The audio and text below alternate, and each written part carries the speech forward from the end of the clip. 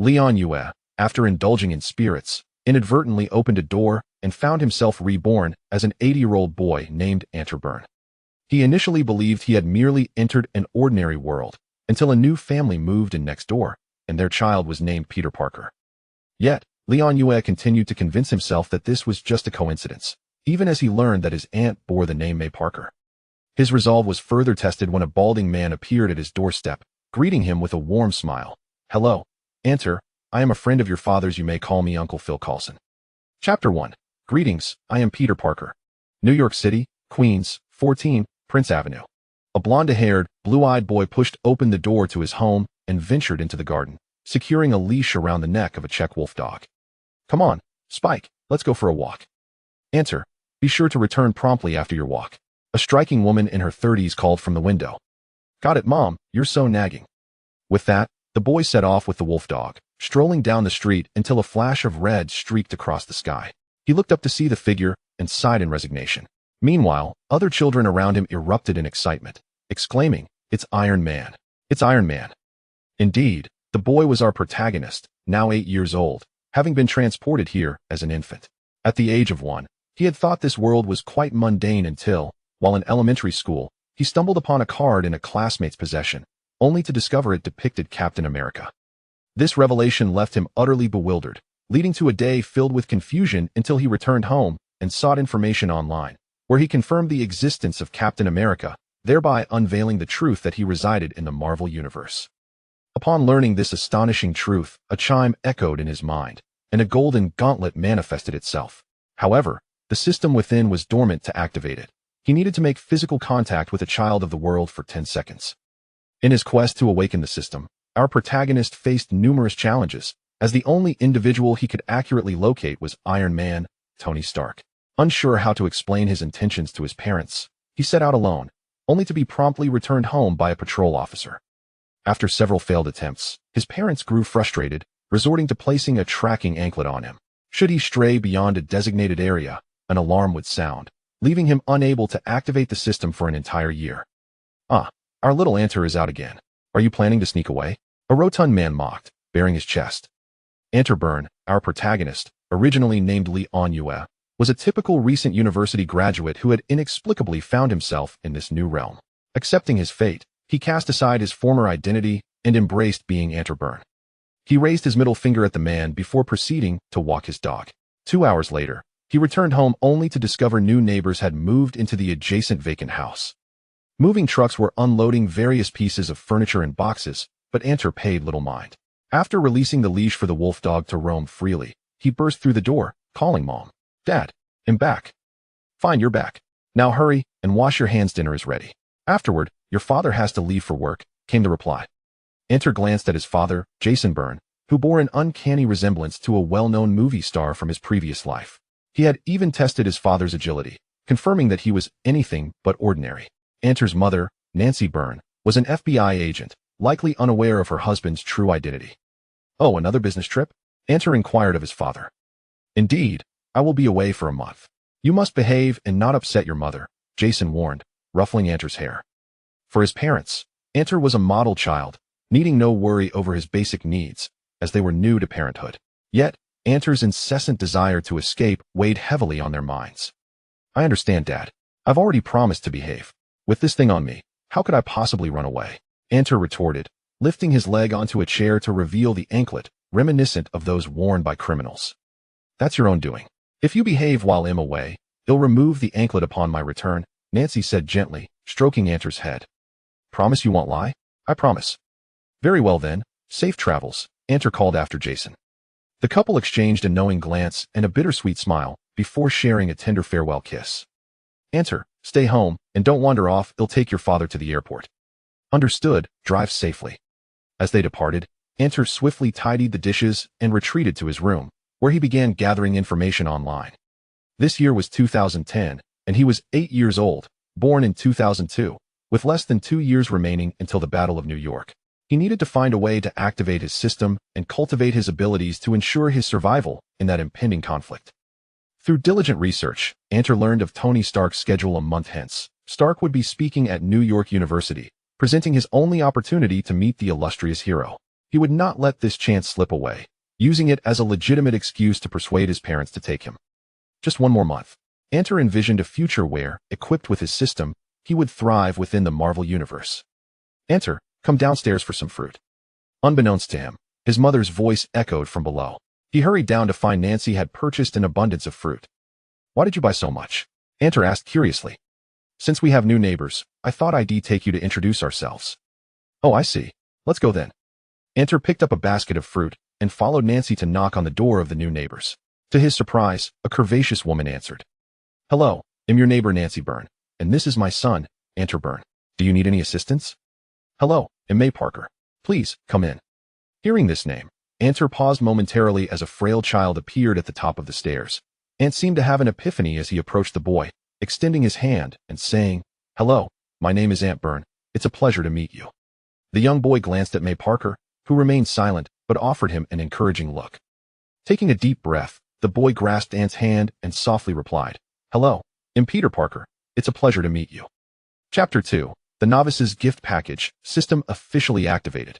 At Peter Parker's home, after chatting with May and Nancy found an excuse to leave, as May needed to organize the items from their move. Ant, what's wrong? Nancy inquired, observing her son's distracted demeanor. Nothing. I'm just a bit tired. Are you sure it's just fatigue? You're not unwell, are you? No, I'm heading to bed now. Not so fast. You need to take a shower first. I'll do it tomorrow. With that, Ant hurried back to his room, closed the door, and lay on his bed. Ding. Detection indicates that the host has made contact with the child of the world for over 10 seconds. The system is now officially activated, and the host has received a novice gift package. Would you like to open it? Not yet. What is your name, system? This system has no name. Then what is your function? To assist the host in survival. This system possesses a task board and a rewards board, dedicated to ensuring the host's existence in this realm. Open the novice gift package. Very well, host. The novice gift package is now open. 3 luminous orbs appeared, and Ant selected one. Pure Kirin bloodline. Originating from the Zhang family in Tomb Raider notes, this bloodline has been refined by the system, eliminating all side effects while retaining longevity, enhanced physique, immunity to toxins, and the ability to ward off evil. Ant took a deep breath and asked, will there be any pain during the fusion? No, host. The bloodline fusion is exceedingly gentle. Over time, it will fully awaken on the host's 10th birthday, during which the host's physical attributes will gradually enhance, and other abilities will emerge. Seeing this, Ant immediately fused with the Kirin bloodline, feeling a gentle warmth envelop him before fading away. He then opened the second orb. Black Gold Ancient Blade, a weapon frequently wielded by Zhang Qiling in Tomb Raider notes, forged from meteorite iron. With system optimization, this blade boasts significantly enhanced hardness, sharpness, and resilience, weighing in at 200 pounds, making it the ideal weapon for a host with a fully awakened Kirin bloodline. System, if I choose not to claim this reward, can it be retained? Certainly, host. Good, please keep it for me. Finally, Ant opened the third orb. Zhang Qiling's combat experience. Upon use, the host will acquire a lifetime of combat knowledge from Zhang Qiling, including the utilization of the Kirin bloodline, swordsmanship, marksmanship, and martial arts. Without a moment's hesitation, Ant fused with it, a torrent of knowledge flooding his mind, causing him to faint. When he awoke the next day, he patted his head, sensing something had changed within him. He had grown slightly taller, his skin had become fairer, and his originally brown hair now bore hints of gold at the roots. He suspected that by the time he turned 10, his hair would fully transform, likely the work of the Kirin bloodline. Ant, are you awake? If you are, hurry down for breakfast. I prepared everything. I know, Mom. You can head to work. I'll take care of myself. All right then, I've left the money in the usual spot. With that, Ant heard the door close, followed by the sound of a vehicle departing from the garage. He got up and went downstairs, enjoying his summer break without the burden of school. Ant sat idly in a chair, suddenly recalling that he had yet to explore the 2 primary sections of the system. He began to examine the task and reward boards while enjoying his breakfast. The task board was straightforward, divided into 3 categories: daily tasks, holiday tasks, and major event tasks. Daily tasks varied in difficulty based on the host's abilities, refreshing 10 tasks each day at midnight. They were categorized as simple, normal, or difficult, with the latter signifying potential danger to the host's life, though such tasks could be declined. Conversely, completing them would yield substantial rewards. The second category comprised holiday tasks, which included both foreign and domestic celebrations. The foreign holidays were limited to 3, Easter, Halloween, and Christmas, while the domestic ones included 4, Spring Festival, Qingming Festival, Dragon Boat Festival, and Mid-Autumn Festival. Completing these tasks would grant special holiday rewards. Lastly, the major event tasks typically triggered when multiple children of the world gathered, such as during the New York battle, the Wakanda protection of the gem, and the final confrontation. Thus, this constituted the task board. The rewards board was even simpler, featuring options for storage and extraction. Rewards could range from a grain of sand to treasures from myriad realms, largely depending on luck and task difficulty. This was the essence of the system, simple yet immensely useful. At that moment, Ant recalled today's daily tasks and found that all 10 were categorized as simple. The first was a dog-walking task. Only upon completion could he view the second task. Reluctantly, after finishing his breakfast and washing the dishes, Ant tidied himself up and ventured into the garden, where he noticed the Czech wolf dog, Spike, cowering at the sight of him. "Spike, what's wrong?" Ant asked in confusion. Yet, as he approached, Spike retreated further. It dawned on Ant that the Kirin bloodline's pressure was affecting the dog. Closing his eyes, he suppressed the aura, and Spike soon returned to his usual self, becoming even more affectionate towards Ant. "All right, Spike, no more licking. Enough." Ant playfully pushed Spike's head away, then attached the leash around his neck, commencing their dog-walking adventure. As they passed the Parker residence, Ant spotted Peter helping May with some cleaning. Upon seeing Ant, May called out, "Ant, could you wait a moment?" "What's up, Aunt May?" "I'd like you to take Peter around the neighborhood. His personality is rather introverted, and I might be late returning due to work. It would be good for him to meet the neighbors." "Of course, Aunt May. Leave it to me," Ant replied, waving to Peter. Peter shyly stepped out, and soon the 2 young boys were walking down the street with the Czech wolf dog in tow. Ant diligently introduced Peter to the neighbors, even inviting him into their homes for introductions, causing Peter's cheeks to remain flushed the entire time. By the time Ant completed the walk, Peter had met a significant portion of the neighborhood, and those he hadn't met were still aware of him. It was noteworthy that their street was one of the safest in Queens, with crime occurrences being exceedingly rare, typically limited to minor thefts. After all, the inhabitants of this street are predominantly members of the New York Police Department. Only the most foolish of thugs and thieves would dare to venture here. Furthermore, this neighborhood is home to several military families, including retired servicemen and even families with a lineage of police officers. Most notably, one veteran from World War II possesses a garage that houses an operational tank, a testament to the formidable reputation of this street. Consequently, local gangs and petty criminals typically refrain from causing disturbances here, which is precisely why Aunt May chose to relocate to this area. Chapter 3. Superdog Food Ding. Congratulations, host, for completing the dog-walking task and earning a reward of $1,000. In the next moment, Ant felt a bundle of cash materialize in his pocket. He had not anticipated that his first task reward would be in cash. To him, it was a meager consolation, as he had little use for money at that moment. Next, he encountered his second task, daily task, introduce Peter Parker to the neighbors. Ant was momentarily taken aback by this task, unsure of how to proceed. Suddenly, an idea struck him, and he grasped Peter's hand, asking, "Peter, are you acquainted with the neighbors I just introduced you to? You know them, right?" Yes, I think so," Peter replied bashfully. "You can't just leave it at that. How about I take you around again?" Without waiting for Peter's consent, Ant tugged him along for another round, and this time, Peter truly became familiar with the neighbors surrounding them. "Now you really know them, right?" Ant confirmed. "Yes, I do." Observing Peter's near-tears expression, Ant sheepishly scratched his head. The current Peter was not yet the Spider-Man he would become. He was frail, insecure, and exceedingly introverted. Ding! Congratulations, host, for completing the task of introducing Peter Parker to the neighbors. Reward, 100 Superdog Food. System, please elaborate, Ant inquired. Superdog food, derived from a high martial arts world, is specifically formulated for canine companions. Prolonged consumption can enhance a dog's immunity, stamina, strength, speed, lifespan, intelligence, and more. After hearing this, Ant did not immediately claim the reward, but instead checked the third task, discovering it was to assist Aunt May in organizing her new home. "Come on, Peter. Let us go help Aunt May settle in," Ant urged. Peter nodded, his demeanor timid and subdued. Witnessing Peter's demeanor, Ant felt a pang of frustration. Yet he understood that such changes could not happen overnight. The 2 young boys arrived at Aunt May's house, pushing open the door to find her busy cleaning amidst a sea of boxes. We're back, Aunt May. Aunt called out. Welcome back, Aunt. So, did Peter get acquainted? Aunt May asked.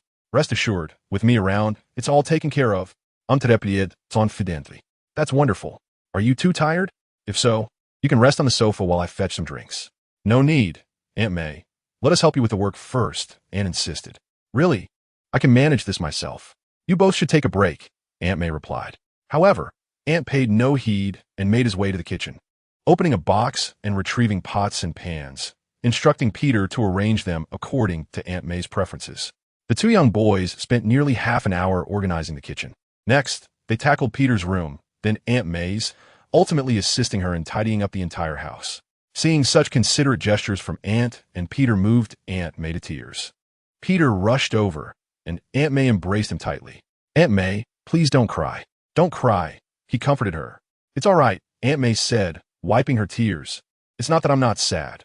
Rather, I'm overwhelmed with joy. Peter, tonight I shall treat you all to a splendid feast. Then we shall eagerly await your grand meal.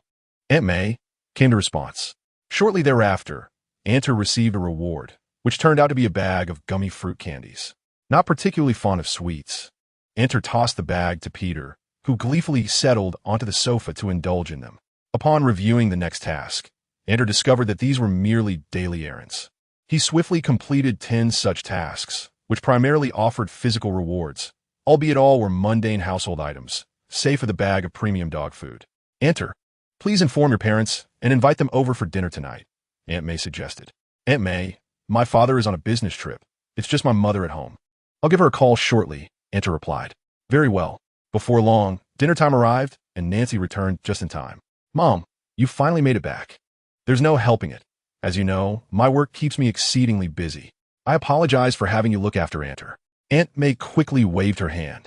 No need for thanks. In fact, I owe you my gratitude. If it weren't for Aunt taking care of Peter and helping tidy up the new home, I'd likely still be overwhelmed. Is he really that well-behaved? Nancy inquired, her eyes narrowed with skepticism as she glanced at Aunt. Aunt rolled his eyes. Indeed, he truly is. But let us not dwell on that. Let us eat. The four of them sat down in silence and began their meal. After satisfying their appetites, Peter rubbed his eyes, appearing rather sleepy. After all, he had spent the entire day either following Aunt around or helping with household chores. And he was just an 8-year-old child. Aunt May, we should be heading home, as Peter is feeling tired. All right, good night. Good night. On their way back, Nancy tugged at Aunt's ear, questioning, You little rascal, you didn't cause any trouble, did you? Not at all, Mom. I was exceptionally well-behaved today, Aunt exclaimed hurriedly. Nancy then released her grip, and the two of them pushed open the gate to their yard. Spike immediately rushed over, barking at them. Suddenly, Aunt remembered something and shouted, Oh no, I forgot to feed Spike. With that, Aunt dashed toward a small wooden shed in the corner of the yard, which served as a storage room for various items and Spike's dog food. Upon entering, Aunt promptly retrieved the hefty bag of premium dog food, which instantly appeared before him. He opened the bag, and Spike, catching a whiff of the aroma, dashed over, panting and making eager sounds. Aunt opened the door and carried a bowl of premium dog food to Spike's little house, pouring it into his food bowl. Upon seeing this, Spike rushed over but merely sniffed at the food, knowing he wouldn't eat without Aunt's command. Go ahead and eat, but take your time and be careful not to choke, Aunt gently encouraged, petting Spike. Upon receiving the command to eat, Spike immediately devoured the super dog food, finishing an entire bowl within a mere minute. Once satiated, Spike shook his head and retreated to his little house, where he soon fell asleep. What would be the matter with Spike? Perhaps I walked him a bit too long.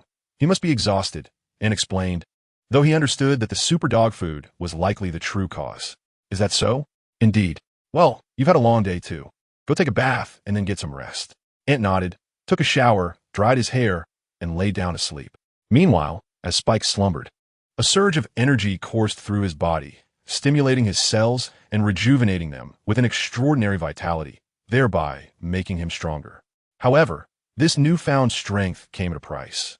His fur was gradually shedding, a change of which he was blissfully unaware. Chapter 4. Spike's transformation. The following day, Aunt stepped outside, intending to continue walking Spike, when he was suddenly struck by the sight of Spike's bare coat. Spike, are you all right? Aunt exclaimed. Nancy, who was preparing breakfast, rushed out, and upon witnessing the scene, burst into laughter. What happened to Spike? I don't know, Mom. Is Spike in trouble? Impossible. Just look into his eyes.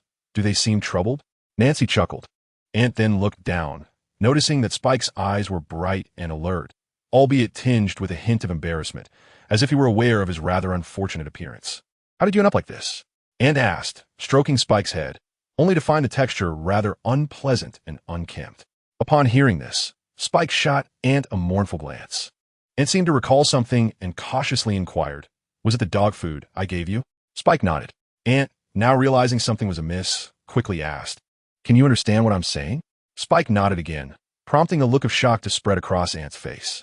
However, he soon regained his composure, picked up Spike's bowl, and filled it to the brim with super dog food from the storage room before placing it before Spike, who immediately entered eating mode.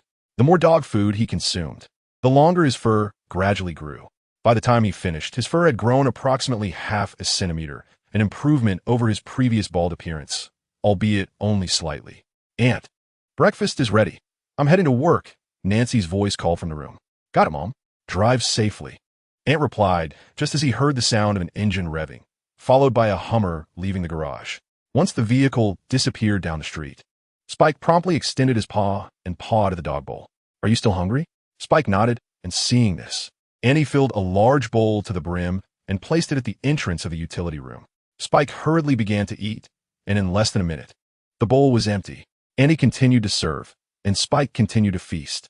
After consuming a total of 5 large bowls, Spike's fur transformed into a lustrous silver hue. It is noteworthy that Spike's original coat was a yellowish gray. Thus, the emergence of pure silver fur was unexpected. The texture was exquisite, reminiscent of satin, and under the sunlight, it shimmered beautifully, akin to a flowing galaxy. "Annie, I've come to accompany you for a dog walk. Are you home?" Peter's voice drifted in, though it was faint, as if suppressed. "Peter, did I not tell you? Boys need to be a bit more assertive. Say it again." Annie shouted towards the door. Upon hearing this, Peter took a deep breath and exclaimed loudly, "Annie, are you home? I'll come to walk the dog." His voice was so robust that it caught Aunt May's attention, who peeked out and regarded Peter with a smile of approval. "Let us go." Auntie accepted today's first daily task, which was indeed a dog walk, and without hesitation, he leashed Spike before stepping outside. Peter gazed at the transformed Spike. What happened to Spike? How did he change like this? How do you like it? Handsome, right? I dyed it. Oh, it's dyed? What else? Do you think this is natural? That would be too expensive. My parents can't afford that. The two boys chatted while walking the dog, and an hour later, they returned to Anyue's home. Auntie unfastened the leash, and Spike began to frolic in the yard while the two boys entered the house. "Have you had breakfast?" Peter shook his head, prompting Auntie to invite him to join. They quickly finished the breakfast left by Nancy. Simultaneously, Annie stored away the reward for walking the dog, 200 kilograms of premium dog food, before accepting his second daily task, which surprisingly involved practicing boxing. Annie turned to Peter. "Peter, would you like to practice boxing with me?" "Boxing? Yes, what do you think? Can I join?" "Of course, but your physique is too frail. You should ask Aunt May to prepare more beef for you. Come over here. You need to begin with a horse stance." "What is a horse stance?" Without answering, Annie demonstrated it for Peter, who then attempted to replicate the stance. However, he was too weak and sat down after his 5 minutes. "All right, rest for a minute and then continue with the horse stance. You should aim to push your limits each time. Otherwise, it's futile." Peter nodded, and after a minute of rest, he stood up and resumed the horse stance while Andy began to practice boxing, drawing from Zhang Qiling's memories. He possessed a vast repertoire of boxing styles, showcasing various techniques such as Tai Chi, Bagwazang, Bajikwan, and Hungar during their training. Ant, having never engaged in boxing before, began his training after recalling his breathing techniques. An hour later, he completed the task, while Peter, drenched in sweat, lay motionless on the ground, utterly fatigued. Ant chose not to disturb Peter and collected the reward for his task, a reparable punching bag intended for his training. He then proceeded to tackle his third task. Once he had completed 10 daily tasks, Peter had finally awakened, albeit with a pronounced limp due to the soreness in his thighs. "Are you all right, Peter?" Ant inquired. "My thighs hurt terribly. Am I ruined?" Peter replied, his voice tinged with distress. "You're not ruined. It's simply the result of prolonged inactivity followed by intense exercise, which has caused lactic acid to accumulate in your muscles, leading to soreness. Allow me to massage your legs to alleviate the discomfort. Afterwards, Apply a warm towel to your thighs, do you understand? Ant explained. Peter nodded, and Ant began to massage him, providing some relief, though he still walked with a noticeable limp. Peter, what happened to you? Aunt May asked, alarmed at Peter's condition. Peter recounted the events of his workout, which eased Aunt May's concern. She swiftly fetched a warm towel to apply to his thighs. It is worth noting that Aunt May is a head nurse currently employed at the First People's Hospital in New York City. The hospital bears this peculiar name due to its founder, a wealthy individual from China, who chose it for his own amusement. He also established the New York City Yue School, which encompasses elementary, middle, and high school education. The institution boasts an impressive faculty, and its tuition is accessible to the average family. Ant attends this school, conveniently located near his home. Peter was also transferred there, as the principal is a former patient of Aunt May, who ensured Peter was placed in the same class as Ant. As Peter rested with a warm towel, he gradually succumbed to sleep. Aunt May, observing his peaceful slumber, tenderly wiped his forehead, feeling a pang of sympathy. However, she felt powerless, aware that Peter's disposition would likely make him a target for bullying at school. Thus, she could only hope that Ant would help transform Peter's character when the time came for him to officially start his studies. Chapter 5. The first day of a new semester the following day, having been somewhat exhausted from the previous day's training. Ant awoke to find that Nancy had already left for work, leaving behind a table laden with breakfast. He paid it no mind, first attending to Spike's breakfast in the storage room before waking Peter. Peter gingerly made his way to Ant's house. "How are you feeling? Still sore?" Ant asked. Peter, with a downcast expression, nodded. Ant shook his head in resignation. "It's nothing to worry about. You'll grow accustomed to the pain." Suddenly, a horn blared from outside the door.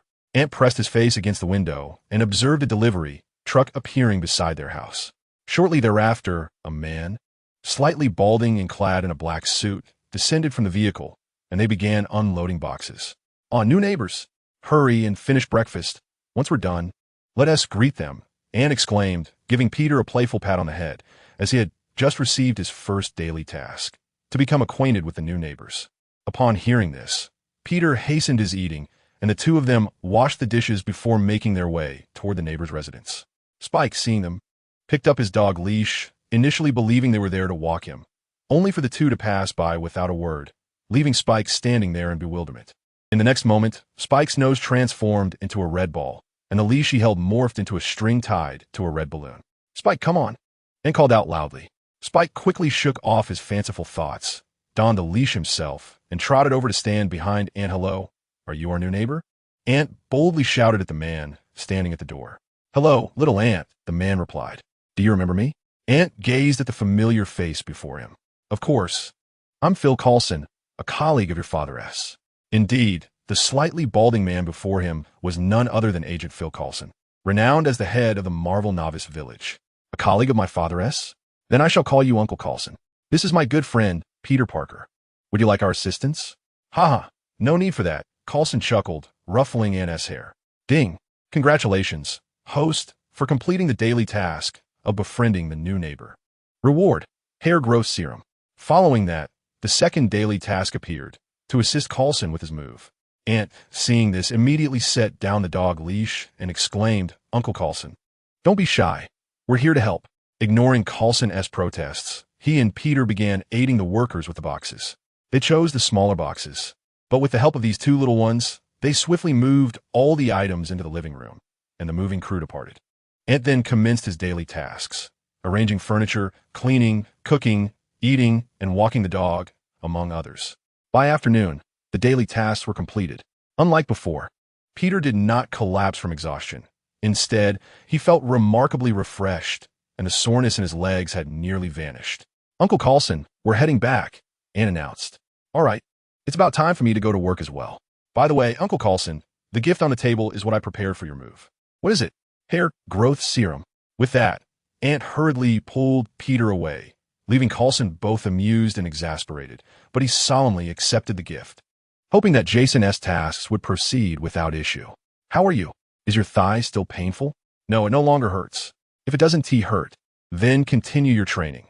Perseverance is key, and one must not falter midway."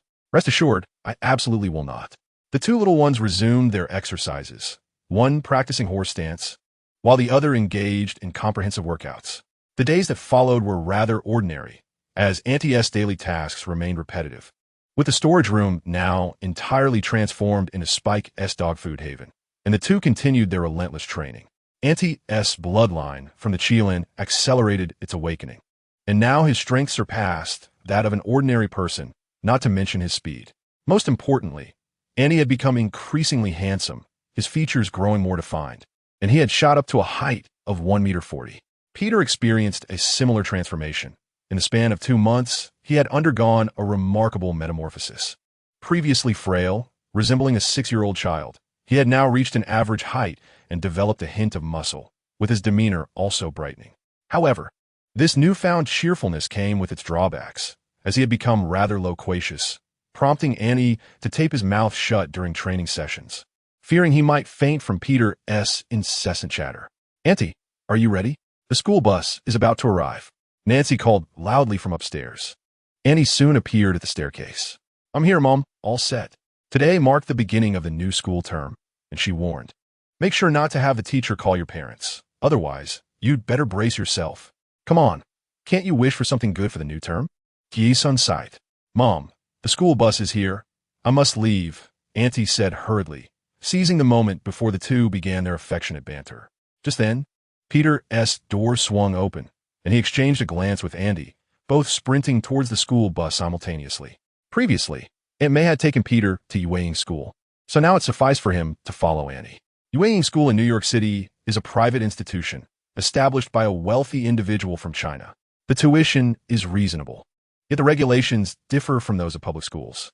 Unlike day schools, each class has a designated classroom, and only upon advancing to junior high or high school do students switch classes.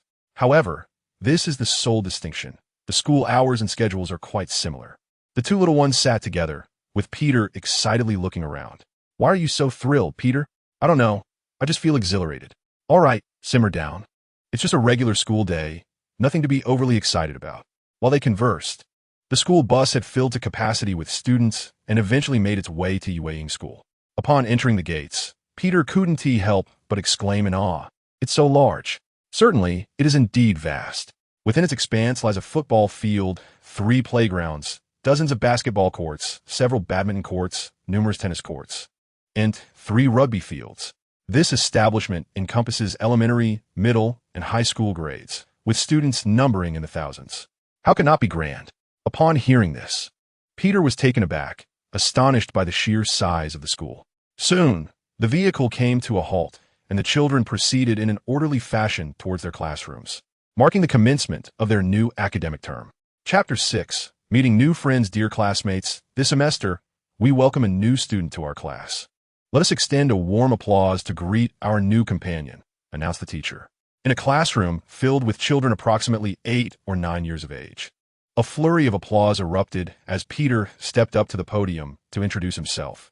Peter, having grown sturdier in physique, spent his summer assisting Aunt May with various tasks for the elderly in their neighborhood, which fostered his newfound extroversion. However, this transformation came with a downside.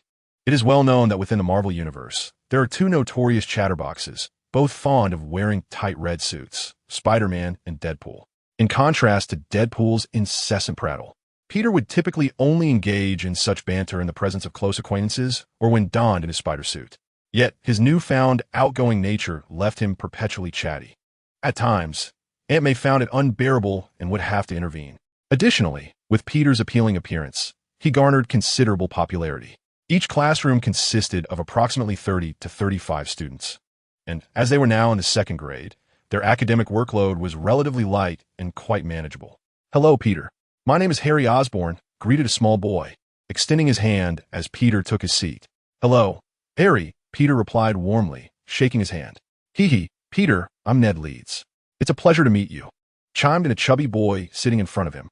Peter was equally delighted to shake their hands, for he was still but child, and the essence of childhood is to revel and play. After 2 months of summer filled with exercise and good deeds alongside Aunt May, he felt the urge to unleash his pent-up energy. At that moment, Peter seemed to recall something and turn around, only to discover that Aunt May had dozed off at some point. "Do you know Aunt May?" Harry asked cautiously, glancing at her before lowering his voice. "Yes, we are neighbors," Peter replied, observing Harry's peculiar expression. You may not be aware, but Annie is the leader among our elementary school cohort. Not only is he academically gifted, but he is also remarkably adept in physical confrontations. It is said that older students from the 6th and 7th grades once sought to intimidate him, yet he emerged unscathed while they lay defeated upon ground. This incident garnered significant attention, and the aftermath remains shrouded in mystery. From that moment onward, Annie assumed the role of the leader for students in grades 1 through 5. Indeed, he possesses considerable strength. Peter nodded in acknowledgement. Others might be oblivious, but he was acutely aware of Auntie's capabilities. "All right, everyone, stop chatting. It is time to commence class," the teacher announced. As the bell rang, the students straightened their postures. The curriculum for the elementary level is relatively light, primarily encompassing grammar, reading comprehension, writing, and basic mathematics, with ample opportunities for recreation. However, as this is a private institution founded by a wealthy individual from China, there is an additional course in Mandarin.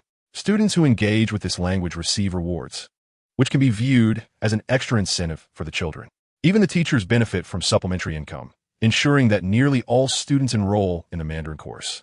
Thus, Auntie continued to slumber until noon, while the children gradually set aside their books in anticipation of lunch.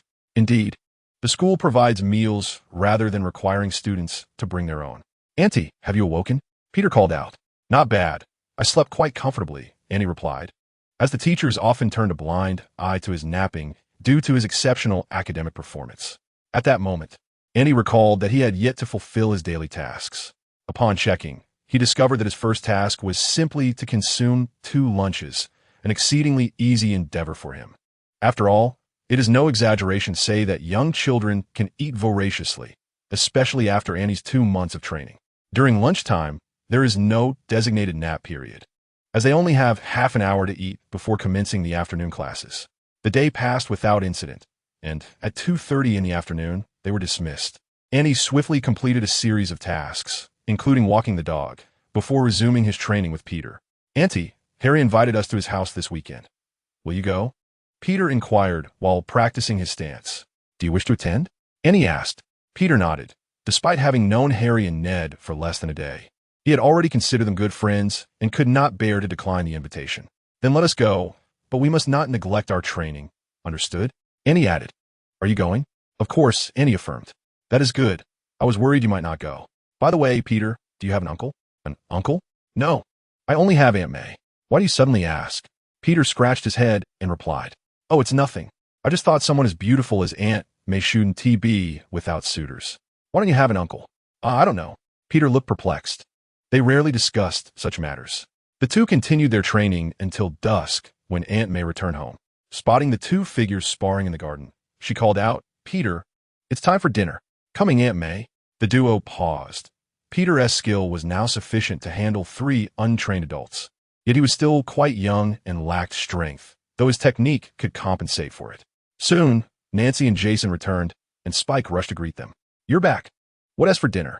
What else could it be?" "Of course it's beef. You didn't cause any trouble at school today, did you?" "How could I cause trouble? I'm a good boy." Nancy rolled her eyes in annoyance and headed into the kitchen, while Aunt hurried to help, and Jason settled down to watch television.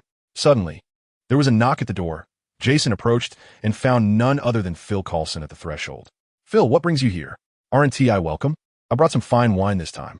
"Come in," Jason said with a smile. Before long, the 4 were seated at the dining table. Just as they were about to indulge in their meal, the room plunged into darkness. Nancy and Aunt did not sense anything amiss, but Coulson and Jason, being S.H.I.E.L.D. agents, recognized the unusual occurrence and swiftly drew their firearms, scanning the surroundings with vigilance. After Jason inspected the circuit and confirmed it had indeed been sabotaged, he quickly resolved the electrical issue. Upon returning to the kitchen, he was met with the alarming sight of Nancy being taken hostage. Chapter 7. The Punisher Strikes, the First Battle. "Frank, what are you doing?" Jason shouted in fury. Before him stood a man clad in a bulletproof vest adorned with a skull, aiming a handgun at Nancy, while Aunt, equally enraged, stood nearby. "Tell me, who was responsible for this?" The man, referred to as Frank by Jason, bellowed. "What are you talking about? Who killed my family? You must know who they are. Tell me." The man struggled to contain his rage, and everyone could see his finger tightening on the trigger. In that moment, Ant, who had been overlooked, sprang to his feet. With a powerful push, he launched himself forward like an arrow, using a chair to propel himself into the air. He executed a swift kick that sent the handgun flying. In midair, he delivered a second kick fueled by fury, sending the man crashing through the kitchen window and tumbling into the garden.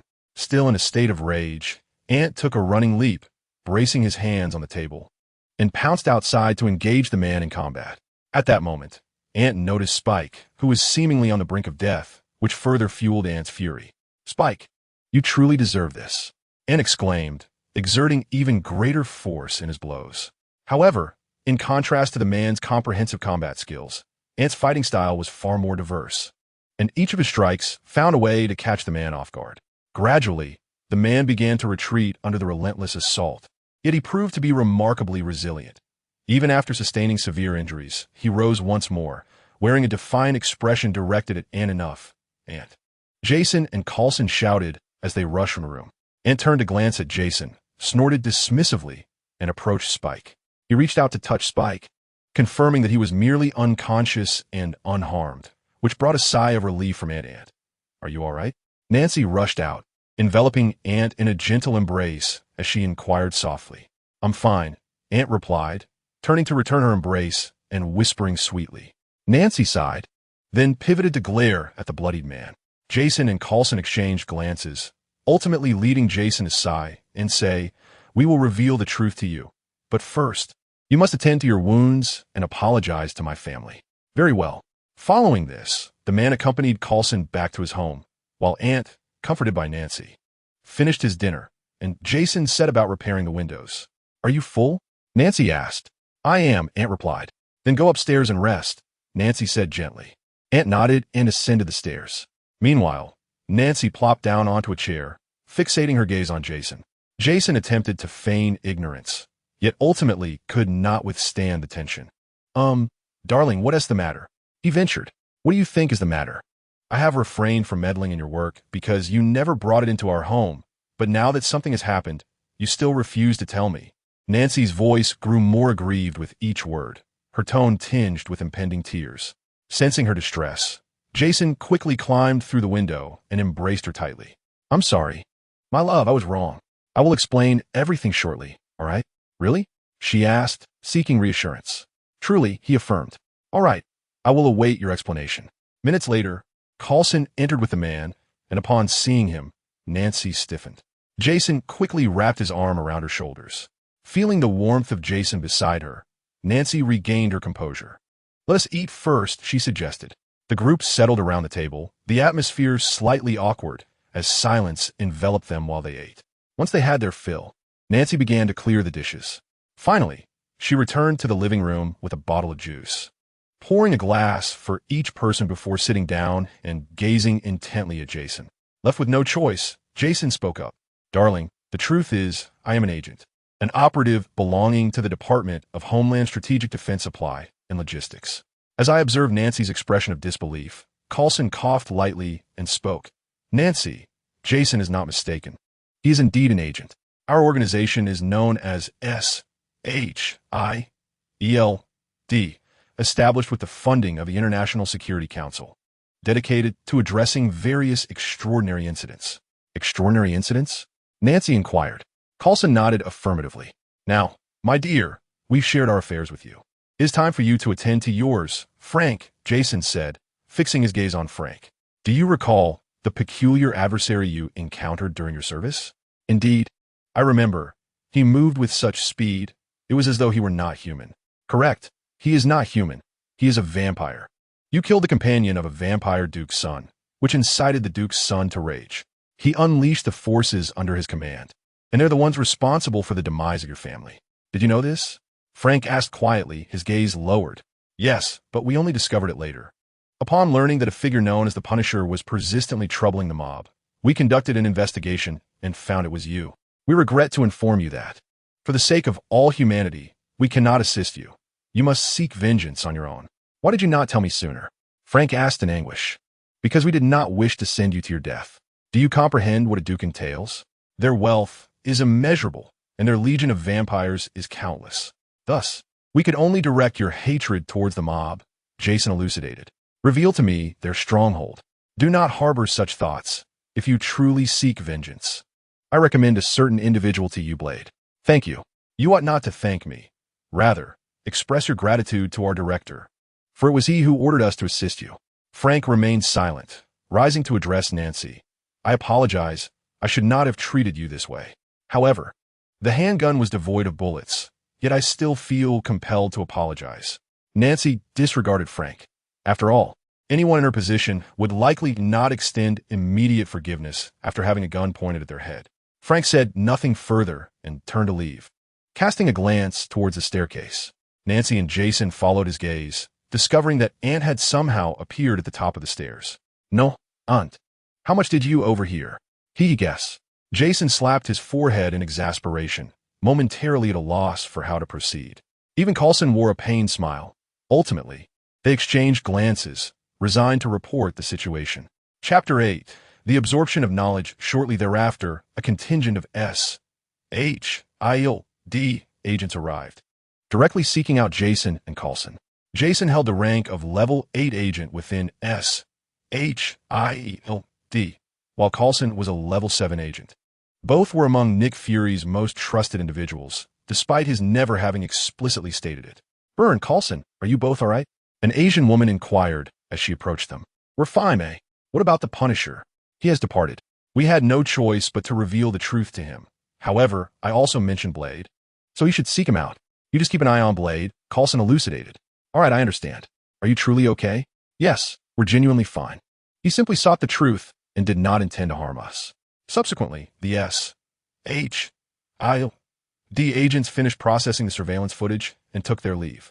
Do your powers truly extend this far? Nancy asked, gazing at them. Indeed, we can engage with any law enforcement agency across the globe. If we wished, we could even assume the roles of high-ranking agents. Jason replied softly. It is getting late. I shall take my leave, Coulson sighed. Very well. See you tomorrow. See you tomorrow. Jason then quickened his pace, replacing the window panes and sweeping the floor. Ant, what are you doing? Spike is still asleep. I'm staying with him tonight. All right, but do not lock the door. He might need to go out for the restroom. Understood. Thus, Ant carried Spike upstairs, while Jason and Nancy finished their shower and lay down in bed. Have you noticed something peculiar about Ant? What seems odd? Did you not observe how much power he exhibited in his fight with the Punisher? While he may not surpass him, he was certainly comparable. At Nancy's observation, Jason seemed to recall the scene vividly, particularly Ant's combat skills, which appeared to amalgamate various fighting styles. His familiar demeanor suggested that he had been honing these skills for quite some time. You noticed it too? Yes, not just his strength, but also his combat techniques. He may even rival me.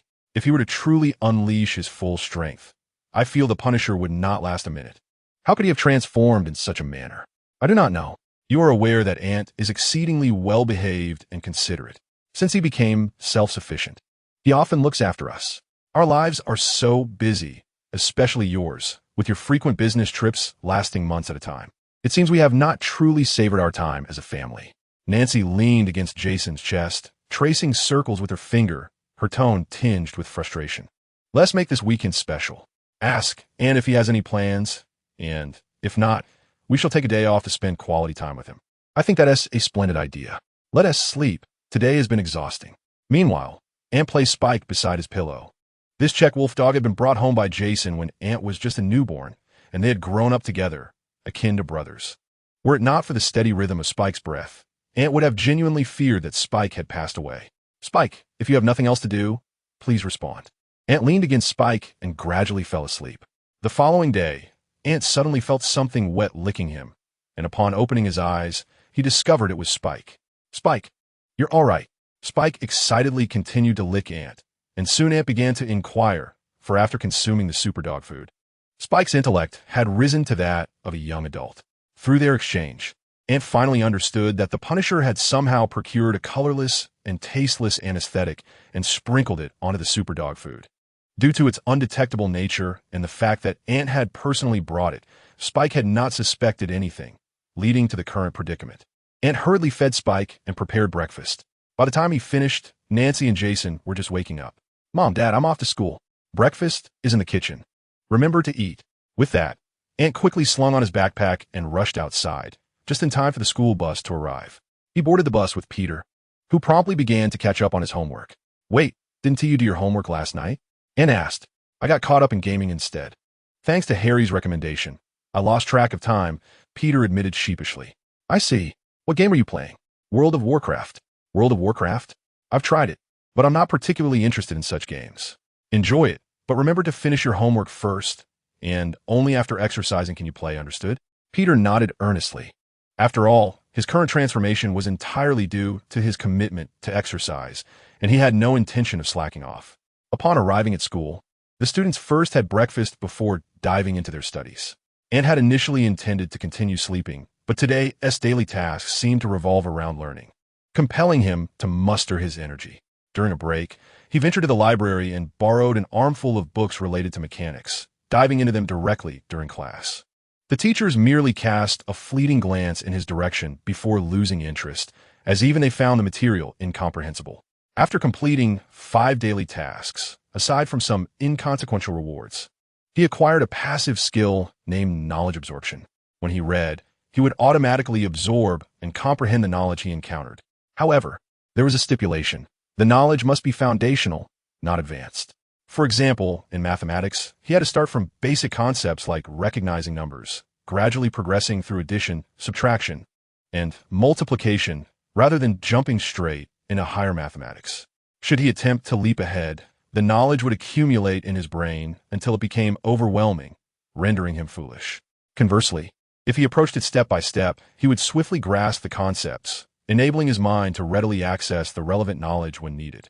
It can be said that this passive skill is indeed exceptionally beneficial, and thus, Annie embarked on his academic journey. However, he had to start from the very beginning, yet he was never short of time. Consequently, Peter, Harry, and Ned observed Annie initially engaging with fundamental mathematics, but by the next session, he had progressed to higher mathematics. After all, mathematics is the cornerstone of the sciences and the mother of engineering disciplines.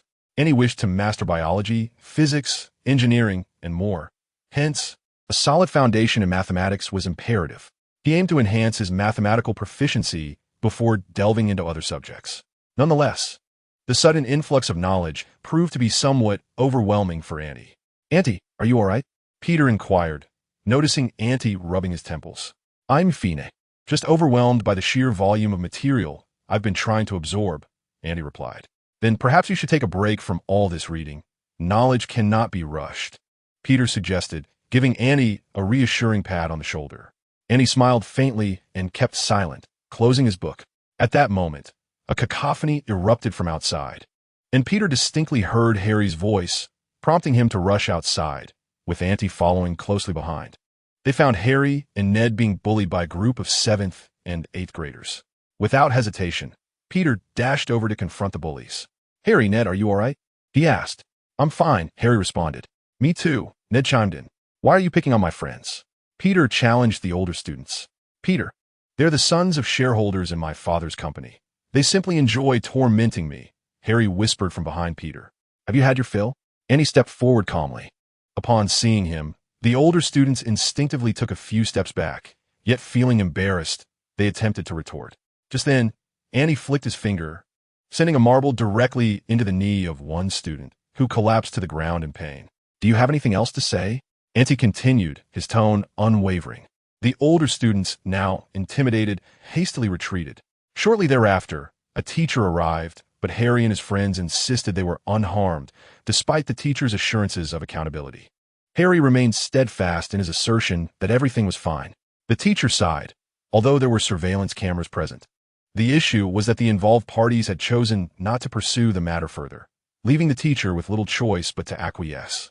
This, it seemed, was an unspoken rule of the school. Most students here hailed from affluent backgrounds. If the victims chose not to press charges, the teachers would refrain from escalating matters to avoid antagonizing the wrong individuals.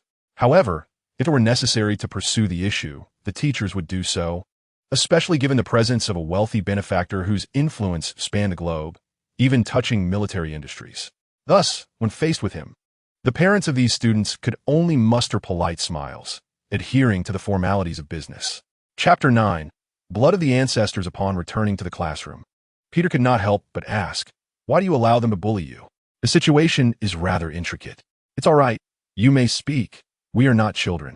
It is unavoidable that all four of us possess remarkably high intellects, far surpassing that of ordinary children, thus displaying a certain maturity. In truth, they bully me simply to provoke me into seeking my father's assistance, hoping that he would acquiesce to their demands on my behalf. I do not wish to place my father in a difficult position, which is why I endure their torment, Harry murmured, lowering his gaze. Are you foolish? Ant retorted upon hearing this.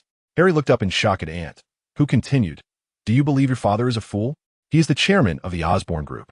Do you truly think he is incapable of handling those shareholders? When you return home, you must clearly explain everything to your father. He will resolve it all. Really? What would I gain by deceiving you? Your father has attained such a position because he is no ordinary man. If he cannot handle these shareholders, he ought to resign as chairman. Then I shall be honest with my father upon my return, Harry said. By the way, you should also ask your father to hire a coach for you, so you can improve your physical fitness. Even Peter could handle those few individuals alone. Nate and Harry exchanged incredulous glances at Peter, who scratched his head and replied, "Ant is not mistaken. I indeed can handle them." Wow! Harry and Nate exclaimed in awe. Subsequently, Ant resumed his reading while they continued their studies until school ended. Ant and Peter returned to their respective homes, and Ant promptly began his dog-walking duties. Just as he finished walking Spike, the daily task panel suddenly vibrated, and the first challenging task appeared. Ant's initial difficult task was to eliminate a vampire. However, to slay a vampire, one must possess silver weaponry or lure it into sunlight to perish. Unfortunately, Ant had neither at his disposal, prompting him to rummage through his home until he discovered a beautifully crafted silver dagger, seemingly a gift brought back by Jason after a previous mission. Grasping the dagger, Ant swiftly followed the route provided by the system, prompting Peter to hastily pursue him. To his surprise, Ant opened a manhole cover and jumped in. Although uncertain of Ant's intentions, Peter felt a surge of exhilaration and followed suit. However, the silence of the sewer allowed Ant to detect Peter's presence. "Why did you follow me?" Ant exclaimed, visibly astonished. He had not anticipated Peter's arrival. "I saw you acting mysteriously, so I came along." "What are you doing here?" Peter inquired curiously. Suddenly, Ant heard a noise and quickly covered Peter's mouth. The two pressed against the wall, hiding in the shadows, and soon they spotted a man advancing through the sewer. Through the system panel, Annie had already discerned that the man before him was indeed a vampire. He swiftly drew his dagger and signaled Peter to be silent, then stealthily approached the vampire. Upon reaching an optimal distance, he lunged forward, plunging the dagger deep into the vampire's body. Peter could hardly fathom that Annie would resort to murder, but the ensuing events shattered his worldview. The man turned around, emitting a horrifying scream, and through his gaping mouth, Peter glimpsed 4 sharp fangs. Then, the wound where the dagger had pierced began to ignite spontaneously, and the vampire was reduced to a pile of ash. Andy was rewarded with a drop of Dracula's blood, the blood of the progenitor. "Let's go," Annie said to Peter. However, Peter was utterly stunned, and Annie had no choice but to pull him back to the ground. "What was that?" Peter asked. "A vampire." "A vampire? Shoo, do not be so agitated. Vampires are real. Take your time to process this, and once you have, come find me." With that, Andy pushed the dazed Peter back into his house. Returning to his room, Andy found Nancy busy in the kitchen. Yet he could still detect a faint scent of blood with his keen sense of smell. Following the aroma, he arrived in the kitchen, where he noticed Nancy seemed to be avoiding something. When Andy insisted she turn to face him, he discovered the wounds on her face. "Does it hurt?" he asked, his voice tinged with concern. "Not anymore," she replied. "How did this happen?" Andy inquired, his tone almost pleading. "It's nothing, just a bullet grazed me," she reassured him. Auntie gazed intently at Nancy, and, at that moment, he recalled the drop of progenitor blood. This blood, once consumed, could transform one into a bloodkin, a being distinct from vampires. Bloodkin are unafraid of the sun, impervious to silver weapons, and possess no weaknesses. Their strength derives from moonlight and blood, and their thirst for blood mirrors that of humans. However, the blood they consume lacks the metallic taste associated with human blood and instead bears a hint of sweetness, akin to enjoying juice. They can continue to eat human food, yet to grow stronger, they must bask in moonlight or absorb blood. Observing Nancy's industrious figure, Annie called out, "Mom." Nancy turned, and in an instant, Annie shoved the progenitor blood into her mouth. Almost immediately, Nancy felt a cool substance slide down her throat into her stomach. "What did you just give me?" she inquired hastily. At that moment, Jason and Coulson returned, witnessing the scene unfold. Suddenly, a beam of moonlight inexplicably streamed through the window, enveloping Nancy, transforming into moonlight that cascaded over her like a delicate veil. "Nancy!" Jason exclaimed, attempting to rush forward, but Auntie restrained him. As he understood that this was the most crucial phase of Nancy's transformation, she began to absorb a significant amount of moonlight. Slowly, she opened her mouth, and 4 fangs gradually emerged. Witnessing this scene, Jason was overwhelmed, and even Coulson drew his firearm. They were acutely aware that once a human becomes a vampire, the transformation is irreversible, signifying that Nancy would forever remain a vampire. Once the metamorphosis was complete, Nancy slowly opened her eyes, her pupils shimmering with a golden hue, exuding an air of noble elegance. Her fangs reverted to their original form, and then a flash appeared before Jason. "Do not weep, dear. I am unharmed." "Did you not transform into a vampire?" Jason asked Nancy, struggling to suppress his sorrow. "This is something we need to discuss with our dear son." Observing that Nancy had not descended into the madness typical of vampires and still retained her consciousness, Coulson holstered his weapon.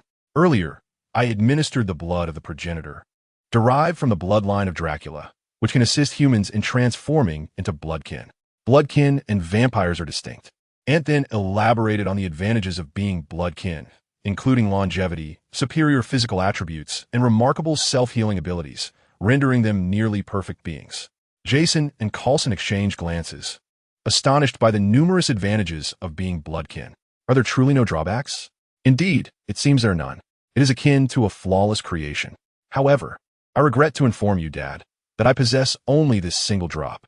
"Foolish child, you should use it for yourself," Nancy gently advised. Ant merely smiled in response, remaining silent.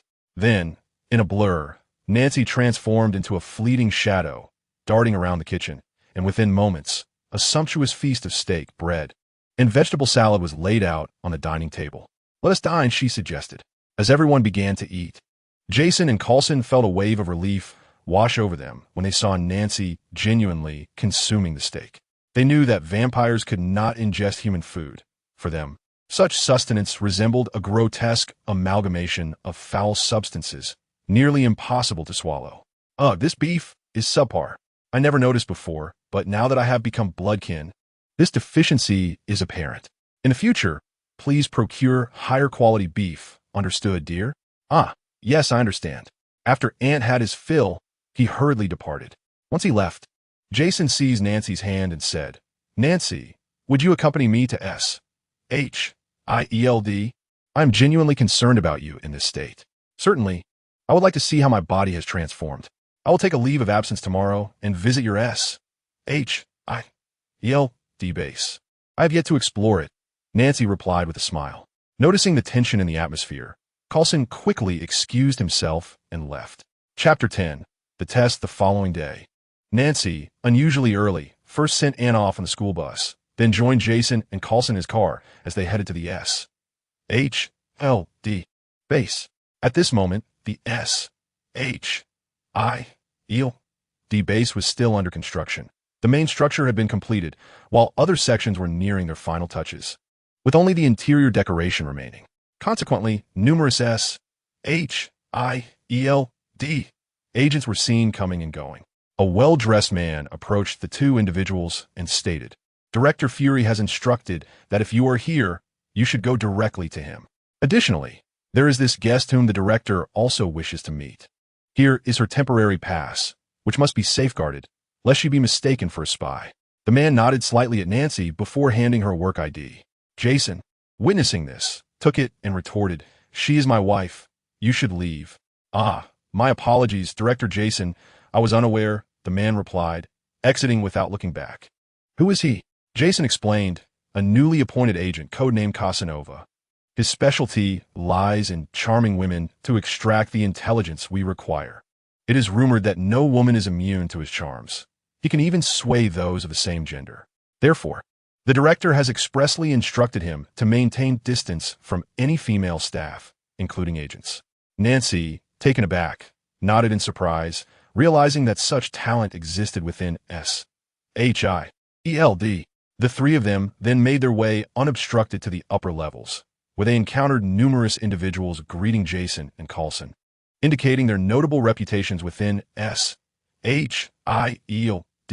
Upon reaching the rooftop, they approached an office door, knocked, and entered seamlessly. "Director, we have arrived." The man seated at the desk slowly turned around. It was Nick Fury. "Is she the vampire you mentioned?" Fury inquired with a furrowed brow. "Nancy is not a vampire. She is a member of the bloodline," Jason clarified. "Is there a distinction?" Fury asked. Jason then recounted the words spoken by Ant the previous night, which painted the bloodline as an epitome of perfection, suggesting that humanity should evolve into such beings, immortal and devoid of flaws. Were it not for Nancy's presence, he might have doubted the existence of such creatures. "Could you provide proof?" Fury requested. Nancy nodded, slightly opened her mouth, allowing her fangs to emerge, her eyes immediately glowing with a faint crimson hue, exuding an alluring aura as a subtle red mist enveloped her. "That suffices now. Let us proceed to test your current abilities." The four of them entered a laboratory filled with various instruments. Under the guidance of the staff, Nancy began her tests, commencing with strength. With a casual punch, she achieved an astonishing 10 tons, a testament to her sheer physical power. It was noteworthy that this was merely her natural strength. A full-force strike could reach 15 tons, and when utilizing her innate bloodline powers, the machine would be incapable of measuring her upper limits. To comprehend the limits of this machine, one must acknowledge that it can withstand an astonishing 50 tons. This implies that Nancy, harnessing the energy of her vampiric lineage, possesses a formidable strength that reaches this terrifying threshold.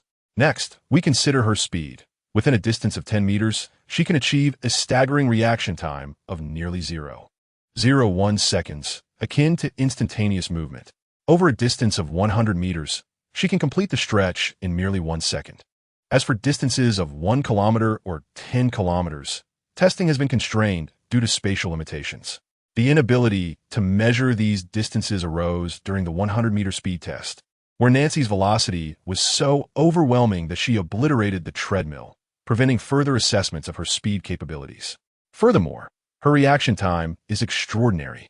Nancy is capable of evading bullets at close range, not by anticipating the pull of the trigger, but by dodging after the bullet has been discharged. This extraordinary reflex exemplifies her remarkable abilities. Then there is her self-healing capability, which is astonishing, more formidable than that of Wolverine. However, such abilities deplete her internal energy, and once this energy is exhausted, Nancy becomes exceedingly frail, reduced to merely 30% of her peak physical prowess. Finally, there arose the need to ascertain whether she could indeed govern her craving for blood. Fury presented numerous test tubes containing human blood, and upon gazing at them, Nancy furrowed her brow. Despite her transformation into a vampire, she still harbors an innate revulsion towards blood. "Must I drink?" she inquired. "Indeed. We must document your reactions post-consumption to determine if you can truly control your thirst for blood." "Can I drink for my husband?" she asked, feeling a twinge of discomfort. "Certainly, there is no issue with that." "Come on, dear, don't jest," Jason replied. "I'm not jesting. Come here at once," Nancy exclaimed loudly. With no other choice, Jason leaned his neck towards her. Nancy smiled and bit down, yet the anticipated pain did not ensue. "Did you bite?" Nancy did not respond, but Jason sensed the blood ebbing away. After merely a few seconds of sucking, Nancy released him, and it felt as though Jason had only donated a mere 200 milliliters of blood. Subsequently, a woman clad in a white lab coat produced a test tube, removed the stopper, and placed it before Nancy. Instinctively, she recoiled slightly. Observing her reaction, the onlookers confirmed that Nancy could indeed control her desires. "Do you not feel the urge to continue drinking blood?" "Well, how should I put it? Human blood is merely a dish to me. I can choose to partake or abstain. Do you grasp this analogy? In truth, I find myself preferring moonlight over blood."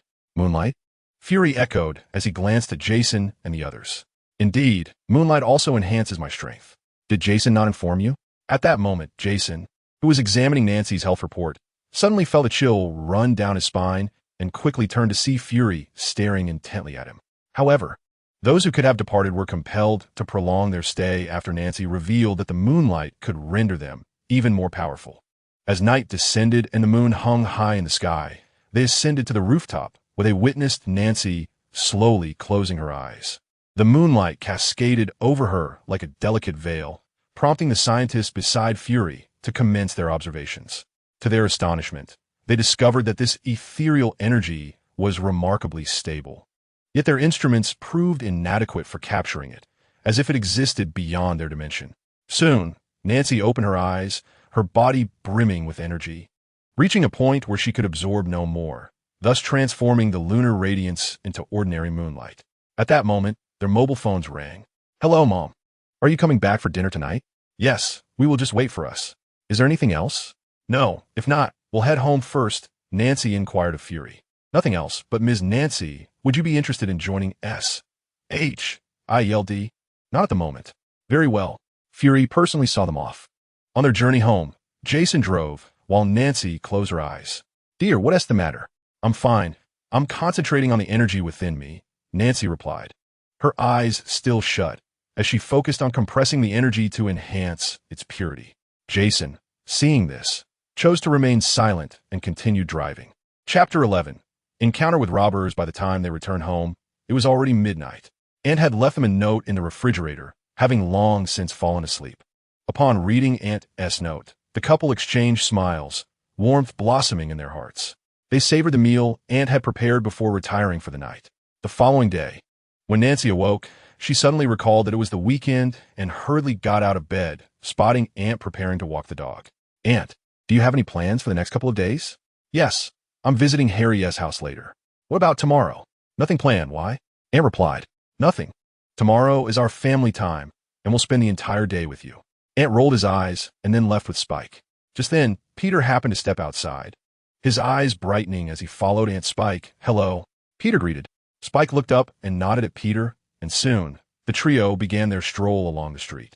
However, upon reaching the end of the road after walking nearly 2 kilometers, Peter instinctively asked, "Why are there so many people here?" "Let's go and have a look." With Spike's fierce demeanor, the two boys squeezed their way to the front, only to discover that a bank robbery was in progress. At this moment, Anyue had just completed his task of walking the dog. Upon clicking the button to signify the task's completion, a second task abruptly appeared to confront the robbers within the bank. As Auntie pondered how to tackle this new challenge, 2 police officers approached him, their expressions grim yet strained into forced smiles as they inquired, "Could you 2 young gentlemen assist us with a small favor?" "What favor?" Anyue asked, his curiosity piqued. "Would you mind delivering water and pizza to the robbers inside?" A female officer crouched down to ask. "What?"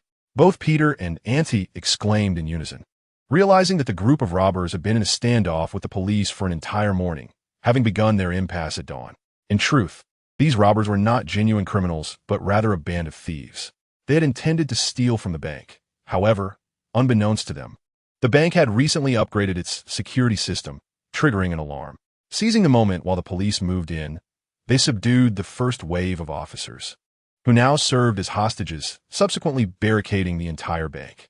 The snipers outside had lost their opportunity to take action, resulting in the ongoing stalemate. Now, the robbers demanded that the police provide them with the pizza and water they desired. Upon Auntie and Peter's arrival, the robbers insisted that the 2 boys deliver the requested provisions.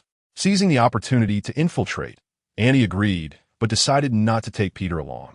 "You cannot carry everything inside by yourself," Peter protested. "Not a problem.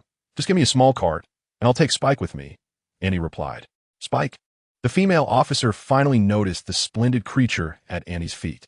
Spike, with his silvery coat resembling satin, shimmered with iridescence under the sunlight, a testament to his value. It was evident that only a child from an affluent family could afford such a dog. Initially, the officers were reluctant to put the 2 children in harm's way, but the robbers had made it clear, if their demands for food and water were not met, they would begin to execute hostages. As the robbers grew increasingly agitated, the officers had no choice but to enlist the help of the 2 boys. Given the option, they would have preferred to enter themselves rather than send the children. Moreover, a throng of reporters was already present, and the police chief of New York City was contemplating the impending headlines. For now, their priority was ensuring the safety of the hostages inside. The rest could be addressed later. Thus, Annie set off with Spike, the dog equipped with a small cart laden with pizza and bottled water. Under the watchful eyes of the crowd, Auntie entered the bank. Once inside, he began to grasp the full extent of the situation. "Child, you may eat first. You may drink first," shouted a man in a hood, brandishing a submachine gun at Annie. Upon witnessing the situation, Auntie swiftly resolved the predicament of the bound Spike. Meanwhile, the adept computer specialists at the police station had finally managed to breach the bank surveillance system, enabling them to glimpse the interior. The footage revealed the first group of officers completely restrained, while several armed robbers loomed nearby, their gaze fixed upon Auntie. Once Spike was freed from his bindings, Auntie wheeled over a small cart. Just as he was about to partake in a meal, one of the robbers called out to him, "Don't move." The robber approached, casually selecting a bottle of mineral water and a pizza, gesturing for Auntie to eat. As Auntie observed his surroundings, he began to consume the food, taking a sip of water, and then waited. Approximately half an hour later, Auntie remained standing, indicating that the police had not yet deployed any tranquilizers. At this point, the robbers eagerly seized the pizza and mineral water to indulge themselves. "Kid, go feed them," one of the robbers shouted at Auntie. Meanwhile, Spike had already found a corner to crouch in, patiently awaiting Auntie's command. Auntie approached the group of officers with the pizza, but as he began to feed one officer, he suddenly noticed something. His hand brushed against the officer's waist, retrieving a dagger that now rested in Auntie's grasp. He continued to feed the officer while keeping a vigilant eye on his surroundings. Confirming that there were no more robbers than he had seen, Auntie suddenly whistled sharply. In an instant, Spike sprang into action, transforming into a silver streak as it charged towards the robbers. Before they could react, Spike's claws severed their tendons. And Auntie also sprang into action, flipping the dagger into his hand and swiftly throwing it at one of the armed robbers, embedding it into his palm. The pained robber released his grip on the gun, prompting Auntie to advance again, delivering a powerful kick to the back of his knee, causing him to collapse. Auntie deftly retrieved the dagger and hurled it towards the bound officers. The dagger effortlessly severed their ropes and embedded itself into the ground. The freed officer immediately grasped the dagger to assist his nearby comrades. Auntie swiftly picked up an assault rifle from the ground and fired 2 shots into the ceiling, asserting control over the scene. "Now everyone, drop your weapons," Auntie commanded with authority. "Kid, I don't believe you will shoot." One robber slowly raised his weapon, betting on Auntie's youth and presumed reluctance to fire. Had it been any other child, his gamble might have succeeded. However, Auntie was no ordinary child. A gunshot rang out, piercing the hand of the speaking robber. "Do you still think I want to shoot?" With no other option, the robbers raised their hands in surrender, while the liberated officers hastily retrieved weapons from the ground, aiming them at the robbers. Unbeknownst to them, one robber had been hiding, waiting until the chaos had escalated before revealing himself. Just as he prepared to fire, the anxious officers outside could only watch in desperation, when suddenly, a flash of light surged past, sending the would-be assailant flying. At this moment, everyone noticed the would-be assailant and Spike, who stood nearby. "Are you all right?" a police officer inquired as they burst through the shattered door. The group assured him they were fine, though Ant had already taken Spike and Peter away. Chapter 12. The Blood of the Wolf Ancestor. A visit to the hairy household ant. "Are you all right?" Peter asked, casting a concerned glance at him. "I'm fine," Ant replied. "Ant, what does it feel like to save someone?" Peter asked, a hint of shyness in his tone. "It's all right, why do you ask?" Ant responded, "Nothing." Peter shook his head. However, Ant could clearly sense that Peter was acting somewhat peculiar. "Let us go find Ned, and then head to Harry's house together." "What about Spike?" "Bring him along," Ant said nonchalantly, then hailed a taxi. Inside the cab, Ant received a reward, a drop of the blood of the wolf ancestor. He couldn't help but click his tongue. This reward was not something he could use himself, but it didn't matter too much. At least it could be given to Jason. The reason Ant refrained from using it himself was that the Kieran bloodline was highly repulsive to it. Merely looking at it made him feel a deep-seated aversion, and using it might lead to unforeseen consequences. "Kid, we're here. That'll be $30, the driver announced. Ant pulled out 2 $20 bills and tossed them to the driver, saying, "Keep the change, sir, but please wait here for a moment. We have to go somewhere else soon." "All right, seeing as you're so generous, but hurry up, kid," the African-American driver replied. "Don't worry, we'll be quick." The trio, along with Spike, arrived at a standalone house and rang the doorbell. Shortly, a gray-haired grandmother opened the door. "Hello, Grandma. We are here to see Ned," both children said politely. However, The grandmother's response rendered them momentarily speechless, for her words were not in English, and they could not comprehend her at all. "Grandma, they are my friends, here to take me out. We'll be on our way now." Fortunately, at that moment, Ned rushed down the stairs and spoke up, then hurriedly pulled the two boys away, as if he were quite fearful of his grandmother. Soon after, the three of them and Spike hopped into a taxi and headed to Harry's home. Before them stood a towering building in a wealthy neighborhood. Harry's residence was located at the very top, a testament to the affluence of his family. After Ant handed the African-American driver a $100 bill, they approached the entrance, only to be halted by a security guard. Once they announced Harry's name, the guard permitted them entry. "Wow, Harry, is this your house?" Ned marveled at the opulent decor. "That's right. Come in and have a seat. This is Spike, my family member. He is quite intelligent and can even understand human speech," Ant introduced. "Really?" Ned and Harry in unison asked. "Really? What would I gain by deceiving you? By the way, Harry, have you resolved your issues?" "I have. I confided in my father, and he assured me he would handle it." The following day, those individuals came to apologize and vowed never to lay a hand on me again. "You see, your father possesses the ability to address such matters. If you encounter bullying, simply approach him. There is no need to conceal it. I merely wish to avoid troubling him. He works late every day, and our family seems to suffer from a hereditary illness that prevents any generation from living past the age of 45, Harry lamented. "How do you know this?" "I inadvertently overheard it. Moreover, my ancestors established the Osborne Group to research our hereditary affliction. Unfortunately, my father is already 35, leaving him only 10 years. If no solution is found within that time, then—" Harry sighed helplessly as he reclined on the sofa. Peter and Ned exchanged glances and approached Harry to offer him comfort. "The Osborne Group is a world-renowned top-tier biotechnology company, and you have the finest biological scientists within your ranks. Yet, they have been unable to resolve your hereditary condition. Indeed, I have secretly perused my father's experimental records. The hereditary illness within us does not manifest until after the age of 45. It only becomes apparent then, leading to death the day before one's birthday. My grandfather, great-grandfather, and so on all met the same fate.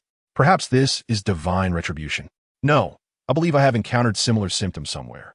Suddenly, the door swung open, and a middle-aged man with slicked-back hair, gold-rimmed glasses, and dressed in a black shirt entered, exuding an air of sophistication akin to that of a stoic gentleman. "Father, you're back," Harry exclaimed, startled as he jumped to his feet. "Where have you seen this? Please tell me where." Norman eagerly approached Ant quiet. "Let me think." Ant shouted. The room fell silent, and then he exclaimed, "It's a demonic pact. I knew I'd seen it somewhere. Uncle Norman, you should seek out an exorcist named Germ Insuin. He used to be my neighbor, the very place Peter now resides, but he left a few months ago. I was quite familiar with him. I often visited his home. He told me he was an exorcist, specializing in banishing demons. I have heard him mention your current symptoms. It seems your ancestors made a pact with a demon, selling the lifespans of their descendants in exchange for something they desired. What that is, only you would know." Upon hearing this, Norman Osborn appeared to have an epiphany, suddenly gasping for breath. "Thank you, child," he said hurriedly before departing. "Do demons truly exist?" After Norman departed, Harry cautiously inquired. "Indeed, there are not only demons, but also vampires and werewolves." As for Peter, he had encountered a vampire before, and shrugged nonchalantly. Harry and Ned immediately turned their gaze towards Peter, who had no choice but to concede. To their surprise, the two little ones were not frightened. Instead, they exclaimed in excitement, "Wow, cool. We want to meet a vampire too." "Forget it. If you really met one, you wouldn't be so thrilled. By the way, what did you summon us for?" Ant asked Harry. Harry promptly led them to the arcade room, which was filled with numerous gaming machines, including motion sensor games. Even Ant became enamored with the place, playing until evening. After indulging in snacks, the four youngsters, along with Spike, were driven back by Harry's chauffeur. Upon returning home, Ant greeted Jason and Nancy. "I'm back. Have you eaten?" "Yes, by the way, Dad, could you come here for a moment?" Ant called out to Jason. Curious, Jason approached Ant, who wore a mischievous grin. Jason sensed something was amiss, but he was a moment too late. Ant swiftly tossed the blood of the werewolf progenitor into Jason's mouth before heading upstairs. Jason, clutching his throat, was soon met with Nancy's alarmed voice. "Jason, what's wrong?" Jason remained silent, his eyes tightly shut as the blood of the werewolf progenitor fused with his body, initiating a cataclysmic transformation. Chapter 13. Jason's Transformation, a historical account. Jason. Please don't scare me, Nancy cried out in panic, her voice drawing the attention of Coulson and Aunt May, who had just returned from work. They burst into the room. However, given their familiarity with Jason and the others, Aunt May even played with Spike when time permitted. Spike did not impede them. Instead, he stared into the room with a look of sheer terror. As they entered, a feral roar echoed, and in the next moment, Jason's body began to expand, sprouting silver fur until a magnificent silver werewolf stood before them. Aunt May was taken aback, instinctively stepping back, only to trip over the threshold and nearly fall.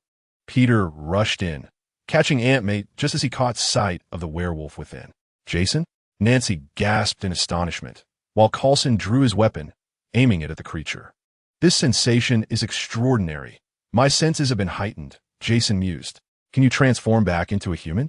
Nancy cautiously inquired. Of course, but could you hand me a cloth? Jason replied. Peter quickly grabbed a long piece of fabric and handed it to Jason, gazing enviously at the fur covering Jason's body. He instinctively reached out to touch it, finding the softness irresistible. Hey, little buddy, that's a bit excessive, Jason remarked. Jason looked at Peter, his face a canvas of exasperation. Peter stuck out his tongue and hurried back to Aunt May, who had just regained her senses. Gradually, Jason's physique began to diminish, ultimately reverting to human form, albeit with a transformation. His once brown hair now gleamed silver, reminiscent of Spike's. His pupils shifted to a striking amber hue, and upon closer inspection, one might notice that Jason's pupils were, in fact, slit-like, though they were cleverly concealed. Jason, what on earth has happened to you? Peter inquired. It's that little rascal, Aunt, who fed me something that transformed me into this state. It's likely akin to Nancy's situation, being descended from the werewolf progenitor. Thankfully, I do not feel any surge of rage or bloodlust, Jason explained. Indeed, it is the blood of the werewolf progenitor, identical to what Mother possesses. There are no drawbacks, only advantages. Yet, why has it caused such a commotion? I was just dozing off when all this noise awoke me, Jason continued. Ant rubbed his eyes as he descended the stairs. So it was you who caused this. Could you possibly procure one for me as well? Uncle Byrne looked incredibly handsome in his transformed state. Peter exclaimed, rushing over to Aunt in excitement. Look at Aunt May. Aunt cautioned gently.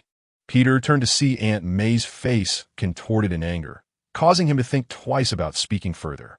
Mother, isn't it time to prepare dinner? This time, let us make sure there's a hearty portion. Aunt May, Peter, Uncle Coulson, please stay and join us, Aunt proposed. Everyone nodded in agreement, and Jason retreated to his room to don some clothing before hastily re-emerging. Aunt, do I possess any unique abilities as a werewolf? Jason inquired. According to the lore of the game, Mother's bloodline is that of a mage, specializing in ranged attacks, while yours is oriented towards melee combat. Your strength, speed, defense, and self-healing abilities are formidable. However, the extent of your powers remains for you to discover at S.H.I.E.L.D. Moreover, you possess an ability that I believe you might be able to sense faintly and elaborated. Battle cry, Jason responded. Shall we test it? Anne asked, intrigued, as the system's description had been rather vague regarding its true capabilities. Feeling a bit bashful, Jason let out a wolfish howl. Instantly, the gathered company felt a surge of vigor coursing through their bodies, and even the fatigued Aunt May experienced a refreshing burst of energy.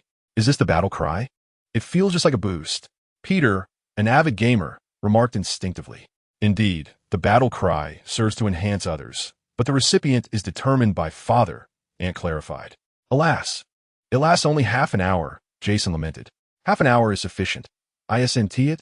But can it be used again after that time? Unfortunately, no. Each individual can only endure one battle cry per day. Multiple exposures could lead to unpredictable and irreversible damage, so it's best to limit it to once a day. Jason explained. All right, after dinner, let us pay a visit to headquarters, Aunt suggested. Let us go, Jason replied, a hint of dejection in his tone. Aunt, do vampires and werewolves truly exist in this world? Aunt May inquired softly, seated beside Aunt. Of course, there are not only vampires and werewolves, but also demons, extraterrestrials, deities, hell, heaven, and so forth. In short, this world is far more intricate than you might imagine, Ant replied nonchalantly. Upon hearing this, Coulson instinctively straightened his posture, driven by his professional instincts, and pressed the record button on the device they always carried. Not just him, but others too adjusted themselves, their attention focused on Ant. However, at that moment, Nancy called for Ant to help serve the meal, having finished cooking. Ant shrugged in response, and Peter, noticing, followed suit. Once the two youngsters had brought all the dishes to the table, Coulson eagerly asked, "Ant, is what you just said true?" "Absolutely. Now let us eat," Ant replied. "What?" Nancy, having been preoccupied with cooking, had missed Ant's earlier remarks. "Let's discuss while we eat. I can hardly wait," Peter said, playfully tugging at Ant's hand. "Hey, who do you think you are, a little girl? How ridiculous." Ant playfully swatted Peter on the back of his head, eliciting laughter from the four adults. "Where to begin? Perhaps with hell. When one mentions hell, do you not conjure images of sulfuric scents, scorched earth, and demons rampant across the landscape, alongside goats and venomous serpents?" The group nodded in agreement, as the Bible had elaborated extensively on hell. Yet, in truth, hell is merely one dimension among many, and heaven itself is but another dimension. The records we possess stem from a monumental battle between hell and heaven, in which humanity also took part. However, heaven drew its strength from faith, while hell thrived on the corrupted souls of mankind, rendering heaven incapable of contending with hell. To strengthen heaven, humanity resolved to disseminate its faith, leading to the creation of the Bible, authored by God and preached by Jesus himself. Thus, heaven harnessed this power of belief to vanquish hell. Did humanity not intervene at that time? Peter interjected, unable to contain his curiosity. They did, but the mightiest among them were obstructed by even greater forces, allowing hell to exploit the situation while heaven descended to contest hell's dominion. Ant elucidated. Chapter 14. Jason's test. Subsequently, the bloodline and werewolves emerged, creations of heaven itself. After the supreme mage vanquished the external threats, he returned to Earth with formidable power to expel both hell and heaven. As I mentioned earlier, hell and heaven are indeed one dimension, and those who wield control over these dimensions are known as dimensional deities. The supreme mage's duty is to keep them barred from Earth, preventing any dimensional deity, regardless of their nature, from entering. This mission has been the charge of every supreme mage throughout the ages. At this point, Coulson hurriedly interrupted Ant. "Did you just mention the supreme sorcerer?" Coulson inquired, furrowing his brow. "Indeed, the supreme sorcerers have always existed. Otherwise, Earth would have long been devoured by these dimensional demons. However, that is a different matter. Let us first discuss the Blood Clan and the werewolves. Both are creations of heaven, since heaven was banished from Earth. God created the progenitors of the Blood Clan and the werewolves, famously known as Cain. Upon hearing this name, everyone fell silent. Cain? Yes, he is the progenitor of both the Blood Clan and the werewolves. Unfortunately, while God created him, he neglected to teach him the distinction between good and evil. Ultimately, he was deceived by the three lords of hell, Lucifer, Satan, and Mephisto, who lured him into the dimension of hell. By the time Cain realized the treachery, it was too late. His pure power had been tainted. In a critical moment, he immediately separated his abilities. One part transformed into the progenitor of the Blood Clan, Dracula, while the other became the progenitor of the werewolves. With his final strength, he shattered the barrier, sending them into Earth, leading to the events we all know. However, Cain was unaware that his ability to break the barrier was entirely at the behest of the three lords of hell. After all, he was merely a creation of God, and his power could never surpass that of the divine. Even God could not breach the barrier in hell, let alone Cain. It was only at the brink of death that Cain realized he had been duped, but by then, it was far too late. Upon learning of this, God was filled with fury and employed similar means to release a demon from the clutches of the hell dimension, thus creating an immensely powerful demon that possessed both demonic and heavenly powers. And you say Cain was deceived? What scheme was he ensnared in? Peter asked curiously. Dracula and the progenitor of the werewolves possess near-immortal lifespans, yet they were raised by humans, witnessing their beloved human kin age and die. This longing for family led them to make the grievous mistake of transforming them. The conspiracy of the three lords of hell was to ensure that during their transformation, they became dark beings, bloodthirsty werewolves and vampiric vampires. This is how they came to be. Upon discovering that these transformed family members had become dark creatures, they wished to slay them. However, seeing their appearance, they collectively refrained from acting, resulting in a surge of dark beings. With no other options, they turned to the church and allied with them to exterminate the dark creatures. Yet, being products of hell, they, under the instigation of the lords of hell, created a formidable progenitor. Even the combined forces of Dracula and the progenitor of the werewolves could not contend with him.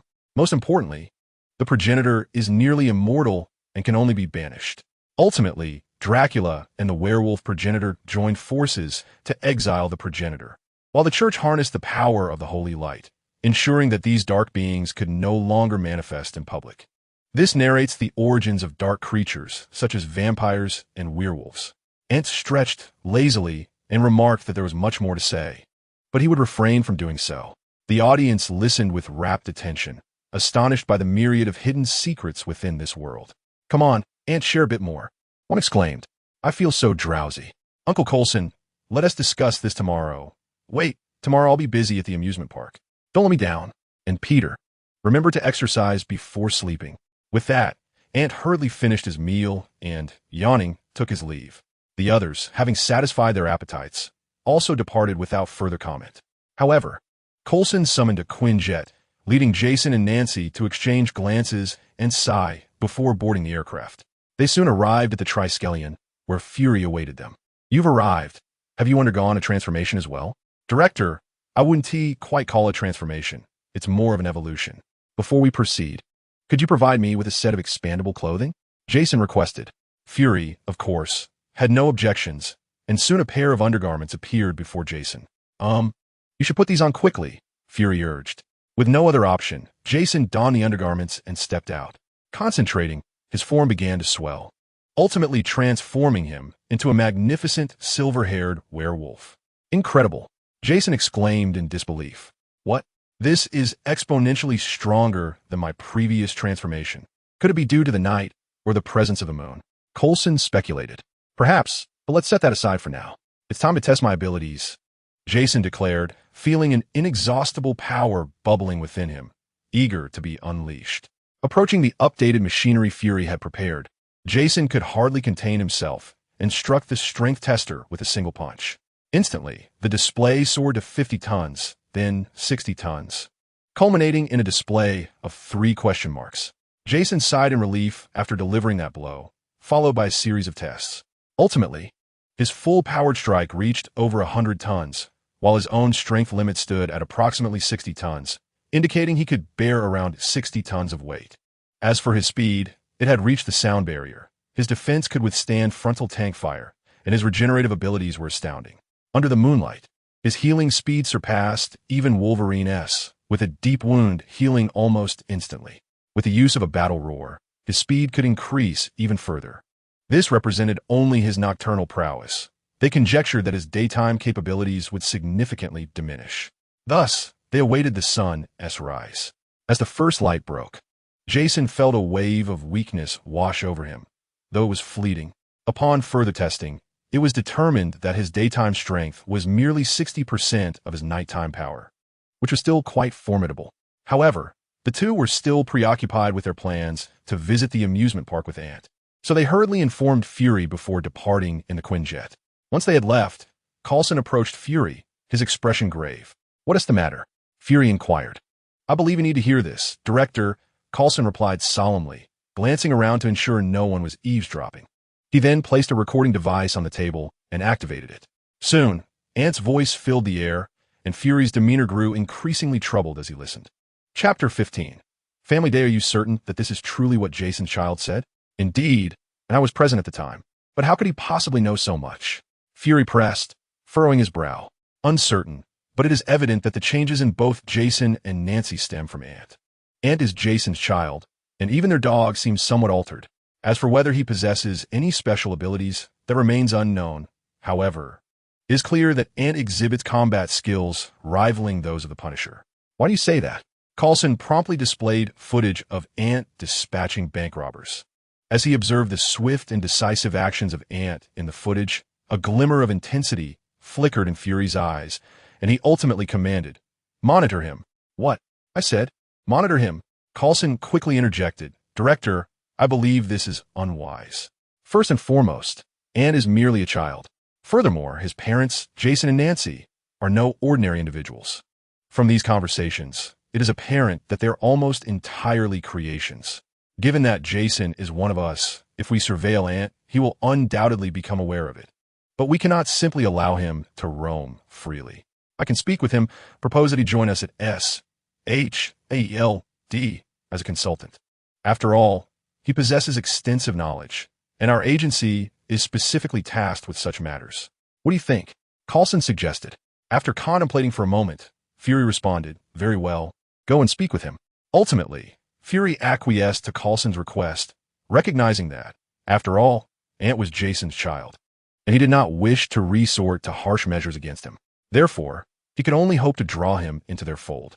Unbeknownst to Jason and Nancy, everything transpiring here remained concealed from them as they hurriedly made their way home. Upon their return, they discovered that Ant had already awakened and completed his routine dog-walking duties. "Hey, Mom and Dad, you're back." "Yes, tidy up a bit. It's time for our family time," Nancy said, planting a kiss on Ant's cheek. "Unt," with a hint of disdain, remarked Mom, "have you brushed your teeth? You little rascal, how dare you criticize me? Are you courting death?" Nancy playfully gave Ant a light tap on the head. Following their freshening up, the two adults took Ant to the amusement park, where they reveled in joy, appearing to be an ordinary family of three. Yet this world is indeed peculiar. Coupled with the ancestral bloodlines of vampires and werewolves, the two individuals have transformed into strikingly handsome figures. Their presence is so captivating that merely standing there could ensnare the gaze of any onlooker. Even Andy, blessed with the noble lineage of the S.H.I.E.L.D, exudes an air of elegance. "Mother, it seems we are being watched," Andy remarked as he glanced back on their way home. "I am aware it's a vampire. I can sense it," Nancy responded, unfazed as she drove, completely dismissing the pursuing vampire. After all, she is a descendant of Dracula. By lineage, she is the matriarch of all vampires. Unless a progenitor were to emerge, it would be absurd for these lesser beings to think they could pose a threat to them. Nevertheless, they felt compelled to address the situation. The adults were unperturbed, but they feared for Annie's safety. Thus, they deliberately sought a remote area, where they exited the vehicle and pretended to take photographs.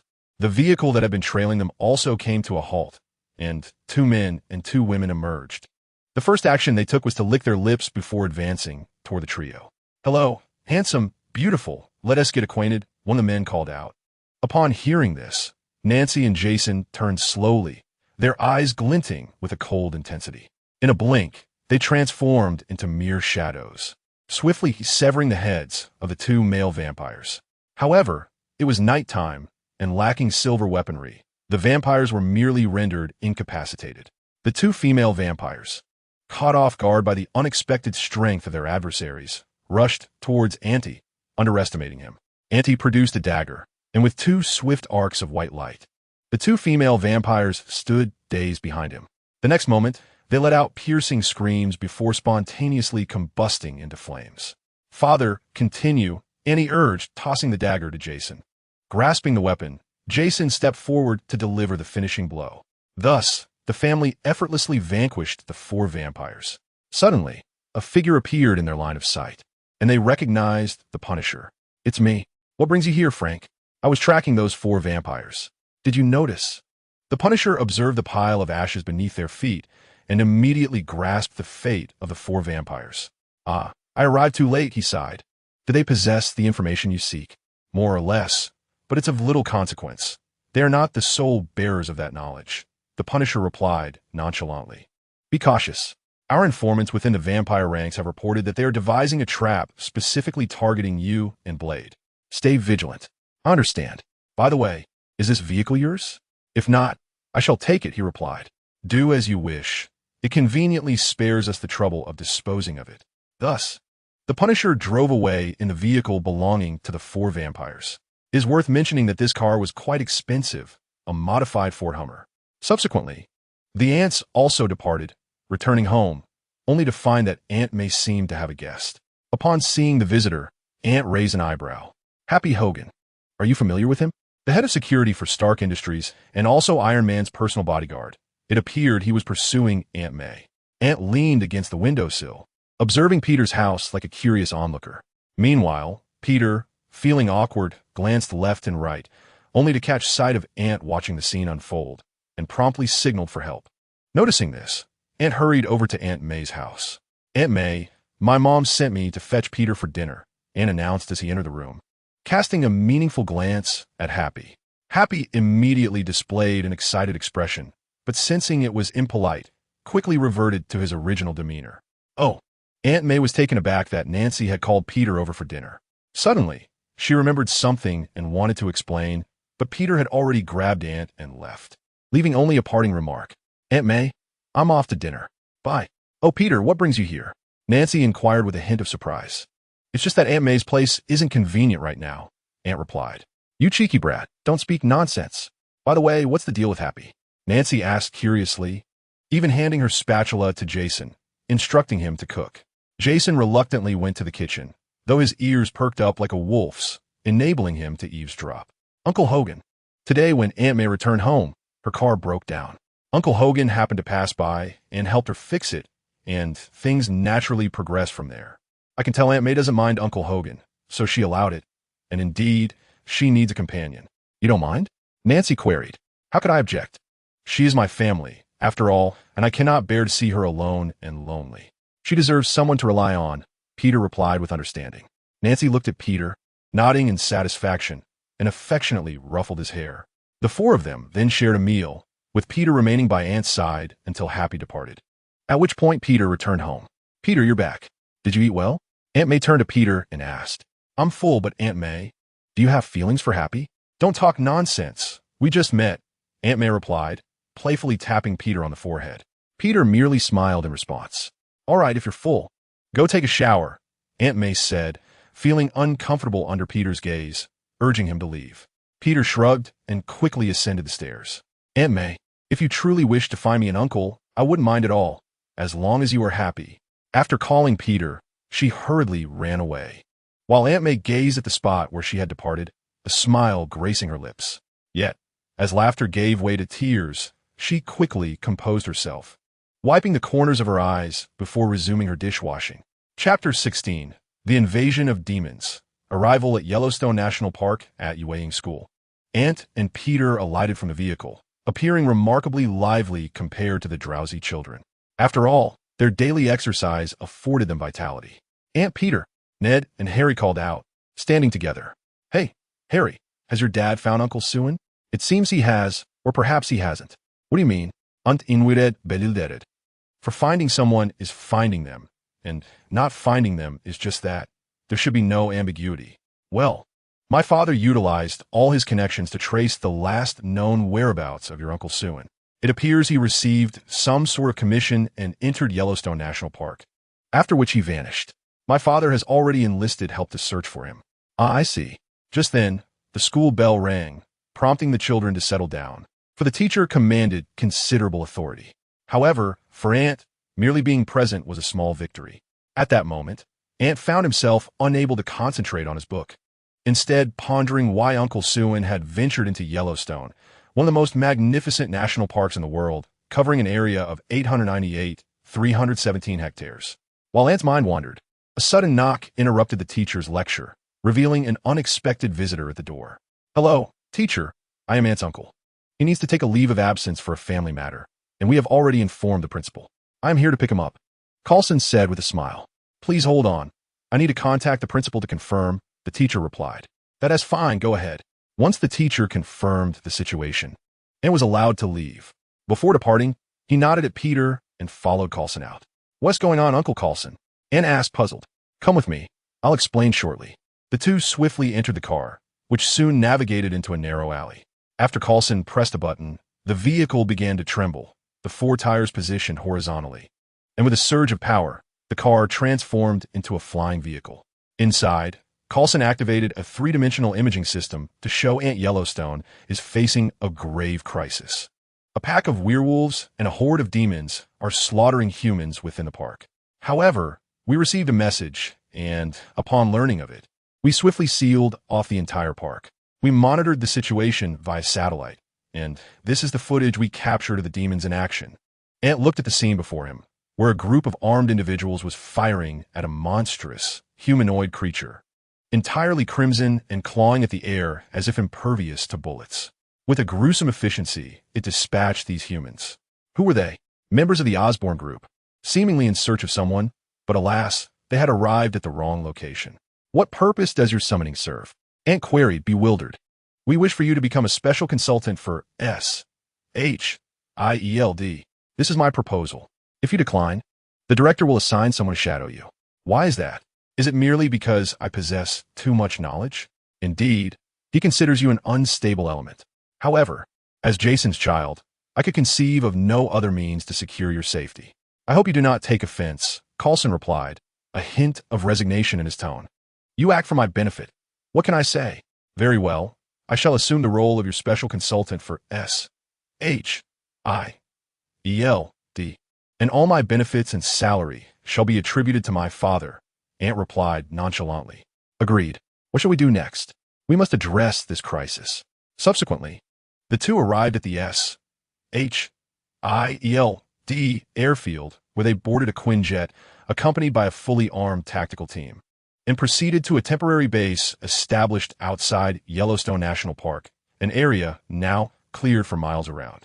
Mom, Dad, Ant shouted, drawing the attention of everyone present.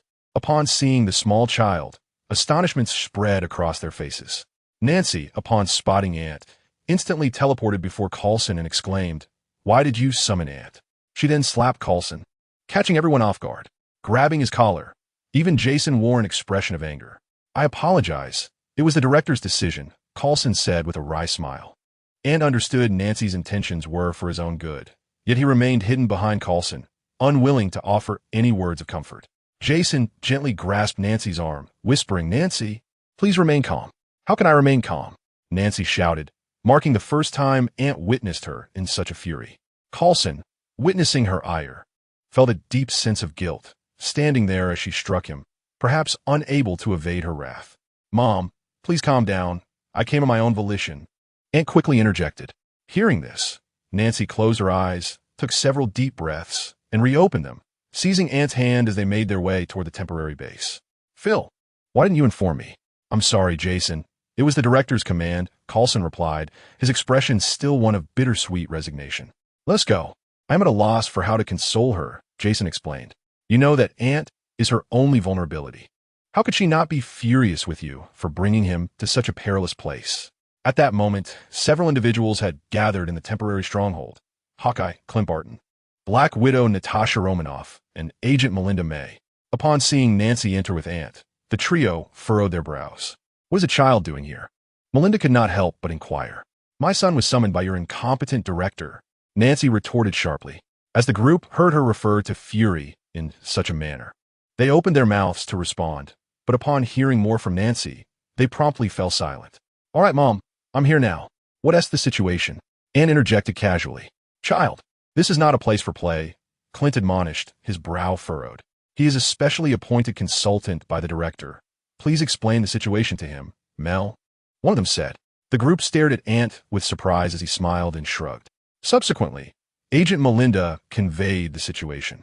Currently, Yellowstone Park is teeming with various demons, werewolves, and vampires.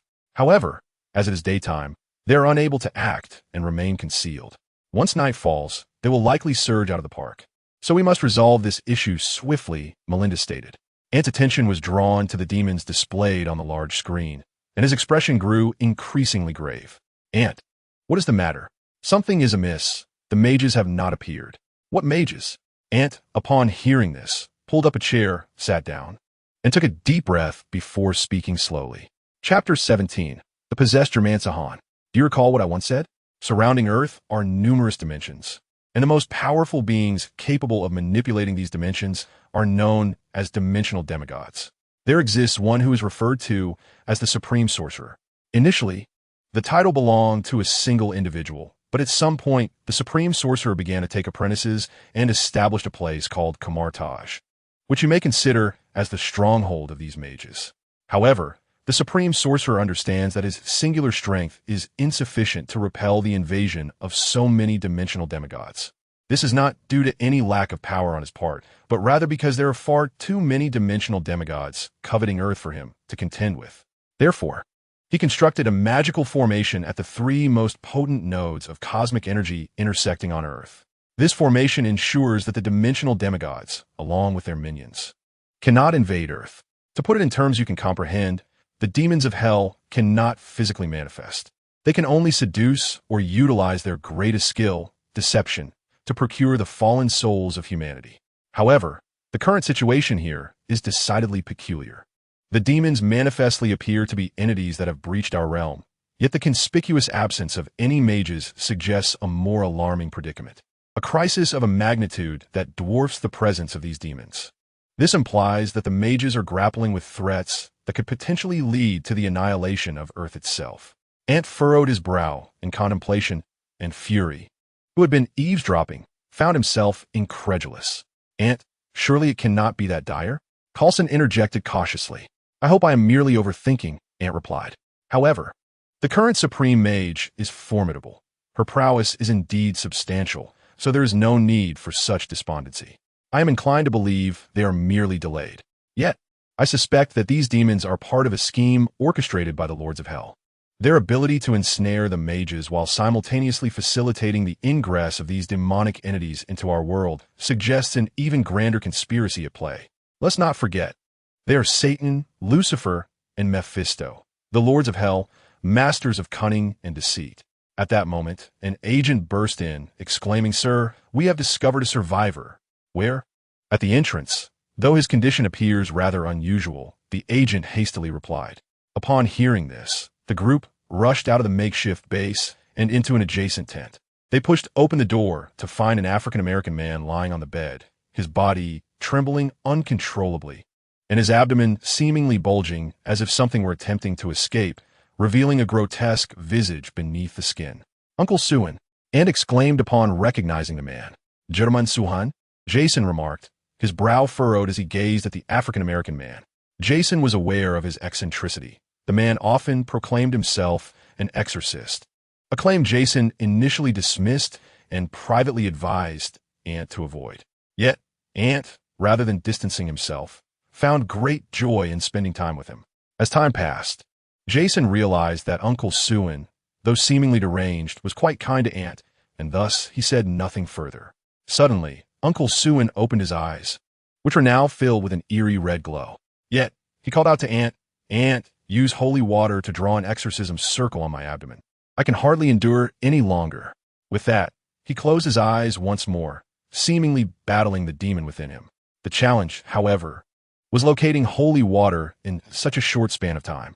In that instant, Ant appeared to have an epiphany. He swiftly retrieved a dagger from Natasha, then sliced his fingertip before lifting Uncle Suhan's shirt and beginning to inscribe the exorcism circle that Uncle Suhan had once taught him. In a previous life, Ant had been captivated by Keanu Reeves' portrayal in Constantine, particularly enamored with the scene where Keanu lit a cigarette. He found it immensely cool, despite being a graduate with several years of smoking experience himself. However, this world is still but a child. At that time, having just learned a few exorcism rituals, he arrogantly sketched a magical array and imitated Keanu's smoking demeanor. Coincidentally, Nancy returned home, and thus he faced the first beating of his life, which is why he became so well acquainted with the exorcism array. The memory was indelibly etched in his mind. As Auntie completed the drawing of the exorcism array, it radiated a golden light, and a piercing scream echoed in everyone's ears. They hurriedly covered their ears, but to no avail, for the sound targeted their very spirits. At that moment, Uncle Suhan seemed to gain the upper hand, quickly opening his eyes and reciting incantations, culminating in a resounding amen. A Chilin emerged, suspended in midair, its presence banishing the dreadful sound. As the onlookers gazed in bewilderment at the Chilin above them, it began to walk, each step conjuring a cloud beneath its feet. Gradually, its gait transformed into a run, ultimately becoming a golden beam that surged into Uncle Suhan, extinguishing the demon that had possessed him. With a gasp, Uncle Suhan expelled a thick, black substance which, upon touching the ground, emitted a sizzling sound, causing the crowd to recoil in fright. "Uncle Suhan, are you all right?" "I am fine, thanks to you. But pray tell, what did you use to draw that exorcism array? is far more effective than holy water. Let us set that aside for now. What is your situation? Auntie inquired, redirecting the conversation. Sighing, he replied, I fell victim to the machinations of the Dark Council. They deceived me into coming here, intending to compel me to open a portal to hell. How could I surrender? I attempted to flee, but the number of werewolves, vampires, and dark witches was overwhelming. I could not escape. They forced me into signing a contract, allowing the demon to possess me and thus opening the portal. What the mages? Did they not intervene? Auntie continued to question. They were detained, which is precisely why I came here to handle the situation. But who could have foreseen it was a trap? We must immediately construct a defensive array to confine them here. We only need to await the mages to resolve the current crisis, and they will come to deal with the demons here. Uncle Suin rummaged through his backpack, searching for something while speaking. Can't we resolve this directly? No, our powers are insufficient. Deep within lies a portal to the dimension of hell. It cannot be closed unless a supreme mage intervenes. Uncle Suin produced a handful of silver nails and stated, Now, who is in charge here? Everyone turned their gaze towards Coulson. Although Jason's agent rank surpassed Coulson's, it was indeed Coulson who held authority here. Have your people place these silver nails at the edges of Yellowstone Park. Remember, all demons and dark creatures of the Dark Council must be encompassed within. Otherwise, should a demon escape, the earth would be doomed. Do you understand? Coulson nodded emphatically before departing with the silver nail. Are you all individuals preparing for battle? Uncle Suhan inquired, glancing at them. The group hesitated momentarily, but ultimately nodded in affirmation. Uncle Suhan promptly instructed, Draw forth your weapons. I shall enchant them for you. Only then will you be able to vanquish demons and dark creatures with certainty. Instantly, the group produced their armaments. Clint brandished an arrow, while Natasha revealed a pair of daggers. Jason wielded an axe, and Nancy also held a dagger. Aware that time was of the essence. Uncle Suhan swiftly retrieved a carving tool, a Bible, and 2 candles. He lit the candles, then opened the Bible, placing it upon his chest, while reciting incantations with the carving tool in hand. Upon completing his recitation, he heated the tool over the candle flames and began etching runes onto the weapons. In no time, he had inscribed the runes, but his work was not yet complete. He produced 4 crosses and a smaller one, reciting scripture once more before placing the crosses upon the weapons. Miraculously, the crosses fused with the armaments. With these final touches, the enchantment was complete. Your weapons will now inflict effective damage upon demons and dark creatures, ensuring their demise. Do you require firearms? Yes, why? They responded. Follow me. Uncle Suhan beckoned as he strode outside, and the group hurried after him, uncertain of his intentions. Chapter 18. The Lesser Demon Soul Reaper Outside the Base. Uncle Suhan searched tirelessly until he finally discovered the item he sought, a large barrel. He filled it with water and retrieved a block of white waxy substance from his backpack, tossing it into the water. Grabbing a wooden stick, he stirred vigorously, transforming the clear liquid into a milky solution. This is holy water. You may soak your bullets in it, but choose your firearms wisely to avoid jams due to moisture. He cautioned, if the holy water evaporates, will it still be effective? Someone queried. Indeed, it will retain some efficacy, albeit diminished. Thus, we usually store the holy water in glass orbs for convenience. Simply toss or shatter them when needed. However, I understand you may not have containers at hand, so we shall make do for now. The group quickly contacted the nearest S.H.I.E.L.D. division, requesting firearms that were less prone to jamming. They soon delivered a renowned firearm, the original version of the world-famous AK-47, not the updated iterations. Such a classic piece commanded thousands of dollars, especially if it bore the signature of its creator, enhancing its collectible value. Are we ready to depart? Someone asked. Not yet. We must wait until nightfall. Uncle Suhan replied. Why? It is far too perilous at night. Nancy exclaimed, her voice laced with frustration. Uncle Suhan gazed at the enraged Nancy, then glanced at the side where Ante stood, before breaking into a smile and saying, Are you concerned about Ante? This lad conceals much. Within him lies a power that acts as a bane to their kind. Thus, you need not fret over his safety. Rather, it would serve you better to worry about your own. Even if we were to face total annihilation, he would likely remain unscathed. Is that truly the case? Nancy inquired, her brow furrowed. Why not ask him directly? Uncle Suhan replied with a chuckle. Immediately, Nancy turned her gaze toward Ante, who responded with a sheepish grin.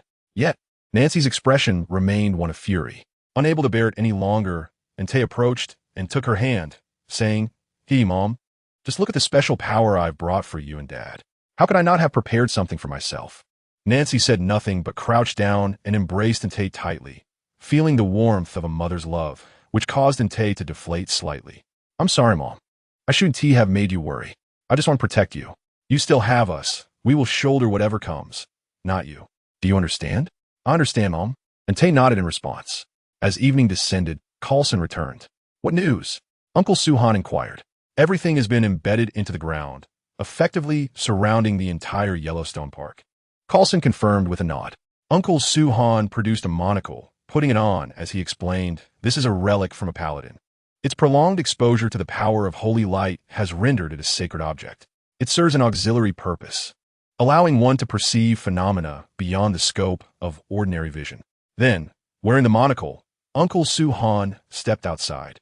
Upon confirming his observations, he tossed it to Coulson, who hurriedly donned the glasses and was met with the sight of hundreds of white beams rising from the ground, seemingly encircling the entire Yellowstone Park. "Is this the magic array?" "Indeed, it is specifically designed to ensnare demons and dark beings. However, it cannot hold for long. We can only hope the mages arrive swiftly." Just as Coulson sought to observe others, Uncle Suhan reclaimed the monocle. "Peeking at others is not a commendable habit," he remarked. Coulson offered an awkward yet polite smile. The group then shared a meal, while the other agents began extracting bullets from the holy water, inserting them into magazines one after another. As the last rays of sunlight vanished, they were met with the sounds of beastly roars and wolf howls. Uncle Suhan's expression turned grave, mirrored by the others. They readied themselves, and under Uncle Suhan's leadership, they slowly ventured into Yellowstone Park, proceeding along the roadway. Uncle Suhan fired into the sky, drawing the attention of numerous demons. "They have arrived, yet there is no cause for concern. They are merely the most primitive of demons, known as soul reapers. These entities are uncontrollable by the Lord of Hell, as their insatiable desire for souls supersedes any command given to them. It is only through the consumption of a soul that they can ascend further in their existence, so remain at ease." Soon enough, the so-called soul reapers made their appearance, moving on all fours with robust, red muscles, adorned with dual horns atop their heads and a slender tail trailing behind. The agents, upon witnessing this, immediately opened fire. Bullets imbued with holy water whistled through the air towards the soul reapers. Those struck emitted anguished cries, yet such attacks proved insufficient to vanquish them. It was only when someone discerned that a blow to their tails could deliver a fatal strike that the tide began to turn. The agent who first identified this vulnerability quickly informed the others, leading to a marked increase in the efficiency of the agents in dispatching the soul reapers. After all, those who ascended to the ranks of S.H.I.E.L.D agents had undergone years of rigorous training, and their marksmanship was beyond reproach. In contrast to their firearm usage, Jason and his companions opted for melee weapons, managing to eliminate the soul reapers with comparable swiftness. Even Ant's efficiency was not lacking. As their tally of kills mounted, the agents began to lose their fear of these exiles, perceiving them merely as alternative beasts. However, as time wore on, their ammunition dwindled. In desperation, Uncle Suhan called out, "Those without ammunition, withdraw immediately to the temporary base. We will cover your retreat." The agents did not utter any foolish sentiments about staying behind to assist. They understood that without bullets, they were akin to mere deliverers of food. Thus, under Uncle Suhan's protection, they retreated from the battlefield. The outcome was that they found themselves besieged on all sides, facing an onslaught akin to a relentless tide. While they could indeed deliver a killing blow, the challenge lay in executing such strikes against the soul reapers before them, while simultaneously dealing with those attacking from behind. This predicament forced them into a back-to-back formation. Yet, the dilemma was compounded by Clint's status as a marksman, despite his commendable prowess in close combat. His enchantment was upon the arrows, not the bow itself, limiting him to melee attacks with his arrows. As if that were not enough, the emergence of werewolves and vampires further heightened their pressure. Just as they teetered on the brink of collapse, the ominous clouds obscuring the moon parted. An ant gazed up at the luminous full moon, exclaiming, "Dad, look up!" Jason, upon hearing this, immediately raised his gaze, and as he beheld the radiant moon, the primal power of the werewolf within him awakened. With a resounding wolf howl, Jason transformed into a werewolf and surged forth as a silver flash, swiftly clearing a vacuum around him. Is this a werewolf? Uncle Suhan expressed his astonishment. Meanwhile, Nancy shed her pretense, sprouting bat-like wings that gently lifted her into the air. Behind her, dark crimson energy coalesced into a multitude of arrows, and with a mere gesture, she unleashed a barrage of energy arrows toward the oncoming soul reapers, werewolves, and vampires. You two are werewolves and vampires. Why do you assist humans? A werewolf inquired. Who told you I am a vampire? Nancy replied with a cold smirk, exuding an air of regal authority. At that moment, an unsettling realization dawned upon them, particularly the vampires, who shouted in terror, "No, you are of the bloodline. It cannot be. There is only one, and that is Dracula." Yet, Nancy paid them no heed and continued her assault. Meanwhile, the agents of S.H.I.E.L.D. had replenished their ammunition and charged back in. However, the relentless Soul Reapers proved to be overwhelming. Even Jason's battle cry had its limitations, as did their stamina. Just as it seemed they could no longer endure and the protective array was on the verge of collapse, a series of spark rings finally materialized. Upon witnessing this, Ant let out a sigh of relief. Chapter 19. Uncle Suhan. Norman seeks assistance amidst the battlefield. Spark rings emerged one after another. As the Soul Reapers frantically assaulted the protective array, the moment it shattered, everyone was horrified to see the surrounding space begin to fold in on itself. What's happening? It is a mirror space, a common technique employed by mages. This realm is detached from reality. Thus, any destruction here will not affect the real world, Ant quickly explained. Shortly thereafter, a bald female mage led a cadre of mages into action. The dark creatures and demons stood no chance against them, particularly the leading mage. With a few incantations, effortlessly annihilated a large group. Ultimately, she easily vanquished the gateway to hell. At the moment the portal closed, all the demons emitted piercing screams before vanishing entirely. She must be the supreme mage you mentioned, Coulson murmured. Guess, Ant replied with a smile, feeling a sense of relief. Supreme Mage, Uncle Suhan addressed the bald woman with respect. Thank you for your assistance, Exorcist. It is my duty, she responded. The mages then opened a portal to depart. But before leaving, the bald mage, known as Ancient One, turned to glance at Ant. Their eyes met, prompting Ant to quickly lower his gaze, pretending not to notice, while Ancient One smiled as she left. Soon, only the dark creatures, namely the werewolves and vampires, remained. They exchanged glances and hurried towards the breach in the array. Nancy and Jason locked eyes and simultaneously approached the gap, swiftly eliminating the remaining werewolves and vampires. Finally, it is resolved, Coulson exhaled slowly, just as the first rays of sunlight broke through, bathing everyone in warmth. They then returned to their temporary base. Shortly thereafter, another agent arrived to replace Coulson, as he and his team had fought tirelessly throughout the night and were utterly exhausted. What are your plans for the future, Uncle Suhan? As for me, I shall undoubtedly continue my journey of exorcism. What about you, Anyue? Well, I have a friend whose family seems to be cursed by a demon, and I was wondering if you could assist them. Certainly, I will take it on. Whenever it pertains to matters involving demons, I shall not hesitate to intervene. His family is quite affluent, so please do not hold back, Annie remarked, surveying Uncle Suhan. Uncle Suhan understood Annie's implication and nodded with a smile. After all, he had little choice in the matter, as most of his earnings from exorcism went towards enhancing his equipment.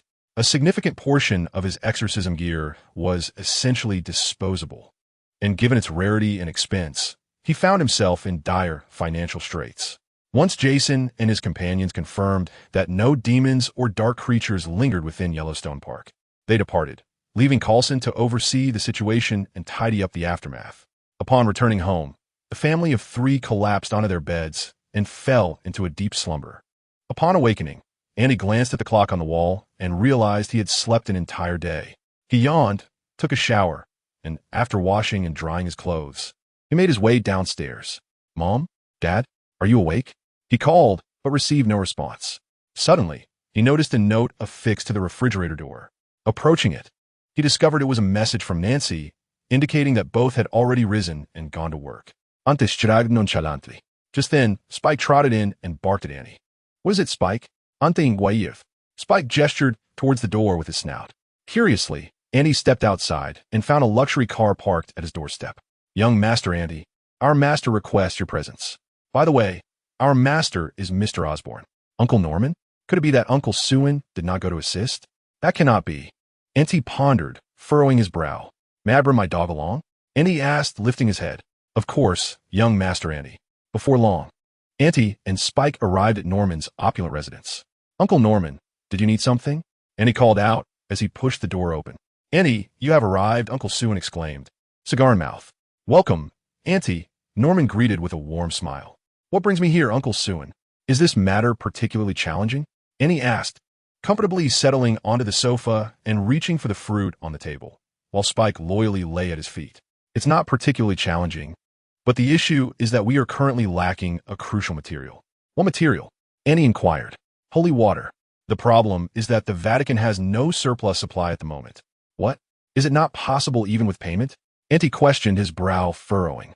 "It is unfeasible to overlook the fact that the Holy See is not lacking in financial resources. The paramount concern lies in the counteroffensive of the Dark Council and the escalating incidents of demonic possession occurring in various locales. Consequently, the Church has no choice but to dispatch holy water and paladins. Therefore, for us exorcists to obtain holy water, we must endure a waiting period of at least 1 month. Well then, we shall wait. Uncle Norman is still quite youthful." Upon hearing this, Norman, in a somewhat irritable manner, delivered a light smack to Anter's head. "The reason for summoning you is that Mr. Suhan has stated that your blood is more efficacious than holy water. Thus, we wish to procure a small amount of it. The sooner we resolve this, the better. Would you not agree?" "Very well then. How much do you require?" Anter promptly extended his arm in inquiry. After all, Norman had not yet transformed into the Green Demon, and considering the rapport he shared with Harry, the intention behind utilizing Anter's blood was merely to lift a curse, not for research purposes, which is why Anter complied so readily. Subsequently, Norman retrieved a set of sterilized blood-drawing tools, as the Osborne Group is a biopharmaceutical company, and such implements are commonplace. They drew only a modest amount, approximately 5 milliliters. Following this, it was the domain of Uncle Suhan. He unveiled an array of materials, which included desiccated lizard and frog parts, various dried insects, pure silver, and an assortment of viscous substances. "Surely, this cannot be intended for our consumption?" Norman gulped nervously. "How could that be?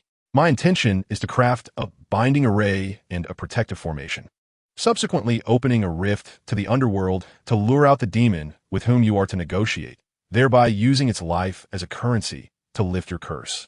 As he spoke, Uncle Suhan meticulously inscribed the binding array, employing an invisible substance for the protective formation. To prevent detection by the demon, I deliberately used a medium imperceptible to the naked eye. Remember, no matter what transpires, you must not step away from this tile. It would be best if you remained completely still. Do you understand? Uncle Suhan instructed Norman with grave seriousness.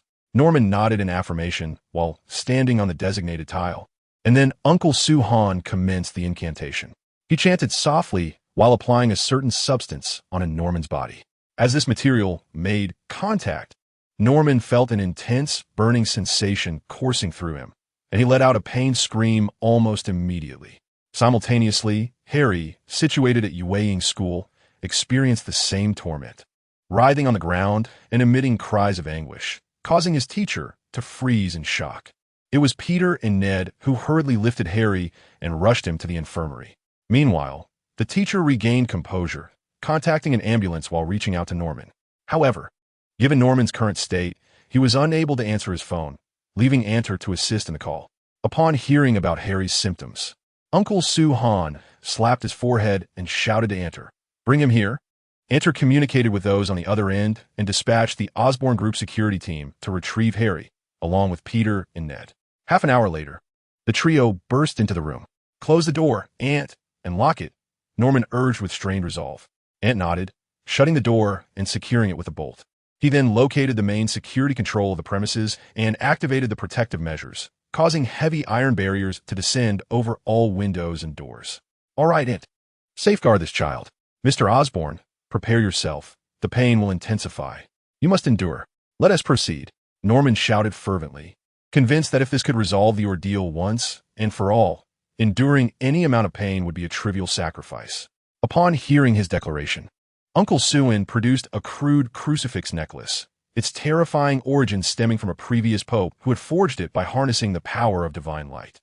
Consequently, this artifact would prove extraordinarily effective against demons, serving as one of Uncle Suin's trump cards. With eyes firmly shut and hands clasped in prayer, he held the crucifix in his palms, silently reciting passages from a Bible. Norman felt an excruciating agony course through him, as if something sinister writhed within his very being. Through the mirror before him, Norman was horrified to witness a green specter manifest upon his body, his veins turning a sickly shade of green, ultimately causing him to collapse to the ground in torment. Harry experienced a similar fate, his body instinctively shutting down and rendering him unconscious.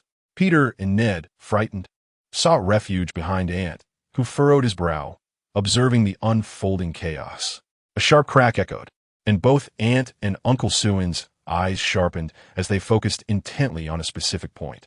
The space within the confinement seemed to be torn asunder, revealing a crimson fissure. What is this? A rift leading to hell. No matter what you see, remain silent, understood? Ant instructed Peter and Ned in a hushed tone. The two boys nodded vigorously, their fists clenched tightly in anxious anticipation. Suddenly, a pair of talons emerged, clawing at the edges of the fissure as if attempting to widen it. Ant and Uncle Suin fixated on the breach with unwavering intensity. As the claws exerted force, the rift began to expand uncontrollably.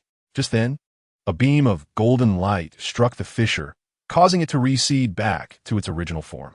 Observing the imminent closure of the rift, the demon on the other side ceased any pretense and leapt forth in a flash of red light, disguising itself with a visage strikingly similar to Norman's, revealing its connection to the ancestral pact with darkness. The Osborne family has finally summoned me once more, the middle-aged man declared, clad in an elegant suit, wielding a gentleman's cane and donning a top hat, exuding the air of an aristocrat. However, upon witnessing the scene before him, he appeared utterly bewildered. Norman Osborne, what do you intend to do? The demon roared, awakening both Harry and Norman from their stupor. Is he truly a demon? Norman, enduring the pain coursing through his body, inquired. Indeed, he is the demon who struck a bargain with one of your ancestors. Do you wish to breach the contract? The demon continued to question, observing the group engrossed in their own conversation. No, we are not in breach. I believe you have heard of my name, Germansa Han. It is you. The demon revealed its true form in an instant, lunging towards Uncle Suin, only to be halted by the binding formation. As the formation shimmered with golden light, a Chelan emerged, stepping forth with purpose. It raised its front hooves and stomped down with divine force, sending the demon hurtling back against the edge of the formation. Now, you are left with two choices. Sever all ties between you and eradicate the Osborne family's curse, or face our demise at your hands. After which we shall find a way to dispel the curse. I can indeed resolve it, though it may prove rather troublesome. The demon glared at Uncle Suin with fury, sneering, you may possess the means to dispel it, but similarly, I can hasten their curse. If you wish to thwart me, offer me 10 fallen souls as tribute. Let us wager, then, to see whether you perish swiftly or if his curse erupts first. Uncle Suin remarked, unfazed by the demon's taunts, his expression devoid of emotion. Norman, upon hearing this, felt a flicker of unease, yet remained firmly grounded in place. The demon, witnessing this, let out a fierce roar, and a crimson ribbon appeared from a rift, connecting to its being and liberating it from the Chelan's restraint. The demon began to assault the binding formation. The outcome was predictable. Once more, the Chelan unleashed its might, its hooves crashing down upon the rift, sealing it shut. This scene left all present in a state of bewilderment, particularly Uncle Suin. This has escalated beyond measure. I concede.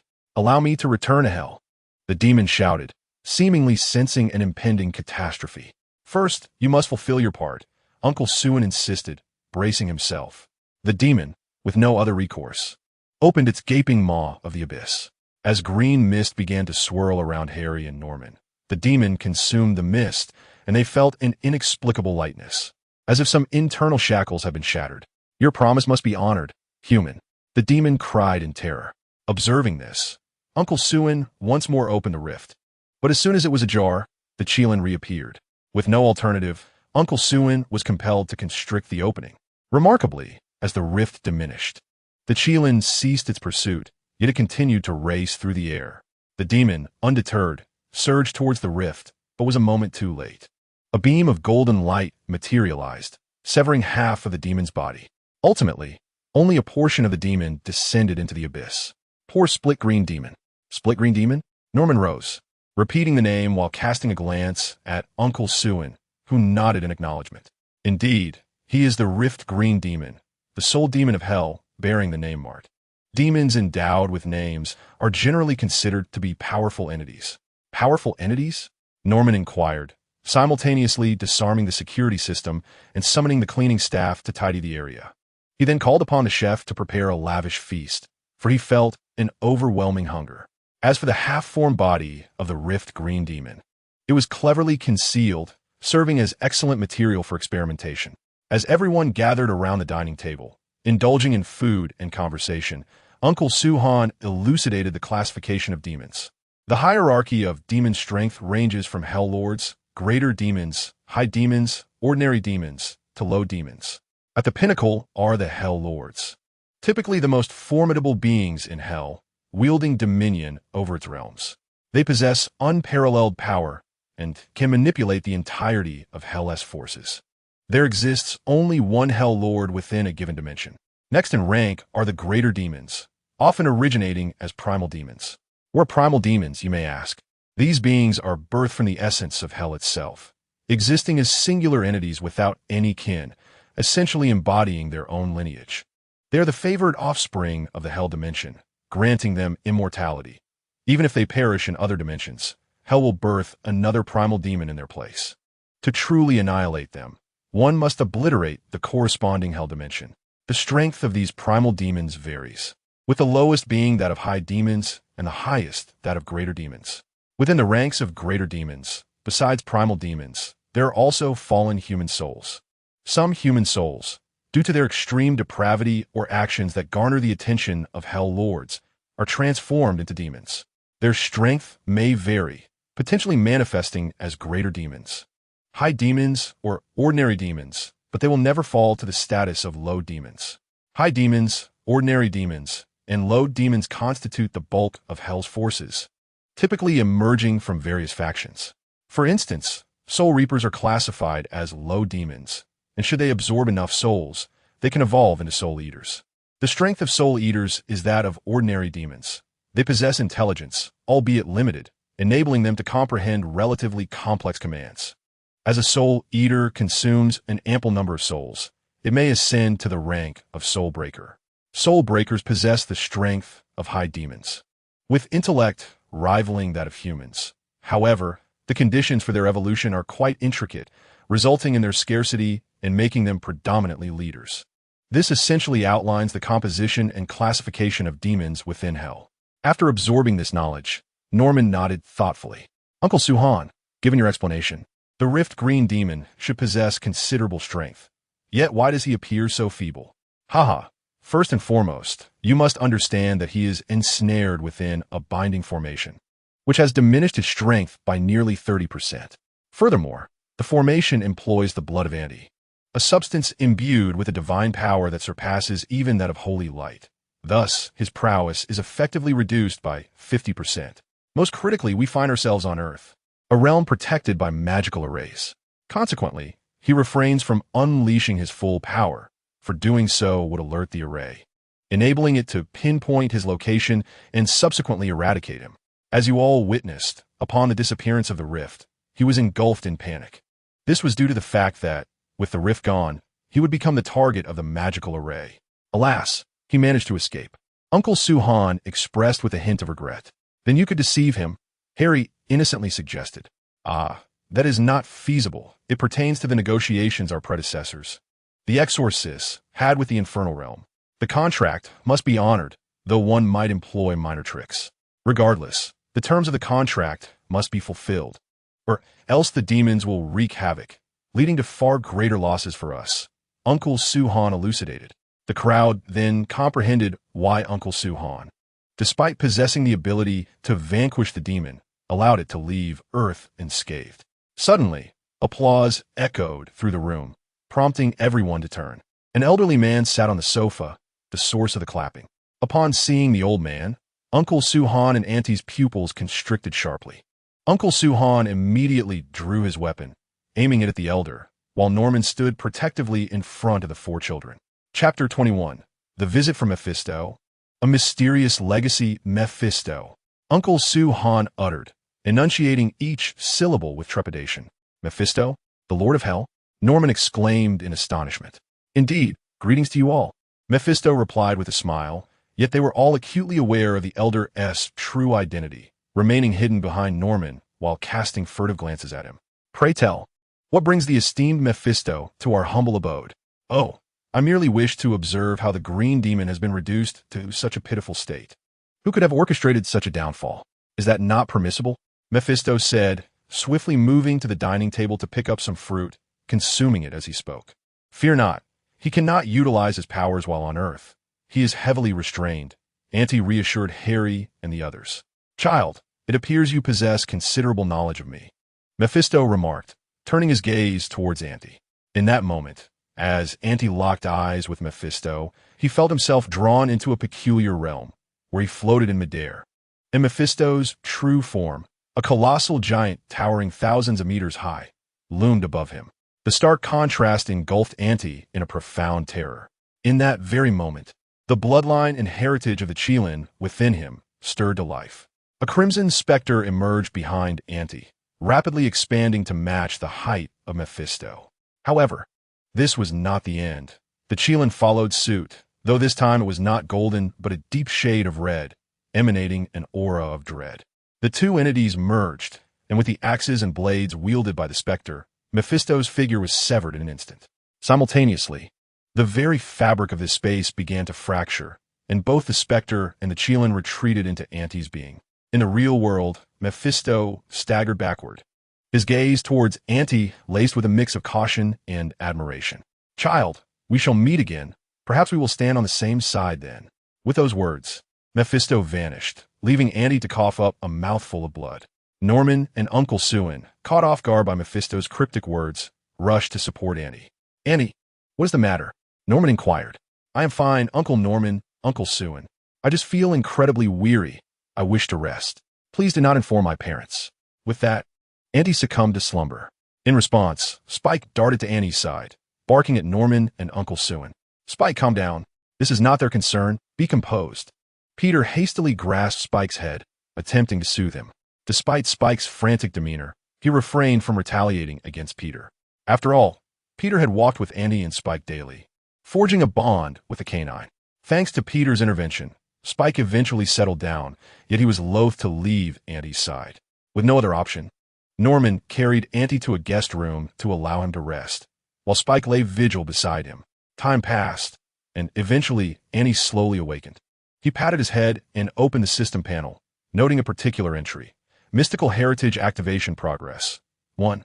Activation Condition. The host must eliminate enemies. The greater the number of foes slain, the quicker the progress.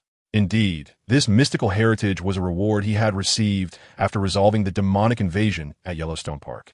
He recalled vanquishing numerous demons and dark entities during that ordeal, leading him to surmise that the meager 1 progress stemmed from those adversaries.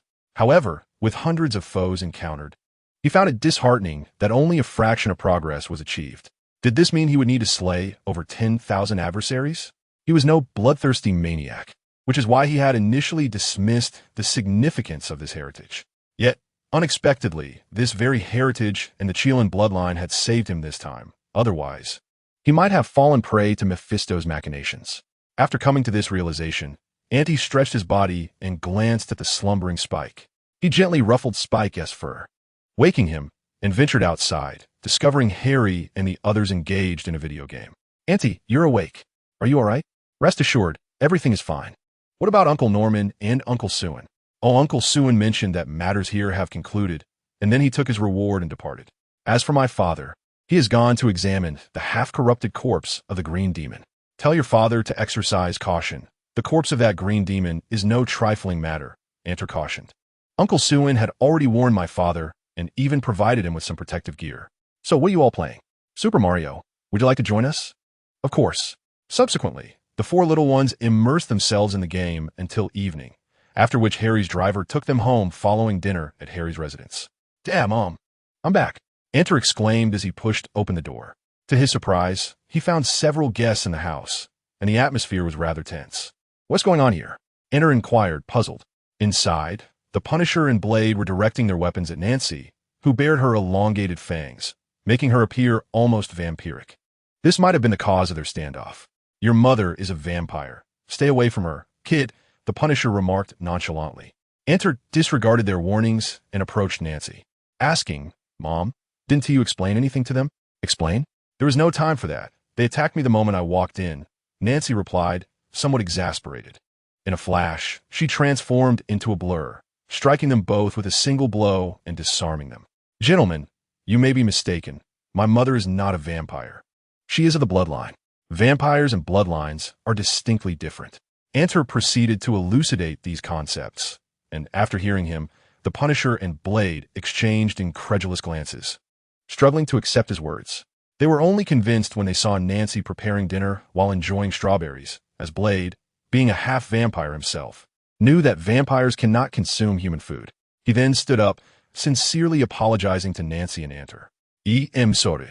It's all right. Please take a seat. Are you here to see Jason? Yes, we need his assistance, the Punisher nodded. You should be finishing work soon. Why not have something to eat? Oh, you can't eat food, so perhaps you'd like to drink this? Nancy offered a jar to Blade. He picked it up and shook it, discovering a viscous liquid within. What is this? It's my husband's blood, though I hesitate to admit it. As a member of the bloodline, blood is like a rare delicacy to me, so I occasionally ask my husband for some as a post-meal treat, Nancy replied with a smile. Blade opened a jar, revealing indeed a thick blood-like substance, though it seemed somewhat different. This blood appears to be unusual, Blade murmured softly. Indeed, my father is a werewolf. Though not of the common variety you might be familiar with. He is, in fact, a wolf king, a true embodiment of that title.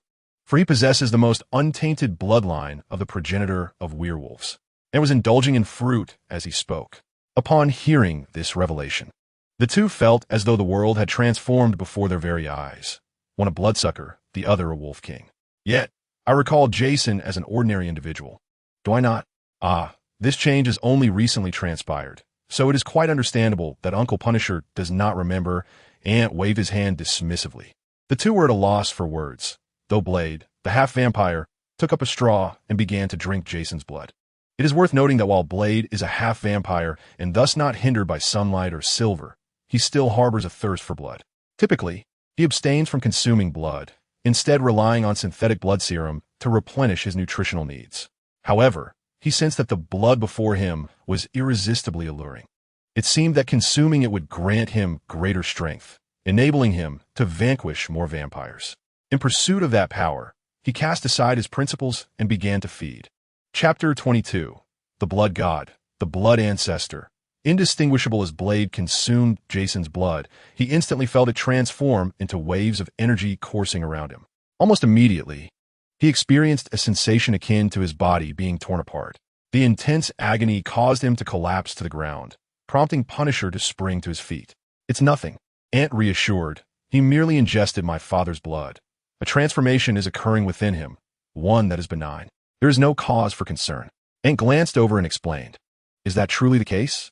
Indeed, Ant affirmed. Ant himself was perplexed by his extensive knowledge, as if he were born with such understanding. He wondered if he possessed some unique ability and inquired with the system, only to receive the monotonous response. The system exists solely for the host's survival. Regardless of Ant's inquiries, the system remained obstinately repetitive. Recognizing this, Ant ceased his questioning. His peculiar state could only be explained by the most renowned ability within the Marvel Universe, omniscience. Regrettably, Ant possessed only the first two syllables, omniscient. This elucidated why he was able to discern so much and why a mere glance at Blade revealed his current condition. However, for Ant, this merely enriched his knowledge without significantly enhancing his own power, and he soon relegated the matter to the back of his mind. Upon confirming that Blade was unharmed, he exhaled in relief and resumed his seat. Time passed, and eventually Jason returned, observing Ant watching television, Punisher snacking on fruit, and Blade sprawled on the ground. What is happening here? Punisher recounted the events, and only then did Jason grasp the situation. At this moment, Nancy had prepared the meal. Since Ant was unaccustomed to the local cuisine during his childhood, Nancy resorted to ordering takeout from various restaurants for him. However, Ant developed a preference for Chinese food, compelling Nancy to teach herself how to cook it. As time passed, the entire family grew fond of Chinese cuisine. Dinner is ready. Come and eat. Why is he lying on the floor? Ant Anyue. Don't mind him. He'll all be fine once he digests. Let's eat first, he urged, observing the situation. The others could only abandon the Blade Warrior and proceed to the dining table. As they gazed upon the sumptuous spread, the Punisher allowed himself a moment of relaxation. Silence enveloped the table as everyone focused on their meals. Once they had satisfied their hunger, Ant excused himself to wash the dishes.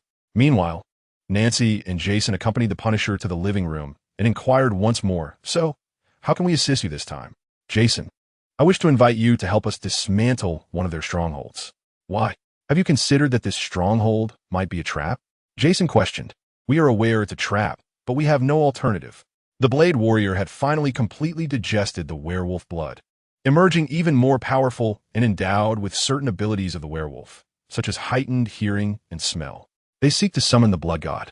Although we do not understand who the blood god is, the mere mention of his name instills a sense of reverence within me. "What did you say? The blood god?" Nancy and Jason exclaimed in unison. "Indeed, the blood god. Do you know him?" The two did not respond, but instead turned their gaze towards Ant, who was in the kitchen washing dishes. "Ant, we need to ask you something. Could you come here for a moment? I'll be there as soon as I finish washing. It won't take long." 5 minutes later, Ant approached them, drying his hands on his clothing, and asked, "What is the matter? Do you know anything about the blood god? And what about the blood ancestor?" Jason directly inquired. The blood god and the blood ancestor refer to the same entity, merely differing in nomenclature, Ant explained. "But wasn't the blood ancestor exiled? How could he be summoned back?" "You must understand, he was exiled, not killed. There are indeed ways to summon him back. However, this requires the blood of 12 pure vampires and the blood of a half-human, half-vampire, which is your blood," Ant clarified. "So, it is indeed a trap. Specifically one aimed at me?" The Blade Warrior murmured. "Regardless of whether it's a trap, I must go," the Punisher asserted. For the true culprit behind his family's demise resided within that stronghold, and he was determined to confront him personally. "Frank, thank you for your son's enlightening information. This is my own affair, and I shall handle it myself," the Punisher stated calmly. "I feel the same way, now that we are aware of their plans. We will manage the remaining matters ourselves," the Blade Warrior concurred. "I shall inform the director of this matter. As for his subsequent actions, that remains to be seen." "Thank you." Soon after, the two departed. Watching their retreating figures, Ant asked, "Mom, Dad, are you truly not going to assist?" "Why would we? I'm not familiar with them. If anyone should go, it should be your father," Nancy replied with a hint of irritation. "But if the blood god emerges, he will undoubtedly seek to dominate the vampires and seize control of the earth. Will you not intervene?" "What a ridiculous notion. If the earth is to be conquered, let be. The sky may fall, but there are those taller to bear the weight. I have no desire to take such risks," Nancy stated, ruffling Ant's hair. Since the incident at Yellowstone National Park, Nancy's demeanor seemed to have shifted. She no longer engaged in perilous matters and even began to approach her own responsibilities with trepidation. Jason understood the underlying reasons, but felt it inappropriate to insist that his wife consult a psychologist. Thus, he chose to let matters unfold naturally. As the next day arrived, Ant resumed his regular routine, attending school and completing his daily tasks. However, the rewards for these tasks became increasingly lackluster, culminating in some that offered nothing at all, leaving Ant utterly bewildered. On several occasions, he confronted the system, but it vanished without a trace, forcing him to endure the situation. Fortunately, the Mid-Autumn Festival was approaching, and Ant noticed symbols of the moon rabbit, mooncakes, and dragon boats appearing in his task module. He eagerly anticipated the festival's arrival. Though unaware of the tasks that lay ahead, he believed the rewards would be bountiful. Hey, Ant, are you all right?" Peter waved his hand in front of Ant's face, snapping him from his reverie. "What's the matter?" "School's out. By the way, I heard Uncle Norman has invited us to his home. Shall we go? Could it be that the demon's corpse has been studied?" Ant's eyes brightened with curiosity. "I'm not sure. I asked Harry, but he remains tight-lipped, always acting mysteriously. Come on, Ned, you should cut back. Look how much you've gained. Ant chided Ned, who was indulging in a sweet cone in one hand and a hamburger in the other, his mouth never pausing. I have but this one indulgence left. You can't take that away from me, Ned replied, sporting a sheepish smile. Fine, do as you wish. I'll see if Uncle Norman can develop a special weight loss potion for you, Ant quipped. Ned chuckled, but refrained from further conversation, recognizing that Ant's comments stemmed from concern for his well-being.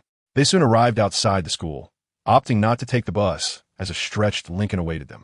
The four youngsters climbed aboard and, shortly thereafter, arrived at the Osborne group. Under Harry's guidance, they were greeted by Norman. Uncle Norman, you've come. Please have a seat. Norman displayed a benevolent smile. His demeanor markedly transformed. The curse that had long burdened him had vanished, and his aura was no longer shrouded in gloom. Uncle Norman, have you summoned us regarding the half-demon you have thoroughly studied? Ant inquired, his curiosity piqued. It cannot be so swift. After all, we are dealing with a demon. However, it is not entirely without merit. At the very least, we have this. With the pride of a child showcasing a prize toy, Norman produced a vial of liquid that shimmered with a crimson hue. The others instinctively leaned forward, drawn to its allure. What is this? Ant asked, his curiosity unabated. Just as Norman was about to elucidate, a sudden knock resounded at the door. Come in. Did I not expressly state that we should not be disturbed? Norman frowned as he addressed the newcomer. Apologies, Mr. Osborne, but an agent named Coulson is here to see you, the secretary replied cautiously. Coulson? Phil Coulson? Ant queried, intrigued. Yes, do you know him, Mr. Ant? He is a colleague of my father's. Please let him in. Ant nodded. Coulson entered, yet he too was momentarily taken aback upon seeing Ant and Peter. Hello, Uncle Coulson. Ant, Peter, what are you two doing here? That is what I should be asking you, Agent Coulson. May I inquire as to the purpose of your visit? Norman asked. Coulson retrieved a device and scanned the room, confirming the absence of listening devices before responding, Mr. Osborne, we are here concerning the half-demon corpse. Upon hearing this, Norman's expression shifted, his demeanor sharpening. How did you know? Do not be alarmed, Mr. Osborne. I have yet to properly introduce myself. I am Agent Phil Coulson from the Strategic Homeland Intervention, Enforcement, and Logistics Division, commonly known as S.H.I.E.L.D. Our mandate is to address all supernatural occurrences. We were alerted to your possession of a demon corpse due to the detection of significant demonic energy emanating from your residence. I'm afraid we cannot hand over the corpse. Please leave. Mr. Osborne, I must advise you that demons are not as straightforward as you might believe. With that, Coulson departed, while Norman's gaze remained fixed on his retreating figure. Uncle Norman, stop staring. You are a capitalist, after all. If you do not wish to relinquish it, they cannot simply seize it, can they? Now, do enlighten us about this. Ant exclaimed, bringing Norman back to the present. This is a serum created from demon blood combined with your own, designed to enhance human capabilities. However, it appears to be selective. Harry has been tested and is eligible, but you two have yet to be assessed. Would you care to try? Norman inquired. I shall pass. Ant replied that the bloodline of the Qilin within him forbade the intrusion of any peculiar substances into his body. Thus he graciously declined.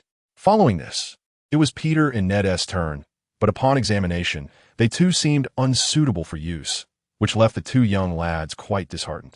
Observing their dismay, Harry suggested a stroll around the Osborne group.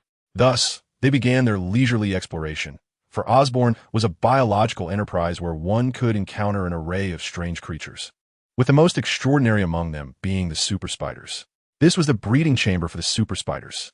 It was rumored that my father was planning to produce them in large quantities. Why, you might wonder. Because the silk produced by super spiders boasted exceptional tensile strength, reportedly surpassing that of steel cables, while also being lightweight. As Harry spoke enthusiastically, a rogue super spider unexpectedly appeared above Peter, gently descending until it reached the nape of his neck. Ant noticed, but chose to remain silent. However, once the super spider bit Peter, Ant swiftly intervened, launching the creature away. What happened? Harry turned to inquire. It's nothing, Peter replied, shaking his head. As the day waned, Harry decided it was time to send them home. Due to Aunt May's night shift, Peter had to ask Ant for assistance. Yet since his return, Peter's mental state had been quite peculiar. After dinner, he retreated to his room. Ant observed his departing silhouette, a faint smile gracing his lips. After tonight, Spider-Man would emerge. It seemed the wings of my butterfly were flapping far too vigorously. Peter was barely 10 years old, yet he was destined to become Spider-Man. However, the path to becoming Spider-Man was fraught with challenges. Peter found himself engulfed in turmoil, his body alternating between chills and fever. This was due to his genes undergoing a transformation, as the super spider genetic material was integrating with his own, leading to his current state. The following day, Peter awoke, recalling the previous night's experiences with trepidation. He then noticed his body felt sticky, and an imprint of a figure was visible on the sheets, evidence of the sweat he had shed. He hurriedly rose, only to discover that his physique seemed altered, imbued with newfound strength, and his previously slightly myopic vision had sharpened. Confused by this transformation, he reached for the bedside table, inadvertently smashing a large hole through it. Realizing the gravity of his condition, he closed his eyes, took a deep breath, and cautiously stood. He gingerly approached the bedside table, opened his phone, and exerted all his control to call Aunt Peter. "What's wrong?" Aunt inquired. "Aunt, I seem to be having some issues. Could you come and help me?" "Of course. But first, I need to help you take a leave." "Thank you, I appreciate it." Subsequently, Peter remained rooted to the spot, paralyzed with apprehension.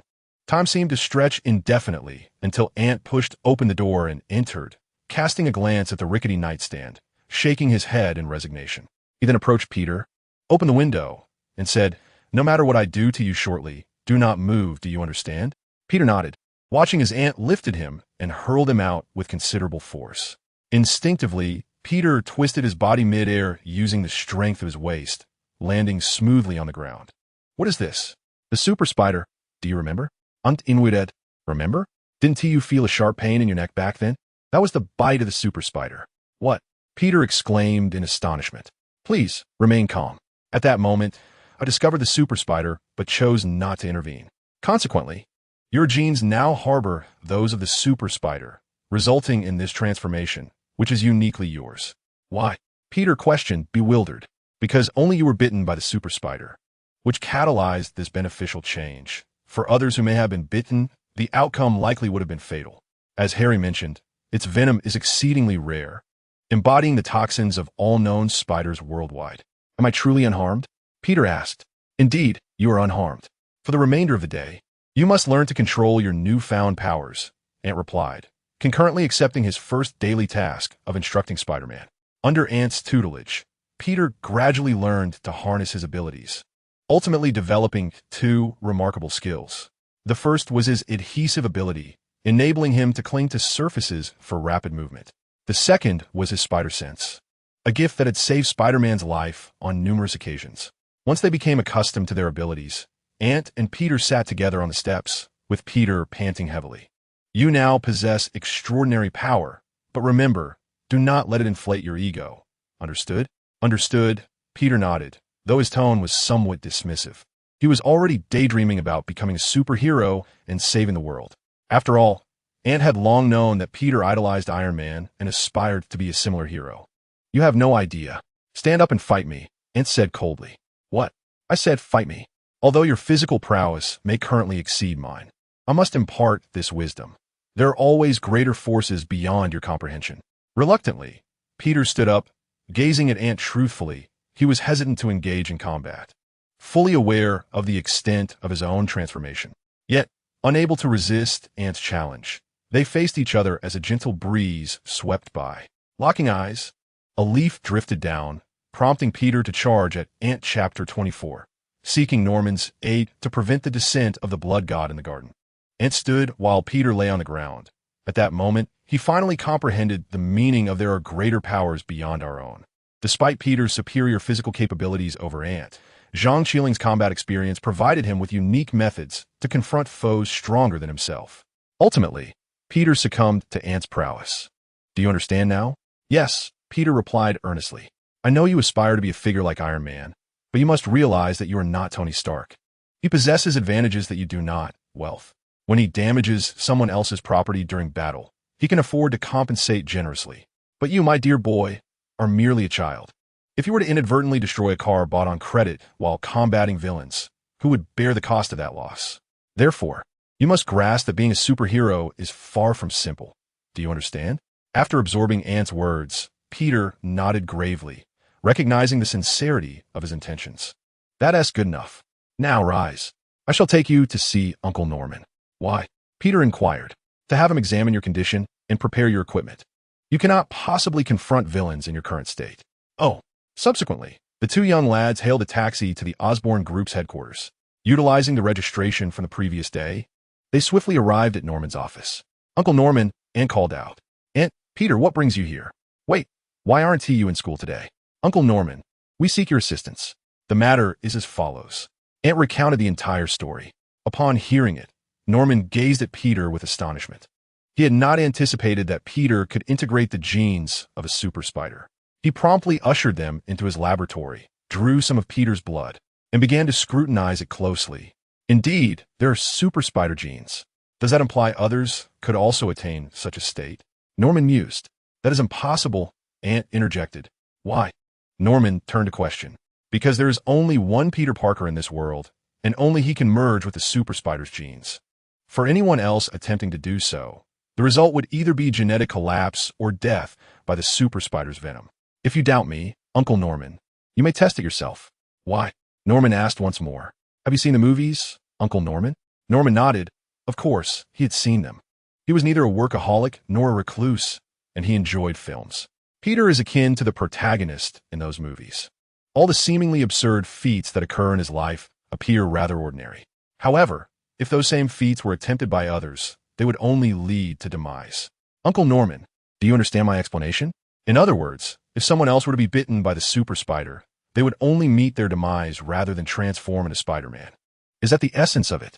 Indeed, Peter is a uniquely exceptional being, explained Aunt May. Am I truly such a unique existence? Peter inquired, gesturing towards himself. Aunt May remained silent, instead directing her gaze towards Norman.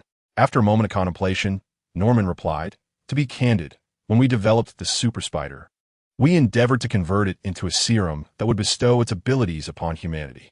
However, after thousands of experiments, none yielded success. Ultimately, with the endorsement of numerous eminent biologists, we concluded that the genes of the super spider cannot amalgamate with those of humans. So, Peter, do you now comprehend your extraordinary nature? Peter swallowed hard. By the way, Uncle Norman, can you determine whether Peter's current mutation is advantageous or detrimental? This will require some time, but as it stands, it appears to be beneficial. That's reassuring. Additionally, do you have any other tasks for me to assist with? Norman inquired. Aunt May exchanged a glance with Peter, both nodding in agreement. Aunt May then mentioned the web shooters and spider suit, to which Norman responded that these were no issue, advising Peter to design his own costume. However, Peter was at a loss for how to create a suit, and ultimately, Aunt May took the lead, resulting in the emergence of a classic Spider-Man costume from his previous life. All right, once I have everything ready, I will have Harry notify you. Thank you, Uncle Norman. Subsequently, the two youngsters hopped away, and as Norman observed their retreating figures, a smile inadvertently graced his lips. In a certain vampire stronghold, Blade and the Punisher launched a direct assault, only to discover that the blood god summoning ritual was not taking place there. They had been deceived. Tell me, where is Deacon? Blade demanded, pressing his katana against a vampire's throat. You wouldn't know where Lord Deacon is. The blood god shall descend. This world ultimately belongs to us vampires. The vampire shouted frantically, then dashed out of the room, only to be instantly vaporized by the sunlight. Frank, what shall we do next? Contact S.H.I.E.L.D. They surely will not remain idle. Just as they intended to depart, a woman suddenly appeared, clad in a form-fitting leather suit that concealed her exposed body entirely, her head adorned with a black helmet, even the visor having undergone special treatment. Blade, Punisher, we require your assistance. We request a ceasefire. She knelt on one knee, raising a scroll in her hand. Blade and the Punisher exchanged glances, and Blade extended his hand to receive the scroll. What does this signify? Deacon has slain numerous vampire elders and taken the remaining ones captive. Should he truly ascend to the status of blood god, he would undoubtedly dominate the entire vampire clan and declare war upon humanity. However, we harbor no desire for such a conflict, fully aware of humanity's terrifying capabilities. Thus, we implore you to intervene and thwart him. We can provide you with his location and the number of foes. Why should I trust you? I am an agent of S.H.I.E.L.D. and all information regarding vampires has been disseminated through me." The Punisher and Blade exchanged glances of mild surprise, yet they remained skeptical of her singular narrative. The Punisher contacted Fury, who corroborated the vampire's claims, thereby granting their cooperation. Upon learning Dyken's whereabouts, they promptly set forth, while Natasha, Clint, and Jason also embarked on their journey. Meanwhile, Nancy, upon discovering that Jason was heading to the vampire stronghold, felt a surge of concern for his safety and chose to accompany him. Ant, upon hearing this, expressed his desire to assist as well, and Peter echoed the sentiment. Initially, Nancy was reluctant, but after Peter showcased his abilities, she consented to bring them along. Soon, the group convened outside the vampire stronghold, where Jason was taken aback by Nancy's presence, fully aware of her psychological struggles. "Wife, what brings you here? Why shouldn't I come? Do you truly believe I am oblivious to my own mental health issues? I have consulted a therapist. Forgive me for causing you worry," Nancy replied, embracing Jason. "You coming is understandable, but why bring along these two youngsters?" The Punisher inquired, puzzled. "Their strength may surpass yours. Do not underestimate them," Nancy replied. "Enough. This is not the time for squabbles. Since you've come, heed the command," Natasha interjected. With that, the group fell silent and scrutinized the ancient castle ahead. The site Dyken had prepared for summoning the blood god. "When do we commence our operation?" The Punisher asked, his impatience palpable as he longed to confront his nemesis. "Nightfall is essential," the female vampire explained. "The castle has been specially modified. It will only open once darkness descends. Otherwise, entry is impossible, even to a nuclear blast." The group resigned themselves to waiting, grateful that nightfall was imminent. Seizing the moment, the Punisher shared a photograph of his adversary with the others, stating, "If you encounter this vampire, spare him. I wish to exact my vengeance personally." In the image, the vampire appeared rather effeminate, and the group committed his likeness to memory, assuring they would leave him for the Punisher to confront. As night fell, under the guidance of the female vampire, they cautiously approached the castle and ultimately succeeded in gaining entry. Chapter 25. The trap. Here lies the stronghold of Deacon, the newly appointed elder vampire. Unlike his fellow elders, he was admitted to the council due to his vast legion of vampires, formidable power, and ruthless nature. As the female vampire stealthily led the group deeper into the fortress, she lowered her voice to provide an introduction. Suddenly, Jason, positioned at the forefront, raised his hand, prompting the entire party to halt, pressing themselves against the walls. They observed a pair of vampires pass by them. "I seem to detect the scent of humans," one of them exclaimed. "Silence, young one. This is Lord Deacon's ancient castle. How could there possibly be the scent of humans?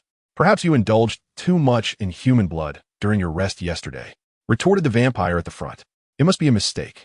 Let us continue our patrol, Captain." Once the vampires had moved on, the group pressed forward, soon arriving at the chamber where the elder vampires were imprisoned. There, 12 elder vampires lay confined within pure silver coffins, the outer layer crafted from silver, while the inner layer consisted of wooden coffins adorned with enigmatic symbols. "Can you assist me in freeing them?" the female vampire inquired. "Absolutely not. Now is not the time," Natasha rejected firmly, for they still needed to use the elders as bait to lure the outside vampires into their trap, subsequently defeating them one by one. The female vampire appeared deeply conflicted. After all, only these 12 elders remained. Any further losses could thrust their kind into chaos, potentially igniting a war between humans and vampires.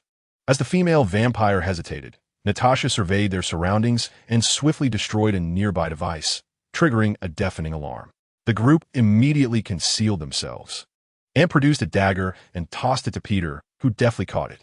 Peter had indeed trained in the art of dagger wielding, having been captivated by Ant's earlier demonstrations. Although he had diligently practiced, he could not match Ant's skill. However, with the transformation of his genes, his control over the dagger had become equally proficient. Ant glanced at Peter, who nodded in acknowledgement. With remarkable agility, he climbed to the ceiling, poised to strike, dagger in hand, ready to leap into action at a moment's notice. A throng of vampires burst into the room, scanning their surroundings, but finding nothing amiss, save for the broken device Natasha had damaged. "Who did this? Someone has infiltrated our domain. Find them," the lead vampire bellowed. In an instant, the vampires dispersed, searching for the unseen intruders. As the leading vampire was about to depart, Peter leapt down, positioning himself directly in front of the creature, denying it a moment to regain its composure.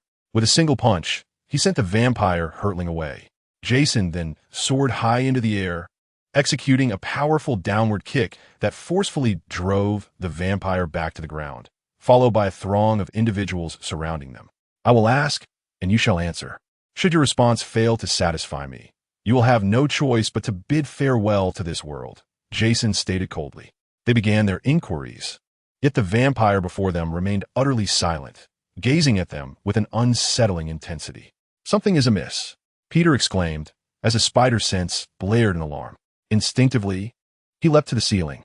Observing this, Ant immediately sprang into action, sending everyone flying. In the next heartbeat, the vampire detonated in a self-destructive explosion, and the 12 coffins in the vicinity were violently pushed open, revealing 12 immensely powerful vampires emerging amidst a cloud of white steam. While the leading female vampire exited the room, at this moment, they comprehended, albeit belatedly, that the female vampire was indeed an ally of Deacon. They sought to pursue her, but were ensnared by the 12 vampires, leaving them no choice but to find a way to first vanquish these formidable foes. It appeared that the vampires had undergone some form of enhancement, displaying extraordinary resilience, their attire rendering them impervious to gunfire and melee weapons, thus creating an immediate impasse for the group.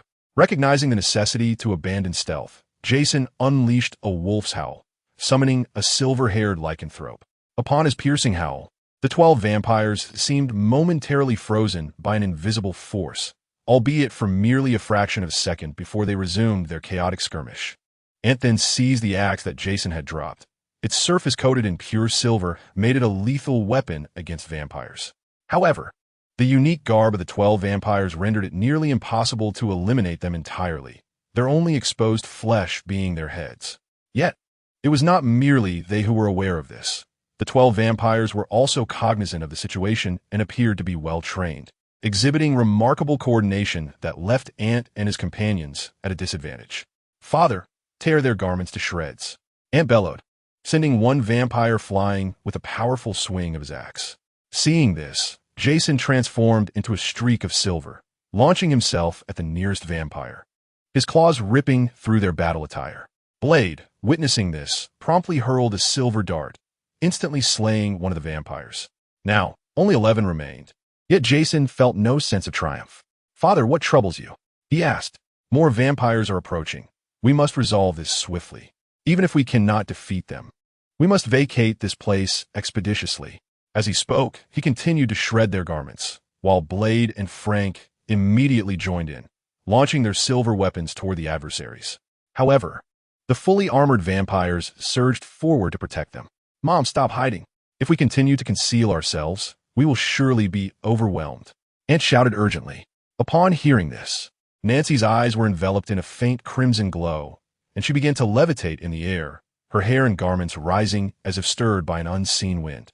She then extended her hand, and the vampires present felt an invisible pressure descending upon them. But that was not all. Nancy clenched her outstretched hand suddenly, and an immense force surged from all directions, leaving the 11 vampires with no means of retreat, rendering them immobile. Fall back, Ant shouted, and the group immediately retreated. In the next moment, the 11 vampires were crushed into a pulpy mass by the overwhelming pressure. Moreover, with a casual wave of her hand, Nancy sent this mass hurtling towards the advancing vampires, resulting in the demise of several. What should we do next? Let us retreat for now, Natasha suggested. Jason took the lead, with the others providing cover from behind. It must be noted that Ant wielded his axe with remarkable skill, and it seemed quite exhilarating to slay these vampires with it. In fact, he became so engrossed that he inadvertently charged into the midst of the enemy. Had it not been for Nancy's intervention, pulling Ant back, he would have likely been ensnared by the vampire horde. Unbeknownst to Ant, the vampires he had slain transformed into a surge of energy that entered his body, while simultaneously the progress of the mysterious legacy he bore began to incrementally increase, now reaching 0.5%. Ultimately, they cut through the entire castle. Once they reached a secure location, the group immediately discarded several grenades to thwart the vampire's assault, and then they made their way to the designated parking area for the Quinjet. However, it was nowhere to be found. We must alert the director immediately. She has betrayed us, and we must report this. Is there a signal? Yes, though faint, it should suffice, Natasha replied, glancing at her phone. She then relayed the news of the female vampire's treachery to Fury, who promptly activated the emergency protocol. It is worth noting that the upper echelons of the International Security Council were en route to sign a treaty with the vampires, aimed at establishing peaceful coexistence between humans and vampires. Yet, when Fury's call was met with a deadline, he realized the gravity of the situation and swiftly mobilized all resources of S.H.I.E.L.D. Ultimately, he pinpointed the location of the treaty signing, which astonishingly was not far from Natasha and the others. With no other options available, Fury contacted Natasha to inform her of the situation. After hearing the news, Natasha sighed in resignation. What is it? Jason inquired. Trouble has arisen. The permanent members of the Security Council are heading to an island 10 kilometers away to sign a non-aggression pact with the vampire leaders. However, all the vampire elders are currently under Deacon's control, and given Deacon's disposition towards humans, the consequences should be apparent to you. What does this mean? Are we expected to rescue them? Nancy asked, furrowing her brow. Indeed, should they encounter misfortune, coupled with the intervention of vampires from various locales, it is likely that the world would be thrust into a third world war. For both personal and public reasons, we must take action, Natasha elucidated. Upon hearing this, Nancy remained silent, casting her gaze towards Peter and Ant. It was not just her. Others also looked toward the two children. While they might escape unscathed, should anything happen to these two, they would undoubtedly bear the guilt for a lifetime. Ant, Peter, you must stay here. I will summon an agent from S.H.I.E.L.D. to escort you, Jason ultimately declared. No, we want to accompany you. Our strength is not to be underestimated. An additional ally can only bolster our efforts. They insisted. Absolutely not. You are still but children. Regardless of your prowess, you must not interfere, Clint interjected. After all, even they were uncertain of their own safety in this perilous endeavor. They could falter within, but the children could not be permitted to do so. Regardless of their protests, Ant and Peter were explicitly forbidden from involvement. Reluctantly, Ant acquiesced. Very well, we shall remain here. Stay put and avoid detection by the vampires. I have already informed S.H.I.E.L.D. They will send someone to collect you, Jason instructed before they departed, aware that time was of the essence. As they vanished from view, Ant and Peter exchanged glances, sharing a smile before promptly following after them. They were not the obedient children everyone presumed them to be. Chapter 26. A fractured facade after a prolonged and arduous journey. Jason, Nancy, Clint, Natasha, the Punisher, and Blade finally arrived at the shoreline. Gazing at the island approximately a kilometer away, teeming with figures upon a beach. What shall we do next? Nancy inquired. We jump into the sea from there and swim to the island, came a familiar voice, prompting everyone to turn and see Ant waving to them with Peter in tow. You too, Nancy hissed softly. Don't be upset, Mom. We're only concerned for your safety, Ant replied, affectionately tugging at Nancy's arm. Well, since we're here, we might as well follow orders, Jason conceded, realizing the danger of leaving the two youngsters behind. They approached the edge of the cliff, peering down at the 30-meter drop, reassured by the absence of vampires guarding the area. Peter, you jump first, Jason instructed. Peter nodded, glancing at the water below, noting that his spider sense remained dormant. He leaped into the air. You impudent child. Why did you let Peter jump first? Jason scolded. Ant, don't worry, Dad. Peter's abilities are more complex than you realize. I'll go next, Ant replied before following Peter into the depths below. The others soon followed suit, with the exception of Nancy, suspended above the surface of the water. Nancy struggled with her nascent flying abilities, managing only to hover. To assist others in flight, she would need considerable practice to master her powers. Soon after, they infiltrated the island and, utilizing the Punisher's expertise, ultimately discovered the signing location, an imposing fortress. However, what they beheld was merely a fragment of the fortress. The true site of the signing lay within the subterranean chambers beneath it. The entire island appeared as if hollowed out, concealing vast underground spaces that once served as a U.S. military base, now abandoned for reasons unknown. It was here that Deacon made his discovery, promptly acquiring the property and transforming it into one of his bases. After all, These vampires enjoyed extraordinarily long lifespans, spanning thousands, even tens of thousands of years, allowing them to amass considerable wealth. Deacon had gained control over the remaining 12 vampire elders, meaning nearly 70% of the vampire's wealth now rested in his hands, sufficient to purchase an entire nation. The question arose, how would they infiltrate? The group gazed at the formidable fortress, perplexed. At that moment, a plane carrying high-ranking officials from the permanent members of the Security Council touched down, bringing with it 5 representatives, accompanied by their bodyguards, each a paragon of martial prowess, armed with silver-plated weaponry. They were acutely aware that those not of our kind harbored different intentions. Yet for the sake of humanity's safety, they felt compelled to negotiate with the vampires, though this did not equate to genuine trust. "Follow me, I have a plan," Nancy suddenly declared. With no alternatives available, the group acquiesced, rising to heed her words.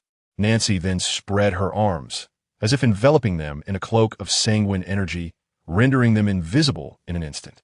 They swiftly approached the 5 high-ranking officials, and Jason whispered, "Do not make a sound. We are agents of S.H.I.E.L.D. This signing is a trap. Deacon has captured the 12 vampire elders, while the others have been slain. They intend to incite a war between humans and vampires." The 5 officials, seasoned in their roles, merely exchanged astonished glances before resuming their facade of nonchalance. They proceeded into the fortress, taking an elevator down to the underground chambers, where vampires were abundant in number, totaling in the thousands. "Esteemed guests, our elders have been awaiting your arrival.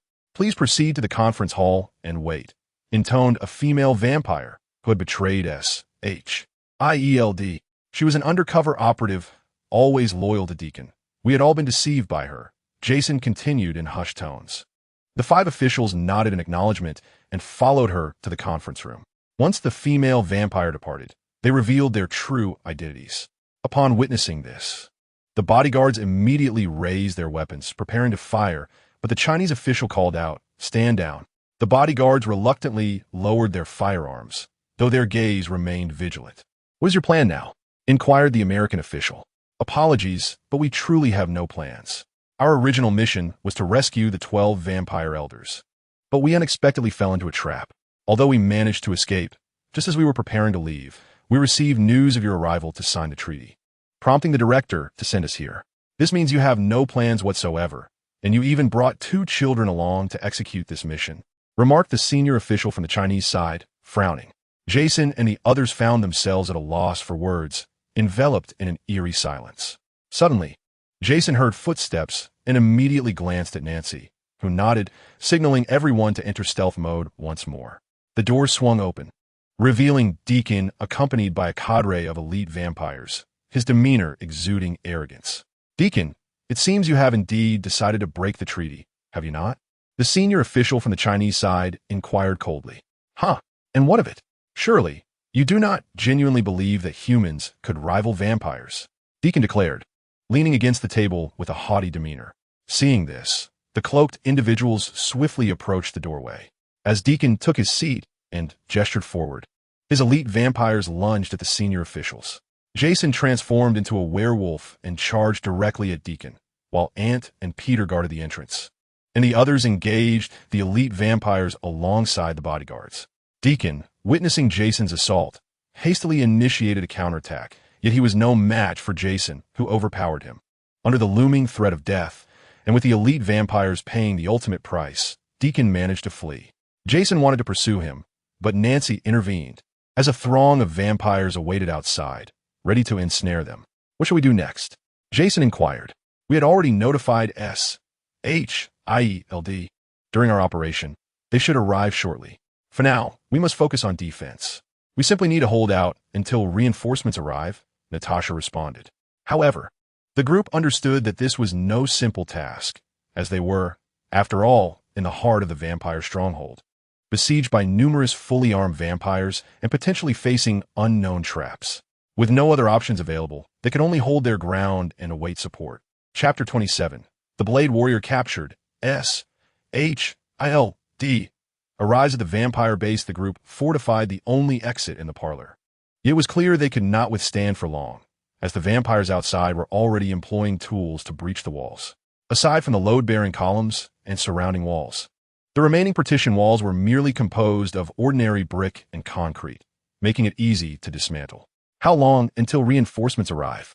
An official from the American side inquired. Uncertain. Our communications have been severed.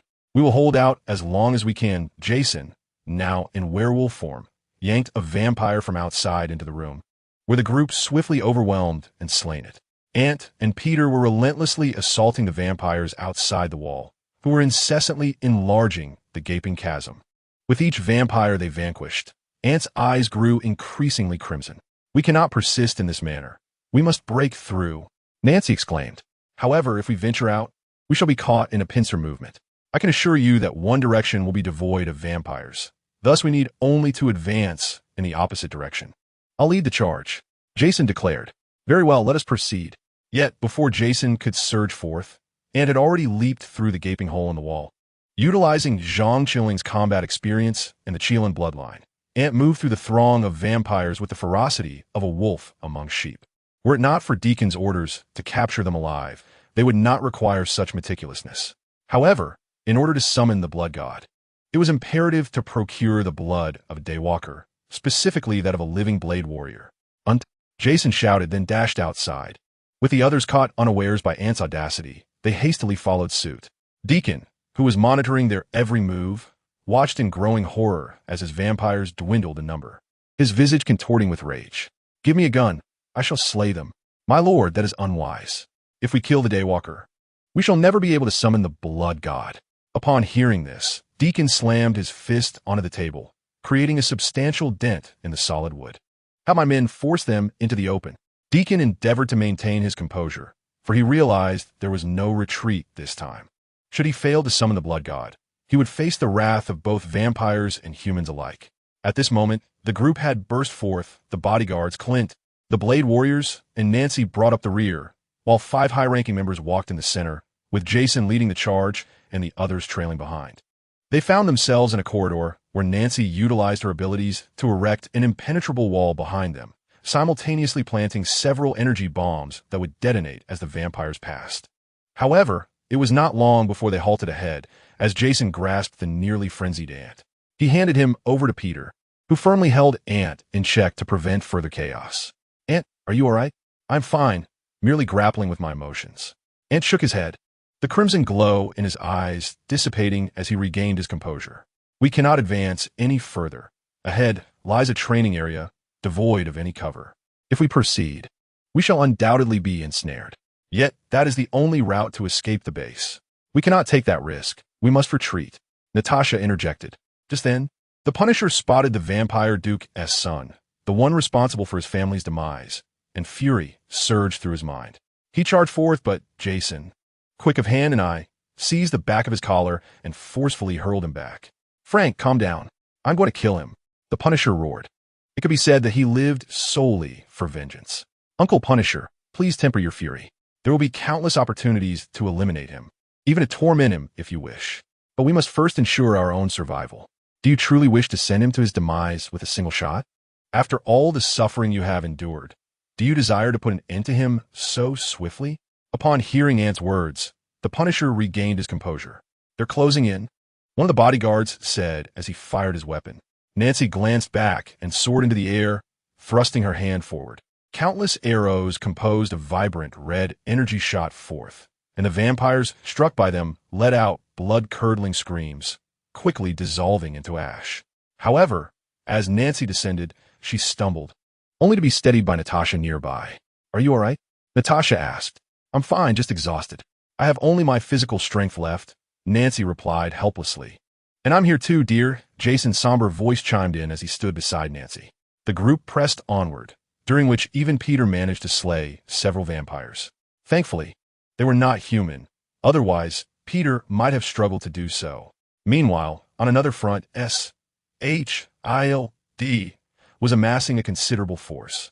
As Quinjet after Quinjet took to the skies, Fury's expression began to brighten. Have them accelerate. From this moment forth, the treaty between humans and vampires is void. All vampires are our enemies. Do you understand? Fury's voice resonated in the ears of every field agent, compelling them to grip their weapons tightly. The armaments they wielded were coated in silver, specifically designed for hunting vampires. As S.H.I.E.L.D. prepared for departure, Deacon received intelligence from within the organization. Learning of its large-scale offensive, he realized that time was of the essence. He needed to act swiftly. Have all vampires don the knight armor. They have but one command: capture Blade alive. Is that clear? But we do not have enough knight armor. One vampire protested. Use what you have. Do you not comprehend my words? Deacon glared at the insubordinate vampire, who quickly fell silent and began issuing orders. The knight armor was crafted from a unique material that was bulletproof and resistant to piercing, yet it offered no mitigation of kinetic energy.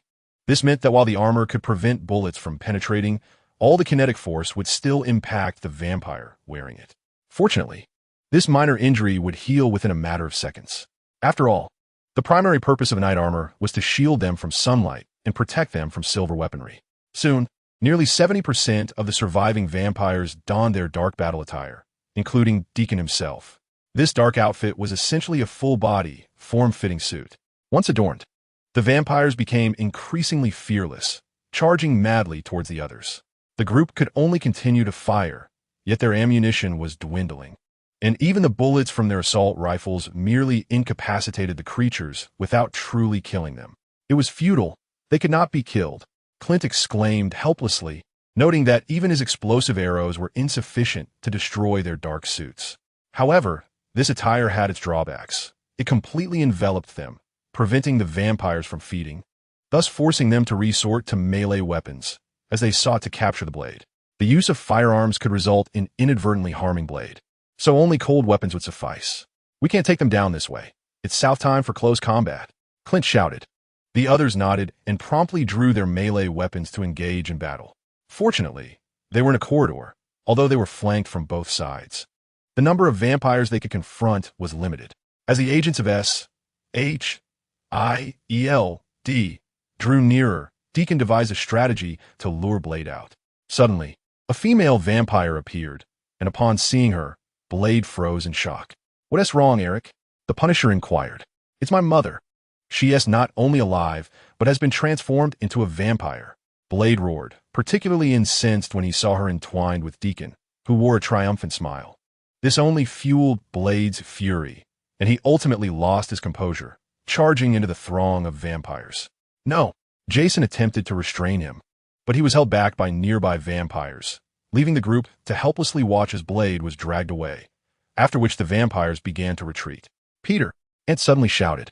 Peter instantly understood. He noticed a vampire approaching from above, leaping into the horde and delivering a powerful punch that sent the creature reeling. Ant then struck the vampire on the back of the head with an axe, rendering it immobile. "What is next?" someone asked. "What else can we do?" "We must alert S.H.I.E.L.D. to intercept them. We cannot allow the blood god to rise," Ant declared. They then departed from the underground base, finally exhaling in relief as the first rays of sunlight broke over the horizon. "By the way, Ant, who is this?" someone inquired. "Oh, just an enemy of the Punisher," Ant replied, sitting down.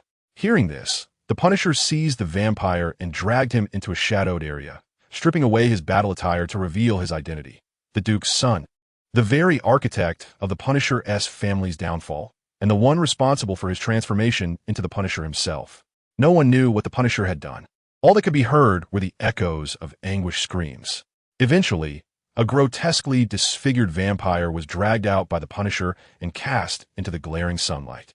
Listening to the cries that emanated from the creature, the Punisher tilted his head back, eyes closed, as if experiencing a moment of liberation beneath the sun's rays. At that moment, the agents of S.H.I.E.L.D. arrived, led by Coulson. He first ensured the departure of 5 high-ranking officials and their bodyguards before seeking to ascertain the situation. Upon learning of the potential arrival of the Blood God, Coulson promptly reported the matter and endeavored to locate Deacon's whereabouts to thwart the impending arrival.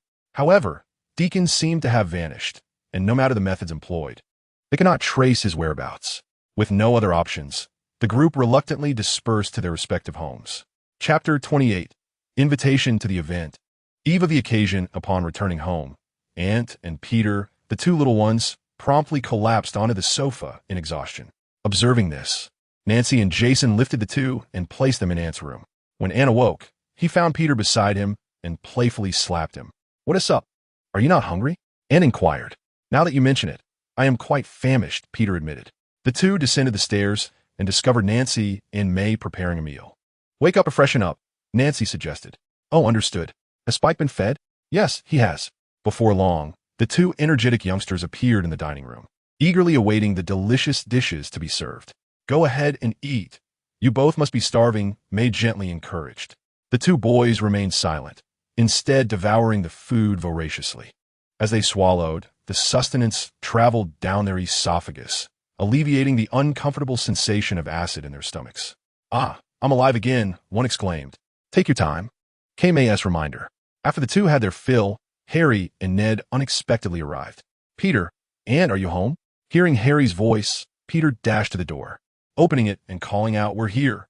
Soon, the four little ones were settled in the living room, and Nancy and May took the opportunity to bring out some snacks and fruit. "Harry, Ned, please help yourselves," they offered. "Thank you, Aunt May, Aunt Nancy." The boys politely replied, and Ned promptly began to nibble on the snacks. As they chatted, Ant glanced at his legacy and noticed that his progress had reached 10%, which puzzled him. Initially, he had believed that only acts of violence could augment his legacy's advancement, but it seemed that this was not the case. Yet, he could not quite discern the exact nature of what facilitated this progress. "Ant, are you there?" Coulson strode in with purpose. "Hello, Uncle Phil, what brings you here?" "Apart from the aforementioned requirements, are there any other limitations for summoning the blood god, such as temporal constraints?" "Indeed, summoning the blood god necessitates the convergence of favorable circumstances, and he has now gathered all the prerequisite conditions for the summoning. Only time remains, specifically 30 days and 8 hours, which is deemed optimal." "Thank you, little one." With the time constraint established, he promptly informed Fury, who immediately mobilized personnel to locate Deacon's whereabouts. Not only they, but also the 5 great nations were in pursuit of Deacon's location. Given that humanity has severed ties with the vampires, they no longer need to endure their presence. As vampire strongholds were uprooted across various regions, vampires found themselves once again in an era reminiscent of the Middle Ages, where they were universally reviled. The vampires, left with no recourse, sought a means to negotiate peace, but the sole condition for humans was the surrender of Deacon, whom the vampires were currently unable to locate. Presently, Deacon was being hunted by 3 factions: the vampires, the great nations, and S.H.I.E.L.D. Thus, Deacon refrained from taking any rash actions and chose to conceal himself, awaiting the opportune moment. Once he summons the blood god, everything will change. However, during this month of waiting, Annie received an invitation for a Dragon Boat Festival event quest from a system, and he was permitted to invite 6 individuals as his teammates. Without a moment's hesitation, Andy sent invitations to Nancy, Jason, Peter, Harry, Punisher, and Coulson. Soon, each of them was presented with a floating invitation, radiating a gentle green light.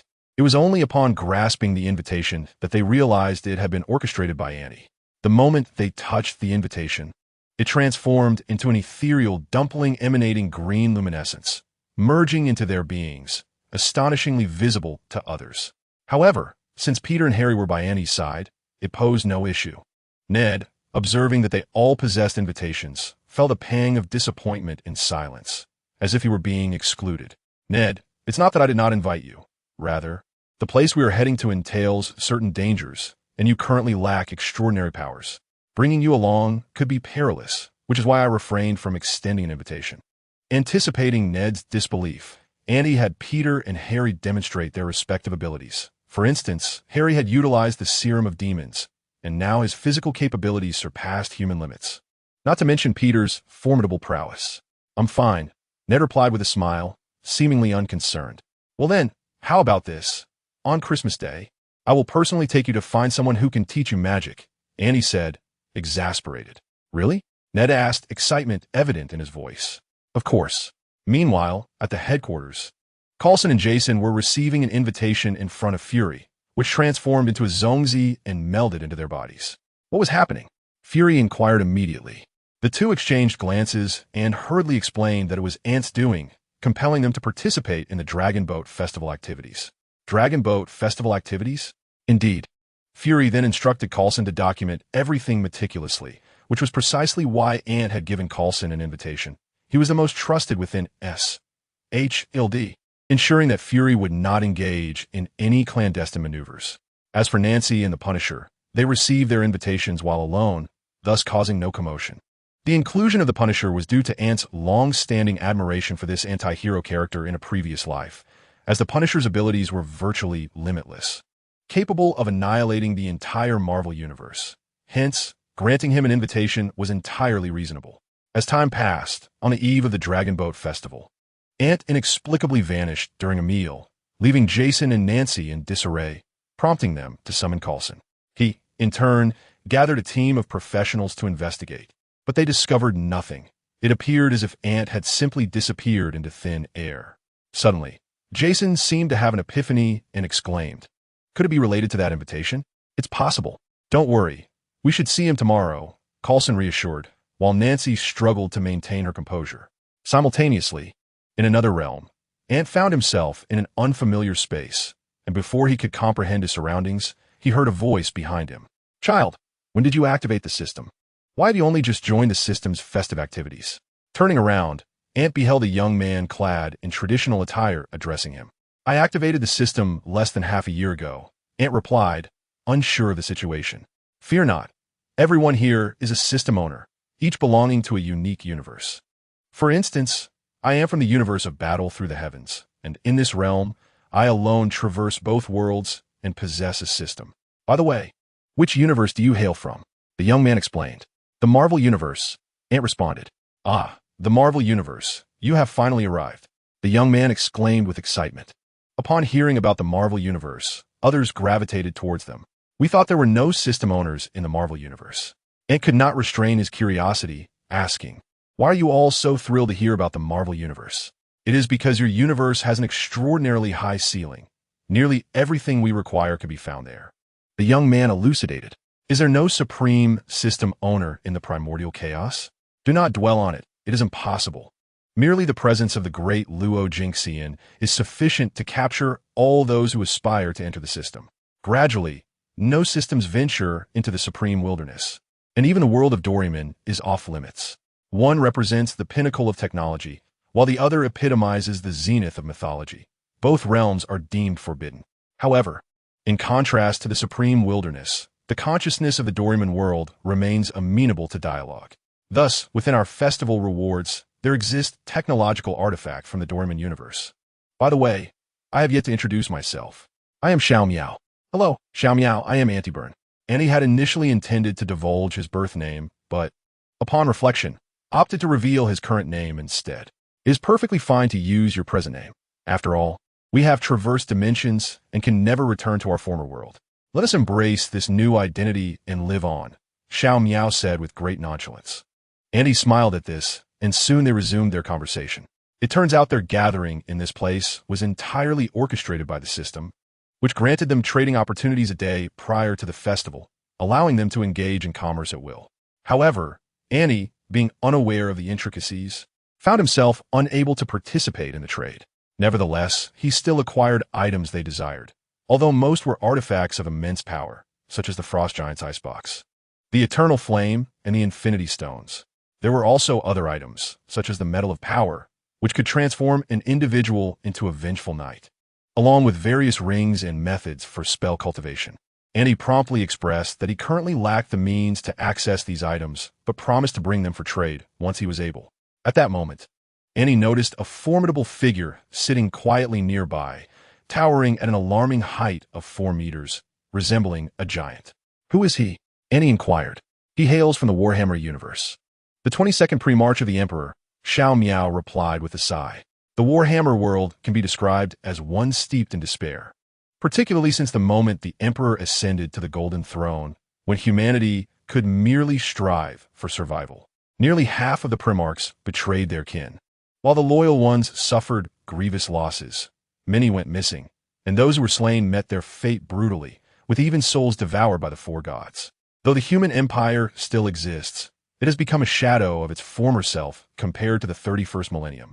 He is already a pre-march, yet Despite his ability to foresee the future, why does he remain in such a state? Ant amused. I am uncertain. He rarely speaks, and we have attempted to engage him in trade, but the items he has to offer are exceedingly limited, and the goods he seeks are, of course, beyond our reach. Save for a select few from the technological realms. What does he require? And he could not quell his curiosity. Currently, he has several pressing needs. First, he seeks assistance in perfecting the webway project for the Emperor. Next, he aims to resolve the mutations affecting his brother's progeny, such as the flesh aberrations of the Thousand Sons, the bloodlust of the sanguineous angels, and the Black Rage, among others. Furthermore, he desires to remove Angren's butcher S.H.I.E.L.D and to devise a way for the Emperor to complete the Great Crusade and thwart the Horus heresy, Xiao Miao explained. Has he traversed such an early temporal juncture? Indeed, it appears that fortune favors him, and it is fortunate that he is the offspring of the Emperor. Otherwise, he would likely have attracted the attention of the four gods immediately upon his arrival. In this world of Warhammer, loyalty is spoken of, yet when questioned, none depart. Everything is distinct and separate. At this juncture, Xiao Miao could not help but chuckle. By the way, when does the event commence? It has already begun. Additionally, I must inform you that after the event starts, everyone will be allocated to different realms, and your task is to strive for high scores within these realms. The higher your rank, the better your rewards. Moreover, for every certain number of points you accrue, you will receive a mysterious gift pack. And there are several activities in store. Thank you, Brother Xiao. Oh, there is no need for such formality. We are all merely striving to survive in our respective worlds. They continued their conversation, and, as a bell tolled, Auntie glanced around, noticing that the once bustling space had now fallen into silence, leaving him utterly alone. This sudden change left him feeling quite uncomfortable, yet he refrained from voicing his discontent. Suddenly, 6 figures appeared beside him. Father, Mother, Uncle F.A., Uncle Phil, Peter, Harry. You have finally arrived. Auntie, are you all right? I am fine. The first activity is dragon boat racing, and those who secure a place in the top 10 will receive a mysterious grand gift. Suddenly, a booming voice resonated from above, and before Auntie and the others could react, they found themselves on a dragon boat, each wielding a paddle. Everyone prepare yourselves. The higher our rank, the more splendid the rewards. Annie shouted, and the others snapped back to reality. However, they had no experience in paddling a dragon boat, so when the green light illuminated, the boat moved, albeit spinning in circles. Annie had no choice but to guide them in paddling. Thus, they truly began their endeavor, and, as their coordination improved, the speed of the dragon boat increased. Pas fasti. There's a shark behind us. Coulson suddenly shouted. The group instinctively turned to look, only to behold an enormous great white shark pursuing them, its size truly astonishing. The rewards activity has commenced. Collect Zongzi. The more Zongzi you gather, the more bountiful the rewards. As the voice concluded, the group observed a multitude of Zongzi appearing on the water surface, with each person having a basket beside them. Upon seeing this, they began to grab the Zongzi and toss them into their baskets as they passed. However, as they reached for the Zongzi, their speed diminished, and the great white shark swiftly closed in. This shark was an astonishing 50 meters long, capable of swallowing their entire dragon boat whole. It was precisely for this reason that they paddled with all their might. This won't do. Peter, Harry, Father, and I will handle the paddling, while Uncle F.A., Mother, and Uncle Phil, you are responsible for collecting the Zongzi. Understood. In perfect harmony, they managed to maintain a safe distance from the great white shark while simultaneously collecting a substantial number of Zongzi. Just as the finish line loomed before them, a gaping abyss suddenly appeared, presenting them with 2 paths to navigate through the narrow crevices on either side of the monstrous maw. Ant glanced briefly before decisively choosing to pass through the right gap. As the dragon head of their boat collided with the red ribbon, they triumphantly completed the endeavor. In a flash of white light, they returned to the surface, where a leaderboard materialized. However, only Ant was able to discern the rankings. While Nancy and the others could only glimpse Ant's position, the rest obscured in a haze. Shortly thereafter, a gift box materialized in each person's hands, prompting the group to gaze at Ant in bewilderment. Don't look at me. Hurry and open it. This is the reward. Und Edflimet. Upon opening his gift, a luminous orb integrated into Ant's being, enhancing his inheritance progress by 20%. Observing this, Ant promptly checked his system panel, confirming that his inheritance progress had indeed reached 30%. He could feel a significant boost in his strength and speed, though he remained oblivious to the subtle changes occurring in his left hand. One by one, the others opened their gift boxes. Jason and Nancy experienced an elevation in their bloodline purity, now fully embodying the essence of vampires and werewolves, a far cry from their previous half-breed status. Harry and Peter received combat experience, with Harry honing his melee skills, while Peter acquired the battle prowess of the original Spider-Man, minus the ability to shoot webs, yet still sufficiently equipped for combat.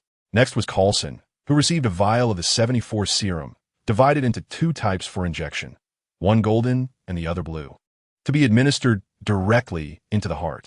This serum promised a remarkable enhancement in human reaction speed and strength, originating from the anime corpse brother, marking the protagonist by Xiao-Fei's first transformation.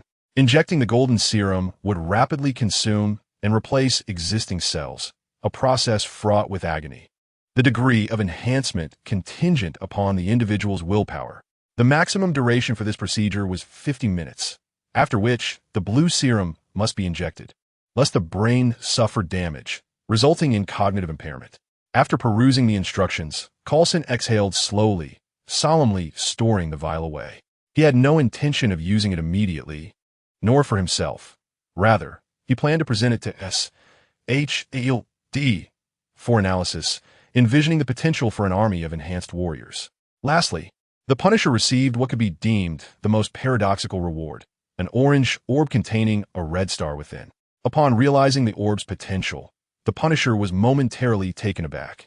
Turning to Ant, who also gasped in astonishment. The reward from Uncle Punishment is random. Before Auntie could finish speaking, the Punisher interjected. I am aware. I simply wish for you to summon me whenever such an event arises. All I desire are Dragon Balls. Of course, that is no issue, Uncle Punishment, Annie replied, patting his chest. Although this was Auntie's inaugural participation, he could not help but notice that his ranking was surprisingly commendable, landing him among the top 10. Furthermore, they successfully reached the finish line, earning a gift box as a reward. Additionally, regarding the quantity of rice dumplings, for every certain number collected, they would be entitled to a reward. These rewards had no upper limit, but the quantity of rice dumplings they gathered only allowed them to receive 5 gift boxes, with each person receiving 5. However, the items obtained from these boxes were not extraordinary. They consisted merely of mundane possessions such as gemstones and diamond necklaces. Yet, these items were sufficient to enhance their standard of living, as, apart from Harry, the others were merely leading a moderately comfortable life. Just when Nancy and the others thought the event had concluded, they were abruptly transported to another space and transformed into two-dimensional beings. The second activity commenced, collecting rice dumplings. With the rewards growing richer the more dumplings one gathered. Suddenly, baskets appeared in everyone's hands, and as time dwindled, countless rice dumplings appeared above their heads, some large, some small, some golden, some silver, but predominantly green. Alongside the dumplings, there were also bombs. Should they inadvertently touch a bomb, the dumplings they had collected would vanish. Thus, even if they collected fewer dumplings, they had to avoid the bombs. There were various colors of bombs, compelling them to remain utterly focused, lest they become dizzy from the chaos. If not for Peter's timely reminder, they likely would have ended up collecting bombs. Once this game concluded, Nancy could not help but exclaim, the sensation of reverting to an ordinary person is truly unpleasant. It's all right. We just didn't make it in the top 10. Auntie remarked while glancing at the leaderboard. Due to Coulson and Auntie accidentally collecting bombs, their dumpling count had significantly decreased, but it was of little consequence. They opened their gift boxes once more, only to discover that this time the rewards were even less impressive, consisting solely of cash prizes. It seems one must ascend the leaderboard to procure worthwhile items, Peter reflected. Indeed, but that is exceedingly challenging. While these collection rewards may not be abysmal, they at least contribute to a higher quality of life. There remains one final activity. Let's all exert ourselves, Annie encouraged. The group nodded in agreement, at which point the voice echoed once more. The final activity is to wrap rice dumplings, with rankings determined by the size of the dumplings prepared.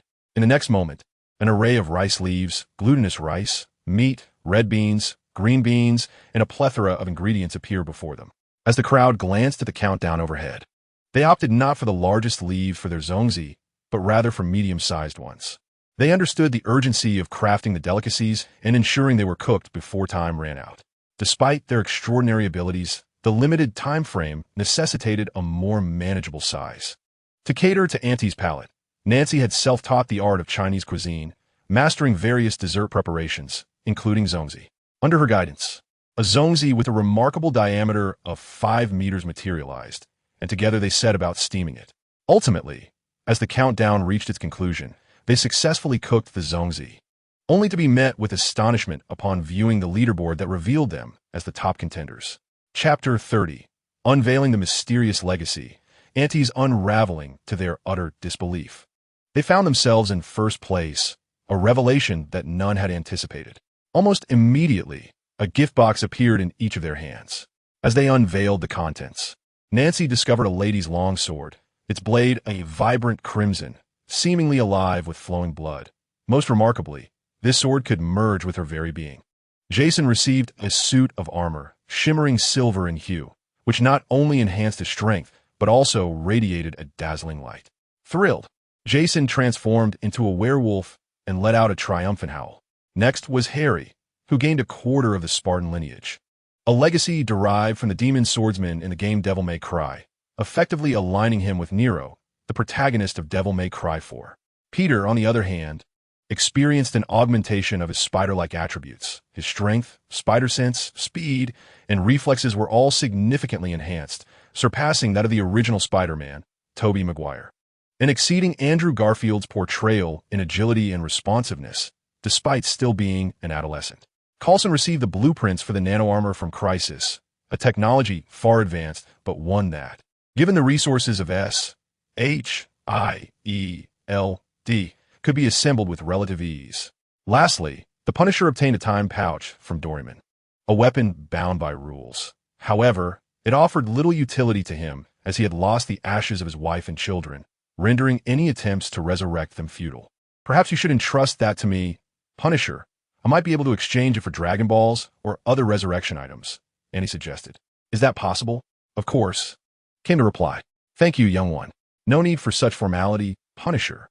As the Punisher handed the time pouch to Annie, they exited the activity space, only to find various system bearers surrounding Annie. Impressive, Auntie. To achieve first place on your very first participation, S.H.I.E.L.D remarked, giving him a reassuring pat on the shoulder. How are you? However, why is it that all of you left the last event unfinished? Isn't it a rather straightforward matter? Ant asked, perplexed. You should be aware that festival activities are actually fixed, especially for those who activated the system early on. They are well acquainted with the games of each event.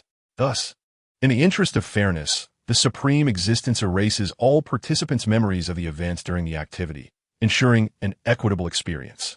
This leads to a dilemma. In their pursuit of first place, they inevitably opt for the largest rice dumpling, only to find it remains uncooked. But enough of that. What rewards did you receive? Well, a 70% progress in inheritance, a customized weapon voucher, and finally, a shackle, Ant replied. Indeed, these were Ant's rewards. With this 70% increase in inheritance progression, his mysterious legacy could finally be unlocked. However, he chose not to do so here, as he had not been present for long. At this moment, the priority was to select a trade. That's rather disappointing. It seems you are participating in an event for the first time. The next event should yield different results. What about the helpers you brought? Xiao Miao inquired. They rewarded useful items, which they have already utilized.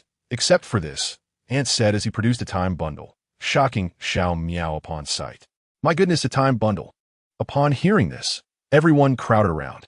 If one were to liken it to luck in a card-drawing game, Ant had just begun playing and had drawn something exceptionally rare. Impressive. What are you looking to trade? A man dressed in modern attire asked. I wish to exchange it for Dragon Balls or other resurrection items, Ant declared loudly. Upon hearing this, the crowd collectively sighed. Resurrection items and Dragon Balls were indeed exceedingly rare. Consequently, they dispersed, recognizing Ant's clear objective, and began trading among themselves. Just as Ant felt a pang of disappointment, a tall figure appeared before him. Greetings, I am Symes. I possess 3 Dragon Balls, the 2-star, 3-star, and 4-star Dragon Balls. I am willing to trade these 3 Dragon Balls along with an original forged Interstellar Warrior inheritance card for your time bundle. Agreed, but I hope that in the future, should you acquire more Dragon Balls, you will choose to trade with me again. Can you do that? Anyue. Absolutely. Upon receiving the time bundle, Simon's expression turned ecstatic, and he promptly handed over the 3 Dragon Balls and a card to Ant before vanishing completely. I should be going as well. See you next time, Xiao. Ant called out to Xiao Miao. All right, farewell. And remember, stay alive. Xiao Miao waved back at Ant. Subsequently, Ant returned to the Marvel Universe. Dad, Mom, I'm heading back to my room, he announced. All right, go ahead. I'm off to S.H.I.E.L.D. to experiment with my new powers, came the reply. Jason spoke, and Nancy leaned in, eager to test her new weapon. The couple then followed Coulson aboard the Quinjet as they departed. Back in the room, Ant took a deep breath before activating his mysterious legacy through sheer will. In that moment, his consciousness was transported to a crimson dimensional space, where a colossal, ghostly figure loomed at the center. The specter wielded a knife in one hand and an axe in the other. Recognizing the familiar silhouette, Ant instinctively exclaimed, Destruction blade sous le gazon.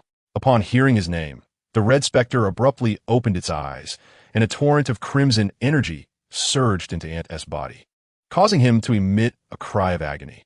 The sound startled Peter and Aunt May, who were at home, while Happy happened to be visiting. Alarmed by the scream, Happy was taken aback, and Peter, propelled by urgency, leapt through the window to reach Ant's house, swiftly climbing inside. Witnessing the horrifying scene, Happy gaped, pointing at Peter and casting a bewildered glance at Aunt May, who had no time to explain and hurried over. By the time Happy regained his composure, he too rushed to the scene. He arrived just in time to witness an astonishing sight. A child hovered in mid-air, blood-like energy continuously merging with his being, while his left hand appeared to be undergoing some grotesque transformation. The trio could even hear a crackling sound emanating from his arm. Don't come near. Peter's voice broke through, and Ant, regaining a semblance of clarity amidst the pain, shouted back.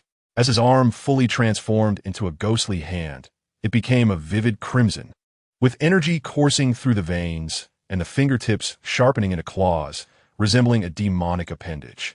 At that moment, a golden Kirin phantom materialized, trampling through the air before charging into the ghostly hand, merging the two entities and intensifying Ant's suffering.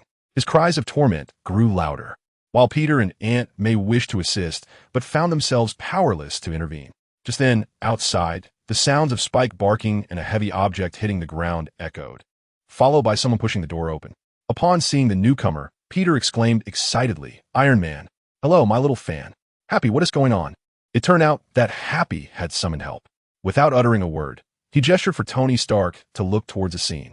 Tony, upon turning, spotted Ant suspended in the air and immediately began scanning him, discovering 2 horrific energies clashing within the boy. If this continued, Ant's body might not withstand the overwhelming forces and could potentially explode. Yet even Tony found it impossible to resolve the conflict between the 2 energies in a short span of time. So, boss, can you handle this? This cannot be. There is simply not enough time, Tony said, his brow furrowed in concern. Ant. Upon hearing this, Peter rushed towards Ant, but as soon as his hand made contact, a formidable force propelled him backward, yet he found himself standing upright on the ceiling. At that moment, Ant's body underwent another transformation. A red energy coalesced into a spectral shadow that manipulated Ant's form. With his right hand raised, Ant summoned the black gold ancient blade concealed within the system's space. And as his spectral hand brushed against the blade's surface, it appeared to be enchanted, the red energy adhering to it. Aunt May, please inform Aunt Nancy and Uncle Jason, Peter exclaimed as he leaped in front of Aunt May and Happy, forcefully pushing them outward. They were sent tumbling away by this tremendous force, fortunately being caught by Spike. Aunt May quickly retrieved her phone and dialed Nancy. While waiting for the call to connect, Ant had already engaged Tony and Peter in combat. In an instant, he appeared before Peter, whose spider sense blared a frantic warning. Instinctively, Peter sidestepped just as the black gold blade cleaved downward, splitting the ground in 2 with immense power.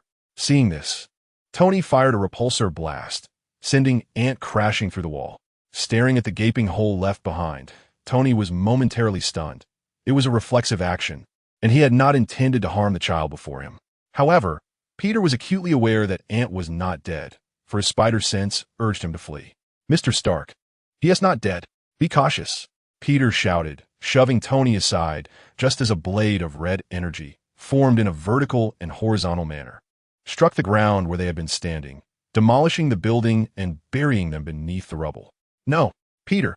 Aunt May cried out in terror at the scene before her. Yet in the next moment, Tony emerged from the debris, cradling Peter, both wide-eyed with fear as they gazed at the figure standing amidst the ruins, head drooping, wielding a weapon ill-suited for him. "Hey, May, what's going on?"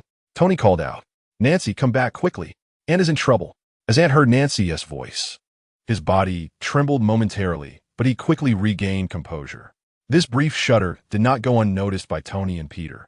"Miss, I urge you to return immediately, otherwise your child is truly in peril," Tony shouted. At that moment, neighbors began to emerge, wanting to assist, but Peter intervened to stop them. "What is happening, Peter?"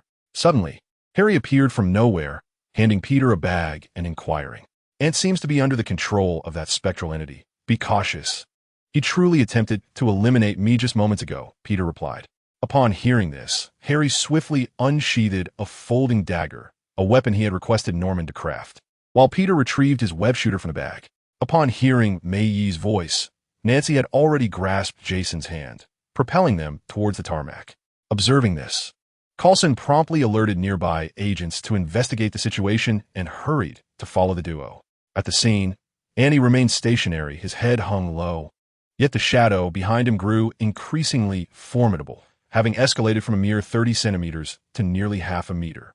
"This cannot continue," Tony exclaimed. No, Uncle Tony, please. Grant us a little more time," Peter urgently interjected, halting Tony's advance. Should Auntie be allowed to persist, no one could fathom the extent to which the shadow might expand. Tony understood the gravity of the situation, yet he was unwilling to allow Auntie to remain in such a state. At that moment, the Quinjet finally revealed itself in the sky. Nancy and Jason urged Coulson to open the hatch, and they leaped from several dozen meters above. Upon witnessing Auntie's condition, they cried out in unison, "Auntie, Mommy's back. What's wrong? Please don't frighten Mommy." As Nancy's voice reached him, Auntie's body began to tremble violently, yet ultimately, he settled into a semblance of calm. Suddenly, he lifted his head sharply, his eyes ablaze with a crimson glow, his mouth agape as if caught in a maniacal laughter. The mere sight of him instilled an unprecedented pressure among the onlookers. In an instant, Annie struck. Jason instinctively shielded Nancy, now clad in armor, utilizing his gauntlet to deflect Auntie's strike. However, with a smirk, Auntie wielded the ancient black gold sword, exuding an aura of dread, and with a single swing, sent Jason flying, along with Nancy. Subsequently, Auntie turned his wrath upon the others, leaving them no choice but to unite in their efforts. Peter unleashed a stream of webbing, but Auntie's speed was astonishing, leaving only a fleeting red afterimage in his wake. Drawing upon his experience as Spider-Man, Peter adeptly maneuvered his web shooters, swiftly ensnaring Auntie within countless strands, effectively restricting his movements. Seizing the opportunity, Harry charged forward, disarming Auntie of the black gold sword. "Auntie!" Nancy rushed to him, embracing him tightly and calling out fervently, hoping to awaken his true self. At that moment, Auntie's consciousness, aided by the Chelan bloodline, engaged in a fierce struggle with the spirit of Carson for dominion over his body, while his spectral hand underwent a transformation. "Something's wrong, get back." Tony suddenly perceived a critical danger and shouted towards Nancy. Chapter 31. The strange meteorite before them, Auntie, bound by webs, witnessed his mutated arm morph into a blood-red colossal sword, effortlessly severing the strands that were as durable as certain alloys, leaving Harry and Peter in stunned disbelief. Yet this was merely the beginning. Once liberated, Auntie immediately swung the blood-red giant sword towards Nancy's neck. She did not flinch, her faith in her child unwavering. As the blade neared, poised to sever life from body, it halted mere centimeters from Nancy's throat, and even she could feel the chilling sharpness of the sword. Seizing the moment, Jason rushed forward and embraced Nancy tightly. Ant, on the other hand, maintained his stance until he suddenly roared in anguish. The colossal sword vanished, and he sank to his knees in torment. At that moment, shackles manifested within the system's space, binding Ant's ghostly hands at the biceps and wrists. As the runes on the shackles began to glow, Ant's pain seemed to diminish. Subsequently, the spectral shadows enveloping him fused with the Chelan, and Ant rose to his feet, enveloped in a blaze of crimson flames. Horns of blood-red energy sprouted from his forehead, and a dragon's tail composed of golden energy trailed behind him, complemented by the ancient black gold blade in his grasp. Anyone witnessing this spectacle would surely commend his striking appearance. Yet, such magnificence was short-lived. In an effort to completely extricate himself from Kazan's control, Ant unleashed a powerful strike skyward, sending a blade of energy stretching 100 meters, cleaving the heavens in twain. However, in the next instant, the sky shattered like glass, and an unexpected presence emerged. She approached Ant, cradling his head in one hand while forcefully striking his forehead with the other, causing him to slip into an immediate slumber. "Thank you, Supreme Mage," she said. "No need for gratitude. He harbors a terrifying spirit within him. If possible, please ensure his emotions remain stable," replied Ancient One, her demeanor grave. She was uncertain whether her actions were right or wrong, for she could glimpse no future for Ant, as if he did not exist in this world at all. Ancient One then dispelled the mirror space, and the group reappeared within the house, which showed no signs of the recent turmoil, as if everything that transpired had merely been an illusion. Even the neighboring residents appeared oblivious to the earlier events. Unbeknownst to them, Ancient One had utilized magic to alter their memories, reshaping reality to shield Ant's existence from ordinary people. If a situation were to become known, the future would spiral into greater chaos. "Is Ant all right?" Harry inquired cautiously, breaking the silence. "He should be fine. You all must be tired. Let us return and rest," Nancy replied, forcing a smile. May nodded, sensing it was time for them to be alone, and thus led Peter and Harry away. Happy followed suit, and Tony felt it was best not to linger. "If you need anything, let me know," Coulson said before taking his leave. Once they had all departed, Nancy could no longer hold back her tears and embraced Ant, weeping softly. Jason could only offer comfort from the sidelines. When Nancy eventually exhausted herself from crying, she carried Ant back to his room. Sitting beside him as he slept, she gently caressed his face.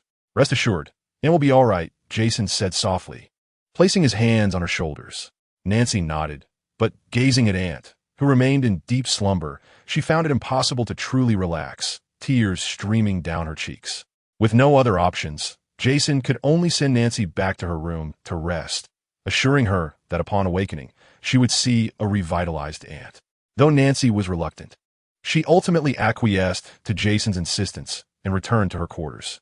Meanwhile, within Ant's consciousness, Kazan's spirit was ensnared by the binding of the ghostly deity, shackled by those very chains, while the power of Agamotto fortified the binding. Additionally, the bloodline of the Qilin lingered, stealthily nestled behind Kazan, incessantly siphoning his strength and transforming it into its own power. Consequently, Ant felt himself growing increasingly powerful with each passing moment. Once he ascertained that Kazan's consciousness could not affect him in the short term, and opened his eyes, only to find himself lying in his own bed. He attempted to move, only to be met with excruciating pain, prompting an involuntary cry before he lay back down. Meanwhile, Jason, cooking downstairs, heard him clearly and swiftly transformed into a gust of wind, racing to Ant's room. "Son, are you all right?" "I'm fine, just some lingering pain. I should feel better soon." "That's good to hear. Do you know how worried Nancy has been about you?" "I know, I'm sorry. You are my son. There's no need for apologies. Once I finish cooking, I'll bring you a meal." Ant nodded and closed his eyes again, intending to harness the power of the Qilin bloodline to expedite his healing. Elsewhere, at Peter's residence, Tony had removed his armor and settled onto the couch, engaging in conversation with Harry and the others, while May cooked alongside Happy. Seemingly a fitting match. Through his young admirer Peter, Tony had extracted a wealth of information, heightening his awareness of the Earth's precariousness, especially with the emergence of mythological beings. This realization solidified his resolve to devise a plan to arm robots for the protection of Earth, a scheme likely to face significant opposition, compelling him to keep it clandestine until the moment it became necessary to execute. During their discussions, he also learned that Ant could guide them to a mysterious realm for an event, offering generous rewards thereafter, leaving Tony momentarily speechless. At that moment, the two youngsters remained blissfully unaware of the information they had inadvertently divulged, until May's voice rang out. "Dinner is ready." Peter and Harry hurried over, with Tony following suit, only to notice that the portions seemed rather excessive. Before he could voice his concerns, Peter and Harry sat down before two absurdly large servings. Do they eat this much? Indeed, there's no choice. They're still growing, May explained. Peter and Harry seemed genuinely famished, hardly uttering a word at the dining table. Before long, the two little fellows had eaten their fill. Suddenly, a thought struck Peter, and he hurriedly dashed to his room, returning with a box in hand. Aunt May, this is for you, he declared. What is it? She inquired, peering into the box. Take a look, Peter said, his eyes glimmering with anticipation, while Harry had already conjured an idea of its contents. As Aunt May opened the box, she was greeted by the sight of several fist-sized gemstones and a chicken egg-sized pink diamond. How did you acquire these? Have you done something you shouldn't have? Aunt May exclaimed, her excitement palpable. Of course not, Aunt May. We received these as rewards from an event we attended with Aunt, Peter explained. Really, Aunt May? They are indeed rewards, Harry chimed in. Tony, noticing the gemstones, turned to Aunt May and said, Madam, may I have a look at these gems? Ah, certainly, she replied. After examining them, Tony discovered that these gemstones were of the highest caliber, flawless and resplendent. If not for their inherent qualities as diamonds and gems, one might easily mistake them for mere glass imitations. Are you selling these? Tony inquired, directing his question at Aunt May. Selling. Before Aunt May could respond, Peter interjected.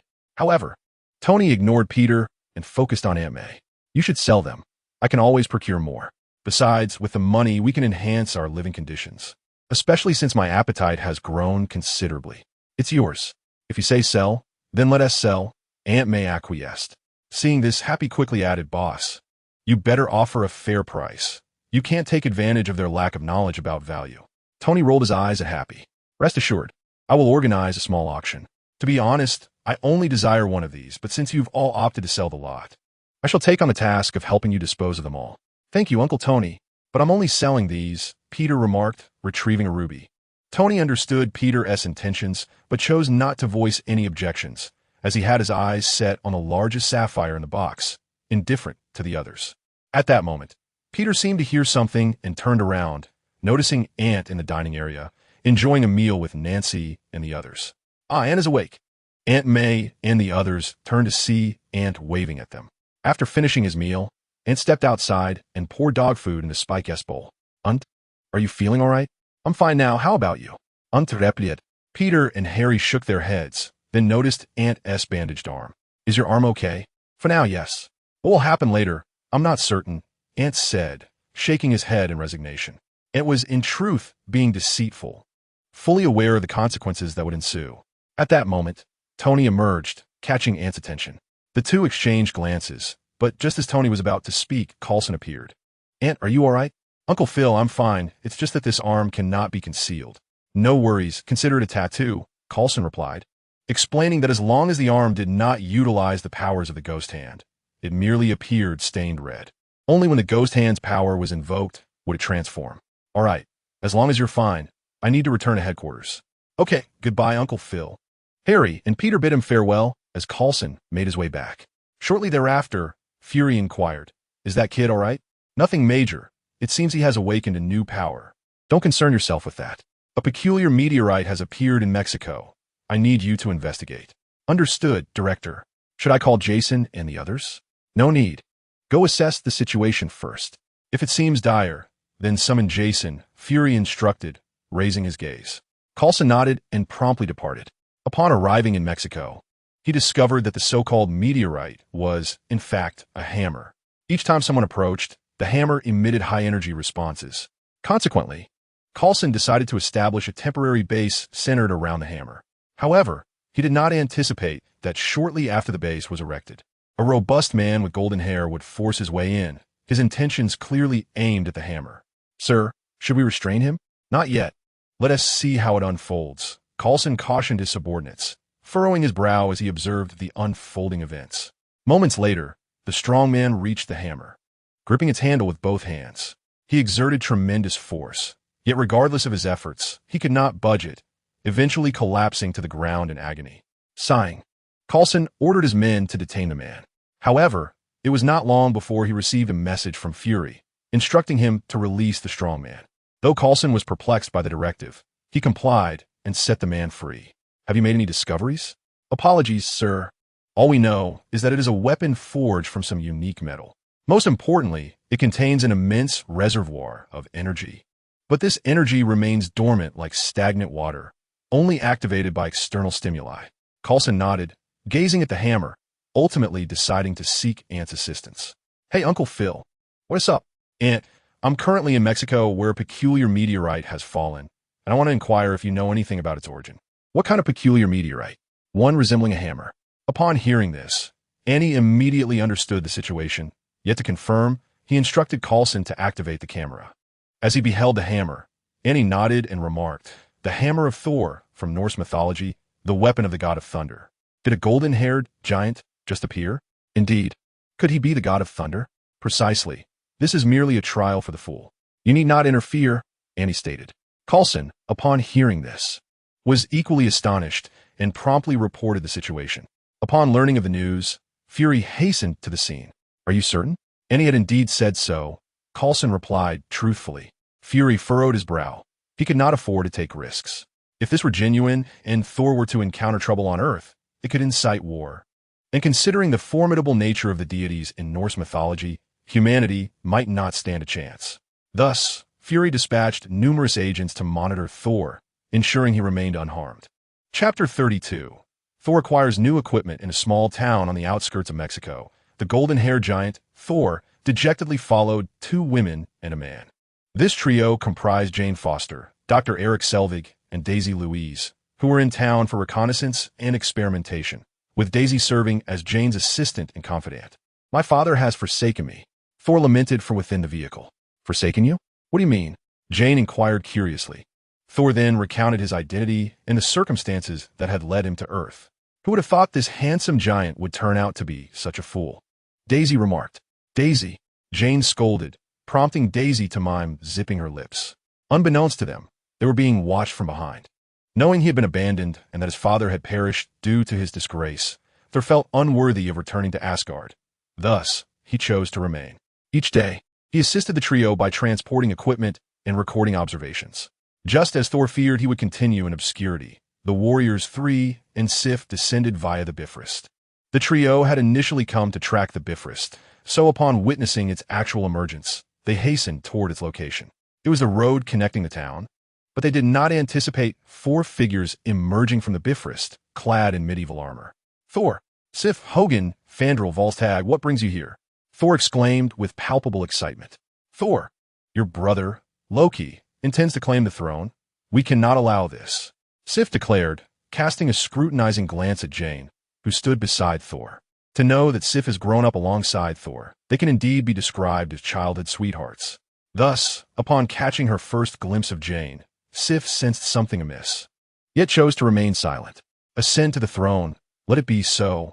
I have already driven my father to the brink of despair and am yet to earn the recognition of Mjolnir. Clearly, I am not a worthy heir. I believe Loki would undoubtedly perform better than I." Thor chuckled. "What are you talking about, Thor? How could the All-Father be provoked to death by you?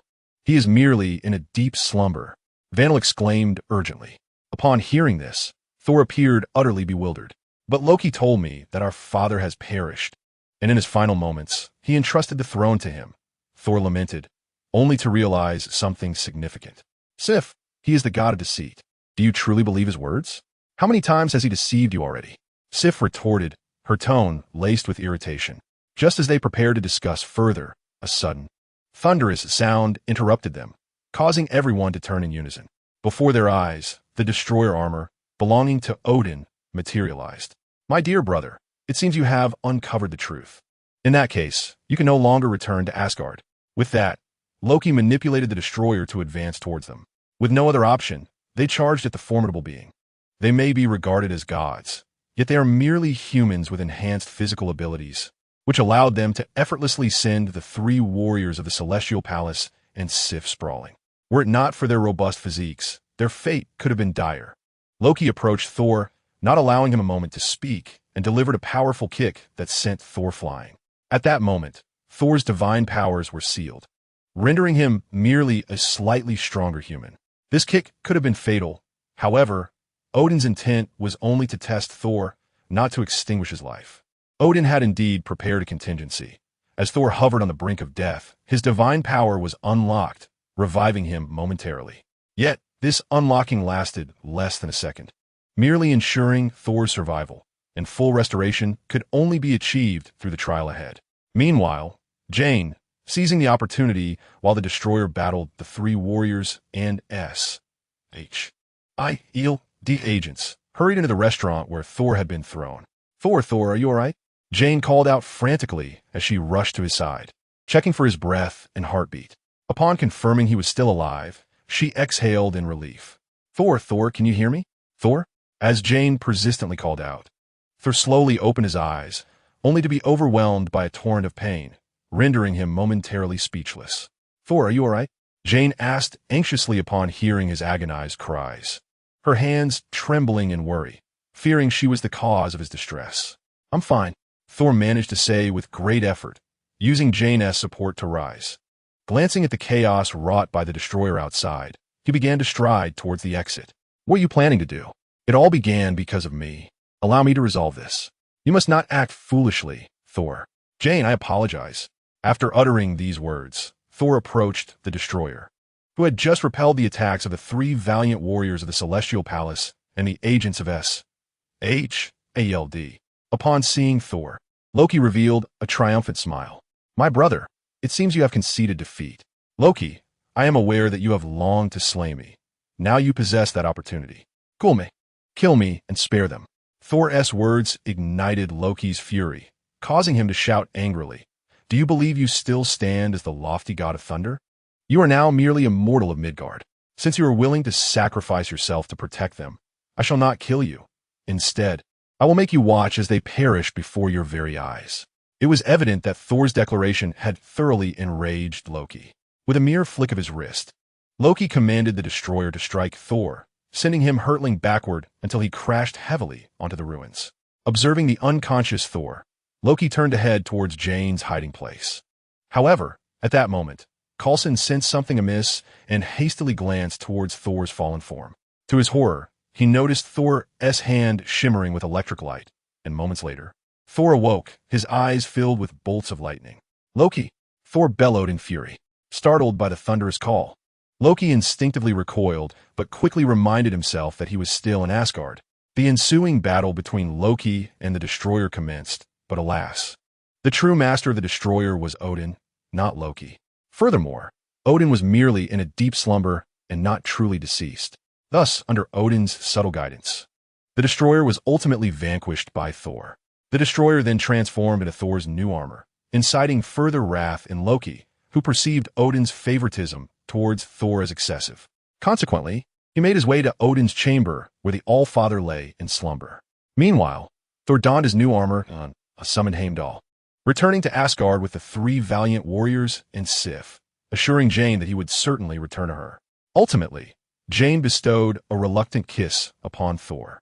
Watching as the Bifrost appeared. Chapter 33. An introduction to the Nine Realms. Ant.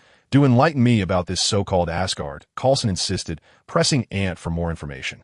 Uncle Phil, I am tired. I wish to sleep, Ant replied with resignation. You have a day off tomorrow. Staying up a little longer is inconsequential. What is it that you wish to know? Ant inquired, somewhat exasperated. We seek to ascertain whether the deities of Asgard are indeed real, Coulson stated promptly, simultaneously establishing communication with Fury.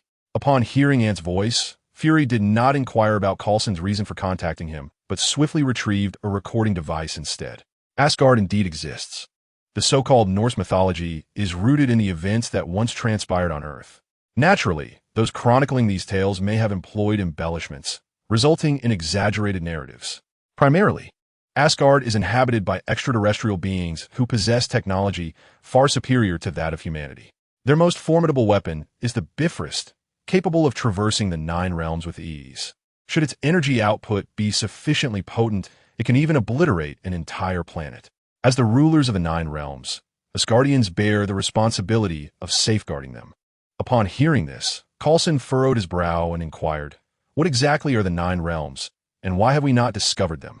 It is because the Nine Realms do not exist within the same dimension. Firstly, there is Asgard, the domain of the Aesir, the mightiest of all. Midgard, the realm of humanity, our Earth, has, due to certain circumstances, drifted away from that dimension. From that moment forth, Earth has ceased to exist in the same dimension as the Nine Realms. However, during certain extraordinary celestial phenomena, the pathways connecting the Nine Realms may be opened. Coulson was clearly eager to ask what caused Earth to depart from the Nine Realms dimension and what celestial events would facilitate the opening of these pathways. Yet, Anyue did not afford him the opportunity to speak further. Continuing, next is Jotunheim, the realm of the frost giants, characterized by coldness and desolation.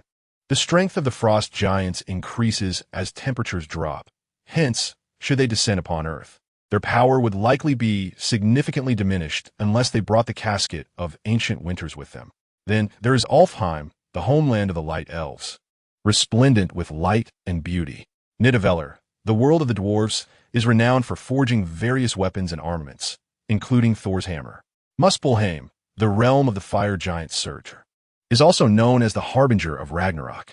Helheim, the land of the dead, is home to a formidable entity sealed away, possessing a fragment of the power of one of the five deities, death itself. Vanaheim, the abode of the Vanir, is where Odin's wife, the goddess Frigga, hails from. This encapsulates the nature of the Nine Realms. Now, I truly feel fatigued, Uncle Phil. Observing Auntie's incessant yawning, Coulson felt compelled to leave the room. Once Coulson departed, Anyue simply laid down on his bed.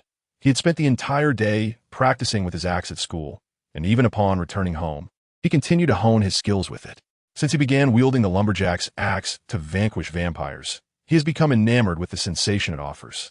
Although he possesses the heritage of a ghost swordsman, the reality is that this is not a game, and the weapon he employs is not singular in nature. Hence, he opted for the axe. Of course, he also practices with a blade, but despite the awakening of his lineage, he is utterly clueless about how to learn those skills. Lacking any guidance, Anyue can only attempt to see if this method of practice might awaken his abilities. It is also plausible that the act of slaughter is necessary. However, at present, there are no suitable targets for him to kill. Thus, he can only engage in prolonged practice to ascertain whether he can acquire any skills. Meanwhile, after descending the stairs, Coulson was approached by Jason, who inquired, "Did you find out anything?" "I did, but he has fallen asleep. Please refrain from disturbing him." "Rest assured, I understand," Jason replied with a nod. Subsequently, Coulson returned to his residence and took out his phone to ask, "Director, did you hear that?" "I did." "Immediately commence the securement of Thor's information. Only agents of level 10 are permitted access. Is that clear?" "Understood, Director." "Additionally, continue monitoring Deacon. Reports have surfaced of his presence in Egypt. Investigate the matter." "Certainly, Director. I will follow up on this tomorrow." Fury acknowledged, and they concluded their conversation. As the weekend dawned, Anyue completed his daily tasks with remarkable speed and began his training, fervently swinging the lumberjack's axe. Just as he was drenched in sweat from his exertions, a chime echoed in his mind, causing Anyue to pause. "Ding! Congratulations, host, you have attained proficiency in axe wielding." In the next moment, a torrent of images flooded his consciousness, scenes of lumberjacks felling trees and engaging in combat with the axe. Once Anyue regained his composure, he wielded a blade in his left hand and the axe in his right, moving as if they were extensions of his own body. Suddenly, an idea struck him, and he hastily utilized a customized weapon scroll. In an instant, the black gold ancient blade and axe vanished from his grasp, replaced by a hand ring that materialized before him. Anyue quickly performed a blood oath to bind himself to it, donning the ring, which could alter its size and transform into any blade or axe of his choosing. The weapons conjured by the ring possessed a terrifying sharpness and durability, effortlessly capable of cleaving through vibranium. With his exclusive weapon in hand, Anyue's prowess surged to new heights. He then resumed his training, now wielding a goose feather blade, diligently practicing the upward thrust, an essential skill of the ghost swordsman and one he naturally possessed. Thus, he continued to train until nightfall, at long last hearing the voice in his mind that confirmed he had finally mastered the upward thrust. In order to master the art of demon slaying, one must infuse their weapon with the power of the demon god. However, due to a previous mishap, Anyue was utterly hesitant to wield such power again, fearing a recurrence of uncontrollable chaos. Consequently, he found himself at a loss, despondently seated upon the staircase at the entrance, resting against Spike while gazing at the sky, until Peter and Harry arrived. Chapter 34. Ned's Origins. Ned's birthday. What brings you here? Where's Ned? He inquired. Ned is preparing at home. Today is his birthday, and he invited us over, came the reply. Then let us be on our way. Have you prepared a gift for him? Harry asked. Gift? Ah, I completely forgot. Please wait a moment while I prepare it. Esteemed Master Gui, can you hear me? In the next instant, a spark formed a circle before the three young lads, and shortly after, Gui emerged. Child, were you looking for me? She inquired. Esteemed Sorcerer Supreme, I have a promising candidate for studying magic that I wish to introduce to you. Might you be interested? Auntie inquired with a charming smile. Are you referring to that chubby boy? His talent is indeed remarkable, but are you certain? Gui responded with a mysterious smile. Suddenly, Auntie recalled something and glanced back at Peter, who appeared somewhat bewildered. What is it? Peter asked. It's nothing, Master Gui. I assure you, with us around, he will not end up in such a state, Auntie reassured. Very well, here you go. This contains the principles of the spell. When you're on break, bring him personally to Kamar Taj, Gui said with a smile, handing Auntie a book. Auntie accepted it, and Gui returned to the opposite side of the spark circle. Wait while I freshen up. Peter, could you please feed Spike? Auntie called as he made his way to his room. 10 minutes later, Auntie emerged in casual attire, holding a beautifully wrapped gift box, and the three of them set off in Harry's luxurious vehicle towards Ned's home. Upon their arrival, they found the place beautifully decorated, yet devoid of guests. Ned, we have arrived, Peter shouted, prompting Ned to rush out. Peter, Auntie, Harry, you made it, Ned exclaimed excitedly, embracing each of them in turn. What is going on here? Auntie inquired, surveying the scene. Oh, it's nothing. They all went to my sister's birthday party, Ned replied with a smile. Your sister's birthday party? Do you share the same birthday? Annie asked, puzzled. Not quite. My sister is a year younger than I am, but we happen to share the same birthday, Ned quickly clarified. Then why are you not celebrating together? Peter inquired. Upon hearing this, Ned's expression turned somber, prompting the three to exchange glances. If you prefer not to discuss it, that is perfectly fine, Andy said, patting him on the shoulder. It is of little consequence. I have simply never been favored by them since childhood, as they adhere to the so-called shamanistic beliefs. On the day of my birth, a shaman visited and proclaimed that if I remained with them, their family would face ruin. Consequently, they cast me aside, and it was my grandparents who found me and brought me here to live. My sister, on the other hand, was deemed a reincarnation of a goddess by the same shaman. Were it not for my grandparents, I may not have survived. Though Nate spoke with a notably calm demeanor, the three others detected a hint of desolation in his tone. It's all right. You still have us, one reassured him. But what is the situation here? It's nothing. It's just that my sister is hosting a similar celebration and has invited them, so they chose to attend her birthday party instead, Nate replied with a wry smile. Who is your father? Auntlet's, the owner of the Global Times, Harry sighed. No wonder they opted to participate in your sister's gathering. What is his background? Ant furrowed his brow, and honestly, after hearing Nate's words, he felt a strong urge to confront him, should the connection not be through Nate's parents. A media tycoon, controlling 30% of the global media industry, Harry stated gravely. Let us not dwell on this. Let us go enjoy some cake. Nate suggested with a smile. The four young companions then made their way to the dining area, which was adorned with an array of delectable dishes and pastries, clearly indicating Nate's high regard for this birthday celebration. At that moment, the two elderly figures, who were placing candles atop the cake, turned to greet them. Hello. You must be Nate's friends. Please come in and have a seat. Grandpa, this is Ant, this is Harry, and this is Peter. Nate introduced his companions to his grandfather. Everyone, please sit down and help yourselves to whatever you wish, the kindly elder said. Come, little Nate, make a wish. Nate's grandmother beckoned.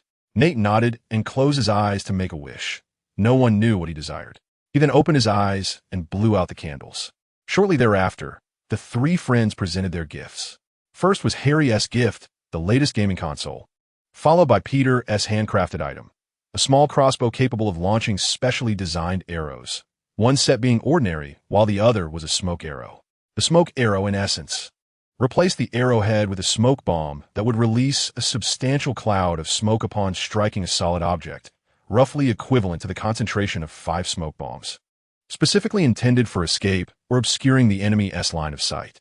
Next came gifts from Nate's grandparents, a necklace worth around 100,000, and a watch valued at over $1 million. Finally, Ant handed over a box to Nate without revealing its contents. Just as Nate was about to unwrap Ant's gift, his grandfather's phone rang.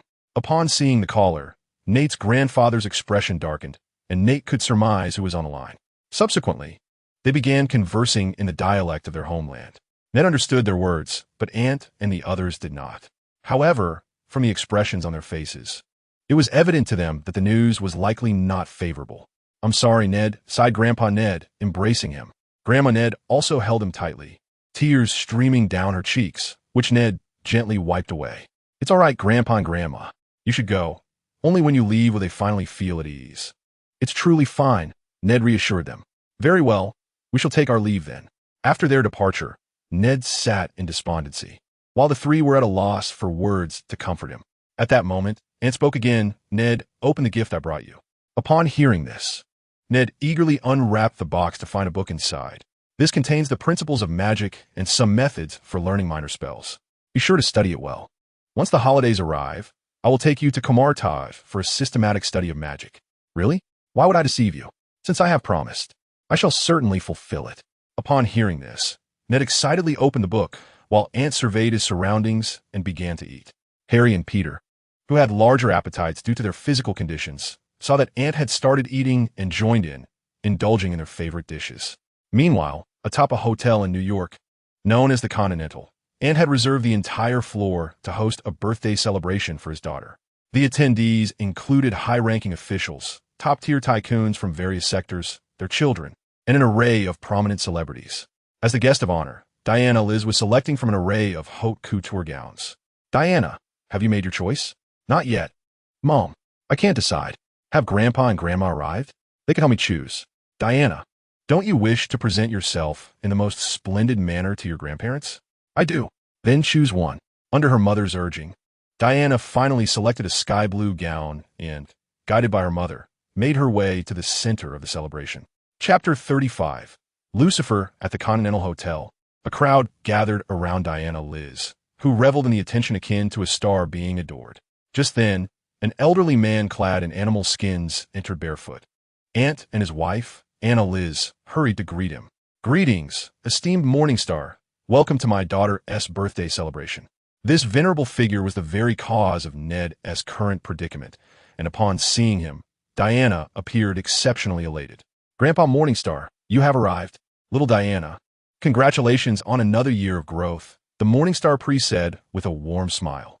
"It is time to cut the cake, Morningstar. Please assist Diana in this joyous task." At this moment, Ned's grandparents arrived, standing amidst the crowd, their eyes fixed intently on the elderly Morningstar priest before them. It was he who had brought about Ned's current predicament. Yet, in their advanced age, and with the company now entirely under the control of Anyue, coupled with the fact that the financial support for Ned came solely from Anyue, the elderly couple could do nothing but watch in helpless fury as he clasped Diana's hand and sliced into the birthday cake. However, Norman, amidst the throng, sensed something amiss. The presence of the so-called Morningstar priest evoked a strange familiarity within him, as if he had encountered this figure before. Suddenly, a fleeting image flashed through his mind, prompting Norman to reach out to Uncle Suin. "Suin, do you know of an elder priest named Morningstar?" "What? The Morningstar priest? Which priest are you referring to? An Indian priest?" Suin was taken aback by Norman's perplexing call. Norman quickly recounted the sequence of events, and upon hearing his account, Suin, too, felt an unsettling disturbance. "Could you send me a photograph?" he inquired. Norman promptly sent a picture to Suin, who then immediately related to Mephisto, who was seated directly across from him, sharing a drink. "Do you recognize him, Lucifer?" Mephisto took a sip of his drink before responding. "Are you sure?" "Absolutely. He is indeed Lucifer. I have heard from Satan that Lucifer seems to have discovered a way to enter Earth and possesses the ability to gather a multitude of followers. Although we do not know his intentions, I strongly advise you to thwart him. You truly have no knowledge of his plans? Of course, had I known, I would have informed you. After all, I too do not wish to witness his rise." Mephisto replied with a light chuckle. "Mr. Osborne, I urge you to leave this place swiftly, for the so-called priest before you is, in fact, Lucifer." "Is it the Lucifer I am thinking of?" Norman asked in shock. "Indeed, it is that Lucifer. So if you can, make your escape promptly," Suin warned, noting that even if he wished to rescue him, it was futile as he was not in New York. Determined to leave, Norman stepped out of the banquet hall only to find himself, after a convoluted turn, back inside the very same hall. Realizing that some trickery of Lucifer's was at play, he reached out to Harry. Meanwhile, Harry and the others were indulging in a feast at Nade's home, while Nade, the warrior, was engrossed in tomes on spells, having begun to harness dimensional energy to weave them into lines and forms. However, mastering the spells would still require time. "Hey, Dad, what is up?" Harry asked as he answered the call from Norman. Norman proceeded to explain his situation, which caused Harry's demeanor to shift to one of seriousness as he sat up straight. "I understand, Dad. I will bring Peter and Andy right away." "What troubles you, Harry?" Ant asked. "It's my father. He is currently attending Ned's sister's birthday party at the Continental Hotel. Do you know who the elder priest is that led Ned to his current plight? It is Lucifer. My father cannot leave that place. We must go assist him. Then let us hasten. I wish to join." "No, your abilities are too feeble. At this moment, you cannot even cast a single spell. If you accompany us, we would be distracted by the need to protect you. So, it is best if you remain behind." Ant replied. Though Ned felt reluctant, he recognized the truth in Ant's words and said, "My grandparents should also be there. Please keep an eye on them." "Rest assured," Ant assured him. The three young ones then boarded Harry's luxurious vehicle, and soon they arrived at the entrance of the Continental Hotel. Gazing upon the familiar structure, Ant Byrne slowly. Once inside, a black gentleman approached to greet them. Recognizing the familiar face, Ant instinctively exclaimed, "Sharon? Young sir, you know me? I've heard of you through my family. We are here to find Norman Osborn. This is his son, and we are friends of his. Could you kindly inform us where Uncle Norman is?" Ant inquired hastily. "Of course. Please follow me," Sharon replied with a smile. Under Karen's guidance, they arrived in an exquisitely designed elevator reserved for members. After Sharon inserted a gold coin, the elevator began its ascent, ultimately reaching the top floor. However, Sharon did not follow them out. Instead, he bowed slightly and said, "Esteemed young sirs, Mr. Osborn is within. You may enter." Ant nodded, and the three of them began to sprint, only to suddenly halt as if they had breached an unseen barrier. "Did you feel that?" Harry asked Peter and Ant. "Yes, it seems there is a barrier here," Ant replied, turning around and extending his hand. Instantly, he felt resistance, which intensified with the force he exerted. "It appears Lucifer has indeed tampered with this place. We must hurry and find Uncle Norman," Ant said grimly. They soon arrived at the banquet hall, where attendees were scattered among several small groups, sipping drinks and engaging in conversation. Thanks to Norman's distinguished presence, the trio quickly spotted him and rushed over. "Uncle Norman, we have arrived," Ant called softly from behind him. Hearing Ant's voice, Norman nodded apologetically to the man before him and then turned to face them. "You have come. Follow me." The three followed Norman to a secluded corner. After cautiously surveying the surroundings to ensure Lucifer's attention was not drawn, he warned, "That is Lucifer. You must be vigilant around him." "Understood, Uncle Norman. By the way, have you seen Ned's grandparents?"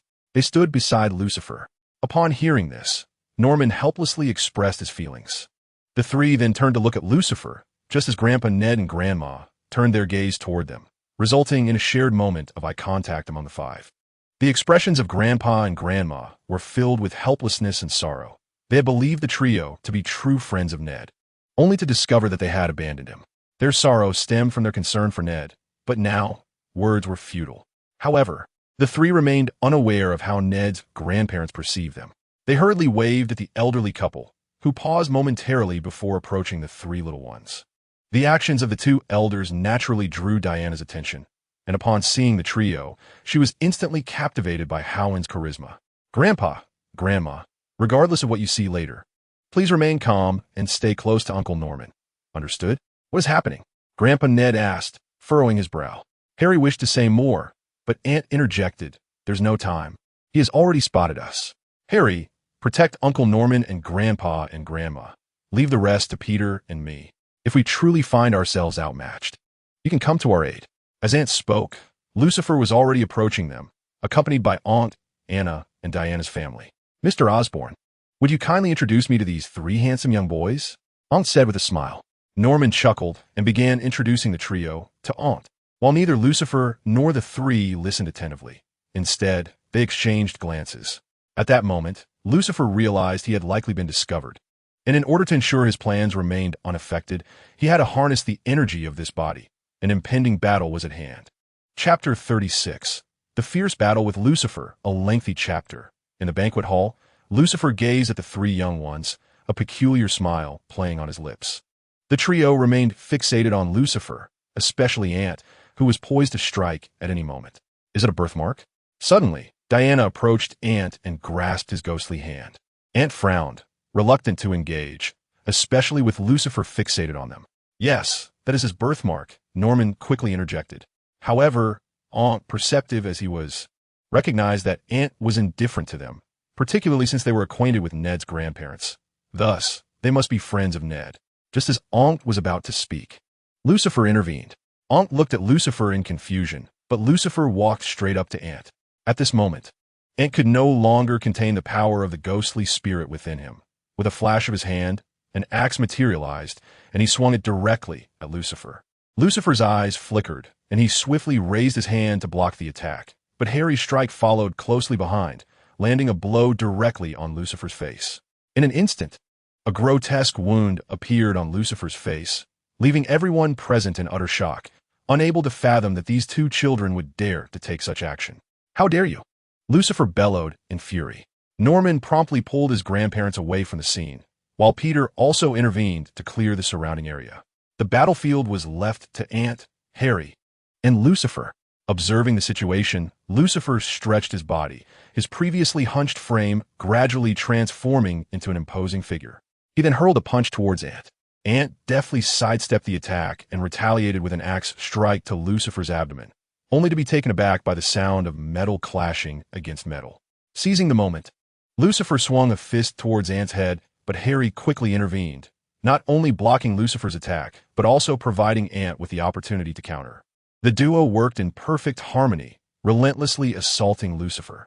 As their attacks increased, Lucifer's human facade began to deteriorate, revealing flowing golden hair and a pair of black wings sprouting from his back. However, his appearance was terrifying, with a grotesque visage adorned in red skin and folds. Lucifer, unscoted. The guests at the banquet finally realized that the so-called Morning Star priest was none other than Lucifer himself. You have truly angered me, boy. Is that so?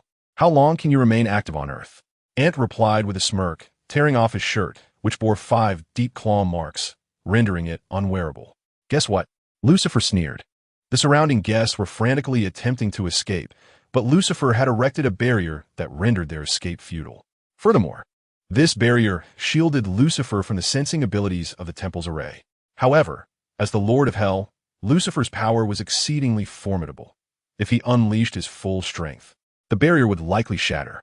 Thus, he was compelled to wield only a fraction of his might. Yet, that fraction was more than sufficient to contend with Ant and his companions. Harry, be careful, Ant shouted. Rather than worry about him, you should be more cautious of yourself. Lucifer retorted, as his tail, sharp as an arrow, lunged towards Ant's heart. Ant swiftly transformed his axe into a feathered blade, positioning it horizontally to intercept the tail. The immense force sent Ant crashing against the wall, causing him to spout blood. Subsequently, a Qilin tattoo emerged on him, albeit in a peculiar form, not black but blood red. And instead of standing upon auspicious clouds, it was surrounded by countless skulls. This Qilin tattoo continued to roam over Ant's upper body, and had it not been for the binding spell still in effect, Ant would have likely lost control once more. Lucifer, perceptively sensing the presence of the spirit within Ant, smirked slightly. Suddenly, a strand of silk struck his face, interrupting his sinister grin. Damn bug! Lucifer roared in anger, pivoting to unleash a torrent of flames towards Peter's position. Swiftly, Peter swung into action, navigating the ceiling with his webbing while intermittently shooting out strands. Ordinarily, Peter's webbing could withstand high temperatures, enduring flames for several minutes. However, the fire emitted by Lucifer possessed an unusual enchantment, melting the strands before they even approached. Consequently, Peter abandoned the notion of attacking with his webs, opting instead to leap around the ceiling until Andy struck his shoulder with a blow from his feathered blade, only for the weapon to become lodged. Yet, the power of the spirits within Andy surged into the blade, and with a fierce cry, the weapon cleaved through Lucifer's form, imbued with violet-black energy. Lucifer instinctively recoiled, gazing in disbelief at the gaping wound that pierced his upper body. This is impossible. How could you possibly harm me? He bellowed in incredulity. Immediately, he attempted to channel energy to heal the injury, but the violet-black energy clinging to the wound thwarted his self-restoration. Left with no alternative, Lucifer focused on countering the trio's relentless assault. However, as time passed, the mages finally sensed the abnormality of the situation and swiftly opened a portal to their location. They beheld the barrier erected by Lucifer, which promptly drew the entire upper floor into a mirrored realm. "Lucifer, it appears your nefarious scheme is destined for failure," Anyue remarked, sensing the shift as they entered the mirrored space. Lucifer, too, felt the change and furiously charged at Anyue. Anyue hastily defended himself. Yet weariness weighed heavily upon them after hours of fierce combat, especially as they also needed to shield Norman and Ned's grandparents from harm. "Lucifer, you have crossed the line." A voice echoed, followed by an orange beam that struck Lucifer, sending him hurtling backward. "Master Gu-E, you have finally arrived," Anyue acknowledged. "I owe my gratitude to that little chubby fellow. Without him, I might still be oblivious to the turmoil here." Gu-E smiled in response. "Do you not possess the eye of Agamotto? Were you unable to see this?" Anyue inquired in confusion. "The more one knows, the greater the potential for alteration. Thus, I only examine key nodes," Gu-E elucidated. Anyue nodded in understanding. As Lucifer was sent sprawling, Gu-E manipulated the ground beneath him, transforming it into waves that propelled him forward, ultimately leading to the demise of this particular manifestation of Lucifer. All the infernal lords that appeared on Earth, be it Mephisto, Lucifer, or Satan, were merely avatars, for their true forms could never set foot on this realm.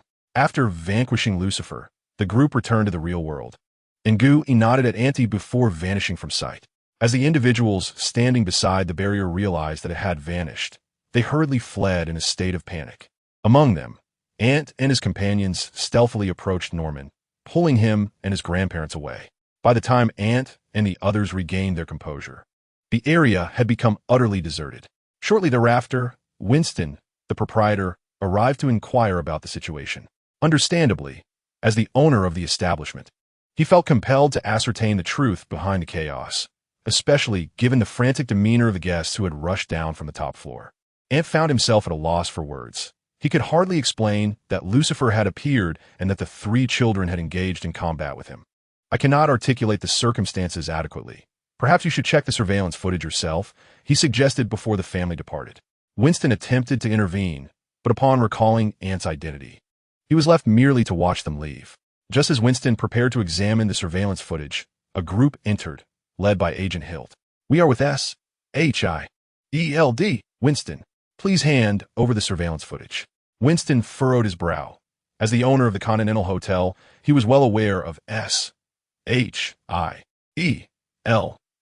presence and felt powerless to resist. However, he exchanged a glance with Sharon, who quickly understood his intent and discreetly copied the footage while the agents were not watching, subsequently handing the original to Winston. Winston then presented it to Agent Hilt, who departed with his team, leaving Winston to scrutinize the footage. Upon witnessing the confrontation between Lucifer and the trio, Winston promptly reported the intelligence to the High Table, the governing body above his direct superior. The High Table, steeped in history, was privy to many of humanity's hidden secrets. Consequently, they did not exhibit shock upon viewing the footage. Instead, they instructed Winston to recruit the 3 children. Should he succeed in this endeavor, the High Table would grant him the privilege of adopting his own surname and elevate him to the rank of the 13th chairman. The structure of the High Table consisted of the supreme leader known as the Elder, beneath whom were the 12 high seats, each managing a cadre of assassins, predominantly drawn from the world's most formidable crime syndicates. Following these 12 seats were the various continental hotels, and finally, a multitude of organizations affiliated with the High Table, each serving distinct purposes such as coin production, body disposal, medical assistance, tailoring, guidance, and weapon supply, among others. These organizations refrained from engaging in events, solely providing services to the assassins. Should an assassin be removed from the roster, their services would cease. In essence, if Winston could adeptly fulfill his mission, he would ascend to the 13th high seat, a position that promised enduring legacy, an irresistible allure for Winston. Nevertheless, before embarking on this path, he needed to uncover the identities of the 3 children and strategize accordingly. On the other side, Norman brought Anyue and the others back to Ned's home. Upon seeing his grandparents return safely, Ned rushed towards them with excitement. "Grandpa, Grandma, are you all right?" he exclaimed. "We are fine, thanks to your friends," Ned's grandfather replied with a smile. They chatted for a while, during which Ned showcased the magic he had learned, specifically the incantation for the spell, the Ring of Lagadord. Just as they were preparing to leave, a sudden knock on the door interrupted them. Ned's grandmother approached and opened the door, only to have her once cheerful expression darken upon seeing the visitors. "What are you doing here?" she inquired. "I have come to apologize to Ned. We realize our mistakes," Annie said, his head bowed. Indeed, it was Annie and his family. Upon learning that the elder Morningstar was none other than Lucifer, Annie understood he had been deceived, and he recognized that Ned would not affect him. Now, he sought to reconcile with Ned. However, after enduring a long period of hardship, Ned, despite having his basic needs met, felt a deep sense of unhappiness, akin to being a guest under someone else's roof. "What you need to do now is stay away from him," Ned's grandmother asserted. "Who is it, Grandma?" Ned asked loudly as he stepped forward, his demeanor shifting upon seeing the visitors. At that moment, Auntie and the others greeted Ned's grandfather and walked towards the door, noticing them. "Ned, we are leaving now. If you don't want to stay here, come find us," Annie whispered in Ned's ear. After saying goodbye to Ned's grandmother, they departed. However, Norman, being more mature, could not simply ignore them. He exchanged farewells with Annie before they left.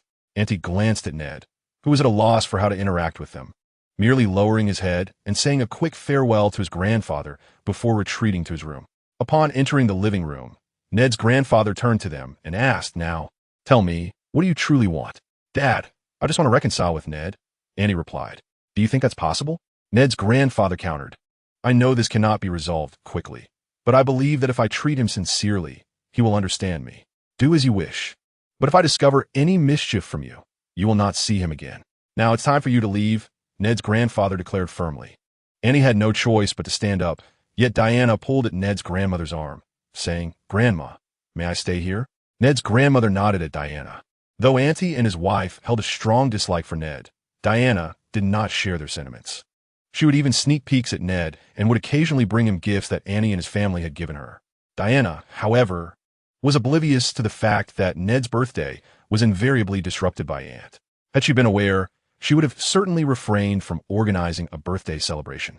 Thus, the elderly couple had no reservations about allowing Diana to reside there. Consequently, she settled in, and as soon as Ant departed, Diana promptly knocked on Ned's door. "Sister, what brings you here?" Ned inquired. "Brother, I shall be residing here from now on," she declared excitedly. "And what about them?" Ned asked cautiously. "I don't know. Father and mother also wish to move in, but grandfather and grandmother refuse," she replied. Upon hearing this, Ned visibly exhaled in relief. Although he understood that their parents had been misled by Lucifer, their demeanor towards him was all too evident. The prospect of living under the same roof with them left Ned uncertain about how to confront the situation. "By the way, brother, do you know a boy whose left hand is entirely covered with a red birthmark?" she queried. "Are you referring to Ant?" He responded. "Is his name Ant? What is his surname?" "Ant Byrne. What do you intend to do?" Ned asked, eyeing her warily. Nothing much. I'm just asking. Do you know where he lives?" "Not really." Ned shook his head. In truth, he was aware, but he was uncertain of Diana's intentions. Torn between his sister and his good friend, he decided to mislead her. "All right then, I'll go fetch my things. Bye." With that, Diana bounced away. Watching her retreating figure, Ned sighed helplessly before closing the door and locking it, returning to his practice of spells. At present, he could only perform one spell, the most fundamental one, which served as the foundation for various advanced incantations. Thus, it was imperative that he practiced until he achieved utmost proficiency. Meanwhile, Ant arrived home, and Spike rushed towards him excitedly. "What's the matter?" Ant asked as he petted Spike. "Are you hungry?" "Aunt May is working overtime. It seems Aunt Nancy won't be back for lunch either." "I reckon Spike must be famished," Peter observed while assessing Spike. Upon hearing this, Spike regarded Peter with an understanding expression, prompting Ant to helplessly grab a bowl and fill it to the brim with premium dog food and fresh water. "Spike, you're no foolish dog. Can't you just open the door and help yourself when you're hungry?" "I refuse to believe you can't manage that," Ant remarked while squatting beside Spike, watching him eat. Spike, uninterested in Ant's monologue, focused entirely on his meal. Before long, he had devoured the entire bowl of dog food. Ant then opened the storage room door and instructed, Listen, from now on, if you're hungry and we're not home, just help yourself to food. Understood? Spike eagerly nodded in agreement.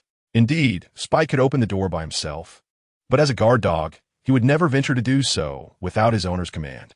However, with Auntie's command now in place, he no longer had to endure hunger. At this moment, Coulson returned and, upon seeing Auntie and Peter, waved at them. The two exchanged a glance and quickly pretended not to see, lowering their heads as they made their way towards their respective homes. Peter, I suppose you wouldn't want your confrontation with Lucifer to be witnessed by May, would you? Upon hearing this, Peter had no choice but to halt, while Auntie, unable to bear seeing his dear friend in such a predicament, also came to a stop. Uncle Phil, what do you wish to accomplish? Ante Anyue. Nothing much, merely hoping to hear the account of events, Coulson replied with a smile. Without further option, Auntie recounted the entire sequence of events, and upon concluding, Coulson furrowed his brow. Do you know what method he intends to employ to bring forth his true form? Coulson questioned. It was not difficult to deduce. First, one must identify his target, the Annelitz family, specifically the Litz family, who control 30% of the global media industry. This suggests that Lucifer's method for manifesting his true self is likely related to media. The God-making project, Coulson stated. The God-making project? Auntie echoed. Yes. It is a new variety show launched by the Litz family, claiming that the champion emerging from this show will receive the Litz family support, thereby becoming a global superstar. Consequently, this show is dubbed the God-making project, aimed at a worldwide audience. Now I understand, it revolves around faith. Please elaborate. It's quite straightforward. Lucifer will enter this show and, at certain junctures, subtly promote himself, not overtly, but with slight insinuations. Once he becomes the champion, a global live broadcast should commence, at which point his plan is expected to succeed, harnessing the power of faith to facilitate his true form's descent. Alas, his scheme was uncovered. By whom? Mephisto, Annie replied. Mephisto? Isn't he the Lord of Hell? Why would he betray Lucifer? Coulson asked, puzzled. It's simple. There are 3 lords of hell, but only one on earth. While they appear to be allies, if possible, they would rather eliminate one another to absorb each other's hellish dimensions. Thus, seeing Lucifer's plan nearing fruition, Mephisto hastily approached Uncle Suhan, exposing Lucifer's intentions, all while feigning a chance encounter, though he had already seen through everything. So, their plan is fundamentally unachievable, correct? Coulson queried. Indeed, it is impossible unless they had 3 Earths to work with. Otherwise, they would never collaborate. Even if they did, treachery would ensue at the brink of success, for no one wishes to surrender Earth willingly, Auntie replied with a chuckle. Thank you for the information provided, Coulson said, glancing at Nancy, who had just returned. Just as Coulson departed, Nancy walked in. Was that Phil just now? Yes, but Mom, did you just return for battle? Aunt glanced at Nancy, who was donning a bulletproof vest, notably adorned with numerous bullet casings. Enough. I encountered a group of lunatics who clashed with the police. Our team happened to be in the vicinity on a mission and got caught up in it. It infuriates me, Nancy exclaimed as she slammed her gun onto the table. Peter sensed the gravity of the situation and quickly interjected, Aunt Nancy, I'm off to deliver food to Aunt May. I'll take my leave now. Go ahead, Nancy replied with a sharp tone, reminiscent of someone in the throes of menopause. Aunt looked at Peter, his face a mask of shock. Peter, feeling embarrassed, stuck out his tongue and hastily departed. Mom, why don't you take a shower? I'll start preparing dinner. Go ahead, she replied. By the time Aunt finished cooking, Jason had just returned from work, and he noticed Aunt's cautious demeanor. What is wrong with your mom? Jason mouthed. I don't know, but her temper is quite foul. Just be careful, Aunt responded silently. What are you two doing? Is dinner ready? Nancy called out. Of course, dear mother, please, Aunt said as he pulled out a chair for her. Once Nancy was seated, he pushed the chair in. Observing this, Jason quickly retrieved a gift box. Honey, this is a present for you, he said, handing it to Nancy. Seeing the gift eased Nancy's temper slightly. She opened the box to reveal a complete set of jewelry, earrings, a necklace, and a bracelet. The materials were sourced from the Dragon Boat Festival activities, crafted by a skilled jeweler he had specially sought out. Wow, it's beautiful. Thank you, my love, Nancy exclaimed, planting a kiss on Jason's cheek. The two men finally breathed a sigh of relief. Let us eat. What are you both standing around for? Just as they were about to dig in, Nancy's phone rang. And she barked, what? You've located the bastard's hideout? Wait for me. I'm coming now. Without another word, Nancy rushed into the living room, opened a concealed compartment, donned her bulletproof vest, and armed herself with an automatic rifle, a shotgun, and an array of ammunition. Without uttering a single word, she drove off. "Dad, aren't you going after her?" Ant asked. "Never mind. I fear if she gets angry, she might take it out on me. Though it wouldn't be fatal." "It would certainly hurt," Jason replied, shaking his head vehemently. Yet his concern for Nancy prevailed. He hastily consumed a few bites before driving off in pursuit, pinpointing her location through internal S.H.I.E.L.D. communications. At that moment, Nancy arrived at a dilapidated factory, once part of an expansive industrial complex, now abandoned due to the owner's bankruptcy. If anyone wished to purchase the property, they would have to settle the debts owed to the government by the previous owner as well. However, the government remains unwilling to reduce prices, resulting in a persistent lack of buyers in this area, leading to its gradual desolation. Occasionally, homeless individuals would take refuge here, but as bodies of the homeless began to appear sporadically, even they grew fearful of residing in this forsaken place. Consequently, it transformed into a prime location for gangsters to dispose of corpses or conduct illicit transactions. "Are you certain they're inside?" "Indeed, Commander." "Shall we notify them?" "Yes, but I will enter first to assess the situation. You all remain outside on guard. If you see any unidentified individuals, shoot on sight," Nancy said, her brow furrowed as she gazed into the factory. "Can you manage alone, Commander?" A new team member inquired, prompting astonished looks from the others, who quickly realized he had misspoken. With a shotgun slung across her back, an automatic rifle in hand, and 2 revolvers holstered at her waist, Nancy boldly strode into the factory. After wandering through the dimly lit space, Nancy finally heard a commotion. She swiftly concealed herself behind a wall and cautiously peered around the corner. A group of individuals encircled a fire, murmuring incantations, and one of them was poised to toss a baby into the flames. Without hesitation, Nancy unleashed a torrent of gunfire upon them. Yet, astonishingly, they appeared impervious to pain, continuing their sinister act. Left with no recourse, Nancy transformed into a blur and confronted the mysterious figure, delivering a powerful kick that sent him sprawling while she cradled the infant. Gazing down at the peacefully slumbering child, her expression softened momentarily, only to be replaced by a surge of fury as she sensed the absence of life within the infant. Quickly distancing herself from the group, she unwrapped the swaddling cloth to reveal the baby's pallid form. As she trembled, placing her hand upon the child, an overwhelming rage consumed her mind. The infant's veins were devoid of blood. In that instant, Nancy summoned the Blood Lotus, the weapon acquired during the Dragon Boat Festival, and turned her attention back to the group charging toward them. They retaliated, rushing at Nancy with immense strength and without any sensation of pain, as if they were not of this world. With no other option, Nancy severed their limbs and decapitated them, bringing their rampage to a decisive end. By the time Nancy concluded the battle, the police and her team arrived. "Commander, are you unharmed?" "I am fine. The enemies have been neutralized." Nancy approached, cradling the lifeless body of the infant with deep sorrow in her gaze. Upon witnessing the horrific scene, the officers could not contain their revulsion, retching at the sight. Even Nancy's team members succumbed to the overwhelming horror. "Is this truly happening, Commander?" They were perplexed by the inexplicable lack of pain exhibited by the assailants. Bullets had proven ineffective, forcing Nancy to resort to such drastic measures. "And please, help me locate the parents of this child." At this moment, everyone took notice of the silent baby in Nancy's arms, and abruptly, all activity ceased. "Commander, this child." "Yes, we have arrived too late." "Ah." At that moment, a female officer let out a scream, prompting the crowd to rush over, where they were confronted with a large box filled to the brim with the corpses of infants. A gruesome sight indeed. It is well understood that in any country, cases involving the death of children draw immense attention, let alone the discovery of so many infant remains. Consequently, the mayor of New York, the police chief, the district commander, and various officials hurried to the scene.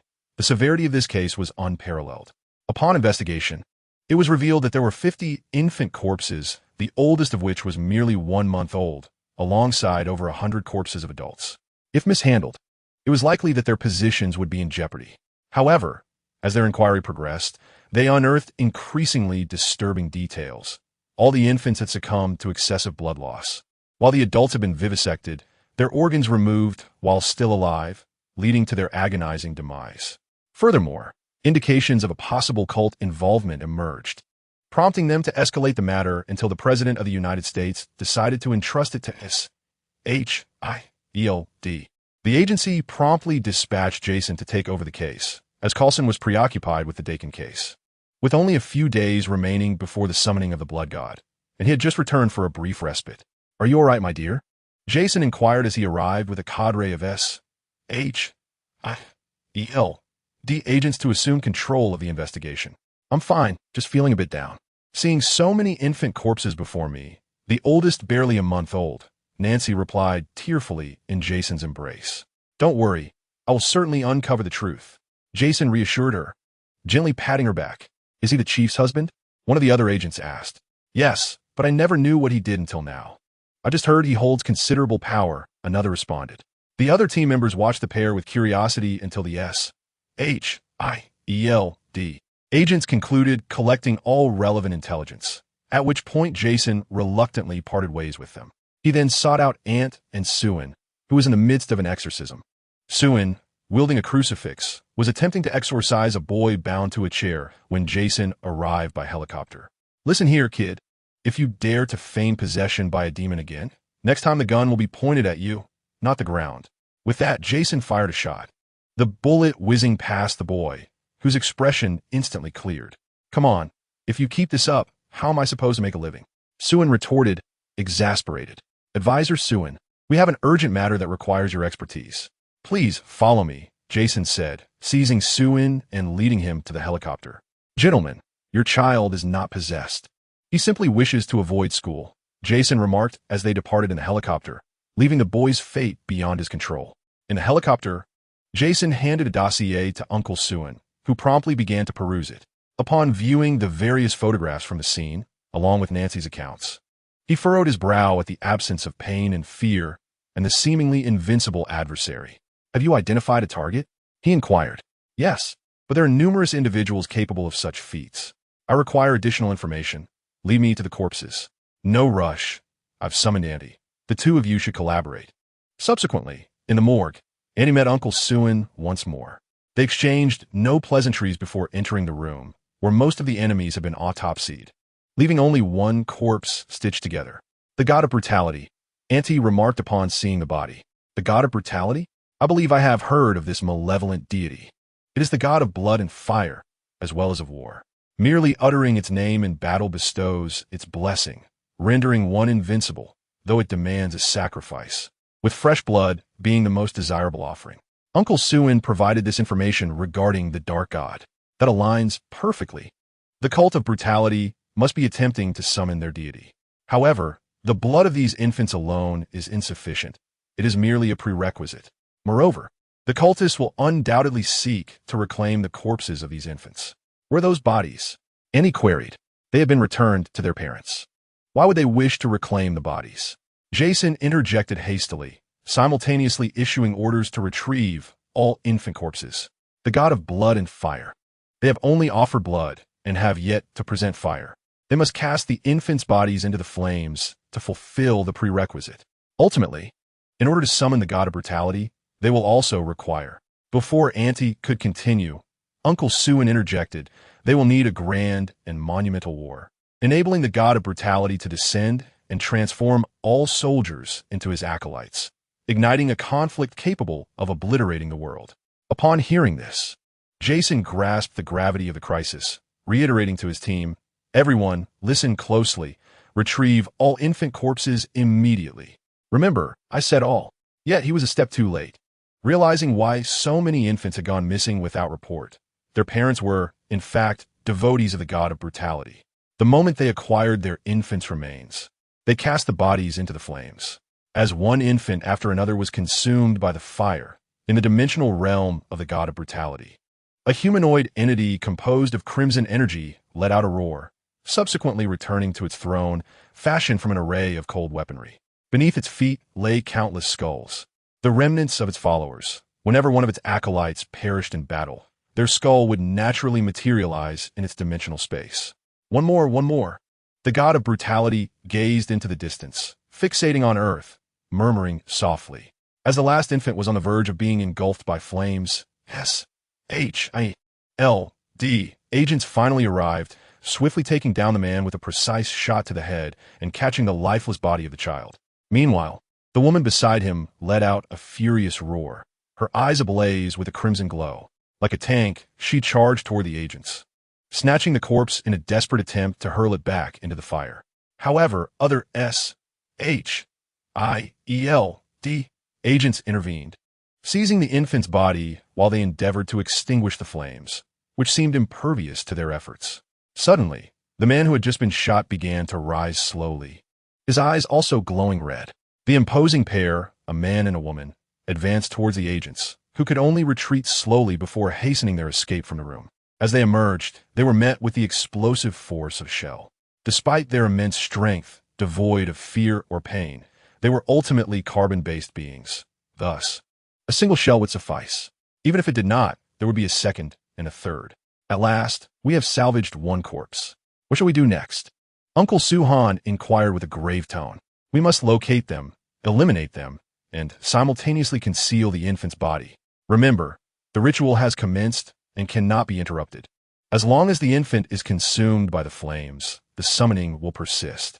We must merely allow time to erode the body until naught remains, not even bones. Do you understand? I comprehend. I will manage it from here. Jason nodded, subsequently reporting the situation to Fury. Upon learning the details, Fury promptly organized a team to remove the infant's body for permanent preservation, while also preparing an environment conducive to accelerating its decay. With the infant situation resolved, the next priority was to ascertain the location of the cultists and eliminate them. Chapter 37. Arrival at the cultist base. Extermination of the cultists. Ever since Jason took on the case of the ruthless cultists, he had been bustling about daily.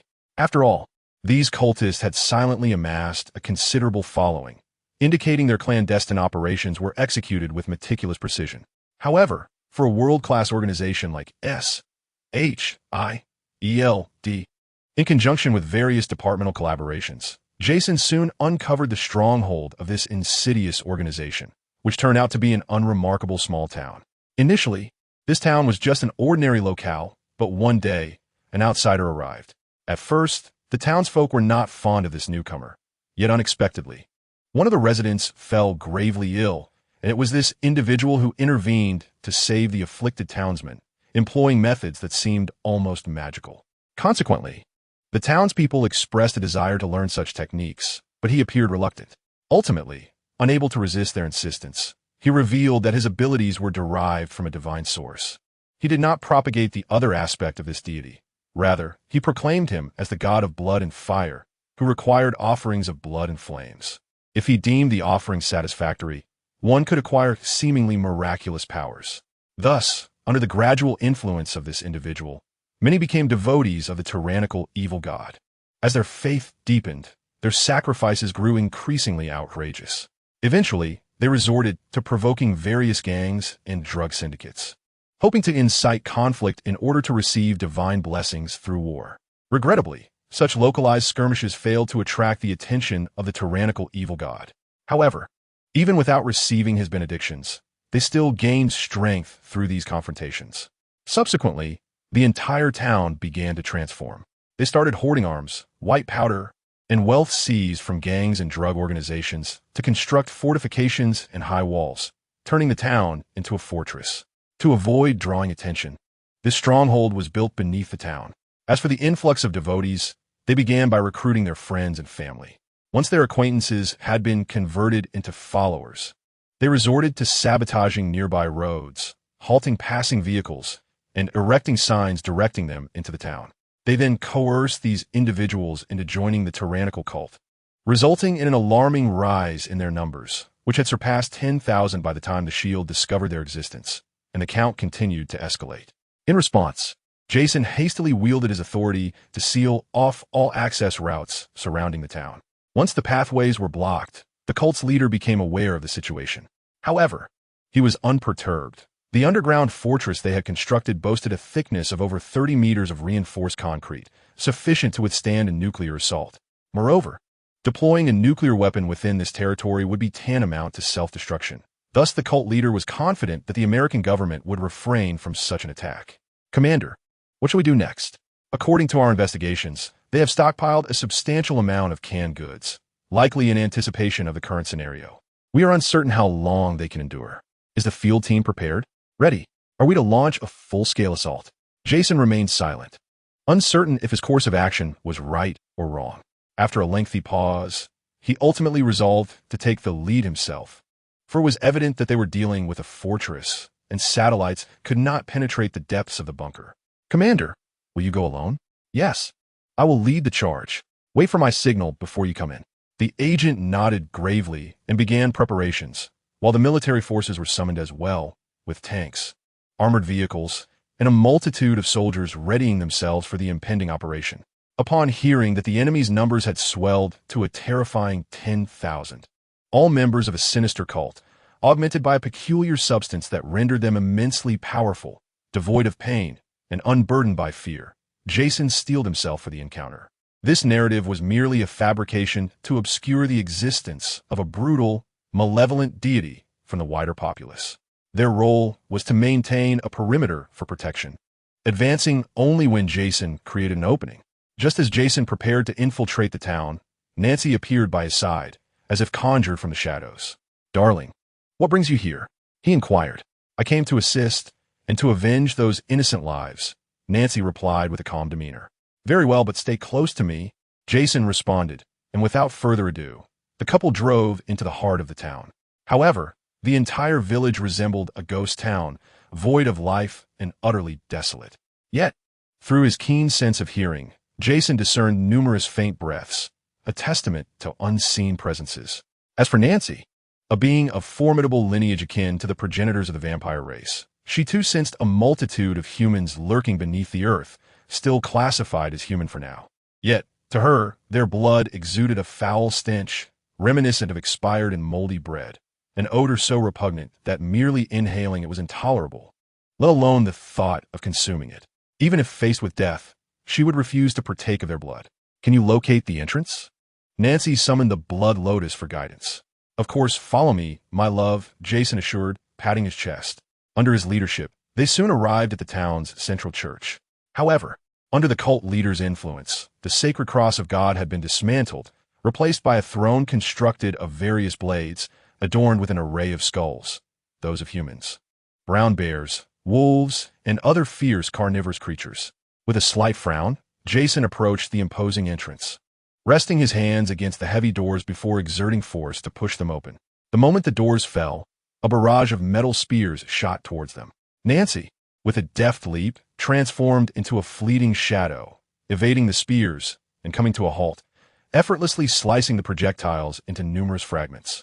Jason stepped inside the church, where bizarre patterns painted in blood adorned the walls. Yet, the most disturbing sight was the central altar, where several spears protruded, each crowned with a human head. "This cult is utterly revolting.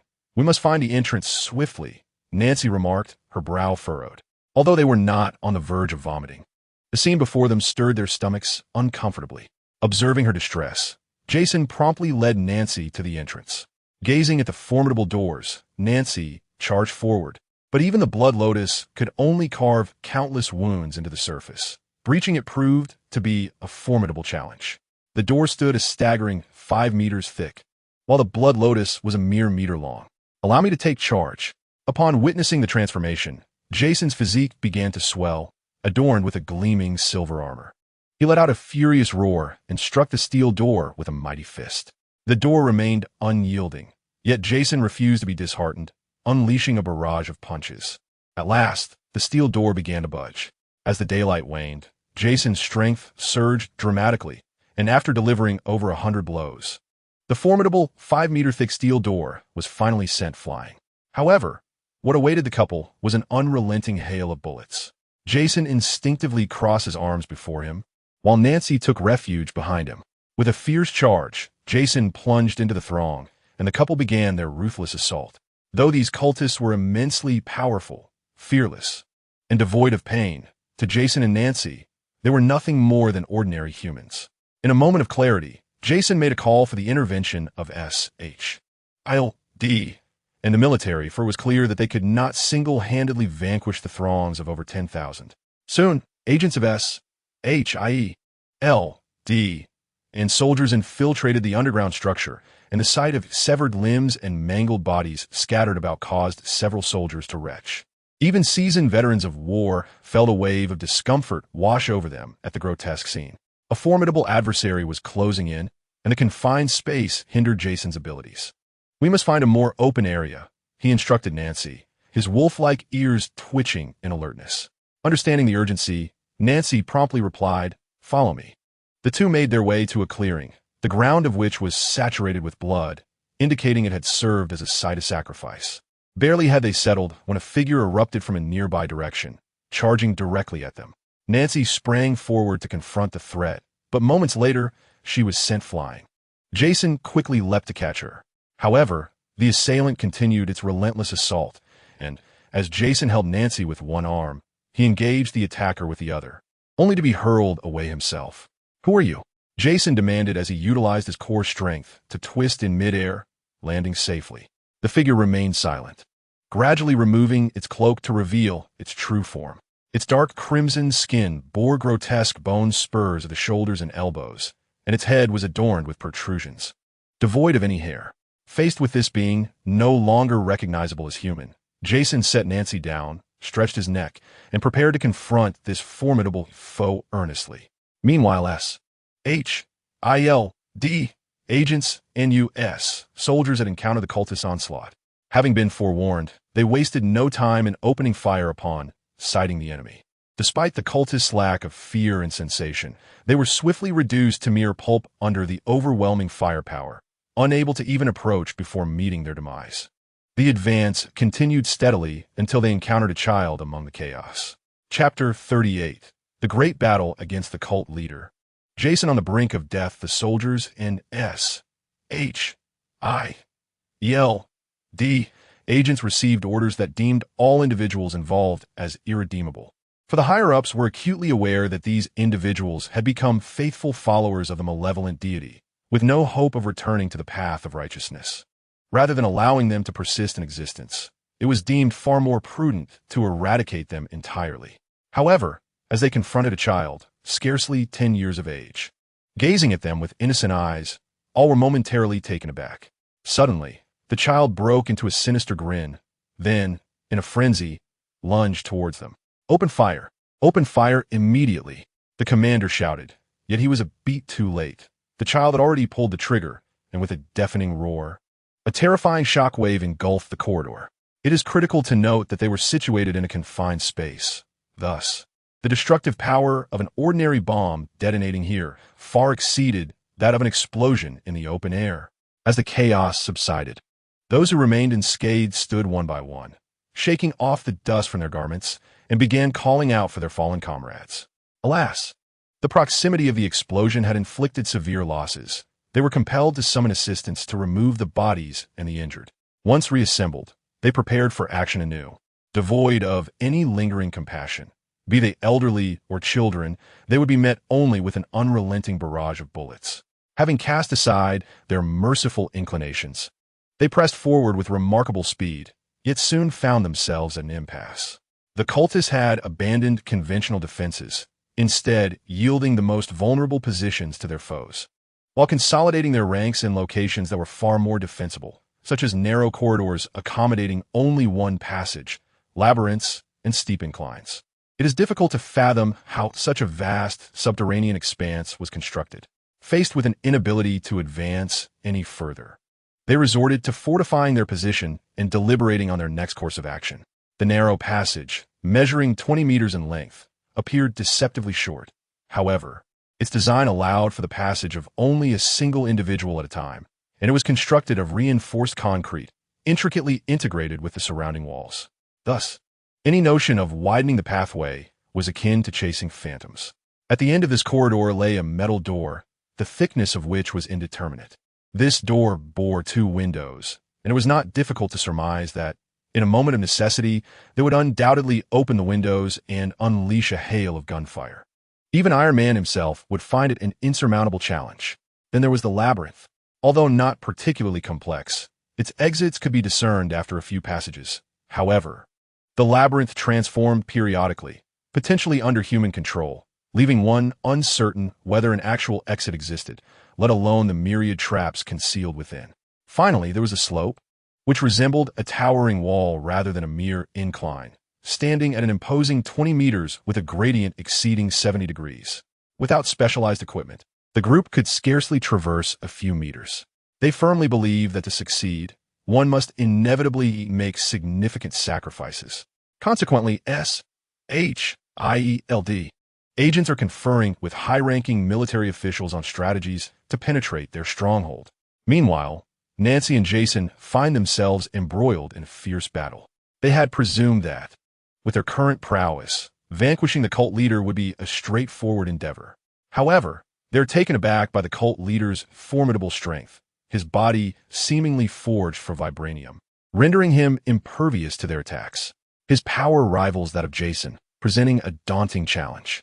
After nearly half an hour of conflict, the outcome remains unresolved, and Nancy bears wounds from the encounter.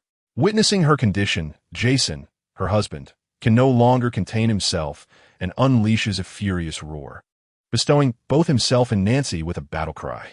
Initially, Jason intended to reserve this for when the cult leader was fatigued, but given the current circumstances, they might not last long enough to reach that point. The cult leader, devoid of pain or fear, engages in a relentless exchange of injury for injury, life for life, while Jason and Nancy grapple with their own emotions of trepidation, causing them to hesitate in their approach. If Ant were to select an opponent for him, he would undoubtedly choose Deadpool, as their combat styles are strikingly similar. Deadpool, being an immortal entity, approaches battles without the need for defense, particularly as portrayed in the comics. However, this is not the time for such considerations. With a battle cry enhancing their strength, Jason and Nancy find themselves capable of overwhelming the cult leader with relative ease, though the prospect of slaying him proves exceedingly difficult. The cult leader's regenerative abilities are astonishing. For instance, when Nancy severed his arm, it regenerated instantaneously, leaving them both dumbfounded. Jason suspects that even decapitating him would not ensure his demise. Time is of the essence, and they refuse to believe that this adversary is truly indestructible. As moments pass, Nancy's complexion grows pale, and even Jason is gasping for breath. Yet, the cult leader is not faring much better. All of his bone spikes have been severed. This revelation marks the cult leader's only discernible weakness, as these spikes do not regrow once removed, and his healing capacity diminishes. They have successfully eliminated many of the spikes, leaving only 2 on his shoulders, 1 on each side, where there had once been 5 or 6. The spikes on his elbows and arms are entirely gone. Nancy, can you still fight? If not, retreat to safety and let me handle this. Jason exhales heavily, his voice strained. I'm fine. I brought supplements, Nancy replies, producing a vial from her waist and unscrewing the cap, preparing to drink the liquid within. Upon witnessing the unfolding chaos, the cult leader rushed forward, intent on intervening. Though devoid of pain and fear, he was no fool. He understood that Nancy, upon consuming that substance, would undoubtedly regain her strength. Thus, he was resolute in preventing her from drinking it. However, Jason was no mere bystander. He charged at the cult leader, and the two collided, engaging in a ferocious melee. Even the armor adorning Jason's body was battered and shattered, yet they persisted in their fierce struggle. Ultimately, the cult leader let out a furious roar. A bone spur on his left shoulder fractured, while a new spur emerged from the back of his right hand. Seizing the moment before Jason could retaliate, he thrust the spur through Jason's heart. Enduring the searing pain, Jason managed to hurl the cult leader away. At that moment, Nancy finished drinking the vial containing Jason's blood, and with it, she instantly replenished both her health and mana. Witnessing the gruesome sight of Jason's heart being pierced ignited a blaze of fury within her. She drew forth her blood lotus, channeling all her wrath and power into that singular moment, unleashing a blood-red sword aura that surged towards the cult leader. With no avenue for escape, the cult leader raised his arms in a futile attempt to withstand the onslaught. Yet the strike infused with Nancy's rage was far beyond his capacity to resist. The sword aura cleaved through his arms, severed his head, and shattered the last bone spur upon his shoulder. The force did not relent, tearing a fissure through the steel-reinforced concrete above, even splitting the clouds, allowing moonlight to cascade onto the battlefield. The cult leader's head fell to the ground, his body collapsing in a lifeless heap, his expression frozen in disbelief. Nancy approached Jason, who had now reverted to his human form, but the gaping wound in his chest left her feeling helpless. "Jason, are you all right? Please don't frighten me." Jason opened his mouth, blood gushing forth, seemingly attempting to articulate something, but in his current state, words eluded him. Instead, he could only gesture towards the moonlight. Nancy, sensing something amiss, followed his gaze and recalled an important detail, hastily guiding Jason into the moon's illumination. Under the moonlight's glow, Jason's wound began to heal at a visibly rapid pace. Once the wound had fully mended, Jason suddenly sat up, gasping for breath. "I was so close, so very close to death," he said, trembling at the near brush with mortality. "Are you all right?" Nancy inquired, gripping Jason tightly. "I'm fine, my love. I apologize for causing you worry." Upon confirming Jason's safety, Nancy finally exhaled in relief, embracing him tightly. Jason, in turn, comforted her by gently patting her back, although he too felt a lingering fear. After all, no one is truly unafraid of death. He had narrowly escaped, and had it not been for the timely infusion of moonlight energy, the outcome may have been dire. After the two individuals regained their composure, they commenced assisting S.H.I.E.L.D. agents and the U.S. military in their siege, swiftly eliminating the remaining cultists. Ultimately, over 10,000 cultists were eradicated, including more than 1,000 children and elderly individuals who were utterly helpless. When the U.S. military emerged from the underground space and gazed up at the sun in the sky, they were all taken aback, for not everyone is inherently a killer. Although these cultists worshipped a malevolent deity, they were still, at their core, human. Jason sought out the highest-ranking commander among the U.S. forces, urging him to arrange psychological counseling for the troops, as failure to do so could lead to significant issues. The commander, fully aware of the gravity of the situation, would have taken this action regardless of Jason's insistence, understanding all too well what these soldiers had endured. After the departure of the U.S. military, a multitude of S.H.I.E.L.D. agents arrived, tasked with concluding the aftermath. Exhausted, Jason and Nancy returned home aboard a Quinjet, too fatigued to converse, each retreating to their own room to sleep until they naturally awoke. Chapter 39, Twilight City, Duke Gloros combined. "Mom, Dad, have you woken up? Come quickly for breakfast. Uncle Phil called for you, but I told him to wait until you were awake," Aunt said, carrying dishes to the table. The couple yawned and glanced outside, surprised to find that night had fallen. They had slept for nearly 12 hours. "What does Coulson want with us?" Nancy asked irritably, having just emerged from a grueling battle. The thought of being summoned by Coulson was understandably disconcerting. I'm not sure. Let us eat first, Mom and Dad," Aunt replied. They sat down, each with a bowl of rice, devouring their meal heartily. Once they were satiated, Jason and Nancy indulged in a shared bath. Afterward, Jason settled onto the couch and called Coulson while Nancy dried her damp hair, resting her head on Jason's lap. With no alternative, Jason had to hold the phone between his head and shoulder. "Jason, you finally returned my call. What is going on?" Jason inquired. "Do you and Nancy, along with Ant, have anything going on lately?" "Nothing, why?" "We've located Deacon's whereabouts, but it seems we cannot gain entry," Coulson replied with a hint of exasperation. "What, Twilight City? You are familiar with that place, I presume." Upon hearing Twilight City, Jason's brow furrowed, but he continued his work without interruption.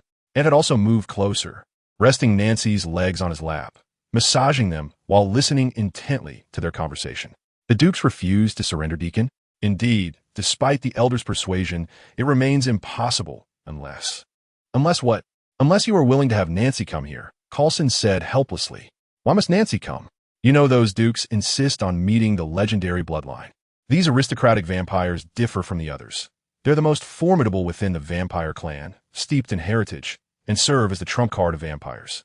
It is precisely because of them that humanity dares not wage war against vampires. Of course, they will not intervene in the affairs between vampires and humans unless it comes to the brink of vampire extinction. Otherwise, they will remain passive. Those so-called elders are merely elected figures. Collectively, they hold no weight compared to a single Duke. Thus, to secure the release of Deacon, we must appease them by allowing them to meet Nancy." Upon hearing Coulson's words, Jason shook his head. No way. Who knows what those old geezers might want to do to my wife? Jason firmly rejected. Come on, Jason, is Nancy there? No, she has left, Jason replied. Hanging up the phone, Coulson, on the other end, could only smile ruefully, gazing at the city before him with a sigh of resignation. Why can't I go? Nancy asked while enjoying Ant's massage. Haven't I mentioned? Who knows what those old folks want to do with you? And those dukes, they sound like ancient relics, Jason explained. But I want to go. Twilight City. Do you even know this place? Is it really a city? Indeed, and it is quite extraordinary. In what way? Nancy asked excitedly. What do you wish to do? Nothing much. I genuinely want to see this so-called Twilight City, and with our strength alongside S.H.I.E.L.D. Are you afraid of what they might do to us? Nancy sat up, playfully clutching Jason's arm. At a loss, Jason turned to Ant, who shrugged, equally unsure of what to do. All right then, but let me make it clear. If any problems arise, we must flee at the first opportunity, Jason said, wrapping his arm around Nancy's shoulders with a reluctant tone. Okay, no problem. Ant, are you coming with us? Yes, and you better help me ask for leave, Dad. Ant shouted at Jason. This trip is for a mission, not a vacation. I know, but my abilities are not to be underestimated either. Ultimately, Jason relented and found Coulson, explaining the situation. Soon, they boarded the Quinjet and set off. On the aircraft, the two reviewed the information about Twilight City, which Coulson had uploaded recently. Jason had once glimpsed Twilight City during a mission, which was why it lingered in his memory, though he had never ventured inside. He had only seen it from a distance. Moreover, Twilight City serves as the domain of the Dark Council, a place inhabited not only by vampire dukes, but also by werewolf royalty, dark sorcerers, and others. Soon, the Cohen-style fighter jet came to a halt, and after a family of 3 disembarked, Coulson hurried over to greet them. Ah, you have finally arrived. Come, let us proceed swiftly. Is it truly so urgent? What else could it be? Coulson ushered the trio into a jeep, and they traversed a small hill, revealing an enormous city sprawling over an area of nearly hundreds of thousands of square kilometers. Most perplexing was the layer of black energy enveloping the city. Is this truly Twilight City? Indeed, this is Twilight City. It is said that this layer of black energy was crafted by the founders of the Dark Council as a barrier, effectively blocking out all sunlight and ensuring that eternal night reigns within. Coulson explained. How extraordinary! Nancy exclaimed, astonished. Indeed, let us proceed. As their vehicle entered the city, they were astonished to find that night had indeed fallen, and looking outward, they saw that the outside world was similarly shrouded in darkness. Esteemed guests, the Duke has awaited your arrival for some time. Please follow us. Suddenly, a young girl clad in a black Lolita dress, adorned like a little doll and holding an umbrella, appeared at the front of the vehicle and spoke. How do we proceed? Coulson inquired, only to discover that the vehicle was no longer under their control. It suddenly lifted into the air, landing directly at the entrance of an ancient castle. Gazing at the magnificent castle, Nancy gasped in awe, unable to contain her admiration for its artistic beauty. However, Ant and Jason remained unimpressed, under the girl's guidance. She knocked on the door, which was then opened by a towering figure, a man standing at nearly 2 meters and 80 centimeters, his physique brimming with muscle. Had it not been for the fleeting red glimmer in his eyes, Ant might have believed he was a knight from the Warhammer universe. The girl then leapt onto the giant's shoulder, and they were led into a dining hall, where another robust man awaited them. Punisher, what brings you here? Ant asked curiously. He forcefully infiltrated Twilight City, intending to rescue the Daywalker, so I apprehended him, a voice declared as a figure slowly emerged from the shadows. As everyone turned to face the Punisher, they noted his terrifying transformation. He now stood at 2 meters and 50 centimeters, his body exceptionally muscular. This transformation was due to Ant having bestowed upon him the original Forged Space Marine Inheritance card, which was rightfully his. However, lacking powered armor, explosive firearms, chainsaw swords, and power swords, his might was considerably diminished. Nevertheless, for him, it mattered little. His formidable physique rendered machine guns as mere toys in his hands, the recoil almost non-existent. Of utmost importance, this inheritance card diverges from mere transformation.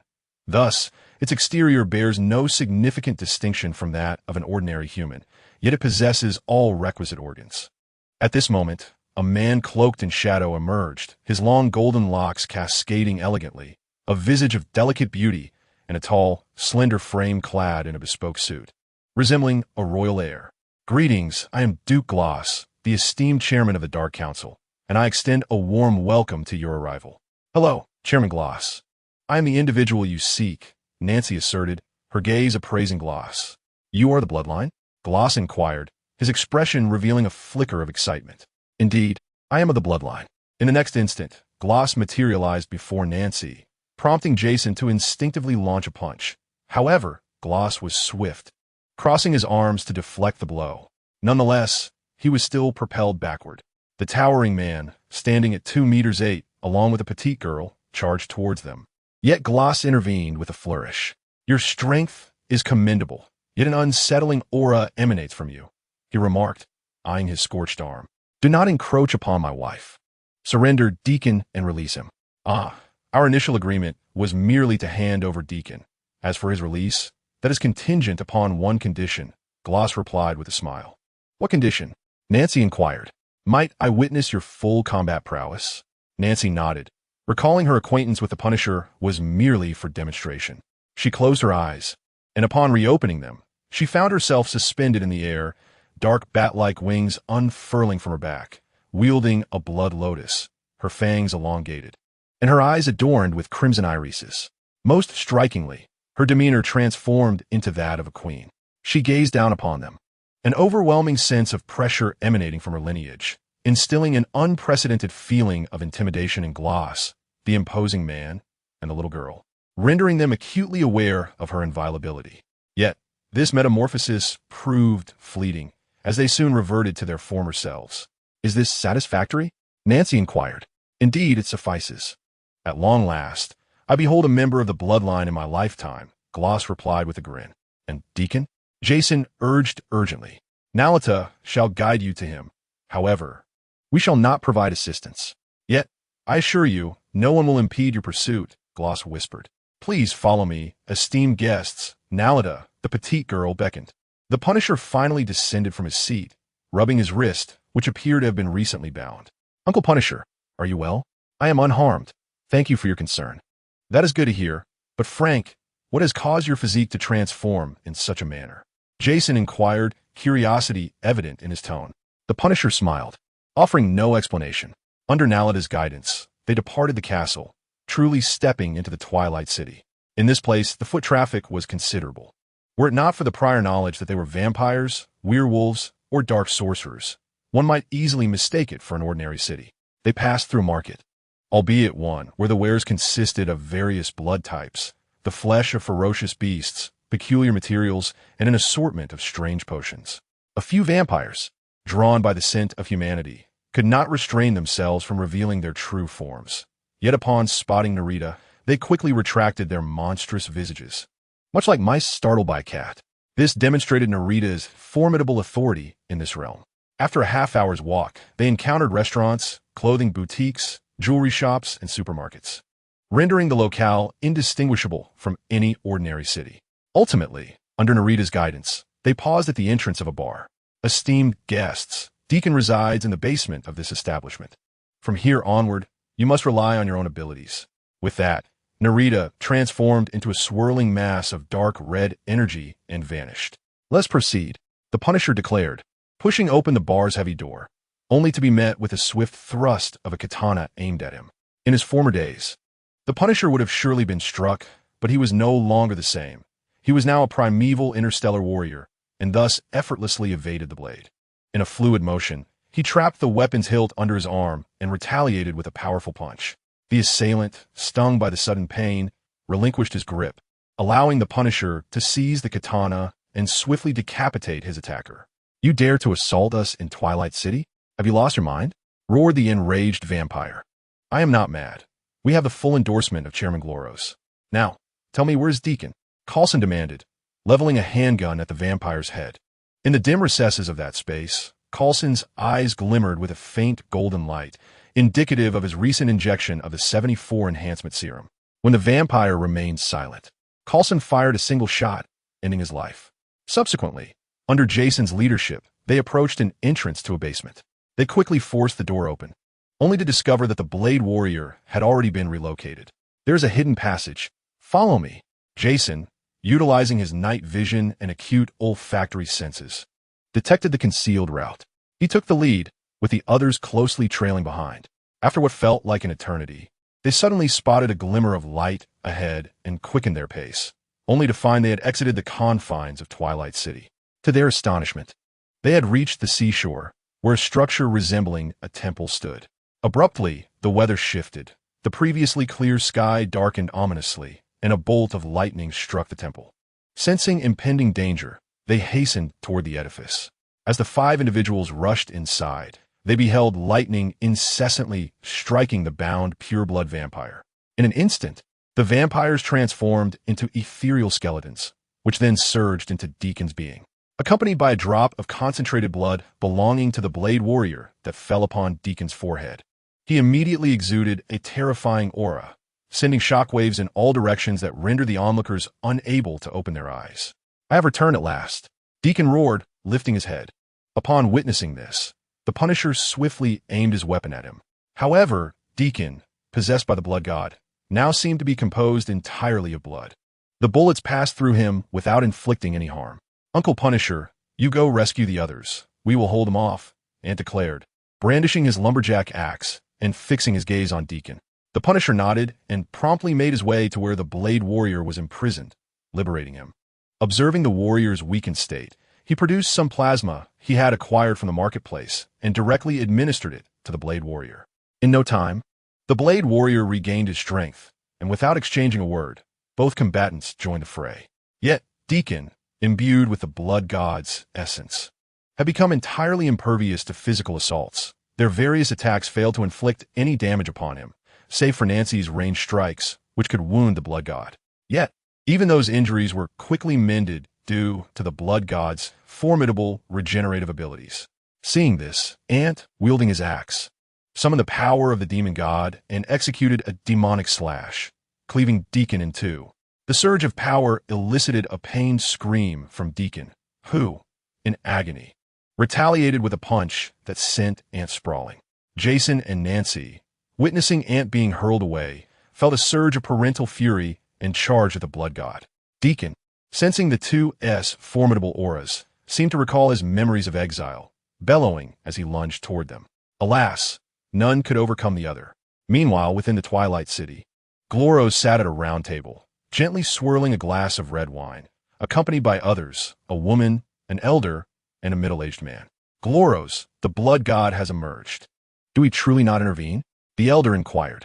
"Of course we must intervene, but you ought to be aware of the blood god's tenacity. We cannot hope to slay him. Our only recourse is to banish or seal him. Therefore, should you wish for my assistance, you must surrender the ancestor's coffin to me," Gloros proclaimed, draining the crimson liquid from his glass. "Agreed, Black Wolf," the elder responded.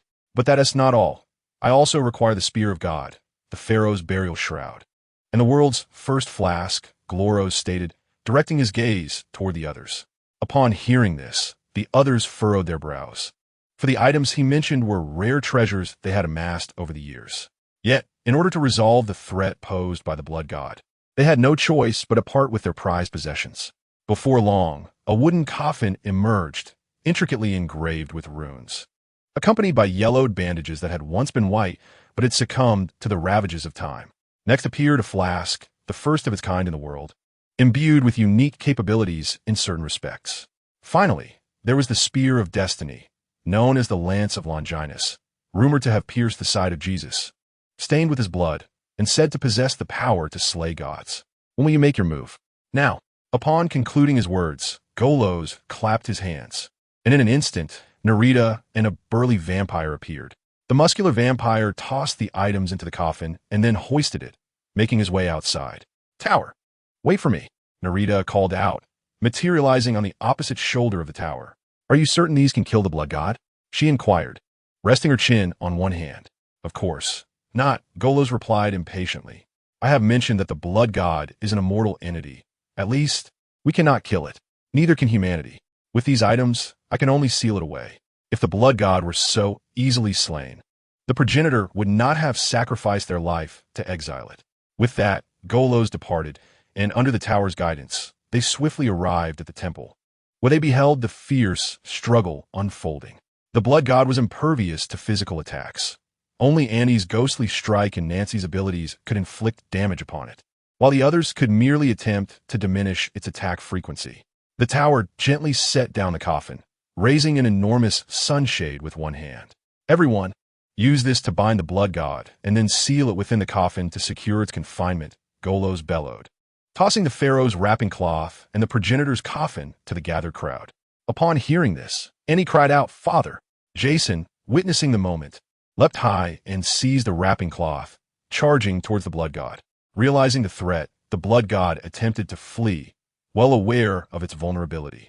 However, Nancy had already prepared a trap. She spread her arms wide and clapped forcefully.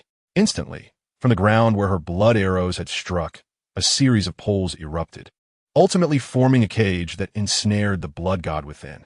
The Punisher and Blade Master steadied the progenitor's coffin, while Jason, clutching the wrapping cloth, surged towards the blood god, intent on enveloping it.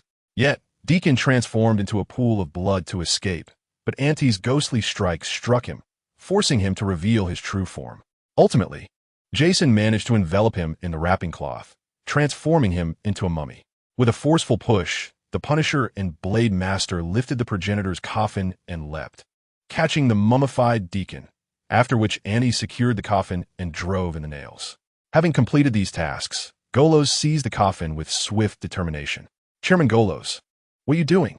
"Apologies, but this coffin is a treasured artifact of our vampire clan. Hence we must take it away," Gloros remarked with a smile. However, an unsettling feeling lingered among them. Observing this, Coulson stepped forward and stated, "Chairman Gloros, I believe it would be most prudent for us to oversee the blood god." Yet, Gloros did not respond, only offering a faint smile before vanishing with the Iron Tower and Naily. "What shall we do next?" Blade Warrior inquired. "What else can we do?" "We must inform the director and allow him to negotiate with Gloros," Coulson sighed. The Ant family, witnessing the dust settle, saw Nancy directly converse with Coulson before heading back to Twilight City, as she had not yet fully explored. She yearned to see the attire, jewelry, and perfumes available there. Chapter 40. The House of Werewolves, an invitation from the werewolf leader. In Twilight City, Nancy and her companions wandered the bustling streets, particularly Nancy, who could not resist entering any shop that piqued her interest. It must be said, the clothing boutiques here offered exquisite, high-end garments, many of which were custom-tailored. However, the currency here was known as blood coins, a unique metal infused with blood, not ordinary blood, but that of vampires born at specific times. This peculiarity granted blood coins exceptional purchasing power. "What should we do? I truly adore this dress." Nancy whimsically tugged at Jason. The father and son exchanged glances, yet found themselves at a loss. Suddenly, they spotted a bank and, without hesitation, made their way toward it. "Hello, you are human." The lobby manager initially greeted them with a broad smile, but his expression turned sharply when he laid eyes on Ant. Ant furrowed his brow slightly, and his Kieran bloodline surged forth, causing the vampires and werewolves present to recoil, for to them, Ant appeared as a blazing sun, seemingly capable of melting anyone who dared to gaze too long. "My apologies, my lord, it is my fault. Please temper your aura," the lobby manager hastily pleaded.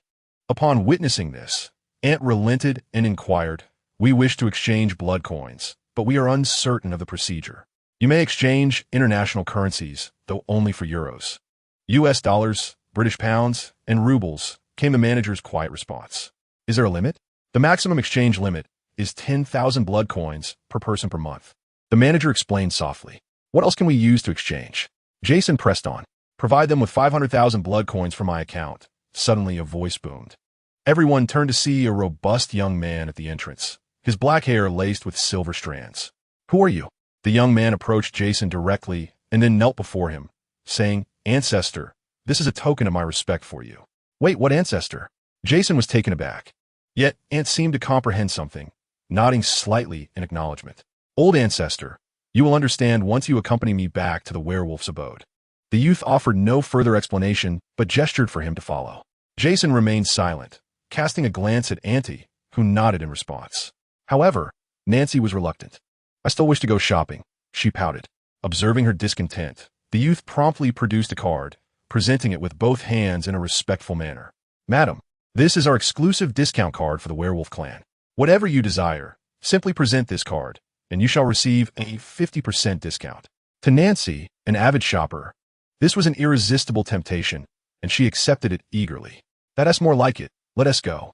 They then boarded a vehicle and arrived at the twilight corner of the Glorose Castle, the territory of the werewolves. The entire Twilight City was divided into 4 sections. The upper left corner belonged to the vampires, the upper right to the dark sorcerers, the lower left to dark creatures, ghosts, specters, demon-possessed individuals, and zombies, while anything that was not a vampire, werewolf, or dark sorcerer fell into the category of dark beings. Finally, the lower right corner was the werewolf's home. In stark contrast to the vampire's castle, the werewolf area exuded a sense of tranquility, featuring wooden cabins, marketplaces, and farmland. Yet, the fields did not yield fruits or vegetables, but rather peculiar carnivorous plants, whose produce resembled meatballs, consumable either raw or cooked, serving as one of the primary food sources for the werewolves. Under the guidance of the youth, the family encountered numerous werewolves, most adorned with black or brown hair, who displayed great respect upon seeing the youth. Eventually, they arrived at a 2-story wooden house, entering amidst the flickering glow of a fire. "Father, I have brought the person," the youth announced loudly, and a figure descended from above. "Jacob, you've done well. Greetings, you must be Jason Bourne?" "Indeed, and you are?" "I'm Billy Black, Jacob's father, the leader of the werewolf's home, and the current Wolf King." The middle-aged man bore a striking appearance, with hair that was half silver and half black. "Hello, Mr. Black. May I inquire as to why you summoned me?" Jason asked. As they conversed, they settled onto the sofas, while Jacob thoughtfully poured tea for everyone and brought out some snacks, which were predominantly meat-based. Auntie, lacking an appetite, feared the origin of the unfamiliar meats.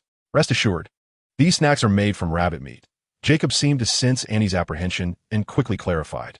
Meanwhile, through his dialogue with Billy, Jason finally grasped the reason for the summons. They wished to witness his transformation into a werewolf. Although puzzled by their interest, the substantial offer of 500,000 blood coins and the discount card led him to dismiss his doubts and seamlessly transformed into a werewolf, complete with armor. "Can that armor be shrunk into shorts?" "I need to examine your entire body," Billy continued. "All right, but you can't touch," Jason replied, transforming the armor into a pair of shorts. Upon seeing Jason's silvery hair, Billy was immediately exhilarated, reaching out to touch it, but refrained, remembering Jason's earlier words. All right. Thank you. No need for such formality. I'm merely curious about your intentions," Jason inquired. "Because I want you to become the Wolf King, succeeding me as the leader of the werewolves," Billy exclaimed excitedly. I'm sorry, but I have no such aspirations." Jason quickly shook his head, indicating his disinterest. "Why not? If you were to become the Wolf King, all the resources of the werewolf clan would be at your disposal. Our strength rivals that of the vampire clan. If you wished, we could even help you become the president." "Billy, please calm down. I truly do not wish to be the Wolf King. I just want to live peacefully with my family. However, as a member of the werewolf clan, I will assist you as much as I can if you need help." "Really?" Billy, who had been disheartened, suddenly became excited again. "Of course. In fact, we do have something we would like your assistance with. Since you are unwilling to become the Wolf King, we kindly ask you to leave your seed behind," Billy stated. At this, Nancy's expression shifted dramatically. She was no fool and understood the implication of seed. Jason sensed an angry gaze from behind and quickly interjected, "Let's skip that, shall we? We still have to explore Twilight City and shouldn't linger here. If you require my assistance with anything else, please feel free to ask." With that, Jason took Nancy's hand and rushed out, leaving Annie no choice but to follow, driving off in his vehicle. "Father, you were too hasty." "You are correct. I was too hasty," Billy sighed, watching their departing figures. Chapter 41. Becoming a half-blood vampire. "Phew, I nearly compromised my integrity," Jason said, patting his chest in relief. Nancy, uninterested in the conversation, began shopping on her own. It must be said that the purchasing power of the blood currency was quite strong, and Nancy displayed remarkable stamina while shopping. Annie and Jason were laden with bags, both showing signs of fatigue, while Nancy grew increasingly energetic. Eventually, Coulson contacted the trio, informing them that if they did not leave soon, he would return alone. There were no planes available for their departure, so Nancy reluctantly followed Jason and Annie as they left. Before long, they exited Twilight City and atop the ancient castle, Gloros quietly observed the scene before him. Master, they have departed. May we implement the plan? Narita inquired. Let's commence. The silhouettes of two individuals flickered into existence within a certain chamber, where the ancestral coffin, which imprisoned the blood god, was suspended by several chains in midair. Shortly thereafter, Golos, wielding the Spear of Destiny, known as the Lance of Longinus, positioned himself beneath the ancestral coffin and forcefully thrust the weapon in a particular direction, effortlessly piercing through the entire coffin. The two heard a scream, but it quickly faded into silence. Golos then produced the world's first flask, placing it upon the ground. As a viscous drop of blood fell into the flask, a dense plume of white smoke emanated from its mouth. Once the smoke dissipated, a drop of translucent blood appeared at the bottom of the flask. This blood was unlike the viscous liquid that had just fallen. It was clear and sparkling, reminiscent of pink diamond. Minutes passed before another drop of blood fell, accompanied once again by the rise of thick, white smoke. Time slipped away unnoticed until the blood within the flask surpassed the halfway mark, prompting Golos to excitedly grasp the flask. Tower and Narita seemed to anticipate Golos' intentions and attempted to intervene, but Golos raised his hand to halt them. It's fine, he assured. With that, Golos drank the blood from the flask in one swift motion, and an immense surge of energy erupted within him, relentlessly cleansing everything inside his body.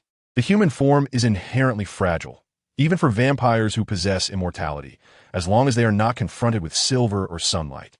Nevertheless, the pain twisted Golos' features, causing him to collapse to the ground, trembling uncontrollably. Master, Narita and Tower exclaimed anxiously. Yet, Golos remained unresponsive, leaving them at a loss for what to do.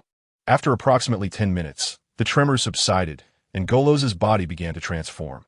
His pallid skin regained a lustrous sheen, becoming vibrant, and even his long-stilled heart resumed its rhythmic beating. He slowly rose to his feet, his eyes appearing as if adorned with crimson contact lenses, exuding an alluring charm. Master, have you succeeded? Narita inquired. I'm not certain yet. I must verify, Golos replied before vanishing from sight. Narita and Tower exchanged glances and quickly followed suit. They soon spotted Golos at the edge of Twilight City, and Narita, realizing his intentions, promptly twisted the handle of her small umbrella, drawing forth a whip. With a decisive flick, she ensnared Golos around the waist. Upon noticing, Golos turned to glance at Narita, offering her a reassuring smile before gradually stepping out from the shadows. As he emerged into the sunlight, Narita watched intently, ready to act at the slightest hint of danger. However, Golos exhibited no signs of distress. On the contrary, he appeared remarkably at ease, raising his hands to bask in the sunlight's warm embrace. He maintained this posture for several minutes before ultimately returning to the confines of Twilight City. Master, have you truly become a vampire? Indeed, though my vampiric purity is merely 10%. Yet, do not underestimate this fraction. It suffices to render me immune to the sun's effects. However, pure silver still poses a threat to me, and human food remains unsuitable for my consumption. I am left with no option but to sustain myself through blood, as my purity is still too low. But Master, this marks a commendable beginning. Might we eventually attain a full transformation into vampires? Inquired Narita. Golos shook his head and replied, I am uncertain, yet I suspect it may not be so straightforward. Let us first observe how much purity can be achieved solely by consuming the blood of the divine. Golos, or perhaps all vampires residing in Twilight City, differed from their counterparts in the outside world. They abhorred needless killings, aspiring instead to embrace their vampiric nature and viewing this transformation as the pinnacle of their existence. They were among the oldest of vampires, their ethos contrasting with that of outside vampires. They chose collaboration with humanity and maintained various laboratories dedicated to altering their vampiric genes into those of true vampires. Regrettably, despite investing billions in resources, they have yet to succeed. Nonetheless, they have not returned empty-handed. Their strength has significantly increased. Each vampire from Twilight City could easily overpower 100 Blade Warriors, underscoring the formidable level of their combat prowess. Golos consumed several cups, ultimately achieving a blood purity of 50%, rendering him no longer fearful of sunlight or silver. Yet, he remained unable to partake of human sustenance and could only sustain himself through blood. He sat despondently upon his throne, observing his subordinates who had transformed into vampires, albeit with even lower purity levels, Narita at 40% and Tidar at 35%. Is there truly no solution? Gullows murmured. Though they had grown stronger post-transformation, they were not authentic vampires. They could only be regarded as hybrids. Their aspiration remained to become true vampires. Perhaps we should consult Lady Nancy, Narita suggested tentatively. Indeed, how could I have forgotten? Yet, such a crucial matter warrants a personal inquiry. Franken, you shall oversee things in my absence. Inform the elders that the position of president will be entrusted to another. I must depart for an extended period, Gullows declared as he rose. A middle-aged man, kneeling below, stood and nodded slightly, affirming, "Yes, master, I shall ensure everything is well managed. The utmost priority is to guard the coffin of our progenitor. Do you understand?" "Yes, master." With that, Gullows departed Twilight City, accompanied by Narita and Tidar, boarding his private jet en route to New York. Chapter 42. Diana enters Yueying School in Queens, New York. On Prince Avenue 14, Ant took the school bus as usual, following Peter and the others to Yueying School. "Ant, where have you been these days?" Peter inquired with curiosity. Ned and Harry also looked at Ant with intrigue, prompting him to briefly recount his mission in Twilight City. "Enough about me. What about you all? Any changes lately?" "None. But someone from S.H.I.E.L.D. approached me, wanted me to join them," Peter replied. "Me too. Same here." "Ned, have you revealed your magical abilities?" Ant asked, furrowing his brow as he looked at Ned. "No, I don't even know how they found me." "Did you all agree?" They all shook their heads, and Ant let out a sigh of relief. "Thank goodness you didn't T-join. Remember, never join S.H.I.E.L.D. If they ask why, tell them you should at least consider such matters when you turn 16. Understood?" Though the three were puzzled by Ant's insistence, they nodded in agreement.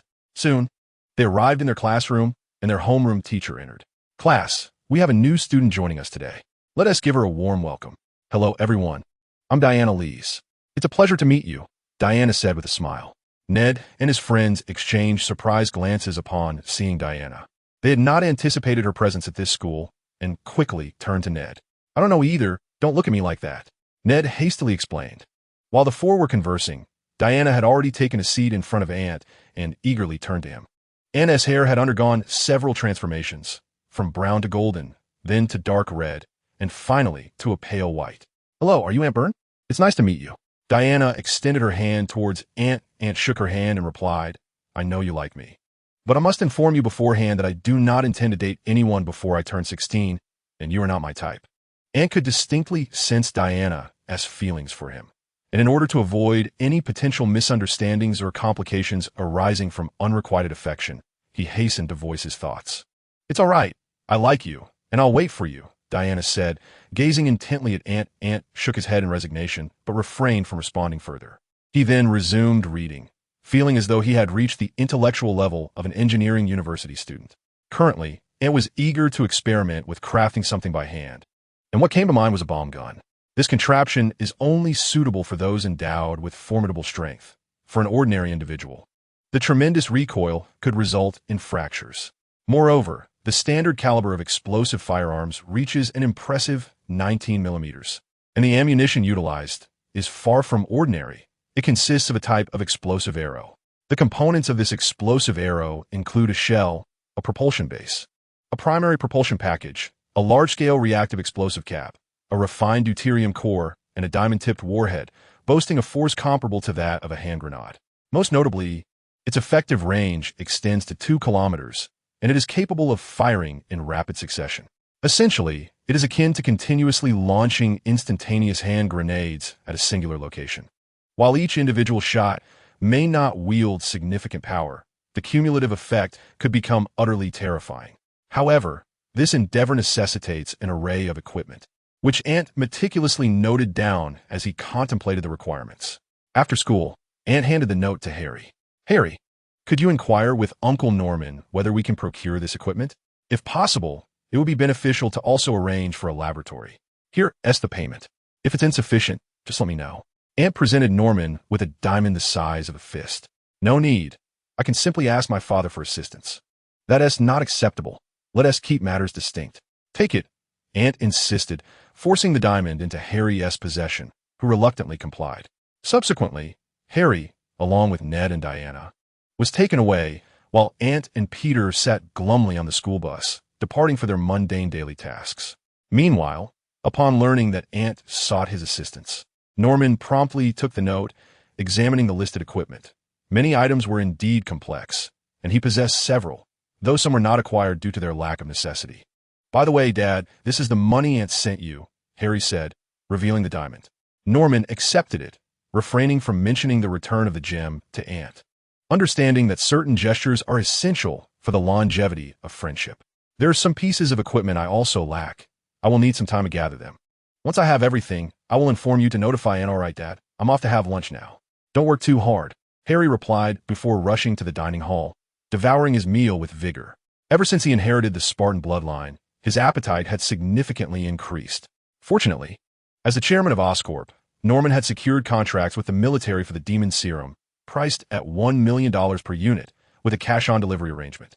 However, given the limitations imposed by the Green Goblin's physique, the production of the demon serum was finite, unless he could locate additional demon corpses, a task he had entrusted to Uncle Suin. The rest, he could only leave to fate. After all, demons cannot manifest in their true forms on Earth, making the acquisition of demon corpses exceedingly rare. Such occurrences typically coincide with certain auspicious days when demons might appear. Alternatively, one could venture directly into the hellish dimension to capture demons. Yet with Harry's current capabilities, this was an arduous challenge, unless he could activate his true demon state. Though at present, he was not even a demon. After Norman had settled the company affairs, he arrived at the restaurant, where he observed Harry indulging in a hearty meal. A smile crept onto his lips. Ever since the curse had been lifted, the frequency of his smiles had increased significantly. And these were not mere professional smiles, but genuine expressions of joy. "Dad, dinner is ready," Harry exclaimed as he hurriedly served a bowl of rice to Norman upon noticing his arrival. Norman took a seat and engaged in conversation with Harry while he ate. From their dialogue, it became evident that Harry was excelling in his studies, likely influenced by Aunt May's habit of reading various extracurricular books. Harry had also begun to explore such literature, although Aunt May had intervened, insisting that they could only pursue self-study up to high school.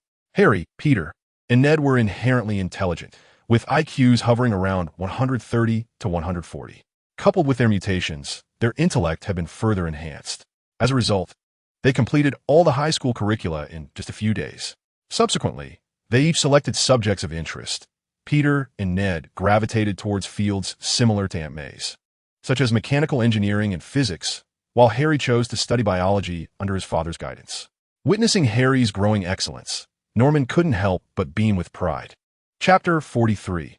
The Explosive Gun. 3 days later, Norman had gathered all the equipment required by Aunt May and had even prepared an empty laboratory for her at the Osborn Group headquarters, placing all the equipment inside. Upon learning this, Aunt May promptly requested a week-long leave from Harry. The teacher, upon seeing Aunt May's name on the request, signed it without hesitation. Such was the privilege of a genius, as they were, in terms of knowledge, far surpassed by her. Currently, Aunt May could easily gain admission into the prestigious Massachusetts Institute of Technology, yet she preferred not to rush into university life or draw unnecessary attention to herself. Soon, Aunt May arrived alone at the Osborn Group building. As she approached, the security guard immediately greeted her respectfully. "Young Master May, welcome. The chairman has informed us of your arrival. Your laboratory is located on the 35th floor, Lab 1. Here is your key." "Thank you, I appreciate it," Aunt May replied graciously as she accepted the key and took the elevator to the 35th floor, where she found her designated laboratory. Unlocking the door and gazing at the pristine equipment and materials necessary for crafting the explosive gun, Aunt May smiled. She then commenced the manufacturing process, initially seeking suitable metals. After all, the explosive gun would not fire ordinary bullets, but explosive arrows, and it required a rapid-fire mechanism. If the metal quality was inadequate, it would certainly not withstand the ensuing impact. Before long, Aunt May had developed 4 or 5 alloys, but during testing, none proved satisfactory. Although she had not anticipated her initial attempt to falter so dramatically, she remained undeterred and began to delve into materials science literature. With the passive skill of knowledge absorption, Auntie fervently immersed himself in the study of material science, ultimately dedicating 3 days to elevate his understanding to a graduate level. He then proceeded to concoct an alloy, and before long, he had created a substance he named blast steel.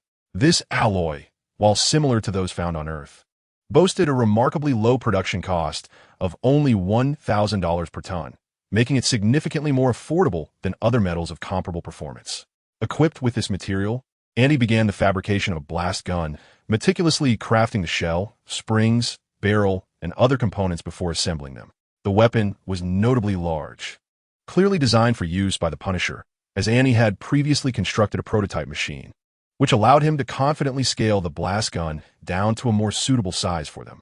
As he gazed upon the imposing blast gun, steeped in mechanical beauty and violence, he hastily adorned it with decorative skull motifs.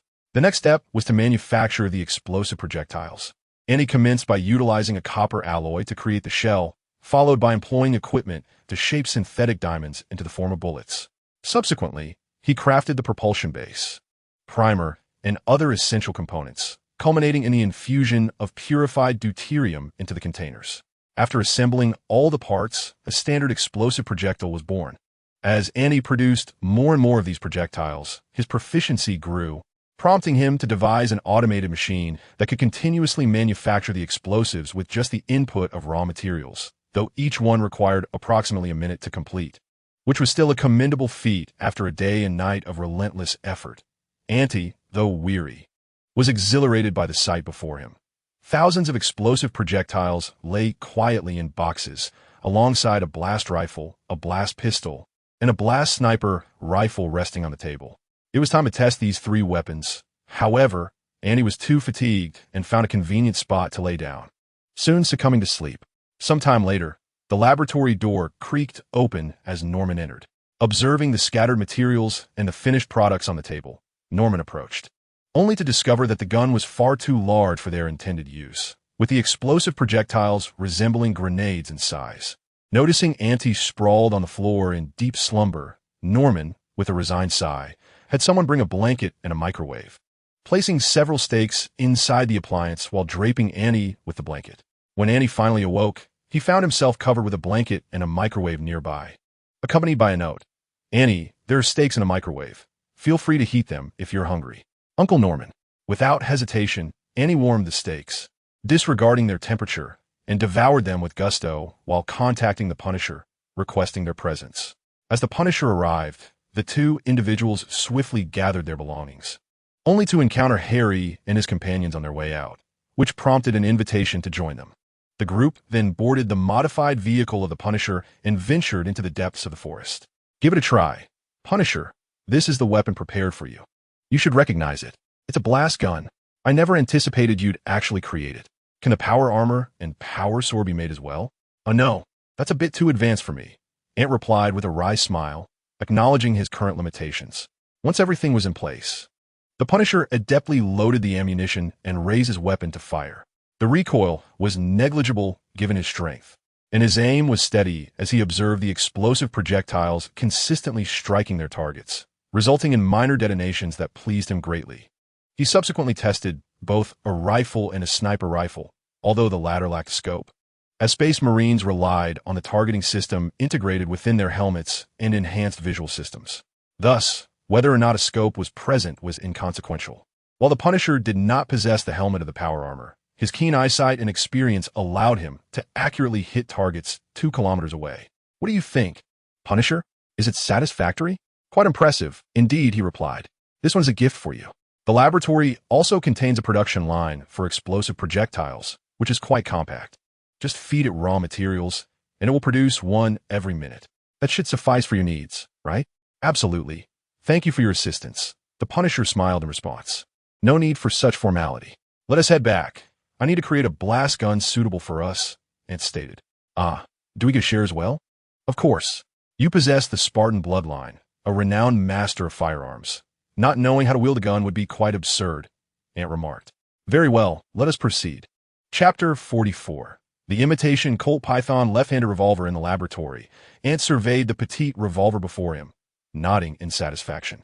Despite scaling down the explosive projectiles proportionately, they remained too large compared to standard ammunition, compelling him to replace the original semi-automatic pistol with a revolver.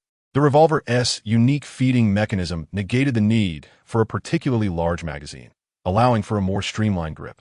Ant then proceeded to load the bullets into the chamber. This revolver was modeled after the Colt Python, albeit with a slight reduction in size. Finally, it was complete. "Harry, Peter, come over," Ant called out via his phone, and the two soon arrived at the laboratory. "Is it ready?" Harry inquired eagerly.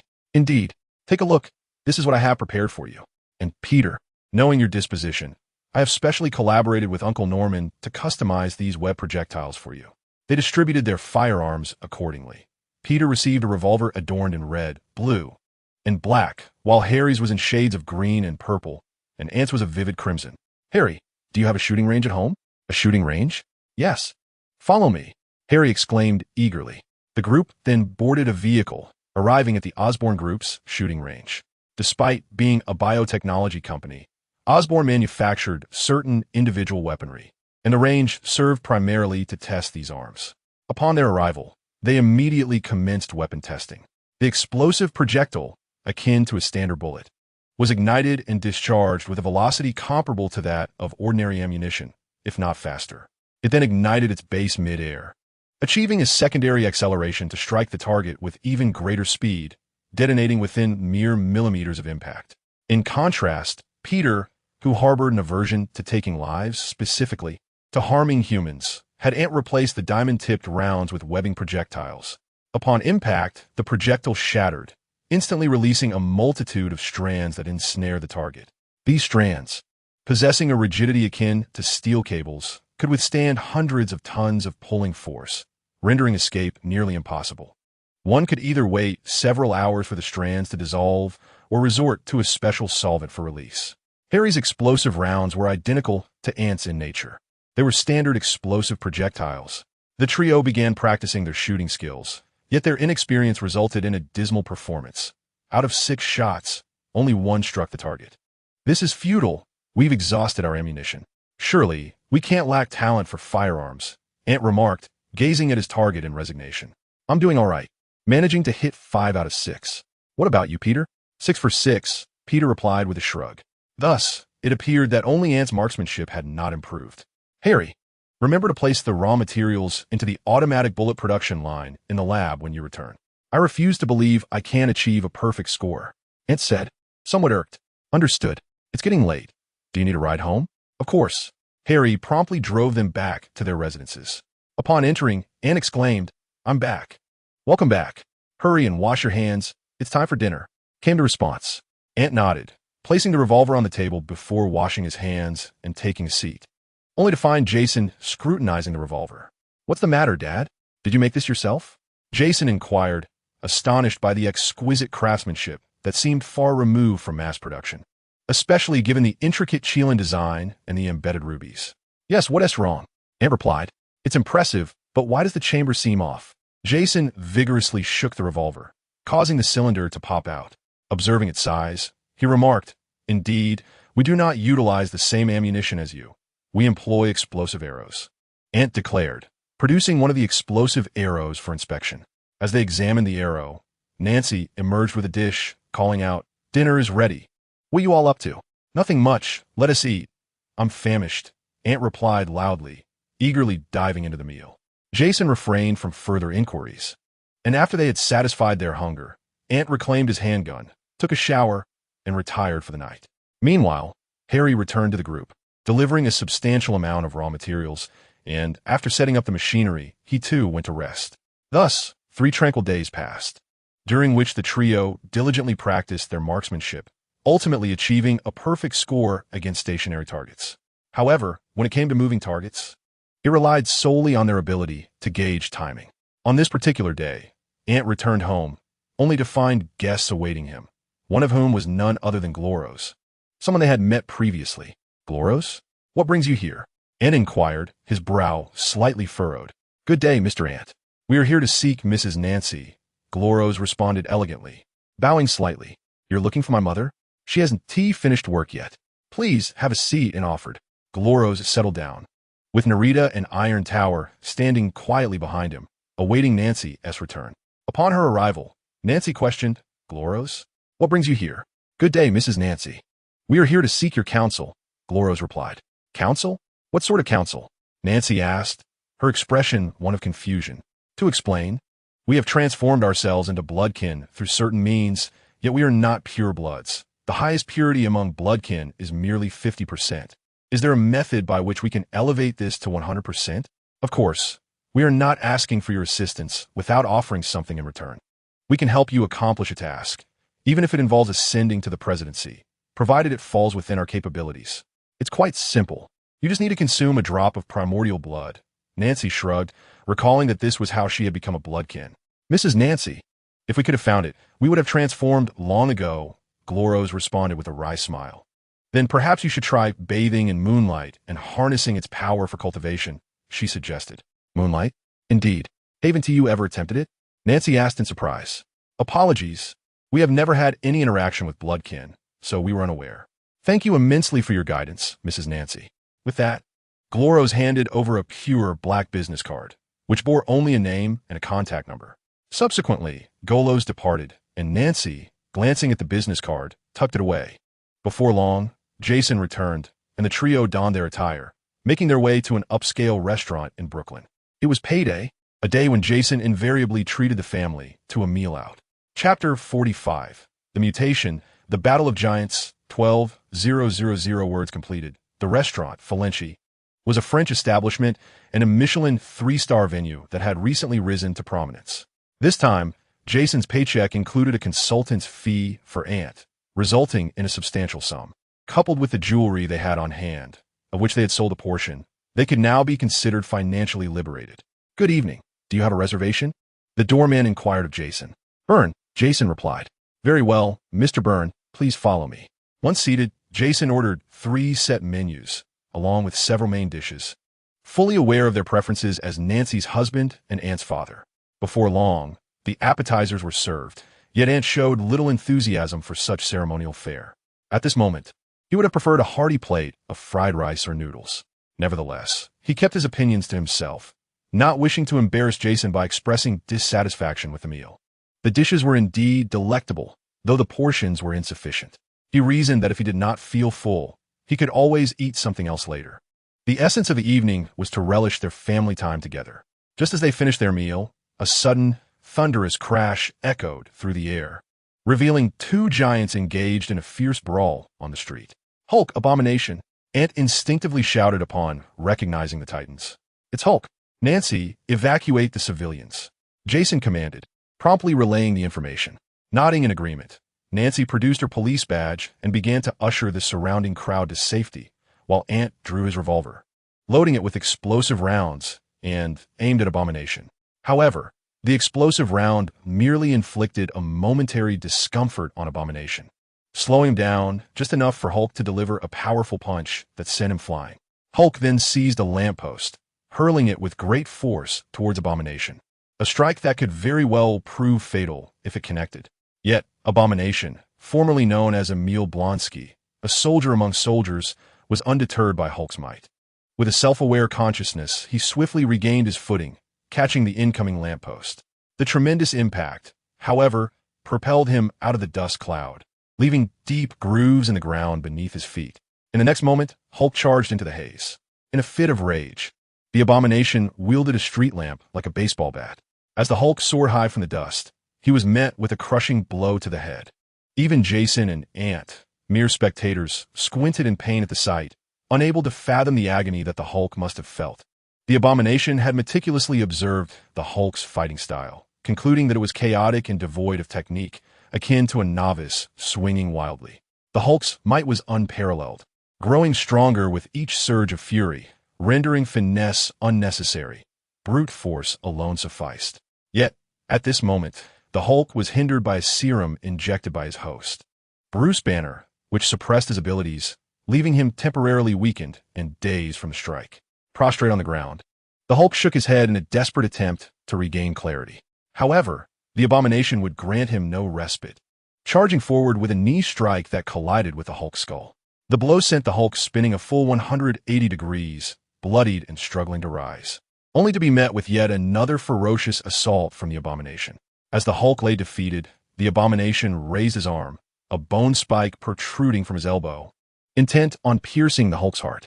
Just as he plunged downward, a silvery flash whizzed by, sending the abomination hurtling backward. Upon regaining his footing, he beheld a werewolf clad in silver armor standing between himself and the Hulk. Enraged, the abomination roared at Jason and charged forward. In response, Jason unleashed a battle cry, enveloping himself in a war roar, and engaged the abomination. With the advantages of his armor, battle cry, and the full moon above, Jason found himself in complete control, effortlessly overpowering the abomination. At that moment, the Hulk rose, his eyes ablaze with green light.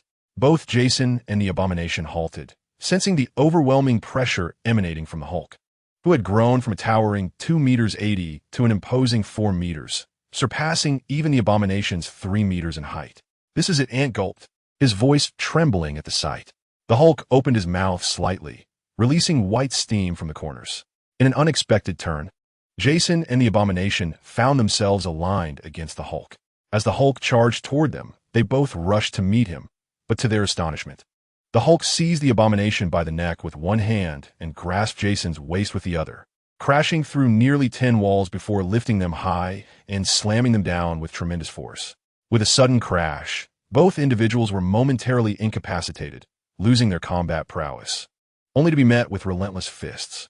The Hulk furiously rained blows upon Abomination, and as Jason regained his composure, he immediately charged at the Hulk. However, the Hulk seemed to sense something amiss. He swiftly seized Jason's fist and swung him around, sending Jason crashing into Abomination, the two colliding with tremendous force. Just as it appeared that they would be reduced to mere pulp, a voice suddenly shouted, "Hulk, enough!" Upon hearing this command, the Hulk halted, the green light in his eyes gradually fading. He slowly rose to his feet, but Abomination, still intent on fighting, was met with a powerful kick to the face from the Hulk, rendering him unconscious. Meanwhile, Jason's armor lay shattered around him, yet under the moonlight, his wounds began to heal at an astonishing rate, even the armor slowly mending itself. Turning around, the Hulk discovered that the voice belonged to his girlfriend, Betty Ross. Observing Betty's tear-streaked face, the Hulk approached her cautiously, resembling a contrite child. He knelt down and gently wiped away her tears with his massive fingers. Suddenly, he seemed to hear something, standing up abruptly to gaze at the armed helicopter in the distance. With a head bowed and eyes filled with remorse, he looked at Betty and said, "I'm sorry, Betty." After uttering these words, the Hulk leaped away from the spot, and soon Jason vanished as well, leaving behind only the unconscious Abomination and Betty. Chapter 46. The origins of Hydra. After enduring a grueling battle, Jason and the others return home, with Jason reclining on the sofa, bare-chested. "Wow, Hulk is truly formidable." "He certainly is, Dad. You must understand that Hulk's strength is essentially limitless. The angrier he becomes, the more powerful he grows. In a state of extreme rage, he could even obliterate the earth with a single punch." Ant explained while pouring water for Nancy and the others. "That's terrifying. Can Bruce Banner, Hulk's host, kill him?" "No, if Hulk dies, he dies too. If Banner perishes, Hulk will also cease to exist. Bruce Banner is forever bound to the Hulk," Ant replied. "Ah, so he is destined to live like this forever?" "Not quite. The Hulk possesses intelligence. Though his mental age might only be a few years, if treated sincerely, he can communicate. In fact, with proper dialogue, Banner might even control Hulk's transformations, at least preventing spontaneous changes during emotional upheaval." "Is communication truly possible?" "Absolutely. However, Uncle Phil, you may enter now," and called out, a hint of annoyance in his voice. Coulson entered, looking rather embarrassed. Jason hurriedly took a sip of water, avoiding eye contact with Ant, clearly aware that he had been eavesdropped upon. "So, the nano-armor has been completed?" Ant inquired, glancing at Coulson. "Indeed. Not only have we enhanced this nanotechnology armor, but we have also transformed it into ordinary attire, revealing its true form in the heat of battle." As Coulson spoke, his suit rippled like the tranquil surface of a lake disturbed by a breeze, morphing into nanotechnology armor, with muscular fibers that exuded a palpable sense of strength. "Is this the first of its kind?" "Yes, indeed, it is," Coulson replied. "Uncle Phil, if possible, please have that boiled egg discuss the matter with a certain someone and reassess S.H.I.E.L.D, Ant suggested. Now that the nanotechnology armor has been perfected, our next objective is to eradicate Hydra for S.H.I.E.L.D. Tainted by Hydra is vastly different from one unshackled by its influence. What do you mean? The clipping plan. Have you forgotten? Hydra's brainwashing techniques are terrifyingly effective. They could turn an individual into a devoted follower in no time. How could you dare to recruit their scientists? Perhaps you should rename S.H.I.E.L.D. to S.N.A.K.E. Ant articulated. How many are involved? I'm unsure, but I can assert that Black Widow, Hawkeye, Agent Hill, and Iron Legion. With each name Ant uttered, Coulson's and Jason's faces grew increasingly pallid. Coulson, Jason is loyal to S.H.I.E.L.D. But among Hydra's ranks are John Garrett, Grand Ward, Alexander Pierce, and Agent Sitwell, along with a rapid response Special Forces unit predominantly composed of their operatives. Thus, Uncle Phil, it is imperative that your nanotechnology does not leak. Upon hearing these names, Coulson and Jason exchanged a glance, their astonishment unmistakable. Are you certain? Absolutely. Coulson promptly contacted Fury, employing a secure line known only to them. Within 10 minutes, Fury arrived at Ant's residence, breathless, only to find the gathering already underway. Mom, cook a bit more. This isn't enough for Peter and me. And Happy, give me less. Ant called out loudly. Director, you're here. Please, have a seat. Jason beckoned to Fury. Fury settled down, surveying the assembled company. Rest assured, they are all trustworthy. Ant anticipated Fury's concerns and reassured him. Now, let's discuss the matter at hand. What exactly is going on? Fury inquired bluntly. Seeing this, Ant handed a skewer to Aunt May, who promptly placed it into the oven, set the timer, and took a seat with a drink. As the others followed suit, aware that Ant was about to share a story. Where to begin? Let us start with the origins of Hydra. Are you familiar with Hydra's history? Isn't it just an organization formed during World War II, affiliated with the Nazis? Coulson questioned, furrowing his brow. The true Hydra, as it stands, is an organization that has existed since ancient times, with the objective of reclaiming their deity known as the Hive. Indeed, the Hive is recognized as the first inhuman and the inaugural human to be transformed by the Kree, thus possessing remarkably unique abilities. His essence comprises a swarm of parasites that can inhabit the bodies of human beings or inhumans. However, he has proclaimed that he shall not possess his own kind, though the veracity of this assertion remains uncertain. Furthermore, he possesses the capability to expel a multitude of parasites to feast upon surrounding life forms, thereby facilitating his own regeneration. Notably, he is still alive.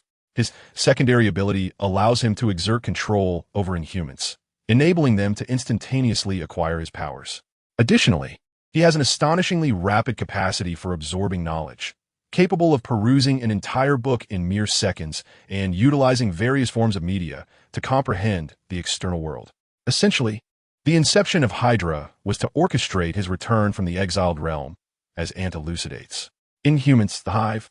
So, by your account, does this not render him invincible? Peter inquires.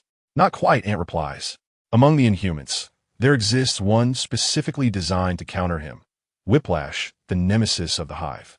To swiftly neutralize the Hive, one must rely on him. Otherwise, the only recourse is to compel an Inhuman to drive the Hive toward a spacecraft and dispatch it to the sun. Having expounded upon the origins of the Hydra organization, Ant proceeds to discuss the Hydra led by Red Skull. This faction of Hydra severed ties before World War II, subsequently reconstituting itself and collaborating with the Nazis. Through their research on the Cosmic Cube, they manufactured numerous energy weapons. The events that ensued are well known to you, although Red Skull's Hydra was ultimately subdued. The so-called Operation Paperclip allowed Hydra to infiltrate S.H.I.E.L.D. They successfully transitioned from overt to covert operations, gradually brainwashing and assimilating new members, utilizing S.H.I.E.L.D's resources to achieve their ends. Thus, they have insidiously encroached upon S.H.I.E.L.D. And I can assure you that at least half of its personnel are now Hydra operatives, including robust field agents and rapid response teams. Upon concluding his discourse, Ant observes that Fury remains silent, listening intently. As the timer on the barbecue grill beeps, May and Nancy rise to serve the freshly grilled skewers, steaks, and lamb chops. The group engages in conversation while dining. Chapter 47. Preparations for the Mid-Autumn Festival activities. Can I ascertain who among the operatives in Operation Paperclip is affiliated with Hydra? Essentially, they all are. However, their leader is Dr. Zola. Ant replies while savoring his steak. Do you have any recommendations? Rebuild from the ashes. It is crucial to understand that even S.H.I.E.L.D. Academy harbors their agents. Therefore, what you must do now is to deploy the individuals on the list I provided to you, enabling them to recruit potential new agents. Given your experience, I trust you have contingency plans for such matters. Upon hearing this, Fury smiled. He truly lived up to his reputation as a level 10 agent, the king of spies. Although he was unaware of Hydra's existence, he sensed a subtle resistance within S.H.I.E.L.D. This resistance seemed to result in the accidental deaths of certain individuals during missions. While it appeared that the tasks were completed, those lives lost were indeed collateral damage. Now that Fury had unraveled the truth, he could retroactively ascertain that these unfortunate souls were precisely the targets of Hydra.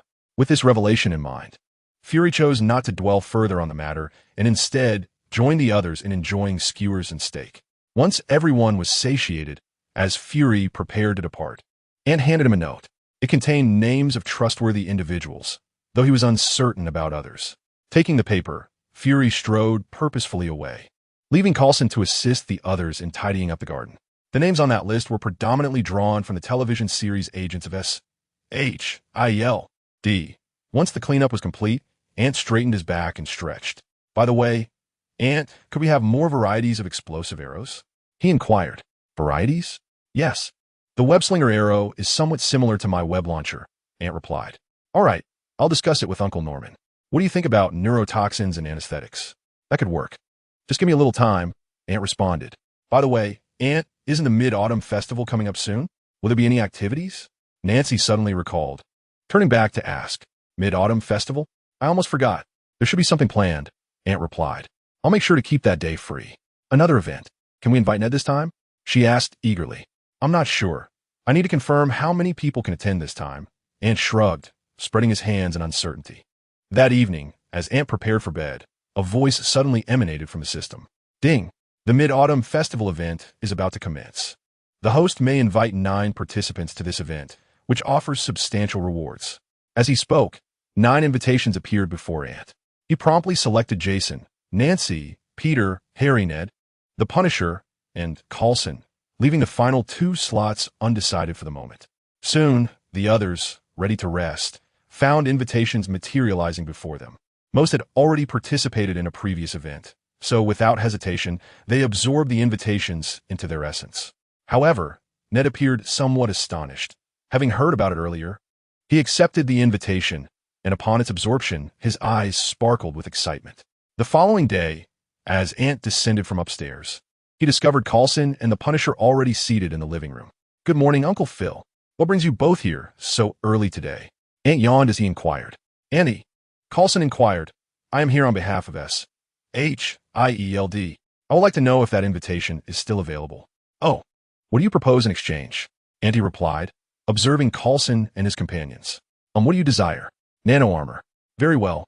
Hold on a moment, little one. How about granting me a spot as well?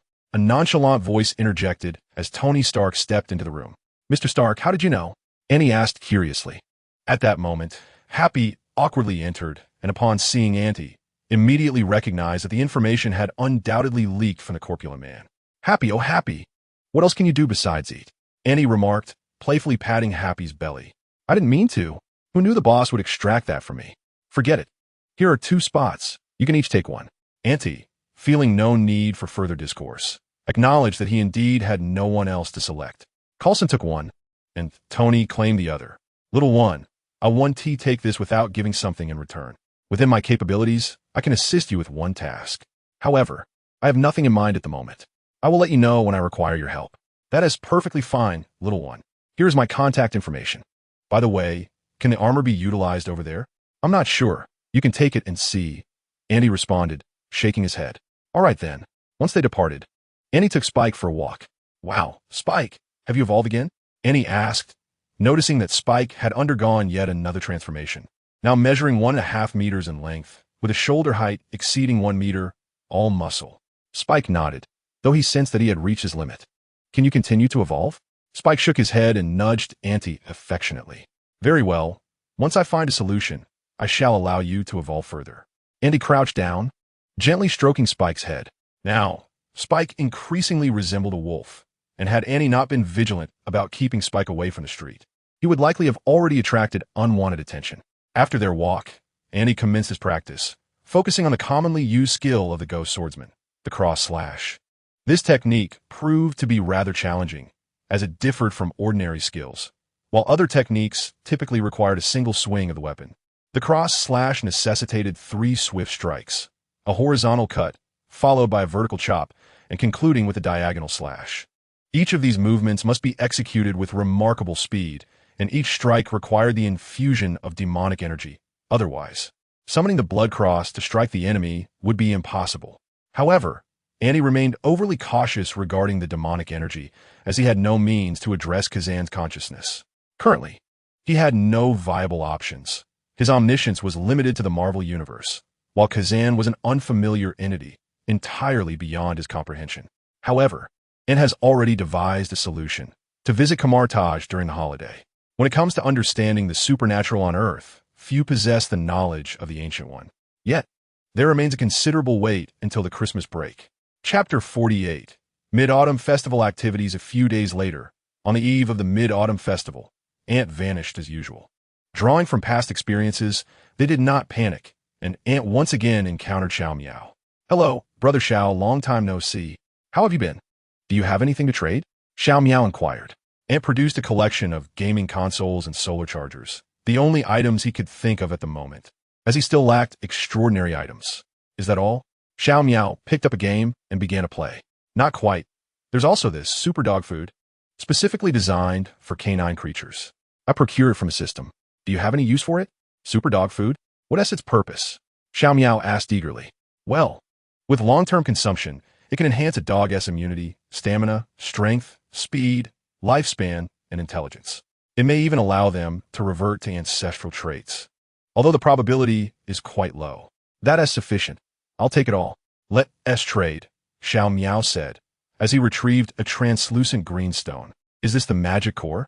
Yes, it can be utilized by others, but the techniques for cultivating fighting spirit, battle skills, and other extraordinary flames are not suitable for others. Even elixirs are the same. I'm not sure why. Perhaps it's due to the differences in our physiological structures. Does that mean your world lacks items for trade? Indeed, but this magic core is decent. It serves as a special energy source with unique properties, making it a form of hard currency, particularly in the technological realm. Xiao explained. Is that truly the case? And scrutinized the wooden magic core before him. Absolutely. Long time no see. Ant, a hearty voice interrupted, revealing the arrival of Samus. Hello, Samus. The time bundle is still useful for you, I presume? Samus nodded. Indeed, it has proven invaluable. It allowed me to resolve the issue with Ongron and the Butcher S-Nails of the World Eaters. Resolved? You and Teaming Xiao gasped, realizing the implication. Precisely. I used the time bundle to revert Ongron to the moment before the Butcher's nails were implanted, and then I performed surgery to remove them. Impressive strategy. So, Ongron should no longer lean towards the traitors, right? I had long conveyed my visions of the future to my father, yet he remained inert, placing all his aspirations upon the Network Path Initiative. To ensure the successful execution of this endeavor, I appointed Magnus to oversee the palace, granting him the seat upon the Golden Throne. In return, I would lend him the time burden, enabling him to revert the physical mutations of his stellar warriors back to their former, unblemished states. This arrangement seemed promising, with Magnus in command. It was unlikely that anyone could breach the network path using psychic energy, for Magnus possessed psychic prowess rivaling that of the Emperor, though such a claim may be somewhat exaggerated. As Xiao remarked, it must be acknowledged that the system's proprietors here possess a fundamental understanding of the Warhammer universe, with most at least being of the Cloudhammer caliber. Thus, S.H.I.E.L.D. presented itself as an attractive trading partner. Despite the Warhammer world being a veritable cesspool, it still offered a plethora of items for trade, such as power swords and power armor. Consequently, upon S.H.I.E.L.D.'s arrival, many flocked to him, initiating transactions, which prompted Xiao to unveil a collection of magical cores. In comparison, Anyue's gaming consoles appeared somewhat devalued.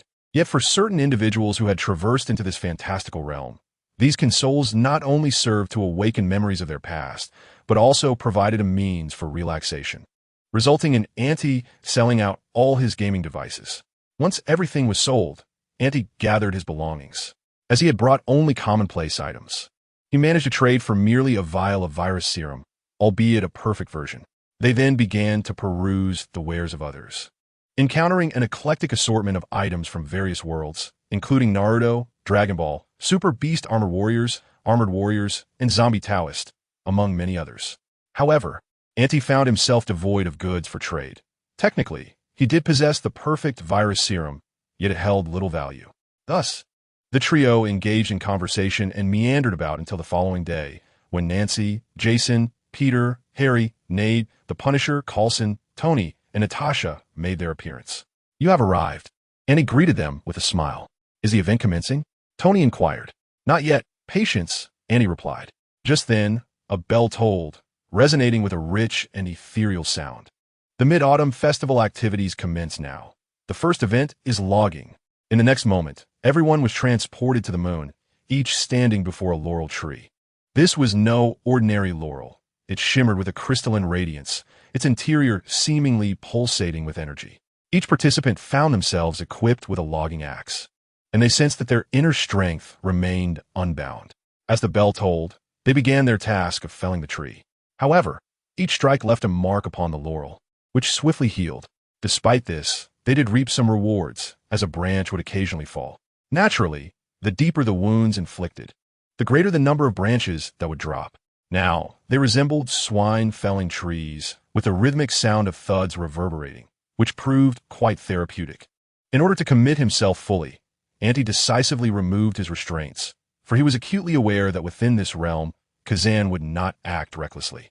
As Kazan's power fused with the bloodline of the Qilin, his long hair grew wildly, cascading down to his waist, and virtual antlers sprouted from his forehead, accompanied by a dragon's tail.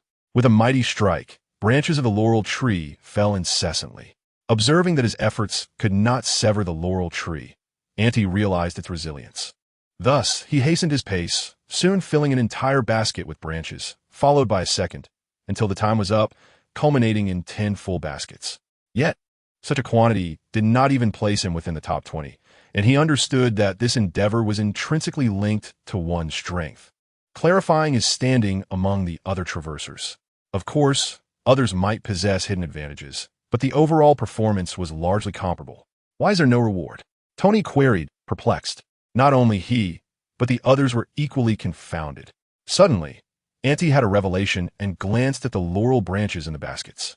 "The reward lies within this," he exclaimed. The group picked up the branches, but found nothing particularly special about them. "This must be currency. It should ultimately be redeemable for the items you desire," Ante speculated. The others nodded, somewhat understanding. Shortly thereafter, they had barely rested when the bell tolled once more. Chapter 49. Mid-Autumn Festival Activities continued. The second activity of the Mid-Autumn Festival involved capturing the Jade Rabbit, with varying values assigned to different rabbits. As soon as the announcement concluded, everyone was transported to a snow-covered plain, and a countdown appeared above their heads, prompting realization. However, they saw no sign of any rabbits. Suddenly, Peter spotted something, drew his explosive revolver, and fired at a certain direction. The explosive web bullet struck a white rabbit with crimson eyes. Upon seeing this rabbit, Peter rushed forward, and as his hand made contact, the rabbit emitted a loud bang, transforming into 10 laurel branches.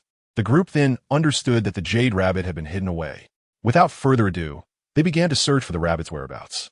Tony, aided by Jarvis, was the most successful in locating the rabbits, but finding them did not guarantee capture, as the rabbits moved with astonishing speed, far beyond the reflexes of an ordinary human. Observing this, Ante quickly drew his pistol and commenced shooting, while Jason, utilizing his extraordinary speed, continued to capture the rabbits. Nancy, on the other hand, summoned a bow composed of red energy into her hands. The others relied on their unique abilities, during which minor frictions arose. For instance, the Punisher utilized his sharp eyesight, rapid reflexes, and the area attack of his explosive gun to snatch several rabbits from Tony. Although Tony had discovered those exquisite jade bunnies, He found himself unable to vanquish them. Nevertheless, the Punisher's brazen theft incited a sense of displeasure within him. Yet, given that this was Ant's territory, Tony could only mutter a few discontented remarks. As time elapsed, Ant had amassed 30 baskets, while the others had gathered around a dozen each. However, this event was still dictated by one's prowess, and thus Ant had yet to break into the top 10. He had anticipated such a day, but was taken aback by its swift arrival. As everyone settled down, they gazed at the laurel branches, with Peter particularly intrigued by their beauty, which seemed almost too exquisite to be the work of human hands.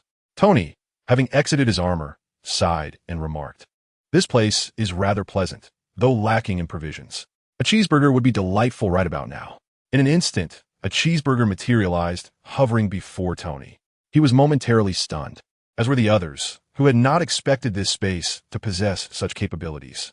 They hastily ordered their desired foods and beverages, while Ant, remaining cautious, attempted to select a dish from Gourmet Hunter, only to find that it did not manifest.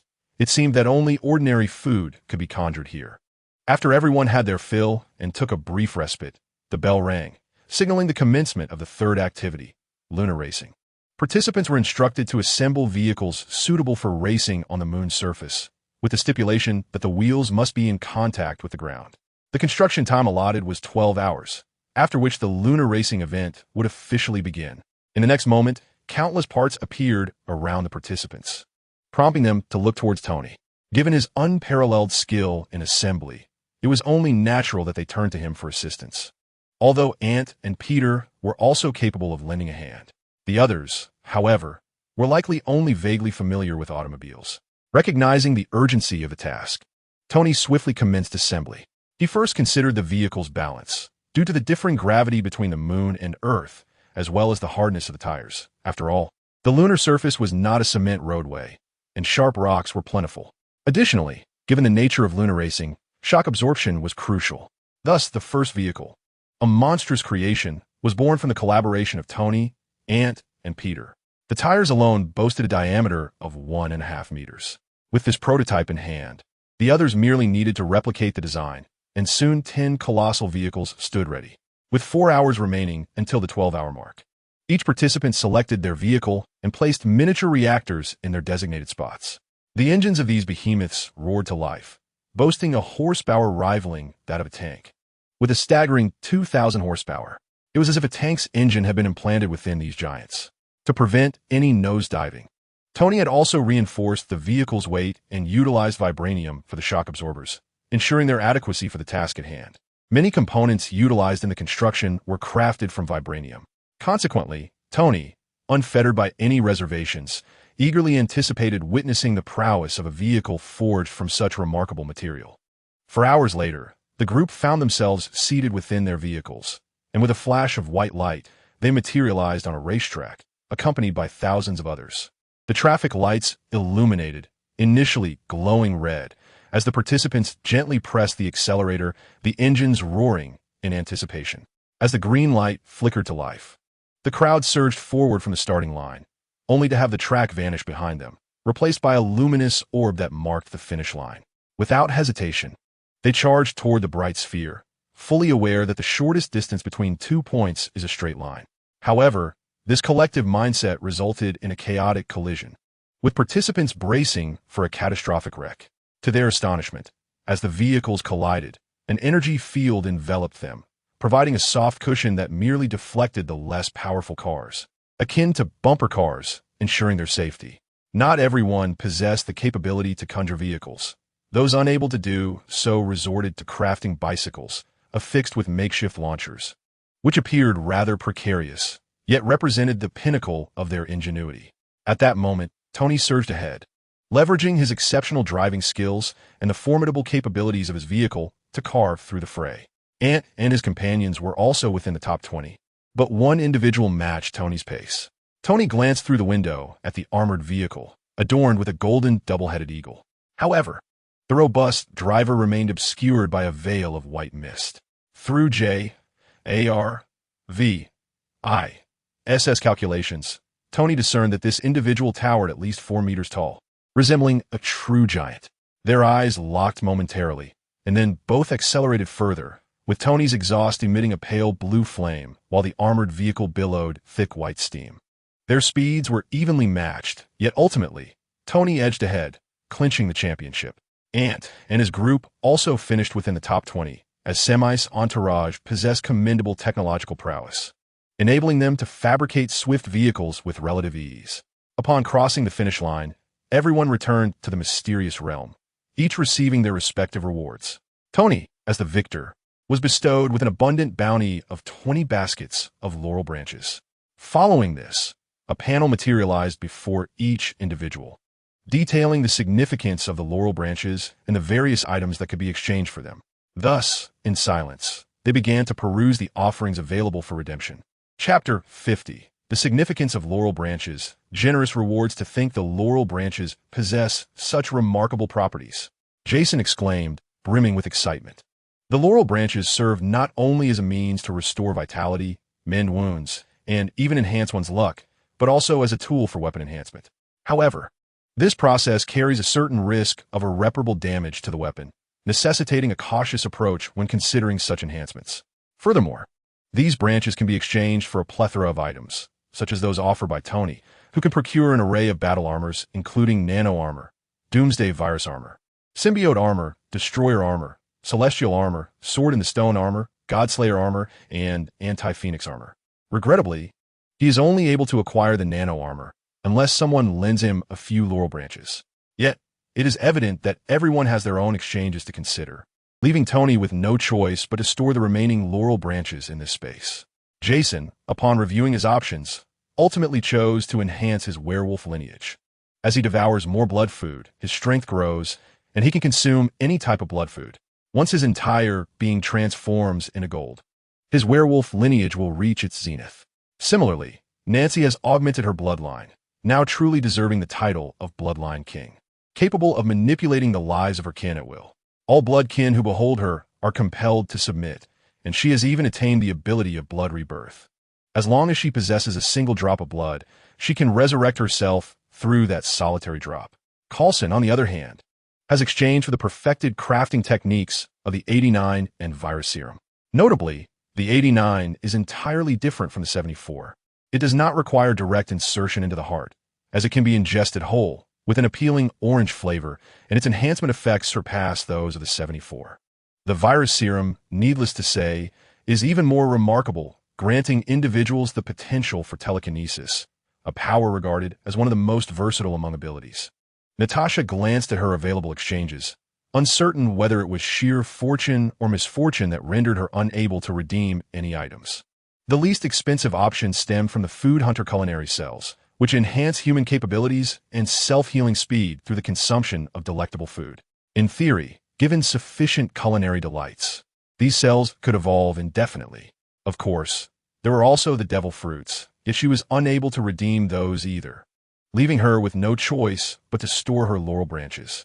Peter, Ned, and Harry also made exchanges beneficial to their respective abilities. For instance, Ned procured the complete spellbook from Harry Potter along with wand-making techniques. Peter chose to enhance his spider sense, enabling him to foresee imminent danger by a full second and sense malice. This means that if someone intended to attack Peter, he could perceive the impending threat just before it occurred and take action to thwart it. Additionally, he would also be capable of detecting any hostile intent directed toward him. Harry acquired his own personal magical artifact, a scythe of angelic design, which usually transformed into a pendant adorning his neck. When need arose, it would morph into a magnificent, silvery scythe, capable of varying in size to perfectly suit Harry's current requirements. As for the Punisher, he exchanged for a Dragon Ball, specifically the 5-star variant, which means he now possesses 5 Dragon Balls, ranging from 1-star to 5-star. With just 2 more, he would complete the set. Additionally, he procured a storage ring, which he bound to himself with a drop of blood, securely storing all 5 Dragon Balls within. Lastly, there was Anyue, who directly enhanced his S.H.I.E.L.D bloodline. His originally red blood gradually shimmered with golden hues, a radiant gold that seemed to pulsate with immense energy. Within his consciousness, the augmentation of his S.H.I.E.L.D heritage allowed him to quietly absorb Kazan's power, making the S.H.I.E.L.D even more formidable and accelerating its consumption rate. The demonic energy he transformed could be wielded at Auntie's discretion, a revelation he only grasped upon fully unlocking the bonds of the demon god. This power was akin to his own reservoir. With careful utilization, it would suffice. Concurrently, his physical prowess was significantly enhanced due to the reinforcement of his S.H.I.E.L.D bloodline, allowing even a casual strike to inflict several tons of damage. While he might not match Peter in sheer strength in a life-and-death confrontation, Peter would surely fall short against Annie. Upon completing their exchanges, the group decided to store their remaining resources for the next Mid-Autumn Festival, aware that each year's festivities might offer different rewards, though all would ultimately yield laurel branches. Thus, saving them seemed prudent, as it would enable them to redeem their desired items in the future. However, the items stored were generally inaccessible unless one chose to take the entire laurel branch. After listening to Annie's explanation, the others turned their gaze towards the Punisher, who could only utilize their laurel branches to exchange for storage rings for each of them, as only he had the capability to procure such rings. Unfortunately, the ring's capacity was limited to 10 cubic units, while options for 100 or more cubic units existed, but they required a greater number of laurel branches. Thus, the group opted for the 10 cubic storage ring. Subsequently, they departed while Annie lingered, engaging in leisurely activities with Xiao Miao and the others until they returned to the real world a day later. Following this, the group hosted a barbecue in Auntie's garden, featuring gourmet ingredients provided by Tony. It seemed everyone had enjoyed considerable gains. Upon hearing this, Natasha's expression darkened, for she had not exchanged anything. However, the items exchanged by Coulson, specifically the 89 and the virus serum, were also suitable for her use, so it wasn't entirely without merit. By the way, little one, will there be any events during Christmas?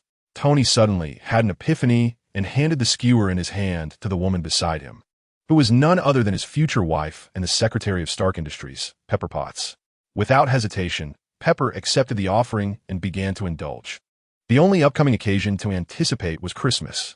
"Hey, make a reservation for me," Tony said with a charming smile. "We're still uncertain about how many people we can invite, so there's no rush," Ant said somewhat curtly. Meanwhile, Ned was tinkering with something, and Peter along with Harry were assisting him until Ant and Tony finished their conversation and noticed him. Chapter 51. Distributing the Serum and Virus. Ned, "What are you up to?" Ant inquired. "Making a wand," Ned replied. "Are you insulting me?" Ant responded incredulously. "No, I'm crafting a wand, colloquially known as wand making." Ned quickly clarified. "Goodness, I thought you were cursing at me. Is this what you created?" Ant asked, eyeing the stick in Ned's hand. "Yes. It's a peach tree branch combined with the silk of a super spider. It's not quite suited for me, but it will suffice," Ned explained, showcasing his creation with a levitation spell. The chair floated in the air, astonishing everyone, who subsequently attempted various spells, such as Lumos and Incendio. However, due to the wand's unsuitability, it ultimately shattered. "Can we learn that?" Harry asked excitedly. "I'm not sure. Once I make a few more wands. You might want to practice some spells," Ned responded, uncertain but hopeful. The group then shifted their focus, indulging in a feast. Each person was a voracious eater, often consuming 10 kilograms of beef individually. Consequently, the high-quality ingredients Tony had brought were quickly devoured, leading him to procure a substantial amount of beef from Ant to satiate their appetites. After feasting, the group dispersed, and just as Natasha intended to rest, she received a covert directive from Fury.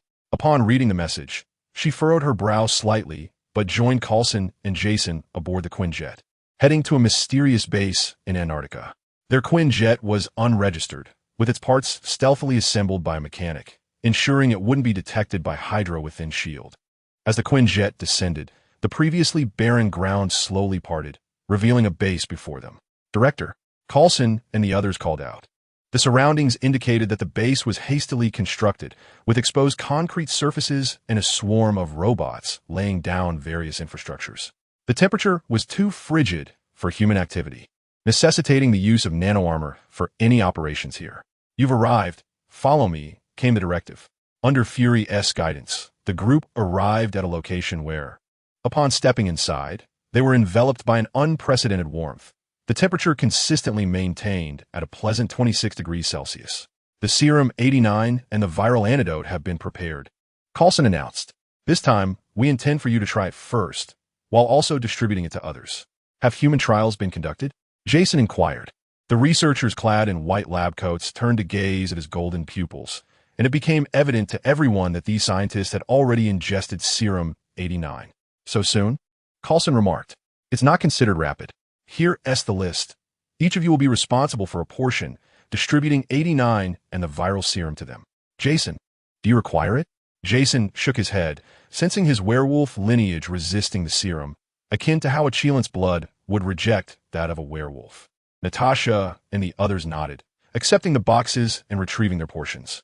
They then proceeded to the room Fury had prepared for them, first swallowing serum 89. Almost immediately, they beheld their eyes transforming to a golden hue, followed by the injection of the viral serum. A wave of pain surged through their bodies as they braced themselves. Soon, their bodies began to heat up, temperatures soaring above 40 degrees. Staggering, they immersed themselves in the bathtub, finally comprehending the presence of the tub's purpose. When they regained consciousness, they donned a fresh set of clothes and emerged. How do you feel? Natasha inquired. It's quite extraordinary, she responded. According to my troublesome little brat, after injecting the viral serum, one should awaken some form of superpower, so you all should pay special attention in the coming days, Jason advised. Understood, Director. We shall set forth, Natasha declared, addressing Fury. They subsequently departed aboard a Quinjet, and Natasha sought out Clint. Clint, she called. Natasha, what brings you here? Barton, engaged in teaching his daughter archery, promptly asked upon noticing her arrival. I came to see you, Natasha replied with a smile, though her eyes conveyed a different sentiment.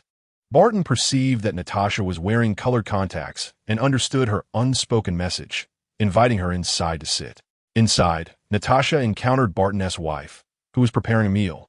Let me help you with that, Natasha offered, approaching Barton's wife. As she passed by Barton, she discreetly slipped serum 89 and the viral antidote into his pocket, concealed by her body. Unaware of the sudden addition to his pocket, Barton continued to comfort his daughter without revealing any sign of suspicion. Soon, Natasha departed, and Barton hastily made his way to his equipment room. He conducted a thorough inspection to ensure no one was surveilling him and checked the surveillance cameras, only to discover he was indeed being monitored. He then retrieved a syringe, a vial, and a letter. After watching, he understood the internal issues within S.H.I.E.L.D. In one swift motion, he downed the drink labeled 89 and called out to his wife, Darling, I need to focus on preparing the equipment. Please do not disturb me. All right, finish up quickly and take a rest, she replied. Understood, Barton shouted back. He then proceeded to inject the viral serum, and an immediate wave of pain surged through him. He bit down hard on a towel in his mouth. Although Natasha had forewarned him, he had not anticipated such excruciating agony. Meanwhile, Jason and Coulson had also commenced their operations, discreetly distributing the serum to the loyal agents of S.H.I.E.L.D., ensuring their actions remained hidden from the eyes of Hydra. Unbeknownst to them, perhaps due to Fury's overt actions, Hydra seemed to have sensed something amiss and began monitoring Jason and the Loyalists. Consequently, they had to exercise greater caution to avoid detection. Soon, the supplies of 89 and the viral serum they had retrieved were disseminated. However, when they intended to procure more, Coulson was summoned, seemingly for another assignment, and upon hearing the task, his expression radiated excitement. Chapter 52. Unearthing Captain America in the Arctic, Coulson led a team engaged in excavation.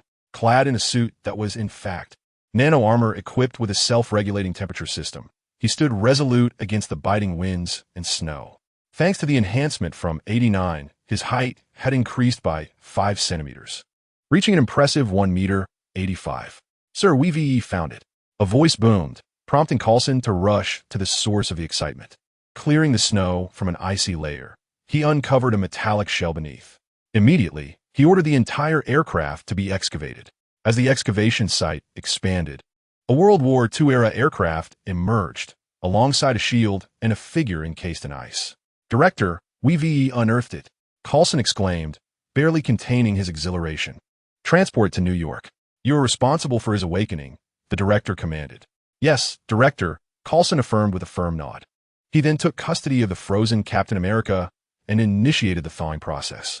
However, having been frozen for over 70 years, it was imperative to recreate a hospital room from that era, ensuring everything was meticulously replicated. Yet, they underestimated the enhanced Captain America. He regained consciousness remarkably quickly. Although the setting was prepared, the actors had not been finalized, leaving Coulson with no choice but to step into the role himself. Still, he inadvertently revealed a flaw. Captain America instantly sensed something was amiss, believing he had fallen into the clutches of Hydra, and attempted to resist, only to be effortlessly subdued by Coulson. To his astonishment, Captain America realized that he was no match for Coulson. "Captain, please remain calm. We mean you no harm. The current circumstances may simply be beyond your comprehension." "What circumstances?" "As you don this attire, let us elucidate as we proceed."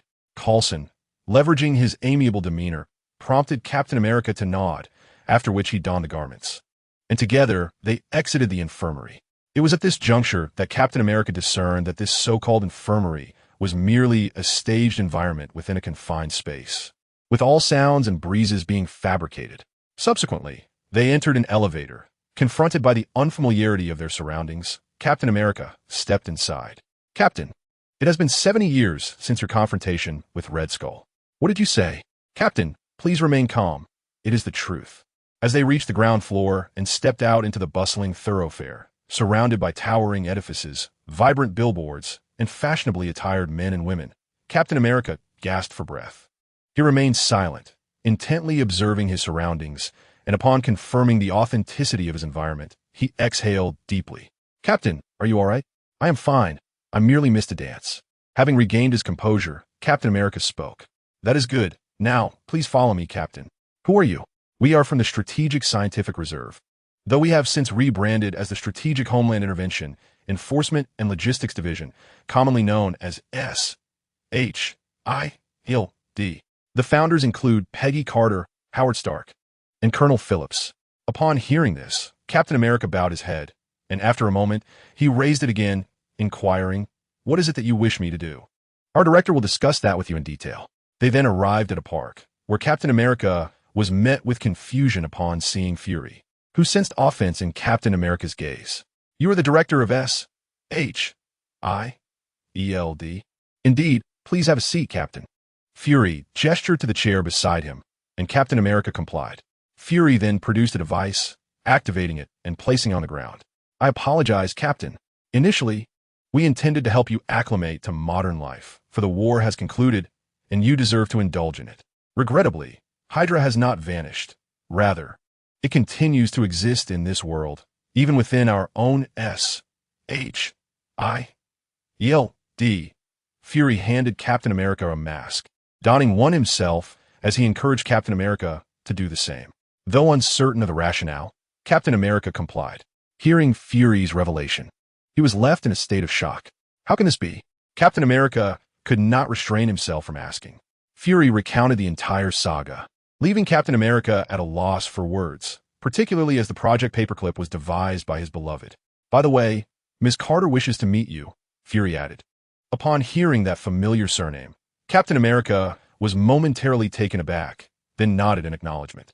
Subsequently, Fury rose and departed. Captain America glanced toward the nearby Coulson and approached him. They arrived at the S.H.I.E.L.D. Exclusive Rehabilitation Center, a sanctuary primarily for the retired elders of the S.H.I.E.L.D. management. "Captain, please follow me," Coulson instructed. Following Coulson, Captain America entered a sick room, which housed a bathtub filled with ice water. Coulson then retrieved the serum and the virus from his belongings, presenting them to Captain America. The captain hesitated for merely a few seconds before consuming the concoction in one swift motion, followed by the injection of the virus serum. Perhaps due to his enhanced physique, the agony he felt was not overwhelming, yet it contorted his features in distress as he gradually submerged himself into the icy water. An hour later, Captain America emerged from the tub, his well-defined muscles glistening under the sunlight, enhancing his striking appearance. He dried himself off and donned the World War II uniform that Coulson had meticulously prepared for him before stepping outside. Coulson nodded at Captain America, who then turned his gaze towards the sick room, slowly making his way to the door. Upon reaching the entrance, he hesitated momentarily, but after taking a deep breath, he pushed the door open. There, lying on the bed, was an elderly woman, gazing quietly out of the window. Upon hearing the commotion, she slowly turned her head and beheld the man she had longed for, a smile gracing her lips. Tears welled in Captain America's eyes, Yet he composed himself and approached her, taking a seat beside her. "It has been a long time, Peggy," Captain America spoke softly. "Steve, it has indeed been a long time," she replied. Chapter 53.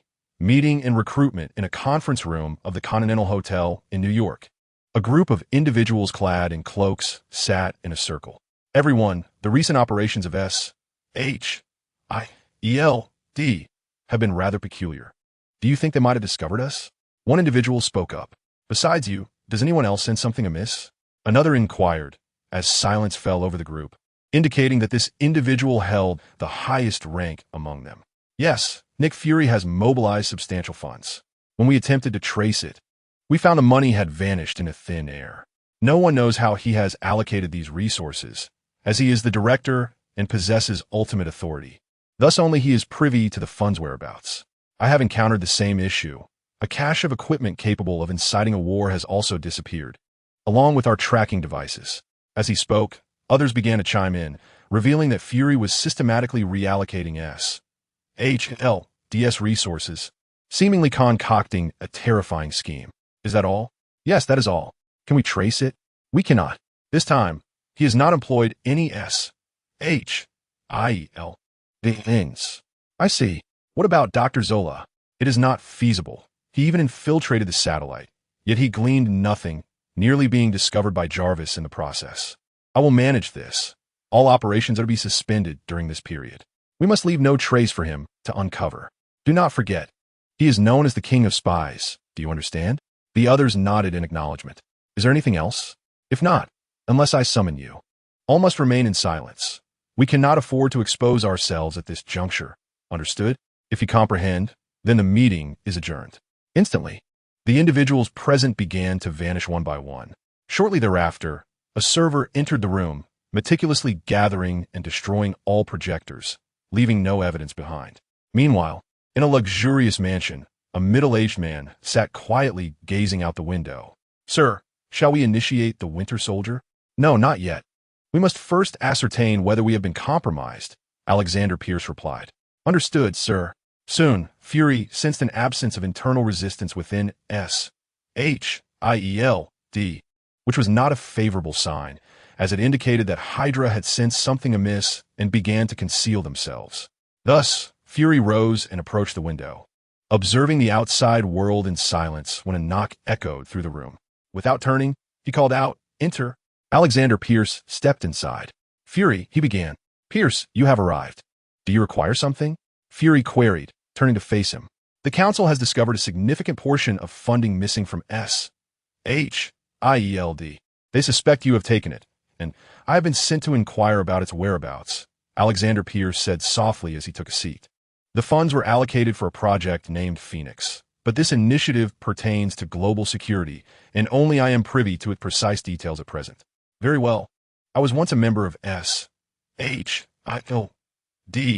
and am aware of the confidentiality agreements, yet if possible, please draft a report outlining the project's general scope. Otherwise, it will be difficult for me to account to them." Alexander Pierce feigned a look of difficulty. "Rest assured, Pierce, I shall not place you in a precarious position. I will expedite the specifics of the plan for submission, though it may take approximately 6 months. Is it truly necessary for it to take that long?" "Indeed, this project concerns global security, and the fewer individuals who are aware, the safer it is. In about 6 months, the project will be nearing completion, and revealing it then will pose no issues." 6 months will suffice, correct?"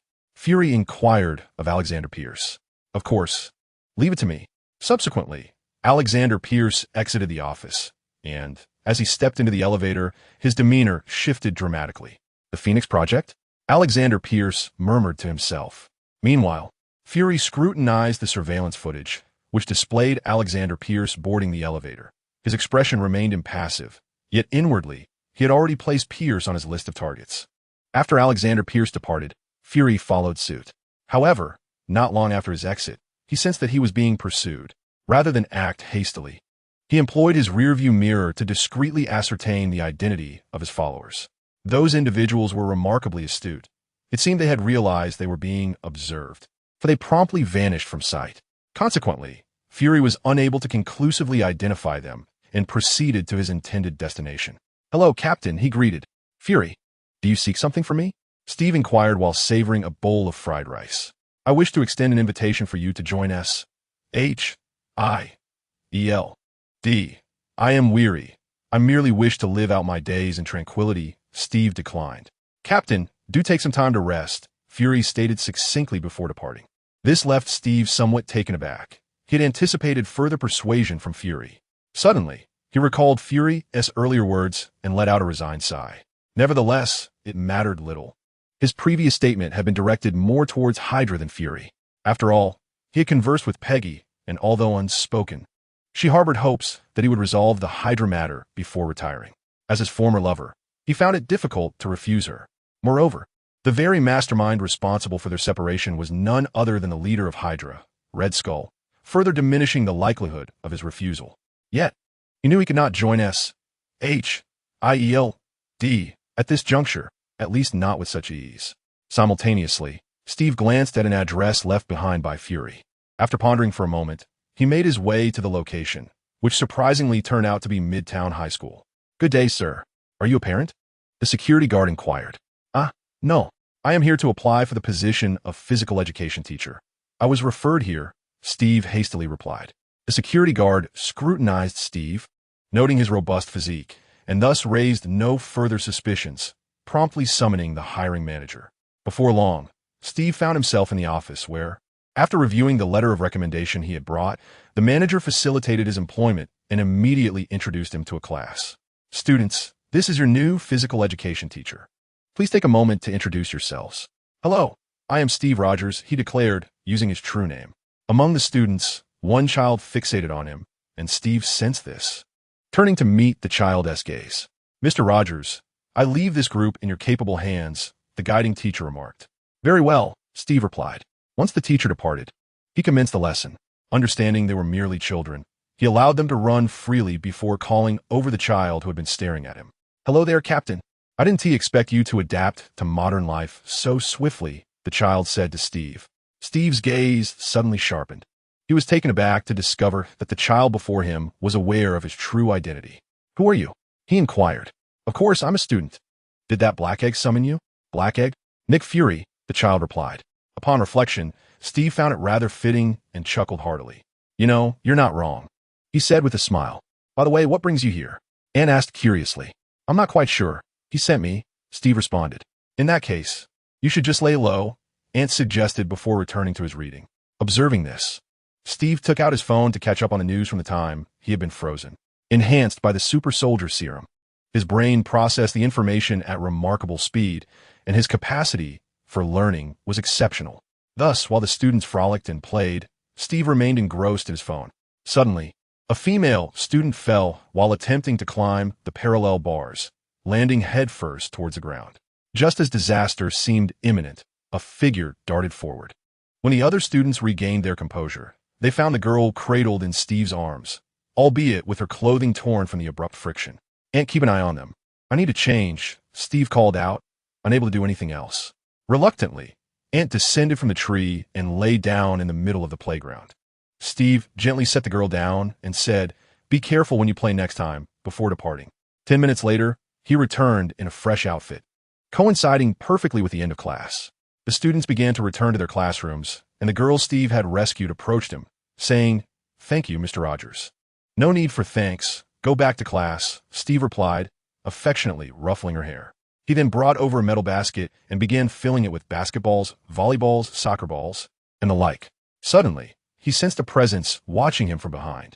Turning to look, he spotted someone peering at him from the school fence. Upon realizing they had been seen, the person hastily drove away. Steve chose not to pursue them, instead silently observing the vehicle as it disappeared from view. Even I am being monitored. It seems Hydra's reach extends too far, Steve murmured. Unbeknownst to him, a nearby window, Ant and his companions were also watching the departing vehicle. Was that car from Hydra? Harry asked. It must be, came the reply. Is he really Captain America? Peter asked, gazing at Steve. Of course, he is Captain America. But didn't he sacrifice himself in history? Peter continued. He didn't sacrifice himself. He merely went missing. They searched for him for a long time, but couldn't find him, which is why he was declared dead. In truth, he was just frozen. Frozen? Indeed. He was encased in ice and transported to the Arctic, Ant explained. What are you all discussing? Diana interjected suddenly, prompting a silent agreement among the group to cease their conversation upon her arrival. Observing this, Diana offered a bittersweet smile, her expression tinged with disappointment. Noticing her demeanor, Ned spoke up. We were just talking about the new physical education teacher. Indeed, did you not notice? The teacher's reactions and speed are remarkably swift, suggesting he is no ordinary individual. We were speculating about his identity, Harry added. The group was well aware that Diana had never bullied Ned. In fact, she was one of the few who treated him kindly, aside from his grandparents. This realization brought a smile to Diana's face, as it indicated that they were not ostracizing her. The five then engaged in animated discussion until the bell rang, signaling the start of class. They hurriedly returned to their respective desks, each engrossed in their own books, even Ned quietly practicing his spells. Upon noticing this, Diana promptly inquired, Brother, is that magic or a spell? Ned replied softly, It's magic. Can I learn it? Diana asked eagerly. Let us discuss it after class, he responded. Diana nodded, though throughout the lesson, her gaze frequently drifted in his direction. Once the class concluded, she rushed over to him. Brother, she said, playfully shaking his arm. Ned, who had a slight affection for his sister, felt protective towards Diana, especially since she had never bullied him and had even defended him against Ant, enduring reprimands and slaps on his behalf. Consequently, he indulged Diana greatly. Later tonight, I shall craft a wand for you, and you can practice some spells. If you manage to learn them, it will indicate that you possess an affinity for magic. If not, then perhaps magic is not your path, and we must accept that. Do you understand? I understand, brother. I can hardly wait for school to end, Diana exclaimed, her eyes sparkling with anticipation. Ned instantly recognized her eagerness and cautioned, No mischief. You promised our grandparents you would focus on your studies. I understand, brother. In the face of magic, Diana momentarily set aside thoughts of Ant, which pleased Ned. After what felt like an eternity, school finally dismissed, and Ned invited everyone to his grandparents' home to have their wands tailored and determine their potential for learning magic. After informing their teacher, they boarded the extended Lincoln belonging to Harry's family. Norman, aware of their frequent outings, had arranged for a Lincoln to ensure ample seating for all. Grandfather, grandmother, we are back, Diana announced as she swung open the door. Ned's grandparents emerged, their faces lighting up with excitement upon seeing Ant and the others, and they promptly invited them in to sit. Ned returned to his room, and upon descending once more, he was followed by a floating chest. Witnessing this astonishing sight, Diana appeared even more exhilarated, while Ned's grandparents remained remarkably composed, suggesting that Ned had inadvertently revealed much. Ned, it seems you've been practicing for quite some time. Why then? Is Diana unaware of it? She inquired. It's because my parents brought me home to learn about my brother's interests, which is why I didn't realize he had already embarked on the journey of magic, Diana explained. At that moment, Ned took a seat and gradually opened the chest, unveiling its contents. Chapter 55, Custom Wands. Night raid in Ned's home. The children gathered in the living room, watching as Ned opened a leather suitcase, revealing an array of branches that encompassed all the varieties he could purchase. However, not every branch was suitable for use. Typically, fewer than 10 branches from a single tree could serve as wands. Although Ned had procured nearly 10 cubic meters of branches, he ultimately selected only this box of wand-making materials. On the opposite side of the chest lay numerous jars filled with various creatures' hairs. What a pity, Ned remarked. What do you mean, a pity, brother? Diana inquired curiously. Nothing, Ned replied, shaking his head. Yet, Annie understood the underlying sentiment. For a wand not only required diverse branches, but also the hairs of magical creatures. Alas, Ned was only able to acquire ordinary animal hairs. Of course, mythical beings do exist on Earth, such as the dimension of Deluo, a unique realm where soul devourers, a type of beast from the dimension, are sealed. The dragons of Deluo and the guardians of Deluo joined forces to imprison these creatures. While others might be oblivious, the Ancient One certainly comprehended the situation. For the soul devourer belongs to the ranks of dimensional demons, albeit lacking a dedicated dimension of its own. In comparison to true dimensional deities, its strength is akin to the disparity between an ant and an elephant. Thus, Andy refrained from revealing anything, planning instead to take Ned to Kamartaj during the Christmas holiday. using spells from Harry Potter as a trade to have the Ancient One instruct Ned, while also seeking to acquire the mythical creatures of the Deluo dimension. As Ned commenced crafting wands, he first glanced at Diana, then retrieved his own wand and handed it to her. The moment Diana touched it, a bolt of lightning erupted from its tip, striking the television and shattering it. Ned quickly snatched back the wand, exclaiming, "This is not suitable for you. By the way, please stand up." Taking the wand back, Ned used a repair spell to restore everything to its former state and instructed Diana to rise.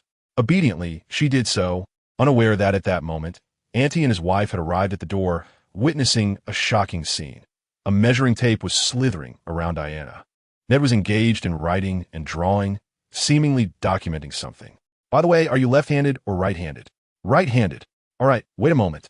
Due to the nature of the materials, these wands may not perfectly suit you.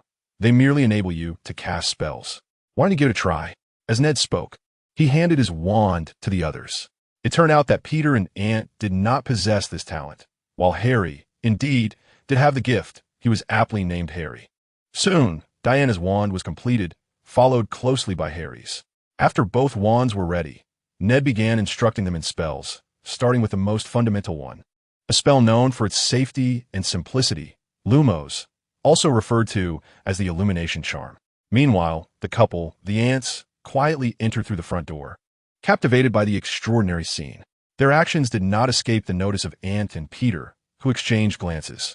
The Ants promptly nodded in acknowledgement, and despite their reluctance to engage, they felt it necessary to respond, as they were the parents of Diana and Ned. Thus, they continued practicing until evening, when Ned's grandparents prepared dinner. Just as they were about to sit down together, the Ants entered the room. Upon seeing them, Ned's expression darkened instantly. Noticing this, Mr. Ant spoke up, "I merely returned to see if you needed anything. Here's my contact card. Feel free to use it if necessary."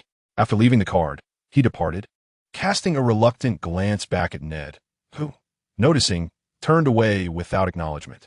This was Mr. Ant's method of fostering a closer relationship, inching forward bit by bit. Over time, they hoped to become as ordinary a family as any. Though Ned might still maintain some distance, at least they would no longer feel like strangers. Once they left, Ant and the others returned to their respective homes. Ant then commenced his daily tasks, which consistently yielded similar rewards. After completing his assignments, it was getting late, and Ant retired to his room for slumber.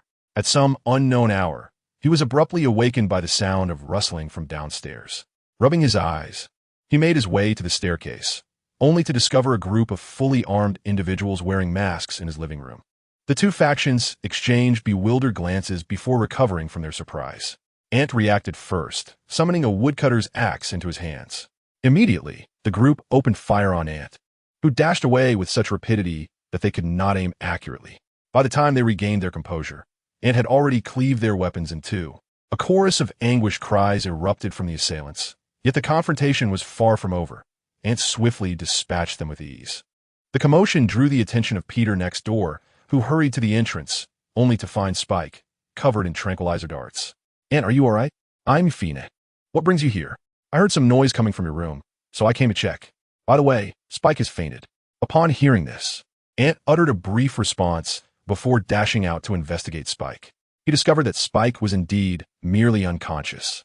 However, upon seeing the multitude of anesthetic needles scattered about, Ant couldn't help but chuckle. He subsequently removed the needles and returned Spike to his doghouse. "Hey, Uncle Phil, someone has broken into my house, and they appear to be your people." Upon receiving Ant's call, Coulson immediately expressed his intention to dispatch a team to the location. After hanging up, he promptly organized a squad to head to Ant's residence and apprehend the intruders. Simultaneously, he contacted Fury to inform him of the situation. Fury's demeanor shifted upon hearing the news. He was perplexed as to why Hydra would suddenly target Ant. However, this was not the moment for speculation. First, they needed to ascertain whether these individuals were indeed affiliated with Hydra. Soon, Coulson arrived with his team, taking all the intruders into custody and leaving a portion of his men to restore the room. "My apologies, Ant. We will provide you with an explanation. Don't worry, it's still uncertain if they are indeed Hydra operatives. Please conduct thorough interrogations," Ant reassured him. "I understand. Regardless of their affiliation, I will ensure you receive an explanation." With that, Coulson departed. Ant gazed at the unconscious Spike, placing him beside his bed before locking the door, and, after opening the window, fell into a slumber. Chapter 56. A deceptive path. After apprehending the intruders, Coulson promptly initiated interrogations while investigating their identities. He discovered that they were a group of mercenaries, with ties to individuals within S.H.I.E.L.D. Through their inquiries, it became evident that these mercenaries were indeed affiliated with S.H.I.E.L.D., though merely as informants, disposable ones at that. After all, not every region had S.H.I.E.L.D. operatives present. In politically unstable countries, they were unable to intervene directly and resorted to employing mercenaries or financially backing their formation. This was tacitly accepted by various member nations. However, no one anticipated that they would take action against Ant. Coulson continued the interrogation and soon confirmed that the mercenaries had been hired to seek out the formula for the demon serum at Ant's home, though they were unaware of who had contracted them. While the truth had been uncovered, its authenticity remained in question, leading Coulson to detain them. "Director, this is the situation. Should we release the mercenaries? No, let's utilize them as subjects for experimentation. After all, these mercenaries are not virtuous individuals, so using them as expendables poses little ethical burden. Inform that young man about the situation and simultaneously investigate the S.H.I.E.L.D. members behind these mercenaries," Fury stated, tapping his fingers on the table. "Knock! Knock!" Suddenly, a knock echoed through the room, prompting Fury to respond. "Come in." Agent Hill entered the room, and with a mere gesture of her hand, the gathered individuals instantly comprehended the gravity of the situation. "Hill, what brings you here?" the director inquired. "Director, those mercenaries are under my command.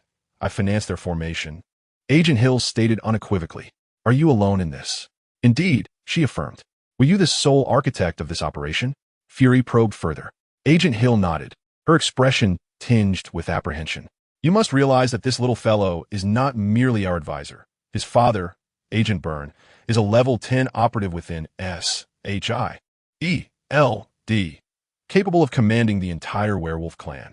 If he were to sustain injuries or, heaven forbid, perish due to your mercenaries, do you comprehend the consequences? To put it mildly, Ant Byrne would sever ties with S.H.I.E.L.D. and seek retribution against you, potentially even to the point of ending your life. And we cannot allow him to act unchecked. Thus, S.H.I.E.L.D. would undoubtedly find itself at odds with him. On a larger scale, he could lead the werewolves in a direct assault on S.H.I.E.L.D., spiraling into a war between dark entities and humanity. This is precisely why I have emphasized that all actions must be reported and operations involving the families of our own must be aborted. Fury feigned reprimanding Agent Hill. Yet the trio continued to communicate surreptitiously through their re-established Morse code. "I apologize, Director. It was my oversight," she replied. "Enough. You will not be working at headquarters for the time being. I need you to thoroughly rectify this situation. We cannot afford any further incidents, understood?" Fury commanded. "Yes, Director. Then I shall take my leave as well," Coulson remarked softly. Fury nodded, and as they departed, he cast a casual glance at his bookshelf, though he did not delve deeper. In the elevator, Coulson caught up with Agent Hill and offered her comfort. "Rest assured, Coulson, I'm not one to be overly dramatic. This is indeed my fault," Agent Hill responded with a smile. "Very well. I wish you a swift completion of your task." Agent Hill nodded, for she had previously noted that these mercenaries or informants typically operated in regions beset by turmoil, predominantly in Africa, South America, and the Middle East. The conditions there were not only harsh, but the infrastructure was also far from adequate. Thus, embarking on a mission to such locales was truly their nightmare. After making her preparations, Agent Hill departed, boarding a flight to Africa alone. In the aircraft's restroom, she removed her colored contact lenses, revealing her golden irises, and then replaced them with a new pair. It was rumored that Fury was developing a new type of contact lens designed for comfort. After all, no one could predict when they might eliminate Hydra. In the interim, they could only strive to remain concealed. Furthermore, the nanotechnology armor was prohibitively expensive, and with Fury unable to allocate additional funds, specifically funds that would not attract Hydra scrutiny, such options remained unattainable. Now, his primary objective is to establish a solid base in Antarctica, while the production of nanotechnology armor is equally essential. Currently, There exist only 5 sets of this armor, each assigned to Agents Fury, Coulson, Hill, Natasha, and Barton. On the surface, Agent Hill's mission is to reorganize the mercenaries, but in reality, it serves as a recruitment endeavor for the new S.H.I.E.L.D, a crucial component of the Phoenix Initiative. To effectively counter Hydra, a substantial number of agents are imperative. Upon disembarking from the plane, Agent Hill found a vehicle awaiting her. Observing the car before her, a flicker of apprehension crossed her eyes behind her sunglasses. Although her mission was widely known, Fury had explicitly stated that she was to operate independently on this assignment. Agent Hill, greetings. What brings you here? Inquired a woman with a ponytail. I happen to be executing a mission in the area and received word from headquarters, so I thought I would check if you needed assistance. Not necessary. This is actually a punishment from the director. If you assist me, it will complicate matters for him. Then how about this? You can use this vehicle. I'll wrap up my task and take my leave. Just be cautious. The situation here is rather precarious, especially for a woman as stunning as you. The woman jested. All right, I shall not be polite then. By the way, there are some supplies in the trunk. Be careful not to let anyone discover them. Agent Hill nodded and promptly drove away. The girl watched the car disappear, a peculiar smile gracing her lips. At that moment, Agent Hill deduced that this Agent Carey was affiliated with Hydra. Her appearance was far too coincidental, and her demeanor excessively cordial. Agent Hill needed to devise a strategy to make the vehicle vanish without attracting Hydra's attention. On the return flight, Agent Carey sat on the plane, with an elderly man seated behind her. The old man inquired nonchalantly, "So was the car dispatched?" "It has been sent out," she replied. "Very well. Do you believe she is genuinely on a business trip or involved in the Phoenix Initiative?" "Uncertain, but I suspect we will find out soon enough." "Are all personnel arranged?" "Everything is in place." Unbeknownst to them, Agent Hill was already contemplating how to dispose of the vehicle. Now that she recognized Agent Carey as a Hydra operative, she could not possibly retain the car she had provided. However, this required a legitimate justification. At the very least, she must avoid arousing Hydra's suspicions. Meanwhile, Natasha approached Ant with a woman, seemingly seeking his assistance. "Ant, are you free?" Natasha inquired. "I am available." "And who is this?" "Betty Ross, she is. The girlfriend of Dr. Bruce Banner. Is there something you need from me?" Ant asked. "Do you know me?" Ant smiled mysteriously, but offered no response. Noticing this, Betty refrained from further inquiries. "The situation is such that we intend to recruit Dr. Banner, but as you are aware, he has completely gone into hiding. With the capabilities of S.H.I.E.L.D, locating him should be a trivial matter," Ant remarked irritably. "We are indeed aware of that. But the crux of the issue is that even if we manage to reach Miss Betty, there is no guarantee he will agree to join us. And even if he does, he might be in an uncontrollable state. Therefore, we hope you can assist in easing his mind," Natasha stated, revealing the true purpose of their visit. "Very well, but whether he listens to me is uncertain. When you find him, initiate a video call, and I shall converse with him," Ant replied. The group nodded in agreement. Without further ado, Betty, in her determination to bring back Dr. Banner, even joined S.H.I.E.L.D. Utilizing the agency's resources, they swiftly arrived at the location where Dr. Banner was in hiding. Upon returning home after a long day, Dr. Banner sensed something amiss. Someone had entered his abode. Bruce. Hearing that voice, which haunted his thoughts, Dr. Banner trembled as he flicked on the lights and beheld Betty seated on the sofa alongside Natasha. Betty dashed forward and embraced Dr. Banner tightly, reciprocated by his firm hold on her. "What brings you here?" he inquired once his emotions had settled. "We came for you," Natasha replied. "What do you mean?" "We wish to recruit you into S.H.I.E.L.D, Natasha stated directly. "That is impossible. I cannot join any organization. The demon within me utterly forbids allegiance to any faction," Dr. Banner exclaimed passionately, the numbers on his heart rate monitor escalating rapidly. Seeing this, Betty quickly placed her hand on his shoulder, gradually soothing him. "I have arranged for someone to speak with you.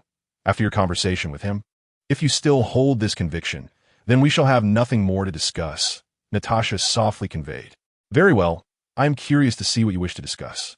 Natasha then produced a laptop, and soon a child's face appeared on the screen, causing Dr. Banner to furrow his brow slightly. "Aunt, are you eating? What are you doing?" "Mom, you eat first. I'm helping Aunt Natasha with work." "What kind of work?" "Recruiting someone." "Hello, Dr. Bruce Banner. I am Ant Byrne. a consultant for S.H.I.E.L.D. Ant waved and greeted Dr. Banner. Hello, Ant. I am here specifically to recruit you into S.H.I.E.L.D. But your current circumstances are indeed not suitable for joining. Thus, let us first address the issue of the Hulk. I understand you have attempted various means to eliminate him, only to discover that killing the Hulk is utterly impossible, correct? Dr. Banner nodded upon hearing this. His lifelong obsession has been to eliminate the Hulk. Because of the Hulk, he transformed from a paragon of excellence into a hunted criminal. Not only was he unable to be with his girlfriend, but he also found himself exiled, reduced from a highly educated individual to a mere smuggler reliant on menial labor for survival. This stark contrast perpetually fuels his thoughts of killing the Hulk. Allow me to inform you that you cannot kill the Hulk. If you were to succeed in doing so, the entire universe would face annihilation. Why? Dr. Banner inquired, his voice tinged with excitement. Do you know the origin of the Hulk? Dr. Banner shook his head.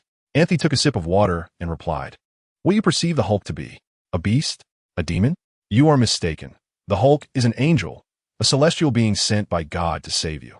Of course, the God I refer to is not the deity of the heavenly dimension, but the creator of the entire universe, often referred to as the Supreme Being. This entity is responsible for the creation of the omnipotent universe, and the multiverse we inhabit is merely a collaborative creation with other divine beings under his dominion, which illustrates his immense power. The omnipotent universe, the multiverse? This topic need not be elaborated upon. On the contrary, there exists an opposing force known as the abyss, whose purpose is to obliterate the multiverse and the omnipotent universe. While its power may not rival that of the creator, all beings in the universe are seen as its offspring. Hence, even though it seeks to destroy the multiverse and the omnipotent universe, it has never contemplated killing the Hulk. Rather, it has been sealed away within the depths of hell. Hell dimension? Natasha queried. No, that is the true hell. The hell we know is merely a place replete with goats, the stench of sulfur, and venomous serpents. The actual hell is where all malevolent thoughts from the multiverse are cast. This leads to the existence of many bizarre creatures within it. And the portal of sealing is concealed within gamma energy, which can be described as the energy of the abyss. At this moment, Dr. Banner appeared to entertain a realization, his expression beginning to tremble. Betty, noticing something amiss, quickly grasped his hand. And that portal resides within your very being. Why is it within me? Dr. Banner asked, his tone quivering. Your father, in his pursuit of gamma energy, attracted unwanted attention, and you were a gift bestowed upon him. Without the Hulk's protection, you would have perished long ago, and the portal would have opened, leading to the destruction of the entire multiverse. Is there truly no way to rid myself of it? Anthony shook his head and continued. There is no escape. It is bound to you. Unless you both perish, however, do not be so despondent. What you truly desire is to avoid transforming due to emotional upheaval, is it not? Can you resolve this? Dr. Banner asked, his excitement palpable. I have already mentioned that Hulk is a protector sent by God. He possesses the ability to communicate, and his appearance during your emotional turmoil is merely a response to the perceived danger you encounter. Therefore, it is essential to engage in a heartfelt conversation with him, to apologize, for at his core, he is but a child. Imagine if, shortly after your own birth, your father sought to harm you through various means. Wouldn't you feel angered? Thus, it is crucial to communicate effectively with Hulk, allowing him to manifest only in times of genuine peril or when you wish for his presence. I understand. I shall validate your words, Dr. Banner responded after taking a couple of deep breaths. Well then, I will not chat further. I must attend to my meal, Ant said before terminating the video call. Bruce, what are your thoughts? Betty inquired, glancing at Dr. Banner. I need to verify this before providing you with an answer. If that is agreeable, he replied. Betty nodded, and Dr. Banner settled cross-legged on the ground, gradually calming his breath and entering a meditative state. After a considerable duration, he perceived Hulk's consciousness, which appeared curled up like a frightened creature. Chapter 58. Dr. Banner joins S.H.I.E.L.D. in the realm of Dr. Banner's consciousness. He gently positioned himself beside Hulk's awareness. Hulk, greetings. Upon hearing Dr. Banner's voice, Hulk raised his head momentarily, but then turned away, continuing to curl up, disregarding Dr. Banner entirely. Witnessing this, Dr. Banner began to believe Ant's assertions. I apologize, Hulk. Despite Dr. Banner's apology, Hulk remained unresponsive. Consequently, Dr. Banner resorted to comforting words, akin to soothing a child, which eventually coaxed Hulk to turn and face him. "I dislike Bruce," Hulk expressed clumsily, revealing his still-developing grasp of language. "I understand. Hulk, it is my fault, but I assure you, I will never harm you again. Is that agreeable?" Dr. Banner said. "Then, can I go out and play?" Hulk inquired. "Of course, but you must ask for my permission before you can emerge. You must not cause harm to others. If you agree to these terms, I will allow you to go out." "Really?" Hulk's eyes sparkled with hope as he looked at Dr. Banner. "Indeed, I would never deceive you. However, remember this. You are only to appear if my life is in danger or if I summon you. Do you understand?" Hulk nodded vigorously. Dr. Banner then surveyed his surroundings, closed his eyes, and upon reopening them, he found himself in a fragrant paradise, not far from a wooden cabin. The cabin contained a television, a table, a bed, and 2 chairs. The television housed all the programs Dr. Banner had ever watched, ensuring that Hulk would never again experience boredom. Observing the exuberant Hulk bouncing with joy, Dr. Banner felt an overwhelming sense of regret. He had never imagined that the entity he had dreamed of annihilating could be merely a child.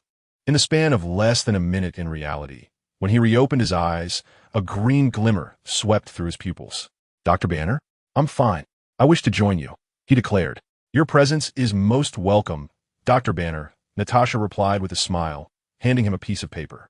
Dr. Banner furrowed his brow, uncertain of their intentions, yet he unfolded it, only to be halted by Natasha.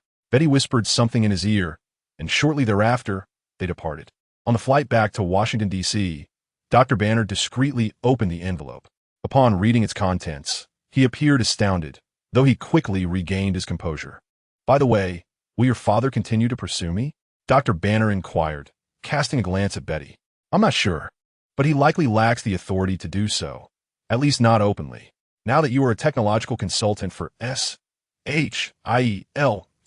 which is backed by 5 member states, including the United States, he should not have the power to act against you," she explained.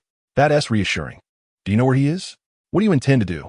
Betty asked, eyeing Dr. Banner warily. "Oh, nothing much. I merely wish to flaunt myself before him. I want to see if he dares to apprehend me." Dr. Banner replied with a mischievous gleam, prompting Betty to sigh in exasperation. "Honestly, how old are you to still behave like a child?" "Well, he has been hunting me for so long," he retorted playfully. "Do as you please."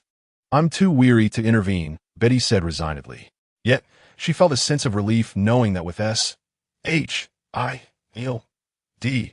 as a safeguard, her father could no longer pursue Dr. Banner openly, and the clandestine threats were now a lesser concern. If he couldn't confront Dr. Banner openly, he certainly wouldn't be a match in the shadows. Before long, they arrived at the Triquarters building in Washington, D.C. Under Natasha's guidance, they met with Fury, who exchanged pleasantries before instructing them to settle into their prepared accommodations and then get to work. Due to the hurried nature of his return, Dr. Banner had not changed his tattered clothing, making them the center of attention as they entered and exited, particularly to the members of the Rapid Response Special Forces, who scrutinized Dr. Banner's departing figure. "Commander," one of the Rapid Response Unit members approached Brock Rumlow, also known as Crossbones. He made a gesture, and instantly, the soldier fell silent. Crossbones then produced a device, activating it and placing it on the table, a machine specifically designed to prevent eavesdropping. "Speak. What is the matter?" "Commander, we have detected Hulk's whereabouts." "Are you certain? Where is he?" Crossbones inquired, rising with excitement. Having just exited the building, it appears he has indeed joined the S.H.I.E.L.D. "Are you certain?" "Absolutely, sir. Find a way to approach him." "Can you manage that?" "Yes." At this moment, Dr. Banner and his wife remain blissfully unaware that they are being watched. With their advanced salary, they begin acquiring furnishings to adorn their cozy new home. Once everything is in place, Dr. Banner, with Betty's assistance, trims his unruly hair, shaves his beard, and indulges in a soothing bath. He is now fully confident that the Hulk will not emerge uncontrollably due to emotional upheaval. After they have both refreshed, Dr. Banner embraces Betty tightly and whispers, "I truly miss you, Betty." Betty responds with equal fervor, and they soon find themselves enveloped in an intimate scene. When all is said and done, Dr. Banner exhales deeply while holding Betty. "What is the matter?" she inquires. "Nothing. It's just hard to imagine we could have a day like this. It was something I never dared to dream of before, Dr. Banner reflects. The days ahead will only get better. But do you have any promises with the Hulk? Indeed. I plan to let him out in a few days. Unfortunately, he can't go out shopping, but I can take him to the park or to the S.H.I.E.L.D. training facility for some exercise, can't I? Can I come along? Of course, you're his mother, Dr. Banner teases. Betty playfully swats Dr. Banner's chest. And soon they drift into slumber, unaware that someone in the adjacent room is quietly listening to the sounds from their quarters. Meanwhile, several kilometers away at a hotel, someone is also monitoring their every move. Do you think they will act? Absolutely. Keep a close watch on them and ensure they remain oblivious to our presence. With that, the person retires, leaving another individual to surveil Dr. Banner's adjacent room through a telescope. Chapter 59. The superhero Spider-Man at the entrance of the school. Ant, Ned, and Harry stand together. Harry glances at his watch, frowning as he exclaims, "Why hasn't Peter arrived yet?" P.S. Never late. He's here, Ant interjects, and in the next moment, Peter emerges from behind a nearby tree. What's going on, Peter? What else could it be? Our little Peter has embarked on his superhero journey. Superhero? Harry and Ned exclaim in unison. Shh, don't be so loud. You're not Spider-Man, are you? Harry suddenly realizes, shouting excitedly. Indeed. Let us head back to class. Ant, with his hands behind his head, saunters nonchalantly toward the door, prompting the other three to hastily follow. Upon returning to the classroom, the two cannot contain their excitement as they crowd around Peter. As they had already mastered the entirety of high school knowledge and begun to delve into university-level material, the teachers generally paid little heed to the four of them, provided they did not disturb the learning of other students. This brings us to the events of the previous evening. I had taken Spike for a walk when I unexpectedly encountered a robbery. In a moment of impulsive bravery, I intervened, and the individual I rescued repeatedly expressed gratitude. I found myself enamored with the feeling of delivering justice and often ventured out at night, embodying the persona of a vigilante, as Peter bashfully confessed. Wow, I want to be a superhero too, exclaimed one of his friends. So do I. Why don't we form a team? Suggested Harry. Ant, would you like to join us? Ant shook his head, disinterested in assuming the mantle of a superhero. All right, come over to my house tonight. I'll have my dad craft a custom suit for you. But Peter, it seems you already have one, don't you? Harry inquired. Indeed, have you forgotten? However, I do require an additional suit for a change, Peter replied. Great. So what shall we name our team? Ned chimed in. I'm not sure. Ant, why don't you come up with a name for us? Harry said softly, glancing at Ant. How about the Sanctum Shield? Ant proposed. That sounds incredibly cool. Let us call ourselves the Sanctum Shield. And Ant, you should join us. Ned exclaimed excitedly. Do as you wish, Ant replied nonchalantly. But Peter, how do you know where to find those in need of rescue? He asked. Because of this, Peter said, producing a modified radio. I've altered it to intercept the police department's alarm system, so we'll receive immediate notifications whenever their SA call for help. As they examined the radio, Harry suddenly turned it on, and a voice crackled through. I need to report a robbery at the Pink Bank. Hurry, they have taken a child. Upon hearing this, Peter turned to Ned, who had no choice but to use his wand to point at Peter, rendering him momentarily transparent, unnoticed by the teacher. Peter quickly donned his suit and swung out the window. Meanwhile, Harry and the others pulled out their phones to see if there was a live stream of the event. And indeed, they found one. 5 minutes later, a figure descended from the sky, and upon seeing Peter's arrival, the reporters on the scene became increasingly agitated, all eager to approach. However, when they caught sight of the revolver in Peter's hand, they froze in place. Peter then maneuvered into the bank from an unconventional angle. Observing this, Ned swiftly grabbed Harry's phone, his fingers dancing across the screen like butterflies, soon hacking into the bank surveillance cameras. Watching Peter crawl across the ceiling in the footage, he first surveyed the surroundings to confirm the robbers' positions before slowly drawing his revolver, aiming it at the foes. At that moment, several hostages became aware of Peter's covert actions. They were on the verge of speaking when a thought struck them, and they hastily sealed their lips. Moreover, some hostages, sensing that the bandits were about to discover Peter, quickly diverted their attention, thus preventing the thugs from noticing him. Subsequently, Peter ascended above one of the bandits, retracted his previously aimed revolver, and shot out a web, hoisting the thug up while crucially silencing him. However, the commotion escalated, a testament to Peter's relative inexperience. Had he been intent on killing, his skills would have sufficed to eliminate the bandit before he could utter a sound. Yet, his refusal to take a life necessitated a capture, resulting in the disturbance. The other bandits immediately turned around. Peter, no longer holding back, leapt down to evade the bullets. Drawing his weapon in a swift motion, his shots struck true, ensnaring them in a cocoon. However, his 6 bullets were soon expended, and 2 bandits remained, armed with automatic rifles. They could not fire without endangering the hostages, particularly since one of the bandits held a young girl. "Don't move, or I will shoot," one of the bandits shouted. Upon witnessing this, Peter promptly discarded his gun and raised his hands in surrender. "Blimey, you really are something. Hurry and free them," one hostage urged another bandit. The second bandit drew a knife, attempting to cut the webbing, but its toughness rivaled that of steel cable. Not even a chainsaw could sever it without considerable effort. "This isn't working," the bandit exclaimed. Seizing the opportunity as the hostage-taking bandit turned, Peter shot out another web, the force of which knocked the rifle from the bandit's grip and adhered it to the wall. Peter then closed the distance with remarkable speed and delivered a punch that rendered the thug unconscious. The last bandit was ensnared in Peter's web, suspended from the ceiling. "Are there any other bandits?" Peter inquired, looking at the little girl. She shook her head, prompting Peter to turn and leave. Before departing, he handed the girl a small jar, instructing, "Give this to the police when they arrive." Just as he exited, a swarm of officers burst in, stunned at the scene before them. "Gwen, are you all right?" An officer shouted, rushing in to embrace his daughter, his voice tinged with concern. "I'm fine, Dad.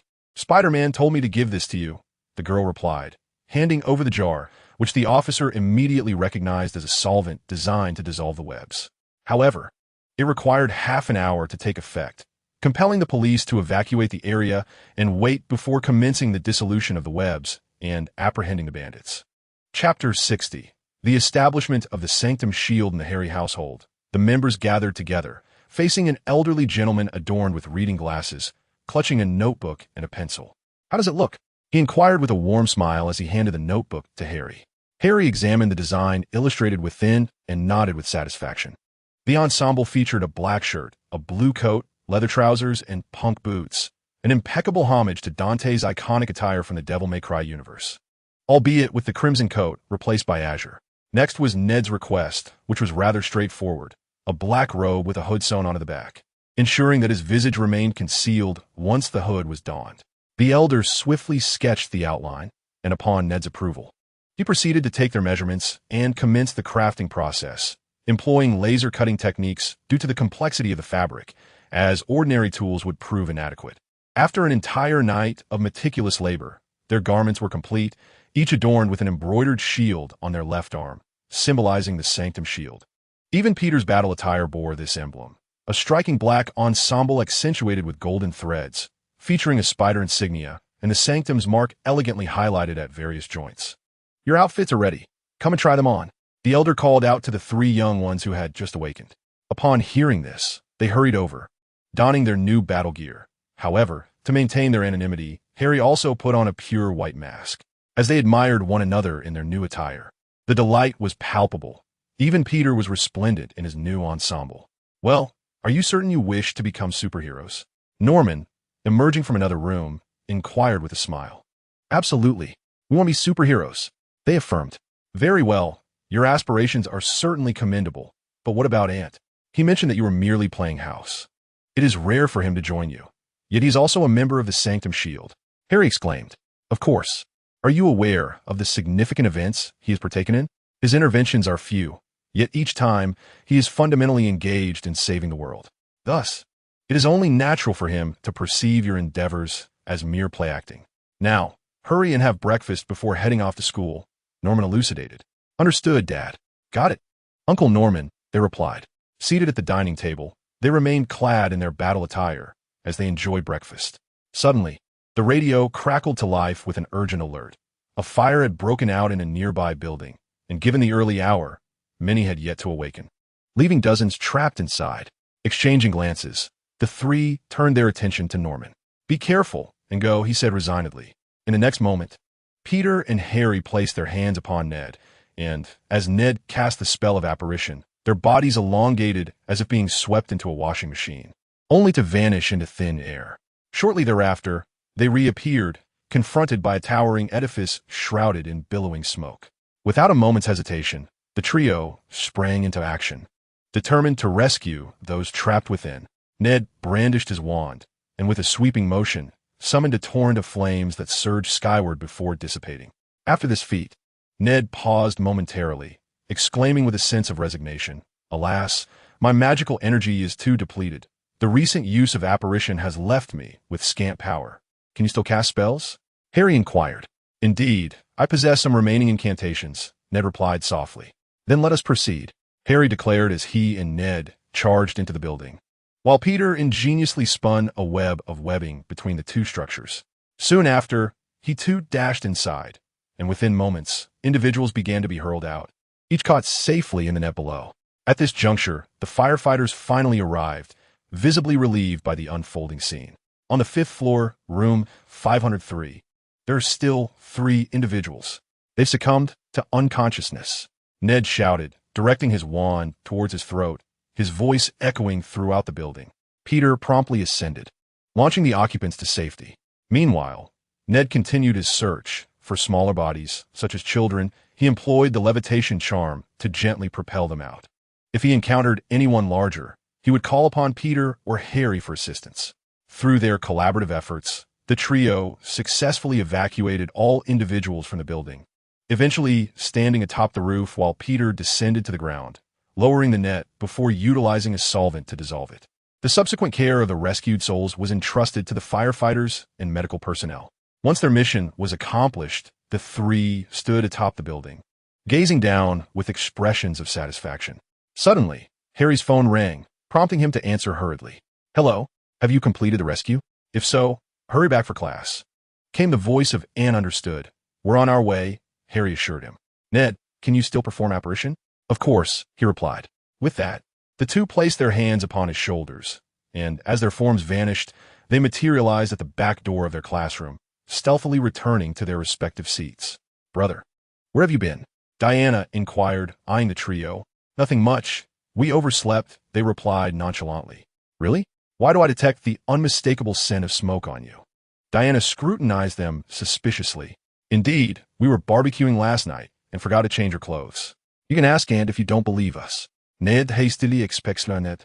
"All right, right," Ant chimed in without looking back, as he was engrossed in designing a new weapon, the power sword. To fabricate such a weapon, the most crucial element is the disintegration field.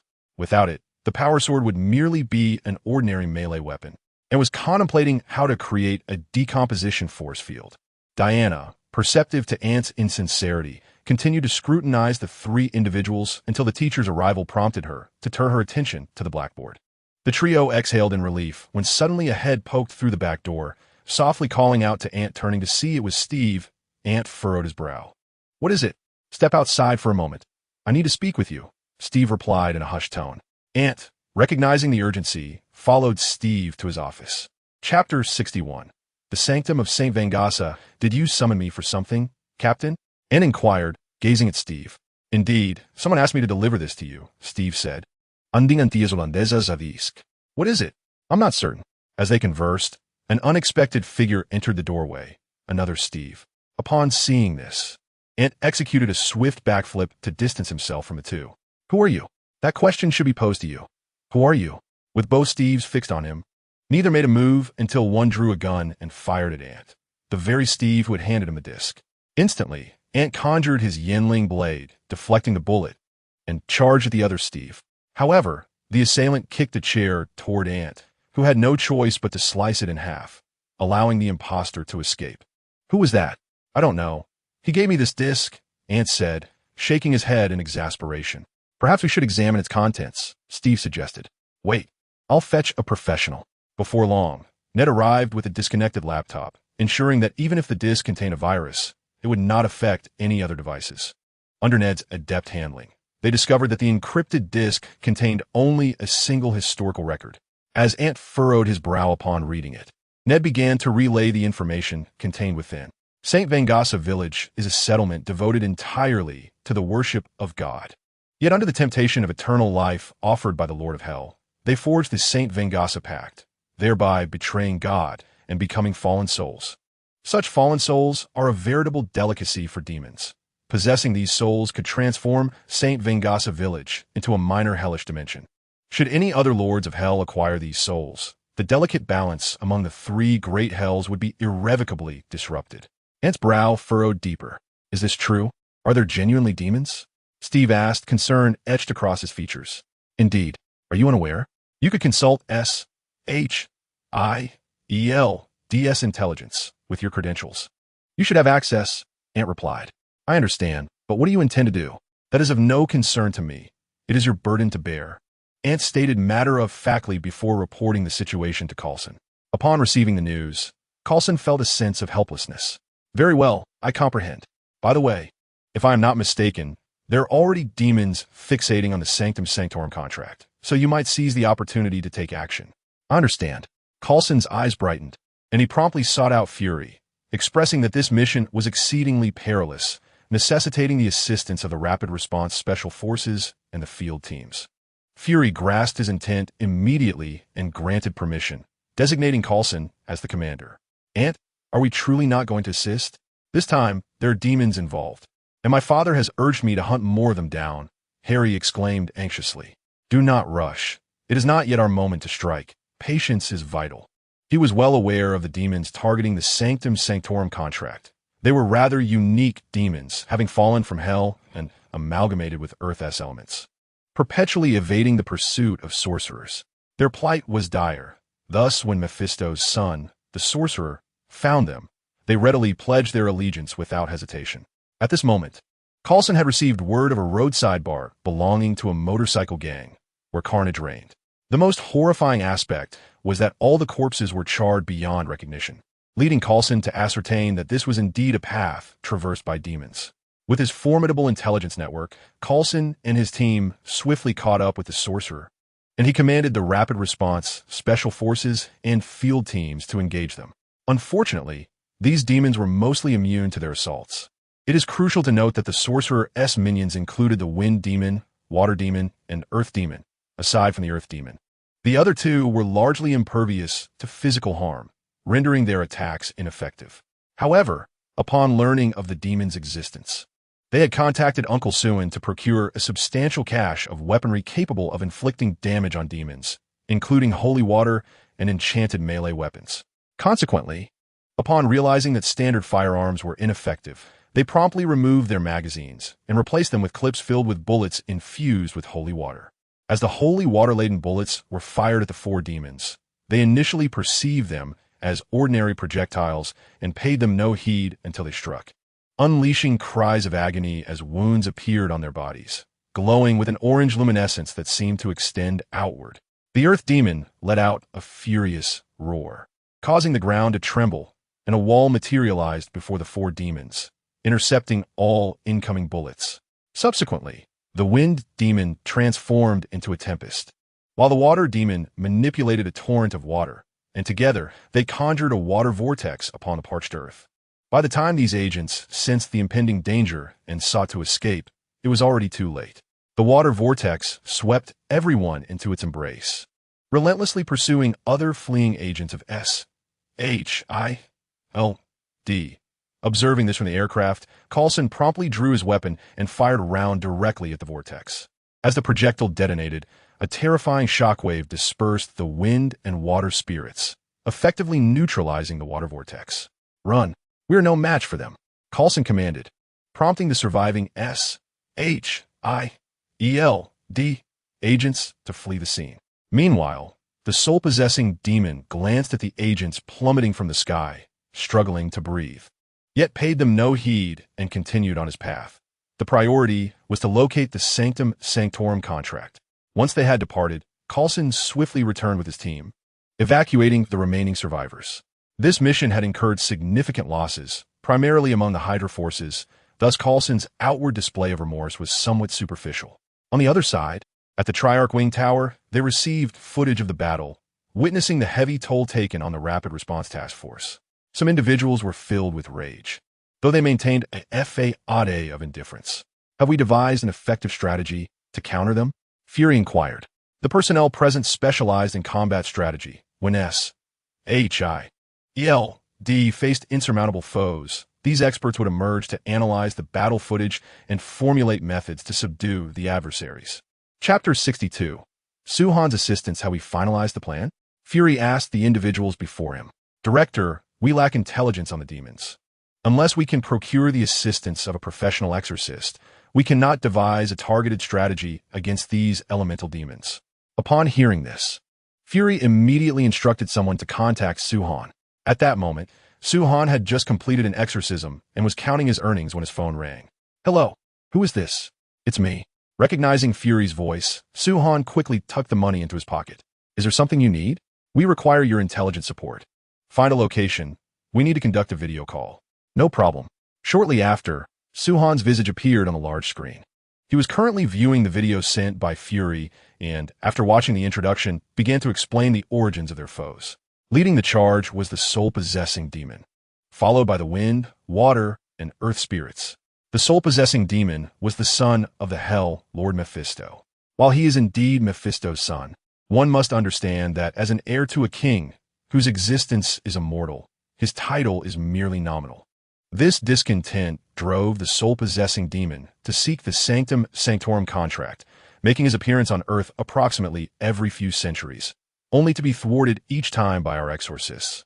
However, the number of exorcists has dwindled significantly, with some familial lineages of exorcists having been severed entirely, rendering the witch heart demon incapable of resistance. Beside him, the wind demon, earth demon, and water demon, having descended from the depths of hell to earth, have fused with the elements here, evolving into unique elemental fiends. Their singular trait is their immunity to physical attacks. Thus, the only means to combat them lies in energy assaults. How can one kill them, utterly and completely? Someone inquired. Dragon's breath. I recall you all acquired a substantial number of dragon's breath guns. When the wind demon transforms into a tornado, you can unleash vast amounts of dragon's breath. As it forms, it will incorporate natural properties, resulting in the dragon's breath being sucked into the vortex, ultimately leading to its demise. However, the water demon and earth demon present a more formidable challenge. Suang, being a seasoned exorcist, swiftly proposed a strategy.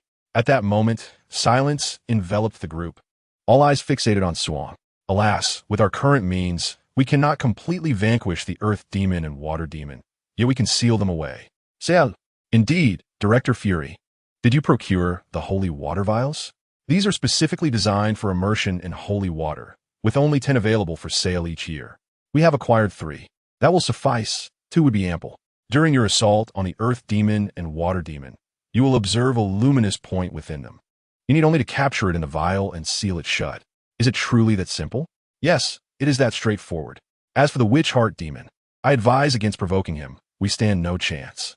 Either a mage or another must intervene, for with your current capabilities, you cannot hope to slay him. Suang concluded, terminating the video call, yet they had at least gleaned a method to address the 3 elemental demons. Of course, Suang provided only a broad solution. The specifics would require their own devising. Before long, a tactical plan emerged, and Coulson swiftly received the information. Upon reviewing it, Crossbones approached. Commander, I'm here to assist you. He feared Coulson's command might lead to further significant losses. Not an issue. Take a look at the plan they have devised. Coulson handed the document to Crossbones. With a plan in hand, preparations commenced, and Fury brought forth the necessary equipment. Subsequently, Crossbones led them once more to confront the witch heart demon. You dare return, the witch heart demon exclaimed irritably, already vexed by his inability to locate the St. Vengasa Pact. And now their appearance served as an outlet for his frustration. Observing this, Crossbones immediately began to direct operations, dividing everyone into 4 groups to simultaneously segment the battlefield. Let us entertain them for a while, the witch heart demon coldly remarked. Immediately following the earth demon, the water demon and the wind demon charged towards a group of individuals, inadvertently falling into the traps set by Crossbones. They unleashed a barrage of bullets soaked in holy water. In agony, the wind demon roared, transforming into a swirling vortex, its formidable winds causing everyone to struggle to maintain their footing. At that moment, a cadre of S.H.I.E.L.D agents produced golden cylinders, and as they pulled the triggers at the base, flames erupted and shot towards the cyclone formed by the wind demon. sensing the impending danger. The wind demon attempted to halt its transformation, but it was too late. Under the onslaught of dragon fire, the cyclone morphed into a fire tornado, accompanied by the anguished wails of the wind demon. The witch demon sought to assist, but was intercepted by the S.H.I.E.L.D. agents. Thus, the wind demon perished beneath the dragon's breath, leaving nothing behind but the fiery whirlwind. Crossbones fired a cannonball to extinguish it, and the remaining individuals split into 3 factions, merging into the ongoing battle. Witnessing the demise of one of his minions ignited a furious rage within the witch demon, who, already lacking in followers, could hardly contain his wrath at the loss. With a thunderous roar, a terrifying black mist began to spread. Upon seeing this, Coulson promptly issued a retreat order. However, they were a moment too late. The black mist transformed the agents into charred corpses, lifeless as those found in a bar. The earth demon and water demon, noticing the commotion, glanced back only to find the agents seizing the opportunity, encasing the water demon's core in a canister of holy water. Just as the earth demon was about to be ensnared, it sensed the impending danger and merged with the ground, resulting in only the water demon being sealed away. The earth demon emerged from the earth beside the witch demon, casting a wary glance at the agents. The witch demon, taken aback by the loss of another formidable ally, pondered for a moment before sweeping his hand, enveloping himself and the earth demon in black mist, vanishing in an instant. Coulson and Crossbones did not display triumphant smiles at the defeat of their adversaries. Instead, they surveyed the ground strewn with charred remains. Take them back and ensure their families receive the compensation. Coulson sighed deeply. Crossbones nodded and began transporting the bodies onto the transport aircraft. Meanwhile, the fleeing witch demon and earth demon had scarcely rested when the witch demon felt an ominous presence. Whipping around, he beheld a terrifying figure advancing towards them. Chapter 63. The Arrival of the Ghost Rider. The Ghost Rider. The witch demon exclaimed in terror. Indeed, before them stood the Ghost Rider, brandishing a chain. With a swift motion, he swung the chain, ensnaring the witch demon. The earth demon immediately retaliated with its own powers. Yet the Ghost Rider was an entity beyond their comprehension, entirely immune to physical harm. Though the attack did send the Ghost Rider hurtling backward, it provided the witch demon a chance to escape. Run, the witch demon urged, as the earth demon prepared to burrow once more into the depths. A fiery chain erupted from the swirling dust, ensnaring him tightly. Aware of the terror that the spectral night embodied, the earth demon struggled wildly in a desperate attempt to break free, yet the flames of hell seared relentlessly upon him. Suddenly, an overwhelming force pulled him before the spectral night, and upon meeting the flickering flames in the night's eye sockets, he was momentarily paralyzed. The spectral night then coldly proclaimed, "You are guilty." In an instant, the earth demon's very soul began to ignite, his eyes appearing as if consumed by fire. The spectral night released his hold, and the earth demon's lifeless body fell heavily to the ground, where, with a gentle breeze, it transformed into dust, merging with the earth itself. Only the witch heart demon remained. Upon witnessing the demise of the earth demon, he sought to flee but was ensnared by the spectral night.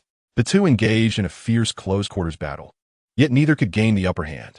Seizing an opportunity, the spectral knight unleashed his eye of judgment upon the witch heart demon.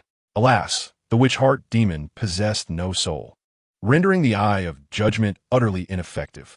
With the spectral knight's most formidable ability failing, the witch heart demon erupted in triumphant laughter, dark energy enveloping him as he unleashed a barrage of punches that sent the spectral knight hurtling through the air.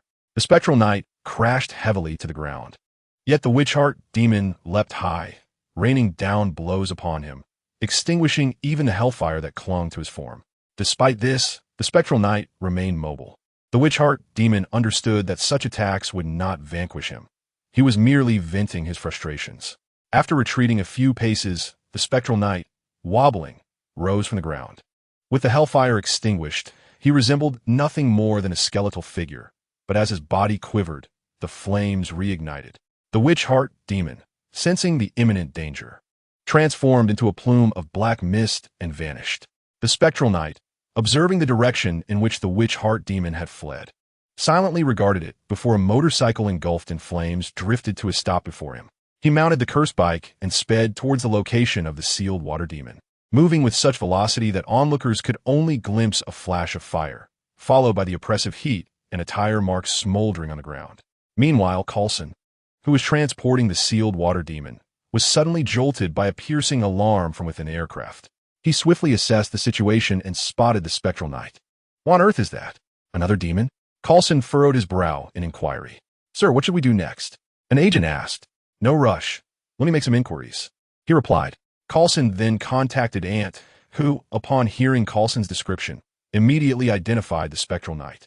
After listening, Coulson ordered the hatch to be opened and promptly uncorked the vial of holy water, releasing the water demon. A pool of liquid cascaded from heights, while the aircraft remained suspended in the air, adjusting to hover mode. As liquid cascaded to the ground, the water demon emerged with alacrity, surveying his surroundings in bewilderment, perplexed by his release until his gaze fell upon the Ghost Rider.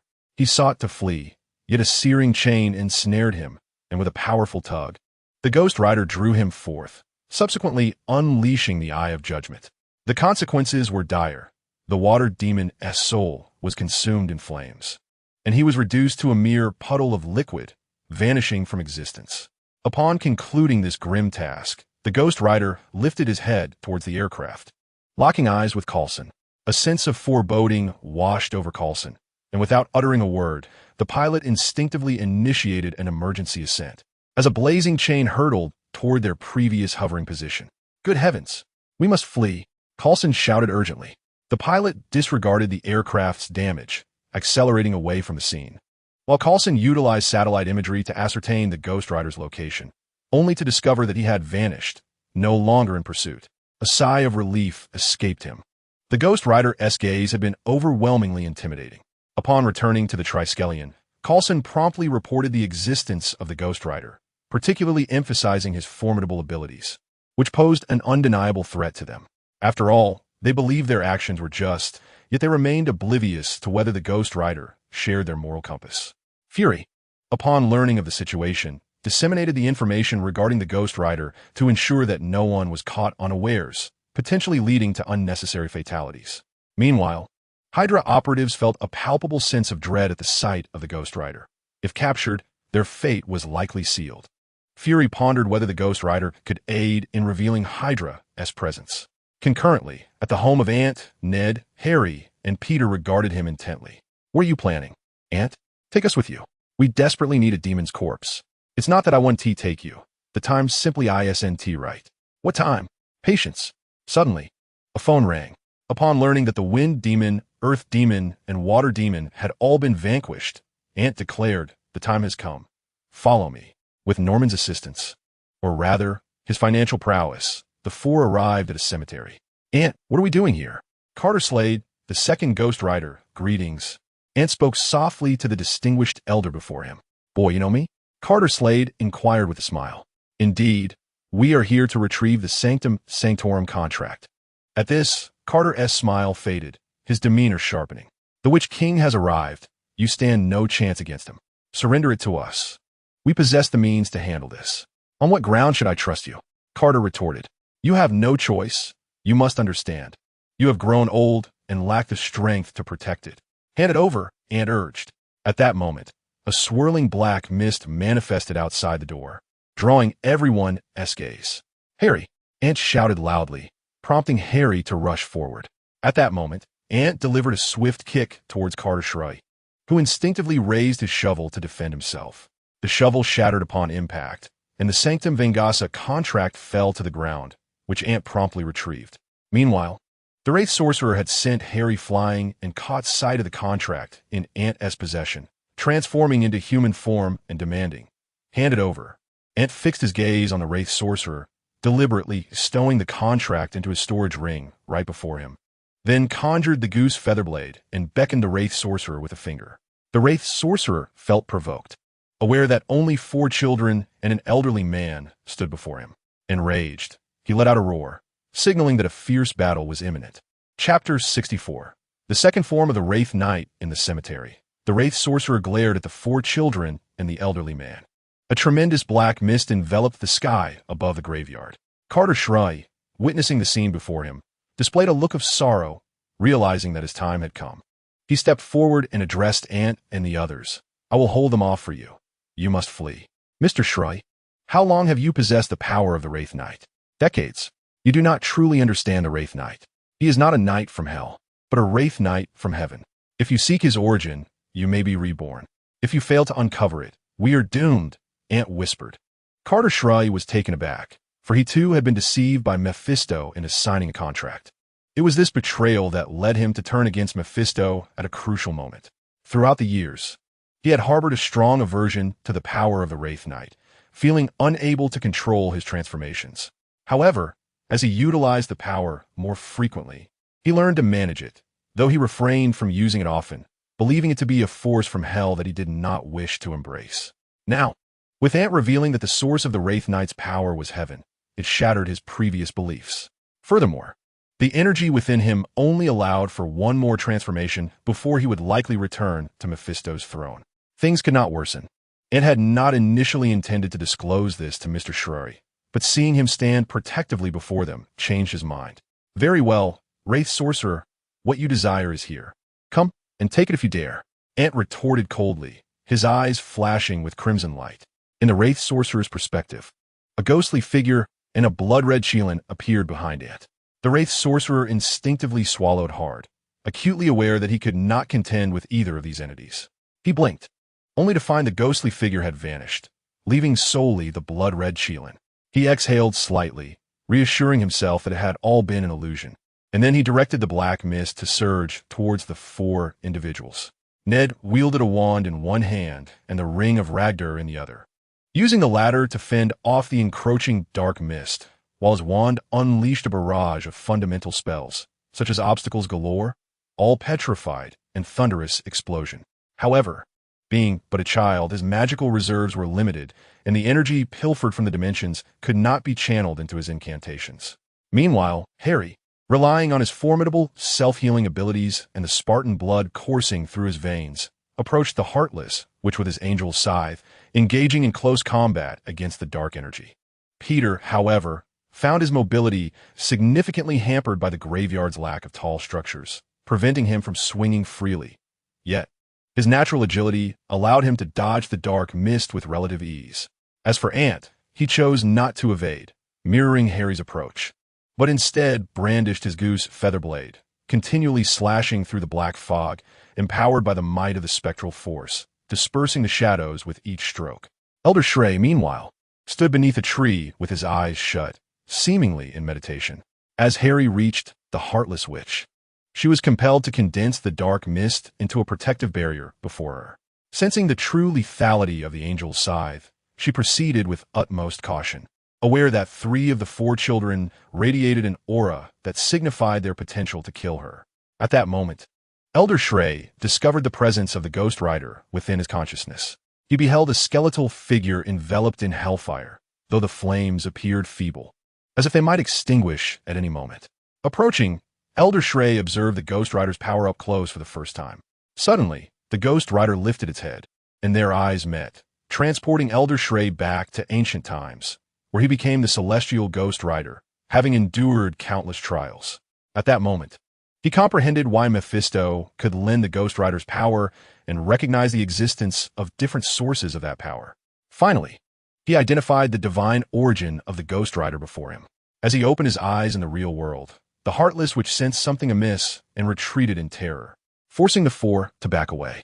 Carter S.H.I.E.L.D produced a white cowboy hat, and with a nod, blue flames enveloped him, causing his flesh to burn away and vanish.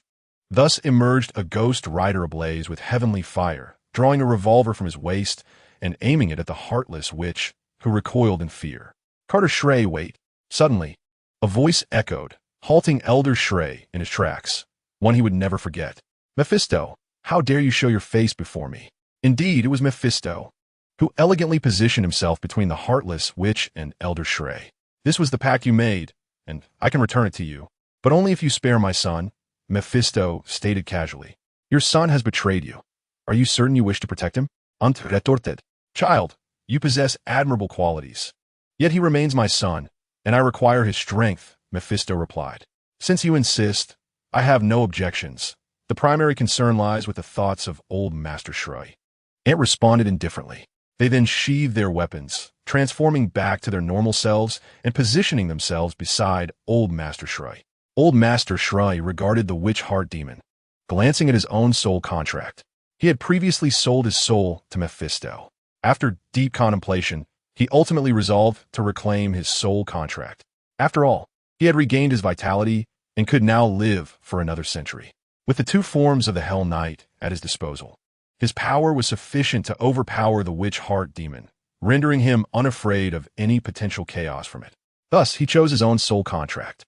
Once Mephisto handed the contract to the witch heart demon, he intended to depart, but Ant promptly called out, "Old Master S.H.I.E.L.D., won't you examine the contract? Remember, he is Mephisto."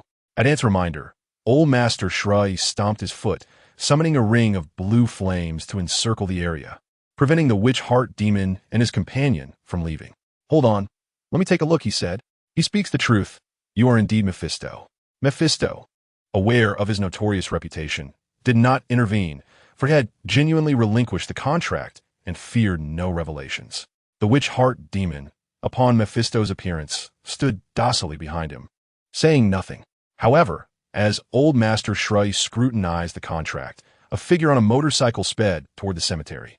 Chapter 65. Joining the Holy S.H.I.E.L.D. Society. The meeting of the second and third generations soon.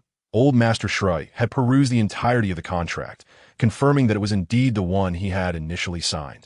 As he destroyed it with the blue flames, he felt a sense of completeness wash over him. "You may depart." Old Master S.H.I.E.L.D. retracted the angelic fire and addressed Mephisto and the witch heart demon.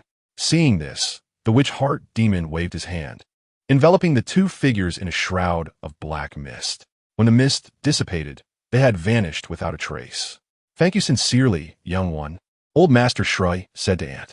"There's no need for thanks. We act for the safety of the earth," Ant replied nonchalantly. "By the way, Old Master, having been a Hell Knight for so long, do you have any collections of demon corpses?" Harry hastily inquired, not forgetting the objective of their mission. "Demon corpses? Indeed, I have some. Do you require them?" "Yes, Old Master." Under the guidance of the venerable Lord S.H.I.E.L.D., they descended to the lower part of the graveyard chapel, where they encountered a dozen desiccated demon corpses. However, these remains predominantly belonged to lesser and ordinary demons. "Aren't there any greater demons?" Harry inquired. "What do you think? Once a greater demon sets foot on Earth, it would undoubtedly attract the attention of those sorcerers who possess the means to eliminate them. Therefore, they would not descend to Earth lightly. It is already a fortunate circumstance to encounter ordinary and lesser demons. If you manage to vanquish the witch heart demon, its corpse would indeed represent the pinnacle of greater demons," Lord S.H.I.E.L.D. responded. "If I had known, I would have taken it down earlier," Harry retorted with irritation. "Enough of that. Hurry and summon Uncle Norman to collect these demon remains," Auntie said with a slap to Harry. "Oh." At that moment, Peter approached Lord S.H.I.E.L.D., and upon seeing Peter clad in peculiar attire, Lord S.H.I.E.L.D. asked, "What brings you here? Old man, are you interested in joining us?" "You all?" "Indeed. We are all members of the S.H.I.E.L.D. Society. What benefits would joining you entail?" Lord S.H.I.E.L.D. quipped. "A monthly stipend of $10,000, along with various allowances. If you can locate a demon's body, the remuneration starts at $10,000, with no upper limit. Most importantly, we can forge the weapons and equipment you require," Harry replied while conversing on the phone. "That sounds appealing. I shall join," Lord S.H.I.E.L.D. declared. "Very well. Prepare yourself. We will return to New York together shortly," Harry exclaimed, thrilled at the prospect of adding a new member to their S.H.I.E.L.D. society. While they waited, a figure arrived on a motorcycle, and upon seeing him, Lord S.H.I.E.L.D. recognized him as one of his own kind. "Greetings. May I inquire what brings you here?" Lord S.H.I.E.L.D. asked, observing Lord S.H.I.E.L.D.'s cowboy attire.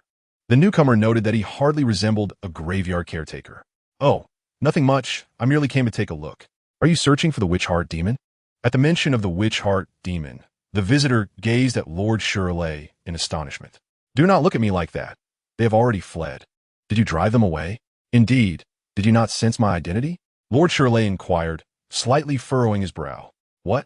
At this moment, Lord S.H.I.E.L.D. discerned something amiss and quickly asked, "When did you become a ghost rider?" "Not long ago." "No wonder." In the next instant, Lord S.H.I.E.L.D. transformed into a ghost rider, causing the newcomer to instinctively take a step back, sensing the rising heat. "Why, you are also." "Do not be alarmed. There are but a few ghost riders in this world. However, I can sense that the ghost rider within you shares the same origin as mine. What do you mean? In the next moment, the flames enveloping the elder Shire transformed into the ethereal fire of an angel. Gazing at the second form of the spectral knight, the man looked on in astonishment. Do you know the source of the spectral knight's power? He inquired, to which the man shook his head in ignorance. By the way, I am yet to learn your name. Johnny Blazer came to reply. Subsequently, the elder Shire began to recount the origins of the spectral knight's power, the four sources being Zetanos, the power medallion, God, and the spirit of vengeance. I can sense that the spectral knight within you, like mine, hails from heaven. Thus, you too can attain this second transformation. However, before that, you must not resist him. You should merge with him and explore the depths of his power. Perhaps seeing a reflection of his former self, the elder Shire offered this sage advice. Thank you, Johnny responded. No need for thanks. In you, I see the echoes of my past. At that moment, a plane dispatched by Norman touched down, and a group of individuals emerged, loading the demon's corpse onto the aircraft. Sir, it is time for us to depart, Harry called out. We're coming. If you seek me, make your way to New York City, the elder Shire replied as he strode toward the plane, accompanied by a horse. Johnny watched the aircraft ascend into the sky, lost in contemplation. Elder, who was that person? He asked. Another spectral knight, though he has only recently undergone his transformation. Harry replied. Can we bring him into our fold? Harry inquired. I am uncertain. Perhaps I shall ask him the next time he visits, the elder Shire responded. Harry nodded in understanding. Several hours later, they returned to New York, where Harry arranged for the elder Shire's horse to be taken to the Osborne group. Within the establishment, a floor was dedicated to a seasoned tailor, renowned for crafting garments for the affluent, including bespoke attire for royalty and presidents. His esteemed reputation was primarily due to Norman, who had once saved him, prompting his allegiance to the Osborne group. To facilitate the elder's work, Norman even provided him with a demonic serum, transforming him into a robust elder and extending his lifespan. Is Mr. John here? Harry inquired. Ah, Harry, what brings you here? The elder asked, lowering his newspaper. Mr. John, this is Mr. Carter Shire, who has joined our S.H.I.E.L.D. Society. Could you kindly tailor 2 suits for him according to his specifications? Certainly, no problem at all, Mr. John replied as he rose, turning his attention to the elder Shire. Perhaps due to their similar ages, they engaged in a pleasant conversation while taking the elder's measurements and discerning his desired style. He requested denim attire, along with a multi-functional belt specifically designed to accommodate a revolver, shotgun ammunition, and his whip. All right, combine 3 days to pick it up. No problem. After parting ways, the elder Mr. S.H.I.E.L.D. moved into the spacious room that Harry had prepared for him, measuring over 100 square meters, complete with 3 bedrooms and a living room. Meanwhile, Norman began examining the demon corpses they had brought back, only to discover their quality was alarmingly poor. It took nearly an entire arm or thigh to yield a single vial of demon serum, which was utterly insufficient. Reluctantly, he had to seek the assistance of Mr. S.H.I.E.L.D., as he was indeed a professional in this field. Chapter 66. Terrorist Attack Mr. S.H.I.E.L.D. How have you been lately? Quite well. Is there something you need? Indeed, sir. The quality of the demons you brought back is far too low to produce any significant amount of demon serum. I was hoping you might have a way to procure a large quantity of demon corpses, Norman inquired. You've come to the wrong person for that. You should approach the church. The church? Yes. If any organization possesses a substantial number of demon corpses, it would undoubtedly be the church. Will they sell them? I shall negotiate with them, Mr. S.H.I.E.L.D. replied, for he was a knight of the celestial realm and held some sway within the church. Thank you, sir. I appreciate it. Not at all. I happen to have some free time lately. It will be good to stretch my legs. Under Norman's guidance, Mr. S.H.I.E.L.D. journeyed to Rome.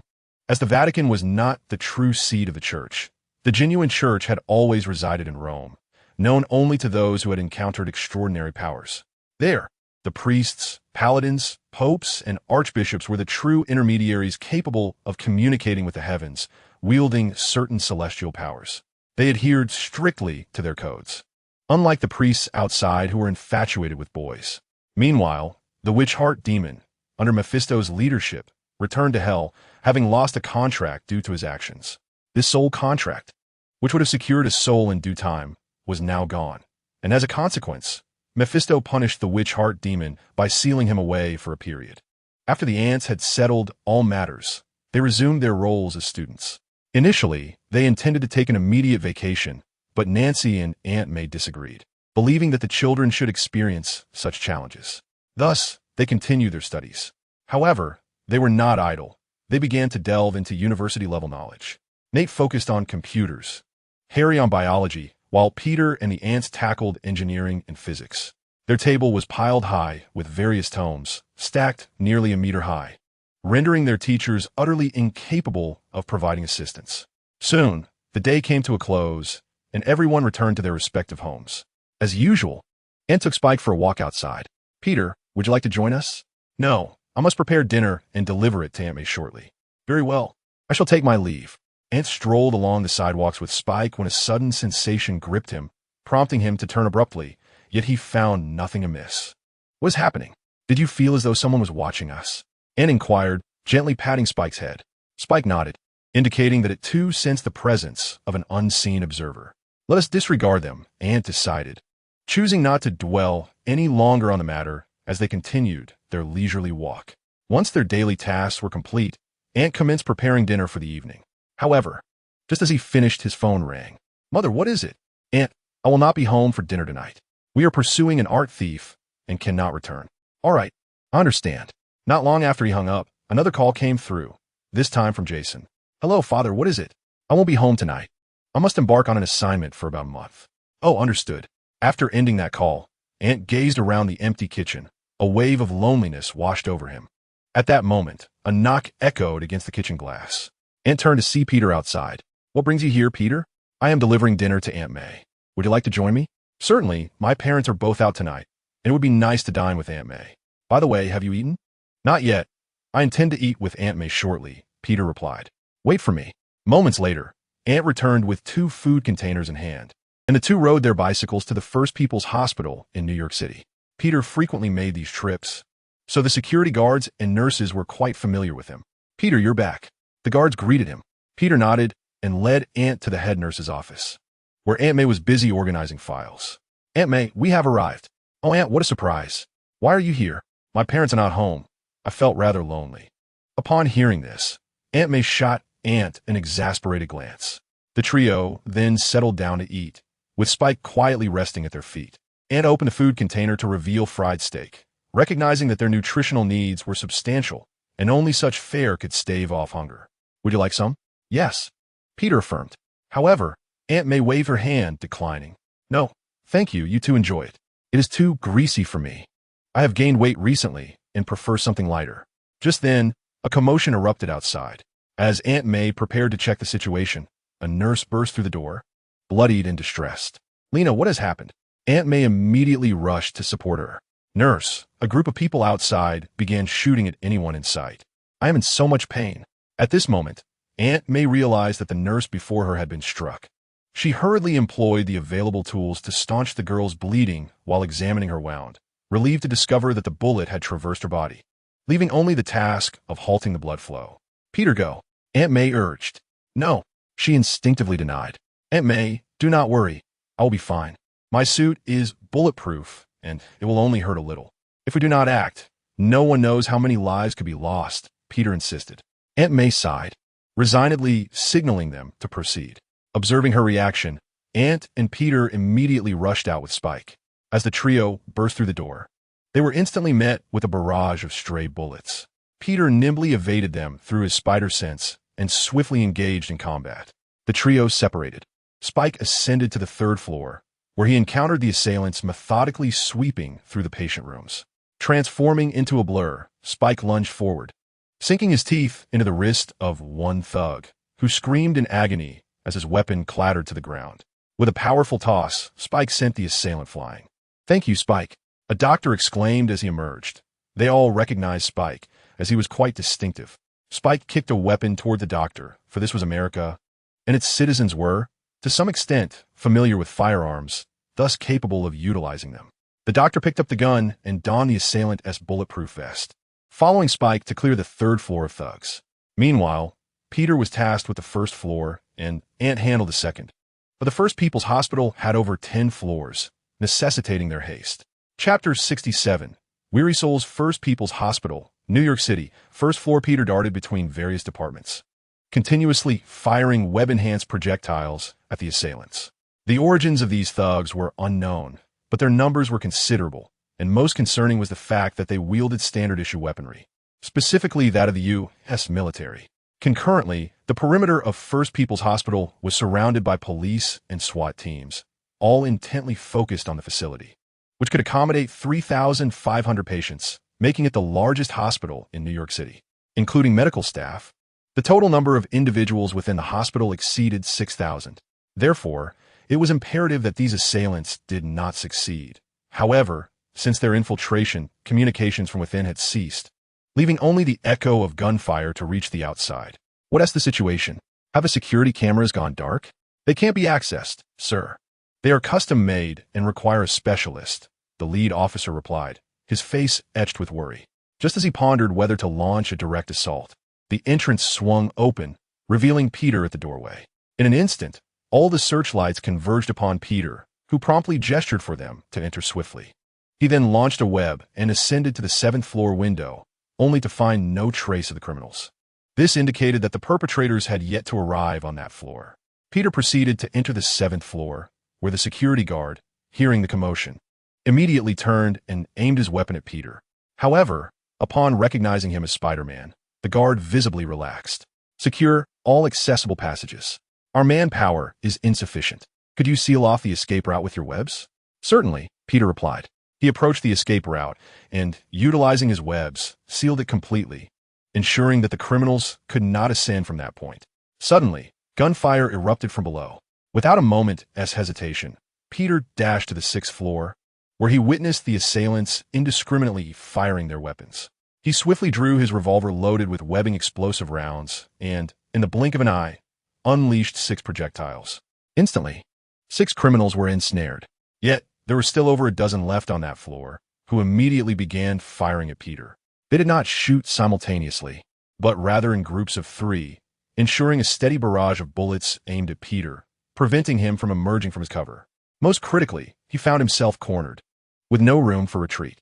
However, they seemed to overlook that Peter could traverse walls with ease. Thus, from the ceiling, he peered down and swiftly fired 6 toxin-infused projectiles.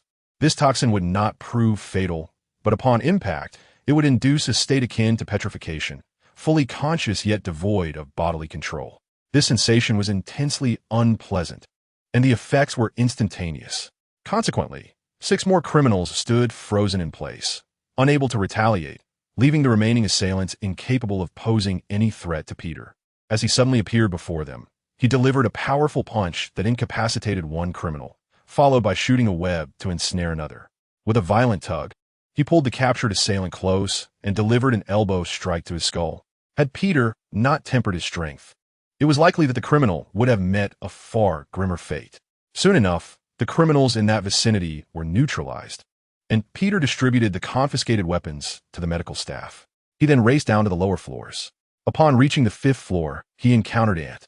Is everything resolved? Absolutely. All threats have been neutralized. Spike has taken care of matters below. It's time to leave, Ant replied. The two exchanged nods and swiftly maneuvered through the back window, returning to the nurse's office. Upon seeing them, Aunt May hurriedly inquired, "Are you both unharmed?" "Rest assured, Aunt May, we are unscathed." "That's a relief. And what are the criminals outside?" "Every last one has been dealt with." After hearing this, Aunt May let out a sigh of relief and promptly enlisted the help of the 2 young ones to carry the injured nurse outside. The scene outside had descended into chaos, with all the operating rooms occupied with surgeries. Fortunately, most individuals had only sustained non-life-threatening injuries from the stray bullets, allowing the operations to be completed in a matter of minutes. Moreover, being a hospital meant that those who were wounded received immediate medical attention. Thankfully, in this horrific attack, there were no fatalities. However, nearly 1,000 people were injured. Aunt May also became increasingly busy, and even Peter and Aunt were temporarily pressed into service. They toiled for an entire day and night before they could leave. "Aunt May, take a break. You haven't slept for over 30 hours, someone urged. "All right, I will rest once I finish with the patients at hand," Aunt May replied, her voice laden with exhaustion. Meanwhile, behind them, Happy had been watching closely. Upon learning of the terror attack, he rushed over to assist. "Uncle Happy, you should rest too," someone suggested. "Ah, yes. I'll wait until Aunt May is done," he agreed. After Aunt May finished her tasks, the three of them got into Happy's car and returned home. Ant, without a word, headed straight to his room and collapsed in a bed. Happy wanted to go back, but Aunt May stopped him. "Look at you. You're so fatigued. Don't risk driving while tired. Stay here and sleep. You can return once you've rested," she advised. Seeing this, Happy thought he had achieved his goal and quickly nodded in agreement. However, upon reaching his own room, he felt a wave of dejection wash over him. "What's wrong? Are you not satisfied?" "Oh no, I'm just tired. I'm going to sleep now," he replied. "Go ahead," Aunt May said. After tidying up and having a little something to eat, she too went to rest. The four of them slept deeply, with Ant only waking when Nancy returned and roused him, at which point he learned about the events that had transpired and promptly helped them take leave. On the other side, given that this terror attack was comparable to the Twin Towers incident, the president issued a direct order through Congress, mandating the New York police to find the masterminds behind the criminals in the shortest time possible. However, these criminals seemed to be professionally trained. Neither harsh interrogation nor bribery could loosen their lips. Consequently, the police sought the assistance of others, suspecting that these criminals were affiliated with a particular terrorist organization and hoping to procure intelligence. Thus, three distinct departments converged, joined by various detectives, and began an intense discussion centered around the identities of the perpetrators. Have any leads emerged? "We searched the databases. They are not American. We also checked their dental records, but found nothing," an agent reported. "And you?" The New York City Police Commissioner turned to another group, but they too shook their heads. "We have mobilized all available resources. They are not affiliated with any terrorist organization. Even the Interpol database yielded no results regarding their existence. We have requested assistance from various countries, and we expect to receive information shortly." 10 minutes later, the data arrived, but it revealed nothing, almost as if they did not exist in this world. "Are they not of this world?" the director exclaimed in frustration. After all, any living person must leave some trace in this realm, unless they are not of this world. Or perhaps they are backed by a larger organization. "Director, those criminals have committed suicide." A police officer burst in. "What did you say?" The officer explained that the perpetrators had ingested poison during their terrorist attack. Forensic examination revealed that their throats had been irreparably damaged since childhood, rendering them incapable of speech. Essentially, they were a group of mutes. Upon hearing this, the director's expression darkened. With the criminals having taken their own lives, this case would inevitably become a cold case. Reluctantly, he would have to report this, and the outcome was predictable. While he managed to retain his position, there was no room for advancement. He would be confined to his role as director for life. Any further mishap could cost him his position. Thus, his best course of action was to consider early retirement, passing his role to the deputy director, thereby securing a favor in return. However, this matter required careful deliberation and could not be rushed. Meanwhile, after waking, Andy descended to the lower floor and discovered Aunt May preparing a meal. Yawning, "Aunt May, what brings you here? Come eat." Nancy has gone to investigate the identities of those criminals, but it seems there is little progress, so she probably won't return tonight. "Oh, I see. What about Peter and Happy?" "They are still asleep. They are utterly exhausted." Andy nodded and took a seat to begin his meal. In another part of the house, Peter, deep in slumber, suddenly caught a whiff of a delicious aroma. Groggily, he reached for his web shooter, soaring into the dining room without ever opening his eyes. Aunt May and Annie were taken aback by his antics. Aunt May even waved her hand in front of him. He truly hasn't woken up yet. Peter then sat down and effortlessly pulled Annie's food toward himself, beginning to eat. Auntie squinted at him, and Peter instantly sensed a murderous intent, abruptly jolting awake. "How on earth did I end up here?" he exclaimed instinctively. "You should ask Aunt May to prepare your meal if you're hungry," Annie retorted, snatching back his food and resuming his meal. Peter scratched his head and looked at Aunt May. A weary smile graced Aunt May's lips as she began to prepare a meal. Once completed, she made her way to the garden storage room, from which she retrieved some premium dog food for Spike.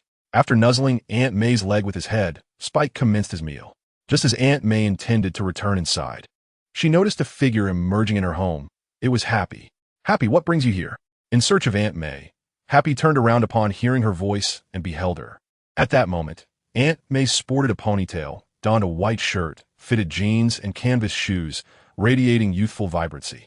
Though in her late 20s, her years of dedication as a head nurse and commitment to fitness had preserved her physique remarkably well.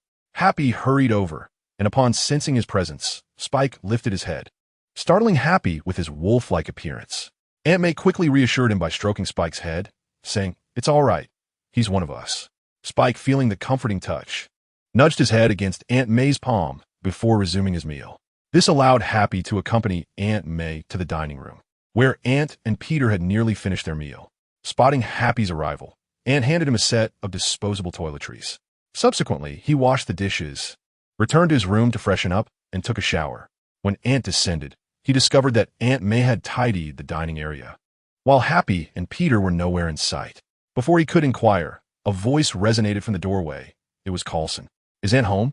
"Yes, Uncle Phil." "What is the matter?" Coulson entered, his countenance revealing a hint of distress. Observing the two, Aunt May discerned they had matters to discuss and discreetly departed the house. "Uncle Phil, what's wrong? Do you recognize this symbol?" Coulson inquired, producing a symbol for inspection. Upon examining it, Aunt furrowed his brow and replied, "This is the mark of Dormammu." "Where did it come from?" "Dormammu?" "Yes, the Dark Dimension demon, who has always coveted Earth. If it weren't for the Sorcerer Supreme, Earth would likely have been drawn into the Dark Dimension long ago. This was discovered at the hideout of those bandits," Coulson disclosed. It turned out that the president, seeing his men unable to locate the true mastermind behind the bandits, had sought the intervention of S.H.I.E.L.D. They quickly pinpointed the bandits' hideout via satellite, but upon arrival, found little evidence, save for this mark. They had scoured all records without finding any mention of the symbol, eventually having to consult Suhan. However, Suhan was also unfamiliar with it, as his dealings were with demons and hell, leaving him unacquainted with Dormammu's mark. Thus, Coulson had turned to Ant. "So, does this mean those bandits are followers of Dormammu?" "That appears to be the case, but we lack substantial evidence at present, which is why I sought you out." "You came to see me?" "I am certainly not an expert in this domain," Ant stated. While he was not incorrect in his assertion that the true experts should be the sorcerers, it was unfortunate that the Dark Dimension was a taboo for them as well. Thus, to be precise, the real expert ought to be the Supreme Sorcerer. We find ourselves at an impasse. What do you think is the motivation behind the actions of Dormammu's followers? Ant furrowed his brow slightly, perplexed by the intentions of these brigands. Chapter 69. Dormammu schemed to speak candidly. "Uncle Phil, I truly have no inkling of what these followers aim to achieve. However, Dormammu's goal is to ensnare Earth within his Dark Dimension. Unfortunately, due to the Supreme Sorcerer and the protective arrays on Earth, his plans have consistently met with failure. Thus, it follows that the ultimate objective of these followers is to annihilate these protective arrays, thereby enabling him to draw Earth into the Dark Dimension. Correct?" "I am uncertain, but that seems a reasonable assumption," Ant replied. "Very well, I understand now. By the way, do you know the location of the protective arrays?" "That is feudal knowledge. Only sorcerers can locate them, as ordinary individuals are incapable of doing so. There exists a sanctum in London, Hong Kong, and New York, which also marks the locations of the protective arrays." "Understood." Once Coulson secured the information he sought, he hastily departed, simultaneously sharing the intelligence. Upon discovering that these brigands were indeed followers of Dormammu, they initiated a thorough investigation. Not only they, but even Ancient One was conducting a meticulous search, as this matter directly pertained to Dormammu, who harbored an unyielding desire for Earth's heart. However, even Ancient One could uncover nothing, despite employing the Time Stone, known as the Eye of Agamotto, to scrutinize the situation, yielding no results. This unsettling revelation prompted Ancient One to consider an alliance with Mephisto, though she swiftly dismissed that notion. Meanwhile, within the Dark Dimension, Dormammu was harnessing dark energy to create a human form. These beings bore an unremarkable appearance, blending seamlessly into the crowd. Most importantly, their physiques exhibited no traces of dark energy, appearing as entirely ordinary humans. Upon their eyes fluttering open, Dormammu promptly established contact with the dark sorcerers on Earth, who typically either worshipped him or had engaged in transactions with him. For it is known that dark energy can extend human lifespan. Some dark sorcerers, or sorcerers in general, had forged pacts with Dormammu to prolong their existence. Of course, if one possessed sufficient power, one could extract dark energy without heeding Dormammu, much like Ancient One. These dark sorcerers congregated in Twilight City, exchanging knowing glances that conveyed their understanding of the purpose behind their gathering. One dark sorcerer utilized a suspended ring to open a portal, leading them to Stonehenge, where Ancient One awaited their arrival. "Sister, we meet again. Brother, it is time to cease this." Ancient One gazed at the elderly figure before her, her expression a tapestry of complex emotions. "It seems we are destined to engage in a battle," she remarked. The elder replied with a gentle smile. As the ground began to contort, with a graceful leap, he ascended into the air, where the ring of Ragador materialized beneath his feet. Utilizing this arcane circle, he elevated his form further, manipulating the folds of space. Below, the colossal stone circle began to overlap continuously, ultimately forming a platform beneath him. "Disciple, you have regressed," the elder stated calmly. Ancient One continued to observe him in silence, and with a swift motion of her hand, the two commenced their fierce duel.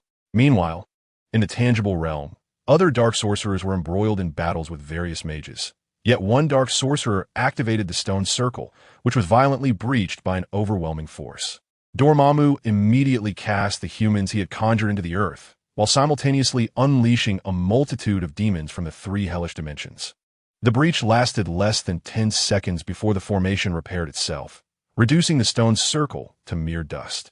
Upon witnessing this, the dark sorcerers hastily retreated, and the elder took the opportunity to push Ancient One back. "Disciple, may our paths cross again," he declared before opening a portal. Ancient One attempted to intervene, but the elder unleashed several spatial blades, forcing her to retaliate. Ultimately, she could only watch helplessly as he departed. Upon returning to the earthly realm, Ancient One surveyed the scattered remnants of dust and immediately led the mages away. No sooner had they departed than agents from the local S.H.I.E.L.D. bureau arrived, observing the pulverized stone circle and the alarming energy readings. They understood that a fierce battle had transpired.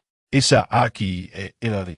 had established outposts around these inexplicable structures to monitor their conditions continuously, hence their prompt arrival at the site of the energy fluctuations, albeit too late.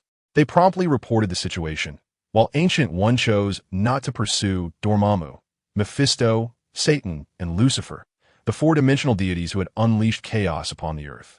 Instead, she sought to locate more structures akin to the stone circle, determined to preemptively destroy them to avert a recurrence of such events. As for the contingency they had unleashed upon Earth, she had ample time to address that.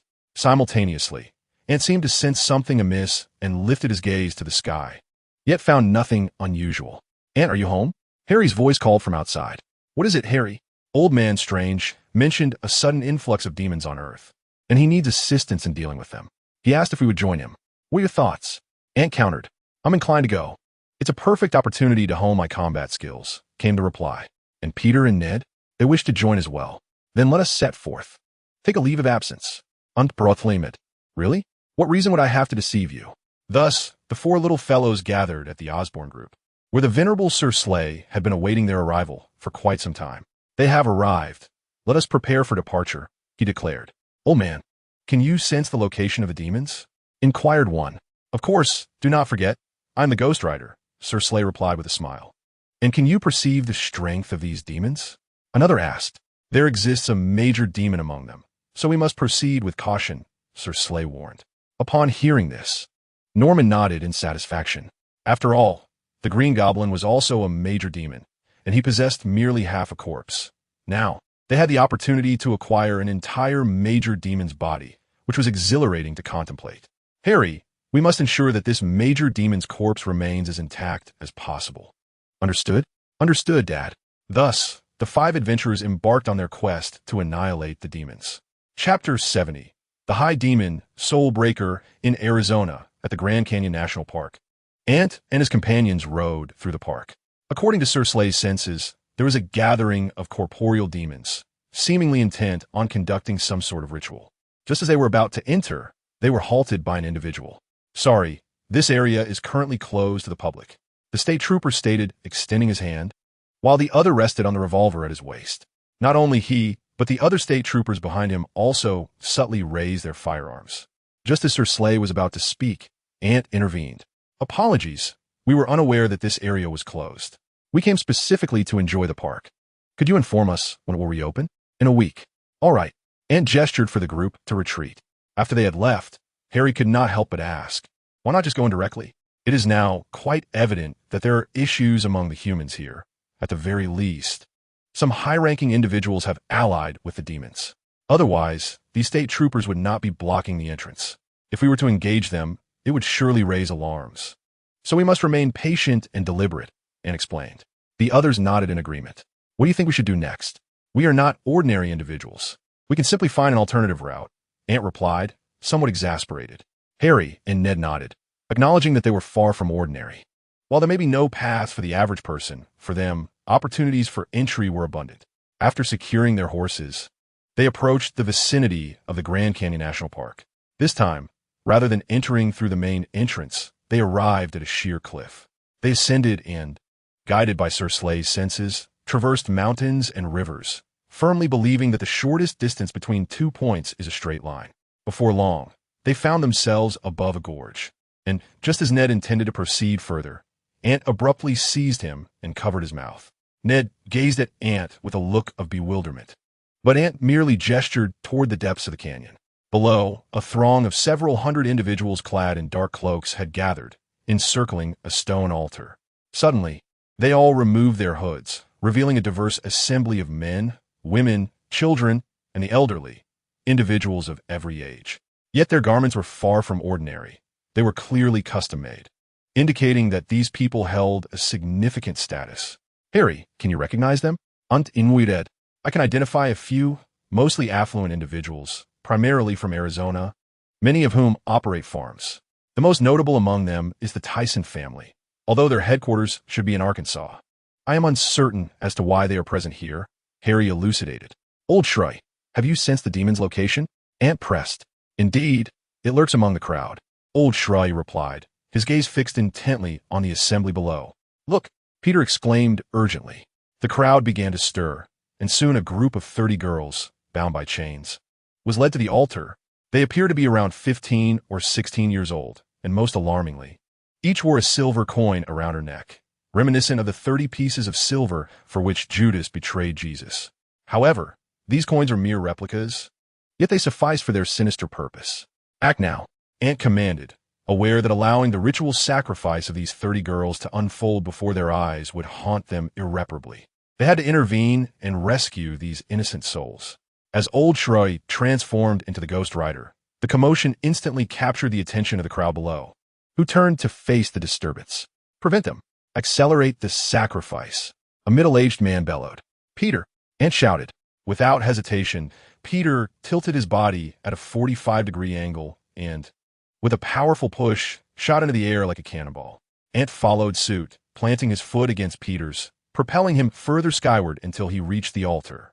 Upon arrival, Peter unleashed a torrent of webbing, using the surrounding crowd as anchors, ensnaring them in a web that effectively encircled the altar.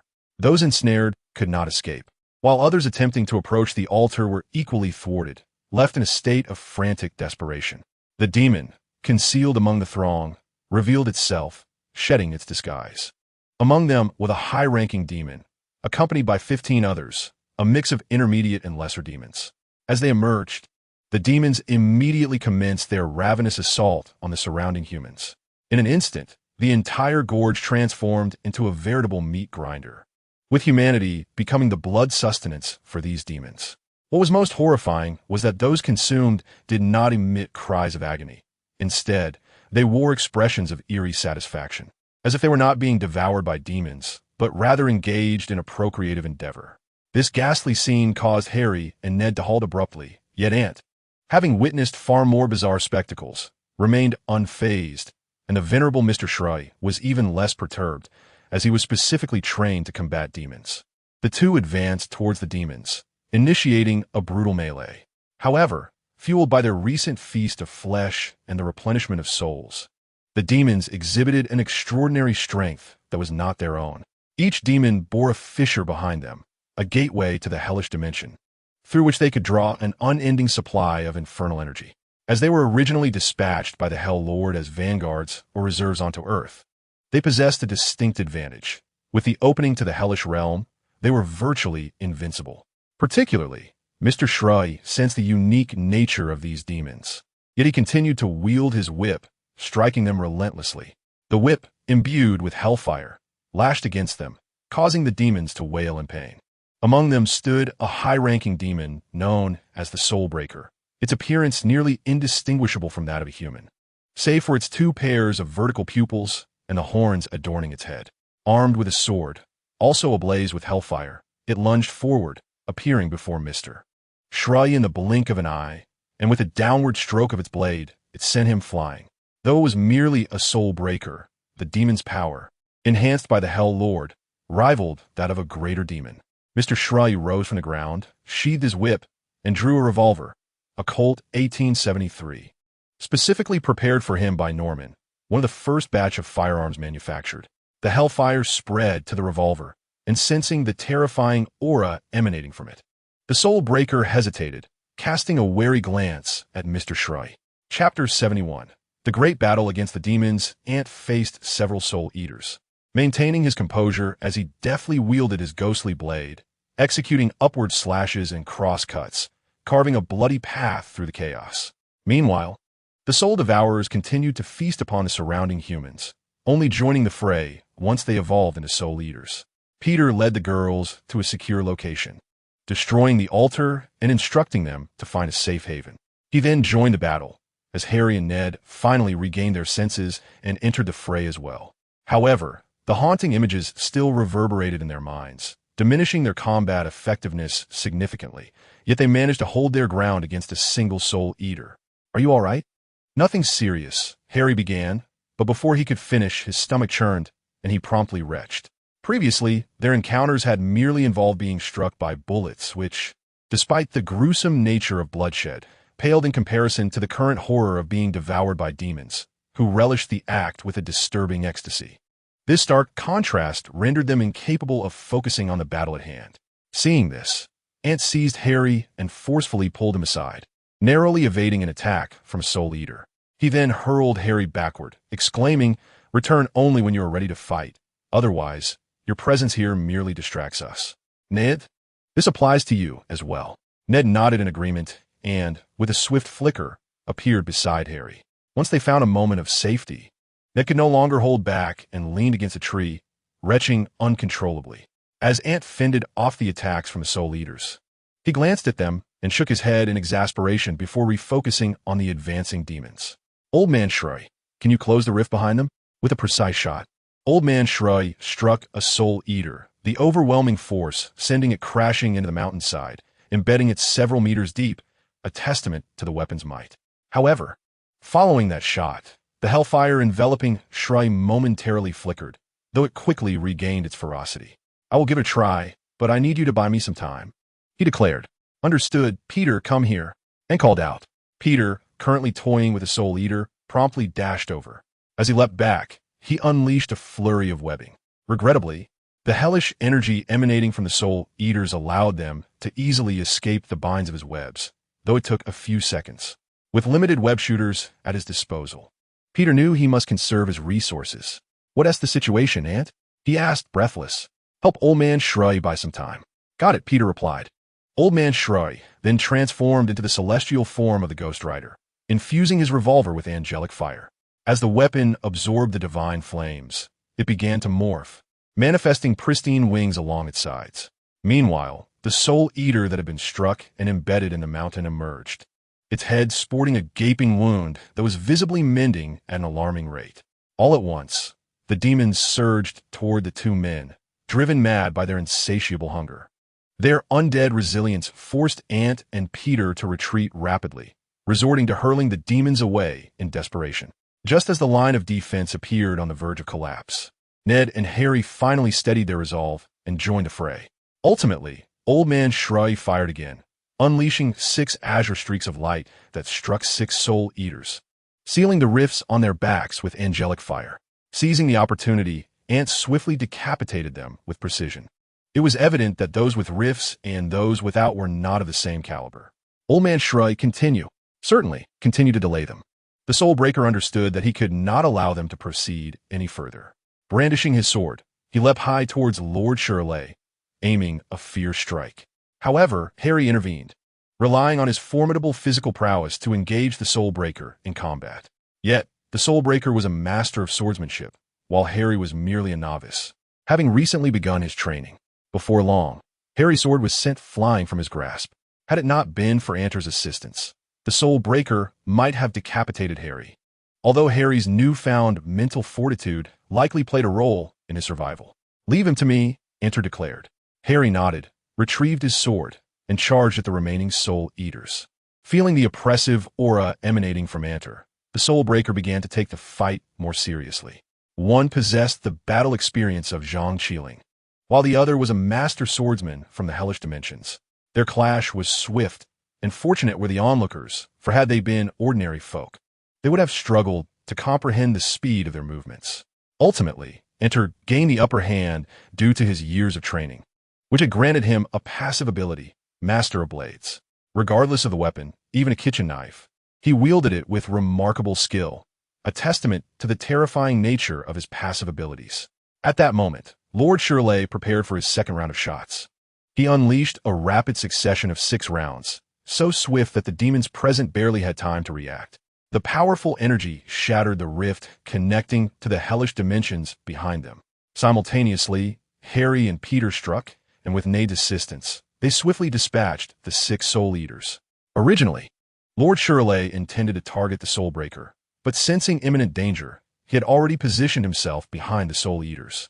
Now, he found himself compelled to fire, leaving him no choice but to strike at the Soul Eaters instead. As the number of surviving demons dwindled, so too did the supply of humans suitable for their blood sacrifice. Immediately, the demons turned their gaze towards the 30 young girls. Yet before they could act, Nade and Harry appeared before them, preemptively thwarting their advance. "I am too old for this. This is my limit," Lord S.H.I.E.L.D lamented, transforming back into the fearsome Hell Knight. "Do not worry. This is more than sufficient," Ant replied. With that, he surged forward, channeling the full extent of his ethereal power into the Yenling blade. He then executed a cross-slash against one of the Soul Eaters, the terrifying force simultaneously sealing the rift and slaying the creature. However, the price was steep. Ant's complexion turned pale, his ghostly hand emanating a crimson aura, while the runes binding his ghostly hand glowed as if struggling to contain it. At that moment, Ant sensed a shift in his emotions. His hair began to rise erratically. Observing this, Peter swiftly shot out webs to ensnare Nade and Harry, yanking them away to increase the distance from Ant. "What is happening? Stay away from Ant," Peter shouted. "What on earth is going on?" Ant's body trembled violently, his garments beginning to corrode away under the onslaught of his own bloodlust. The binding force of the spirits relentlessly suppressed Kazan's consciousness, alongside the restraint imposed by the Qilin bloodline. However, they paled in comparison to Kazan's formidable spirit. When Ant reopened his eyes, the whites had turned obsidian, while his pupils blazed crimson. A terrifying aura of blood emanated from him, particularly from his spectral hand, whose released essence seemed to manipulate the very lifeblood of the creatures around him. The blood of humans pooled on the ground transformed into green orbs, surging into Ant's being, eliciting an anguished roar from the nearby Soulbreaker demon, who sensed the looming dread of Ant. Chapter 72. The great battle against the demon. The Soulbreaker demon let out a ferocious howl, prompting the surviving demons to rush towards it, merging into one. Simultaneously, the fissure behind it expanded slightly, allowing a torrent of hellish energy to flood into its form. As the fissure drew ever closer to the Soulbreaker demon, it ultimately assimilated completely into its essence, enveloping it in a shroud of dark crimson light. In his irrational state, Ant remained motionless, merely observing. "What has happened to Ant? He has lost his sanity, yet it should not be long before he regains it," Peter remarked. "How long will that take?" "To be honest, I do not know," Peter replied with a wry smile. Once the crimson glow surrounding the Soulbreaker demon dissipated, its form was fully revealed, now transformed into a more towering and robust figure, adorned with 4 powerful arms and a thick tail. Ant charged at the Soulbreaker demon. But the evolved demon had reached a level of power comparable to that of a greater demon, mere steps away from the might of a Hell Lord. Ant was sent flying, yet he quickly regained his composure and lunged once more at the Soulbreaker demon. However, utilizing its 4 arms, the demon struck Ant down again. This only fueled Ant's fury and madness. Even the sliver of clarity he fought to maintain nearly vanished.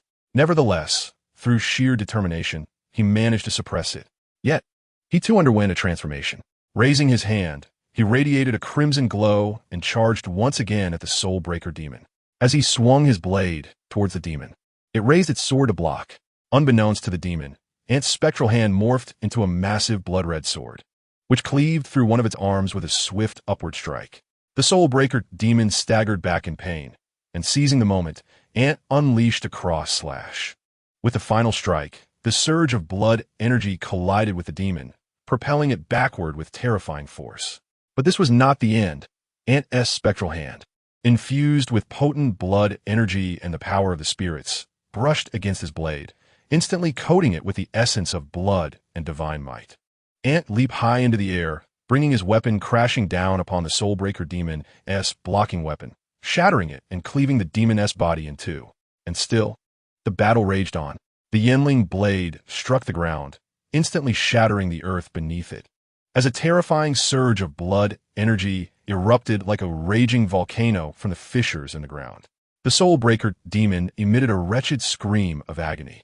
Yet the rifts connecting him to the hellish dimension allowed his body to undergo continuous regeneration. Thus, while his form was being ravaged by the blood energy, it was simultaneously mended by the infernal power. Enter understood that to completely annihilate him, it was imperative to first obliterate the rifts within his being. Yet, to do so would require him to take a considerable risk. He plunged the Yinling blade into the earth, extending his hand to grasp the ghostly binding. "Enter, what are you doing?" Peter exclaimed. "Trust me," Enter replied hoarsely. As he removed the ghostly binding, Kazan's power surged into his body, but concurrently, Kazan's consciousness began to encroach upon Enter's mind. However, with the protection of the Qilin bloodline, Kazan would still require time to fully dominate him. Enter knew he had to confront Kazan before that happened. With the Yinling blade in hand, Enter transformed into a fleeting shadow, appearing before the Soulbreaker demon and plunging the blade into his body. As blood energy surged forth, a crimson orb erupted within him. The terrifying force obliterated the rift. Yet in the final moment before its disappearance, the Soulbreaker demon absorbed a substantial amount of infernal energy, allowing his body to be entirely restored despite the rift's vanishing. He kicked Enter away and let out a furious roar towards the heavens. Enter was sent flying, landing near the ghostly binding. Struggling to maintain his final shred of reason, he hastily donned the ghostly binding.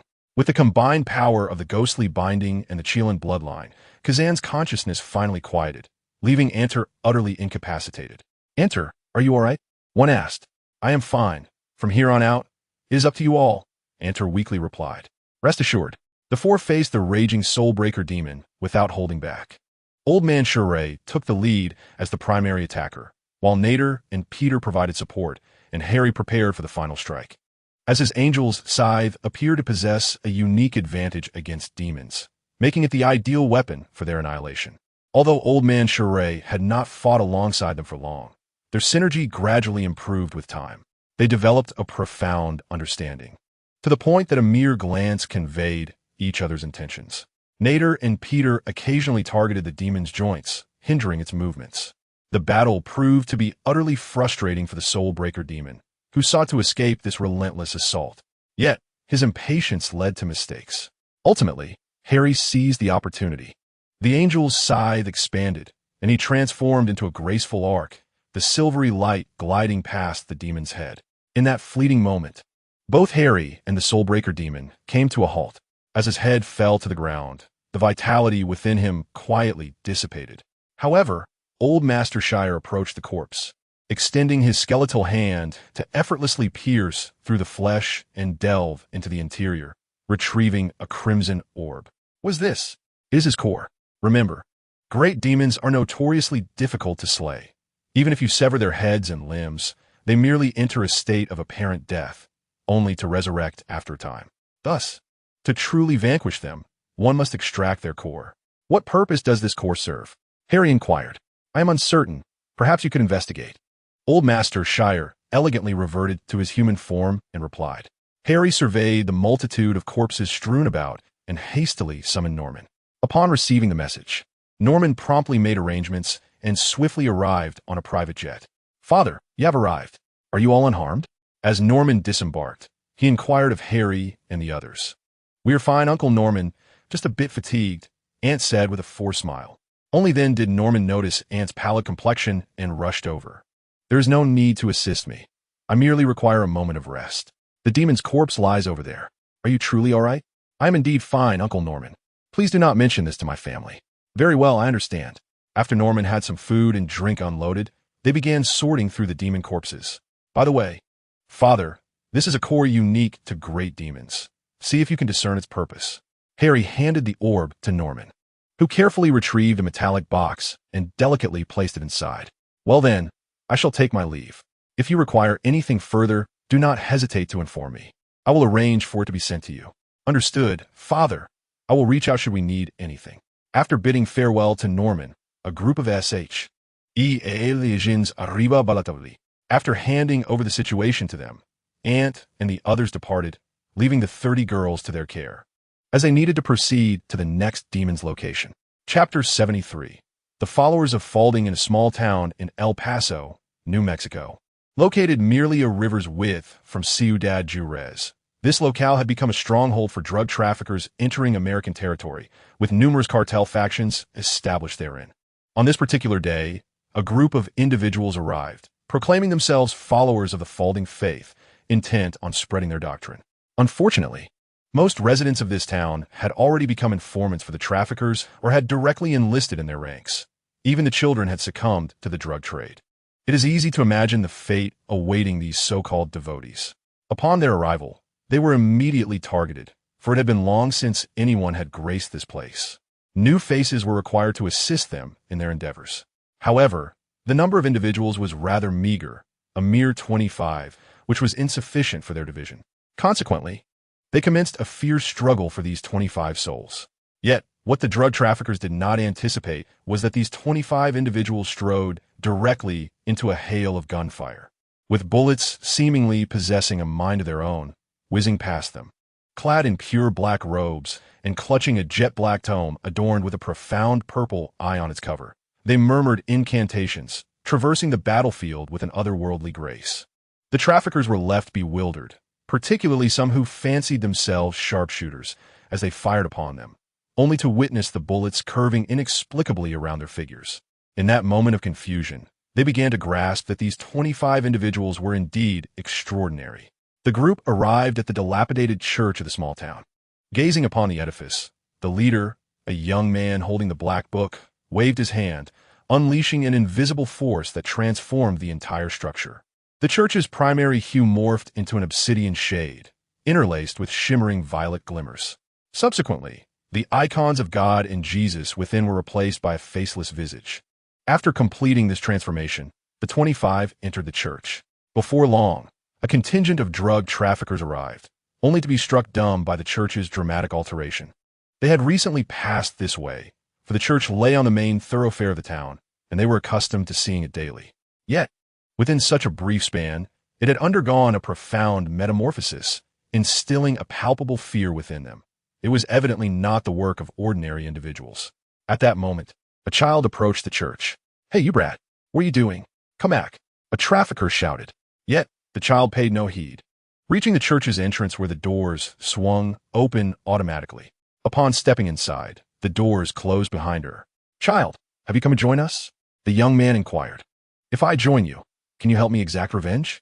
the child replied, lifting her gaze to meet his. "Of course, that is no issue." "Very well, I shall join you." The child removed her hat, revealing herself to be a girl. The young man smiled faintly, extending his finger, which glimmered with a purplish light. As he touched her forehead, a surge of immense energy coursed through her body, causing her to levitate, her eyes igniting with a dark luminescence. Once everything settled, she descended to the ground. "From this moment forth, you shall be known as Persephone, the goddess of vengeance." The girl nodded and touched her tattered clothes, which instantly transformed into a flowing black robe. She then turned to exit, waving her hand as the doors opened automatically. As the girl emerged, all the traffickers stood frozen in astonishment, yet one trafficker, without a glance back, attempted to flee. However, the girl raised her hand, and he began to run in place as if trapped on a treadmill. Witnessing this horrifying spectacle, all the drug dealers recoiled in fear. The girl then tugged her hand back, causing the dealer to be drawn towards her as well. "Do not kill me. I am your father, please," he pleaded. Yet, the girl merely regarded him with indifference, raising her leg to press down upon his head. Simultaneously, she lifted her hands, and a dark gleam swept across, revealing a book and a dagger in her grasp. With the dagger poised, she gazed down at the dealer, her eyes devoid of any humanity. The other dealers then beheld a terrifying scene as the girl inscribed peculiar symbols upon the dealer's body with the dagger. Once she completed her task, the dagger dissipated, and she clutched the black book, fervently reciting something. As time passed, the dealer seemed to sense something amiss, letting out a horrific scream before his entire being transformed into a stone sculpture. With a gentle tap, the girl reduced the stone figure to dust, which was whisked away by the wind. Upon witnessing this, although the drug dealers were filled with dread, a few mustered the courage to step forward. "If we worship your deity, can we attain such power?" The girl did not respond, but cast them a glance before retreating into the church, which this time stood wide open. The dealers exchanged glances, and ultimately, they collectively approached the church. Once inside, they were met with mysterious figures clad in black robes, prompting them to swallow hard.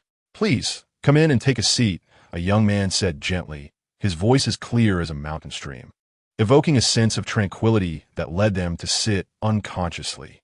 As they settled, a wave of realization struck them with terror. What had they done? The young man then rose and approached a statue, beginning to extol their revered deity, S.H.I.E.L.D. He commenced reciting prayers, and, as the dealers listened to the eerie incantations, they became increasingly restless, yearning to escape. However, such a notion was futile. The doors slammed shut, and the young man opened his eyes, locking his gaze onto them. It seemed that if they did not join the recitation, their lives would be forfeit. Reluctantly, they began to chant along. Yet, as they recited the prayers, they perceived their bodies growing stronger. Even the injuries they had sustained began to mend. "Ah, my friends, I trust you have noticed the benefits of believing in my deity. If you faithfully recite these prayers daily, you shall become ever more powerful, perhaps even attain her strength." The young man gestured towards the girl beside him. Encouraged by this revelation, the dealers fervently continued their prayers, and in their pursuit of fortifying their drug cartel, they hastily informed other members to join in the recitation. Thus, within a single day, the entire populace of the small town succumbed to the faith of this so-called deity, S.H.I.E.L.D. Chapter 74. The strange demon of the East African Rift. This remarkable feature, known as the Earth Scar, is so prominent that it can be clearly observed from outer space.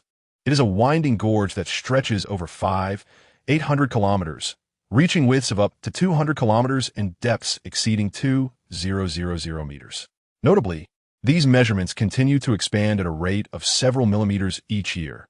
Do not underestimate these few millimeters, for in the realm of nature, time is the most precious commodity. At this moment, Ant and his companions found themselves akin to survivors in the wilderness. Even their formidable physiques compelled them to advance with the aid of trekking poles. "How much longer, old Master S.H.I.E.L.D.?" Ned inquired, wiping the sweat from his brow. Among the group, Ned bore the greatest burden, as he was merely an ordinary man. Nevertheless, they pressed onward, albeit in a haphazard manner. Were it not for their location in the East African Rift, they likely would have had to navigate for quite some time longer. Old Master S.H.I.E.L.D. spoke softly. "Ned, take a drink." Ned retrieved a bottle of water from his storage ring and gulped it down. "That's enough. Do not drink so much. Our supplies are limited," Ant advised. Ned nodded, reluctantly eyeing the remaining water before stowing it away. As night fell, Old Master S.H.I.E.L.D. glanced at Ned and said, "Rest now, if you do not. I fear this little chubby fellow may truly collapse." With a sheepish grin, Ned plopped down onto the ground. Ant and the others had no choice but to rest in place. "Have those demons rested?" Harry asked. "They have. Presumably, like last time, they have possessed human hosts. So they too should be resting now. Why must they inhabit humans?" Peter questioned, puzzled. "It is because they carry the stench of hell, without the guise of human essence. They would soon be hunted down by the mages," Ant explained. "Ah, I see. Indeed. And this group of demons is likely mingling among humans, which is why their pace is exceedingly slow," Old Master S.H.I.E.L.D. added. "I'm so hungry. Harry, is the food ready?" Ned called out.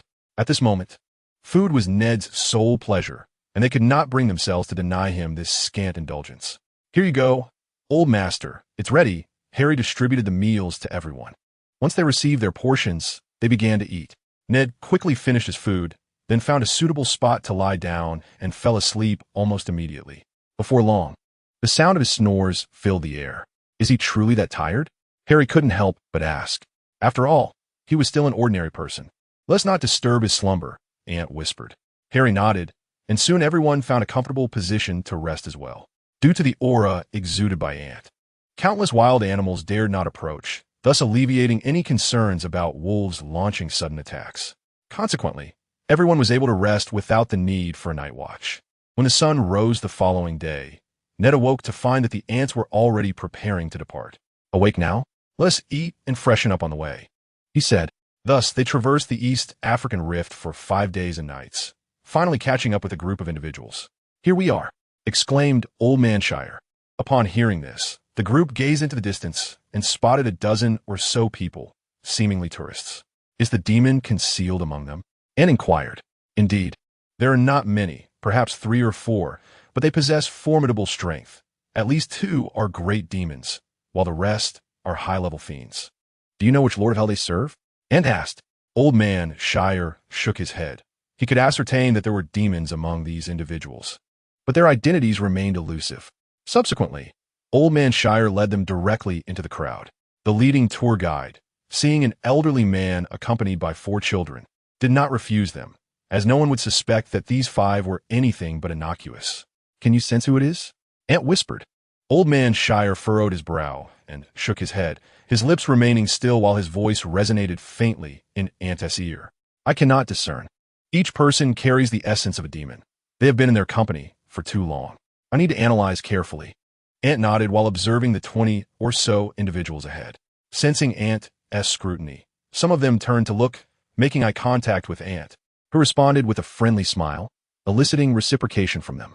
Thus, the group listened to the guide's introduction of the rift, while Old Man S.H.I.E.L.D. continued to scrutinize the 20 or so individuals. Before long, noon arrived, and the guide led them to a flat area where a protruding rock provided shade from the direct sunlight. The group began to cook, utilizing self-heating meals. Ant and his companions also retrieved food from their backpacks, though this was merely a S.H.I.E.L.D., as they drew their provisions from storage rings. Are you here to find us? At that moment, 4 young individuals approached them, 2 men and 2 women. Old Man S.H.I.E.L.D.'s gaze sharpened as he instinctively placed a hand on his sidearm. Stay calm. We are demons of Mephisto and do not wish to instigate conflict with you. Upon hearing this name, the group comprehended that these 4 were indeed the demons they had been seeking. What do you intend to do? Apologies, but this is information we shall not disclose. I trust that you have previously encountered the demons of Lucifer and comprehend the hidden strengths we possess. Our power is formidable. Therefore, if you wish to avoid complications for these humans, it would be prudent to maintain a mutual non-interference. Do you believe that is feasible? Ant coldly remarked. Certainly. It is possible, child, a young woman replied, crouching down in an attempt to caress Ant's head, only to be evaded as Ant turned aside. After speaking, the 4 individuals departed, while Ant and the others fixed their unwavering gaze upon them. So, shall we take action? Harry inquired, regarding the 4 figures. The demons appeared to have overheard their conversation, turning back with smiles, one female demon embracing her companion's body while casting a sinister grin towards Harry and his group. Let us refrain from hasty actions. It would be wise to observe their intentions first, Ant suggested. The others nodded in agreement. Chapter 75. The Core Demons of Satan. The following day, the group awoke and continued their journey through the East African Rift Valley. Friends, if we proceed another 10 kilometers, our voyage will conclude. You may then roam freely, but do remain vigilant of your surroundings. We shall regroup at the designated point 10 kilometers ahead by 3 o'clock this afternoon, the guide announced. Upon hearing this, the tourists began to scatter in pairs, taking photographs with their companions or selecting uniquely shaped stones to commemorate their expedition. Ant and his companions, however, remained fixated on the 4 demons, hindered by the presence of their possessed companions. Are we truly not going to act? One pondered. We cannot. Before we make a move, those humans will undoubtedly be slain. Came a reply. Perhaps I should cast a spell, Ned proposed. Do you have confidence in that? Ned shook his head, and Peter, resigned, replied. Then let us abandon that idea. Powerless. They could only watch as the 4 individuals boarded their departing transport. Although they were unable to intervene, they relayed this information to S.H.I.E.L.D, ensuring the agents would monitor them closely. Upon learning that these 4 were possessed by demons, S.H.I.E.L.D promptly assembled a team to keep watch around the clock, meticulously documenting everyone they interacted with, eager to decipher the demons' intentions. What shall we do next? One asked. There is another group of demons. We must first address them, Old Man S.H.I.E.L.D advised. Are they far? Quite distant, and they seem to be located in East Asia. Then let us set forth, Ant declared. With Norman's financial prowess, they successfully arrived in the Golden Triangle of Southeast Asia, confirming that this was indeed the demon's locale. We can only escort you this far. These 4 horses are a gift for your journey, a Myanmar native spoke in broken English. That is sufficient. Thank you. The 5 individuals transformed into steeds and began their journey towards the position of the malevolent beings. After several hours of travel, they finally glimpsed a village. However, upon entering, they discovered it to be utterly deserted. The layout of the rooms suggested that it had recently been inhabited. Blood demon, exclaimed the elder, Mr. S.H.I.E.L.D, as he drew his revolver and fired. Before them charged a bizarre 4-legged creature, its body entirely covered in crimson scales. The creature moved with remarkable stealth, yet was not imperceptible to Mr. S.H.I.E.L.D's keen senses. Blood demon? They are the byproducts of sacrifices made to demons, known as blood demons. Though their strength is rather feeble, their vulnerability lies in their heads. One could slay them with a mere spear through the skull, Mr. S.H.I.E.L.D stated while continuing to shoot. Do they possess no advantages? Anne inquired, observing the evading blood demons. Is speed considered one? Certainly. Yet in the next moment, Harry swiftly severed one demon's head. To their astonishment, a multitude of blood demons emerged, slowly advancing upon them. Thousands of them. How many souls did they sacrifice? Harry seethed, uncertain, but our primary concern now is to eliminate them, Ant replied, summoning his lumberjack axe. In such a dense jungle, he found it particularly effective. Even if they were tasked with slaying 1,000 chickens, it would require a significant amount of time, let alone facing this horde of blood demons. They battled fiercely for nearly 5 hours before vanquishing all the surrounding foes. Just as they intended to rest, 15 formidable demons appeared. War demons, born solely for combat, constitute the backbone of Satan's forces. From a moment of their birth, they engage in relentless battle to hone their skills, Ant remarked gravely. Harry and Peter exchanged glances, positioning themselves protectively in front of Nade. Understanding the gravity of the situation, Nade acknowledged that while he could assist, it was best to maintain a distance and offer support from afar. Cartier Shire, the 2nd generation of the Spectral Knights. Our master has long warned that Mephisto's reckless games will eventually lead to his downfall. Look at him. From the 1st generation of Spectral Knights to the current 3rd generation. Each one has betrayed him, yet he remains unfazed. Let me witness the true strength of these so-called Spectral Knights. The most powerful among the war demons addressed Mr. S.H.I.E.L.D. Upon witnessing this, Mr. S.H.I.E.L.D dismounted, retrieving his cowboy hat from his steed. As he donned it, flames of hell ignited around him, transforming him instantaneously into a Spectral Knight. It is known that each transformation subjects them to the excruciating sensation of flesh and organs being seared by fire, yet they have grown accustomed to this ordeal through repetition. The remaining battle demons naturally set their sights on Anyue and his companions. As for Ned, they deemed him unworthy of their attention, for it was evident that he was merely an ordinary individual. Their pride and arrogance forbade them from attacking such a feeble existence. This, however, proved advantageous, as it allowed the trio to engage in combat without the distraction of safeguarding him. With a lumberjack axe in hand, Ant focused intently on the approaching demons, licking his lips in anticipation as he beckoned them with a flick of his finger. Instantly, the demons charged towards him, and Ant met their advance head-on, utilizing his combat experience to engage them in battle. It must be said, the battle demons were indeed formidable. Even Ant found himself at a disadvantage, retreating under their relentless assault. It was worth noting that on Earth, their powers were suppressed, and one could scarcely imagine the strength they would possess if they were connected to the hellish dimensions like the first batch of demons they encountered. Although they could overpower Ant, slaying him proved to be a more challenging endeavor. Thus, and he decided to use them as a means to hone his own combat skills. Meanwhile, Peter fared considerably better than Harry and Annie. Armed with the combat experience of Spider-Man, he was well acquainted with adversaries far more troublesome than these demons, particularly the notorious Sinister Seven, which allowed him to handle the situation with remarkable ease. However, lacking any lethal weaponry, Peter could only restrain their movements without fully comprehending their capabilities. Harry, on the other hand, was in a dire predicament. Possessing little combat experience and only a rudimentary understanding of the Angel's scythe, were it not for his formidable healing ability, he might have already succumbed in the fray. Yet, there was a silver lining. Amidst the battle, Harry was learning a great deal. Ned remained on the periphery of the battlefield, continually assessing the situation. Should a dire circumstance arise, he would discreetly employ spells to halt the battle demons, ensuring his actions remained unnoticed by them. As time passed, Auntie gradually gained the upper hand, and Harry followed suit. They ceased holding back, possibly believing that the demons had exhausted their potential for experience, and began to eliminate them. Chapter 76. Concentrated Demon Serum in the Golden Triangle.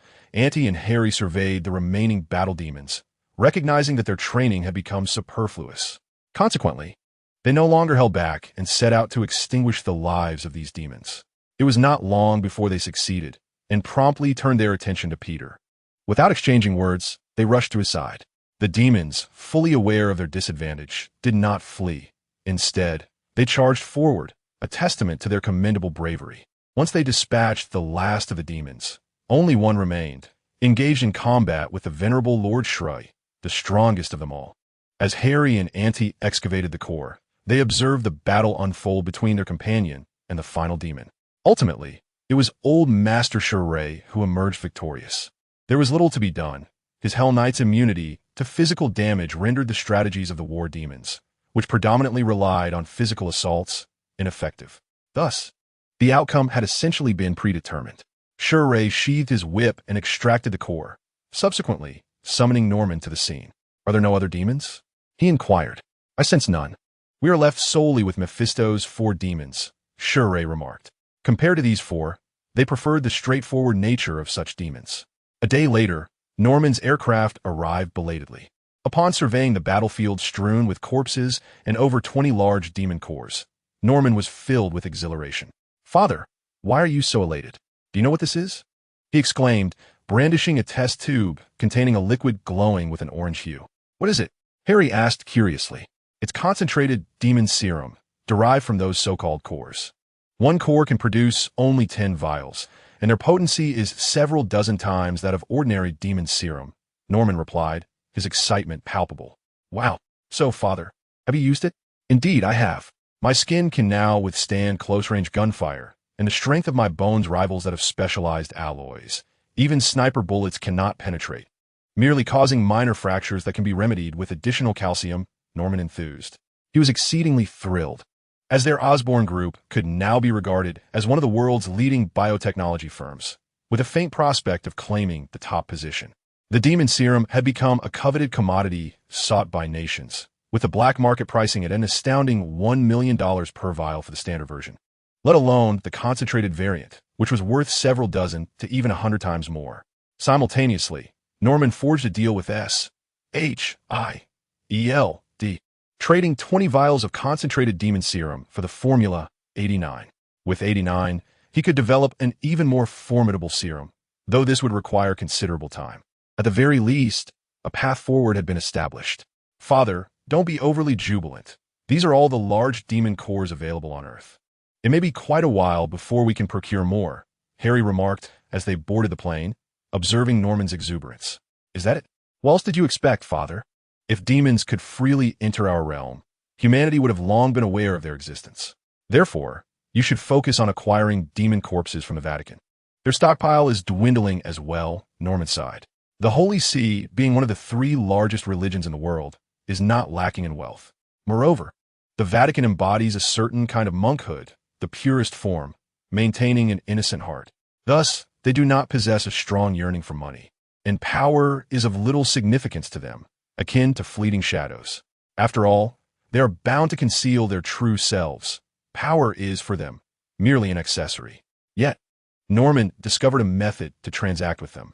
He He scoured the world for various ancient versions of the Bible and weapons from the Crusades, leveraging these artifacts and the favor of old Mr. Shire to eventually extract some demon corpses from the Vatican.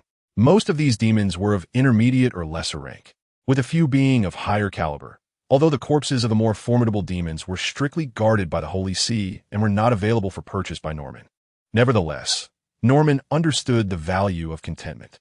However, with the Vatican running low on demon corpses and the scarcity of demons on Earth, Norman found himself at a loss regarding how to address this source issue. What troubles you, Uncle Norman? Oh, it's nothing. I'm merely contemplating what to do next. It's quite simple. The Vatican is not the sole entity engaged in demon slaying. When it comes to exterminating demons, their efforts pale in comparison to others. What do you mean? The mages exist to defend against threats from beyond our world, and those so-called demons are included within that scope. They can traverse the realms of hell at will, although whether they can return is another matter entirely. Therefore, acquiring demon corpses is rather straightforward for them, Ant explained. But how am I to find them? Norman inquired. 177 Black Street. That's the location of the Sanctum in New York. Just go there and ask, Ant replied. Is it really that simple? Of course. They, too, require sustenance and the essentials of life, so you may as well approach them directly, Ant stated nonchalantly. Norman nodded, uncertain of the success of this endeavor. Yet at least he now had an alternative path to consider. Soon, they arrived at an airport. Not for a layover, but to refuel, as they still had several hours to travel before reaching New York. Upon their return to the city, Nancy and Aunt May awaited them, and even Ned had someone to greet him. Observing Ant and his spouse, Ned quietly approached them. Ant, noticing this, exhaled with relief. It was already a significant improvement that Ned was willing to ride with them. Thus, everyone returned to their respective homes. Did you enjoy yourselves? Nancy asked while driving back. It was all right. By the way, has Dad returned from his business trip yet? Not yet. Who knows where he's been dispatched, hidden away in some far-flung corner. Out of sight and without even a phone call. When he returns, I shall certainly let him know why the flowers are so red. Nancy replied, fuming with indignation. Ant remained silent, while Peter gazed at the ring on Aunt May's finger. Noticing Peter's attention through the rearview mirror, Aunt May hurriedly explained, "This is a gift from Happy." Don't you like it, Peter? Ah, it's a gift from Happy to you, so it's about whether you like it or not. What does it have to do with me? Peter replied, perplexed. Oh, foolish child, there's no saving you now, Aunt exclaimed, striking his forehead. What's wrong with me? Peter, aware that Aunt was referring to him, asked in confusion. It's nothing, Aunt May sighed in relief. Although Peter was not her son, she had raised him for so long that she regarded him as her own child. Hence, when seeking a partner, she always considered Peter's feelings first. If he disapproved, she would refrain from pursuing it. However, she had not anticipated that Peter was not actually opposed to her finding a companion. Seeing such an understanding, Peter brought a gentle smile to Aunt May's lips. Chapter 77. A shocking return to school the following morning. Ant awoke from his slumber and, after breakfast, proceeded to freshen up. Upon returning from the Golden Triangle, they were to resume their daily routine as students. Boarding the school bus, they leisurely arrived at the school. As soon as they returned to their classroom, they discovered Harry engaging a group of high school students in playful banter. Harry, what are you up to? Ant inquired. Upon noticing Ant and the others, Harry ceased his antics and swiftly dispatched the high school students. These upperclassmen came here to collect protection fees, and I couldn't stand by, so I confronted them. Who would have thought they would dare to retaliate? Harry explained. What on earth? Where do they get the audacity to demand protection fees from us? Ant expressed incredulously. It was well known that Ant was invincible, which had deterred older students from causing trouble for the younger ones. However, the situation seemed amiss. It appears that your long absence led those upperclassmen to believe you had either dropped out or transferred, prompting them to return to collect protection fees. Some even started peddling drugs. What drugs? Leaves, the ones they cultivate themselves, Harry replied. Aren't the teachers aware of this? The teachers have no idea, and they disguise them as cigarettes. Even students our age are buying them. Ant furrowed his brow as Harry nodded. Just then the school bell rang, interrupting Ant's thoughts. Let us head to class for now. Once in the classroom, Ant quietly inquired, do you know where they smoke? In the restroom and in the club areas, as teachers seldom frequent those places. Moreover, they have eyes positioned at all the entrances and exits of the clubs, so even if a teacher arrives, they have ample time to dispose of the contraband. So brazen? Indeed, it said that the source of these illicit substances originates from transfer student, whose connections appear to lead back to a notorious gangster from Hell's Kitchen. Hell's Kitchen? Who is that? Ant continued to question. Harry shook his head and said, I only know this much. If you wish to learn more detailed information, you must go over there and see for yourself. Anton nodded thoughtfully, glancing at the teacher at the podium. Just as he was about to sneak away, Diana intercepted him. Wait a moment, Anton. What is it? I have a favor to ask of you. Could you assist me? Diana implored, grasping Anton's hand. What is the matter? Recently, a transfer student from the upper grades has been pestering me, insisting that I become his girlfriend. Could you help intimidate him? Another transfer student? You could simply leverage your father's identity. He certainly would not dare to persist. I have, but he continues to bother me. I inquire with my father, and he seems to be quite wary of the forces backing this individual. However, he assured me that the transfer student would only harass me and would not act recklessly, especially since I'm still quite young. Yet, he is exceedingly bothersome, which is why I seek your help. Do you have a photo of him? I will send it to you.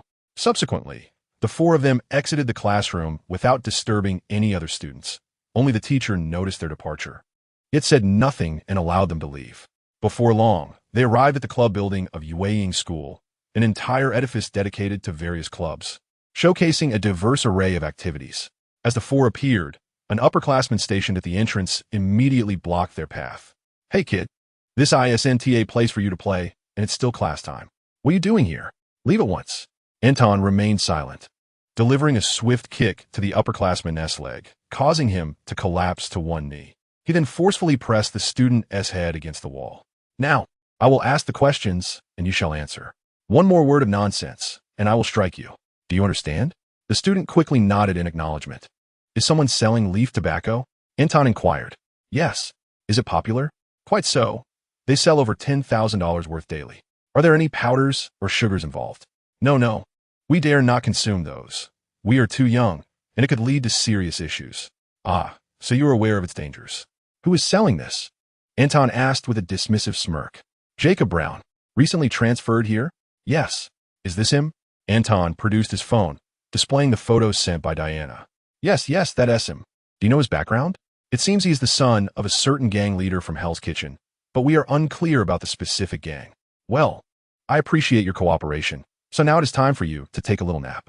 Without allowing the upperclassman a moment to react, Anton struck him with an elbow, rendering him unconscious. The four of them continued their ascent through the building, encountering no students along the way until they reached the highest floor. Upon entering this level, they were greeted by a multitude of individuals lounging on the floor, each exhaling smoke. At the sound of the door creaking open, they all turned to gaze in their direction. Hey, this is not a place for you kids.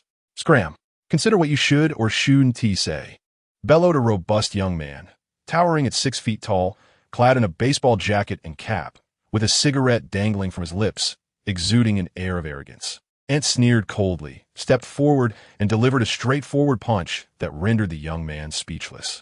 The other upperclassmen, perhaps emboldened by the smoke, approached ominously towards the four. Ant estimated about 50 individuals were advancing, and he could hardly be bothered to engage in idle chatter, simply remarking, "Don't get yourselves killed." With that, Ant charged ahead, prompting the others to follow suit.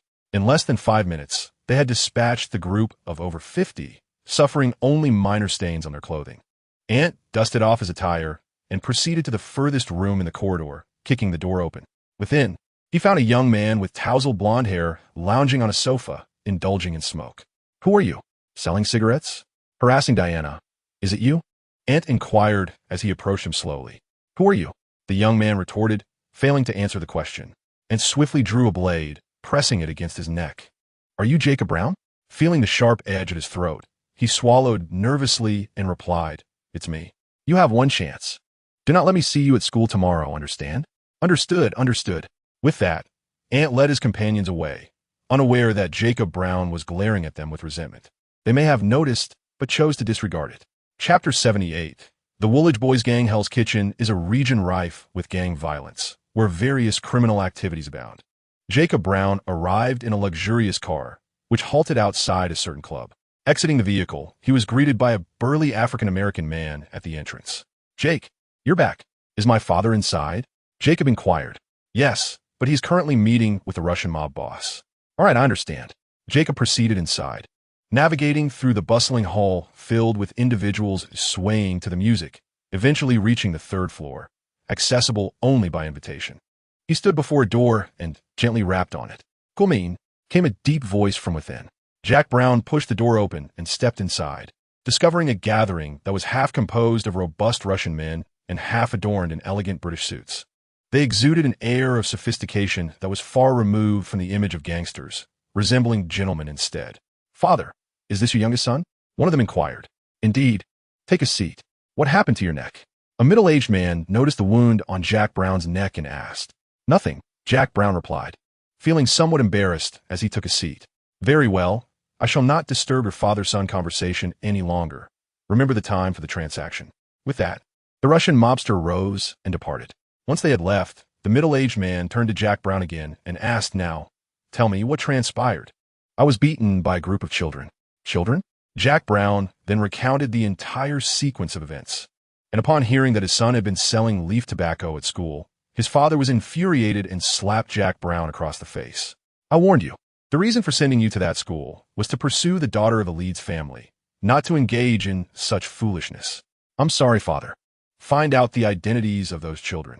Send someone to warn them, and you are to sever ties with your so-called business. Understood?" "Yes, father." "Investigate the backgrounds of those 4 children," he instructed a man standing behind him. "Understood, father." "Leave it to me." The man stood up to leave, but as he exited, he cast a look of disappointment at Jack Brown, who sheepishly lowered his gaze. Meanwhile, as the man was inquiring about the children's information, Auntie and his companions were dining when suddenly his phone rang. Annie glanced at the caller ID and answered. "Hello, Uncle Phil, what's the matter? How did you offend the Woolwich boys? What on earth?" Annie responded, puzzled. "The English gang, haven't you heard of them?" Coulson inquired. "I don't know any gang," Annie replied, equally baffled. Coulson then proceeded to enlighten Auntie about the so-called Woolwich boys gang, whose origins were shrouded in mystery. There was little detailed information available, except that it was initially formed by a group of English youths who, in their reckless youth, were bold enough to fight and kill without fear of death, thus establishing dominance over all of London. However, their audacious actions eventually drew the ire of other gangs and law enforcement, leading the leader of the Woolwich boys to take drastic measures and embark on a significant endeavor. They then smuggled themselves to New York, where they similarly carved out a place for themselves, driven by their fearless demeanor. This time, however, they did not offend everyone as they had in England. Instead, they sought to ally with some and bribed numerous officials, thereby establishing their foothold in New York. Upon hearing the name of the leader of the Woolwich boys, Auntie began to comprehend the gravity of the situation. "I understand. Could you provide me with their intelligence, particularly their current location?" "No problem. I will send it to your mobile shortly." Thus, Jacob Brown's brother has yet to uncover any information about Annie, yet Annie has already acquired their intel. Observing the address, in order to prevent any prolonged complications, Annie promptly took a taxi to Hell's Kitchen and stealthily approached their villa. Upon Jacob Brown, his father, and his brother returning home, an unsettling silence enveloped the house. Exchanging glances, the trio swiftly drew their firearms and cautiously illuminated the surroundings, only to discover their mother and sister sitting in terror on the sofa. "Annie, Amy, are you all right?" Annie Jones, Jacob Brown's mother, and Amy Brown, his sister, exchanged furtive glances. It was then that they noticed a boy quietly seated at the opposite end of the sofa. "We meet again." Annie raised his gaze toward Jacob Brown. "I hear you've been investigating us. Is that so?" Annie inquired with a smile. Jacob Brown's brother discreetly placed his hand behind him, prompting Annie to smile and remark, "If I were you, I would refrain from making any rash moves. I assure you, the moment you draw your weapons, I could eliminate you. Do you believe that?" Although Auntie spoke with a smile, an unmistakable air of menace permeated the room. "We mean no harm," Jacob Brown's father interjected. Anthony Brown, the current leader of the Woolwich boys, remarked, "This time, I shall spare you for their sake, but remember my words. Keep your son away from Ewing School. And do not trouble us again. Understood?" Auntie casually tossed a document onto the table. Anthony Brown nodded, and Auntie departed with an air of confidence, seemingly unperturbed by any potential retaliation. Once Annie had completely vanished, Anthony Brown finally opened the document in his hands, revealing a meticulous account of past events that left him with a stark understanding of Auntie S.H.I.E.L.D's formidable nature. Do not provoke them again, and I will assist you in facilitating his withdrawal from school. What? You have no option to refuse. They are beyond our reckoning, Anthony Brown replied helplessly, handing the document to Jacob Brown. As Jacob perused its contents, a look of horror spread across his face, for the details were alarmingly precise, even including matters they had long forgotten. As if an unseen eye had been watching them all along. At that moment, Jacob Brown comprehended that pursuing Annie was no longer an option. I understand, Father, Jacob Brown sighed. Anthony Brown felt a subtle sense of relief upon witnessing Jack Brown's capitulation. His greatest fear had been that Jack would remain defiant and continue to harass them, which could potentially entangle them in troublesome consequences. Chapter 79. The Winter Soldier Yueying School. Since the expulsion of Jack Brown, the atmosphere throughout the school had undergone a remarkable transformation, largely thanks to Ant and his companions, who not only ousted Jack, but also reported those indulging in illicit activities. Upon learning of these developments, the principal promptly reached out to the Board of Trustees, particularly to a mysterious Eastern magnate, the largest benefactor of Yueying School. The magnate, upon receiving the information, instructed the principal to enforce the school regulations rigorously, irrespective of the parents' identities, ensuring that all matters were dealt with in accordance with the rules. Consequently, the principal convened the parents of the implicated students to inform them of their children's expulsion.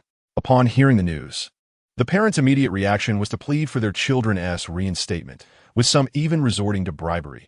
However, their efforts proved futile. As these students were expelled, the moral atmosphere of the school ascended to an even higher standard. As the orchestrators of this event, Ant and his 3 companions remained entirely concealed, their involvement shrouded in mystery. Have the upperclassmen returned to collect protection fees recently? No, in fact. The teachers have thoroughly investigated these upperclassmen and returned all the fees to the students. Well, that is more like it. At that moment, Steve appeared at the back door. As Ant contemplated whether the Steve before him was genuine or an illusion, Steve gestured for him to come closer. What is it, Mr. Rogers? S.H.I.E.L.D has detected something amiss. It appears they have initiated a project known as the Winter Soldier. Your father asked me to warn you to be cautious. Do you know who the Winter Soldier is? Ant inquired with a smile. Who? Bucky Barnes. He is merely one of the Winter Soldiers. These so-called Winter Soldiers are formidable soldiers abducted by a group of Soviet scientists from various nations, transformed and brainwashed into killing machines. They exist solely to take lives. And upon the utterance of a trigger phrase in Russian, these Winter Soldiers spring into action. Upon hearing the familiar name, Steve was taken aback. Isn't dead? He did not perish. He merely fell from a cliff. It is crucial to note that the fatality rate from such falls is not absolute. He was discovered by Soviet scientists and subjected to inhumane torment, which is how he became the Winter Soldier. It would be impossible for you alone to locate him. You might consider contacting Playboy, whose parents were also eliminated by the Winter Soldier. Ant spoke softly. I understand. Thank you. Steve then departed, seeking out the director to request a month-long leave of absence. Shortly thereafter, Steve approached Tony, who regarded this enigmatic visitor with a mix of curiosity and caution. Tony Stark, there is no need for alarm. I am Captain America, a dear friend of your father's. Upon hearing this name, Tony paused momentarily, yet swiftly activated the miniature reactor embedded in his chest. In an instant, nanobots cascaded over his body like a flowing stream. The design schematics for the nanotechnology armor he had exchanged included a reactor powered by a new element, allowing Tony to create this new reactor in advance and eliminate the palladium core, thus circumventing the events of Iron Man 2. What are you talking about? Steve emerged from the shadows, gazing at the man before him. Tony immediately instructed JARVIS to scan him, confirming that he was indeed Captain America. What does this old man want from me? I need your assistance in locating someone. Who? Bucky Barnes. Isn't he dead? He is not dead. He was transformed into the Winter Soldier by a group of Soviet scientists, and those individuals were subsequently taken by Hydra. Now, the Winter Soldier is working for them, and they're responsible for the deaths of your parents. Steve elucidated. Upon hearing this, the mechanism on Tony's armor activated, propelling him forward to confront Steve, seizing his collar and shouting, "What did you say? The circumstances surrounding your parents' demise are suspicious. It was the Winter Soldier who killed them. Do you truly believe that with your father's knowledge, he would have perished due to a mere car malfunction?" Tony began to sense the enigma surrounding his parents' deaths. However, due to technological limitations at the time, there were no records of the incident, and with Hydra's interference, uncovering the truth seemed increasingly improbable. If Bucky Barnes is the one who killed my parents, can I take vengeance upon him? Steve hesitated, for he recalled that Ant had mentioned the Winter Soldier was responsible for the deaths, but did not clarify whether it was Bucky Barnes himself. In a flurry, he contacted Ant. Did Bucky kill Tony's parents? No, it was other members of the Winter Soldier. Indeed, the Winter Soldiers of this world had not perished due to the malfunction of their containers. Rather, they had been captured by Hydra, acquiring both the technology for their transformation and mind control. They employed this mind control to cultivate new operatives and utilize the Winter Soldier transformation procedures to create their own distinct line of Winter Soldiers. I understand now. Thank you. Steve then turned to Tony, who nodded in acknowledgement, allowing the armor to retract back to the reactor in his chest. Please have a seat. With a scowl, Tony approached the computer and began to furiously type on the keyboard.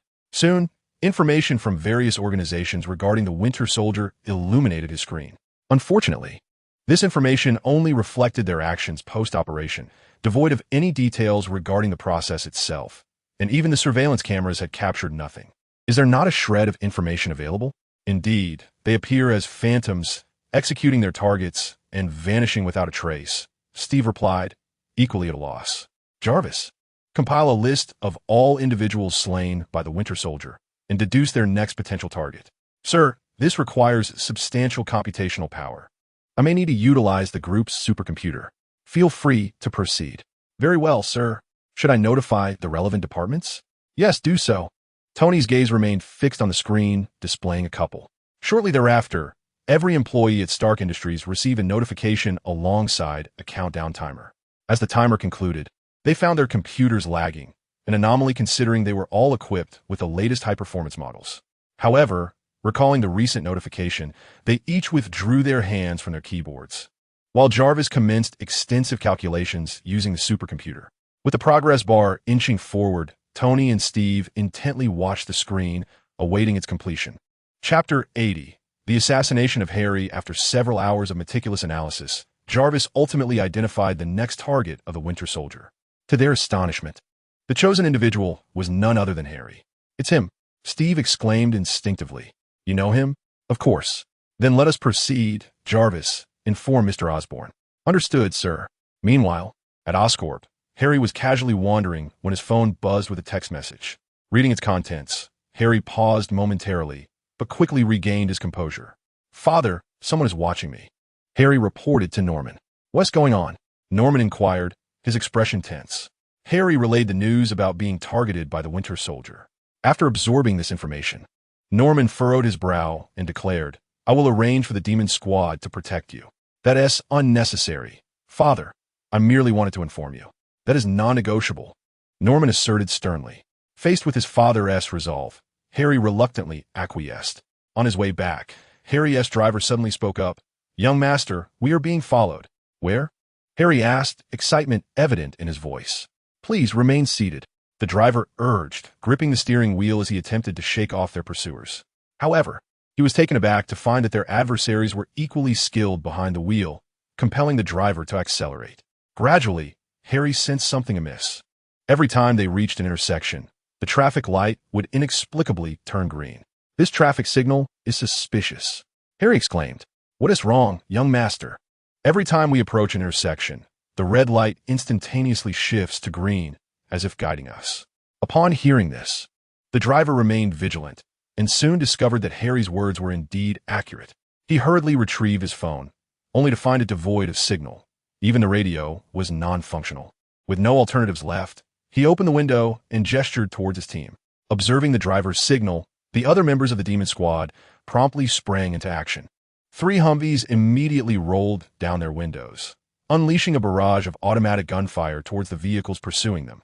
The assailants, taken aback by the unexpected ferocity of their firepower, were astonished that such open fire could occur in a bustling urban area.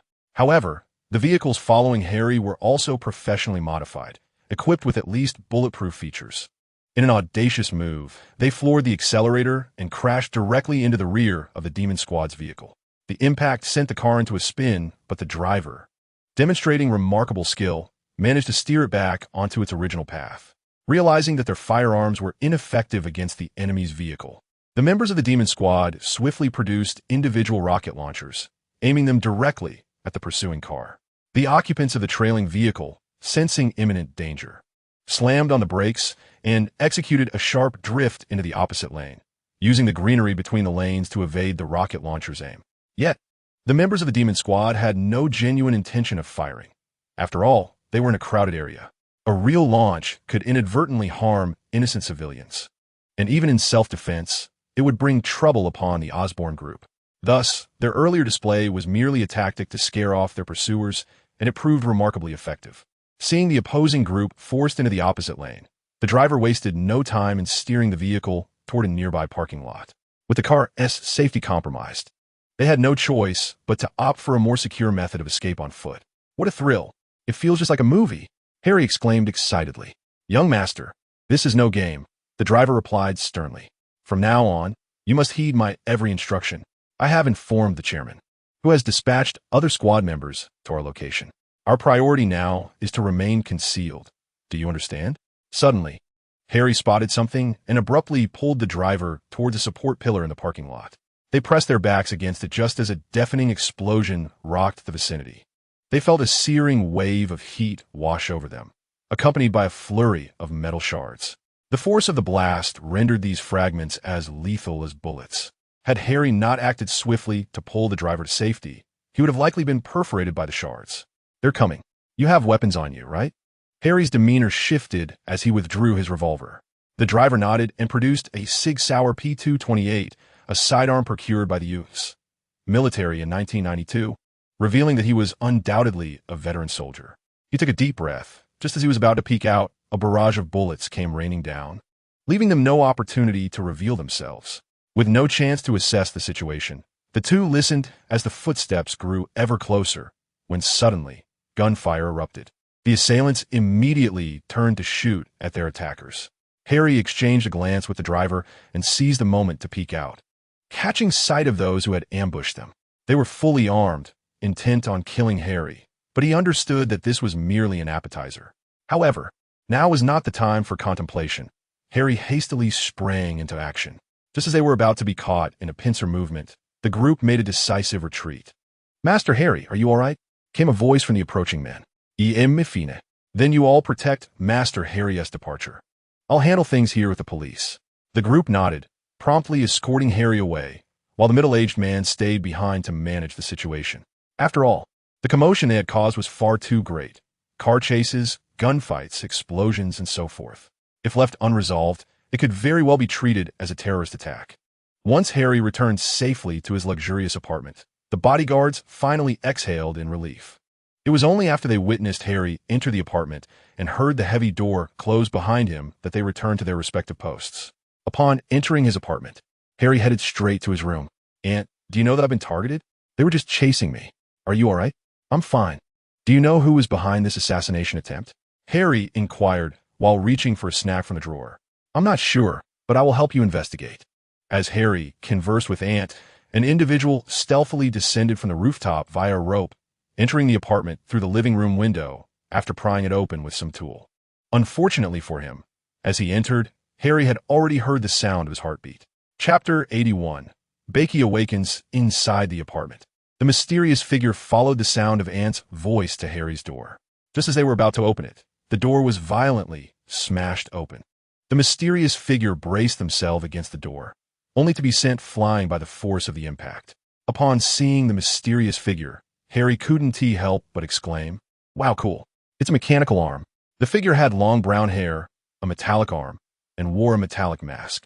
Seizing the moment while the figure was still on the ground, Harry charged forward and delivered a knee strike aimed at the figure's head. The mysterious figure quickly attempted to block, yet was once again propelled backwards by Harry's immense force. Realizing the situation, the figure drew a Scorpion submachine gun and aimed it at Harry, but Harry summoned the Angel's Scythe, effortlessly deflecting all the bullets. The mysterious figure was left dumbfounded, astonished that such a young boy possessed such formidable power. As conventional weaponry proved ineffective, he swiftly produced a tactical dagger. wielding it with the grace of a butterfly flitting between his fingers, a testament to his considerable skill in knife combat. However, Harry's strength and reflexes surpassed those of the mysterious figure, and despite the latter's impressive display with the dagger, he ultimately succumbed to Harry's blows and fell unconscious. Just as Harry contemplated delivering the final blow, his phone rang, revealing Tony's voice. "Harry, hold on a moment. Mr. Stark? It's me. I apologize for hacking into your phone, but please refrain from killing that assassin. He is an old friend of Captain America, unfortunately brainwashed into becoming a killer. We need to awaken his former memories." "Very well, you may take him," Harry replied indifferently, as he had suffered no real injuries. After hearing this, Steve, who was by Tony's side, finally breathed a sigh of relief and hurried to Harry's apartment to escort Bucky away. Upon regaining consciousness, Bucky found himself restrained and immediately exerted his strength to break free. However, the device binding him was meticulously crafted by Tony, making escape utterly impossible. Seeing the madness in Bucky's eyes pained Steve deeply. He yearned to awaken his memories, but alas, Bucky had been thoroughly brainwashed. With no other recourse, Tony resorted to widening Bucky's eyes and looping footage of his past deeds, hoping to trigger a recollection. Initially, Bucky resisted vehemently, attempting to fight back, yet found himself immobilized, unable to mount any form of resistance. Thus, he could only watch the screen before him, where videos played in a continuous loop. As time passed, Bucky transitioned from defiance to silent observation, seemingly resigned to his fate. "Do you think he remembers?" Steve inquired. Tony observed the fluctuations in Bucky's brain activity and responded. "His brainwaves are quite vigorous. There should be some response." Steve approached Bucky, concern etched on his face as he asked, "Bucky, it's me, Steve. Do you remember me?" Bucky lifted his gaze, a vacant expression adorning his features. Sighing, Steve prepared to depart when Bucky spoke up. "Steve? Bucky, are you awake? I'm sorry, but I still can't recall anything. However, you seem very familiar. It's all right. Take your time with the videos. I believe you will eventually remember your past." Steve reassured him, gently removing the device that held Bucky's eyelids open. At that moment, Bucky began to watch the footage intently. As he diligently viewed more and more videos, the memories within his mind grew increasingly vivid. Ultimately, he recalled everything, transforming back into the valiant World War II soldier he once was. Yet, with this resurgence of identity came haunting memories of the innocent lives he had taken over the years, particularly the elderly and children whose faces tormented him relentlessly. This brought him to the brink of collapse. Fortunately, Steve and the others quickly responded and prevented him from spiraling further, for otherwise he might have succumbed to emotional breakdown. He bore the weight of innocent blood on his hands, particularly that of children. To avoid disturbing the true target of his assassination, Bucky often infiltrated their homes, seizing any child he encountered by the throat. With his enhanced physique, he could effortlessly crush their windpipes, watching as these children perished in agony. This was the true source of Bucky's emotional unraveling. Steve hastily untied him, and Bucky fell to the ground, where Steve rushed to support him. Yet Bucky remained as a puppet, staring vacantly ahead. "Bucky, what is wrong? Don't scare me," Steve shouted. "Jarvis, what is happening?" Tony inquired urgently. "Mr. Barnes is on the verge of a psychological breakdown. If not treated promptly, he risks becoming a mere shell of a man or resorting to self-destruction for relief." Upon hearing Jarvis's words, Steve understood that Bucky must have been recalling the lives of those innocents. "Bucky, this isn't your fault. It's the Hydra's doing. Even if you wish to end your life, you must first fulfill your duty of vengeance for them. That is what you owe," Steve roared. At Steve's fierce declaration, Bucky regained his senses, lifting his head in confusion. "Help me. What do you need us to do?" Tony asked. "Help me. Please free me from this brainwashing. Do you know the words that control you?" Bucky nodded and promptly wrote them down. After seeing the words, Tony instructed Jarvis to translate them into Russian. And then he once again restrained Bucky. "Desire, rusht, Chefontaine, down, furnish."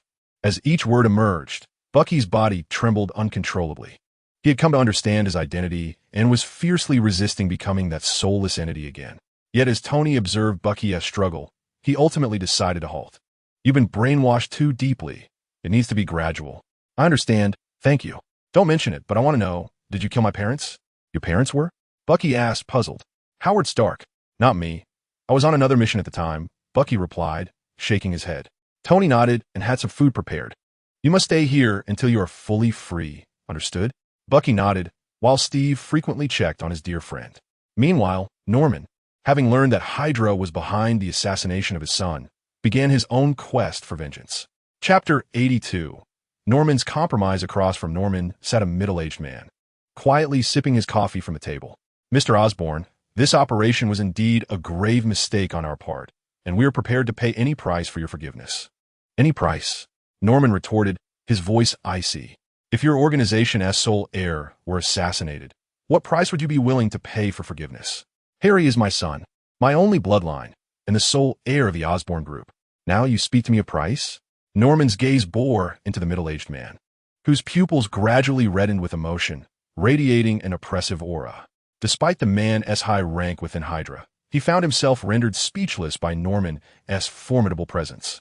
Mr. Osborn, we are indeed remorseful, but isn't your son partially at fault as well? The high-ranking official who issued this mission has already been executed. Norman fell silent, his fingers rhythmically tapping the table. Though he seemed to have the upper hand in their confrontation, the truth remained that Hydra's willingness to concede was a significant concession, for his Osborn Group was minuscule in comparison. Were Hydra not preoccupied with their ultimate plan, they would likely have swiftly dismantled the Osborn Group. Never underestimate Hydra's terrifying reach. As Norman pondered how to maximize his advantage, the telephone rang. The Hydra operatives were unaware of the identity of the caller, but once the call ended, Norman spoke. I can forgive you, but you must provide these. He reached for a tablet, presenting the technology and machinery to the Hydra representatives. Upon seeing the items, the Hydra operatives felt a pang of regret. However, to prevent Norman from alerting S.H.I.E.L.D. about their existence, they were left with no choice but to swallow their discontent. Everything will be ready within 3 days. Very well, I shall not see you out, Norman replied as he dismissed them, letting out a sigh.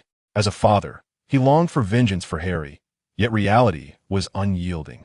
The recent call had been from Harry, and with intel from Coulson, it was revealed that several S.H.I.E.L.D. bases had been destroyed by a formidable force comprised not of ordinary individuals, but of enhanced beings.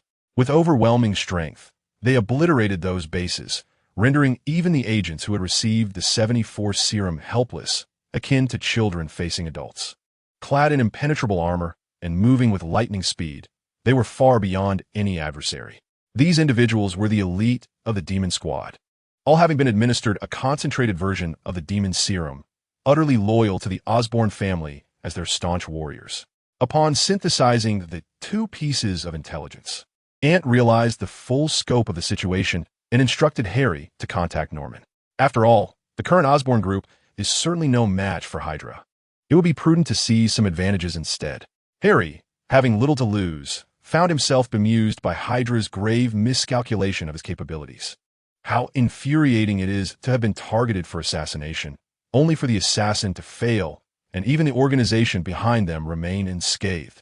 Harry lamented, sprawled across his living room carpet. It's not that I'm unwilling to seek vengeance, merely that the time has not yet come. Hydra is, after all, paving its own path to ruin. When will that time arrive? Peter inquired. At the very least, we must wait until the new S.H.I.E.L.D. is established, Harry responded. And how long might that take? He added, a hint of despair creeping into his voice. The establishment of S.H.I.E.L.D. is a monumental task, encompassing nations from across the globe, and the preparations required to effect such a transformation are extensive. Moreover, Hydra is not merely lurking within S.H.I.E.L.D. They have their operatives embedded in high-ranking positions across various countries. Consequently, any maneuvers must be executed with utmost stealth and patience, elongating the timeline that Director Fury requires for his preparations. There is no alternative, and explained. We must be mindful that they wield nuclear weapons, and should they feel cornered, they could recklessly launch an attack, potentially igniting a third world war, or nuclear conflict at that. If not for Fury's temperament, war would have already commenced. The group sighed in resignation, while Ned immersed himself in the study of spells. He had nearly mastered all available incantations. Yet the limitation of his meager magical energy rendered his efforts futile. Either his spells lacked potency, or they depleted his reserves after a single use. Thus, He was now preoccupied with finding ways to enhance his magical capacity, but despite his extensive research, he had made little progress. "Ned, why do you look so despondent?" Ant asked, eyeing him curiously. "It's nothing, merely that I possess too little magical energy." "I share your plight," Harry interjected. Although their aptitude for spell casting was remarkable, their limited magical reserves and the quality of their wands significantly diminished the effectiveness of their spells. This predicament relegated Ned to a supportive role in times of danger, which led him to feel inadequate, spurring his relentless quest for self-improvement. Enough of this brooding. When we visit Camartage, we should consult the Ancient One. She might possess the means to resolve our issues. Is that truly so? Indeed, why would I deceive you? The four then resumed their conversation until nightfall, when a caretaker appeared, presenting a sumptuous banquet before them. The quartet ceased their chatter, indulging in a fervent feast. Once sated, they each returned to their respective homes. After a day of mundane events, Ant arrived home to find two unfamiliar faces awaiting him. One a strikingly handsome man, the other a short, portly figure with a bald head. "Mom, who are these two?" "Our department has specially appointed experts. One is an art thief, and the other a master forger," Nancy introduced. "Hello, Ant. Your mother has spoken of you. You may call me Neil. I am Mosquito." Ant gazed at the two, suddenly reminded of a particular television series he had watched in a past life, entitled White Collar, also known as Cat and Mouse, though not the one with Leonardo DiCaprio.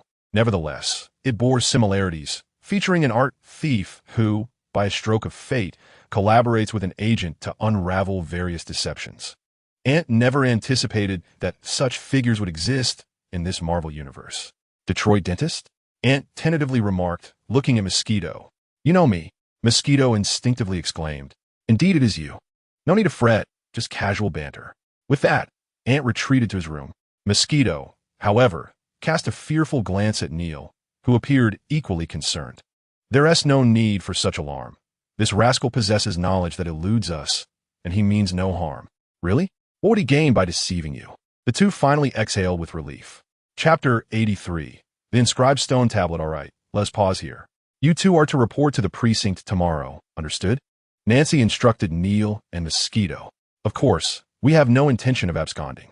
You both have records. I am inclined to trust you, but they are not, so wear these." Nancy produced two mechanical watches, rather stylish in appearance. "These watches will monitor your whereabouts. Should you leave New York City or remove them, nearby police will be alerted immediately. If you find yourselves in danger and unable to escape, you may remove the watch. Do you understand?" "Understood. Thank you, Ms. Nancy. Now, cease your flattery. I shall have my husband deliver you a punch," Nancy replied with feigned annoyance. Neil chuckled and promptly departed with Mosquito. The following day, after preparing breakfast, Nancy arrived at the New York precinct. "Nancy, they have arrived." "All right, I'm aware." Subsequently, Nancy entered her office, where Neil was idly spinning a silver coin with one hand. "Are you working again?" Nancy inquired, eyeing the coin. "Not at all. This is merely my stock. Now, what brings us together? There is a group of organized thieves known as the Cleansers. You must have heard of them." Nancy extracted a file from a stack on her desk and tossed it before the two. Neil promptly opened the document and began to peruse its contents, only to furrow his brow upon seeing the images within. The liquidators, indeed, are shrouded in mystery. Most notably, their team composition varies with each operation. However, it is undeniable that each member is a luminary in their respective fields. Their ensemble typically consists of a leader, two master thieves, a hacking prodigy, a skill driver, a combat expert, and an appraiser. They once extended an invitation to me, which I declined. The moniker Liquidators stems from their self-appointed role as nemeses of malevolence. The individuals they target are notorious figures: arms dealers, drug traffickers, warlords, and the like. They meticulously investigate these individuals' illicit gains and subsequently seize their ill-gotten wealth or incriminating evidence. Thus, they deem themselves as liquidators, purging all unlawful assets. "Ah, by your reasoning, does that not render them virtuous?" Neil interjected hurriedly. "That statement is not mine," he quickly clarified. "Now, they have taken what is not theirs, and we seek your assistance in leveraging your connections to ascertain whether any stolen items are circulating in the black market." "What items?" Nancy inquired, her brow furrowing. "A stone tablet inscribed with the Old Testament. Legend has it that this tablet bore the first appearance of the Old Testament in the world.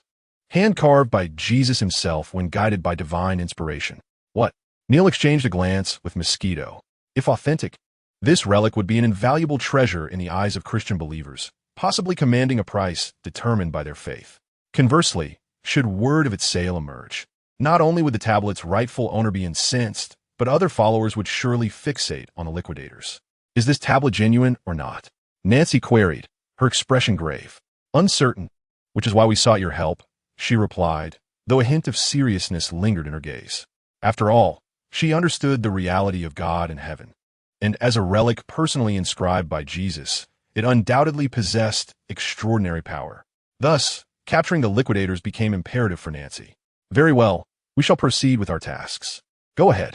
Shortly after their departure, another individual approached Nancy. Norman, you've arrived. I had no choice but to come. My possession was stolen. Yet why would they target me? I admit I am no saint, but I have not committed any egregious acts. Norman lamented, sighing deeply. Indeed, the stone tablet belonged to Norman, unearthed from ancient Roman ruins, thus greatly increasing its authenticity. He had hastily arranged for its delivery, intending to negotiate with the Vatican, only to find himself targeted by the liquidators who absconded with it. Rest assured, we have enlisted professionals to investigate the matter, Nancy assured him. I understand, but this item is of paramount importance to me. Do you mind if I intervene? Of course, feel free, Nancy replied nonchalantly. Very well, then I shall take action. Nancy nodded in agreement. Subsequently, Norman departed and found Neil and Mosquito on the street. Two robust men alighted from a vehicle, directly blocking their path.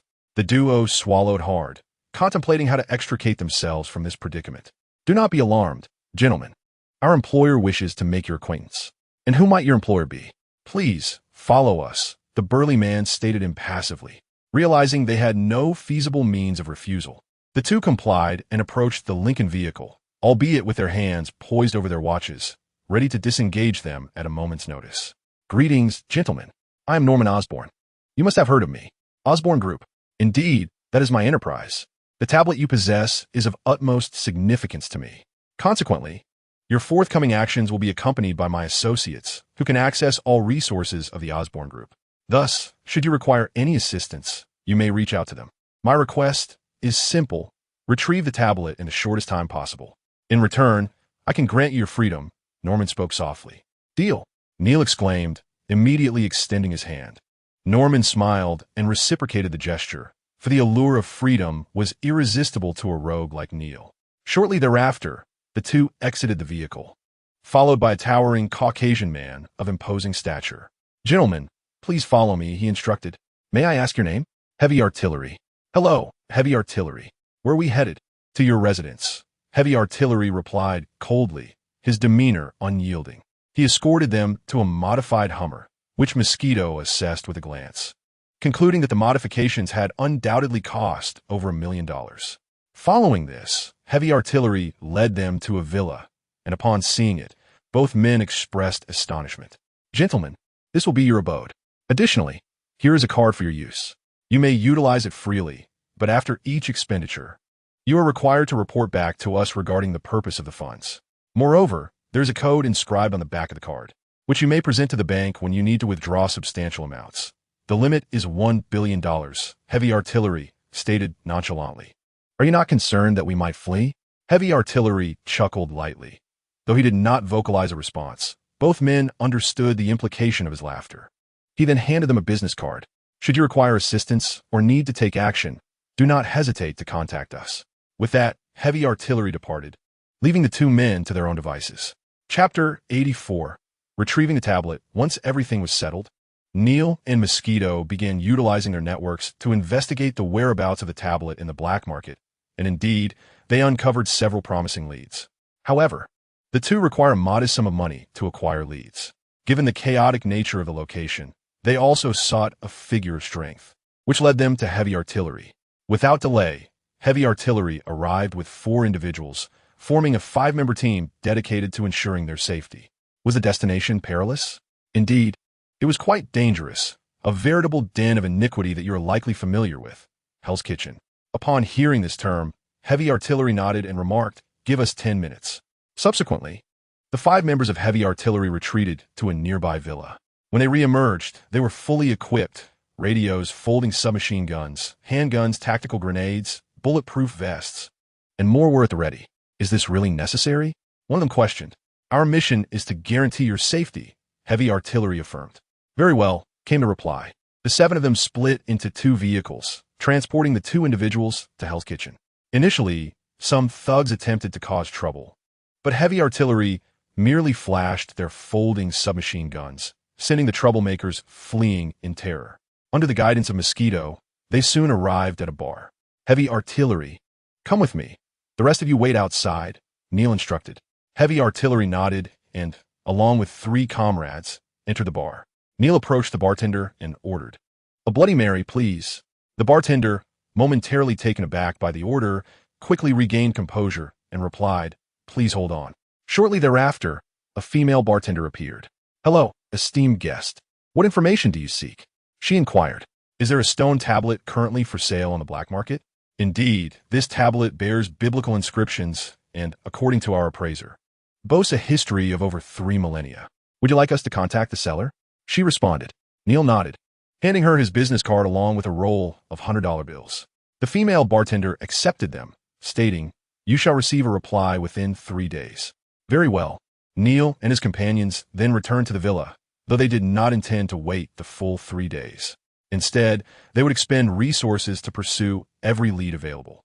On the 3rd day, news arrived from the bartender. The seller had arranged to meet them at the Continental Hotel. Upon hearing this name, Neil and Mosquito exchanged wary glances, filled with trepidation. Heavy artillery, too, exhibited apprehension at the mention of the Continental Hotel. Yet, they had no alternative. The 5 members of Heavy Artillery escorted Neil and Mosquito to the Continental Hotel. To Heavy Artillery's astonishment, they encountered Harry and his 3 companions there. "Young master, what brings you here?" Heavy Artillery inquired of Harry, and also spotted Neil and Mosquito, greeting them warmly. "We're here for some leisure. And you?" "Young master, we are on a mission," Heavy Artillery replied respectfully. "May we take a look?" The Heavy Artillery remained silent, directing his gaze towards Neil. After a moment of contemplation, Neil surprisingly nodded in agreement, astonishing everyone who had not anticipated his acquiescence. Thus, their group expanded by 4 children, and they proceeded to a reception room, awaiting the seller's arrival in quiet anticipation. After 10 minutes, the seller appeared, accompanied by a contingent of individuals pushing a small cart before them. "So you are the buyers?" the seller inquired. "Indeed. Have you brought the slate?" Neil promptly asked. "I apologize, but I need to verify your funds," the seller replied. "Very well, please wait a moment." Neil turned to Mosquito, who promptly retrieved his phone and stepped into a corner to contact the bank, issuing commands that instantly augmented his account by a staggering $1 billion.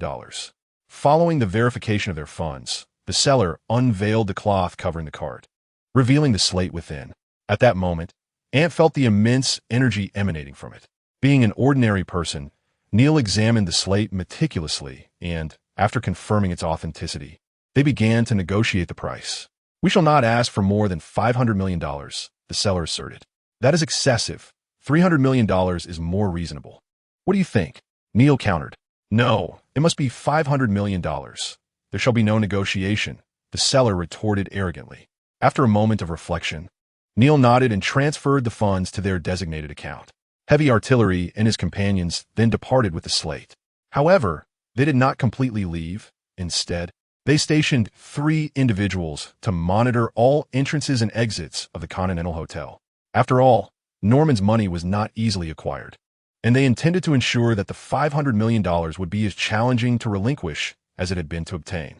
The seller seemed to share this apprehension, as he did not vacate the Continental Hotel immediately.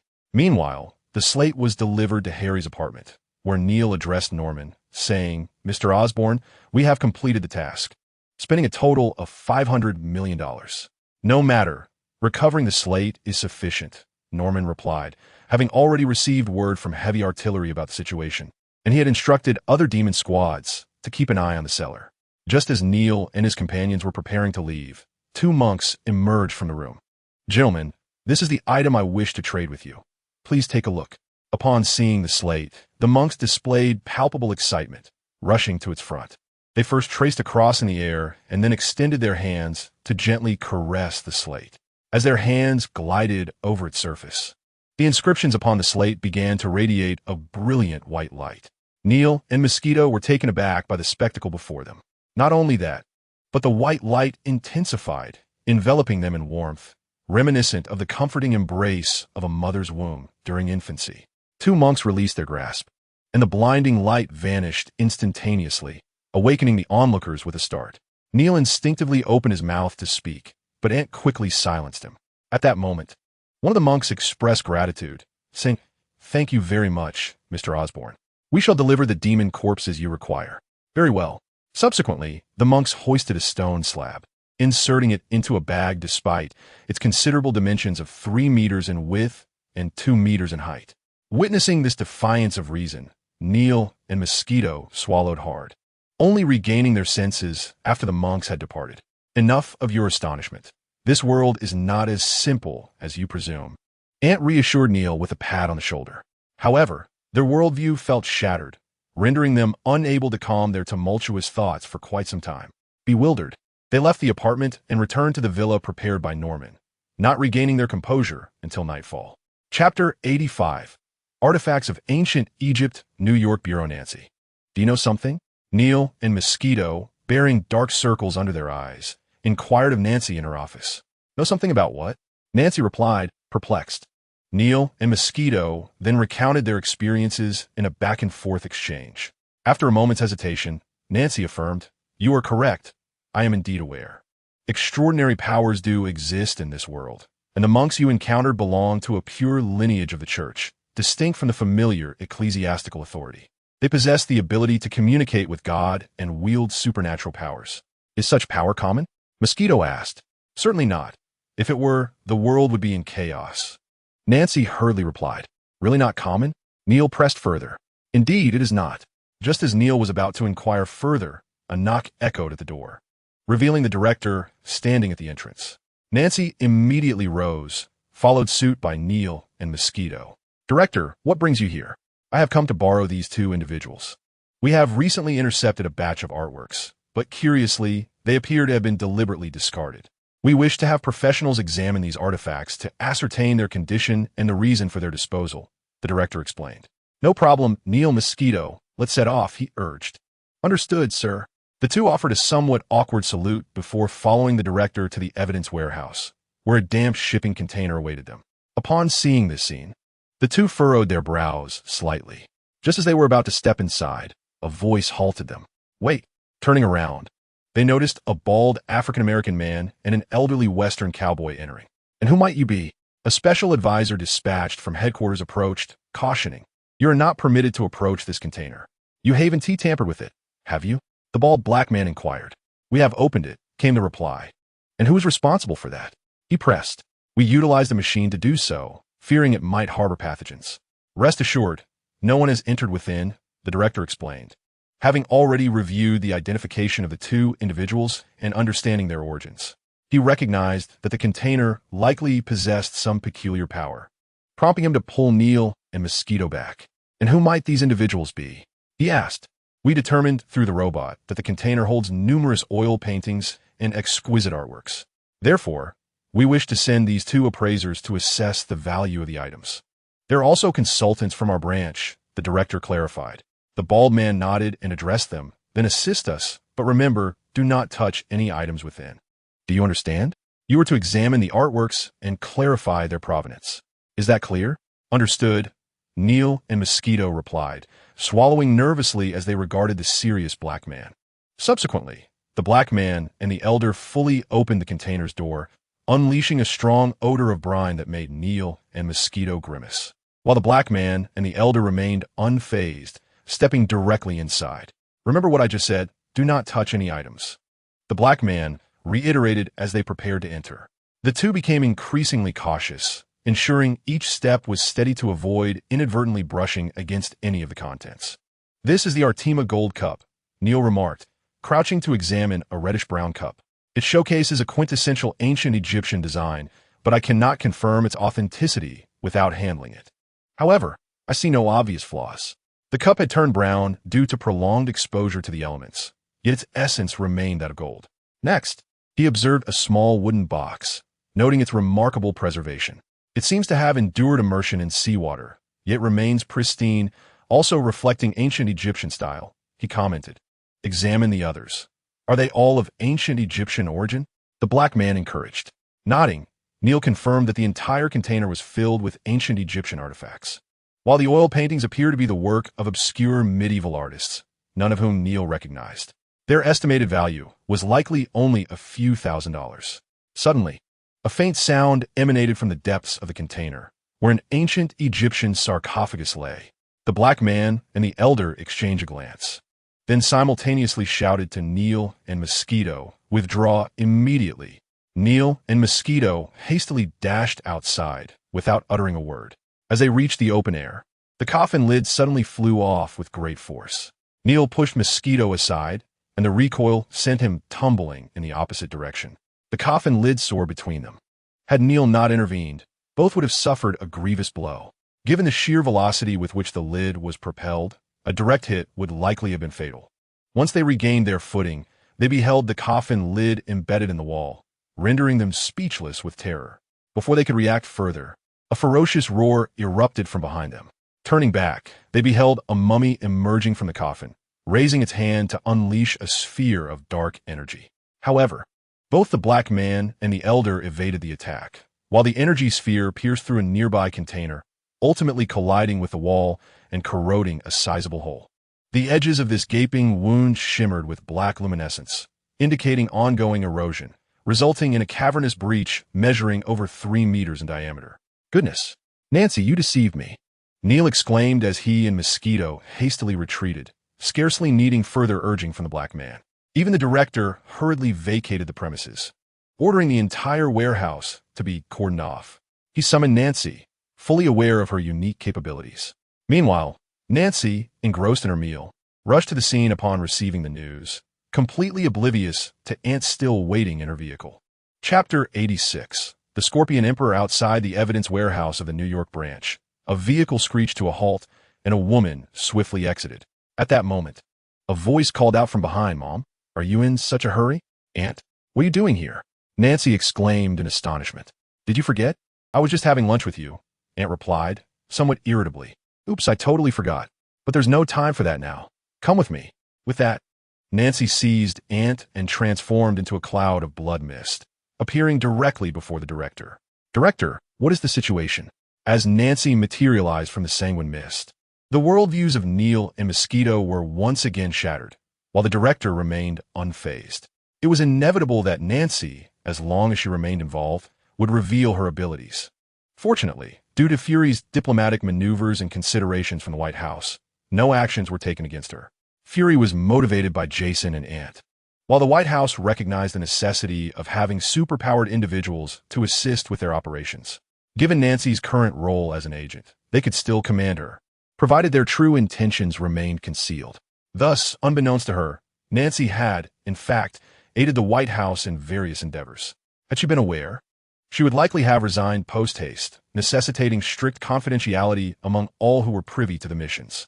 Returning to the main topic, the situation within remained unclear. "All right, Ant, let us venture inside together," Nancy suggested, gripping Ant's arm as they approached the warehouse entrance. With great caution, she pushed open the large door. As a narrow gap appeared, a rusted battle blade came crashing down. Without hesitation, Nancy summoned her blood lotus and deftly severed the weapon, simultaneously delivering a swift strike that decapitated the assailant. The severed head rolled to rest at Ant's feet, revealing to them that their attacker was, in fact, a skeleton, albeit one wrapped in tattered, earth-tone bandages that barely concealed the bony frame beneath. "Nancy, you're here. Quickly, inform those outside. We cannot allow these mummies to escape," bellowed the black man. "Uncle Suin, what are you doing here? No time for questions. Come and assist," Suin shouted, for the warehouse was teeming with hundreds of skeletal mummies, all seeking a way to flee. Observing the chaos, Nancy thrust the door wide open and called out to the chief. "Chief, we must prevent these mummies from getting out. Hurry and help us." "What? Can our firearms inflict damage?" the chief inquired. "Indeed, these skeletal mummies are merely ordinary skeletons summoned forth. Your weapons can harm them, and you may even engage them in close combat.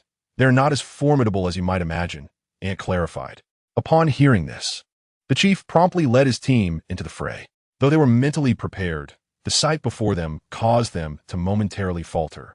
It is difficult not to feel fear when confronted with a mummy skeleton. However, their trepidation was fleeting. After all, these were but bones devoid of flesh. And with a little acclimatization, they could press on. They soon commenced their assault, the sound of gunfire erupting throughout the warehouse. United in their efforts, they ultimately vanquished all the mummies, leaving only the original one standing.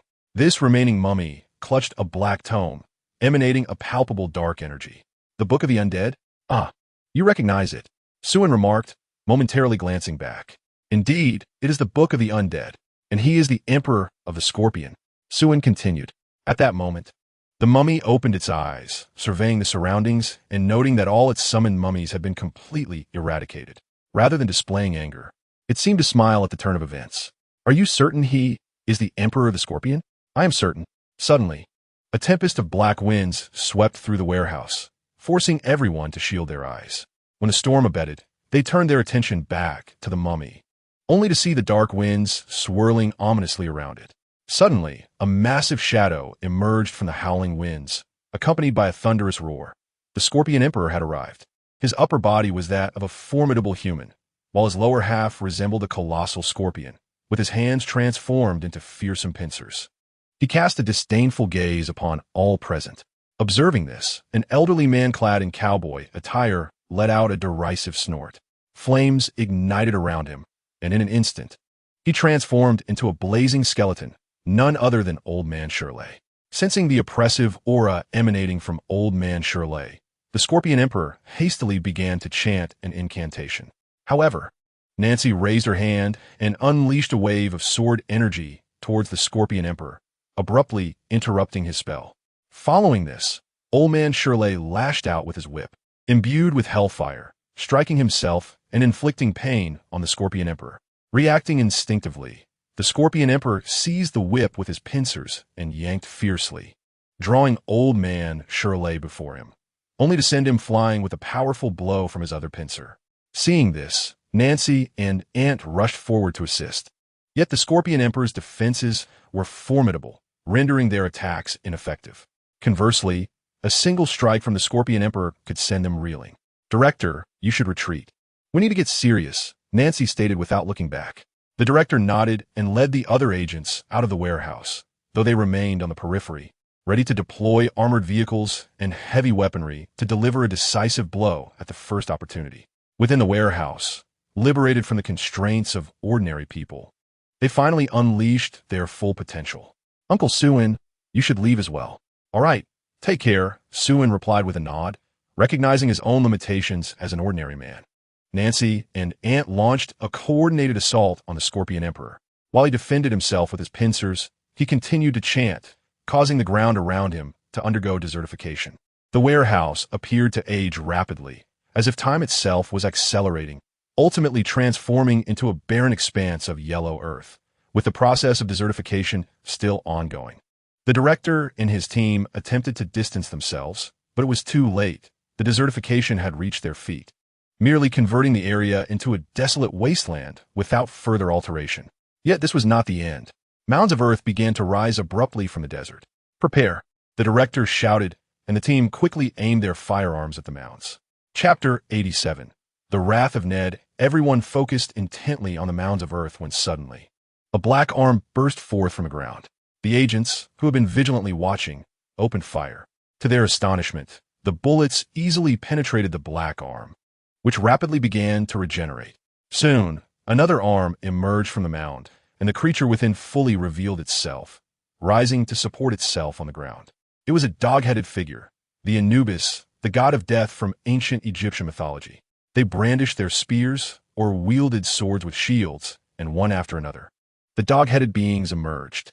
The Scorpion King roared in fury, prompting the dog-headed warriors to swiftly form an orderly line, with the shield bearers at the forefront. Fire! The commander bellowed, causing Nancy and Ant to retreat into the crowd to evade the stray bullets, while Old Man Shire remained utterly unconcerned. As the situation spiraled out of control, Ant had no choice but to contact Harry, requesting him to bring Peter and the others. He also reached out to the Punisher. Tony, and Steve, summoning them to join. At that moment, a multitude of mounds suddenly appeared in the desert behind them, resulting in an ambush from both sides. The commander, left with no alternatives, authorized the armored vehicle to clear a path ahead, and they followed it to an area that had yet to succumb to desertification. They deduced that as long as they remained on Nandi-certified ground, the dog-headed beings would not manifest. To prevent any potential escape by the dog-headed beings, they needed to position themselves on the perimeter, ensuring that the creatures remained within their encirclement. For reasons unknown, these dog-headed beings refrained from launching an attack and instead congregated around the Scorpion King. Fortunately, the warehouse was situated by the river. Otherwise, they would have required even more agents to encircle them. "When the world is happening," Tony exclaimed as he descended from the sky, unable to suppress his astonishment at the fantastical scene before him. "Mr. Stark, you've arrived. Please assist us in preventing these dog-headed beings from leaving the desert area," the commander implored. "All right, leave it to me," Tony nodded in agreement.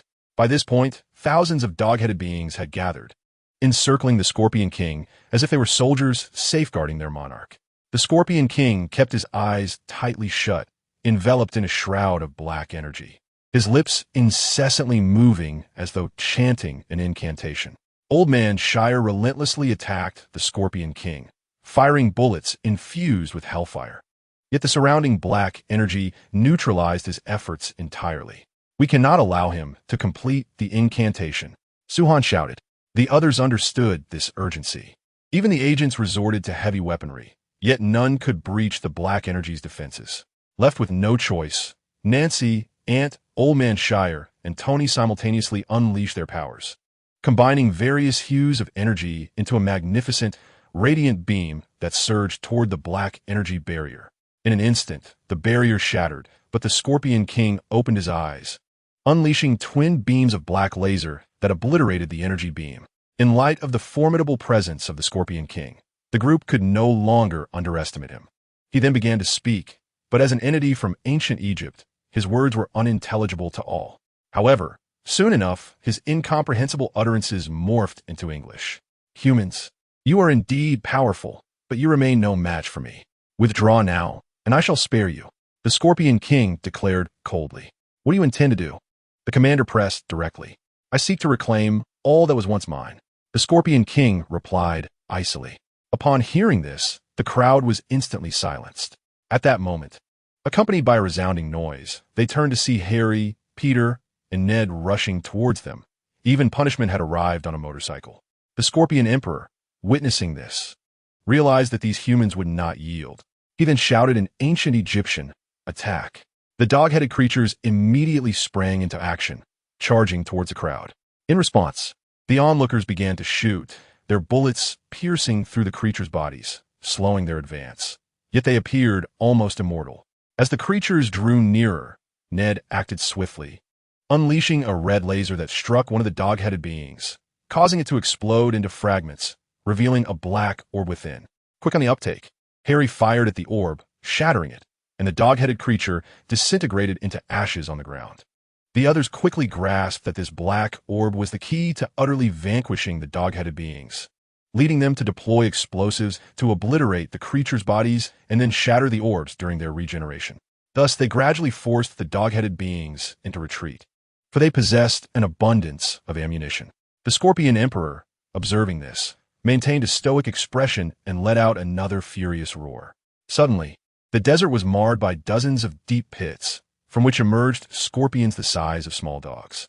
Their tails glimmered with a metallic purple sheen, indicating their deadly venom. While the crowd suppressed the dog-headed beings, they attempted to shoot at the scorpions, only to discover that these creatures were bulletproof, their exoskeletons forged from metal. As the scorpions surged towards them like a tide, someone produced a flamethrower, which proved remarkably effective against the creatures. However, their supply of flamethrowers was limited, forcing them to call for reinforcements and continuously retreat. "Ned, the flames are roaring." Ned aimed his wand at the scorpions and shouted.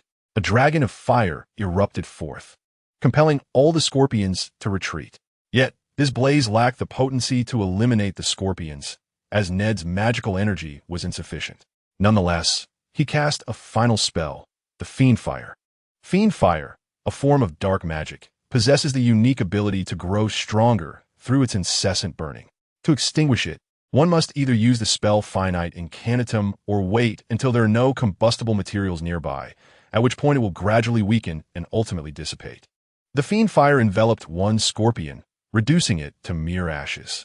However, as the creature frantically scurried amidst its kin, the fiend fire spread like a plague. Beware! Do not come into contact with this blue flame, or you shall be incinerated. Ordinary extinguishing devices cannot quell this fiend fire. Ned warned. The director nodded, promptly notifying everyone to steer clear of the scorpions while employing artillery to prevent their escape from the desert. Thus, the onlookers witnessed the scorpions infecting one another, 2 becoming 4, and as the entire horde faced impending annihilation, the Scorpion Emperor, with a flourish of his pincers, dispersed the fiery assault with a surge of dark energy. Observing the unfolding scene, the Scorpion Emperor silently recalled all his scorpions, and the crowd understood that a battle was imminent. Chapter 88. The Scorpion Emperor on the battlefield. Their every move had drawn the attention of the residents across the river, with some even beginning to live-stream the events on Twitter. Furthermore, media helicopters had arrived on the scene for live coverage. Ant and his companions immediately donned battle attire to conceal their identities, while others made various alterations to prevent their true appearances from being revealed. However, the Scorpion Emperor was incensed by a noise-making object hovering above him. In a fit of rage, he hurled a spear of dark energy. Fortunately, Nancy intervened, or else the helicopter would have undoubtedly met a disastrous fate. Yet, Nancy was taken aback by the audacity of these helicopters to linger nearby, displaying a blatant disregard for their safety. Disregarding the helicopters, Nancy focused as the Scorpion Emperor initiated his attack.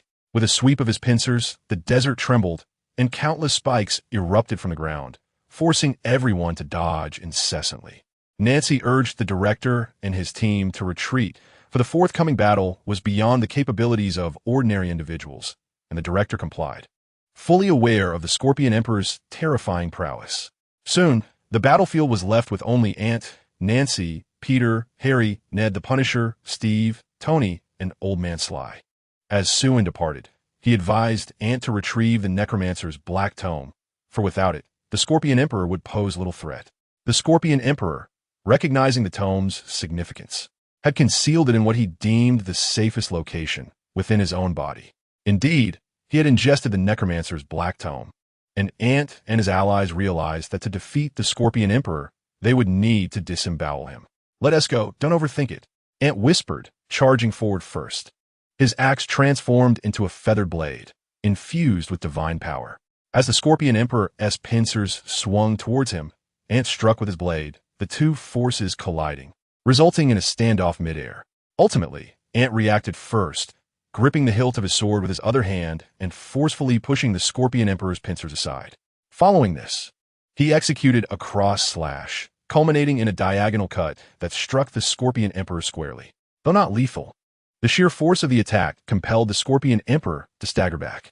Seizing the moment, Nancy blinked behind the Scorpion Emperor and swung her sword towards his neck.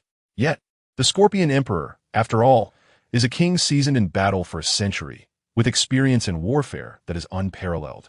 Just as the Blood Lotus was poised to sever the Scorpion Emperor's head, Nancy sensed the impending aura of death.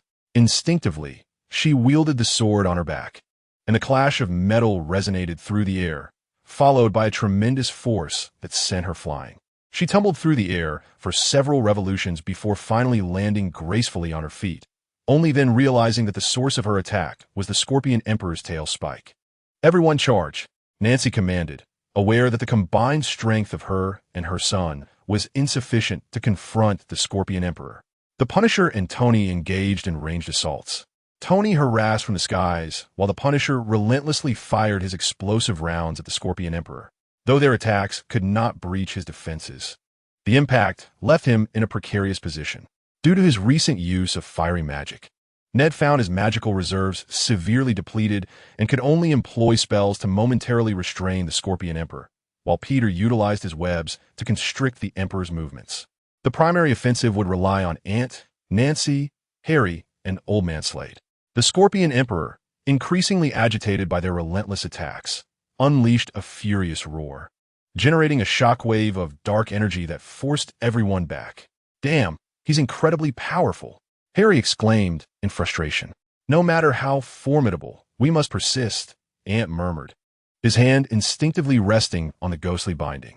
Upon noticing this, Harry quickly intervened. Ant, it's not time yet. I know, let's go. They both charged once more towards the Scorpion Emperor as the others regained their footing. Steve swung his shield, using the Emperor's metallic exterior to ricochet his strikes, ultimately striking his head. Although the damage was minimal, the insult was profound, drawing the entirety of the Scorpion Emperor's wrath towards Steve. This intense hatred proved steadfast, as the Scorpion Emperor relentlessly pursued Steve, disregarding the attacks from others, illustrating the depth of his fury. Fortunately, with Steve diverting the Scorpion Emperor's attention, Ant and Nancy seized the opportunity to sever one of his legs. The excruciating pain caused the Scorpion Emperor to stagger, as Nancy and Ant positioned themselves behind him. One aimed for his neck while the other defended against the tail spike's assault, with others joining in synchrony. Peter launched webs to ensnare the Scorpion Emperor's left claw, while Old Man Slade lashed out with his whip to entangle the right claw, as the remaining members restrained his legs, preventing any movement. Sensing the imminent threat of death, the Scorpion Emperor's survival instincts surged, amplifying his strength and escalating the pressure on the group, as they realized he was on the verge of breaking free from their bindings. As Nancy gathered her strength, all that could be seen was a blood lotus blooming, followed by the decapitation of the Scorpion Emperor. In that instant, Annie unleashed a powerful punch, and Harry and Peter hastily joined in, the three of them striking simultaneously. Their formidable force compelled the undead Black Scripture to emerge. Auntie then seized the undead Black Scripture. Initially, it attempted to seduce him, but Auntie bit his finger, using his Chelan blood to paint an image of a Chelan upon its cover. In a flash, an ethereal Chelan appeared, raising its foreleg and forcefully trampling the undead Black Scripture. Consequently, the black energy was entirely drawn back into the tome, marking the conclusion of the battle. Annie placed his hand upon Ned, and Peter and Harry quickly followed suit. With a resounding thud, the four of them, along with the undead Black Scripture, vanished, while the agents of S.H.I.E.L.D. arrived belatedly. They first secured the area, then deleted all related videos from the internet, ordering all television stations to refrain from broadcasting any such content. Initially, some were reluctant, as airing these videos would undoubtedly cause their stock prices to soar, but under S.H.I.E.L.D's coercion, they ultimately relented. Subsequently, S.H.I.E.L.D. sought to retrieve the Scorpion Emperor's corpse, but were halted by the military. The division chief, observing their quarrel, chose not to intervene and simply led his team away, leaving the situation to their management. However, there was a cost. Whoever claimed the body would be responsible for reconstructing the evidence warehouse. Chapter 89. Roof Exchange. Auntie and his companions returned home through a shifting shadow. They plopped down onto the floor. Spike, could you please bring us a case of cola? Annie called out. Spike dashed into the kitchen, emerging with a case of cola, which he dragged to the four of them. They quickly opened a can each, and Ned cast a spell to chill the drinks. As they popped the cans open, a rush of cold air enveloped them, and in unison, they took a sip, exhaling with a satisfying hiss. Annie, may I see the undead Black Scripture? Ned inquired after they had finished a can and regained their composure. Not now. At the very least, Annie replied. Why not? It is not merely an ordinary book. It possesses self-awareness and will tempt humanity to delve deeper into the dark magic it chronicles, ultimately leading to its control over you. Therefore, I shall not permit you to examine it until your willpower is sufficiently strong. Auntie elucidated. Really? Isn't it just a regular book documenting dark magic? Harry asked, astonished as he regarded the undead Black Scripture. What are you thinking? As a vessel of dark magic, it is inherently exceptional.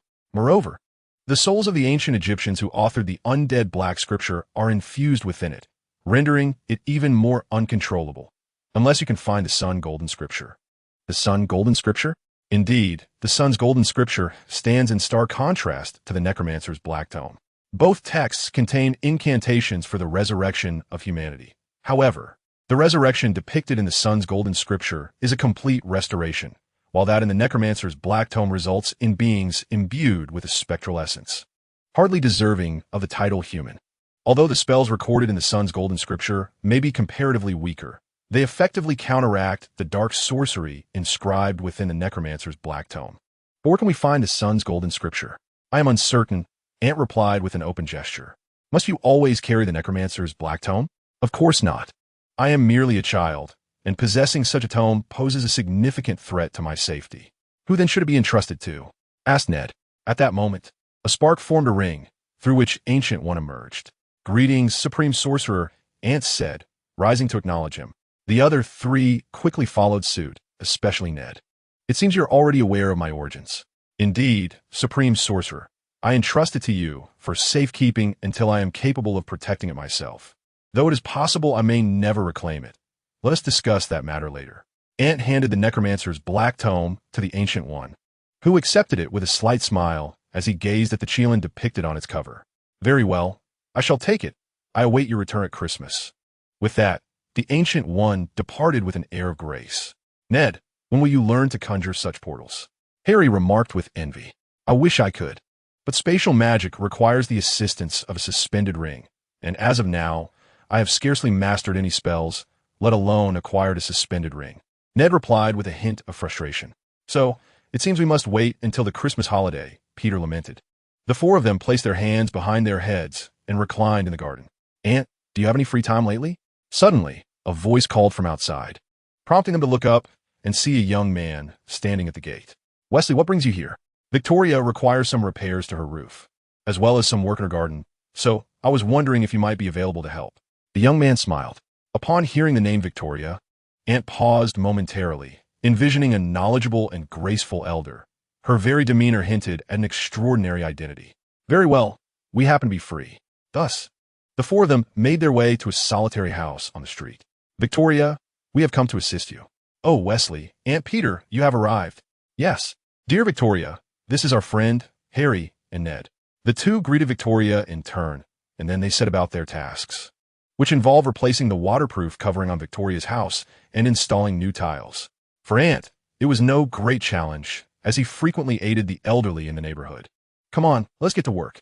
As Annie shouted, he and his companions ascended above, first clearing the leaves from the drainage pipes, a crucial task for ensuring that rainwater could flow unobstructed from the roof to the ground. After removing the leaves, Annie began replacing the asphalt shingles on the roof.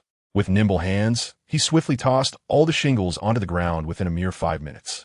He then utilized tools to strip away the waterproof layer on the roof, before proceeding to the second floor, where he laid down a film on the roof to prevent a cloud of dust from rising when the roof was lifted. Auntie then returned to the roof, pried up the wooden boards, and inspected the purlins, finding them intact and free from insect damage. He requested pre-cut wooden boards, which had been carbonized and coated with anti-corrosive paint. 20 minutes later, Annie secured the wooden boards, followed by covering the roof entirely with a waterproof layer. Finally, he affixed purlins over the waterproof layer and began installing the tiles, this time using synthetic tiles that require purlins.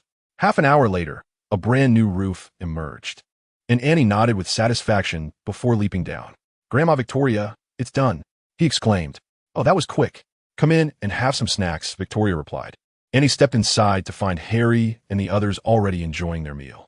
He joined them without hesitation, savoring the treats on the table when suddenly, Wesley's phone rang. Hello? Wesley's brow furrowed as he listened, glancing at Auntie and the others. He stood up and stepped outside, speaking softly. Yet the group managed to catch snippets of his conversation. Pennywise, Auntie murmured to himself, the name striking a familiar chord, triggering a cascade of memories in his mind. That Auntie, I must leave now. I have urgent matters to attend to back home, Wesley informed the group, who nodded in understanding as he departed. After finishing their snacks, Annie and the others concocted an excuse to leave as well. Annie, what exactly is this Pennywise that Wesley mentioned? Peter inquired. A peculiar malevolent spirit, endowed with unique powers. What makes it so special? It feeds on fear, manifesting the deepest anxieties within you. The more you fear, the stronger it becomes. Conversely, the less you fear, the weaker it is. Thus, it can be relatively easy to confront. Should we offer assistance? What do you all think? I believe we should. Very well, prepare yourselves. Annie instructed Harry, who nodded in agreement and promptly contacted Norman to inquire about Wesley's hometown. Chapter 90, Pennywise, Maine. Dairy 3 vehicles halted before the only inn in the small town, and as Auntie and his companions disembarked, Ned stretched lazily. At long last, the moment has arrived. I could hardly bear to sit any longer. All right, you all go ahead and book the rooms. I shall seek out Wesley. Soon enough, Ant discovered Wesley's residence. For this quaint town is rather small, and Wesley is quite renowned as an exceptional screenwriter and producer, thus he holds considerable fame here. Consequently, Ant swiftly located Wesley's abode and returned to rejoin Harry and the others. Sir, shall we accompany you? Heavy Artillery inquired. No need, you all stay here. What lies ahead is a malevolent spirit, and the more of us there are, the more challenging it becomes to confront it. Understood, sir, Heavy Artillery nodded. The four then proceeded to Wesley's home. Just as Ant was about to knock, Wesley fortuitously opened the door, his expression one of surprise upon seeing the four. Aunt Peter, what brings you all here? We're here to assist, Ant replied. Assist with what? Pennywise, an ancient clown spirit. We have come to help you eradicate it once and for all, Ant declared. Have you lost your minds? Do you have any idea what you are up against? Wesley exclaimed, unable to contain his disbelief. You are mistaken, Wesley. I possess a far deeper understanding of Pennywise's origins than you do. Wesley's brow furrowed at this assertion, and at that moment his other companions arrived. Wesley, who are these children? A woman inquired, her voice laced with confusion. They are here to help us deal with Pennywise. What did you say? Are you out of your mind? Why would you involve these children? The woman questioned angrily. Hey, Beverly, calm down. This is not my fault. They overheard our conversation and came running. Everyone, please remain composed. We truly are here to assist. And do you even grasp the origins of Pennywise? At Ant's words, Beverly and Wesley were momentarily taken aback. Do you truly know Pennywise? Of course. Do you think I'm deceiving you? Very well then, follow me. Under Beverly's guidance, they ventured to the library, where they encountered a black man, who was also one of their own. Mike, we have returned. Wesley, Beverly, you are finally back. He has begun to move. Mike sighed in relief. But who are these children? Mike asked, glancing at Ant and the others. They are here to help us eliminate Pennywise, Wesley explained. Indeed, we are here to assist you. To vanquish Pennywise, you must understand what it truly is and its vulnerabilities. You know its weaknesses? Mike asked, furrowing his brow. Certainly, but are you certain you wish to discuss this here? Ant retorted. Mike pondered for a moment before leading everyone to a nearby restaurant, where they could converse while dining. Pennywise has existed for eons, having descended from the cosmos millions of years ago. It feeds on fear, particularly relishing the torment of children. The illusions it conjures are imperceptible to adults, and it reemerges every 27 years. To vanquish it entirely, one must confront it without trepidation and destroy its core, as Ant explained. Yet, how can one remain fearless in the presence of a malevolent entity that manifests their deepest fears? Thus, the endeavor to eliminate it proves exceedingly arduous. As they conversed, the other members of the Losers Club, the alliance formed to combat Pennywise, gathered, save for one who succumbed to fear and took his own life. Wesley, Beverly, Mike, Richie, Eddie, and Ben were all present, ready to face Pennywise once more. Mike reiterated Ant's words, and once everyone was prepared, they intended to confront the sinister being. However, before they could act, Pennywise struck first. Hey, look, Ant exclaimed. The group turned to see Pennywise across the street, clutching a red balloon, waving hello. Suddenly, the items on the table began to writhe, and a host of grotesque and terrifying creatures emerged, such as face worms and flying eyeballs. As they braced themselves for combat, Ant intervened. It's an illusion, remain calm. His words helped the group regain their composure, suppressing their fear, and the table returned to normal. Nevertheless, this caught Pennywise's attention. Yet the four had witnessed many harrowing scenes, making it challenging for him to instill fear in them. I didn't expect him to act so swiftly, Wesley remarked, furrowing his brow. Enough of this. Before we set out, do not separate, or Pennywise will pick you off one by one, Ant cautioned. Rest assured, we won tea, they replied, and soon they dispersed, making their way to Mike's residence. In this small town, all their homes had long been sold, leaving only Mike's house, where they could gather. The Losers Club convened at Mike's home. Ant and his companions returned to the inn. Heavy Artillery. We may encounter bizarre occurrences that might provoke screams. Just heed our calls and rush in, Ant instructed. Is it dangerous? Heavy Artillery inquired. Not for us, Ant reassured. Understood, Heavy Artillery responded. As Ant and his three allies retreated to their respective rooms, Ant sensed a distinct energy fluctuation as he opened the door, indicating Pennywise's arrival. Nonetheless, he entered, eager to uncover what it was that he feared. Chapter 91. Confronting Pennywise Derry, the Soul Inn. Ant stood at the threshold of his room, inhaling deeply before pushing the door open. Instantly, the room was engulfed in darkness, and Ant sensed an intangible force distorting his consciousness. The bloodline of the S.H.I.E.L.D surged within him, awakening his senses, yet before him materialized a bizarre figure, clad in a blue opera robe, facing away from him. In love's tender moments, joy and sorrow intertwine. How fleeting our encounters, yet parting is ever so easy. Regrets linger like shadows. While memories of the phoenix's wings and the butterfly's betrayal haunt the heart, the figure sang in Cantonese opera. Ant gazed at the scene and the figure's performance, unable to suppress a curse. For this apparition was none other than the beautiful ghost from his past, reminiscent of the horror film The Village of No Return, which had left an indelible mark on him. The film's profound impact had instilled a fear so deep that, even as an adult, he would leave a light on in the living room and a nightlight in his bedroom. Nightmares often featured haunting visions from that very film. As Ant's terror was consumed by Pennywise, the figure slowly turned to face him, revealing a clownish visage. In that moment, all fear evaporated. "How dare you frighten me?" Ant exclaimed, charging forward with a swift kick. He knew that the horrors conjured by Pennywise were tangible, and had he remained facing away, Ant would have hesitated in fear. But now, with the clown's face revealed, he felt no compunction. Thus, Ant unleashed a flurry of punches upon Pennywise's face. Though the creature attempted to resist, Ant trapped its arms under his own, continuing to pummel it relentlessly. Ultimately, in a fit of humiliation, Pennywise abandoned its corporeal form, leaving behind a puddle of muck. Disgusted, Ant rose and washed his hands in the restroom, then retreated to another room to rest, as the unsightly residue was too unpleasant to endure. After all, the entire hotel was reserved for their use, and there was no reason to waste the space. Having suffered an initial defeat, Pennywise refrained from terrorizing anyone else, retreating to its lair to recuperate. Thus, the group enjoyed a tranquil night. The next day, fully armed, they reconvened at the haunted house of S.H.I.E.L.D. Before them stood the dilapidated structure, remarkably still standing despite its decay, with some supports, defying the laws of physics, clinging to their integrity. "Peter, be vigilant. It will surely attempt to separate us. Your task is to bring everyone back. Do you understand?" Ant whispered, to which Peter nodded in agreement. With a deep breath, Wesley pushed open the door and stepped inside. As they ventured forth, each member's peripheral vision caught sight of the once feared figures or entities, instinctively prompting them to rush forward, only to be yanked back by Peter's webbing. "Friends, solidify your resolve. We are here to vanquish Pennywise. Our sole objective is Pennywise. Everything else is but an illusion." The group nodded in agreement, reaffirming their determination, and soon they arrived at the well within the haunted house. This was the entrance to Pennywise's lair. Harry promptly retrieved a steel cable, casting one end down and securing the other. After completing this task, he declared, "I shall descend first. Stay close behind." With that, Harry leapt into the abyss, neglecting to grasp the cable, and in mere seconds, he landed.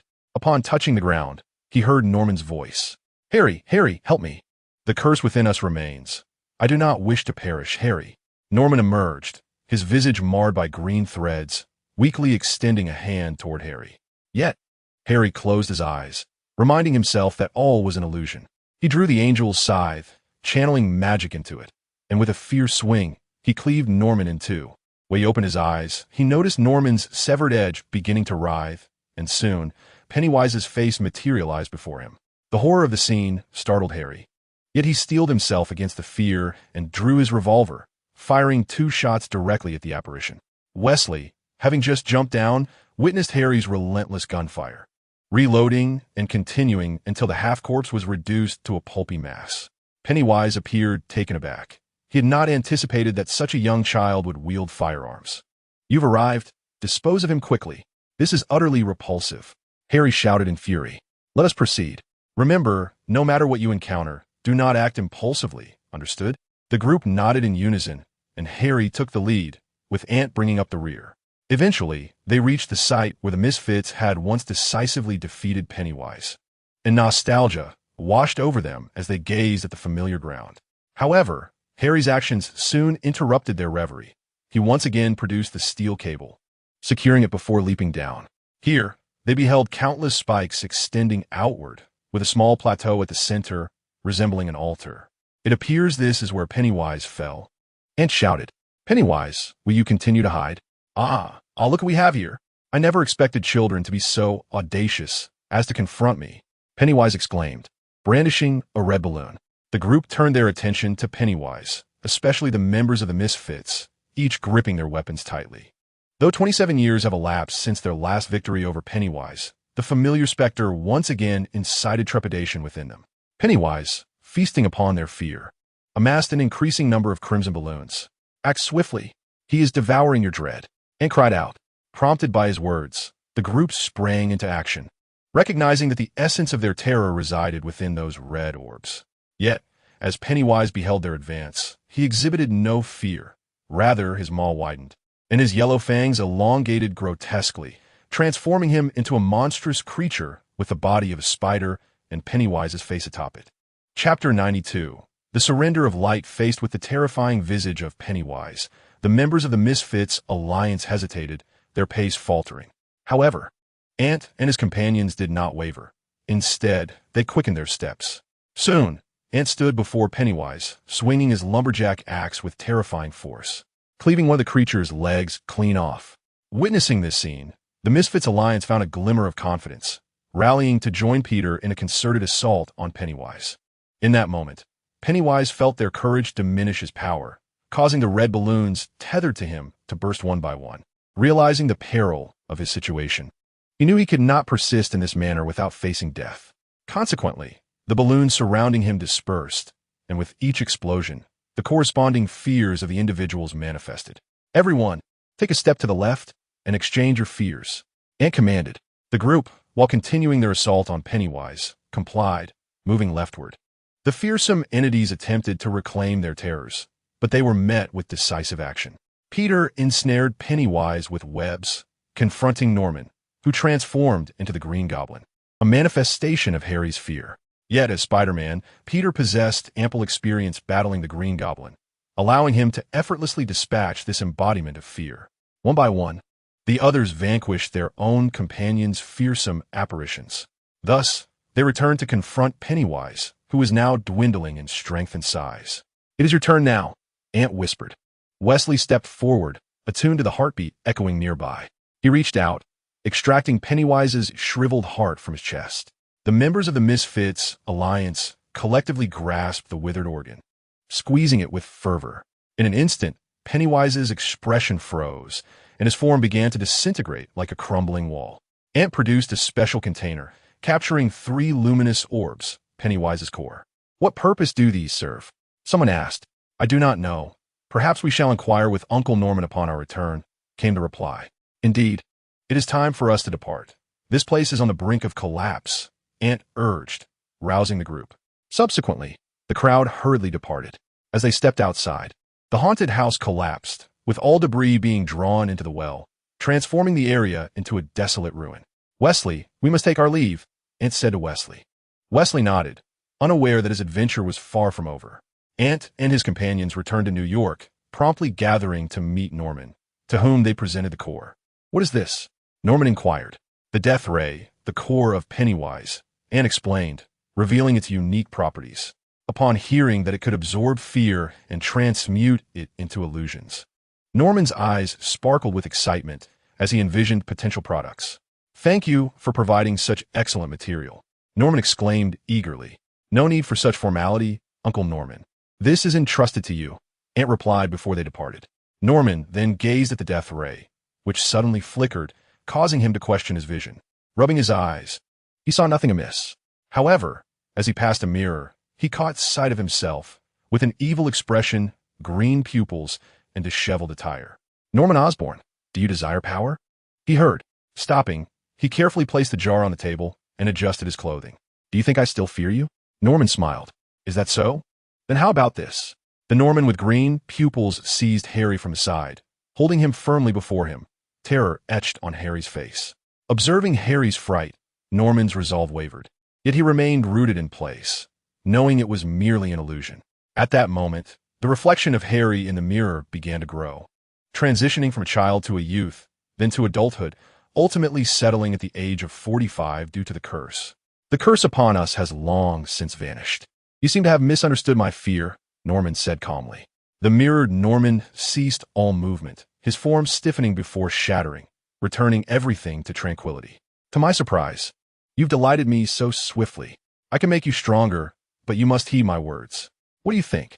Norman raised the jar, gazing at the three orbs emitting a faint blue glow within. The death ray flickered slightly, as if indicating its agreement. But why should I trust you? Norman queried. In response, one of the glowing orbs slowly ascended. Seeing this, Norman opened the lid, and the orb merged with his being. The reason for Norman's audacity lay in his trust for Ant, whom he regarded as all-knowing. If he were indeed deceived by the death ray, he believed Ant would surely have a means to rescue him, hence his boldness.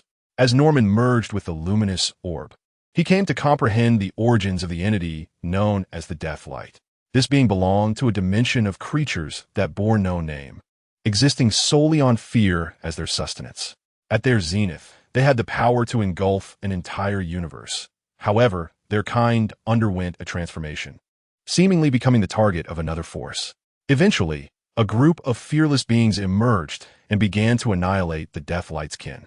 Left with no choice, they retreated once more into the dimensions, seeking a sanctuary, which turned out to be the Marvel Universe, ultimately landing on Earth. Thus commenced his millennia-long journey of destruction, only to be thwarted by the emergence of the League of Losers. The luminous orb that Norman had absorbed became the very essence of life and death for him. With this orb, he could extinguish its existence at will. Therefore, rather than sealing it away, Norman chose to unleash its power. Yet, as the orb was integrated into his being, the Death Light found itself somewhat weakened. In desperation, Norman summoned his most trusted allies, compelling them to confront their deepest fears, thereby allowing the Death Light to regain a modicum of strength. Subsequently, Norman began to study the Death Light. This endeavor bore unexpected fruit, leading him to develop a new potion, one that instilled dread within the hearts of agents, earning it the moniker of the Fear Potion. This concoction bore a resemblance to the fear gas innovated by the Scarecrow next door, capable of conjuring the most terrifying scenes from the depths of one's soul. Most significantly, the Death Light could absorb the fear emitted by those who had been injected with the potion. In essence, should enough individuals be subjected to it, he could harness their collective terror and ascend to godhood. Chapter 93. The Fear Potion. Upon the Osborn Group's successful development of the Fear Potion, Norman promptly reached out to representatives from various nations while also disseminating information through the black market. Consequently, 2 conference rooms quickly filled with attendees. In one, national representatives gathered as Norman presented the Fear Potion. In the other, various gangs and organizations were represented, including S.H.I.E.L.D, the Red Room, and the Continental Hotel. Ladies and gentlemen, he began, allow me to introduce our latest innovation, the Fear Potion. Once injected, within 10 minutes, you will confront the most horrifying scenes from within your psyche. The potential applications are vast, and unless one possesses an extraordinarily strong will, most individuals will undoubtedly fall under the potion's control. After concluding his presentation, Norman opened a box revealing the green-hued Fear Potion. Are you certain of the veracity of your claims? Inquired the American representative. Absolutely. If you harbor doubts, feel free to test it. Each vial is priced at a mere $100,000. The representatives exchanged glances, and eventually, the representative from an island nation stepped forward, producing $100,000 and handing a vial to his bodyguard. The bodyguard paused momentarily, then took a few deep breaths before swiftly injecting himself. Upon witnessing this, Norman clapped his hands, and several members of the demon squad emerged, swiftly restraining him to a chair. As the bodyguard's pupils transformed into a vivid green, he seemed to behold some horrifying vision, babbling incessantly in Japanese, his body trembling uncontrollably, and his face contorted with terror. This state persisted for 10 agonizing minutes, leaving the bodyguard utterly exhausted. Even a mere touch from the representative of the island nation elicited a profound reaction from him. "Ah!" the representative exclaimed upon observing the scene, delivering a sharp slap. "Enough! Pull yourself together. It was only then that the bodyguard regained a semblance of composure. The representative, well aware of the bodyguard's true nature, became exceedingly intrigued by the fear-inducing substance that had evoked such a response. "How many do you have?" "The stock is limited. Only 100 vials," came the reply. "I'll take 10, and I will need another 100 later," stated the representative of the island nation. The other representatives, witnessing this exchange, quickly expressed their own desire to procure the substance, resulting in the swift sale of the entire stock of 100 vials. In another conference room, various gangs and organizations were embroiled in heated disputes over these fear-inducing substances until Gene Bing finally spoke up. As the underground king of America, his mere utterance silenced all the assembled gangs. The extent of Gene Bing's influence was formidable. Should he wish, he could instigate a third world war. While he could not control the upper echelons, the intricate relationships with other nations and their powers were undeniable. In one universe, Gene Bing had unleashed all his resources in a frenzied quest for vengeance after his only son was assassinated by an unknown enemy. This nearly sparked a third world war, and had he not managed to regain his composure, Earth might have already descended into chaos. In this universe, Gene Bing's power was similarly significant, with enemies and allies spread across the globe. Thus, when he spoke, even the most arrogant gangs were compelled to show him respect. "Ladies and gentlemen, we have only this limited quantity of the initial batch of potions, but rest assured, we will expedite production thereafter." Following this declaration, Norman's team sold the 100 vials of fear-inducing substances to the attendees. The S.H.I.E.L.D. and Gene Bing acquired the largest share, albeit no more than 10 vials each, and promptly departed the scene. Meanwhile, in one of Tony's properties, Bucky was engaged in physical training. After enduring the torment of recent days, he had finally broken free from the grips of mind control. However, to prevent any disruption to Fury's plans, Steve felt compelled to keep him concealed. "Bucky, it's time for dinner," Steve announced as he entered with a meal, prompting Bucky to leap down from the pull-up bar. "When can I get out of here?" Bucky inquired, gazing intently at Steve. "How about I ask Fury for you?" Steve suggested. "All right." After the two had finished their meal, Steve contacted Fury, who soon appeared at the scene. Upon seeing Bucky, Fury exhibited visible surprise, prompting Steve to explain Bucky's presence. When Fury learned that there were dozens of Winter Soldiers, he furrowed his brow. It was crucial to note that these Winter Soldiers were proficient in over 30 languages, adept in various combat techniques and weaponry, and their physical capabilities, enhanced by serum, were on par with a corrupted Bucky. The existence of such Winter Soldiers could easily dismantle an empire, merely by assassinating all the high-ranking officials. Consequently, upon discovering that Hydra possessed such a trump card, Fury could not help but take a deep breath. "I need you to locate those Winter Soldiers and eliminate them all. Is that feasible?" Bucky nodded in agreement, after which Fury turned his gaze towards Steve. "Given that Bucky alone might not suffice, Captain, your involvement is necessary." Steve nodded, exchanging a meaningful glance with his comrade before affirmatively nodding again. After bidding farewell to Fury, the two promptly disguised themselves, with Fury providing them with entirely new attire, as their original costumes were too conspicuous, easily revealing their identities. However, they had to remain undetected by Hydra. Thus, Steve infiltrated Hydra under the guise of an American agent and the Summer Soldier. Shortly after they joined S.H.I.E.L.D., Fury dispatched them on a field mission. Moreover, Fury had classified their identities as Level 10 agents, a designation that only he held within the entire S.H.I.E.L.D. organization, which further piqued Hydra's curiosity regarding these two individuals. Regrettably, Fury maintained a tight-lipped approach, leaving Hydra unable to acquire any intelligence about them, even regarding the nature of their assignments. It wasn't until they encountered a Winter Soldier and commenced their operation that they realized the purpose of the so-called American agent and Summer Soldier was to neutralize the Winter Soldiers. Remarkably, they succeeded.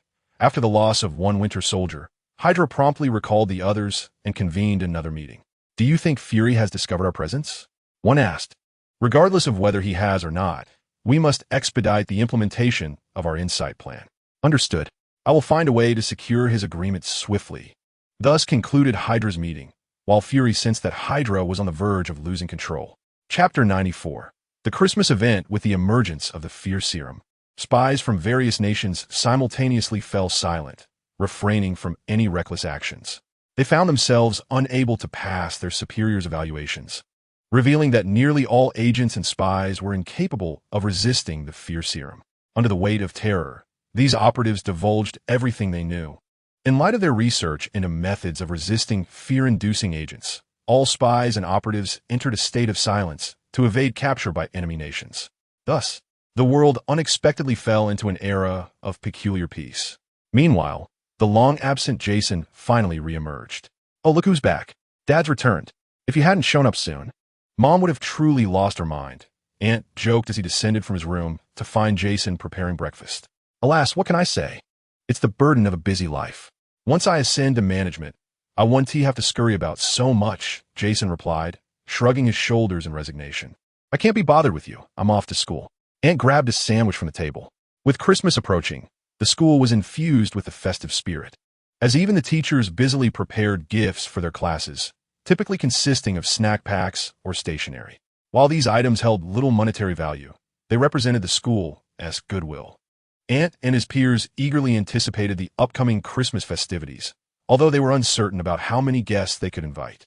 Perhaps due to the impending holiday break, students were largely disinterested in their studies, prompting teachers to reprimand them sternly, warning that anyone who fell to the bottom of the class in the final exams would have to serve 3 days as volunteers at school during the Christmas break. Consequently, students had to rein in their distractions, fervently studying, as none wished to spend their holiday volunteering at school. As the final exams approached, Ant and his 3 companions completed their papers with remarkable speed before venturing out to wander. Having effortlessly passed the exams, Ant began to prepare for the Christmas activities. It is important to note that the Christmas celebrations are among the most significant of the seasonal festivities, with the most generous rewards. However, that evening, Ant was taken aback. This year's Christmas activities would take place in New York City, and only those possessing invitations could partake. Grasping the invitation in his hand, Ant quickly distributed it to his usual companions: Jason, Nancy, Peter, Harry, Ned, the Punisher, Coulson, Tony, and Natasha. Upon receiving the invitations, everyone displayed palpable excitement, especially the Punisher, who was merely 2 Dragon Balls away from resurrecting his family, which explained his fervent enthusiasm. Others shared similar sentiments. With only 3 days remaining until Christmas, the festivities would officially commence on Christmas Eve, transforming the whole of New York City into a battleground. As for how the event would unfold, that remained a mystery. After securing the invitations, the group headed straight to Ant's home. "Wait, why are you all here?" Ant looked at them in confusion and asked, "Isn't this just a visit to see you?" Tony replied with a smile, "Your presence is of little use. I have no knowledge of the specifics of this event." "No worries, consider it a casual visit," they said. Thus, they came every day until Christmas Eve arrived.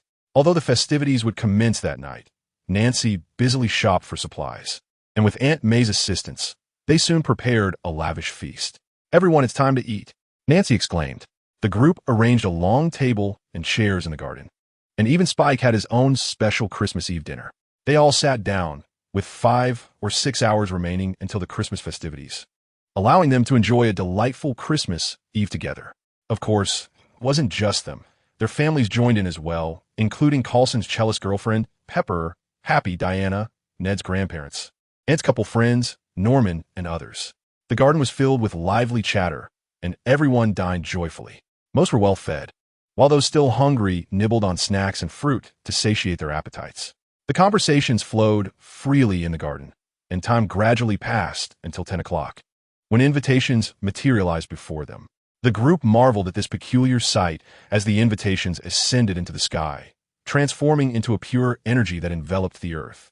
Suddenly, Ned and the others vanished before their eyes. However, to their surprise, Ant remained. "Hey, Ant, why are you still here?" Aunt May inquired, puzzled. "My event hasn't started yet." "No rush," Ant replied, explaining that this Christmas event was exceptionally unique. The opportunity for early entry into the event space and trading with other system owners had been revoked. Yet trading would still be possible after the event concluded. "I see. Will they be in danger?" Aunt May asked. "Rest assured, although there will be risks during the event, even if you perish, you will be revived once it ends. So, Aunt May, you need not worry about them." "In that case, I shall relax," Aunt May said, patting her chest before she began tidying up the remnants in the garden. Seeing this, Ant quickly lent a hand, and Diana joined in as well. The others, noticing their efforts, felt compelled to assist, and together they swiftly cleaned the garden. Ant then produced a few small stoves, and they gathered around, chatting while they awaited Nancy's return. Although they were unaccustomed to Ant's Tiguanyin tea, after trying it a few times, they surprisingly grew fond of this unique brew. Meanwhile, on the other side, Jason and his companions emerged in Times Square, only to find themselves surrounded by an eerie emptiness. Instead, a towering Christmas tree, reaching a height of 500 meters, dominated the scene. At the pinnacle of the tree, a Christmas star rotated slowly, while the air resonated with festive melodies. Snowflakes descended from the sky, resembling delicate flakes from an anime. At that moment, an ethereal voice echoed through the atmosphere. Chapter 95, The Snowman. The Giant Snowman Christmas Event. Defeat the Snowman. The more you defeat, the better the rewards. After the event concludes, one may hang stockings by the bedside and, after a restful slumber, awaken to receive the Christmas event rewards. As the countdown reached its end, towering snowmen, each standing 2 meters tall, materialized. With carrot noses and wide, amiable grins, they appeared harmless. Suddenly, one of the snowmen spotted Jason and his group and opened its mouth, launching an array of snowballs in their direction. Some, like Ned, were caught off guard and were struck directly by the snowballs. Upon impact, Ned was instantly enveloped in snow, transforming him into a snowball. Yet this was not the end. Another snowman charged at the snowball that was once Ned, colliding with it and sending him tumbling against a wall. As the snow dispersed, Ned emerged dazed but unharmed. Finally, the group regained their composure and began to retaliate against the snowmen. Jason quickly discerned that these snowmen possessed minimal strength. Even an ordinary person wielding a stick could shatter them with ease. However, the most vexing aspect of these snowmen was their ability to launch snowballs, which, upon hitting a target, would significantly diminish both physical and cognitive speed. Given the overwhelming number of snowmen that had just appeared, even Jason found himself struck. Consequently, they had no choice but to seek refuge in nearby buildings, using whatever cover they could find. Yet, the entirety of New York City was inundated with snowmen, crowding the streets, rooftops, sewers, and even infiltrating the interiors of buildings. Fortunately, the Punisher, armed with an explosive gun, forced open a door and immediately opened fire while the snowmen were still unresponsive. The explosive rounds, dealing area damage, swiftly eliminated a substantial number of snowmen. Tony, Harry, and the others also brandished explosive guns, and with their assistance, they successfully dispatched all the snowmen within that building, finally securing a stronghold. Their next task was to clear the surrounding snowmen, as the countdown in the sky continued to dwindle. To reap the generous rewards, they needed to accelerate their efforts. Jason and Nancy dashed out, their speed sufficient to navigate through the chaos, while Peter and Harry utilized their agility to weave seamlessly between the snowmen, who relentlessly fired snowballs in their pursuit. Fortunately, the ammunition they brought was sufficiently plentiful. Otherwise, they would have found it nearly impossible to obliterate these snowmen. Coulson remarked, and he was not alone in this sentiment. Natasha shared the same thoughts. Despite their enhancements, they lacked the confidence to annihilate these snowmen in close quarters under such a relentless barrage of snowballs. Thus, they resorted to firearms for assistance. Given that these snowmen were indeed composed of snowflakes, accurate aim allowed them to pierce through multiple snowmen with a single shot. Thanks to their exceptional marksmanship, each individual's kill count soared. It was only when no snowmen remained in their vicinity that they reluctantly abandoned their cover, each moving in different directions. Gazing at the vast army of snowmen, they inhaled deeply, and with Jason's wolf-like howl, they were spurred into a fervent battle cry, commencing their slaughter. However, complete evasion was unattainable.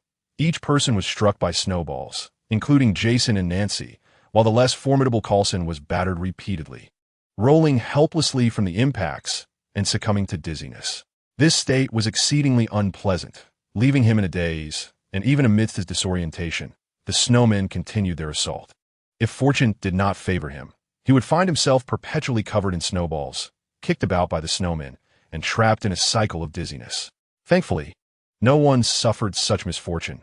They continued to strive against the snowmen, but time was limited, and the Punisher had brought only a finite supply of ammunition. They were left with melee combat, resulting in a gradual decline in their destruction efficiency. In contrast, Tony maintained a consistently high efficiency in obliteration, leading to the highest kill count among them. Yet, as the bell tolled, all the snowmen vanished, and each found a Christmas stocking in their possession. Just as they prepared to depart, the ground trembled violently, and suddenly, a towering snowman, over 100 meters tall, emerged, adorned with a crimson health bar. It let out a furious roar that swelled the snowflakes, and the group sensed the temperature plummeting. Even within his armor, Tony felt the biting cold of the snowflakes. Momentarily taken aback, "Jarvis, what is happening? Why am I feeling this chill? Is the temperature control system malfunctioning?" "Sir, your body temperature indicates all is well. My analysis suggests these snowflakes are directly affecting the soul, and the temperature control system is functioning normally." At this moment, the group understood that something was amiss with the snowflakes. They sought refuge within a building, but these snowflakes could penetrate any material. With no alternative, they directed their attacks towards the colossal snowman. The giant snowman roared and immediately extended its hand, composed of clusters of snowballs. Thus, its method of assault involved relentlessly smashing its hand down upon them. Due to his delayed reaction, Coulson was struck by the hand of the colossal snowman. As the arm was lifted, a frozen Coulson emerged. "Coulson!" Natasha exclaimed loudly. "Uncle Phil is fine, Peter!" Harry shouted. Peter descended from the sky and delivered a powerful punch, shattering the ice, encasing Coulson and restoring him to his normal state, though his body trembled from the cold. "Let's deal with it first," Jason declared, transforming into a werewolf and charging at the snowman. He struck its leg with a punch, causing a slight reduction in the health bar above its head. However, the snowman quickly retaliated, kicking Jason away. Seeing this, the others rushed to attack the giant snowman. It seemed that this event was designed specifically to release the creature only after they had run out of ammunition, forcing them into close combat. The dilemma was that the snowman felt unusual. Its body was springy and soft upon impact, yet remarkably resilient. It appeared that unless they could deplete its health bar entirely, it would be impossible to vanquish it completely. Nevertheless, their melee attacks proved limited in effectiveness. Conversely, Ned's spells and Tony's energy blasts were significantly more potent, each strike visibly reducing the health bar, though the loss was minimal in comparison to its full capacity. Yet, they remained resolute, believing that persistence would ultimately lead to its demise. Chapter 96. Distributing gifts with Tony's final palm laser striking the snowman's head. It instantly depleted the last remnants of its health bar. As the health bar vanished, the snowman collapsed, but several orbs of light emerged. These orbs dispersed, arriving before each individual, and upon contact, they were transported back to Ant's garden. "Ah, you're back. Peter, are you all right?" "Are you okay, Tony?" everyone inquired, to which Tony and the others nodded, indicating their well-being. Just as they were about to ask further questions, the midnight bell tolled, and snow began to fall from the sky, while Ant simultaneously vanished from sight. When Ant's vision returned, he found himself on a sleigh, alongside the renowned Santa Claus, who was piloting a flying reindeer. "Hello there, little one. That is your Christmas gift for me. But you must deliver all the Christmas presents here before you can truly claim it," Santa said with a kindly smile. "Ah, do I get to deliver them?" Ant asked. "Of course. Let's go." With a flick of Santa's reins, the flying reindeer quickened its pace, leaving behind a trail of colorful light that captured the attention of nations around the world. Most importantly, such a Santa Claus exists above nearly every country, and though attempts have been made to intercept him using fighter jets, he merely waves his hand, causing these aircraft to be instantly transported back to their airbases. Furthermore, various interception methods have been employed, all effortlessly dismissed with a flick of Santa's wrist, even nuclear weapons. Consequently, it became evident to them that the Santa Claus before them could not be defeated, leaving them to watch as he came to a halt. Strangely, a chimney manifested beneath him, through which Santa Claus ascended, leaving a gift before departing. This is the case with Santas around the globe, except for the one in New York. "Go ahead, child," Santa called to Annie. With no choice, Annie gazed at the large sack on the rear of the sleigh, opened the bag, and soon pulled out a Christmas gift. He ascended the colorful staircase to the rooftop of the house, and then descended through the chimney. Upon emerging, he found himself transformed. Annie had become Santa Claus. Stealthily, he entered the child's room, gently pushing open the door to place the gift into the stocking. However, just as he intended to leave, he encountered the child's parents. For a moment, all three were taken aback, but quickly, the man lunged towards Auntie. Yet, Auntie effortlessly tapped the air, freezing the man in his tracks. "Shoo," Auntie whispered, placing a finger to his lips to signal silence. Upon witnessing Auntie's extraordinary ability, the child's parents fell silent. "Calm down. I am merely here to deliver Christmas gifts." With that, Auntie returned through the chimney to the sleigh in their presence. Once he departed, the man regained his mobility, and both parents rushed outside, staring in astonishment at Auntie as he rode away on the sleigh. They had always believed Santa Claus to be a figment of imagination, a notion they had entertained in childhood, only to abandon it upon growing older and more mature. Yet, here was Santa once more. The child's parents exchanged glances and hurried back to their child's room, gazing at the softly glowing Christmas gift. They refrained from taking further action, simply watching in silence. Soon, discussions about Santa Claus emerged online, and the streets filled with people gazing skyward. Witnessing this, Santa stood up, erupting in hearty laughter. He then retrieved his bag, scattering an array of Christmas gifts of all sizes downwards. Thus, he continued his descent, while Auntie diligently placed gifts for the children on their bedside tables, until the first rays of sunlight illuminated New York City, at which point Santa finally ceased his activities. What the lead? It has been ages since I delivered so many gifts. It is time for me to go. Child, this is a gift for you. Santa Claus delivered the final Christmas gift to Auntie, and with a gentle touch, Auntie transformed into a cascade of vibrant lights, soaring back to his home. Subsequently, Santa himself morphed into a brilliant spectrum, ascending into the cosmos until he vanished beyond the realms of human exploration.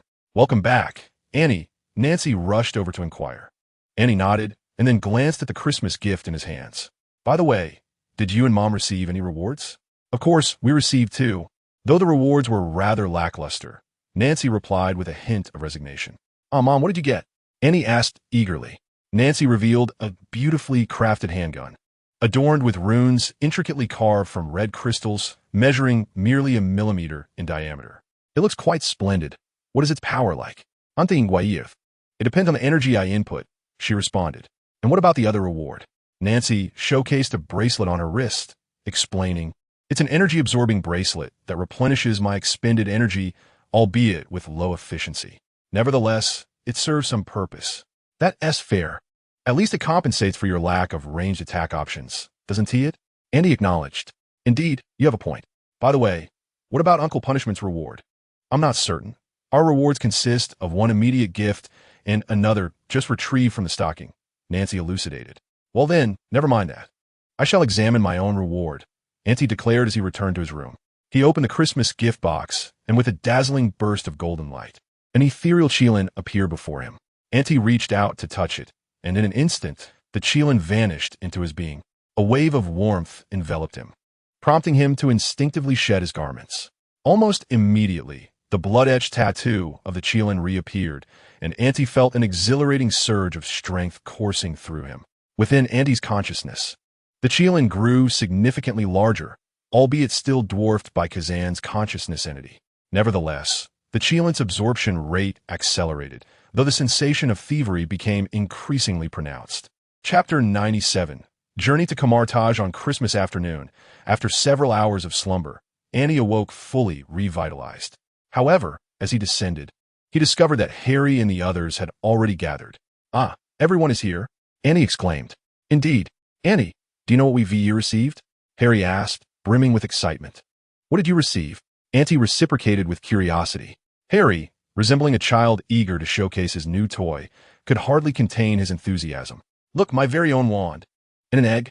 he proclaimed, producing his wand and a peculiar egg. "An egg?" Annie echoed, intrigued.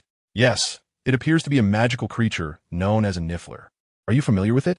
Harry inquired. "It is a creature reminiscent of a rodent, adorned with a long snout akin to that of a platypus, and enveloped in a coat of black fur. Most notably, it possesses an affinity for shiny objects, which it eagerly collects and stows away in its pockets, seemingly endowed with an enchantment that allows for seamless expansion." "Ah, is this its sole ability?" "Indeed, but it is quite endearing, capable of comprehending human speech, making it suitable as a pet," Ant reassured. Harry nodded in agreement, while Peter showcased his rewards, a symbiotic battle suit and a new spider silk formula, which boasted greater strength and resilience. As for Ned, He received a personalized wand and a unique levitation ring. And now he merely needed to learn the corresponding spatial spells to utilize them. Oh, your rewards are impressive, Ant remarked enviously, for compared to theirs, his little Cheelin seemed somewhat unremarkable. Little did Ant know, this small Cheelin surpassed their rewards. As Ant went to freshen up, the sniffle egg in Harry's hand hatched, revealing a fluffy sniffle nestled in his palm. Upon seeing Harry for the first time, the sniffle displayed an affectionate demeanor. However, when Nancy entered, the sniffle became exceedingly excited, darting towards her. Instinctively, Nancy reached out, but Harry quickly exclaimed, "Aunt Nancy, no." Her hand halted mid-motion, yet the sniffle continued its course, climbing up her arm to perch on her shoulder, deftly removing her earrings and necklace, which it promptly stuffed into its belly's pocket. "What is this?" Nancy inquired, placing her takeout down and attempting to grasp the sniffle. The creature, however, evaded her attempts, though its sluggish speed made it an easy target for her. No matter how it tried, it could not escape, ultimately collapsing, panting, in Nancy's palm. A sniffle, a wondrous magical creature. Harmless, Harry quickly interjected, anxious that Nancy might act against it. "It's quite adorable, this little fellow," Nancy said, playfully poking the sniffle with her finger. Exhausted, the sniffle lacked the strength to resist, submitting to Nancy's gentle prodding. Yet, after a brief moment of amusement, Nancy returned it to Harry, who cradled the sniffle close, watching it hastily hide in his pocket. "Mom, I'm back. Are you hungry?" "A bit." "All right, I'll prepare dinner now. Just wait." Ant settled onto the sofa and turned to them, asking, by the way, "I forgot to ask, did you come to see me for something? Did you not say that once the break started, you would take her to learn spells?" Ned spoke up. "Oh right, I completely forgot. How about tomorrow? Does that work for you?" "Great. Can we join as well?" "Everyone, remember to have Uncle Norman prepare everything. We are heading to a village in the Himalayas," Ant declared. Harry nodded in understanding, and soon everyone departed to make their preparations at home. Filled with anticipation, Ned found it difficult to sleep throughout the night. As dawn broke, he eagerly sought out Ant. However, Ant was still asleep. Upon learning this, Ned quietly settled onto the sofa. Nancy, noticing him, strode into Ant's room, yanked the covers off, and a rush of cold air swept in, jolting Ant awake with a shiver. "Mom, what are you doing?" he exclaimed. "Ned's here. Hurry down to keep him company," Nancy instructed. "Got it." Ant mumbled as he groggily made his way to the bathroom. When he finally emerged, he was fully awake. "Yawn, Ned, why are you here so early?" Ant asked. "I couldn't sleep," Ned replied sheepishly. "Come on, let's have breakfast," Nancy called. The two made their way to the dining table, which was laden with hearty sandwiches. Without hesitation, they dug in with gusto. "Ant, I heard you're going to come and teach," Jason said, descending the stairs. "Yeah, what's up, Dad? Are you interested too?" Ant teased. "To be honest, I'm quite intrigued," Jason admitted. "Well then, you can come along." "Mom, how about you? Can I join as well?" Nancy asked, astonished. "Of course. Then I'll tag along too." After they had their fill, Peter arrived, and they all climbed into the luxurious vehicle sent by Norman. They journeyed to the airport, where Norman's private jet awaited them. "You finally made it. Come aboard," Norman exclaimed. "Oh, Uncle Norman, you're here too," Ant said, surprised to see him. "Yes. You mentioned they had a significant number of demon corpses, so I thought I'd see if a collaboration was possible," Norman explained. "I see. By the way, I prepared down jackets for you.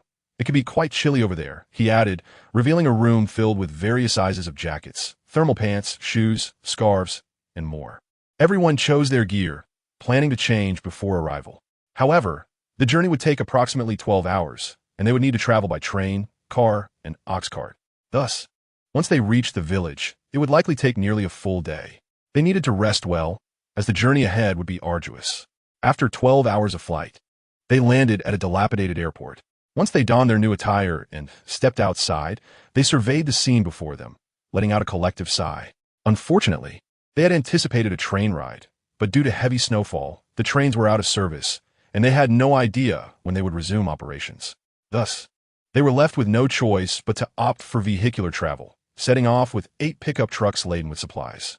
Chapter 98, Taking Apprentice's Boss. We can't go on. The snowfall is intensifying, and we must find a place to rest. In the midst of the swirling snowstorm, the 8 pickups were slowly navigating the road, when the driver of the lead vehicle glanced at the dire conditions and spoke urgently. "All right, let us search for a nearby location to rest."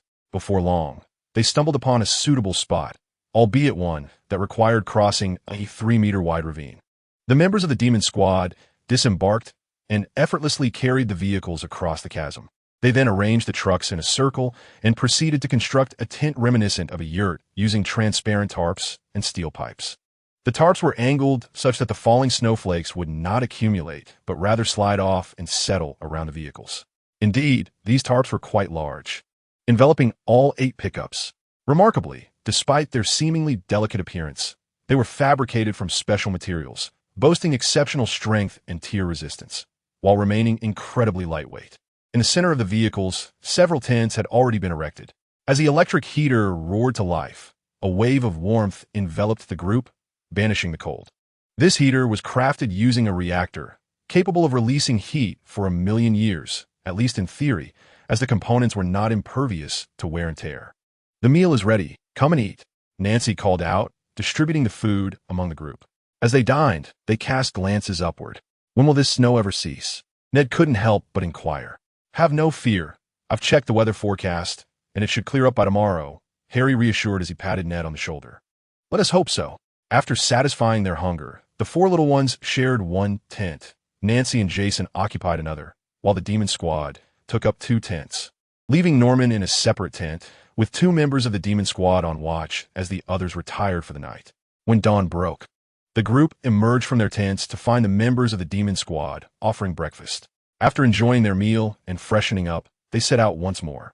It was undeniable that following the blizzard, the weather had transformed into a clear and sunny day.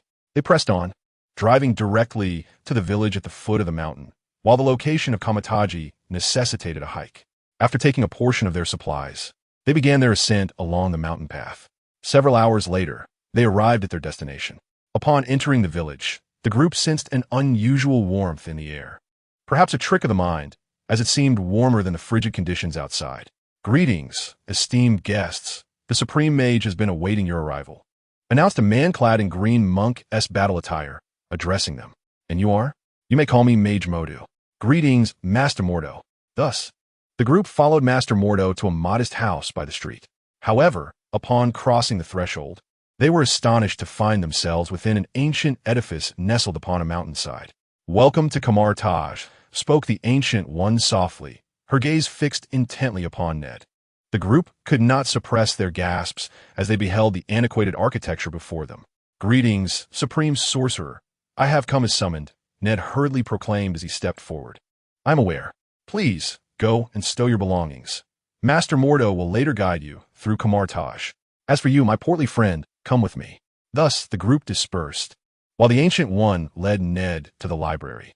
"Supreme Sorcerer Wong, no need for formality. This is my new apprentice, and he is free to peruse the tomes here. What the forbidden texts? Let us refrain from allowing him access to those for now. We shall revisit that once he has grown stronger," the Ancient One replied. "My chubby friend, for now, immerse yourself in the study of these books. When the time is ripe, I shall instruct you in the art of combat."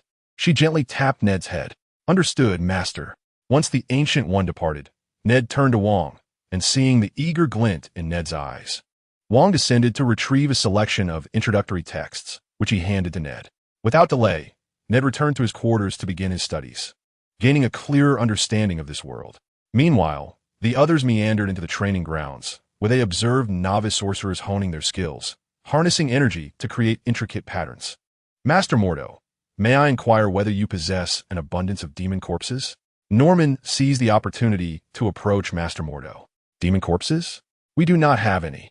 Upon vanquishing a demon, we exile its body," Mordo replied. "Ah, how wasteful," Norman remarked instinctively. "What did you say?" Master Mordo furrowed his brow, questioning him. "It is as such, Master Mordo. I am the chairman of the Osborne Group. Have you heard of us?" Norman was surprised to see Mordo nod, as he had presumed the sorcerers here to be hermits, perhaps even unfamiliar with modern technology, yet they indeed recognized him. "If you know of me, you must understand that the Osborne Group is a biotechnology company.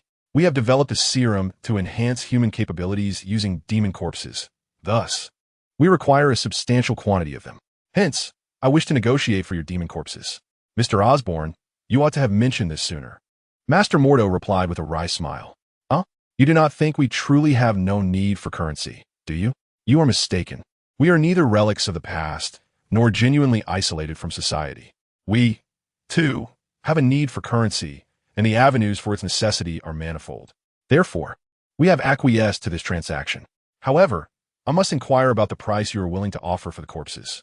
Norman hesitated momentarily, but quickly regained his composure, promptly stating the corresponding prices for each type of demon's remains. After a moment of contemplation, Modu expressed his agreement, subsequently retrieving his smartphone. The two exchanged contact information, agreeing to reach out to Norman for transactions involving demon corpses should the opportunity arise. Thus, Norman's business was concluded, while Jason had gathered ample information, and Nancy was merely there to observe. Well then, Ned has settled in, and Norman's matters are resolved. It is time for you, father and mother, to take your leave, Ant said, addressing Nancy. And what about you? We shall remain here to attend to some pressing matters. You may depart first, Ant replied. Very well. We shall take our leave. Remember to call us should anything arise. Understood? Understood. Thereafter, Modu conjured a portal, transporting them back to the village at the foot of the mountain. Ant and the others chose to remain, fully committed to assisting Ancient One with certain tasks, a prerequisite for Ned's enrollment as a student. Chapter 99. The dimension of the great Luo Tian in an unnamed dimension, which intersects with Earth. Certain dimensional demons can traverse through this fragile realm. However, this diminutive dimension is too weak to permit the entry of formidable dimensional deities. Consequently, these powerful beings either dispatch their avatars or send forth their subordinates, such as the demons of the Lord of Hell. To prevent these demons or the avatars of the deities from entering the earth, mages establish magical formations within these small dimensions. However, these formations pale in comparison to the ones arranged on Earth using the 3 sanctuaries, resulting in occasional incursions by lesser demons. Hence, mages must periodically venture into this realm to eliminate the avatars of dimensional deities, demons, or other subordinates of those deities. At that moment, Ant and his companions were engaged in slaying various demons, avatars of dimensional deities, and elemental beings within this dimension. Finally, that has been resolved. Is there anything else? Ant inquired. The teacher said there is nothing more, Ned replied. Very well, let us return. I also have matters to discuss with the Ancient One, Ant stated. Ned nodded and promptly opened a portal. Harry utilized a spell to transport all the demon corpses and the remains of elemental beings to Camartage. He then requested Ned to open a portal leading to the Osborne Group's warehouse, promptly discarding all the items within. Hello, Ancient One. Please have a seat. Do you require my assistance? Indeed.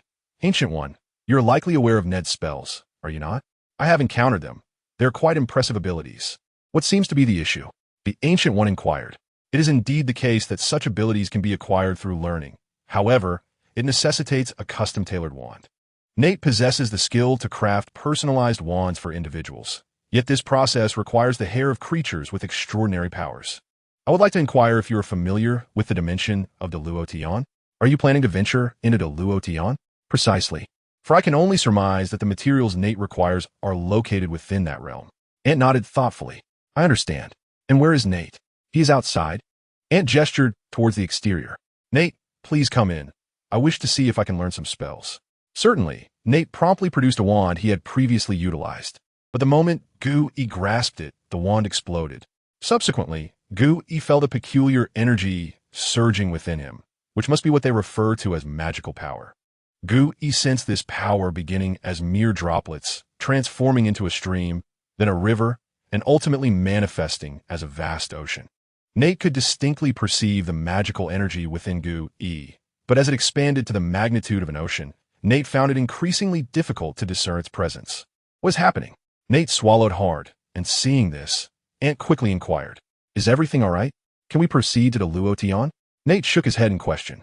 Yes, follow me. Gu-E opened a portal, and the 3 of them stepped through. Upon entry, they were greeted by a plethora of creatures from Chinese mythology, the nine-tailed fox, Dijiang, Phoenix, Qilin, and more. Upon witnessing these beings, Nate's memories pertaining to wand creation began to awaken. He retrieved a box for crafting wands from his storage ring and extracted a piece of oak, then approached the nine-tailed fox. Greetings. May I kindly request a strand of your fur? Nate inquired politely.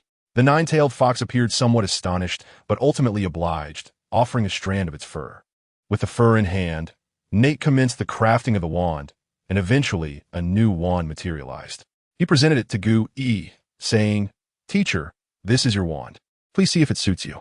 Upon receiving the wand, Gu-E immediately felt her magical energy being unleashed, and a brilliant firework soared into the sky, bursting into a dazzling display. The commotion attracted the guardians of the Luotian dimension, who approached curiously. Meanwhile, Nate also produced a tome of spells, casting a duplication spell upon it, and handing the replicated volume to Gu-E. After receiving it, Gu-E began to peruse its contents and swiftly mastered numerous spells. Quite fascinating, isn't it? So, Gu-E the mage, which do you find more formidable, spells or incantations? Ant inquired with curiosity. Strength is not a matter of superiority. Both methods possess distinct applications for me, Gu-E replied with a gentle smile. Ant pouted slightly, remarking that despite all the discussion, no clear answer had been provided regarding which was indeed stronger. At this moment, the guardians of the great Luo heaven arrived one after another, and upon seeing the Ancient One, they promptly placed their right hands over their hearts and bowed in reverence. "Greetings, esteemed Sorcerer Supreme," they said. "Hello, Ingnan. It has been a long time," the Ancient One replied with a smile. "Esteemed Sorcerer Supreme, may I inquire what brings you to the great Luo heaven?" Ingnan asked, her brow furrowing with curiosity. The Ancient One remained silent, turning her gaze toward Nade, who then stepped forward. "Greetings, guardians of the great Luo heaven. I have come to propose a trade." "A trade? What sort of trade?" Nade then revealed his spell, intending to exchange the teaching of spells for some strands of hair or naturally shed nerves from these beings. Upon hearing this, Ingnan's brow furrowed even more, and for a moment, she was at a loss for words. After a considerable pause, she finally spoke. "May I discuss this further?" Nade nodded, and the three of them, under Ingnan's guidance, proceeded to their dwelling. Many individuals clad in red robes appeared. They were the guardians of the great Luo heaven, tasked with overseeing the soul devourers to prevent them from breaking free of their seals. "Is it the place where the soul devourers are sealed?" Ante inquired, gazing at a wall resembling dragon scales. "Indeed," came the reply. In Ante's view, black threads emerged from the crevices of the dragon scale wall, dissipating into the air. "Sorcerer Supreme, what is that?" he asked. "That is the energy of the soul devourers. However, it is of no concern, for its energy dissipates before reaching Earth." The Ancient One explained. Ante, upon hearing this, chose not to pursue the matter further. Ingnan then arranged for their hospitality while she sought out a respected elder to discuss the trade proposed by Nade. Chapter 100. The End of the Holiday. Returning home, Guangbo, do you think we should agree to their trade? In a well-ventilated hall, a group of guardians clad in red robes gathered, and Ingnan turned to an elderly gentleman for his opinion. "We should agree to it. After all, having an additional means of protection only strengthens our ability to safeguard this place. Moreover, what they seek are merely some strands of hair or naturally deceased nerves, which are of no use to us anyway. Why not give them what they desire?" The elder replied. "What do you all think?" Ingnan asked the others, who nodded in agreement. Seeing their consensus, Ingnan declared, "Since everyone is in agreement, I shall go and discuss it with them." Subsequently, Ingnan approached the group of the Ancient One, who was at that moment learning to wield a wand with Nade's assistance. It must be noted that the Ancient One, having lived for centuries as the Sorcerer Supreme, was quick to grasp these fantastical concepts, having already mastered the majority of spells. Thus, when Ingnan arrived, she witnessed a teapot sprouting legs, making its way to a cup to pour tea, and then the cup, too, sprouted legs to approach the Ancient One. "Is this also a spell?" Ingnan inquired. "Indeed," Nade replied, rising to his feet. "We have agreed to your trade." Ned cast a glance at Ant, then excitedly waved his hand. After all, his exclusive wand with Harry was not impervious to wear, and once it succumbed to damage, they would need to find a suitable replacement, which would entail utilizing these mythical creatures. Subsequently, Ned produced his own wand, summoning the guardians of the Great Realm. Upon their touch, it became apparent that only a scant few possessed magical affinity, merely a dozen or so, but it was still a relatively ample number. Ned then began to scrutinize them closely, gathering raw materials in the vicinity, such as various branches from trees like the sycamore and laurel. Following this, he collected the hair of mythical creatures and the nerves sent over by Ingnan. Before long, an array of wands began to materialize. It is worth noting that Ned's wand-making prowess far surpassed that of Ollivander. With careful observation of those before him, he could craft wands with an exceptional compatibility. Given a wealth of materials, he could even forge wands that were perfectly attuned to their wielders, or even create wands as powerful as the old ones, or perhaps even surpass them. However, the prerequisite for such feats was an abundance of rich materials. Although the great realm boasted numerous mythical creatures, the variety was somewhat limited. After toiling for nearly a whole day, the dozen or so individuals had each received their exclusive wands, and Ned also provided them with a compendium of elementary spells. Once they had practiced the spells to a sufficient level of proficiency, he would instruct them in more advanced incantations.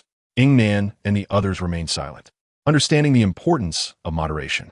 After concluding their tasks, Ned opened a portal leading to the basement of his home, which had long been renovated. He stored all the collected hair, nerves, branches, and other materials inside. With these preparations made, Gu-E and the others returned to Kamartaj. Well, I have nothing more to teach you. What you must now do is immerse yourself in books to cultivate your knowledge.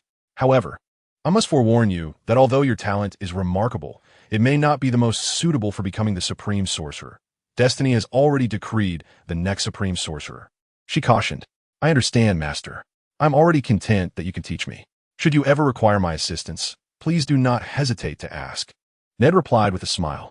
Observing his chubby little face, Gu-E chuckled softly and playfully pinched his cheek. The smaller dimensions had also been cleared, and with that, there was little left for them to attend to. Ant and Peter chose to return home, while Harry and Ned remained behind, Ned to delve into his studies, and Harry in hopes of gaining combat experience from Mordo. Harry recognized that his current shortcoming lay in combat experience, and he had been the most proactive in the recent dimension-clearing efforts, honing his skills through encounters with the demons, elemental creatures, and avatars of dimensional gods within those realms. Although there has been some improvement, it remains limited. Thus, he set his sights on Modu, who in turn found this eager young lad quite commendable and readily imparted knowledge to him. Meanwhile, aside from reading, Ned dedicated his time to crafting wands for those endowed with magical talent. Individuals carefully selected by the Ancient One. After all, not everyone can retain their core essence upon acquiring such powers. It is crucial to understand that certain spells are exceedingly unique, such as the Forgetfulness Charm and the Confundus Charm. If such spells were misused by unscrupulous sorcerers within human society, chaos would undoubtedly ensue. Therefore, the chosen ones were vetted through the eye of Agamotto. When the Christmas holiday came to a close, Ned bid farewell to the Ancient One, and Harry exchanged parting words with Modu.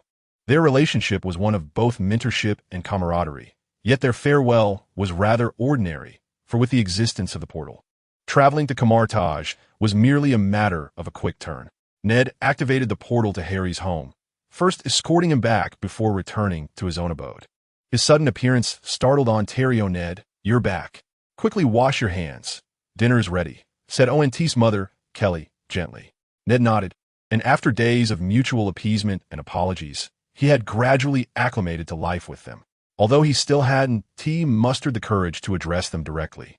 At the very least, he no longer displayed a sullen demeanor. Grandpa, Grandma, I'm home, Ned called out exuberantly. Ned, you're back. Come join us for dinner, replied his grandmother. Where's Diana? Ned inquired, noticing the absence of his sister. Diana has recently made a new friend and had lunch over at their place today, his grandmother replied, while serving him a generous portion. Oh, I see, Ned responded, not probing further as they commenced their meal. Ont sat across from Ned, seemingly wanting to say something, yet every time a thought crossed his mind, he hesitated until after Ned had finished eating, when he finally noticed Ont's unusual demeanor. Do you have something to share with me? Ned asked softly, looking at Ontario. Ont, taken aback by Ned's willingness to engage, quickly replied, well, there's a new religion called the Folding Sect that wishes to collaborate with us, but I sense something amiss about them. I wanted you to accompany me to ascertain whether they are malevolent beings. The Folding Sect? When? Tomorrow. All right, I understand. I will bring Ant and the others along to assist you. With that, Ned departed, leaving Ont with a smile, matched by Kelly's own cheerful expression. Chapter 101. The troubles of the Folding Sect at Ned's home. Ont, Peter, and Harry gathered together, savoring the cookies Kelly had baked while listening to Ont's explanation. Just as Ont was about to speak, The voices of Diana and an unfamiliar companion echoed from outside the door. "Ah, father, brother, you are all here. This is my newly acquainted good friend, Gil Valentine." Ant and the others greeted the girl before her, and soon, the little girl was whisked away by Diana to the upper floor. "Uncle Ant, having heard so much from you, it seems that this so-called Falding sect is indeed nefarious, and I have already surmised their true identity. May I inquire about the nature of your collaboration?" Ant asked. Uncle Ant nodded and slowly began to explain. "They have taken note of our Leeds family's prowess in media and wish for US to promote their Falding sect on platforms like Facebook, Twitter, and YouTube." "Are you familiar with this religion?" Ant inquired. "Not extensively, but according to my subordinates, they appear to be quite prominent in Mexico, with many Mexicans joining this Falding sect." Ant replied, rubbing his nose in resignation. "What is it, Ant?" "The situation has become troublesome," Ant said, closing his eyes. "What do you mean?" "Dormammu." At the mention of this name, Ned appeared visibly shocked. "What? Dormammu? Is that for real?" "Of course it is real. Why would I deceive you? Dormammu is, in essence, a dimensional energy entity associated with Falding. For certain reasons, it has entered the dark dimension and, through various means, seized control of its authority, thus becoming the dark dimension's malevolent deity and elucidated. So, the Falding sect venerates what you call Dormammu?" "Precisely. The current predicament is beyond our capacity to handle. We must enlist the aid of national powers, and not just one nation can resolve this," Ant asserted. "How about you first assist me in dealing with them?" "They are currently waiting for me in my office." Uncle Ant glanced at his phone and chuckled ruefully. "Very well, let us proceed, Uncle Ant." They then drove to the Leeds group and took the elevator to Uncle Ant's office. Upon opening the door, they discovered a strikingly handsome yet slender young man clad in a pure black robe, elegantly seated on the sofa, with a girl in a purple robe sitting quietly beside him.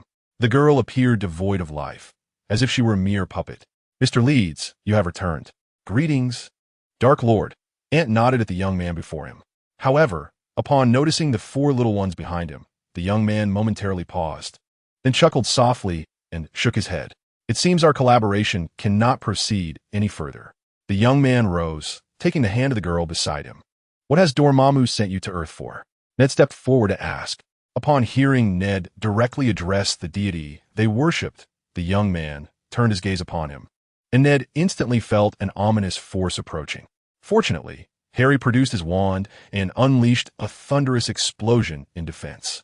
Otherwise, Ned would likely face dire consequences. Upon witnessing their audacity to confront him, he promptly drew the two into the mirror dimension, and thus the battle commenced. The young man recognized the formidable nature of these four little rascals and swiftly repelled them, subsequently opening a portal to exit the scene. "Ned, Annie, are you all right?" Upon their reappearance, Auntie hurriedly inquired. "We are fine, Uncle Annie," replied Annie. Meanwhile, Ned shook his head. After dispatching the young man and the girl, Auntie contacted Coulson.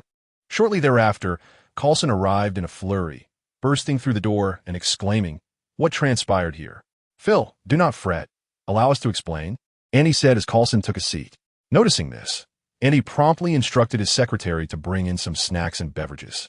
As they indulged in refreshments, Auntie conveyed the dangers posed by the Falding cult to Coulson. "If I understand correctly, this Dormammu seeks to draw Earth into the dark dimension, sending these individuals here to propagate the Falding cult. Their objective is to sabotage the array or to offer Earth as a sacrifice. Is that the essence of it?" "Roughly speaking, yes. I will devise a means to thwart their plans." "Is it not possible to eliminate them all?" Harry queried, perplexed. The group turned to Harry with astonished expressions, surprised by the ferocity of his suggestion. "Harry, are you certain? Is it not so? Since they have joined the Falding cult, they must surely worship Dormammu. Annie just mentioned that these worshippers are marked by the dark dimension, and Dormammu can summon them into that realm at any moment, correct?" "Harry, the situation is not as simplistic as you presume. If it were, nations would not need to intervene. We could take matters into our own hands," Auntie retorted, rolling his eyes. "Oh, understood." Harry pouted, resolved to inquire with Norman that very night. After bidding farewell to Coulson, Ned quickly opened a portal, and they returned to the academy, for it was their final day at school before the winter break commenced. This day could also be deemed a day of reflection, essentially a day for the announcement of results and the distribution of various awards, predominantly monetary prizes, with a few electrical gadgets as rewards. "Auntie, You have finally arrived. Hurry, come up to receive your awards. The homeroom teacher called out to Annie and his companions. For their scores were tied for first in the entire grade. After they collected their certificates and cash rewards, they returned to their seats. The proceedings continued with speeches from various representatives and discussions on holiday safety, leading Annie to momentarily feel as if he had transported back to his carefree days as a young student in Huagua. After nearly 3 hours of speeches, they were finally allowed to return to their classroom. The homeroom teacher, likely aware of the growing impatience among the students, simply said a few words and distributed the rewards before instructing everyone to tidy up. Once the cleaning was completed, they boarded the school bus, marking the beginning of their 2-month winter vacation. Since it was the last bus ride of the semester, Harry and Ned opted to take the bus as well, planning to disembark at Anter's house. By the way, what are your plans for the winter break? Anter inquired, looking at Ned and the others. However, one by one, they shook their heads, uncertain about how to spend their holiday. Let us head to my house first, and we can think of something later. Sound good? Chapter 102. The drafted at Anter's home, the 4 little ones lay on the floor, boredom etched on their faces.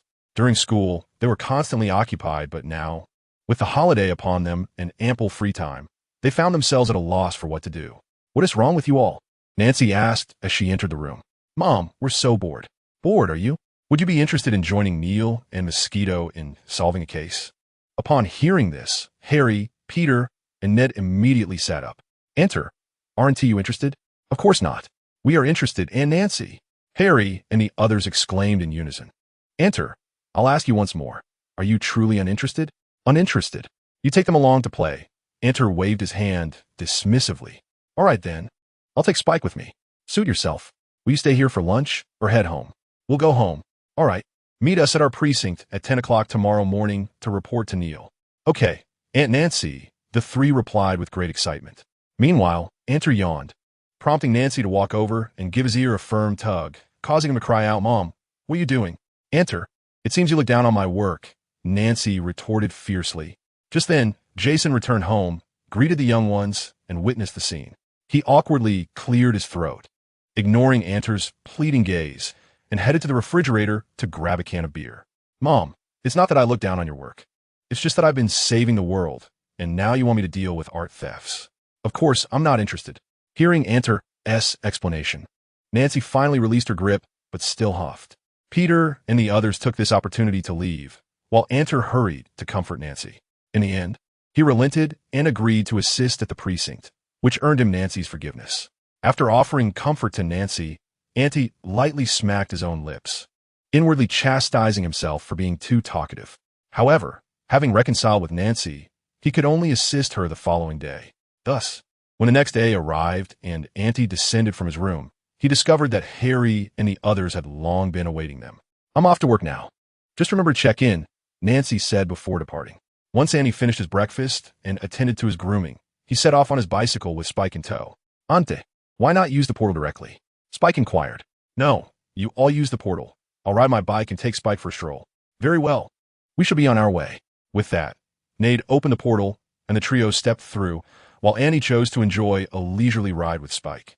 At that moment, Spike, who was typically adorned in silk and silver, surprisingly bore a faint golden hue upon his forehead.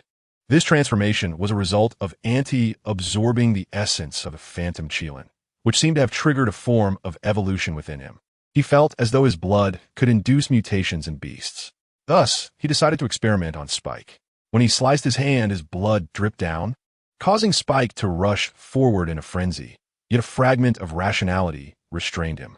Ultimately, Ant signaled for Spike to lick his blood, prompting Spike to comply.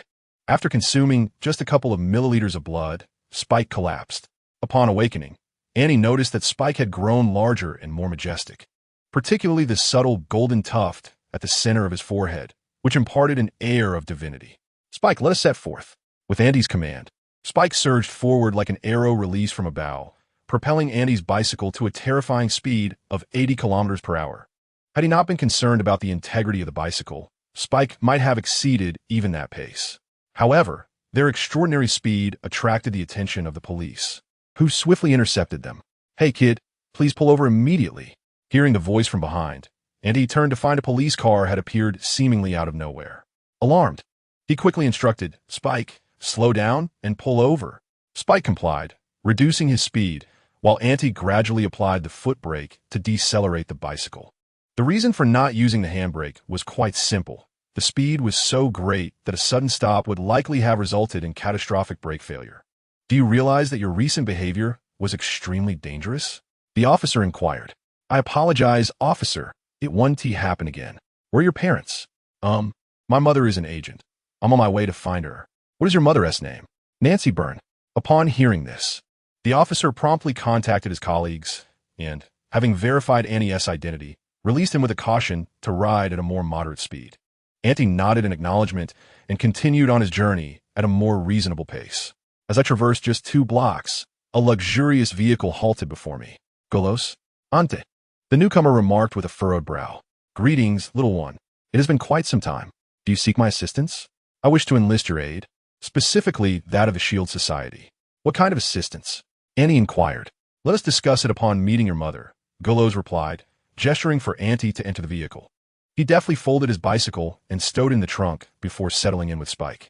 Inside the car were Narita and Iron Tower, who greeted Auntie before Narita resumed her diligent typing, seemingly engrossed in her tasks. Before long, they arrived at the precinct's entrance. Golos, Auntie, and Spike disembarked. The passing agents greeted Annie, for Spike was undeniably renowned, albeit only within their precinct. Soon, the trio made their way to Nancy's office. As Golos approached, Nancy instinctively sensed his presence and released a formidable aura, which enveloped Golos in a wave of overwhelming pressure. Fortunately, Nancy quickly tempered her energy, otherwise, Golos might have found himself kneeling. Golos, what brings you here? Nancy asked with curiosity. Your Majesty, we require your assistance. Your Majesty, Nancy exclaimed, visibly excited. As you are of pure blood lineage and royalty, we honor you with the title of Your Majesty. There is nothing inappropriate about it. If you wish for my help, you must address me differently. Very well, Ms. Nancy, Golos conceded. Now, what is it that you need from me? Nancy inquired, her gaze fixed upon him. Golos sat opposite Nancy, pausing in silence before he heaved a deep sigh. Chapter 103. The Mutant Vampires. After a moment's contemplation, Golos spoke with gravity. There is a grave issue among the vampires. Vampires? Indeed. A mutated species has emerged within our kind, feeding upon the blood of vampires. While they do not consume human blood, they inflict the most heinous atrocities upon humanity. Each time they ingest a vampire's blood, their power increases exponentially. The vampire realm is descending into chaos. Were it not for our mixed blood kin standing against them, these mutated vampires would have long since decimated our kind, Golos lamented. Are you suggesting you wish to leverage human forces to aid you? Precisely, for should the vampire lineage be annihilated, these mutants would undoubtedly disrupt the balance. As they're uncontrollable, Golos articulated. I understand, but we need to deliberate further, Nancy responded thoughtfully. Very well, here's my contact information, Your Majesty, Ms. Nancy. Once you have conferred, please inform us whether you are inclined to assist us or not. After Nancy accepted the business card, Gloss turned and departed. Ant, you should go and report to Neil, Nancy stated without raising her head. Ant nodded and, accompanied by Spike, sought out Neil in the adjacent office. At that moment, a group was gathered around a whiteboard, which displayed several photographs. Ant, you've arrived, one of them said.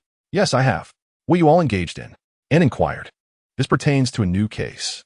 A forger known as the Dutchman has suddenly brought a collection of old Spanish fairy tale books through customs. Our informant from the Commercial Investigation Bureau has indicated that these fairy tale books are crucial to the Dutchman's next scheme. To prevent him from discovering that we received prior knowledge, we can only detain these books for a day, Peter explained to Ant. So what stage are you at now? Ant asked. We are contemplating why the Dutchman would go to such lengths to transport these fairy tale books by plane, came the response. Have you examined the fairy tale books? Ant continued. We have, and there is nothing particularly remarkable about them, was the reply. Ant gazed at the books on the table, then opened one and handed it to Neil. You are the expert. Can you not discern anything unusual? Neil took the fairy tale book, observing the blank pages and recalling Ant's earlier remarks. He promptly produced a small knife, delicately slicing open the seam of the blank page, revealing a piece of Spanish parchment dated 1944 in his hand. Now, we merely need to investigate what he intends to forge with all this old Spanish parchment, Ant remarked. What do you think he aims to counterfeit? How should I know? You're the specialists in this area. However, it is not difficult to speculate. Firstly, the item he wishes to forge must be roughly the same size as this paper, or perhaps even precisely this size. Furthermore, it must relate to Spain, and most importantly, it must hold significant value. You can conduct your investigation within those parameters, can you not? Found it. The Spanish victory bonds, issued by the Spanish government during World War II's imminent conclusion, exist with one currently housed in the National Archives in New York as part of their collection. Moreover, these bonds are redeemable indefinitely. Based on the current exchange rate, a bond with a face value of $1,000 can be exchanged for $250,000. Ned announced, turning his laptop to display information about the bond, including its dimensions and detailed specifics. Let us go and verify our hypothesis, Ant declared. The group boarded Harry's extended Lincoln, with Mosquito at the wheel, and they journeyed to the National Archives. There, through Neil's consultant status, they met with the director and requested to examine the bond. The director readily acquiesced, and after Neil scrutinized it closely, he remarked, "This is a counterfeit." Although the paper is indeed parchment from 1944 produced by the Spanish government, the dye used is evidently recent, as its scent has yet to dissipate. As Neil handed the bond to the curator leaned in to inhale its faint, acrid scent, instantly realizing that Neil's assertions were indeed accurate. It was likely that the Dutchman had visited this place twice, the first time to scrutinize the genuine bond meticulously, and the second to substitute the counterfeit for the authentic one. Thus, when he sought to redeem the forged bonds in bulk, he would need to verify their authenticity at the National Archives, where the original bond had long since been replaced by the counterfeit. At that juncture, even if discrepancies were discovered, there would be no means to prevent his redemption. With the Dutchman's criminal methodology elucidated, the next step was to locate him and bring him to justice. This was where Mosquito's expertise would come into play. Renowned in this circle, Mosquito swiftly tracked the Dutchman's whereabouts. However, the challenge lay in the fact that the Dutchman was ensconced in a legally rented warehouse and without concrete evidence. The prosecutor would not authorize a search warrant. Yet, this posed no insurmountable barrier for Neil and his team. After all, they were not true agents, merely consultants. They employed a few clever tactics to effortlessly apprehend the Dutchman. Witnessing the capture of the Dutchman, Harry, Peter, and Ned displayed expressions of pride, while Neil offered a few encouraging words, further igniting the trio's enthusiasm and eagerness to partake in the next case. However, such cases did not arise continuously, leaving them to meander within the precinct, albeit without disrupting the officers at work. Notably, each of the trio possessed unique qualities, rather than causing chaos. They proved to be quite helpful. For instance, Ned ventured into the department responsible for cybersecurity, where the team was grappling with a virus that specifically targeted stockbrokers, locking their computers until a ransom of $50,000 was paid. Given that these brokers' computers housed a wealth of confidential information and were essential for their work, many opted to pay the ransom. After all, $50,000 was a trifling sum for them, and the virus creators had anticipated this mindset, recognizing that the cost paled in comparison to the time lost. Initially, the virus would have continued to spread unabated until one stockbroker, having been extorted 3 times in quick succession, finally reported it to the authorities. As investigators delved deeper, they uncovered that this virus was not only proliferating in New York, but also across the globe, involving a staggering sum of $1 billion, prompting serious concern. Ned's involvement provided a serendipitous opportunity. He managed to devise a method to neutralize the virus and subsequently developed an effective antidote, utilizing their accounts to trace the perpetrator. Thus, the agents were able to effortlessly apprehend these hackers. Not only Ned, but also Harry and Peter contributed to varying degrees, expediting the resolution of the case. They remained until nightfall, reluctantly departing from the scene. Chapter 104. The frantic mutant vampire in the car. Neil sipped the red wine while observing the incessantly chattering trio, a smile involuntarily gracing his lips. Just then, Mosquito abruptly slammed on the brakes. Fortunately, everyone was strapped in, or they might have been flung from their seats. However, Neil's wine was not so fortunate, spilling across the carpeted floor. "What's wrong, Mosquito?" "Suck, suck, vampire!" Mosquito exclaimed in terror. The others immediately turned their gaze forward, where they beheld a woman in anguish, and behind her, a man hunched over, feeding on her neck. As the man's consumption of her blood intensified, The woman's body began to wither, ultimately transforming into a mere skeleton. Witnessing this horrifying scene, Mosquito froze in fear, while the man seemed to realize his actions had been observed. He stepped out from the alley, standing beneath the streetlight, his pallid skin and prominent veins starkly visible. Most alarming, his pupils were mere pinpricks. He opened his mouth, revealing 4 elongated fangs, and an exceedingly long, forked tongue sent Mosquito into a panic, yearning to escape. But Ant extended a hand to restrain him. "Calm down, Mosquito. We are here." At this moment, Mosquito recalled the presence of Ant and the others, their previous battle with the Scorpion Emperor vivid in his mind, allowing him to regain his composure. Yet, in the next instant, the man's jaw split open, his mouth blooming like a flower. This shocking sight shattered Mosquito's final strand of courage. He flung open the car door and fled. The man, upon noticing, lunged after him with astonishing speed. Just as his hand was about to grasp Mosquito's shoulder, a gleaming silver scythe severed his arm. The man then felt a tremendous force strike his chest, sending him hurtling backward. "It's a mutant vampire. Harry, sever his head." Upon hearing Ant's command, Harry transformed into a blur, leaving only a streak of white light in his wake, and soon after, the mutant vampire's head fell slowly to the ground. However, the most alarming revelation was that the creature was not dead. Copious amounts of thick, viscous blood surged from the severed neck, resembling a symbiotic entity, reattaching the head to its body. At this moment, the mutant vampire comprehended that this child was beyond his capabilities, attempting to flee. Yet, Harry was swifter, this time cleaving through both of his legs, rendering him immobile. The mutated vampire sought to reclaim its severed legs in the same manner, yet Harry unleashed a thunderous explosion, obliterating the legs entirely, followed by an inferno that left not a trace behind. When asked if he needed information, Ant replied, "No need. Let us simply eliminate this abomination. It is utterly revolting." Observing the scene, Harry withdrew his wand, preparing to act when a soft, mellifluous voice interrupted. "Please hold on, Mr. Osborn." The group turned to see Narita and Titan, having mysteriously arrived. "What is it? May we handle this?" Narita inquired. "Certainly," Harry replied with uncharacteristic ease, leaving Narita momentarily at a loss for words. It was Titan who took action.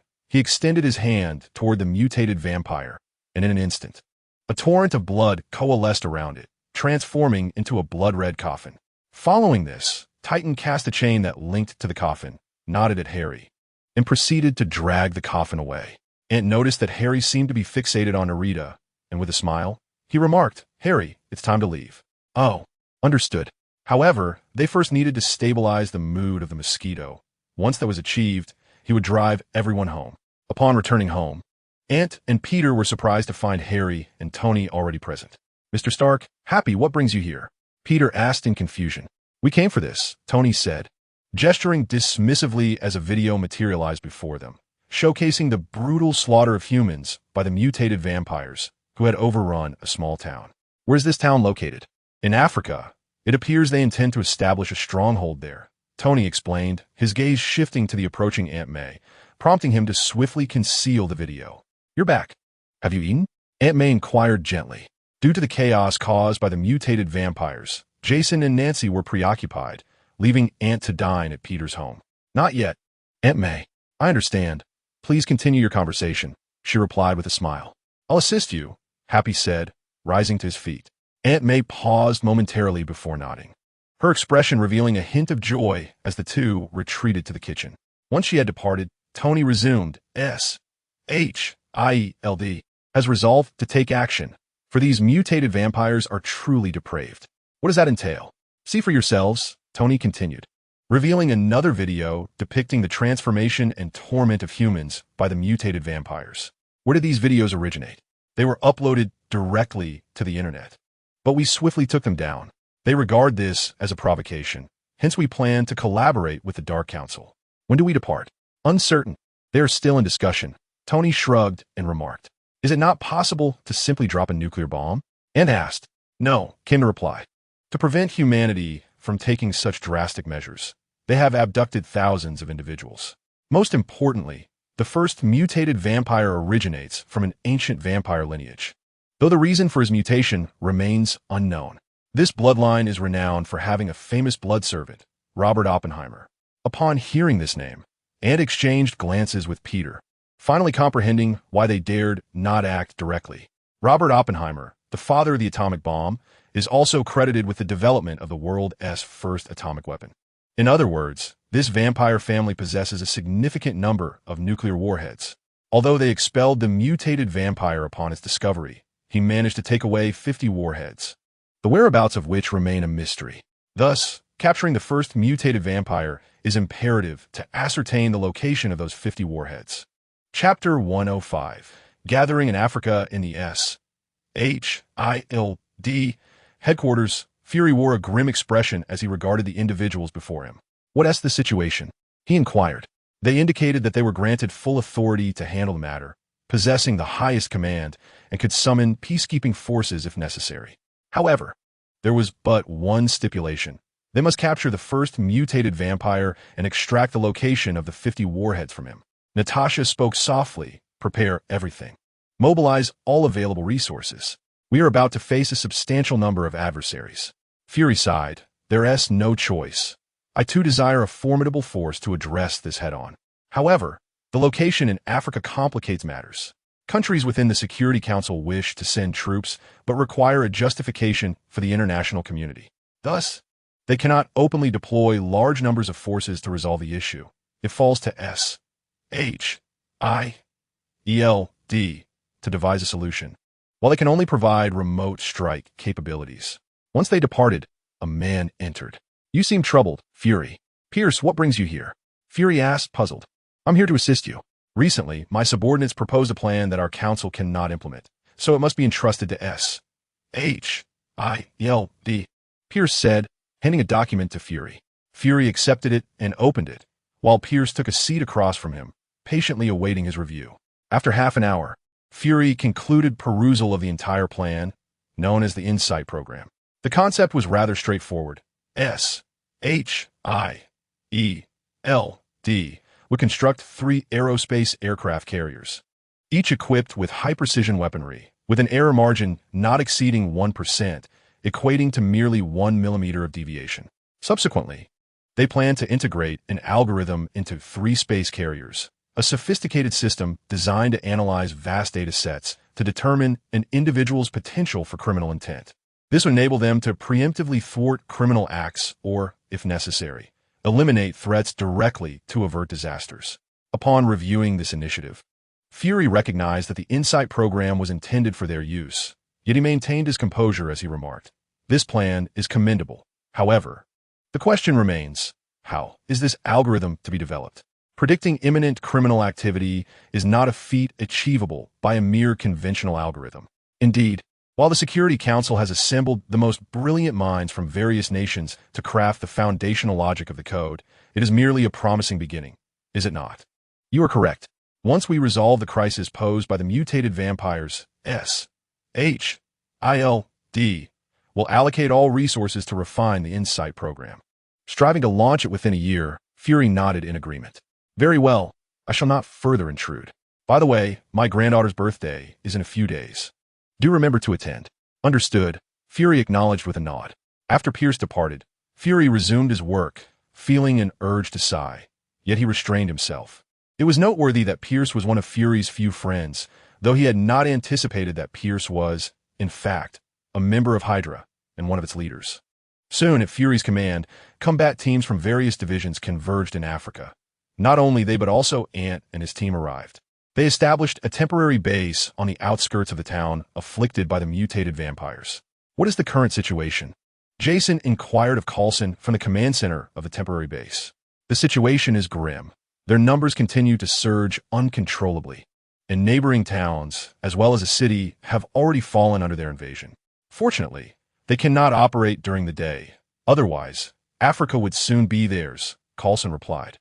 "Duke Gloss, could you enlighten us on the vulnerabilities of these mutated vampires?" Jason asked.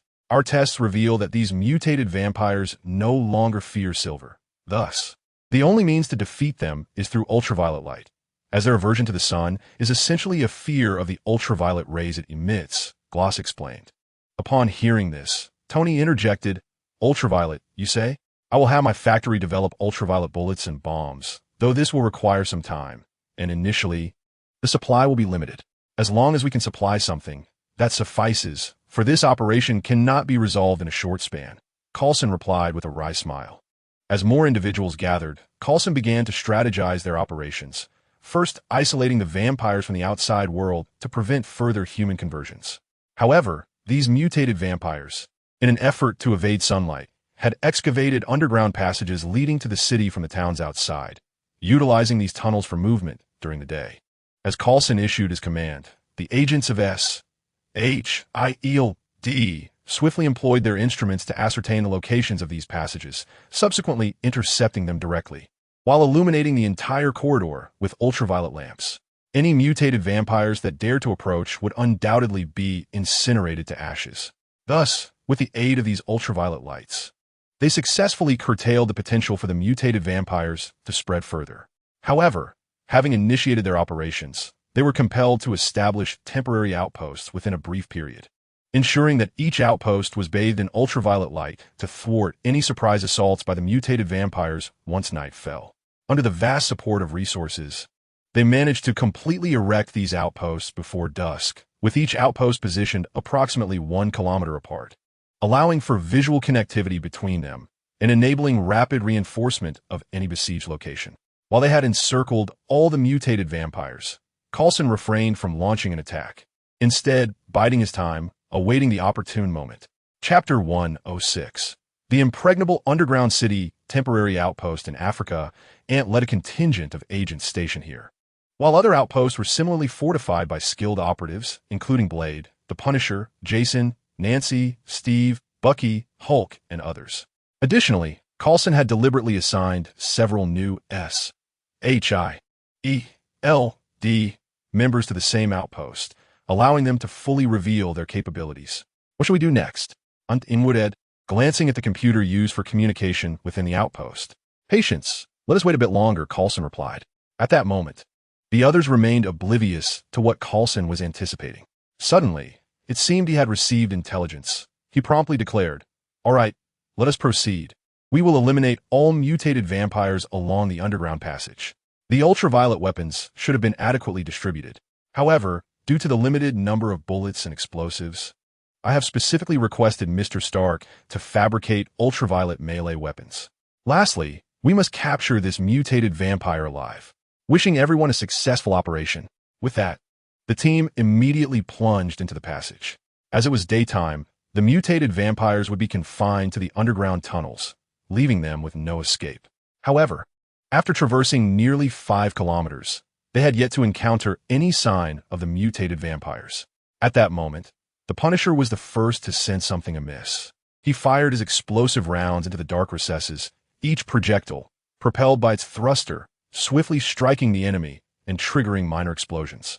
Within these tunnels, the potency of such small detonations was exponentially amplified, yet, against the armored Punisher, their threat was negligible. Although the explosive rounds could not effectively eliminate the mutated vampires, they incapacitated them, prompting the agents behind him to draw their ultraviolet melee weapons and deliver finishing blows. As an increasing number of mutated vampires emerged, the team instinctively deployed ultraviolet grenades. These explosives, upon detonation, would not release shockwaves or heat blasts, but instead emit a copious amount of ultraviolet light. With the aid of these ultraviolet bombs, they effortlessly dispatched wave after wave of adversaries. However, as previously mentioned, even with the factory operating at full capacity, Tony could only produce a limited number of bullets and bombs in such a short time. Consequently, the Punisher soon exhausted his supply of ultraviolet bombs. Left with no choice, they had to rely on ultraviolet rounds and explosive arrows. Yet, these mutated vampires surged forth like an unending tide, and ultimately, they had expended all their ammunition. Not only did they find themselves in dire straits, but Blade's team also faced relentless onslaughts, as the mutated vampires seemed to perceive their two squads as the weakest link. As the sound of empty magazines echoed, the team members, resigned to their fate, drew their melee weapons, and even the Punisher joined their ranks. Yet, they seemed to overlook the fact that the Punisher, as a primordial Astartes, possessed extraordinary reflexes and speed, actions imperceptible to the untrained eye. Thus, like a relentless meat grinder, the Punisher charged forward, wielding his great sword and methodically slaughtering the mutated vampires. He could sustain combat for hours on end, bolstered by a performance-enhancing stimulant within his power armor, a substance far beyond contemporary human enhancements. Akin to the potent drugs from the Warhammer universe that allowed warriors to fight for days without respite. For instance, during the War of the Webway, the elite troops, upon discovery, were found with their veins drained of blood, filled instead with various concoctions. It is said they were literally worked to death, overwhelmed by an endless horde of demons, reducing their formations from thousands to mere hundreds. Such is the potency of the stimulants in the Warhammer world. Soon, the mutated vampires realized the Punisher's efficiency in annihilating them was alarmingly high. They had already lost a considerable number in this corridor alone. To ensure the success of their plan, the mutated vampires retreated. The Punisher halted, observing their retreat with a furrowed brow. Such intense combat barely constituted a warm-up for him. However, Blade's situation was far graver. Although he held the line under pressure, he could not match the Punisher's capability to drive back the mutated vampires. As they appeared on the verge of encirclement, Blade shouted, "Retreat." The agents, witnessing this, immediately hurled their remaining ultraviolet bombs and fled without looking back, Blade following suit. Although the bombs cleared a small area, it was less than half a second before the multitude of mutated vampires filled the space once more, madly pursuing Blade and his team.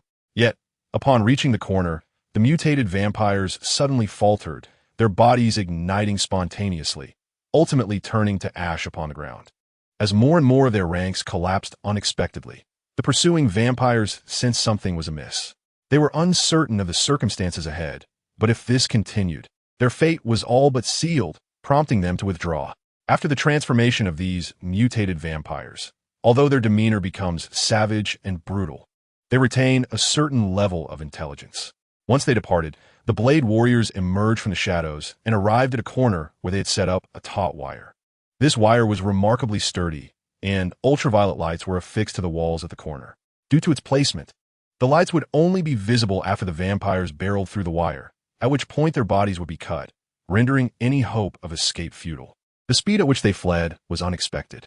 With a sigh, the Blade warrior dismantled the wire and declared, "Let us continue." After tidying up, he addressed the agents.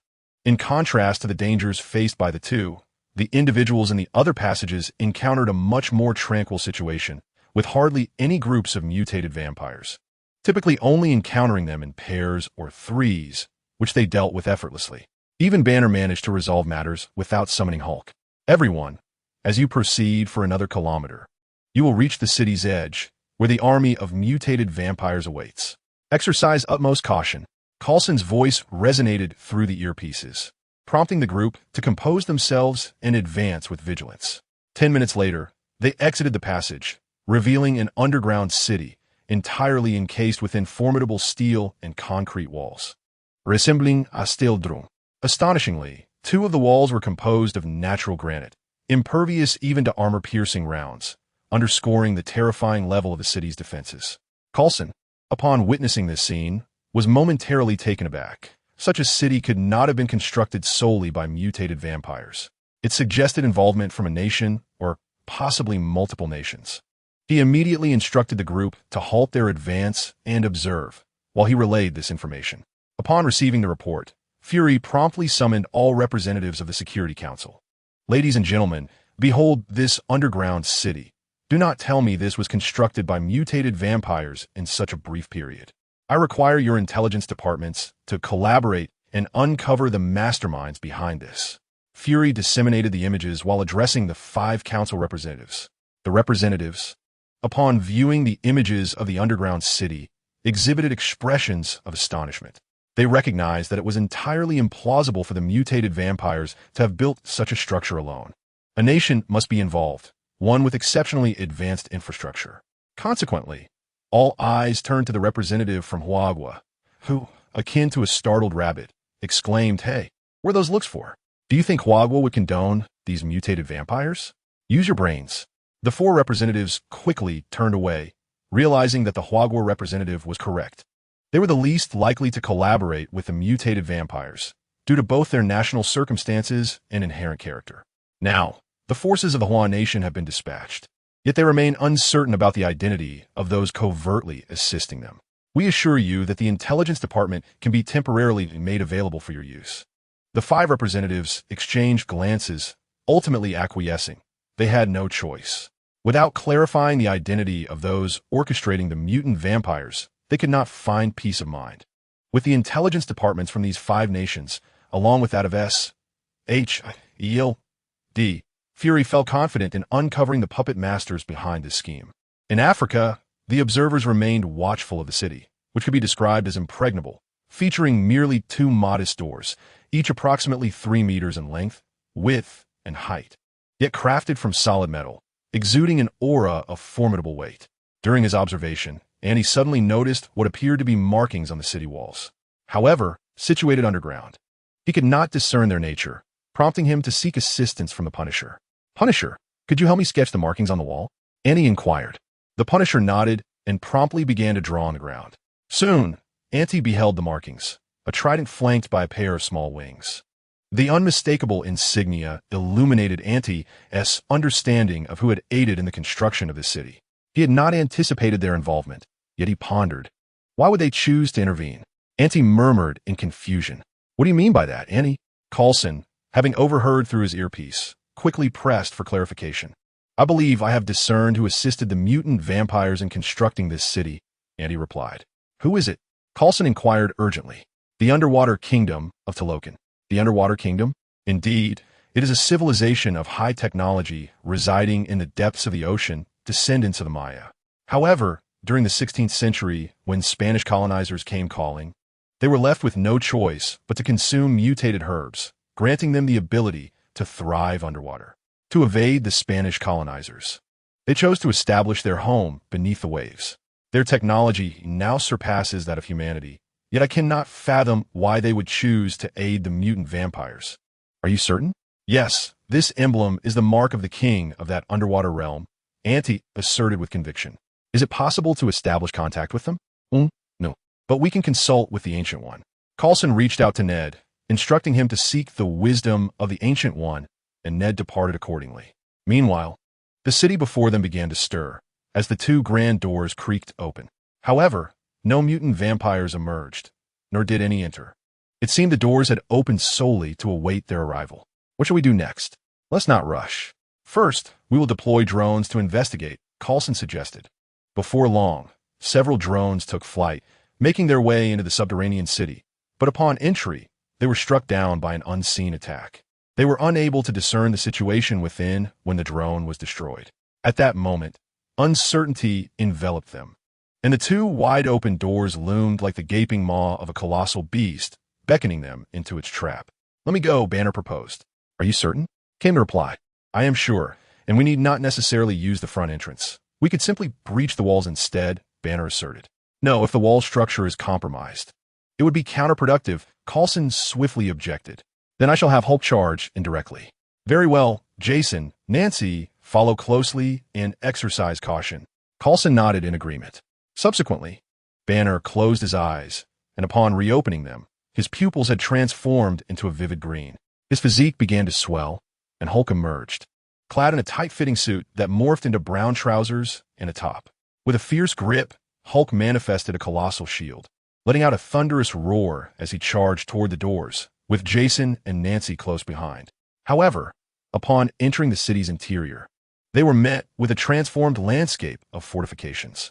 As they crossed the threshold, a barrage of heavy machine gun fire erupted towards them. Hulk instinctively positioned the shield before him. The sheer volume of bullets pushed him back despite his formidable strength. "Hulk, take down a fortress!" Jason shouted, responding to the command. Hulk honed in on the nearest bastion and surged forward like a high-speed tank, crashing against its walls. To his astonishment, the impact failed to breach the fortress, which appeared to be constructed from a peculiar metal that even Hulk's might could not penetrate. At that moment, Harry intervened, casting an unlocking spell at the fortress door, which swung open. Hulk, impatient from the relentless gunfire, rushed inside, finding himself amidst bewildered, mutated vampires. Without hesitation, he unleashed his fury, turning them into mere pulp. As Jason and the others entered, they swiftly ensured no survivors remained. Thus, they secured a fortress, but soon found themselves under fire from all surrounding strongholds. To evade stray bullets, the group hastily barricaded the openings. What now? Harry expressed his frustration.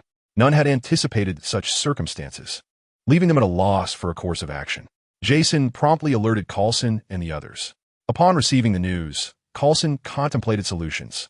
A nuclear device could resolve their predicament, but the need to locate the first mutated vampire was complicating their mission exponentially. Yet, they found themselves with no alternative. Chapter 108. The truth behind Talokan's assistance within the confines of the fortress. The mutated vampires made no further moves, seemingly content to ensnare them in this place. An endeavor they had successfully accomplished. It is worth noting that the firearms they wielded were heavy machine guns, boasting the highest rate of fire and power among weaponry, surpassed only by artillery. Such formidable strength was insurmountable for all but Jason and Hulk. The others stood no chance. Coulson, have you devised a plan? Jason inquired. Stay strong. If the situation becomes dire, do not act recklessly. We are currently breaching the outer wall. Exercise caution. There are no fewer than tens of thousands of heavy machine guns within. After severing communication, the group cautiously peered through the small window. The city outside was eerily silent, so quiet that they could only hear their own breaths and heartbeats. Even Hulk had reverted to Banner, who sat in a corner, his ears ringing from the oppressive silence and his own anxiousness. The incessant buzzing in his ears prompted him to repeatedly slap them, a gesture that Jason quickly intercepted. Seeing this, Harry drew his wand and cast a Lumos spell, sending a bright orb of light soaring into the sky. As the illumination cascaded down, it revealed the surrounding stillness, disclosing numerous metallic fortresses interspersed throughout the city. Concurrently, piercing gunfire erupted, bullets hurtling towards the luminous sphere. However, the orb, composed of magic, proved impervious to their assault. The gunfire, paradoxically, alleviated Banner's tension. Meanwhile, Harry deftly maneuvered the heavy machine guns within their bunker, targeting the adjacent fortress and, with remarkable precision, dispatched the mutated vampire therein. Yet, if they did not eliminate these threats soon, it was likely they would swiftly regroup. Thus, Harry brandished his wand once more, unleashing a torrent of fire that engulfed the opposing fortress in flames. Once the mutated vampires were reduced to ashes, he withdrew the inferno, declaring triumphantly, "That fortress is now ours." "Do you think this is a game?" Ant retorted, exasperated. "But it truly feels like a game," Harry replied with a shrug. "Conquering fortresses one by one and achieving victory. Is that not how it works?" Suddenly, Jason sensed an impending danger and swiftly tackled the group to the ground. In the next moment, a hail of bullets whizzed past them. Due to the unique composition of the metal used to construct the fortress, the bullets did not ricochet upon impact. Instead, they appeared to lose momentum and fall harmlessly to the ground. "Wait, are these all made of vibranium?" Jason exclaimed, visibly astonished. "What?" He responded to the revelation. "What is it? Are you certain these are crafted for vibranium?" Jason asked. The others, unaware of what vibranium was, could not comprehend Jason's fervent reaction. Upon hearing this, Coulson quickly inquired, "Are you certain?" "Indeed, this is vibranium. My curiosity grows. Why does Namor assist the mutated vampires so fervently?" Ant furrowed his brow. "Who is Namor?" "The king of the Undersea Kingdom," Ant replied. "The wall is nearly ready for cutting. Please draw some fire away." "No problem. Leave it to me." Harry produced his wand, stepped outside, and pointed the tip skyward, beginning to draw circles. In an instant, a dragon composed of fierce flames materialized, soaring above the fortifications under Harry's command. As the mutated vampires unleashed their fire upon the fiery dragon, a tremendous crash resonated from the wall. Coulson led the charge, storming into the nearest two fortresses. After an arduous battle, they successfully seized 3 fortresses on the outskirts. Fortunately, they had learned beforehand that these fortifications had doors, albeit with complex mechanical locks, which posed little challenge for S.H.I.E.L.D. Consequently, S.H.I.E.L.D. had now secured 5 fortresses and was poised to counterattack. Utilizing their existing equipment, they modified several potato guns, devices that used compressed air to launch potatoes from their barrels. Only, they were firing ultraviolet bombs instead of potatoes. Meanwhile, Ned had returned. "What is the situation, Ned?" I obtained the means to contact the king of Talokan, but it requires us to be by the sea. All right, Dad. You handle things here, Ned, and I'll go speak with Namor. Put this on. Jason handed Ant a miniature camera. Is that really necessary? Take it. If danger arises, S.H.I.E.L.D. will dispatch aircraft to assist immediately. This will also convey to the Underwater King that humanity is not to be trifled with. Ant nodded and accepted the device, casually affixing it to his chest. Then, Ned activated the portal, and the two departed, gazing out at the vast ocean. Ant turned to Ned, who then produced a conch shell. As he blew into it, an invisible force began to emanate. Before long, Namor appeared. Not the Namor from Black Panther 2, but rather a figure with dark hair, clad in trousers, bare-chested, wielding a trident. His features were sharply defined. Far from the foolish portrayal in the film, he exuded a robust masculinity. Are you the one summoning me? Namor asked, planting his trident into the sand and regarding the two youths. King Namor, I wish to know, did you construct these fortresses? Ant inquired, gesturing to the various strongholds. Yes, I did. Then we must understand why you extend such assistance to these mutated vampires. I owe them a debt of gratitude. My assistance is merely a means of repaying that debt. Understood. So it means that King Namo is not allied with them, correct? Indeed, although I disdain their actions. We owe him a debt of gratitude, and I express my regrets for the consequences they have caused. It is of no consequence, Your Majesty Namo. Now that we are aware you are not in league with them, that is sufficient. Subsequently, Nade activated the portal, and the two returned to the bunker, where a fierce battle was already underway. Ant did not have time to say anything and hurriedly joined the fray. Chapter 109. Edward's request. Once Ant and his companions confirmed that Namo was not associated with the mutated vampires, they felt at ease to immerse themselves in the battle. With their superior combat prowess, they relentlessly conquered fortresses. The first mutated vampire was taken aback by their formidable strength, despite having meticulously prepared the battlefield. He found himself unable to contend with them. In his frustration, he even entertained the notion of mutual destruction, yet ultimately refrained from acting on it. With a complex expression, he gazed at the unfolding chaos, seemingly aware of his impending defeat. He tightly shut his eyes, and at his command, all the mutated vampires abandoned the bunker. Emerging into the open, Jason, witnessing this, ordered his men to continue firing. When their ammunition ran out, they moved to the next bunker. Soon, the ground was strewn with remnants of flesh throughout the subterranean city, and Jason quickly directed his team to use ultraviolet weaponry to finish off the remaining foes, ensuring they did not inadvertently kill the mutated vampires they intended to capture alive. Even as the mutated vampires lay before them, they continued their slaughter for nearly half an hour. As the group took a brief respite, applause echoed through the air, prompting them to turn around. From the depths of darkness, a mutated vampire emerged. Just as they prepared to strike, Jason intervened. Enough, Edward, come with us, he said. I know what you desire, and I can provide the information you seek, but you must agree to 2 conditions. What conditions? Jason inquired. Firstly, you may use my body for your experiments, but you must revert me to a normal vampire. Secondly, you must guarantee my life. Are you so afraid of death? Jason asked, frowning. Edward offered no explanation. He merely regarded them and asked, So, will you agree to these 2 conditions? Very well, we accept, came the response. Then it is settled. I will provide you with half of the information now, and the other half once you have returned me to my original form. Edward spoke softly. Thus, their mission finally reached its conclusion, albeit with a somewhat anticlimactic finish. Nevertheless, it was over, and the casualties were within acceptable limits, with the injured or deceased all being members of Hydra, which brought them a sense of satisfaction. However, the recent incident involving the mutated vampires has concluded, yet it has unveiled the existence of the underwater kingdom of Talokan, a realm unknown to them, which greatly vexes Fury.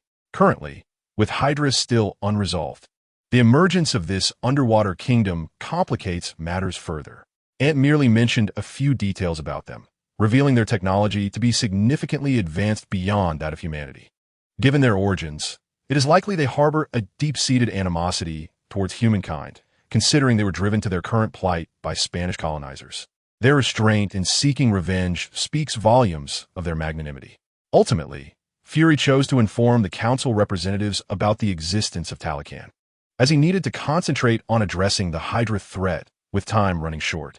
To avert a desperate Hydra from taking drastic measures, he resolved to allocate all available resources to the Insight project, which, according to calculations, would reach completion within 6 months at the latest.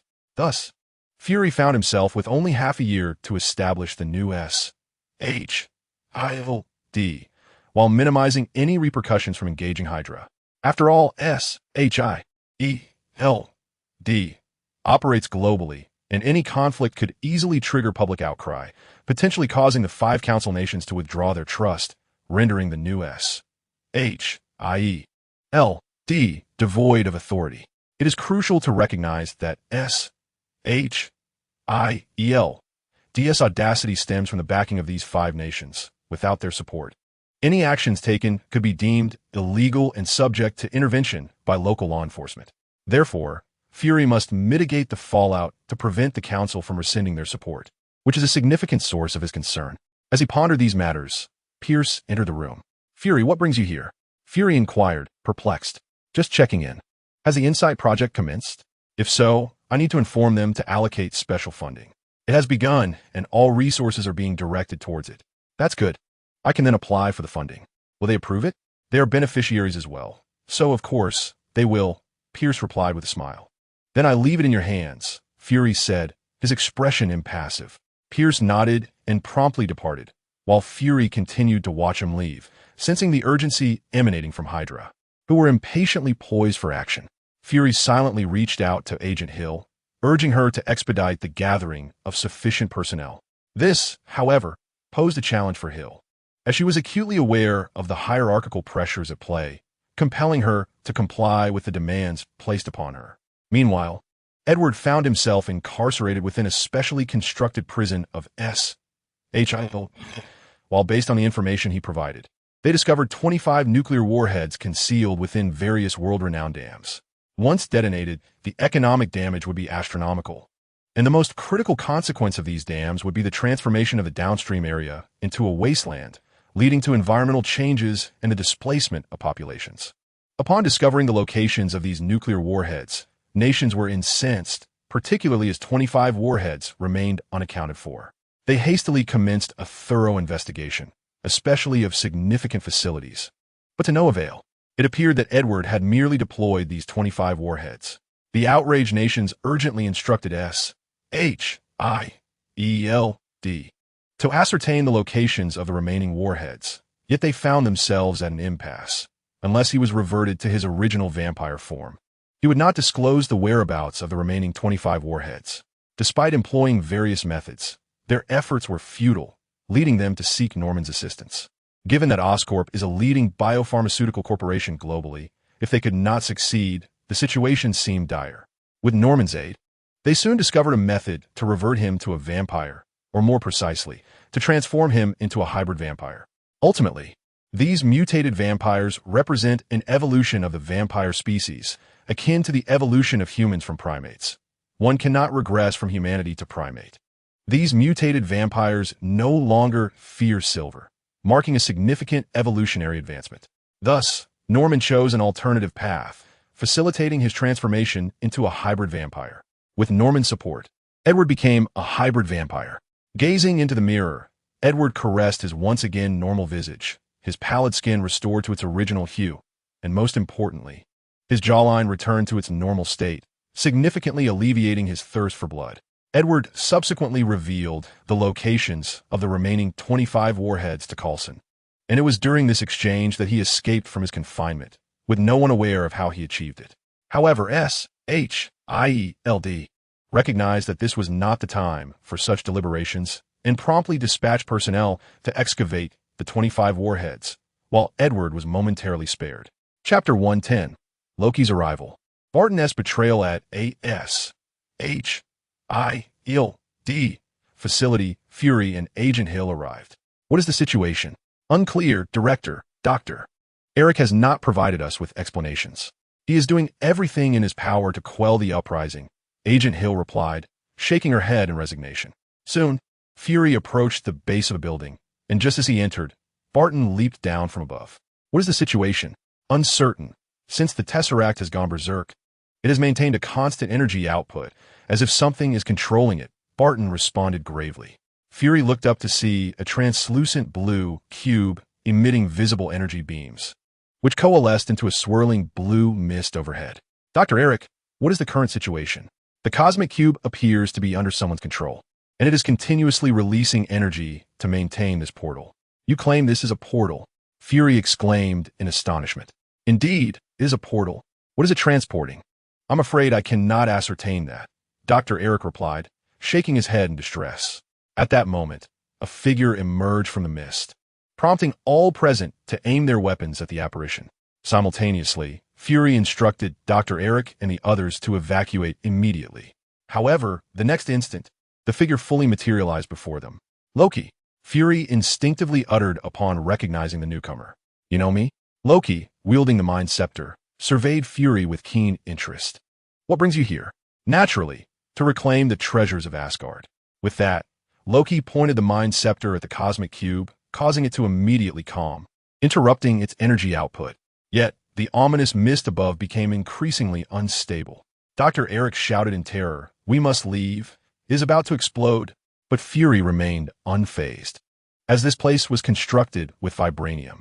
Indeed, all the bunkers from the underground city had been dismantled by Fury and repurposed to build this laboratory, thus instilling him with confidence. Unbeknownst to Dr. Eric, he hurriedly urged the researchers to flee, but Loki magically sealed all exits. Observing this, Barton swiftly drew his bow and released an arrow. Yet, Loki, being a frost giant with over a millennium of combat experience, merely tilted his head to evade the projectile. To Loki's surprise, the arrow struck the ground, unleashing a powerful surge of electricity that caused his body to convulse, temporarily incapacitating him. Nevertheless, he was not merely mortal. With a furious roar, he broke free from his restraints and conjured a sphere of green light that enveloped the incoming arrows. Furthermore, the explosive shockwaves from the arrowheads were also contained within the green glow. Loki commanded the green light to ascend, then released his bindings, resulting in the arrows detonating in midair. Subsequently, he utilized magic to create countless duplicates of himself, which dispersed throughout the laboratory. Barton and Fury positioned themselves back to back, when suddenly, a battalion of fully armed agents burst in. "Stay back," Fury shouted at them, but it was too late. With a subtle gesture, Loki condensed the green light into sharp spikes that pierced through their bodies. "Loki!" Fury bellowed in fury. "Haha, do not worry. They are merely unconscious." Loki seemed to revel in their anger, taunting them without fear of retribution. Fury struggled to maintain his composure, bewildered by his own emotional volatility. "What is it that you truly desire?" Fury demanded. Loki remained silent, chuckling softly as he snapped his fingers. In an instant, all his duplicates began to whirl around the two of them, their speed increasing until they coalesced into a swirling green light that obscured their vision. Barton attempted to shoot an arrow, but it merely passed through the energy. Outside, Loki extended his hand, placing the tesseract into a box, and glanced up at the tumultuous mist, a slight smile gracing his lips. Just as he intended to depart, a sudden thought struck him. He instantly teleported before Barton, the Mind Scepter pressing against Barton's chest. The mesmerizing lenses in Barton's eyes shattered, revealing golden irises, which gradually shifted to blue. "Come with me," Loki commanded. "Yes, Mr. Loki," Barton replied softly. "Barton, what are you doing?" "Barton," Fury shouted, aiming his gun at him. However, Barton paid him no heed, following Loki without hesitation. Fury, witnessing this, immediately fired his weapon, but Barton swiftly turned, slicing the bullet away with his bow. Fury cursed under his breath, realizing that after the enhancements from the serum, Barton's reflexes had reached an extraordinary level. Once the two had departed, Fury looked up at the blue mist and rushed towards the exit, dragging the unconscious agent outside, while locking the solitary door behind them. With a muffled thud, the entire base trembled momentarily, though it was merely a fleeting shudder. Loki had not anticipated that the explosion would be so minimal. "The laboratory is surrounded by vibranium," Barton explained. "Vibranium is a rare metal on Earth, exceptionally hard, with the ability to absorb kinetic energy." "Is that so? Why have we not departed yet?" Loki inquired. "We're on our way," Barton replied, promptly driving away. Fury swiftly alerted everyone that Barton had defected, granting them permission to act upon sighting him. "Agent Hill," upon seeing Barton's departing vehicle, prepared to pursue. But just as she did, the detonator Barton had set off exploded, sending vehicle after vehicle into the air. Phil could only watch in stunned disbelief. They were incapacitated from pursuing, as all their vehicles, including helicopters, were obliterated. Now, they could only helplessly witness the duo's escape, with Barton having also collapsed the Soul Tunnel to ensure their pursuit was impossible. Fury immediately issued a warrant for the two, reaching out to Jason and Natasha. Upon learning of Barton's defection, their initial reaction was disbelief. Yet, as they listened to Fury's earnest account, even their skepticism could not withstand the gravity of the situation. They could not comprehend why Barton would so readily betray S.H.I.E.L.D. But the paramount concern remained. They had to locate Barton and reclaim the Tesseract. Meanwhile, Fury gazed at a document in his hand, a plan that had long been drafted yet never executed. However, in light of the recent surge of extraordinary events occurring across various locales, he let out a sigh and resolved to implement this plan, simultaneously providing S.H.I.E.L.D. with a potential escape route. Chapter 111. The formation of the Avengers. After Ant and Peter departed from Oscorp, they rode their bicycles back home. Suddenly, Ant heard Spike barking. It was noteworthy that since his evolution, Spike had rarely barked, indicating that he had encountered an adversary beyond his capabilities. Without hesitation, Ant abandoned his bike and rushed forward, with Peter hastily following suit. Ant regarded Spike as family and would not permit any harm to come to him. Upon arriving at his doorstep, Ant discovered Spike entangled in a struggle with Loki, who was employing illusions that caused Spike considerable distress. "Loki!" Ant shouted, hurling his lumber axe towards the trickster. Loki swiftly turned, extending his mind scepter to deflect the axe, which became lodged against it. At that moment, Ant reached Loki, grasped the axe's handle, and yanked it forcefully, pulling both the mind scepter and Loki towards him. The sudden surge of strength caused Loki to stumble, but he quickly regained his composure.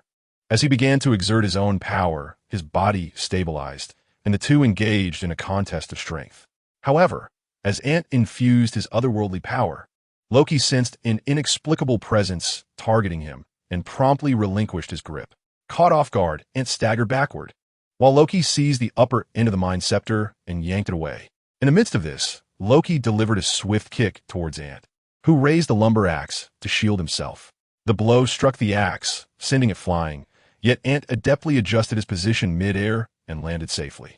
At that moment, Peter's webbing ensnared Ant, and with a forceful tug, he was yanked away just as an arrow whizzed towards the spot where he had been standing.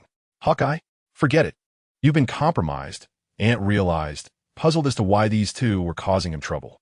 Barton continued to fire arrows at them, but they were intercepted by Peter's webbing, which ensnared the arrows, rendering any explosions to mere muffled thuds. Loki, taken aback by the tenacity of the two youngsters, was suddenly ambushed by Spike, who sank his teeth into Loki's rear, causing Ant to falter. "Spike, stop biting. Hurry and rinse your mouth, or you can forget about licking me in the future." Unscoted, Spike, evading Loki's retaliatory strikes, dashed towards the water basin. Meanwhile, Loki, seething with rage, unleashed a barrage of lasers at Spike, clearly infuriated. Just then, Barton seemed to notice something and urgently addressed Loki. "They're back. We must leave at once." After Loki had calmed his furious emotions, he turned to Barton, who immediately shot a circle of arrows around them.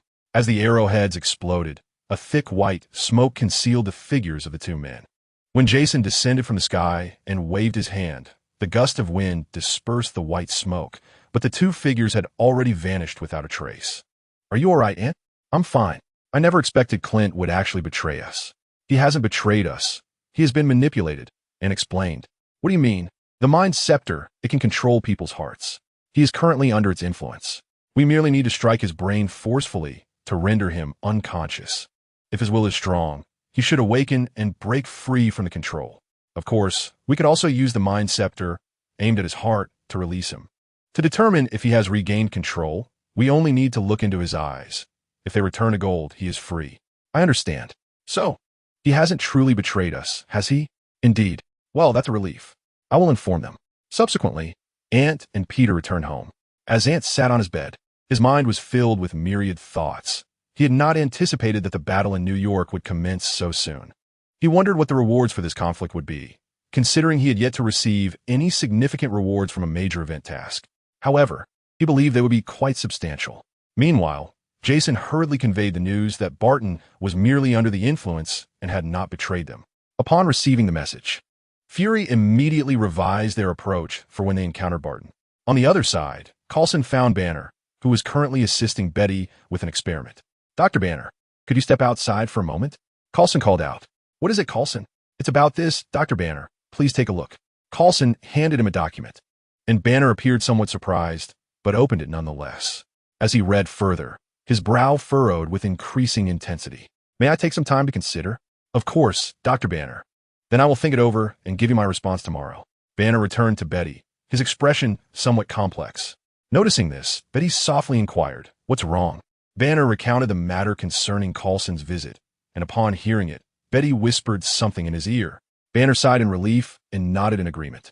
After departing from there, Coulson swiftly sought out Tony, employing the same method, then went to Steve, Nick Fury, Nancy, Jason, and finally the four of them, including Ant.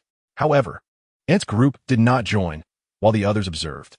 Some expressed interest in joining, namely Tony, Steve, and Jason, whereas Nancy and Nick Fury needed further deliberation. Ultimately, after careful consideration, Banner, Nancy, and Nick Fury agreed to join, thus marking the establishment of the original Avengers Alliance. Upon their establishment, their first objective was to confront Loki and retrieve the Tesseract. To facilitate their operations, Fury provided them with an advanced aircraft carrier, as he needed to oversee the InSight program, thus leaving the forthcoming battles under the command of Coulson. They commenced discussions and ultimately resolved to locate the Tesseract first, which would, in turn, assist in tracking Loki's whereabouts. This task fell within Banner's expertise, who asserted that he could ascertain the Tesseract's location in merely a day. They then settled in to await developments, unaware that Loki would soon reveal himself. Steve, Tony, Nancy, and Natasha swiftly boarded a Quinjet to apprehend him. Chapter 112. Loki captured at the entrance of a national concert hall. Loki had taken a group of affluent individuals hostage, revealing his true nature to coerce them into submission. Among the captives was a World War II veteran who refused to kneel, instead standing tall and locking eyes with Loki. This defiance irked Loki, who approached the veteran and pressed his scepter to his chest, bellowing, "Kneel." Yet, the veteran remained resolute, straightening his stooped back even further. Just as Loki contemplated ending the veteran's life, a shield came hurtling towards him from the side. Reacting swiftly, Loki grasped the shield, but a figure emerged from the shadows, delivering a kick that sent Loki sprawling while simultaneously retrieving the shield. The onlookers were astonished to recognize the newcomer as Captain America. Though his uniform had undergone subtle modifications and shifted to a cooler color palette, it retained a certain dashing quality. Departing from the garish tones of his World War II attire, Steve positioned the shield on his arm, while Loki regained his footing. Before he could act, a laser blast struck him, sending him flying and rendering him unconscious. "Is he really that weak?" Tony remarked as he descended from the sky. "Something feels amiss. Let us not dwell on it. Let us secure him," Steve replied. Thus, the two apprehended Loki and transported him back to the Quinjet, affixing specialized restraints upon him. Once this was accomplished, Steve began to ponder the implications. "He was specifically captured by us," Steve stated. At that moment, Tony sensed the anomaly as well. Loki had previously clashed with Fury, and though they had not witnessed it firsthand, Fury had conveyed that Loki's prowess was formidable. "Awake, are we? Speak up. How is it that you were so easily captured?" Tony inquired. Loki opened his eyes and smiled, replying, "Yes." In response, Tony pointed his palm at him. "Charging his repulsor. I'll give you a shot. Let us see how tough your words really are." Loki merely scoffed, leaning against the wall, quietly observing the two. As Tony withdrew his hand, the atmosphere outside transformed into a tempest, with thunder and lightning crackling ominously. Natasha remarked, "Something feels amiss." While skillfully maneuvering the aircraft to evade the strikes of lightning, Loki seemed to sense an impending presence, instinctively recoiling. "Are you afraid of thunder?" Steve inquired, furrowing his brow. "I am not afraid of thunder. I fear the one who accompanies it," Loki replied. Almost immediately, the sound of footsteps echoed above them. Natasha, seemingly aware of the identity of their visitor, swiftly descended the aircraft and opened the hatch, revealing a man clad in black scale armor. none other than Thor, the god of thunder. His armor, forged from the remnants of the destroyer, boasted significantly enhanced defensive capabilities. Thor? Natasha ventured tentatively. Loki. Thor disregarded Natasha and advanced directly towards Loki, seemingly intent on taking him away. However, Steve was resolute in his stance, safeguarding the box containing the Mind Stone, which glimmered faintly. What do you intend to do? Steve demanded, gripping Thor's wrist. This is none of your concern, human, Thor retorted, forcefully hurling Steve aside. Witnessing this, Tony wasted no time and unleashed a blast from his repulsor, sending Thor flying. Steve, undeterred, landed safely thanks to his shield. Upon observing Tony's assault on Thor, he rushed forward, with Tony following suit. As they emerged, a bolt of lightning struck, colliding with Steve's shield, which absorbed the energy effortlessly. Meanwhile, Tony fired at Thor's position with precision. Inside the aircraft, Natasha kept a watchful eye on Loki, who, observing the chaos outside, wore a sly grin of triumph. In a decisive move, Natasha handed Loki a device the size of a metal button, which emitted a powerful current, rendering him unconscious. This device was specifically designed for beings of non-human origin, capable of incapacitating them without inflicting lasting harm. At that moment, a fierce battle ensued between Tony, Steve, and Thor. Tony donned his nanotech suit, while Steve had undergone 3 enhancements through the Super Soldier Serum, the 89 Serum, and the Virus Serum. Thor, on the other hand, had merely acquired a new suit of armor. Yet, as the god of thunder, subduing him proved to be a formidable challenge. When Thor's hammer struck Steve's shield, a tremendous shockwave erupted, affecting all present, including the distant aircraft. Time seemed to stretch indefinitely until Thor regained consciousness, followed by Steve and then Tony. Despite the protection of his armor, the shockwave had been devastating. Tony, stripped of his armor, was merely an ordinary man. As they surveyed the destruction wrought upon the forest by the shockwave, Steve sheathed his shield, and Thor lowered his hammer. After the fierce confrontation, the 3 men gradually regained their composure. Let us proceed. Your brother has committed an offense and must face the consequences dictated by the laws of Earth. It is paramount to note that your brother allowed himself to be apprehended by us intentionally, with his true motives remaining shrouded in mystery. Until we ascertain his intentions, you shall not be permitted to leave your side, Steve stated, slightly out of breath. Very well, but I wish to accompany him, came the response. Certainly. Thus, the trio made their way back to the cabin, hastening their journey towards the airborne aircraft carrier. Ultimately, they landed safely, where the 4 of them escorted Loki to a specially prepared cell. His limbs were secured in chains forged from vibranium, and all the metal within the cell was composed of the same material. The transparent sections utilized a polymer substance, exhibiting tensile strength and hardness comparable to specialized alloys, albeit with a propensity to age over time, ultimately becoming more fragile than glass. Let us proceed and examine this contraption, Tony remarked, gazing at Loki, who was suspended, while raising a box containing the Mind Stone. The group nodded in agreement and promptly departed. As they exited, Loki opened his eyes, only to shake his head in disbelief at his predicament. They soon arrived in the conference room, where they placed the Mind Stone in a scanner to ascertain its origins, followed by a discussion regarding Loki's potential schemes. Chapter 113. The airborne aircraft carrier under attack. What do you believe Loki aims to accomplish? Tony queried, tapping the table while addressing the assembled Avengers. It remains unclear. Perhaps we should consult Ant. He possesses knowledge of matters we are unaware of, and I suspect he may be privy to Loki's plans. Then let us inquire with him. Shortly thereafter, Ant, while walking Spike, received a phone call. Hello, my dear mother. Is there something you need? Ant, cease your antics. Are you aware of Loki's plan? Nancy inquired. I can venture a guess. What plan? It likely involves utilizing the Tesseract to open a portal and summon an extraterrestrial army to conquer Earth, positioning himself as the ruler of the planet. That should be the essence of his scheme. A portal? How can the Tesseract open a portal? Before anyone else could interject, Nancy instinctively responded. That delves into the realm of the Big Bang. At the moment of the cosmic explosion, 6 singularities were born.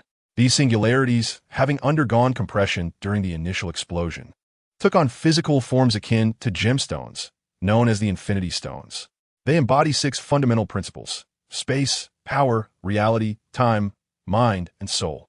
The Tesseract, in essence, is merely the shell formed from the energy emanating from the space stone, the true treasure lies within, the space stone itself, whose energy is virtually limitless.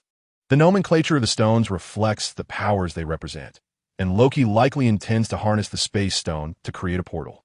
Upon hearing the revelation, everyone exchanged bewildered glances, utterly astonished by the terrifying origins of the Tesseract. All right, I understand now. I'm signing off. You all heard it. It seems Loki's plan is set. The question remains, how will he open the portal? Tony Stark inquired, his voice laced with curiosity. What? He exclaimed as he hurled his phone onto the table, where a message illuminated the screen. Eric had been abducted by Barton, who had been relentlessly extracting numerous rare elements while Loki was captured. These elements were essential for stabilizing the Tesseract's output, ensuring the portal remains open. What do you think Loki's next move will be? Uncertain. However, I'm convinced that Barton will undoubtedly come to rescue Loki. We merely need to wait, another replied. At that moment, the phone rang, and Nancy glanced down to discover it was a call from Ant. What's the matter? She asked. Oh, by the way, my mom forgot to mention that the scepter Loki carries, known as the Mind Scepter, actually houses the Mind Stone. He is using it to control Uncle Barton, and it subtly affects your emotions, inciting irritability and rage. Most crucially, it seems Loki aims to unleash the Hulk, thereby undermining your efforts to thwart his plans. Upon hearing this, everyone turned to the location of the Mind Scepter. As they pondered how to address the situation, the helicarrier suddenly lurched violently, followed by a piercing alarm indicating an attack. Dr. Banner, keep an eye on Hulk's condition, Steve commanded before rushing outside. Tony activated his arc reactor, instantly donning his nanotech suit, while the others prepared for battle.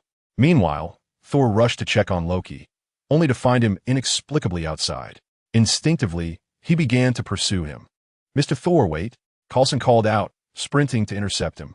Who are you? Thor demanded. I am the officer in charge of this helicarrier. The Loki before you is merely an illusion, Coulson explained, tossing a coin that effortlessly passed through the illusion. What a pity, dear brother, to be unmasked so easily. But did you truly believe such simple restraints could confine me? With a slight gesture, Loki freed himself from his shackles, his feet following suit. He then stepped forward, and Coulson, seizing the moment, hurled another coin. This time, Loki caught it deftly in his hand. Loki, why are you doing this? Thor questioned, his tone filled with desperation. Loki offered no response, instead smiling enigmatically and raising his hands triumphantly. Meanwhile, on the other side, the Mind Scepter trembled violently. Observing this, Dr. Banner rushed to steady it. But he was a moment too late. He quickly communicated through internal channels. Everyone, the Mind Scepter has taken flight, possibly summoned by Loki. He exclaimed loudly. Upon hearing this, Coulson was about to respond when a streak of yellow light pierced through the wall and landed in Loki's hand. Immediately, Loki conjured countless clones, all advancing toward Thor. Seeing this, Thor raised Mjolnir high and struck the ground, unleashing a myriad of lightning bolts that obliterated clone after clone. Yet his assault proved too sluggish. Loki's true form materialized before Thor, who gently tapped Thor's chest with the scepter, channeling energy into him. However, Loki was taken aback as the energy was thwarted by Thor's armor. Regaining his composure, Thor swiftly counterattacked, but Loki evaded and redirected his assault toward Coulson. However, Coulson, fortified, proved resilient, and for the moment, Loki could not subdue either of them. Nevertheless, it mattered little. Loki seized the opportunity to collide the Mind Scepter with Mjolnir, and energy instantly enveloped the hammer. Thor felt the connection between himself and Mjolnir severed. Without allowing Thor a moment to gather himself, Loki fired a laser at the nearby wall, blasting a hole through it. Before Thor could react, Loki delivered a powerful kick, sending him flying. As for Coulson, Loki dismissed him entirely, vanishing from sight. Coulson hurriedly rushed to Mjolnir, straining to lift it, yet it remained unyielding. Thor, plummeting rapidly, desperately called out to summon Mjolnir. But to no avail. Under the looming threat of death, his eyes surged with lightning. Meanwhile, Mjolnir aboard the aircraft carrier unleashed formidable electric serpents. Upon witnessing this, Coulson quickly retreated. Ultimately, Mjolnir broke free from the Mind Scepter's grip, transforming into a bolt of lightning that streaked at supersonic speed toward Thor's location. As Thor neared the ground, Mjolnir arrived just in time. Though Thor managed to grasp the hammer, it was a fraction too late, and he crashed heavily into the sea. Fortunately, it was the ocean. Had he landed on solid ground, Even as a member of the Asgardian royalty, he would have certainly been gravely injured. On another front, the team had successfully neutralized all invading foes, even taking down Barton, who had succumbed to unconsciousness. However, the aircraft carrier had suffered damage to 2 of its engines, forcing it to land on the ocean's surface. Subsequently, the team had no choice but to board Quinjet fighters for the ongoing battle. Chapter 114. The Battle of New York 1. Within the aircraft carrier, the team was busily assisting agents in need. Suddenly, a computer emitted a sharp sound, prompting Dr. Banner to rush over. Upon seeing the address displayed on screen, he stood frozen in shock. "What is it, Dr. Banner?" "The Cosmic Cube is located within the Osborne Group Tower," Dr. Banner exclaimed. Presently, the Osborne Tower stands as the tallest edifice in New York, with Stark Tower trailing as the second highest. However, Tony is in the process of constructing a new office building that will ultimately surpass all others in height throughout the city. Yet, for the moment, the Osborne Group Tower reigns supreme, which is precisely why Loki has chosen this location. Coincidentally, Osborne has traveled to China for business negotiations, taking most of the Demon Squad with him, resulting in a significant security lapse at the Osborne Group Tower. Had the entire Demon Squad been present, Loki's ascent to the top floor would have been nearly impossible. Coulson swiftly informed Norman of the situation. Upon receiving the news, Norman promptly contacted Harry, and upon learning that Harry was not at the Osborne Tower, he breathed a sigh of relief. He then reached out to the building's management, instructing them to evacuate all employees immediately, allowing everyone to return home for a day's rest. Though the rationale behind the boss's command eluded him, he hurriedly activated the alarm, prompting all employees to exit the building in an orderly fashion. Just as they left, a colossal blue beam shot into the sky, its brilliance visible to every resident of New York. "Peter, prepare yourself. The great battle is about to commence," Ant said gravely, taken aback by the immense size of the beam, which seemed to have spiraled beyond control. "Spike, you should join us as well," Ant added. At that moment, Peter had already donned his battle attire. "Peter, Ant, where are you two headed?" Aunt May suddenly inquired as she rushed out. Seeing her, Ant recalled his responsibility and quickly turned to Spike, saying, "Spike, you need to stay here and protect Aunt May." "Aunt May, we are off to save the world." With that, Ant vanished in a flash, his powerful physique propelling him into action, while Peter swiftly shot his webs to swing away. At this moment, Aunt May finally noticed the beam piercing through the stars. This beam was so pronounced that it could be distinctly seen even from outer space, and, alarmingly, it continued to grow wider.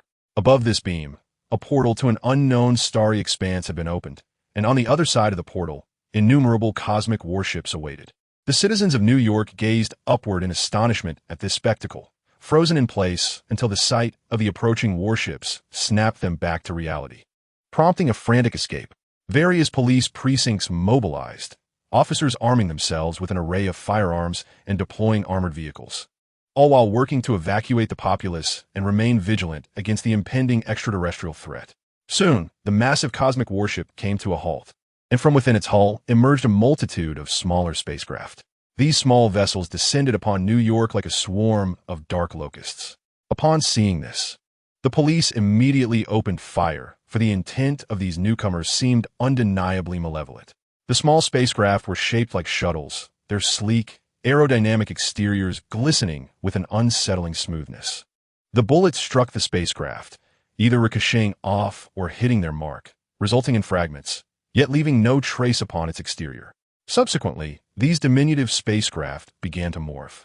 The upper sections opened to reveal an upright humanoid figure, brandishing a uniquely designed firearm. They unleashed a barrage of laser fire upon the police, the beams incessantly targeting them. Had they not sought refuge behind cover, countless casualties would have undoubtedly ensued. Notably, these lasers could effortlessly penetrate metal, yet they faltered against concrete, prompting all officers to seek shelter behind the walls. The challenge lay in the alien superior mobility. They would swiftly relocate after each shot. At that moment, Annie, Peter, Harry, and Ned made their entrance, wielding formidable strength to clear an entire block while aiding the police in evacuating civilians. "Director Stacy, you must hurry and lead them to safety." "We'll buy you time," Annie declared, donning a pristine white mask. "What shall we call you?"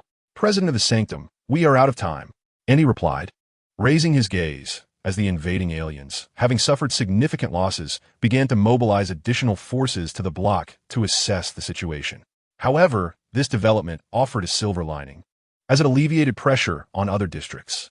Upon witnessing the overwhelming tide of adversaries, Director Stacy wasted no time, seizing her radio to shout, "Everyone, pick up the pace."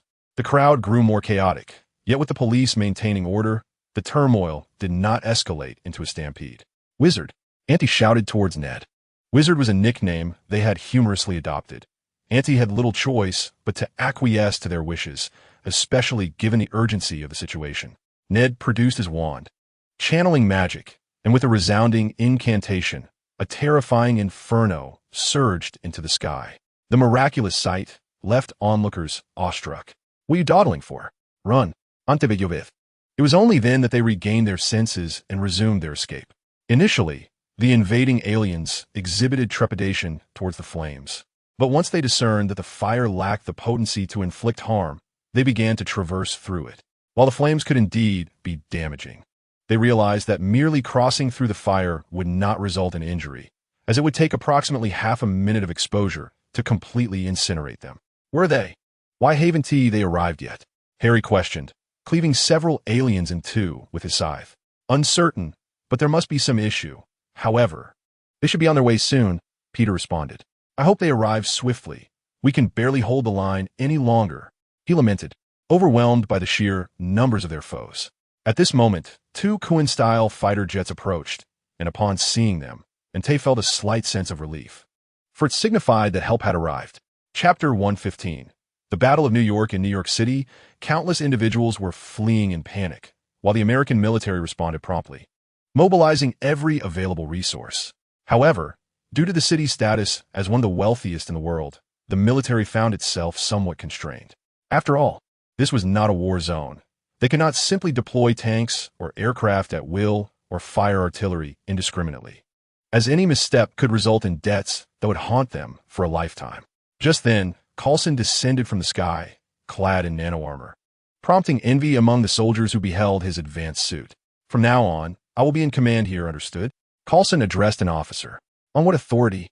the officer questioned.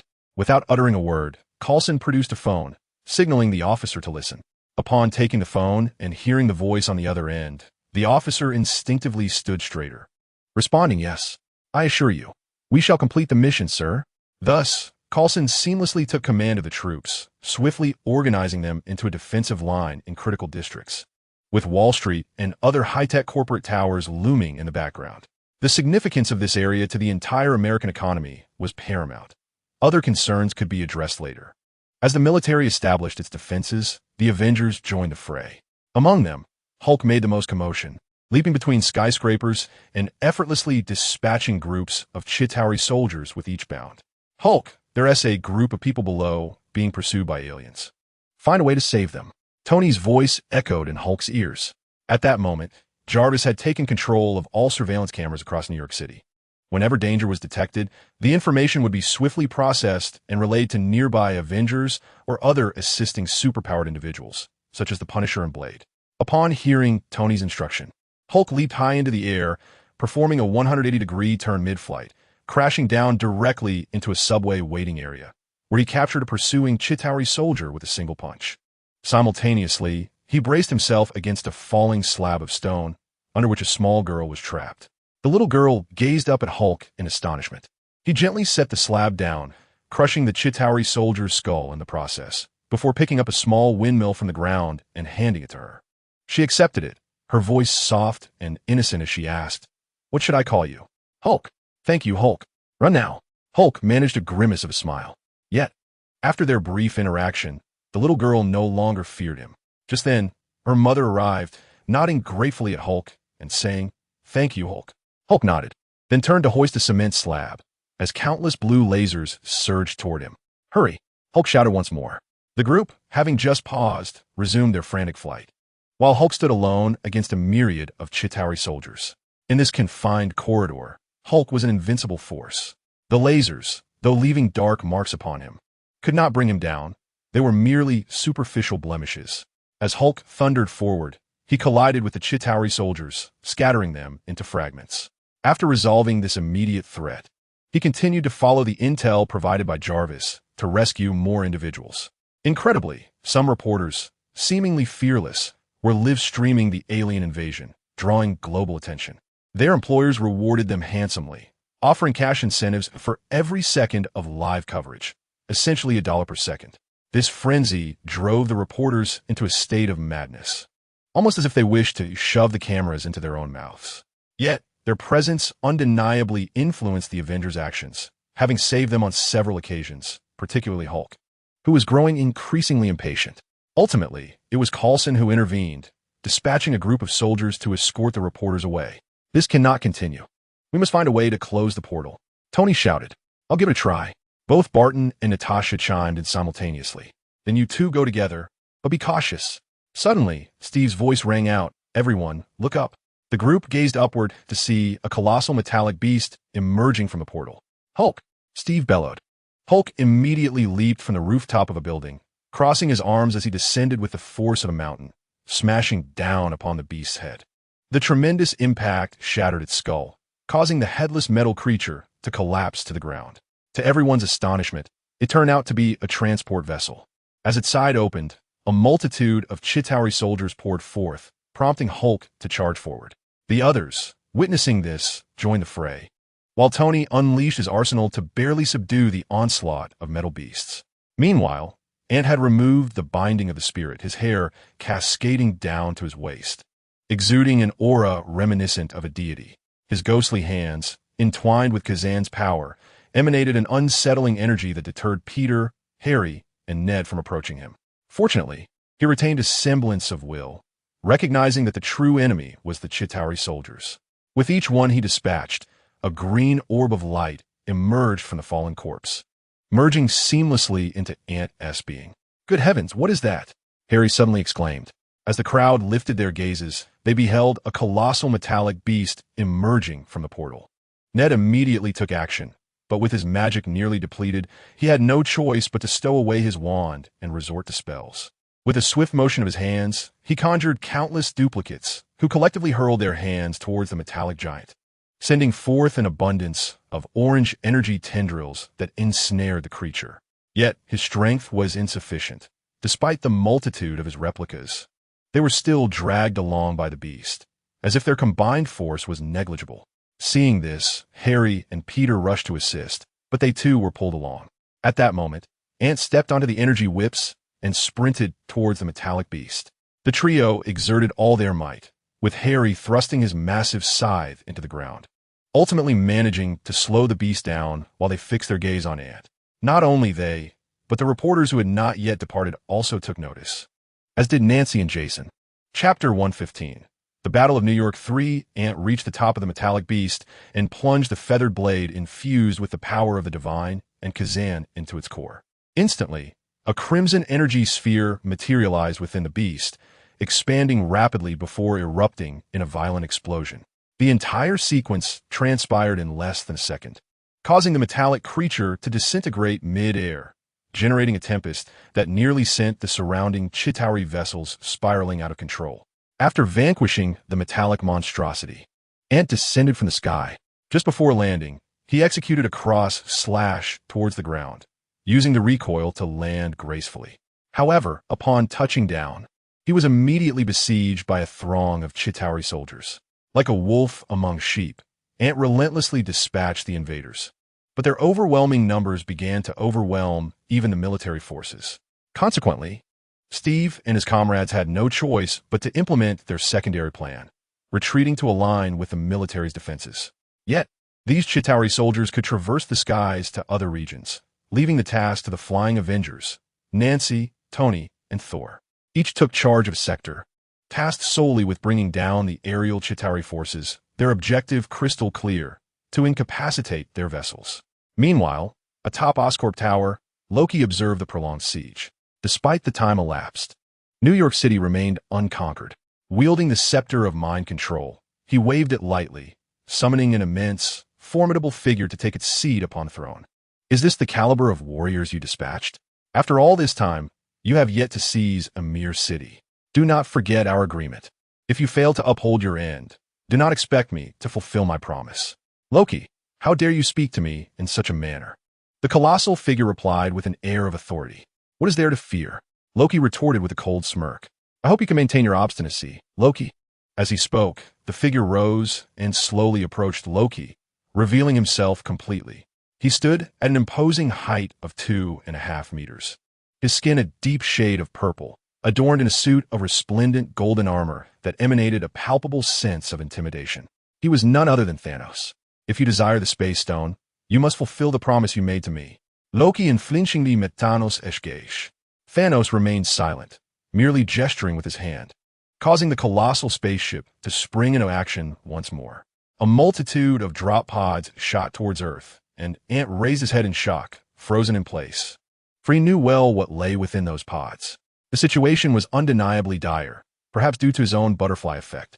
Struggling against the chaos in his mind, he located Ned, seizing his shoulder and declaring, Wizard, listen closely. Those drop pods contain biological weapons engineered by Thanos, known as the Outriders. They feel neither pain nor fear. They obey only Thanos' commands. Therefore, upon encountering them, do not hesitate. Dispatch them without mercy. Also, to close the portal, you must use the Mind Stone. For only an infinity stone of equal energy can seal it. With that, the last vestiges of Ant's rationality slipped away. Observing this, Ned swiftly teleported away, leaving Ant standing in place, his head bowed. Harry and Peter attempted to approach, but Ned immediately intervened, whisking them away. Ned, what are you doing? Ant exclaimed in panic. We need to find Aunt May or Uncle Jason. Any Avenger will do. Ned responded, then let us depart at once. In an instant, Ned vanished with the two of them, while the drop pods had already landed, unleashing countless Outriders. One pod fell perilously close to Ant, and as the Outriders emerged, they immediately locked onto him. As they advanced to attack, a flash of crimson energy sliced through the air, cleaving the Outriders in half. Ant then lifted his gaze, his scara turning stark black, and his pupils of vivid crimson. The fabric of his upper garments tore under the weight of his burgeoning power, revealing his sculpted physique, and he erupted into maniacal laughter. He charged into the throng of Outriders, embarking on his path of carnage. Meanwhile, Ned hurriedly sought out Coulson, relaying Ant's words. After listening, Coulson promptly reiterated the message. Natasha and Barton, having arrived at Oscorp Tower, exchanged glances, realizing they needed to acquire the Mind Stone. Has anyone located Loki? The Mind Stone is in his possession, Steve shouted as he battled the Outriders before him. No sign of Loki. Could he be atop Oscorp Tower? Natasha, have you seen him? I have, Natasha's voice confirmed. Do you require assistance? If possible, let us summon Hulk to aid us, she suggested. Are you free, Hulk? Called out a voice. In response, Hulk sent a group of sentinels flying with a single punch. He then rushed towards Oscorp Tower, though he was unfamiliar with the route. Ultimately, Ned assisted him by effortlessly conjuring a strand of orange energy. Hulk, follow this thread. It leads directly to Oscorp Tower. Thank you, Ned, Hulk replied earnestly, then began to sprint along the path. Meanwhile, inside Oscorp Tower, Natasha and Barton were focused intently on Loki, who in turn scrutinized them with keen interest as he paced about. After exchanging a knowing glance, Natasha and Barton charged at Loki in unison. Loki smiled faintly and summoned duplicates of himself. But this time, Natasha had crafted specialized equipment aimed specifically at Loki's clones. Get down, she shouted. Barton immediately dropped to the ground as Natasha tossed a metal canister into the air, which ascended to about 1 meter in height before exploding, releasing a multitude of small projectiles, each about 5 millimeters in diameter, that flew in all directions without leaving any blind spots. The duo scanned their surroundings until they pinpointed Loki's true location. Barton, still on the ground, fired an arrow directly toward Loki's position. In a swift motion, Loki caught the arrow, which detonated upon impact. However, the explosion only caused Loki to tilt his head slightly, while it failed to inflict any harm. It did irk him considerably. In response, he dismissed all his duplicates and summoned a colossal hand of green energy that lunged toward the two. As they dodged and counterattacked, Loki displayed remarkable composure until Hulk arrived. Chapter 116.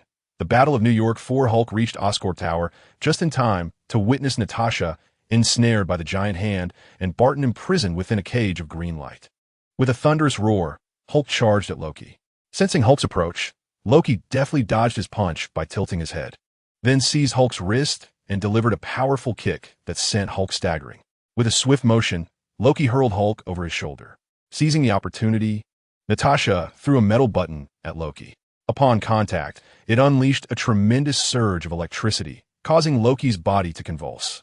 Natasha took advantage of this moment to free herself. Hulk, in turn, shattered the cage and rescued Barton. Gritting his teeth against the residual electric shock, Loki discarded the button, crushing it underfoot in frustration. "This is the second time you've shocked me. You are not my brother," he glared furiously at the trio. Hulk let out another roar and charged towards Loki, while Barton swiftly fired several arrows to block Loki's escape route, with Natasha trailing closely behind Hulk. Upon witnessing the unfolding chaos, Loki did not retreat. Instead, he assumed a defensive stance. As the Hulk charged towards him, Loki promptly countered, first using the Mind Scepter to block the force of Hulk's fist. Then, with a flick of his magic, he ensnared Natasha, manipulating her body to shield against the arrows shot by Barton. Realizing the impending threat, Barton quickly drew his bow and released his arrows, which ignited upon release, propelling them at an accelerated pace toward the incoming projectiles, thus diverting their trajectory and sparing Natasha from harm. In quick succession, the Mind Scepter unleashed a beam of energy, propelling the Hulk backward, who then crashed through a wall, becoming entombed beneath the debris. Natasha and Barton regrouped, both astonished by Loki's formidable prowess. As they contemplated strategies to seize the Mind Scepter, the Hulk unexpectedly rose once more, his eyes glowing with an ominous green light. Sensing the shift in the atmosphere, Loki felt a surge of trepidation, instinctively yearning to flee. For the Hulk's current visage exuded an overwhelming aura of dread. With steam billowing from his figure, the Hulk advanced towards Loki, step by deliberate step. In response, Loki conjured a multitude of duplicates, intending to make his escape. However, the Hulk lunged forward, reaching Loki's true form and seizing his head, slamming him into the ground with a brutal force. The impact caused Loki to relinquish his grip on the Mind Scepter, which clattered to the ground. It was evident that the Hulk's attack had inflicted considerable pain upon Loki. "Hulk, take Loki away from here," Natasha commanded, though she remained unaware that the Hulk still possessed a semblance of consciousness. The Hulk nodded, grasping Loki and departing the scene. Meanwhile, Natasha retrieved the Mind Scepter and approached the beam-emitting device, intending to utilize it to close the portal. Unfortunately, she soon realized that this apparatus was forged from vibranium, leaving her momentarily stunned. "Everyone, this device is made of vibranium," Natasha exclaimed. Hearing her words, Tony immediately responded, "I'll assist. Thor, I entrust you with the situation over there." "Understood. Leave it to me," Thor replied, unleashing a torrent of lightning that struck down the numerous Chitauri soldiers in the sky. Meanwhile, Tony rushed to the rooftop of Oscorp Tower. Addressing the vibranium device, "I will liquefy the vibranium shortly, but it won't hold for long. You must expedite the closure of the portal." Just then, Loki reappeared, albeit in a disheveled state, his horns broken and armor tattered. "Loki, what have you done to the Hulk?" Natasha inquired. "I must admit, he is indeed formidable. Even I am no match for him, which is why I brought him before another madman," Loki replied with a rueful grin. "Now, return the Mind Scepter to me." He extended his hand, demanding its restitution. Natasha swiftly concealed the Mind Scepter behind her, prompting Loki to take action. However, Barton was quicker, launching 2 arrows that flew towards Loki. Perhaps due to the arduous battle with Hulk, Loki's reflexes had diminished. Although he managed to evade them, one arrow grazed him, leaving a wound as it struck the ground, unleashing a powerful current that ensnared him. "Natasha now," Tony exclaimed, directing his hand towards the device. Instantly, his arm began to transform, a cannon forming that aimed at the apparatus, releasing a terrifying heat that melted the vibranium construct. Seizing the opportunity, Natasha thrust the Mind Scepter towards the Tesseract. Upon their collision, immense energy sealed the portal and unleashed a formidable shockwave, leaving Tony unable to shield Natasha in time. Just as the shockwave surged towards her, a green barrier enveloped both Natasha and Barton. It was then that they realized Loki was the one protecting them, a smile gracing his face as he gazed at the Tesseract rolling on the ground. He picked it up, along with the Mind Scepter. "Gentlemen, do remember to greet my brother," he said, as a portal materialized behind him. Tony immediately fired a laser, coinciding with a distant gunshot that remarkably sent the Mind Scepter flying. Loki had no time to retrieve it and begrudgingly took the Tesseract instead. Tony turned to the source of the gunfire, surprised to find the Punisher was the one shooting, never expecting him to be in that position. As the portal closed, all Chitauri soldiers lost their connection, rendering them immobile. However, the vanguards remained, numerous and relentless, attacking anyone in sight. Lacking ranged attacks, they were relatively easy to dispatch. Yet, the most challenging situation remained the fierce battle between Hulk and Ant, the madman Loki had referred to. Their clash was causing significant upheaval, and while the others wished to intervene, both had descended into utter madness, making it impossible to reason with them. Thus, they resolved to first eliminate the vanguards before attempting to mediate. Chapter 117. The Battle of New York. Having united to defeat the vanguards, only Ant and Hulk remained. Both were fiercely committed to vanquishing the other, exhibiting no mercy in their attacks. Hulk bore multiple deep wounds, exposing bone, while Ant fared little better, his chest caved in. Were it not for his tenacious vitality, he would surely be in dire straits. As the Avengers gathered, witnessing the dire condition of both fighters, Nancy instinctively attempted to rush in, only to be restrained by Jason. "Nancy, calm down, please. How can you expect me to remain calm?" she retorted. "Nancy, please," Jason implored, holding her tightly. "Thor, Jason, you must intercept Hulk. The rest of you, join me in restraining Ant, and ensure they are separated and calmed," Steve commanded. The group nodded in agreement, and, at Steve's signal, they sprang into action. Ned unleashed the Crimson Chains while Peter shot out webbing. These two assaults ensnared Ant. With a powerful tug, they halted Ant's charge towards Hulk. Observing this, the others rushed in. Natasha wielded 2 electrified batons, activating them to emit a formidable current, while Barton launched electric arrows, 3 projectiles hurtling toward Ant's position. As Natasha's baton made contact with Ant, the arrows too discharged a terrifying surge of electricity. Ultimately, Punisher, Steve, Old Man Slade, and Harry joined the fray, subduing Ant. Though Ant struggled against their hold, his white hair gradually morphed into crimson as an ominous energy coalesced above him, forming a specter with antlers and a dragon's tail. Finally, Nancy intervened, delivering a forceful strike to Ant's neck, rendering him unconscious. Ned hastily produced the ghostly bind and affixed it to the spectral hand, restoring a sense of calm to Ant's turbulent form. Now, only the raging Hulk remained. Thor was engaged in a fierce confrontation with him. Despite Thor's awakened state, he was no match for Hulk's wrath, as Hulk's stature had surged to 3 meters, exuding a terrifying presence that instilled dread at a mere glance.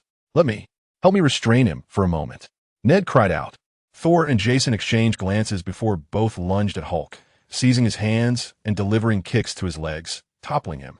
Thor then placed Mjolnir atop Hulk and shouted, "Quickly!"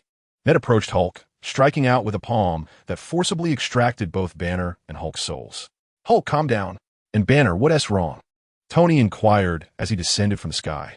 Banner's soul remained silent, eyes tightly shut, while Hulk spoke instead. "Banner, one talk. I'm scared." "Hulk, we will heal Banner, but you must calm down and listen to us, all right?" Steve, with the reassuring tone of a former elementary school gym teacher, soothed Hulk. Hulk nodded in compliance, and soon, both souls returned to Hulk's body. Immediately, Hulk opened his eyes, and the group watched warily. To their astonishment, Hulk's form shrank dramatically, his eyes regaining clarity. "Banner, what should we do?" Steve asked. "Don't worry, we will find a way. Just come with us for now," he replied. Hulk nodded obediently, following Steve closely. After all, Banner occasionally allowed Hulk to surface, and Betty would care for him, meaning Hulk was not the destructive force he had been depicted as in films. What, indeed, has become of Banner's soul? The energy of the Mind Stone has bound his soul. "To liberate it, I must consult my mentor," Ned said. "The Mind Stone?" He continued. "Indeed, he must have been struck by the Mind Scepter. During the impact, his soul was ensnared by its energy. However, due to Hulk's formidable spirit, the energy could only incite his emotional turmoil rather than confine it. Dr. Banner, on the other hand, is merely an ordinary man. That poses a challenge for you. Now, everyone, let us take our leave. We shall entrust this matter to the Disaster Control Agency," Tony interjected. This agency was re-established following discussions between Fury and Tony, with the mission of overseeing disaster recovery, compensation, and aiding those in peril. Even the Avengers were affiliated with this organization. All its funding and technology stemmed from the collaborative contributions of the Security Council and its permanent member states, granting it a stature that surpassed that of S.H.I.E.L.D, albeit with more constrained functions and lesser autonomy. This was part of Fury's plan, to integrate all members of the new S.H.I.E.L.D into the Disaster Control Agency, thereby allowing his personnel to operate openly. Additionally, Coulson's nano-armor would receive its source from this agency, as Fury had invested significantly to gain the recognition of these nations. He had provided at least the technology pertaining to the 74 and nano machines, which were integral to the nano-armor, thus facilitating the establishment of the Disaster Control Agency. "Sir, there is a matter that requires your attention." Jarvis's voice resonated. "What is it?" Tony inquired, perplexed. "Conflicts have arisen." Jarvis projected a map, highlighting red dots. Tony promptly informed the others before soaring to the location. "What is happening?" he demanded as he landed, the helmet dissipating like liquid. He scrutinized the opposing parties. "Mr. Stark, he seeks to reclaim this alien technology, claiming to possess government authorization," a woman of African descent, adorned with a hat, stated. Tony turned his gaze to the middle-aged man across from him, whose identity Jarvis had already unearthed. "Mr. Adrian Toombs, you must understand that we cannot permit an ordinary company to access this alien technology. Thus, you are presented with two options. I will acquire your company at a price 30 above market value. Or you can integrate into our disaster control agency and assist us in exchange for compensation," Tony articulated softly, fixing his eyes on the man. The man's expression was a tapestry of complexity, as he had initially planned to exploit the authorization for personal gain. "Mr. Stark, I choose the first option." "Very well, Mr. Adrian Thumbs, a dedicated individual will reach out to you shortly. Rest assured, the funds you authorize for expenditure will be reimbursed by the government. I hope you can understand. After all, the nature of this extraterrestrial technology raises concerns regarding potential alien viruses. Thus, it is prudent to leave such matters to professionals." With that, Tony departed, leaving the man to exhale a heavy sigh of resignation as he drove away. Meanwhile, the personnel from the Disaster Control Bureau commenced the grim task of collecting the remains, alongside the Za'Tari soldiers' individual flight devices and weaponry, followed by disinfection procedures, for there indeed existed an alien virus on them, one that was lethal to humanity. Chapter 118. The rewards of the New York battle. Within the confines of Ant's home, Ant lay upon his bed, his wounds having completely healed, yet he remained in a state of unconsciousness. At this moment, his consciousness resided within his own mental space, assisting the Qilin in siphoning the power of Kazan's consciousness. "When shall I return to the realm of reality?" Ant inquired of the Qilin. The Qilin emitted a faint sound, prompting Ant to roll his eyes in exasperation. "I implore you, can you not be so timid? Must you not dare to be bolder?" The Qilin hastily shook its head, cautiously checking Kazan's consciousness, and upon confirming its stillness, it released a sigh of relief. Just as Ant was about to articulate further, the Qilin suddenly thrust, propelling Ant's consciousness outward, its expression reflecting a sense of dread, before it resumed its energy thievery. Its every movement radiated an air of stealth, leading one to mistake it for a petty thief. Ant opened his eyes, greeted by the familiar ceiling, and tentatively attempted to move, only to be struck by excruciating pain that rendered him immobile, forcing him to remain reclined. However, the system panel flickered with the image of a gift package, reminding Ant of the rewards from the New York battle task, which he promptly claimed. "Ding! Congratulations, host. You have received 5 heavenly beans, 1 heavenly bean seedling, 2 pea shooter seeds, 2 sunflower seeds, 2 walnut seeds, and 1 opportunity for bloodline purification." With a thought, a heavenly bean materialized in the palm of Ant's hand, which he consumed without hesitation. A warm current coursed through him, swiftly alleviating all sensations of pain, and he sprang up in a sudden motion. "Dad, Mom, Ant, are you all right?" "Haha, I'm fine. I have fully resurrected," Ant exclaimed as he made his way to the garden, retrieving the pea shooter, sunflower, and walnut seeds, planting them all into the ground. Above these seeds, a countdown timer appeared, with the walnut taking the longest at half an hour, while the sunflower required merely 5 minutes and the pea shooter 10 minutes. "Ant, what are you planting?" "An extraordinary type of plant. Once they mature, you shall see," Ant replied, feigning mystery. Then he brought over a flower pot, intending to plant the mystical beans.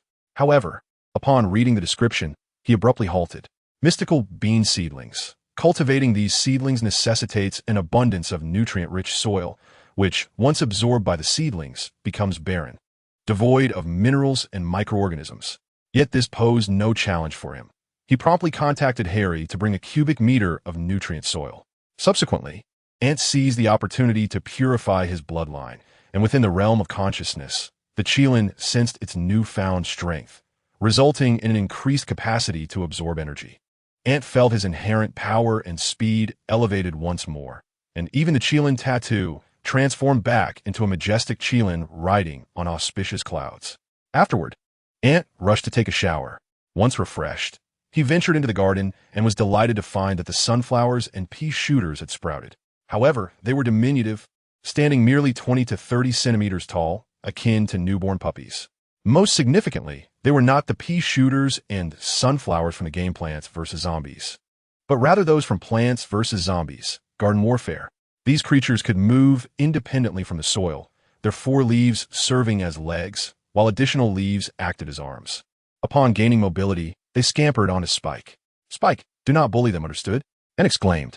Upon hearing this, Spike, the dog, lay dejectedly on the ground, allowing the pea shooters and sunflowers to frolic atop him. When Harry arrived with the nutrient soil, the walnut wall was ripe for harvest. Unlike before, its limbs were composed of small walnuts, appearing only when needed. Otherwise, it resembled a round, plump nut. The walnut wall joined the pea shooters in playing with Spike. Harry, upon entering and witnessing this scene, was utterly astonished, as the atmosphere had transformed dramatically. Whereas the nutrient soil, Ant Byrne hastily, pouring the soil beside Spike's doghouse before planting the mystical bean seedlings. He then instructed Harry, "Please arrange for someone to deliver a cubic meter of nutrient soil periodically." Oh, that's no problem. By the way, Ant, what are they?" Harry asked. "Pea shooters, sunflowers, and the walnut wall," Ant introduced. They seemed to recognize that Ant was introducing them, standing on Spike's back and waving their tiny hands in greeting. "Hello there." Harry waved back, and the little creatures quickly responded in kind. Suddenly, Peter arrived and, upon discovering their presence, exclaimed, "Ant, it's time for dinner." "What are they?" Nancy curiously crouched in front of Spike, poking the walnut wall, which promptly rolled off Spike's back. Seeing this, another walnut wall followed suit. Ant, with no alternative, found himself reintroducing them once more. How adorable they are! But what purpose do they serve?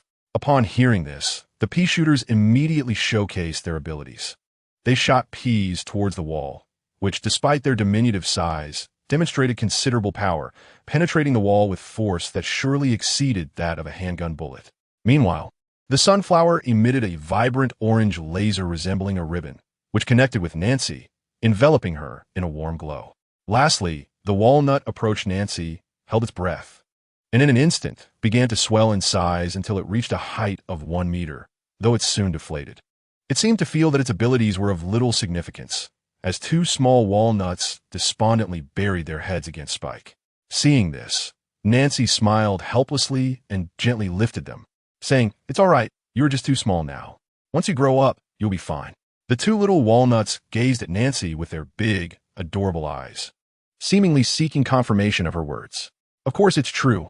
Why would I deceive you?" With Nancy's reassurance, the 2 little walnuts perked up while the pea shooter and sunflower, noticing the camaraderie between Nancy and the walnuts, rushed over to nuzzle against her.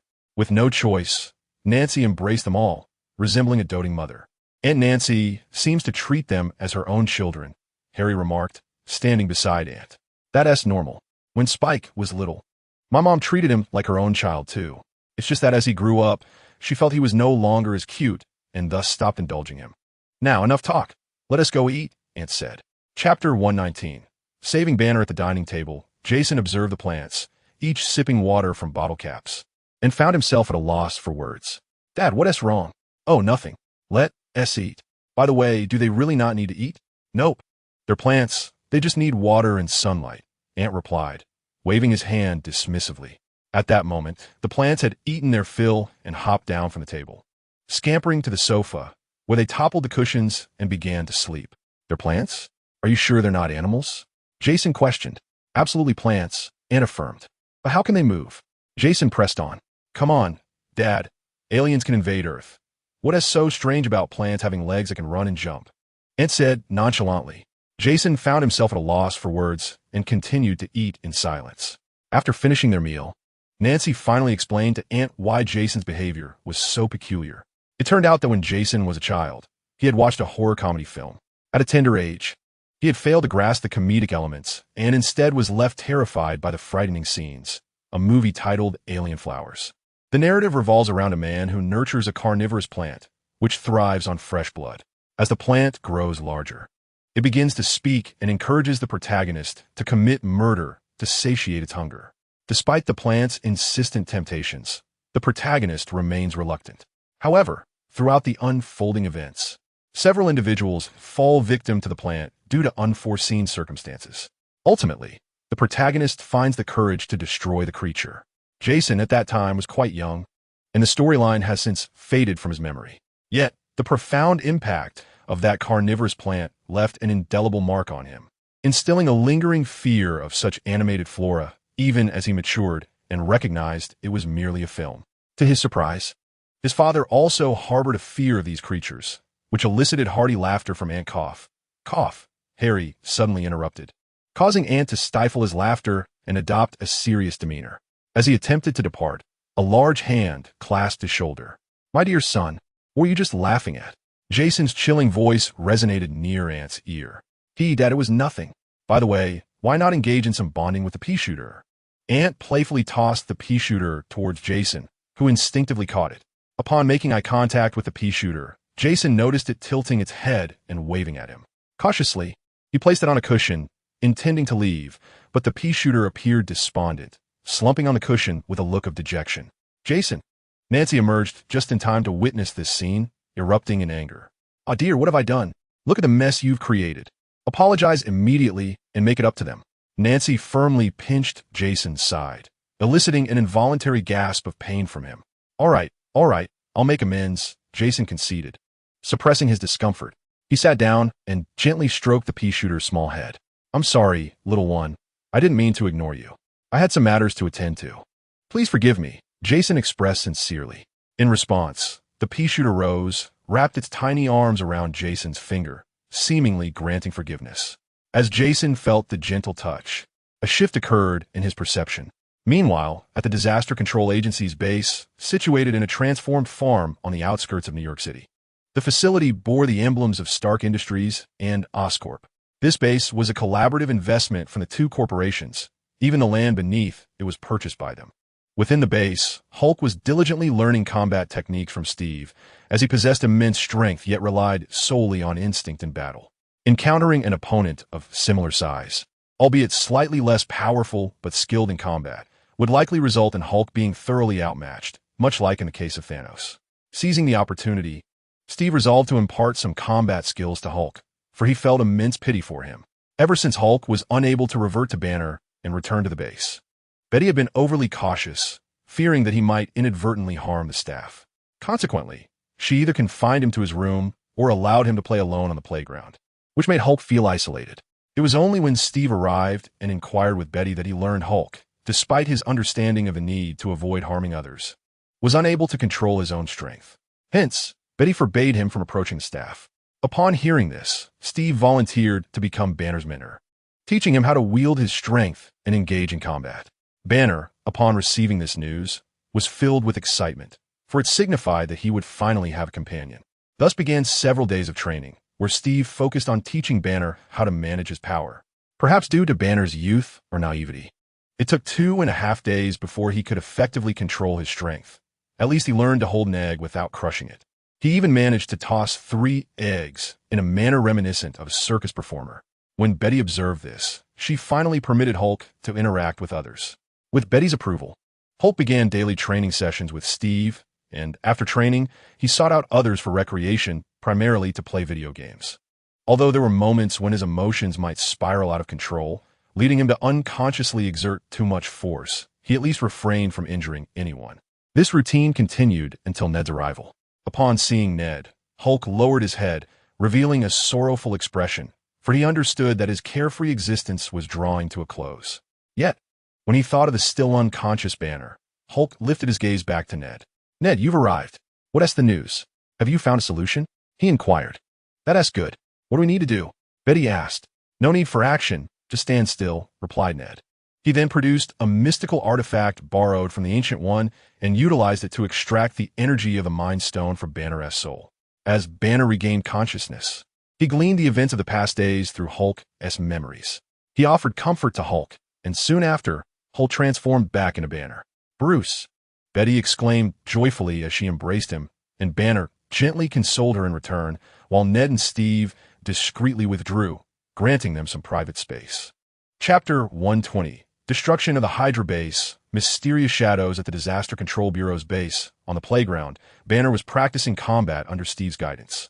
Initially reluctant, Banner was compelled to train by Betty. According to Ned, the strength of one's soul is intricately linked to physical prowess and willpower.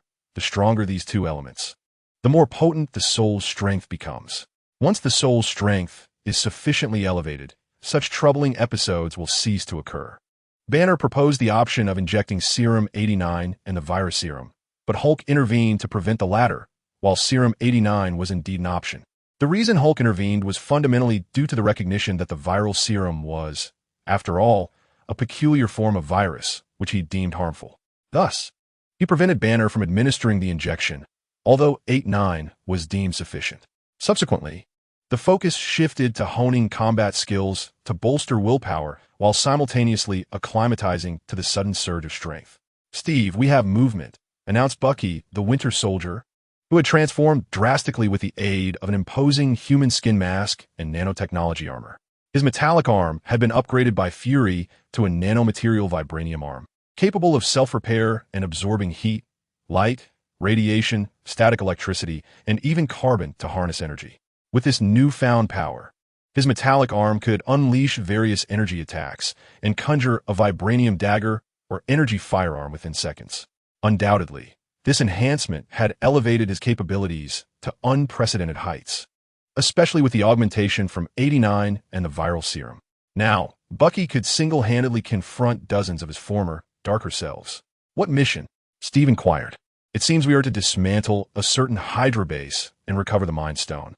This time, we must not reveal our identities, as you understand, Bucky replied. Understood. Let us assemble at the armory, Steve responded, and Bucky nodded before departing. I wonder when we can finally eradicate Hydra, Banner sighed. Soon. We cannot blame Fury. There were issues from the inception of S.H.I.E.L.D. Now, Hydra has entrenched itself within the organization. To eradicate the problem entirely, we must dismantle both S.H.I.E.L.D. and Hydra together.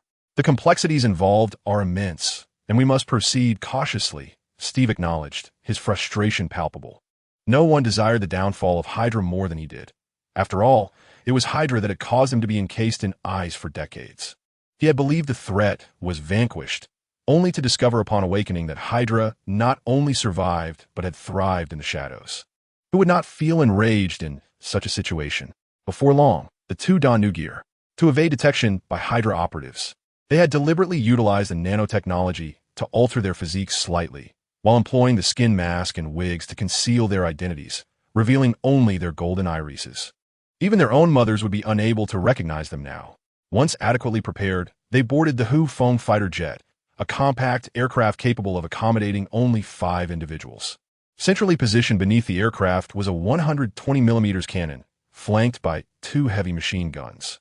The fighter possessed 2 distinct advantages: an optical cloaking system that rendered it invisible to the naked eye and undetectable by even the most sophisticated radar, and astonishing speed, capable of reaching 50 Mach, albeit only under extreme conditions, for approximately 5 minutes. Sustaining such velocity beyond that threshold risked disintegration in midair, though it could maintain a regular speed of 40 Mach. The Hu Feng fighter, a semi-finished aerospace warplane, possesses the capability to engage in combat within the cosmos for approximately 10 minutes. Soon after, the 2 pilots maneuvered the Hu Feng fighter to Siberia, where amidst the icy expanse, a concealed base nestled within a forest of snow-laden pines came into view. What shall we do? Let's infiltrate. At present, we lack any official identity. If we create too much commotion, it could easily attract the attention of nearby Russian forces, Steve suggested. Upon hearing this, Bucky promptly activated the fighter's cloaking system before disembarking, simultaneously engaging the invisibility feature of his nano-armor, ensuring that they had made no missteps. The pair cautiously advanced toward the nearby Hydra base. Utilizing their stealth technology, they adeptly circumvented all visible and hidden sentries and gained entry into the stronghold. This base had been hollowed out from an entire mountain, with but a single entrance. Given the terrain, it was a fortress difficult to breach. However, the two had entered undetected, with even the guards at the entrance merely sensing a fleeting breeze. Once inside, Bucky produced a device designed to locate the Mind Stone. Upon inspection, he discovered that the Mind Stone was not present. "Is it a trap?" Steve inquired, glancing at Bucky. Bucky shook his head, studying the readings on the device. "No, it appears they have relocated the Mind Stone. It seems we have arrived too late. Should we proceed to destroy this place? What do you think?" "Let us destroy it," Steve replied with a nonchalant tone. The two began their search and swiftly located the armory. Utilizing the available tools, they fashioned a series of timed explosives and scanned the entire base, placing the bombs at critical structural nodes, ensuring that the base would collapse upon their detonation. Once they had set the explosives, they placed several speakers throughout the base. With everything prepared, they exited the premises. Bucky activated the speakers with a remote, cranking the volume to its maximum. Instantly, the din of gunfire reverberated throughout the base, drawing the attention of all Hydra agents stationed outside. As they rushed in, Steve pressed a second button, unleashing a cacophony of explosive sounds, culminating in a thick cloud of dust erupting at the entrance.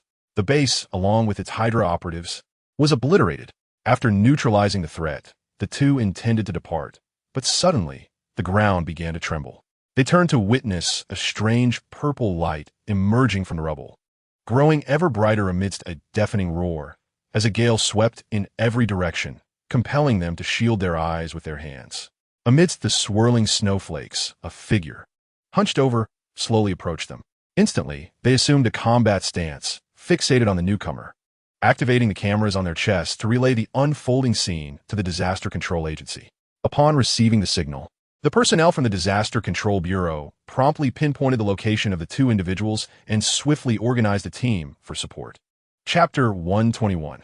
The Trail of the Falling Sect amidst the swirling snowstorm. A figure hunched over steadily approached Steve and Bucky. They exchanged a glance, realizing that waiting any longer was not an option. Bucky extended his hand, and the vibranium nanobots flowed into his palm, swiftly manifesting as a black gold energy weapon resembling a tactical rifle. He aimed at the approaching figure and fired. A streak of blue light shot forth at supersonic speed. Yet, the hunched figure moved even faster, appearing to blink out of existence in Steve and Bucky's eyes. However, the personnel within the base slowed the action down several hundred times to discern that he was not teleporting but deftly evading with extraordinary speed. Both men swallowed hard upon hearing this. Bucky hastened his rate of fire, unleashing a barrage of blue lasers toward the figure.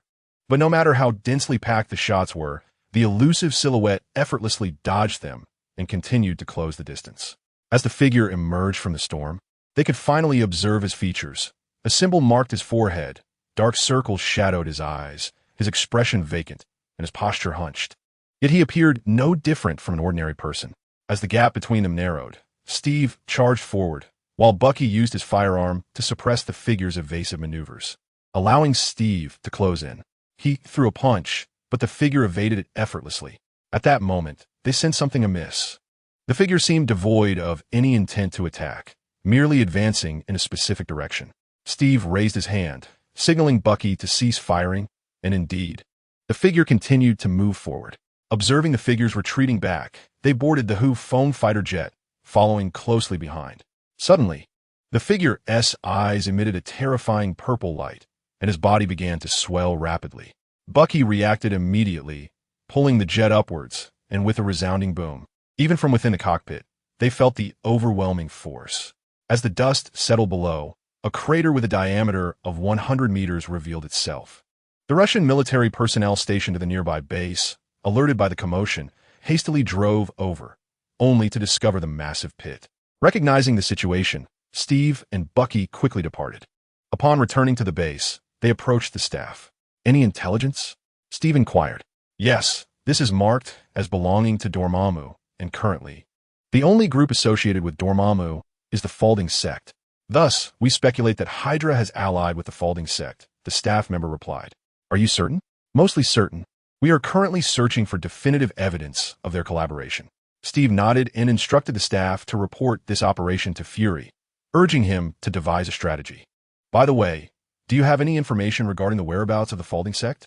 We have consistently dispatched personnel to monitor the situation, and they are currently stationed in Mexico.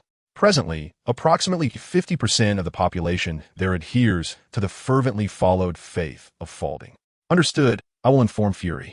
The staff nodded, and, subsequently, Steve departed, while the staff hurriedly conveyed the details of the situation to Fury through coded language. Meanwhile, Ant, who was at home tending to the plants, suddenly received a call from Coulson. Hello, Uncle Phil, what's the matter? Ant inquired. Ant, I just sent you a photograph. Could you check if the mark in it resembles that of Dormammu?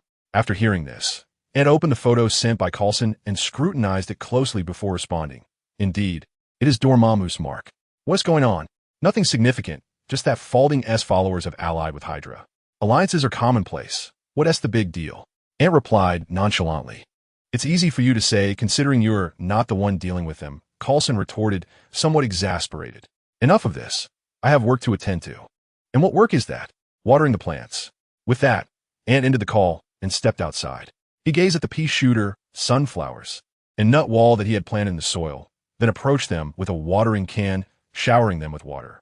However, the weather had turned cold, and snowflakes were already falling. As the water splashed onto them, the plants trembled from the chill.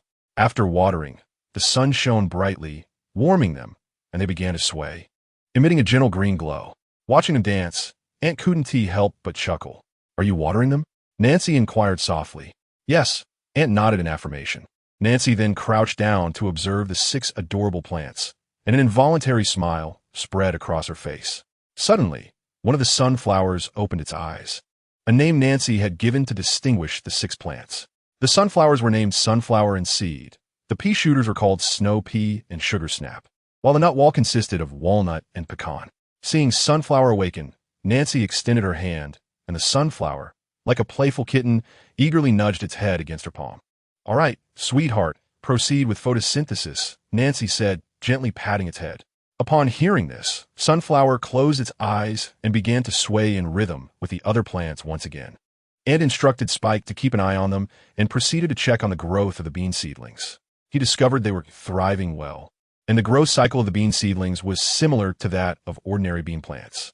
However, when Ant noticed the soil beneath, he couldn't help but frown. A thin layer of the nutrient soil had become arid and sandy. He crouched down, pinched a small handful, and called for Harry to bring more nutrient soil, along with a multitude of flower pots to fill with it, and placed the celestial bean seedling into one of the flower pots, so that when the nutrient soil in the pot has completely turned to sand, you can directly transplant the celestial bean seedling into the pot. What is this? The celestial bean, a remarkably unique plant. The celestial bean? What purpose does its fruit serve? Consuming it can heal all wounds. Even if one suffers the loss of a hand or foot, as long as there is still breath, it can restore life. Moreover, after ingestion, it can sustain a sense of fullness for a continuous 10 days. Is that truly the case? Harry asked in astonishment. Indeed, it is true. Can it be propagated through cuttings? Harry continued to inquire. That is unlikely. I have not attempted it. Perhaps we shall see once it bears fruit. Ant said with a shrug. Very well, if it could be produced in bulk, that would be perfect, Harry remarked. Once everything was arranged, the two set out to find Peter. Chapter 122. The true plan of Dormammu. Why is the potion you provided so unstable? Our collaboration hinges on your provision of sufficiently stable enhancement potions. Pierce addressed the cloaked cultist before him. We are supplying absolutely stable enhancement potions. The explosion occurred because he consumed all the enhancement potions at once. The cultist replied softly. The evidence we have indicates that they ingested the enhancement serum and subsequently self-destructed. If you insist that your enhancement serum is stable, then present your evidence. Pierce retorted coldly. The cultist fell silent for a moment, then extended his pale hand, flipping it to reveal a test tube containing a viscous purple liquid, glittering faintly with starlight. Upon seeing this, Pierce clapped his hands, and a robust man entered the room. One, the Winter Soldiers. Although many Winter Soldiers had suffered unprecedented blows due to the combined efforts of Bucky and Steve, a few remained, numbering only 2 or 3, yet still sufficient. Drink it, Pierce commanded after a moment's contemplation. Without hesitation, the Winter Soldier took the test tube, removed the stopper, and gulped down the viscous purple liquid in one swift motion. Once he set down the test tube, the Winter Soldier's body tensed suddenly, veins bulging, and the skin rippling as if something were writhing beneath it. Pierce furrowed his brow, observing the Winter Soldier, who, despite the pain, maintained his standing posture. 5 minutes later, the Winter Soldier exhaled deeply, opening his eyes to reveal a flash of purple in his pupils. "How do you feel now?" Pierce inquired. However, before the Winter Soldier could respond, the cultist swiftly drew a gun and fired at him, one shot to the body and another to the head. "What are you doing?" Pierce exclaimed in horror. "Remain calm. Just observe for yourself," the cultist replied coolly. Pierce glanced at the Winter Soldier, only to discover that the bullets had not penetrated him. Instead, they had merely torn through a layer of skin.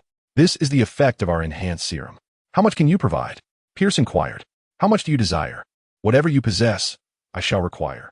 The acolyte could not suppress a chuckle before responding. "We can supply serums for 1,000 individuals, but in return, you must demonstrate your sincerity. What do you seek?" "A pathway." Upon hearing this, Pierce fell silent, for he understood the implications of the acolyte's request. The cost of such an arrangement was exorbitant. "Then let us terminate our collaboration. Consider the serums previously provided as a gift." The acolyte rose and declared, "Wait, I need to deliberate." The acolyte, upon hearing this, sat back down, resting his hands on the table and tapping lightly. After an indeterminate period, Pierce sighed and said, "Agreed, but not in America or China. Then let it be India." "Very well." As their hands clasped together, the alliance between the Folding Church and Hydra was officially established. The pathway sought by the acolyte was remarkably simple, a route for unfettered access. This was due to the Folding Church's standing in Mexico, coupled with the country's well-known circumstances. Thus, the Folding Church collaborated with drug cartels to create a new type of powder, purple in hue and shimmering, as if imbued with glitter. This powder was horrifically addictive.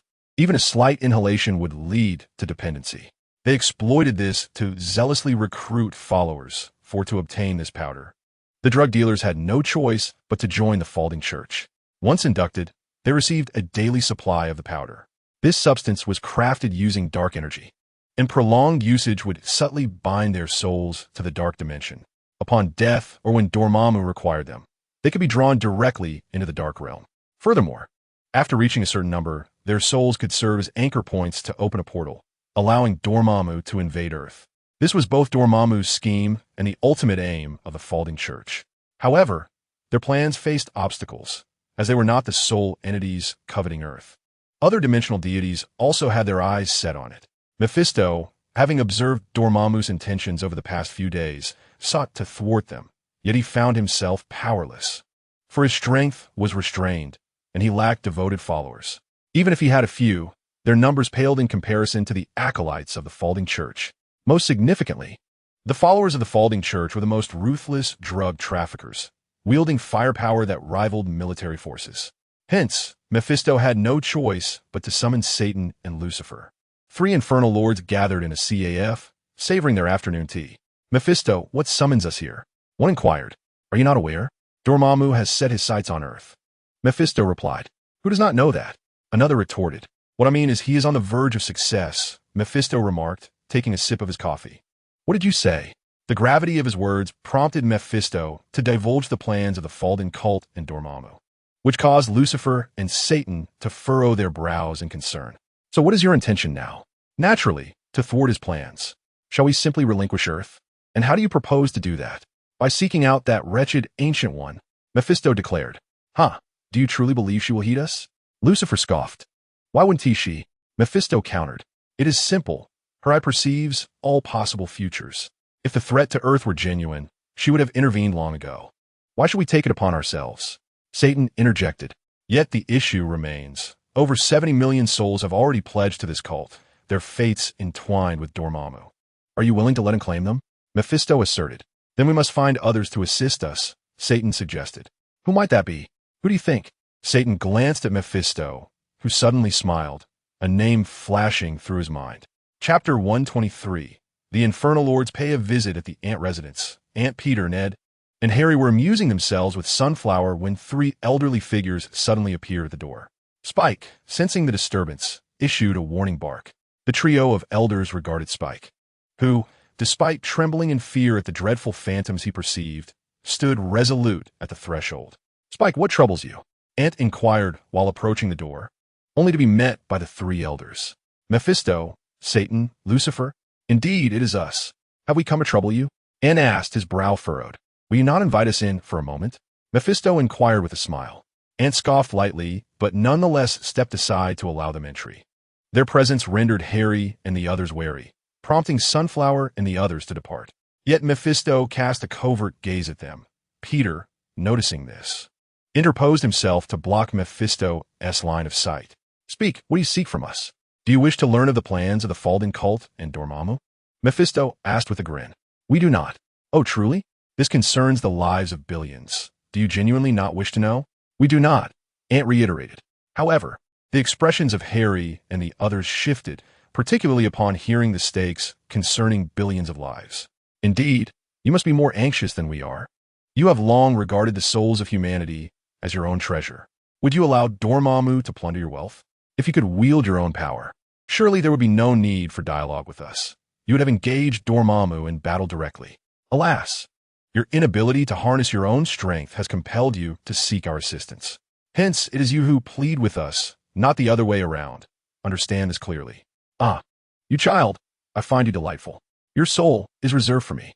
When you find yourself in need, you may call upon me," spoke Satan with a hearty laugh. The Falden Church now stands as the predominant religion in Mexico, with nearly half of the population adhering to the so-called deities of Falden, which in truth are merely manifestations of Dormammu. Were it merely a matter of conventional proselytization, we would not raise an objection. However, the troubling issue lies in the alliance between the Falden Church and drug cartels, who have concocted a new powder known as Falden dust. A single inhalation leads to addiction, and more alarmingly, it is impossible to break free from its grasp. This Falden dust is entirely under the control of the Falden Church. Should one desire this substance, one must join the Falden Church, thereby securing a daily supply. Yet, the longer one adheres to the faith, the more vulnerable one's soul becomes to Dormammu's gaze, ultimately falling entirely into his grasp. As the number of such devotees increases, Dormammu can utilize these souls to create anchor points, thereby opening portals to enter our world. This is Dormammu's insidious plan. Should he succeed, Earth would be irrevocably drawn into the realm of darkness. However, the fact that Ancient One has refrained from intervening indicates her foresight. She knows that his scheme is destined for failure. Nevertheless, the followers of the Falden Church have indeed perceived their path and have allied with others to establish a route to India. What transpires next requires no further elaboration. Mephisto recounted the unfolding events, causing Ant and the others to furrow their brows in concern. "All right, we understand. It is time for you to depart," Ant stated. The three elders exchanged glances, and in the next moment, their forms gradually faded until they vanished completely. Rumble. The snow pea emitted a sound, followed by the noise of peas being launched. Ant hurried to the scene, only to find one of the snow peas' leaves missing. "Who did this?" Ant scolded, while comforting the snow pea in his arms. "It must have been Mephisto," Peter remarked. "How do you know?" "Because Mephisto was fixated on the snow peas just moments ago." "Is the snow pea all right?" "Curse it, let me not catch that opportunity." Ant exclaimed angrily. "The snow pea is fine. It merely requires some time to recuperate." He scolded, then fetched a flower pot, planting the snow pea within and watering it adequately. The snow pea languished in the pot, and Ant could only offer words of solace. "It will be all right. In a few days, it will grow back." Other plants gathered around the pot, offering comfort, which helped alleviate the snow pea's sorrowful disposition. Mephisto returned to the depths of hell, clutching the leaf of the snow pea, which he enveloped in the essence of infernal energy. He commenced the intricate process of deciphering this seemingly ordinary leaf. However, to Mephisto's astonishment, what appeared to be inconspicuous demanded an immense expenditure of time and hellish energy, compelling him to adopt a serious demeanor. Upon completing his analysis, a triumphant smile graced his features. Meanwhile, Nancy and Jason arrived home, whereupon Nancy's gaze fell upon the snow pea on the table, prompting her to inquire urgently, "Ant, what has transpired?" Ant elucidated the sequence of events, and upon learning of the plans of the Falding sect, Nancy immediately turned to Jason, who had already retrieved his phone to contact Fury. Upon receiving this critical information, Fury promptly reached out to all nations within the Security Council, acknowledging the gravity of the situation, which could potentially endanger the lives of tens of millions, not to mention the safety of over 1 billion individuals in India. The Security Council, upon realizing the stakes, swiftly activated all necessary protocols to ensure that Fury could thwart the impending crisis. Concurrently, they convened a small meeting at the United Nations, determined to compel the Mexican government to take action. Unbeknownst to them, Mexico had already succumbed to the influence of the Falding sect, whose leader wielded more authority than the Mexican president. In Mexico, one could disregard the president, the police, the military, and even the drug cartels, but to defy the Falding sect's leader would reveal the grim truth that death could be seen as a mercy. Fury immediately mobilized all rapid response special forces and operatives available for field operations, dividing them into 2 teams, one destined for Mexico to prevent the export of Falding powder, and the other dispatched to India to halt its spread. Fury intended to oversee the operation himself. However, Pierce obstructed him, citing the necessity of his leadership in expediting the Insight Project. With the Insight Project in place, the Falding sect would become a trivial concern. Pierce used the authority of the Security Council to compel Fury to remain in command while delegating the operational leadership to others. This other was, in fact, a Hydra operative, whose presence significantly enhanced their manipulability.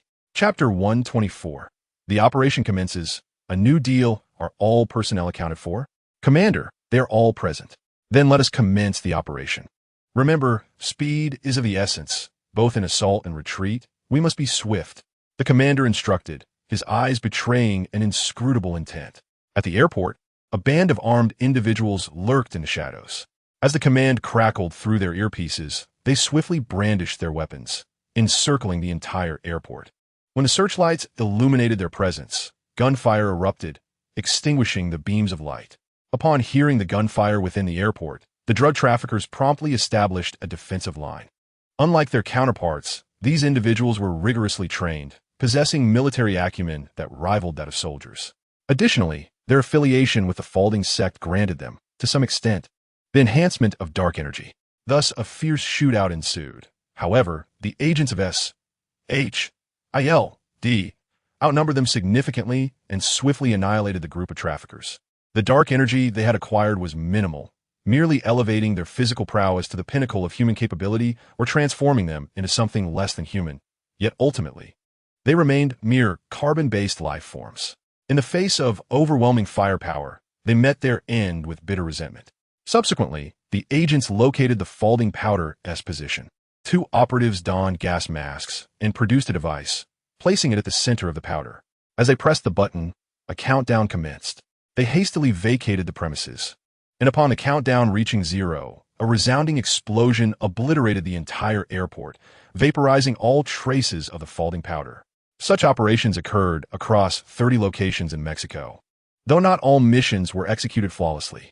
Given the varying sizes of airports, the larger ones housed more traffickers, compelling the agents to abandon 3 major airports in favor of targeting smaller ones.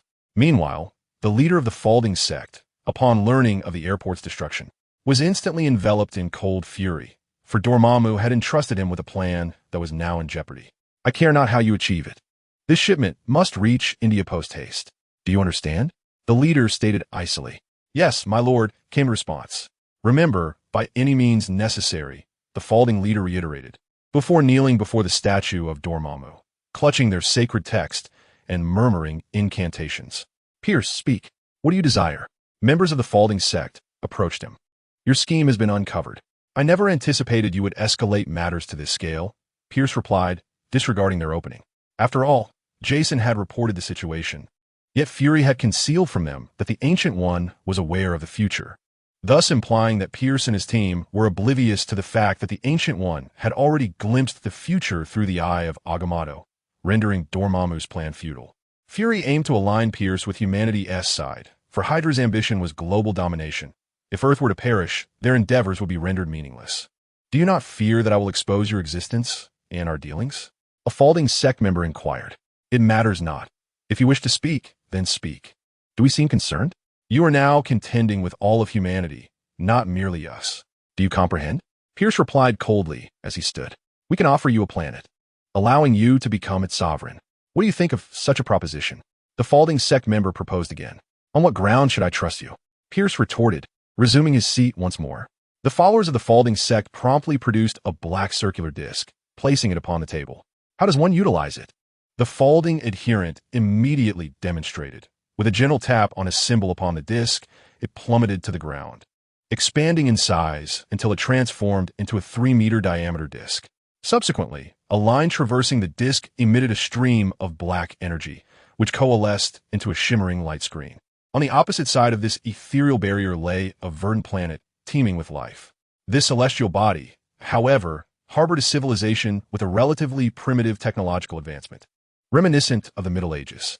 The inhabitants bore a striking resemblance to humans, albeit with occasional additional features, such as extra pairs of eyes or ears. Yet, there existed beings that were identical to humans, rendering the arrival of the Hydra unremarkable. Pierce nodded in satisfaction, with an escape route in place. Earth's fate was no longer his concern. Just as he was about to deactivate the disk, the camera angle widened, revealing that this so-called planet was ensconced within a dark dimension. The visions he had just witnessed were mere illusions conjured by Dormammu to deceive Pierce. They had spared no effort. Nonetheless, the outcome was favorable, for they had secured Pierce's assistance. However, Pierce was no fool. When it came time for genuine collaboration, he dispatched a Hydra agent through the disk to the planet. In a bid to ensnare them, Dormammu utilized dark energy to fabricate an entire solar system, meticulously replicating Earth's gravity and atmosphere, with only a 20% increase in landmass. Once the authenticity of the disk was confirmed, Pierce commenced his operations, instructing the Hydra agent to consolidate their resources while clandestinely appropriating those of S.H.I.E.L.D. Concurrently, he relayed their strategies to the folding sect. With this intelligence, the folding followers adeptly evaded S.H.I.E.L.D. agents' onslaughts, even setting traps, resulting in significant casualties among the agents, both S.H.I.E.L.D. and Hydra alike. It appeared that these Hydra operatives were being sacrificed. As the losses mounted, Fury could no longer remain passive and re-emerged as commander. Upon regaining command, his first order was to halt all operations. We have a mole within our ranks. All missions are to be paused. The team in India will be led by Coulson, and all personnel privy to mission details must undergo scrutiny, Fury declared, as any discerning observer could clearly perceive. The folding sect was clearly laying traps for them. Such an orchestrated maneuver would have been impossible without insider knowledge of their plans. Seizing this opportunity, Fury also initiated a self-audit, hoping to identify loyal S.H.I.E.L.D. agents amidst the turmoil. Meanwhile, in India, Coulson faced unprecedented challenges. Chapter 125. To deceive Coulson in India, Coulson found himself facing unprecedented challenges, having fallen victim to deceit. Have you located them? Coulson inquired, his expression darkening. He had heard tales of India's poor health standards and the propensity for trickery, not just from the government, but also among the common folk. However, he never anticipated that they would be misled by information brokers. Upon his arrival at the local branch, his investigations revealed a dismal reality. There were only 10 S.H.I.E.L.D. agents, yet they had fraudulently claimed salaries for over 900 agents.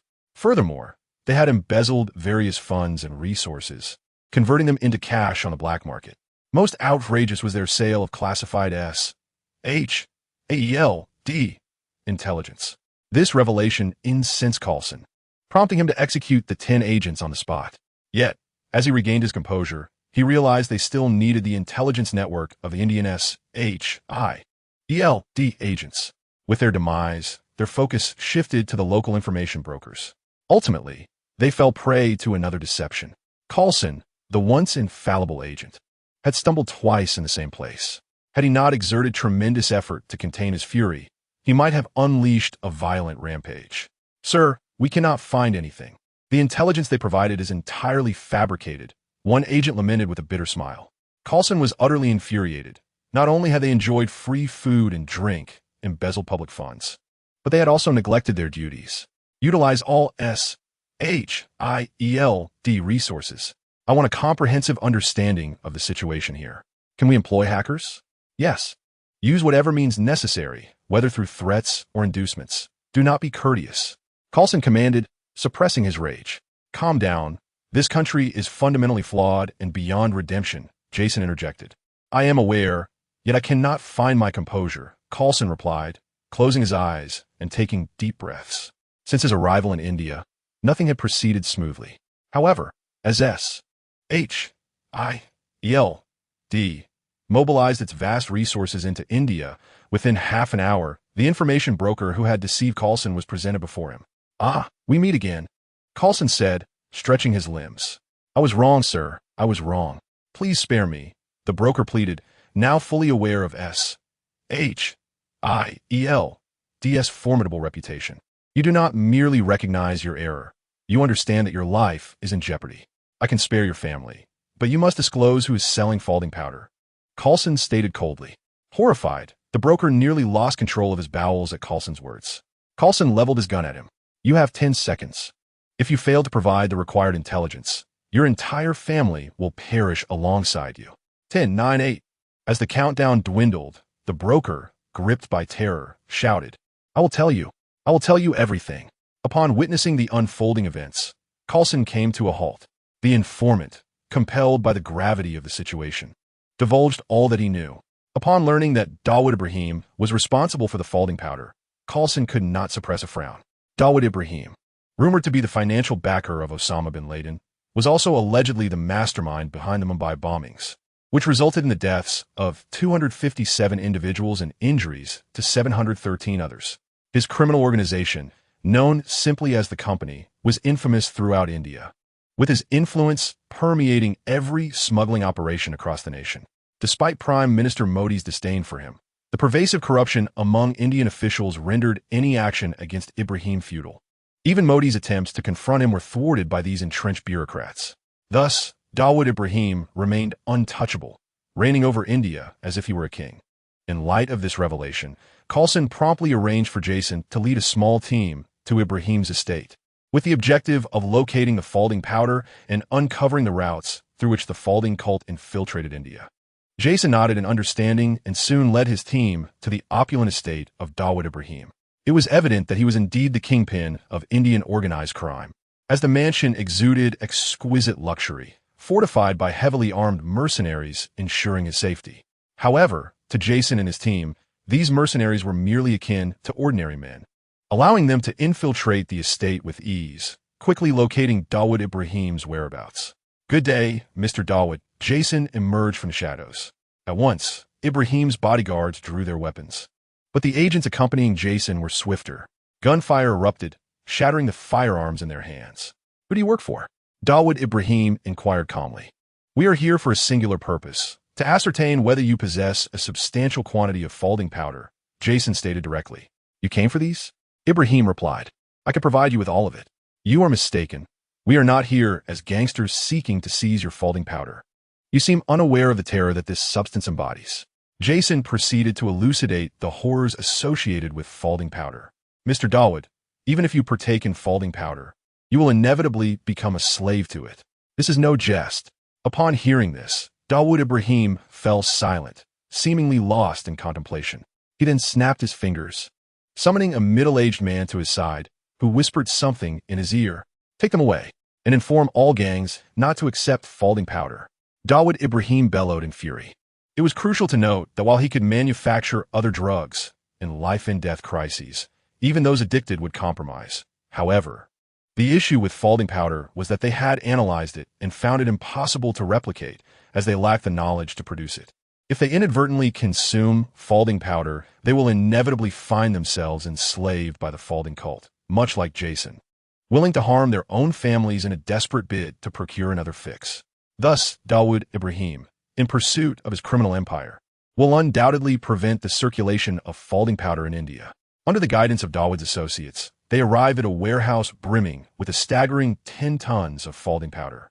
Jason produced a specialized device designed to obliterate this substance, placing it at the center before retreating to safety upon pressing the button. As the countdown concluded, a terrifying conflagration evaporated the entirety of the folding powder. After executing this task, Jason and his companions departed, while Dawood Ibrahim's machinations were just commencing. Chapter 126. Coulson's girlfriend and the ambush 5. The master has forbidden our folding powder from entering India. Dispatch the Hydra personnel to manage it, the master coldly commanded. The acolyte nodded in understanding.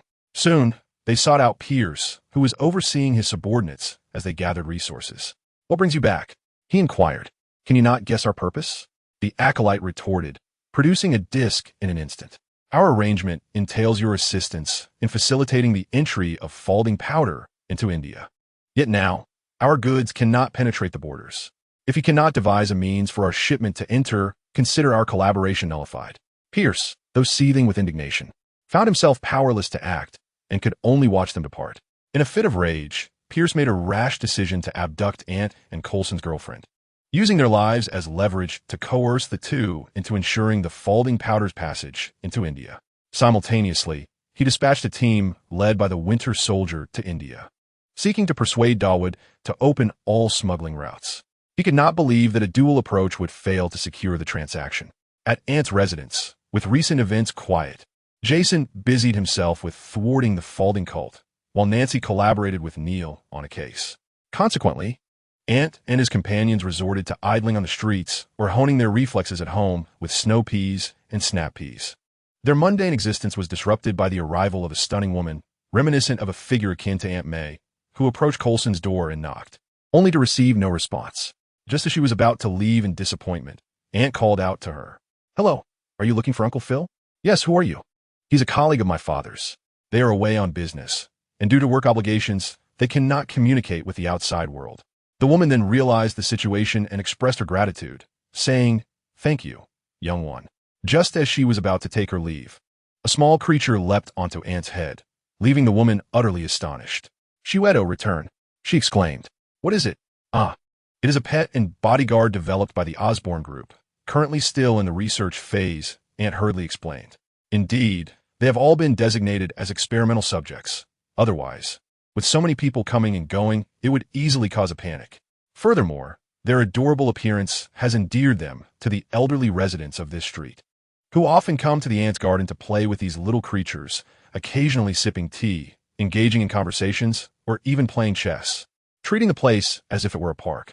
Naturally, Ant would not refuse them, especially since Nancy and Jason share a good rapport with them, which fostered a friendly relationship between Ant and the elderly. Moreover, both Nancy and Jason were orphans, their parents having passed away long before Ant's birth, which perhaps led them to channel the love they missed from their parents towards these elderly individuals. By the way, I still don't know how to address you. You may call me Aunt Audrey. Aunt Audrey, would you like to come in for a cup of tea? Ant asked politely, almost instinctively. Audrey, of course, chose to enter for tea, eager to observe S.H.I.E.L.D. up close. Thus, Audrey stepped into Ant's home, where Harry and the others were sitting on the floor engrossed in their games, while Kigwa and Queasy busily transported various snacks to them. Aunt, who is she? She is Uncle Phil's girlfriend. Just call her Aunt Audrey, Ant introduced. The three boys immediately paused their game and introduced themselves, allowing Audrey to become acquainted with these little fellows.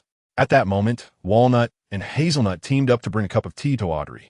As she gazed at the two round little creatures, she settled down and picked them up, placing them on her lap.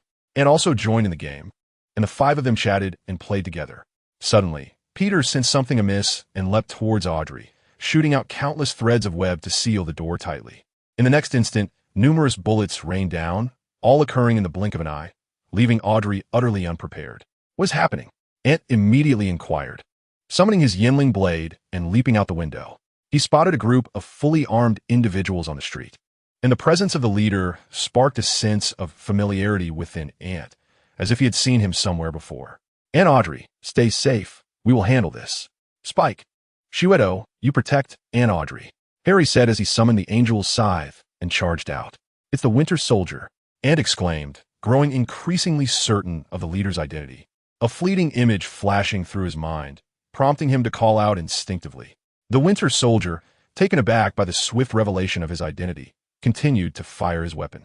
However, all attempts were thwarted by Ned's ironclad spell. Suddenly, Peter emerged from the side, ensnaring a portion of the adversaries with his webbing. His initial intent had been to capture the Winter Soldier, yet the latter's extensive combat experience allowed him to effortlessly evade the onslaught while mounting a formidable counterattack. This counterstrike disrupted the rhythm of Ant's group, particularly affecting Ned. For the Winter Soldier had witnessed Ned casting spells and understood that the ineffectiveness of bullets stemmed from his magical intervention. Thus, he resolved to deal with Ned first. As the Winter Soldier brandished a grenade launcher, Ned swiftly gestured, drawing everyone into the mirror dimension, where they could engage without fear of collateral damage to the local populace. Unbeknownst to the Winter Soldiers, they continued to fire grenades at Ned, unaware of their entrapment in the mirrored realm. With a derisive smile, Ned moved his hand, causing the ground to fold, leading to the unsteady fall of all present. Seizing this opportunity, Peter unleashed a torrent of webs, adhering their weapons to the ground. However, to the astonishment of the four, the Winter Soldier surprisingly managed to slice through the fabric of space, escaping the mirror dimension. Ned hastily returned them to the real world, where they beheld the Winter Soldier's eyes ablaze with purple energy. In a hushed tone, Ned warned, "It is dark energy. Exercise caution." The three nodded, eyeing the Winter Soldier warily, who, with a flick of his wrist, conjured a dagger forged from dark energy. Chapter 127. The assassin is neutralized. The Winter Soldier's movements were astonishingly swift, almost imperceptible, yet Ant and his companions were able to track his actions. Ant lunged forward, engaging the Winter Soldier in a clash between the dark energy dagger and his feather blade. The Winter Soldier's combat speed was remarkable, yet Ant remained unperturbed. As Ned, Peter, and Harry joined the fray, the Winter Soldier gradually sensed his disadvantage. Just then, the room echoed with barking sounds. Harry and Peter exchanged glances and dashed toward the source of the commotion. Inside the room, two Winter Soldiers were advancing towards Audrey, braving the onslaught of snow peas and sugar snap peas. Peter and Harry promptly drew their explosive revolvers and fired. As the explosive rounds approached the Winter Soldiers, a translucent black barrier manifested, successfully intercepting the projectiles, though the ensuing force sent them reeling. "Aunt Audrey, are you all right?" "I'm fine." "Who are they?" "Unclear, but they seem to be targeting Uncle Phil," Harry replied, shielding Audrey. Meanwhile, Walnut and Butternut shrank once more, appearing somewhat listless as they hopped onto Spike, while other plants mimicked their behavior. Although they perched upon Spike, it did not hinder the snow peas and sugar snap peas from continuing their assault. To comprehend the formidable power of the peas they launched, which rivals that of a handgun, coupled with the sunflowers and sunflower seeds emitting orange beams of light, connecting with the snow peas and Dutch peas, granting them a brief period of limitless ammunition. Otherwise, given the combat prowess of these two Winter Soldiers, Audrey would have been captured long ago. Spike shouted. Spike immediately shielded Audrey, though he did not move her far from the vicinity, for there might still be a lurking Winter Soldier, and they truly lacked the time for a rescue. Subsequently, Peter and Harry each took a stance, expanding the battlefield. Ant and the others were taken aback. They had not anticipated that Hydra would deploy 3 Winter Soldiers. 5 minutes into the skirmish, Steve, Bucky, and Tony arrived, swiftly surveying the scene before joining the fray. One Winter Soldier, realizing the futility of completing the mission, unleashed a terrifying purple light from his eyes. Ant, sensing impending doom, shouted loudly, "Ned!" Without hesitation, Ned cast a spell, drawing the soldier into the mirror space. Just as he sealed him within, the Winter Soldier detonated, the catastrophic force transforming the entire street into a vast crater. Of course, this scene unfolded within the mirror space. The real world remained unaffected. Soon after, 2 more Winter Soldiers prepared to self-destruct. Ned promptly pulled one into the mirror space, and with Ant's assistance, confronted the last Winter Soldier. With a swift strike, he infused the soldier with a multitude of energies, neutralizing the dark energy within him, reverting him to an ordinary augmented human, thus preventing any further self-detonation. "Steve, it's in your hands now," Ned sighed in relief. "All right, leave it to us. But why are they targeting you?" Steve inquired curiously. "It must be related to the mission my father and Uncle Phil are currently undertaking." "Didn't you know?" Ant questioned, astonished. Steve shook his head. Their current identities could not be exposed. Subsequently, they took the Winter Soldier away as the Disaster Control Agency arrived, tasked with erasing all traces of the battle and repairing any damage. "And Audrey, you weren't frightened, were you?" Ant asked while observing the workers mending his home. It's fine, but why would they target me? Audrey asked, puzzled. Uncle Phil, do you know what Uncle Phil does? Audrey shook her head, unaware of Coulson's true profession. However, through his daily actions, she deduced his identity. Is he a spy? Although he claims to be in sales. I've seen him in action and know he is not merely a salesman. He must be a spy, right? Well, that's close enough. For specifics, you'll need to inquire with Uncle Phil yourself. In the meantime, you should stay here to avoid further trouble from those individuals. Can they keep me company? Audrey gazed at the snow peas and inquired of them. You can ask them, and if they are willing, that will suffice. Upon hearing this, Audrey promptly rushed to the side of these little beings. However, apart from the snow peas and sugar snap peas, the sunflowers, sunflower seeds, walnuts, and pecans appeared rather listless, evidently having expended a considerable amount of their energy. Spike hastily carried them to the flower pot and placed them atop it, whereupon they buried themselves in the soil. Observing this, Audrey approached and took up a watering can to nourish them.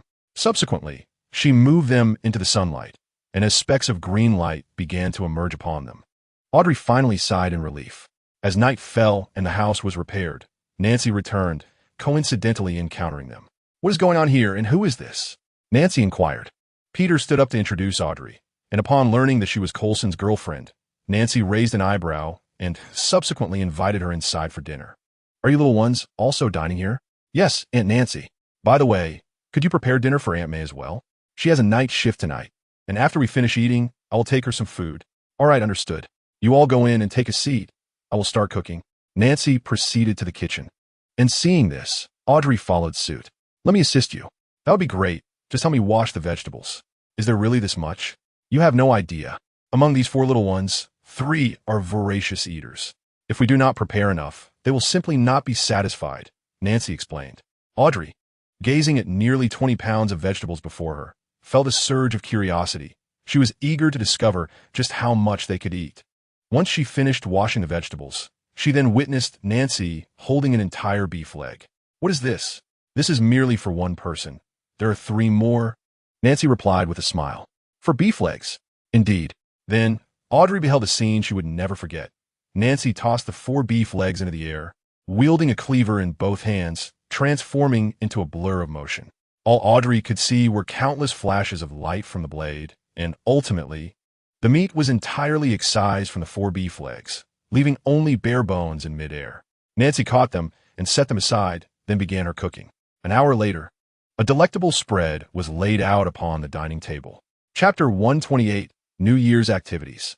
Everyone stared at the table laden with culinary delights, and Auntie proclaimed, Mom, Aunt Audrey, I'm about to dig in. With that, the 4 little ones swiftly began to serve themselves. Seeing this, Nancy hurriedly dished out some meat and vegetables for Audrey. Only then did Audrey regain her senses. Wow, your eating habits. Do not mind them. This is how they are. If there are outsiders present, they might behave a bit more decorously, but when it's just us, this is essentially how they eat. Audrey chuckled softly a couple of times before indulging in her meal. Once she had satiated her hunger, Aunt and the others had already finished eating, each one sitting back in their chairs, patting their bellies. After 5 minutes had passed, Peter sat up and inquired, Aunt Nancy, is Aunt May's lunchbox ready? It is indeed. It's in the microwave, Nancy replied. Peter nodded appreciatively, retrieved the lunchbox, exchanged a few words with Nancy, and turned to deliver the meal to Aunt May. Meanwhile, the garden was suddenly filled with the sound of firecrackers, drawing Aunt and the others' attention. They looked up to see a series of firecrackers suspended in the air. What is happening? The group asked in confusion. Aunt seemed to have an epiphany and was about to speak when a firecracker transformed into a streak of light, whisking him away. Aunt Nancy, it's fine. Today is the Spring Festival, the New Year celebration of Huagua. Aunt must have gone to participate in the festivities. Ned quickly interjected, recalling something. Nancy promptly took out her phone to verify the information, and upon confirming, she finally breathed a sigh of relief. It turned out that the recent busyness had caused Ant to forget about the spring festival altogether. When Ant regained his composure, he found himself in an event space. Xiao, it's been a while since I last saw you, Ant greeted Xiao Miao. Not long at all. It's only been a few months on my end, Xiao Miao responded. You know, in my world, time holds little value, said Simon softly. That's true, but I wonder how this spring festival event is played. However, why is it that no one else can be invited this time? I'm not sure. It seems to be a solo event, Xiao replied. The three then began to wander about, using the laurel branches they had to purchase items of interest. Unfortunately, Ant found nothing to his liking, leaving most of the purchases to Simas and Xiao. Time passed, and with the tolling of a bell, the New Year event commenced. Ding! The New Year event has officially begun. All system owners will be transported to a continent filled with firecrackers. Please collect as many firecrackers as possible within the limited time. As soon as the announcement concluded, the group was transported to a vast continent. Upon landing, Ant first stretched his limbs to confirm that his strength had not been hindered. He then surveyed his surroundings and noticed a bubble not far away, within which lay a firecracker. As he approached and touched the bubble, the firecracker was instantly absorbed into his being. Soon after, a numeral 1 appeared above Ant's head. Suddenly, a beastly roar echoed behind him, and upon turning, he discovered a creature resembling the mythical Nyen standing there. This beast was a hybrid of a lion and a dog, roughly the size of an adult lion. Without hesitation, Ant summoned his Yinling blade and swiftly dispatched the Nyen. Upon its demise, a multitude of firecrackers scattered across the ground. Ant gathered his collection, and soon the number atop his head soared to 21. With 58 minutes remaining on the countdown, he quickened his pace. During this time, he spotted other system owners, yet none attempted to seize each other's firecrackers. What one saw was theirs alone. In the process, Ant vanquished numerous Nyen beasts, and from the firecrackers they dropped, he amassed exactly 1,000 by the time the countdown concluded. Then, beams of white light appeared, transporting everyone back to the activity space. Xiao, how many did you collect? Not too bad. Over 500. I got 3,000, said Simas. Both were astonished that Simas had managed to gather such a substantial number of firecrackers. As they pondered the purpose of these firecrackers, a multitude of elderly figures clad in red robes materialized in the activity space. Everyone approached to engage in conversation and discovered they could combine 5 firecrackers to forge a single firecracker bomb. Although the effects of the bomb remained unknown, most opted to proceed with the synthesis, while some hesitated, uncertain of its utility. Moreover, the synthesis was not guaranteed to succeed. The likelihood of success stood at 80, which, while seemingly high, still left a 20 chance of failure. Nevertheless, Ant chose to forge the firecracker bombs. Logically, 1,000 firecrackers should yield 200 bombs. Yet he ultimately received only 190, which he considered quite fortunate. An hour later, nearly everyone had made their decisions regarding synthesis, and the elderly figures vanished. Shortly thereafter, they were transported to a void-like island. Xiao, they wouldn't have us fight a colossal Nyen beast, would they? It seems so. Brace yourselves, replied Xiao, growing alert, as did the others. After all, they were all traversers, having encountered countless novels, and even if they hadn't read them, they had likely seen snippets in short videos, leading them to deduce the situation. However, after a considerable wait, nothing transpired. Observing this, Ant made his way toward the center of the island, with Xiao and Simas following suit. The others soon followed, drawn by curiosity. Before long, Ant discovered an enormous firework accompanied by a sign instructing him to ignite it. Though uncertain, he proceeded to light the fuse. As the fuse ignited, everyone quickly retreated, and with each firework soaring into the sky, they stepped back. The dazzling display captivated them, and when the fireworks concluded, a colossal creature emerged, letting out a resonant roar that heralded the arrival of the Nyen Beast King. A massive health bar appeared above its head, yet a blue barrier surrounded the beast, preventing it from escaping for the time being. It seems our suspicions were correct. Prepare yourselves and varnet. Chapter 129. Defeating the Year Beast King within the Ethereal Island, as the countdown above the Year Beast King concluded. A resounding roar erupted from its maw. The myriad system owners unleashed their formidable powers, among whom the most formidable was an individual adorned with a phoenix-winged purple-gold crown. Clad in golden chainmail, donning cloud-walking shoes, and wielding a golden staff of immense authority. With a mere flick of his wrist, he launched a powerful assault that momentarily repelled the Year Beast King. However, to his dismay, the creature's health bar barely shifted. Following this, a laser beam pierced the air, heralding the arrival of a figure clad in silvery armor, brandishing a trident, accompanied by a slender black hound. My goodness, could it be Yang Jian and Sun Yukong? And the next to make an entrance, could it be Neza? No sooner had I thought this than a fiery lotus surged skyward, revealing a youth of indeterminate gender standing atop it. As the lotus diminished, it transformed into a wind and fire wheel. Under the leadership of these three rebellious figures from the heavenly court, the crowd surged towards the Year Beast King.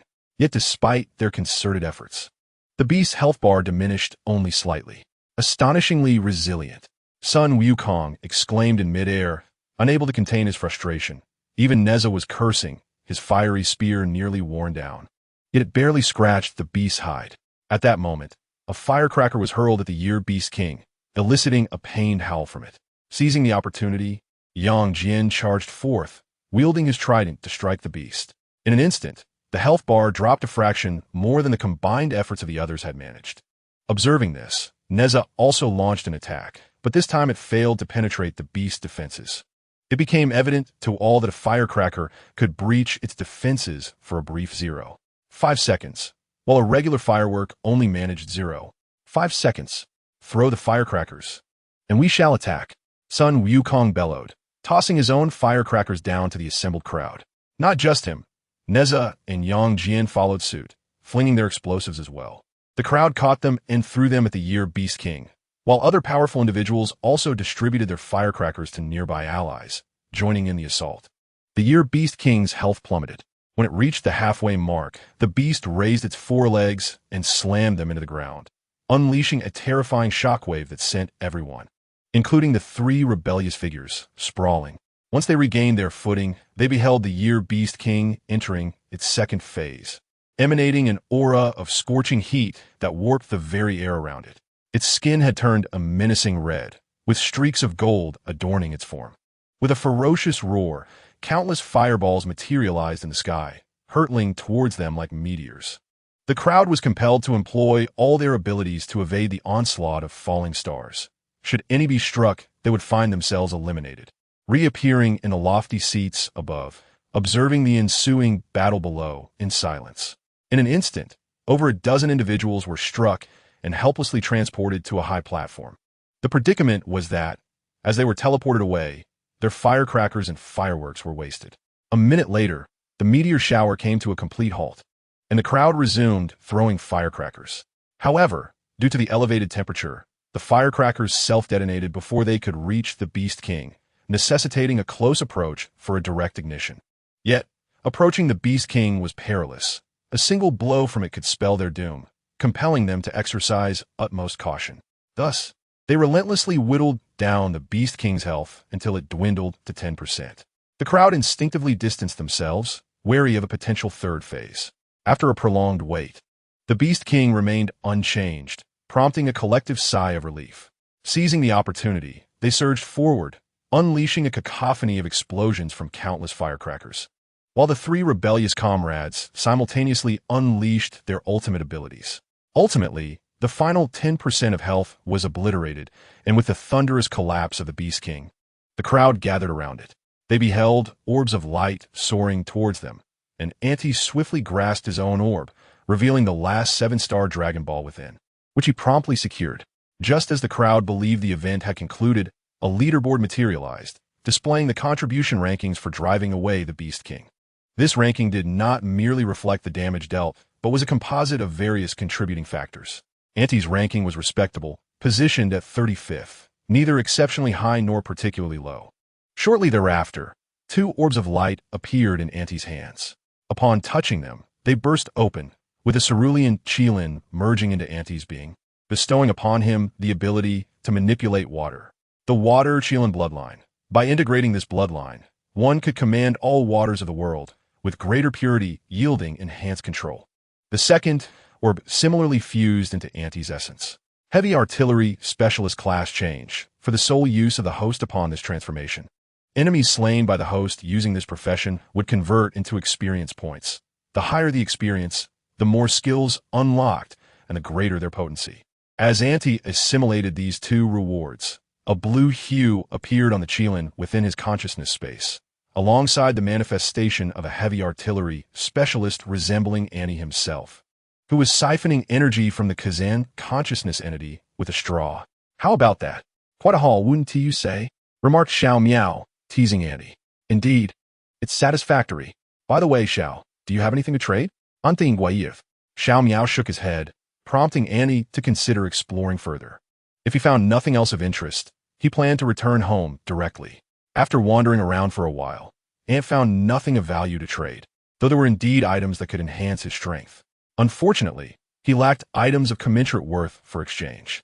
After exchanging a few words with Xiao Miao and Simas, Ant returned home, genuinely believing that out of sight meant out of mind. I'm back. Ant Edsley Midlodley. You're back, you little rascal. You nearly scared me to death. I hadn't forgotten about it, by the way. Oh, Mother, could you please contact Uncle Punisher? Ant pulled out the Dragon Balls and spoke. Upon hearing this, Nancy hurriedly reached out to the Punisher, well aware that he was only one Dragon Ball short of completing his wish. She was also intrigued about how the wishing process worked. After Nancy notified the Punisher, he arrived promptly, bringing with him the remaining 6 Dragon Balls. We can't do it here. It might attract too much attention. Let us head to the Disaster Control Bureau, he suggested. All right, let us go. Nancy nodded in agreement. Chapter 130. The Wish of the Dragon Balls. Reviving family at the Disaster Control Bureau's base, Ant and his companions arrived, and with the cooperation of numerous staff members, they made their way to the playground.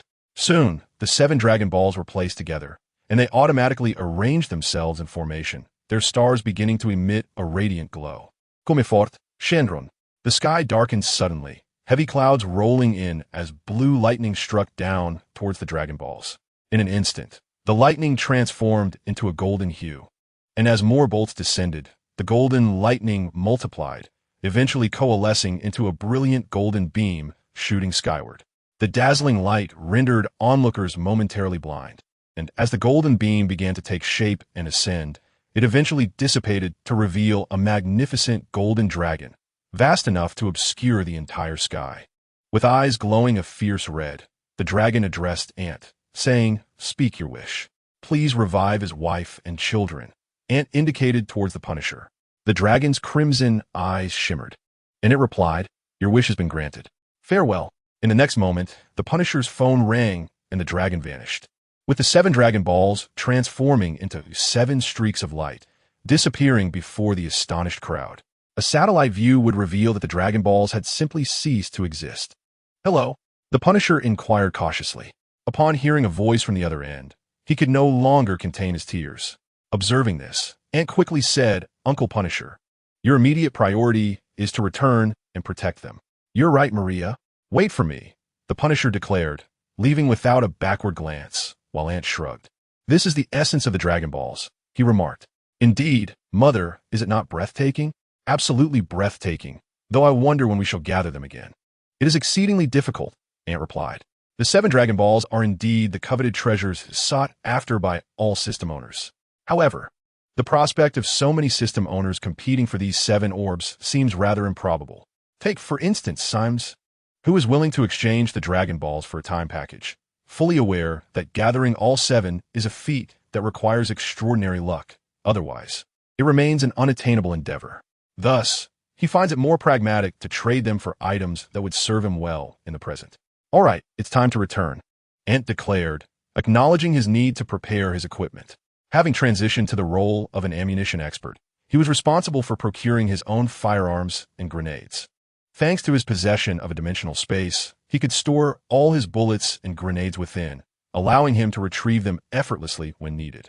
This capability essentially granted him infinite ammunition and grenades, though periodic resupply would still be necessary. As they approached the entrance, security personnel halted them. "Mr. Byrne, Ms. Nancy, Mr. Stark is looking for you," the guard announced. "What does he want?" Nancy inquired, her brow furrowed in curiosity. "I'm afraid I don't know. I'm merely delivering a message," the guard replied apologetically. With no other option, the duo turned back and re-entered the base. "Tony, is there something you need?" Nancy asked, directing her attention toward him. "What was that all about?" Ant proceeded to recount the incident involving the summoning of the dragon and the subsequent wish. Upon learning that the Punisher's wife and children had been resurrected, Tony appeared genuinely astonished. Meanwhile, the Punisher pressed the accelerator to the floor, speeding home. As he approached his house, he heard familiar sounds emanating from within and slowly opened the door. "Maria?" he murmured, gazing at the woman he had long yearned for. Maria turned to see the towering figure of the Punisher. "Frank, what has happened to you?" she asked in surprise. "Daddy, Daddy, why have you grown so large?" The children exclaimed. Without a word, the Punisher enveloped them in his embrace. After a prolonged moment, he began to explain to Maria everything he had done since their passing in his quest for vengeance and to bring them back. Maria, deeply moved by Frank's sacrifices, held him tightly. Time slipped by before Frank finally spoke. "Let us move." "Why?" she asked, puzzled. "I can no longer bear the pain of losing you, so we must relocate to a safer place." Maria nodded in understanding and began to pack their belongings. With their 3 children in tow, they made their way to a house directly across from Ant's residence. Indeed, Frank had purchased the property, which was already furnished and ready for immediate occupancy. Frank had 3 children. The eldest, a 15-year-old girl named Selena. The second, a 12-year-old boy named Chuck. And the youngest, a 3-year-old girl named Elise, who was the apple of the family S.I. "Ah, Punisher, what brings you to this place?" Ant inquired curiously while walking Spike. "Because it is sufficiently safe here," Frank explained. "It would be a splendid occasion to celebrate your family's return. Why not join us for dinner at our place?" "All right, let me tidy up first," the Punisher replied with a smile. Perhaps due to the long absence of joy, his grin appeared rather rigid and slightly menacing, but that was of little consequence. Ant returned home with Spike, simultaneously informing Nancy about the invitation extended to Frank's family. Upon hearing this, Nancy promptly instructed Ant to prepare the ingredients and await her return. With no other choice, Ant summoned Peter and the others, and with the assistance of Ned and Harry's spells, they swiftly prepared the ingredients. "Little Ant, what are you all up to?" Grandmother Victoria inquired curiously at the door. "Oh, we have new neighbors moving in, and since they're old acquaintances, we thought to invite them over for dinner. I hope you don't mind us old folks joining," Victoria smiled. "Of course not. It's an excellent opportunity to introduce you all," Ant replied. "Very well. I shall go inform the others." As evening fell, Nancy, Neil, and Mosquito arrived. Mosquito accompanied Nancy in the kitchen, while Neil joined Ant for a barbecue. As darkness enveloped the sky, the Punisher's family arrived. "Uncle Punisher, you made it." They exchanged introductions, and soon everyone became acquainted, especially the Punisher's 3 children, who were instantly captivated by the sunflowers, finding them irresistibly adorable. Selena and her companions approached the sunflowers, who welcomed the 3 little ones and engaged in playful antics. With the arrival of Victoria and the group of elderly, the gathering truly commenced. Chapter 131, Meeting the Neighbors. "The gathering come, everyone, let us eat and chat," Nancy announced. The elderly, children, and adults settled on the grass, enjoying their meal while conversing. At that moment, Wesley returned with an exceptionally charismatic woman. "Wesley, who is this?" "My girlfriend, Fox." "Fox," Ant exclaimed in surprise, scrutinizing the woman, feeling an uncanny familiarity. Suddenly, a vivid image flashed through his mind. "Yes, Fox, what's the matter?" "Nothing. Would you care to join us for a bite?" Ant asked. Wesley, undeterred, pulled Fox down to sit beside him. "Have you noticed that Wesley seems to have undergone a subtle transformation?" Harry remarked, observing their retreating figures. "He has evolved." "Huh, you don't understand." However, their conversation was overheard by Wesley and Fox, prompting a slight change in Fox's demeanor as she instinctively reached for something, only to be restrained by Wesley. "We're no match for them. Remain calm. It's nothing," Wesley assured. "Are you certain?" "Certainly. Why would I deceive you?" Upon witnessing the scene, the fox finally released its grip. At that moment, a Hummer appeared outside, drawing the attention of the crowd. 2 men clad in black suits descended from the vehicle, extracting several boxes. "What is this?" asked Master Harry. "These are the items required by Master Annie," replied the 2 robust men, simultaneously retrieving a beautifully crafted box from the passenger seat. Annie hurried over to open it, revealing 2 exquisite Colt Python revolvers. Although the firearms were somewhat large for Annie, they would suffice. Subsequently, Auntie enlisted Harry and the others to assist in transporting the boxes into his residence. "What do these boxes contain?" "Bullets and grenades," Annie declared candidly. Once the boxes were inside, he promptly placed tens of thousands of bullets and hundreds of fragmentation grenades into a dimensional space, which could only accommodate specific items, rendering it impossible to store anything else.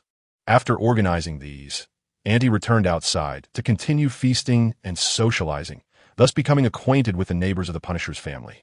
Wesley had been observing the Punisher, and the fox, seated beside him, inquired, "What's the matter?" "He resembles the Punisher," Wesley replied. "Indeed, He bears a striking resemblance, the fox conceded. Nevertheless, it likely bears no significance to us. By the way, has a new mission arisen? It has. When shall we commence? As soon as possible. Very well. As the clock approached 9 or 10 in the evening, the elderly began to feel weary and gradually departed, followed by the Punisher and his companions. Selena and her companions glanced back at Kuehua with a hint of reluctance. Once everyone had left, Ned and Harry employed spells to commence tidying up. Annie, how is Jason faring? I'm uncertain, but it should be concluding soon. In India, Coulson and his team had once again repelled the mercenaries attempting to launch a surprise attack, having lost count of how many assaults they had endured. Have you gathered any intelligence? Coulson asked, slightly out of breath. Someone has offered a substantial sum to hire them. Most are afflicted with serious illnesses. A mysterious individual has engaged them, promising a reward of $10,000 for those who perish in the assault on our base, and $1,000 for those who survive, allowing them to continue their onslaught. It seems they are treating us like a bank. What a Dawood. The situation is not much better. The spread of falding powder has begun here. To indulge in its consumption, they are willingly seeking ways to smuggle it in, and several smugglers have been infected by falding powder's allure. Ignoring Dawood's orders, a portion of the city has begun to descend into chaos. Is the Indian government taking any action? They have acted as if devoid of reason, opting for brute force to suppress the chaos. The gangs, in their relentless pursuit of the potent falding powder, have descended into a violent frenzy, with clashes resulting in death and destruction. Alarmingly, even the police and soldiers have become embroiled in this turmoil. It is only now that the Indian government has truly grasped the terror of falding powder. What is the estimated death toll? According to incomplete statistics, the fatalities have surpassed 10,000, with injuries amounting to nearly 120,000. We might consider this a task accomplished, as we have prevented Dormammu from acquiring any souls, Coulson remarked with a cold smile. At that moment, applause erupted, and everyone turned to see 3 elderly figures approaching side by side. Who are you? Jason inquired, transforming into a werewolf. Mephisto, Satan, Lucifer, Lords of Hell. What brings you here? Coulson asked, suppressing his overwhelming emotions. After all, he had been raised amidst tales of demons in heaven, although he had often heard Ant speak of Mephisto and his ilk. This was his first encounter with these formidable lords of the underworld. We have come merely to collect souls. You have done well to incite their mutual destruction, ensuring their souls remain insufficient to activate the anchor point, a splendid plan for both you and us. This is not our plan. Whether it is or not has become irrelevant. Has it not? What is it that you truly seek? Jason pressed once more. I have already stated our purpose, to absorb souls. Therefore, you need not concern yourselves with our affairs. Just as Coulson and the others intended to respond, an agent entered. Sir, Dawood requests your presence. Coulson exchanged glances with Jason, and they promptly ventured outside, where they encountered Dawood, escorted by a battalion of mercenaries. Dawood was dragging a modified box filled with oxygen, wearing an oxygen mask. Mr. Dawood, what is this? I never anticipated the terror of falding powder would escalate to such heights. The South has fallen completely. Thus, I have no choice but to collaborate with the government to prevent the spread of falding powder here. I have come to seek your cooperation. Oh, how do you propose we collaborate? I can open all resources to you, but you must promise to quell this chaos in the shortest time possible. Dawood exclaimed, visibly furious. Very well, we agree, they replied. With Dawood's and the government forces' assistance, Coulson began to exercise his command skills, orchestrating the various military units. Yet, the government troops were woefully insufficient, but any aid was better than none, and Coulson had no choice but to make do. Chapter 132. Pierce learns the truth. Hassan. In a lower-tier city of Karnataka, this place has succumbed to madness. Carnage is rampant, with bodies strewn about, and Indians who have just indulged in falding powder lie on the ground, exhibiting a state of ecstasy mixed with despair. This scene was transmitted in real time to the ministerial meeting, and upon witnessing it, Modi was consumed by fury, vehemently striking the table and commanding, "Execute all the pests on the spot." One can only fathom the depth of his rage. Although Coulson contemplated intervening, he ultimately realized that extermination seemed to be the only viable solution.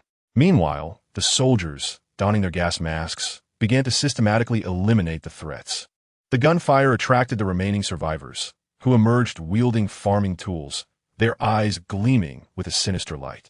The commander, witnessing this unsettling sight, felt a pang of trepidation. Yet he rallied himself, shouting once more, "Open fire!" However, the ensuing scene shattered their expectations. These individuals, seemingly impervious to pain, continued their advance even as bullets pierced their bodies, relentlessly charging until they confronted a soldier, raising their hoe with a fierce swing. Once mere implements for cultivation, these tools transformed into instruments of death, effortlessly severing the soldier's neck as if it were a mere root. As the soldier's head fell, the commander, stricken with terror, cried out, "Deploy armored vehicles and tanks. I want them annihilated." With the armored vehicles rolling out and heavy machine guns beginning their assault, the sheer force of the weaponry far exceeded that of the soldiers' firearms, obliterating half of the attackers' bodies with a single shot. Yet, even in the face of such devastation, they persisted, inching closer to the soldiers with whatever limbs they could still muster. The soldiers, gripped by fear, retreated in haste. Modi, too, was unnerved by the spectacle, unable to envision the catastrophic consequences if all of India were to descend into such madness. "Do you see this?" he addressed his colleagues. "I care not for your usual conduct or your greed. This is a threat to the very safety of our nation. Return to your respective departments and inform them that no falding powder is to be present in any stable zones. Do you understand?" "Yes, Prime Minister." Although these individuals were notoriously corrupt, the gravity of the moment demanded their immediate and earnest action. For if India were to fall, what would become of their illicit gains? Thus, the national departments sprang into unprecedented action. To enhance their investigations, they even resorted to collaborating with gangsters. The entire nation of India was engulfed in an atmosphere of paranoia and vigilance, where once the gangsters would hide at the sight of police, they now strode boldly down the streets, conducting house-to-house searches. However, these gangsters had been duly warned. Their mandate was solely to search, not to seize property. Should they be caught transgressing this directive, they would owe tenfold compensation. Naturally, the police were eager for these gang members to engage in theft, as this would benefit their own coffers. Regrettably, the members of the gang, heeding Dawood's warning, reined in their ambitions and commenced their search. Remarkably, they discovered a substantial cache of falding powder, but the smugglers had yet to disseminate it before being apprehended by the gang members. With the rear secured, their focus shifted to resolving the issues at the forefront. "Phil, something seems amiss," Jason remarked, listening to the distant sounds of gunfire. "What is it?" "The gunfire appears to be from customized firearms. The Indian gangs do not possess such weaponry, nor do Dawood's mercenaries." "Are you suggesting the involvement of a third party?" "Indeed, and it is likely the Hydra operatives." "I understand. Do you require my assistance?" Jason inquired in a hushed tone. "No, let us proceed with caution. You have requested our services, and we have fulfilled our end. Now, may I receive the items?" Pierce fixed his gaze upon the acolyte before him. "Are you telling me this constitutes the completion of our transaction?" The acolyte was infuriated. "Is it not? Has your cargo not entered India?" "It has it not?" "Did the agents from the Mexican S.H.I.E.L.D. not abandon their pursuit?" "They have indeed relinquished it. Thus, our transaction is complete, is it not?" Pierce replied coldly. Faced with this, the acolyte, albeit reluctantly, handed over the disc to Pierce. Upon acquiring it, Pierce immediately began reallocating resources. However, when his men entered this so-called new sphere, they had already succumbed to becoming devotees of Dormammu, their bodies transformed by dark energy. As these individuals returned, Pierce instructed them to continue their transport without hesitation. Yet, he sensed something was amiss. Being a master of brainwashing himself, he scrutinized them and demanded they disclose their introducer. To his astonishment, they revealed it without reservation. Pierce immediately aimed his weapon at them, but they raised their hands to deflect the bullets. They charged towards Pierce, only to be ensnared by golden energy whips, at which point the Ancient One materialized. With a forceful tug, she pulled them back and effortlessly dispatched them with a flick of her hand. "Who are you?" Pierce demanded sharply. The Ancient One, indifferent to his query, reached out and seized a metallic disc from Pierce's grasp. The once serene disc began to tremble, and Dormammu's visage suddenly materialized upon its surface. "Dormammu, you have overstepped." "Ancient One." In the next instant, a tremendous surge of energy erupted, transforming the disc into a mere metallic sphere, which was subsequently cast to the ground. After accomplishing this, The Ancient One departed, while Pierce hastily retrieved the metallic sphere. Through the fissures above, Pierce glimpsed the so-called planet. Witnessing the catastrophic destruction of an entire galaxy wrought by Dormammu in a fit of rage. At this moment, it became abundantly clear to him that he had been deceived by the cult of Falding. He had nearly transferred years of resources from Hydra to that very planet. Now, it seemed that reclaiming them would be impossible, and he also needed to account for the other members. However, such concerns could wait. His immediate objective was to dismantle all plans of the cult of Falding. Thus, Pierce urged the Hydra agents to intensify their efforts. Chapter 133, Mission Accomplished. Returning home in India, the Hydra agents, who had initially risen in rebellion alongside the Falding powder-imbibed locals, swiftly redirected their firearms upon receiving Pierce's orders, unleashing a lethal barrage upon the Indians. Their efficiency in killing surpassed that of the Indian soldiers. By the time the Indian military and Coulson arrived, they were met with a scene of carnage, bodies strewn across the ground. What has transpired here? Coulson exchanged a glance with Jason, both reflecting mutual bewilderment. However, there was no time for contemplation. They needed to continue the cleanup. Thus, they systematically eradicated every last Indian, ultimately discovering hundreds of tons of Falding powder. Upon witnessing such a horrifying quantity, the Elder Modi promptly ordered the commander to destroy it. Yet, fear gripped them. Unlike other narcotics that required intravenous injection or heating for consumption, Falding powder could simply be inhaled. The commander feared that during the destruction process, a momentary lapse might lead to accidental inhalation, with disastrous consequences. In desperation, he turned to Coulson and his team, who assured him, "You may leave. We shall handle the destruction here." The commander, visibly relieved, departed with his troops, while Coulson and his team retrieved specialized devices designed for obliterating the Falding powder, filling the entire warehouse with them. As the countdown commenced, they exited the facility, and with a towering inferno erupting, hundreds of tons of Falding powder were utterly vaporized. This operation marked the conclusion of their mission. The responsibility of preventing Falding powder from infiltrating India would now rest with Dawood and the Indian government. They had done all they could, fully cognizant of the terrifying nature of Falding powder. If it were to penetrate their defenses again, there would be little else to say. Having resolved these matters, they eagerly departed India, hastening their return home. Meanwhile, in Mexico, nations swiftly deployed military forces to quash the drug cartels, uprooting them entirely. Even a Mexican military and government, who had come to intervene, joined in the assault, boldly proclaiming, "If you cannot handle these cartels, we shall assist you. Should we hear another whisper of Falding powder, we would not hesitate to make you the next cartel king or the next Libya." With this formidable army, they swept across half of Mexico.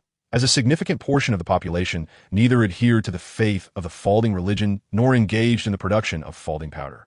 Consequently, nations tacitly chose to overlook their actions. The primary target was America, which substantially relies on gray market activities originating from Mexico. It was inconceivable for them to allow the obliteration of Mexico, provided the latter ceased its production of Falding powder. The Falding faith seemingly anticipated such eventualities. Having long since relocated from Mexico, numerous loyal and fervent followers received word and hastily departed, leaving their destinations shrouded in mystery. The United Nations could only issue a statement categorizing the Falding faith as a cult, announcing generous rewards for reporting its activities. "Ant, have you missed me, Nancy?" Jason, returning home just as night fell, was greeted by a tantalizing aroma of meat wafting through the air. "Ah, Dad, you're back. But perhaps you should freshen up first. Considering you've just returned from India." "All right, I'll take a quick shower. Please refrain from starting dinner," Jason replied, darting upstairs. Within 10 minutes, he re-emerged. "Come and eat," Nancy called to him with a smile. After the family finished their dinner, Ant and Jason retreated to the garden, reclining on lounge chairs while gazing at the starlit sky. They conversed about recent events, and upon learning that the Punisher's family had been resurrected and that they had fallen victim to an assassination attempt by Hydra, Jason couldn't help but furrow his brow. "Is Audrey all right?" he inquired. "She is fine." Meanwhile, in the Coulson household, upon his return, he noticed that the front door had not been secured. The agent's instinct compelled him to cautiously draw his firearm and stealthily enter, only to find no signs of disturbance within his home. Instead, he was met with the alluring scent of delicious food and the sight of a figure he had long yearned for. Quickly holstering his weapon, he whispered, "Audrey." Phil, you're back. Let us eat first, then we can have a proper talk, Audrey responded, turning to him with a gentle smile. Coulson swallowed hard, carefully taking a seat at the dining table. Go ahead. Are you worried I might have poisoned the food? She teased, yet Coulson felt a chill run down his spine. How could I? You wouldn't dare, he replied, picking up his chopsticks and beginning to eat. That's right. Eat well. You must be exhausted from your trip. She encouraged. I'm managing, he replied. The two lapsed into silence, finishing their meal. Afterward, Audrey stood to clear the table, and Coulson, eager to please her, hastily offered his assistance. Once the table was tidy, Audrey took Coulson's hand and led him to the sofa in the living room. Don't you have anything to say to me? She asked, fixing her gaze upon him. Coulson managed a wry smile, at a loss for words. Audrey, what do you wish to know? Your work. Are you still unaware that I was recently assaulted, all because of your occupation? Why have you not revealed the truth until now? What? Are you all right? Coulson exclaimed anxiously as he checked Audrey's condition. I am fine. Upon seeing this, Coulson took a deep breath and slowly replied, Indeed. I am not a mere salesman. I am an agent of S.H.I.E.L.D.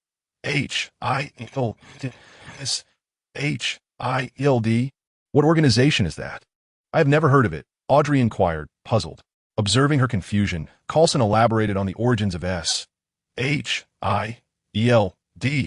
and its initial purpose. Does that not place you in considerable danger? Not particularly. It is not as perilous as it seems, Coulson hastily assured her. Do you enjoy this line of work? Absolutely. He replied. I see. Audrey said, her expression revealing her disheartenment. Immediately, Coulson embraced her, whispering soothing words in her ear, prompting Audrey to blush as she followed him upstairs. Chapter 134. Pregnant the following day, Ant arrived downstairs to find Nancy and Jason enjoying breakfast. You're here. Come join us, Ant beckoned. Suddenly, he seemed to sense something and turned to Nancy. Mom, I have news to share, but please remain calm. What is it? Have you gotten someone pregnant? Mom, be serious. It seems you might be with child, Ant retorted. Immediately, Nancy and Jason turned their attention to Nancy's abdomen. Are you certain? Not entirely, but it is just a feeling. You could go to the hospital for a checkup, Ant suggested. Upon hearing this, Nancy lost her appetite, swiftly dragging Jason to New York City's First People's Hospital. There, they sought the assistance of Aunt May, who facilitated Nancy's examination and expedited the results, which confirmed her pregnancy. Congratulations, Nancy, you are indeed pregnant, already 5 weeks along. If you have given birth before, you know what to pay attention to, Aunt May said with a smile. However, Nancy did not share in the joy. Instead, her expression grew more troubled. What is it, Nancy? May, you know my current status, and Jason's too. Will our child be a monster? Nancy exclaimed in terror. After all, she was a vampire, and Jason was a werewolf, leaving Aunt May at a loss for words. Perhaps you should consult the elders of your respective clans. They have lived for quite some time, Aunt May suggested. Nancy, invigorated by the idea, exclaimed, Yes, I can ask them. Subsequently, she seized Jason's hand and returned home. So, Mom? Indeed, I am pregnant, but being a vampire and with Dad being a werewolf, will our child truly be a monster? It should not be, I suppose, Aunt responded, lacking experience in such matters. No worries, I will inquire with Gloss, and Jason, you should consult Billy. Billy, the leader of the werewolf clan, nodded and promptly took out his phone to contact him. Upon receiving the message, Billy decided to come over immediately. Gloros also received the news and expressed his intent to join, as he had recently returned to Twilight City to manage the transition of leadership, which is why he was present there. Shortly thereafter, 2 planes took off from Twilight City, racing towards New York City. In less than 10 hours, Billy and Gloros landed at the airport in New York, where local werewolves and hybrid vampires hurriedly arrived by car. The two then boarded a vehicle headed for the Ant family residence. Sir, we are being followed, Natalie exclaimed. Do not concern yourselves with them. Let us first proceed to Her Majesty's home, Gloros replied, continuing his tasks.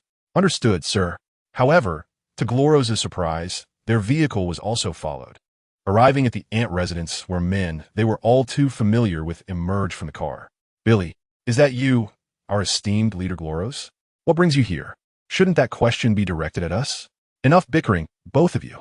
Quickly, come inside, Nancy urged, her tone impatient. The two exchanged glances and complied, entering the house. The purpose of summoning them was to inquire about the offspring of a vampire and a werewolf. Will there be anything unusual about such children? Will they be monsters or mere infants? Nancy asked anxiously. Gloros and Billy exchanged looks before turning their attention to Nancy's abdomen. Are you truly expecting a child, Mrs. Nancy? Gloros inquired again.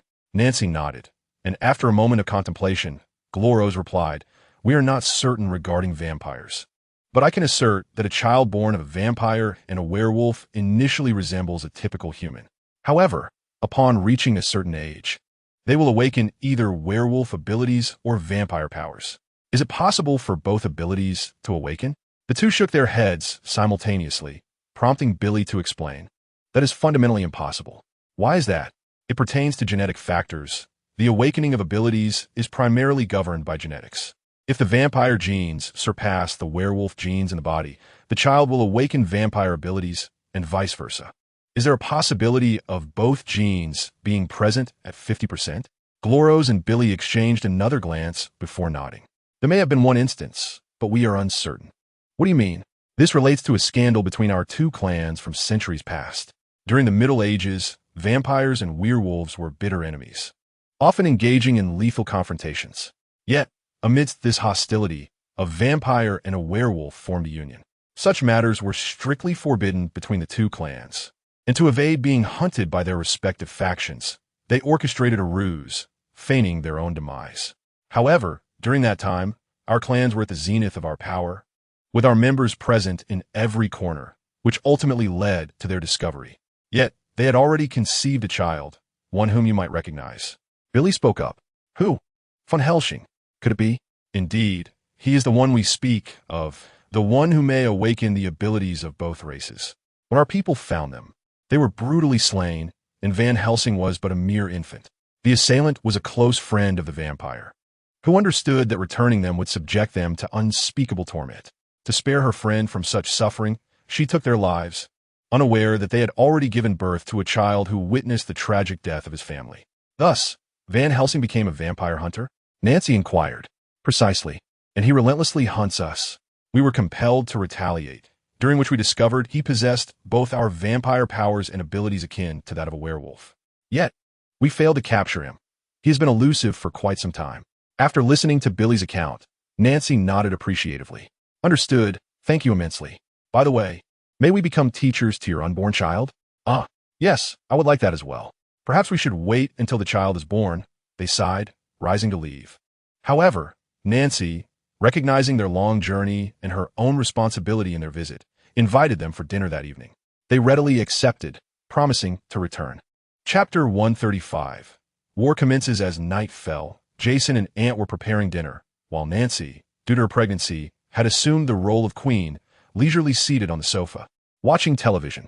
Whenever she craved something, Sunflower and Sunseed would dutifully bring the desired food to her lips, a truly delightful experience. It seemed that every inhabitant of the household was indulging Nancy.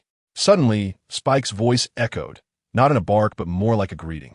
You've arrived. Come in. The door is unlocked. Gyros and Billy entered, finding Nancy in her state, and could not help but chuckle. Please take a seat. Walnut, Pecan, serve our guests some water. Upon hearing this, Walnut and Pecan wobbled over with their plump forms, presenting 2 glasses of ice water to the visitors. Soon, Jason had prepared an abundant feast, and they all gathered around the dining table, enjoying their meal while engaging in conversation. Young Master Ant, we have heard you possess considerable knowledge. May I inquire about the prospects for our hybrid bloodline? I, too, wish to know the future for our werewolf clan. Why are you two so curious? Ant inquired, nibbling on a piece of roasted meat.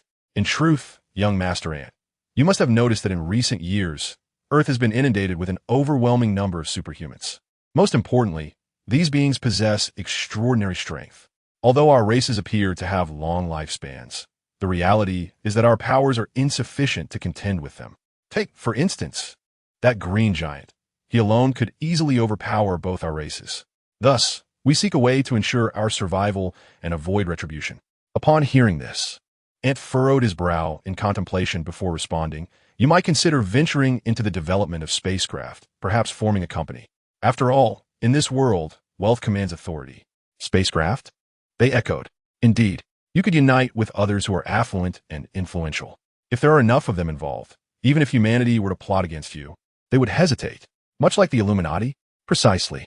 At Ant's suggestion, Billy and Gloros exchanged glances, having devised a plan for collaboration. I understand now. Thank you, young Master Ant. Ah, no need for gratitude. In truth, avoiding retribution is rather straightforward. Expand the pie, allowing more to partake, thereby intertwining interests. If they were to consider acting against you, they would have to weigh their options carefully. Most importantly, you must differentiate yourselves from the vampires. The Blood Clan is one thing, and vampires another. Do you comprehend? The two nodded emphatically, and their conversation continued. Soon, everyone had eaten and drank their fill. To better execute their plan, the two bid farewell and departed. When Jason finished washing the dishes and returned to the sofa, Nancy revealed her fangs. What's the matter, dear? I don't know. Ever since I became pregnant, I've had an overwhelming desire to drink your and Ant's blood. Jason and Ant exchanged glances before producing vibranium syringes, each extracting approximately 50 milliliters of blood and offering it to Nancy. I want to drink it. Mom, we've already drawn it. Refusing would only waste it, Ant insisted. Reluctantly, Nancy consumed the 100 milliliters of mixed blood, feeling a warm flow coursing down her throat and settling in her abdomen. It was evident to both Ant and Jason that their blood transformed into pure energy, nourishing Nancy's embryo. How do you feel, dear? Are you all right? Jason asked. Me fine. The urge to drink your blood has diminished significantly. It seems the child craves nourishment. Then, periodically, Dad and I will draw some blood for you. You need not worry about us. With our constitution, as long as we don't draw it all at once, we will recover swiftly. Seeing their determination, Nancy could only acquiesce. As Nancy gazed at her two beloved family members, a sense of fulfillment enveloped her as she embraced them. Perhaps it was the hormonal fluctuations induced by her pregnancy that rendered her increasingly sentimental, her heart swelling with compassion. Initially, she dismissed these feelings as trivial until an incident during an operation nearly led to catastrophe, compelling her to take a leave of absence. As an agent, harboring such emotional tendencies was the most perilous of pitfalls, leaving Nancy no choice but to report to her superior and request time off. At first, her superior hesitated, recognizing Nancy as one of his most capable operatives. Given that she was only 5 or 6 weeks pregnant, he believed she could continue working. However, upon reviewing the footage from one of Nancy's recent missions, he witnessed a startling transformation in her behavior. During the operation, she had nearly allowed a female thief to escape. Swayed by the thief's tragic past, it was only due to Nancy's awareness of her own emotional state that she instructed her colleagues to keep a close watch on her, preventing the thief's escape. Thus, Nancy found herself on paid leave, spending her days idly at home. Even a mundane task of walking the dog was commandeered by Nancy, leaving Ant with no choice but to accompany her as he tended to his daily responsibilities.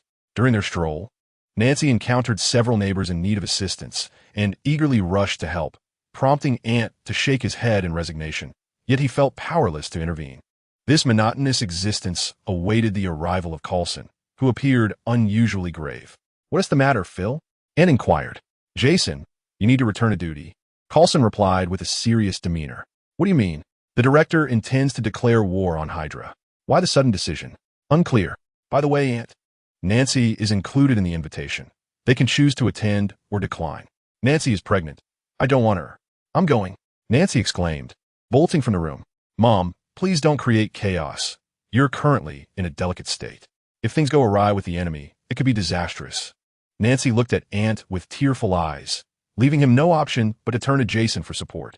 Jason glanced at Coulson, who, feeling defeated by Nancy's pleading gaze, ultimately acquiesced, allowing her to join the mission. Soon, key members from S.H.I.E.L.D, the Avengers, and the Disaster Control Agency gathered aboard the helicarrier. Chapter 136, S.H.I.E.L.D, and Hydra on the helicarrier. Everyone convened, yet Ant's curiosity was piqued by a man not far from him. John Garrett, a member of Hydra. What's he doing here? Ant asked directly. He has defected, Fury responded. As he observed the puzzled gazes of the crowd, Fury spoke again. Indeed, he has defected, for he joined Hydra midway. Rather than joining, it is more accurate to say that they are mutually exploiting one another. Thus, he is not truly a part of Hydra. In order to gain more identity within Hydra, I have allied with him. Then, Director Fury, how can you be certain that he is genuinely cooperating with us? Because his days are numbered. Only we possess the means to save him. Hydra lacks such capabilities. Perhaps they do, but the cost is exorbitant. Handing such a burden over to an outsider would be a significant loss for them. Precisely. Which is why I chose to collaborate with you. From the intelligence I have gathered from him, it appears that due to Pierce's recent blunder, Hydra has depleted years of resources in one fell swoop. What? Steve instinctively exclaimed. No one understood the peril of Hydra better than Steve, as decades of accumulated resources have been wiped out in an instant. Indeed, Pierce made a deal with the followers of the cult of S.H.I.E.L.D, reportedly trading a planet for his services. However, that planet exists within the dark dimension, and everything Pierce perceived was an illusion. At that time, he believed the cult's plan had succeeded and that Earth was on the brink of annihilation. Hence, he transferred vast amounts of resources to that planet. I presume you can already deduce the outcome, Garrett interjected. What do you think, Nate? Is he not speaking the truth? Anne asked, glancing at Nate. He is not deceiving us.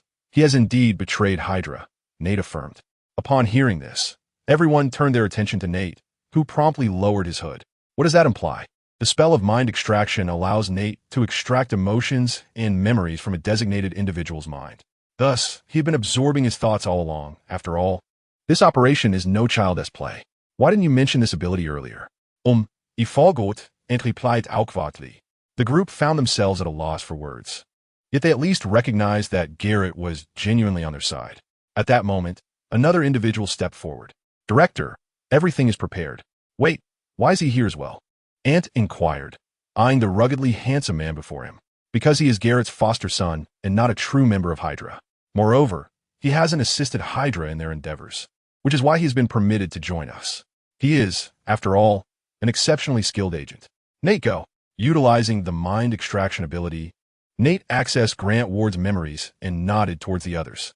Fury exhaled a slight sigh of relief, and then produced 2 boxes, handing them to the pair. Go ahead. Garrett's eyes gleamed with excitement as he led Grant into his quarters. Upon opening the boxes, they discovered they contained the 89 serum combined with the virus antidote. Without hesitation, the father and son administered the serum, and once they regained consciousness, they reveled in their rejuvenated physiques. Garrett was elated, for he no longer feared the imminent collapse of his body. Shortly thereafter, the 2 individuals emerged into the outside world, where they observed a countdown displayed on the screen. All present sat in solemn silence. It has begun. Take your seats. Once the countdown concludes, S.H.I.E.L.D shall be obliterated, and the Disaster Control Agency will wholly supplant it, Fury remarked with a heavy sigh. As the acting director of S.H.I.E.L.D, he had made countless sacrifices for the organization, yet now he found himself compelled to bring about its demise. Director, the representatives from various nations have arrived. Please let them in, came the prompt. Moments later, 5 representatives entered, their gazes fixed upon Fury. Fury, what is the situation? One inquired. Ned, please, Fury implored. No problem. Can you inform me if you have any affiliations with Hydra? Ned directly questioned the 5. He is one of Hydra's operatives. Ned accused, pointing at one representative. Before the individual could react, Harry cast a petrification spell, rendering him motionless. What is the meaning of this? The other representatives hurriedly demanded, their expressions suggesting they believed Fury had lost his sanity and intended to attack them. Everyone, please remain calm. Take your seats, and I shall explain everything, Fury urged. Following his explanation, the remaining 4 representatives glared at Fury with indignation.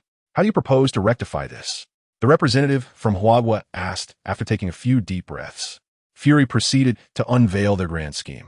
Upon hearing the magnitude of his plan, the 4 representatives were left astounded. Are you certain? Do you comprehend the vastness of S.H.I.E.L.D?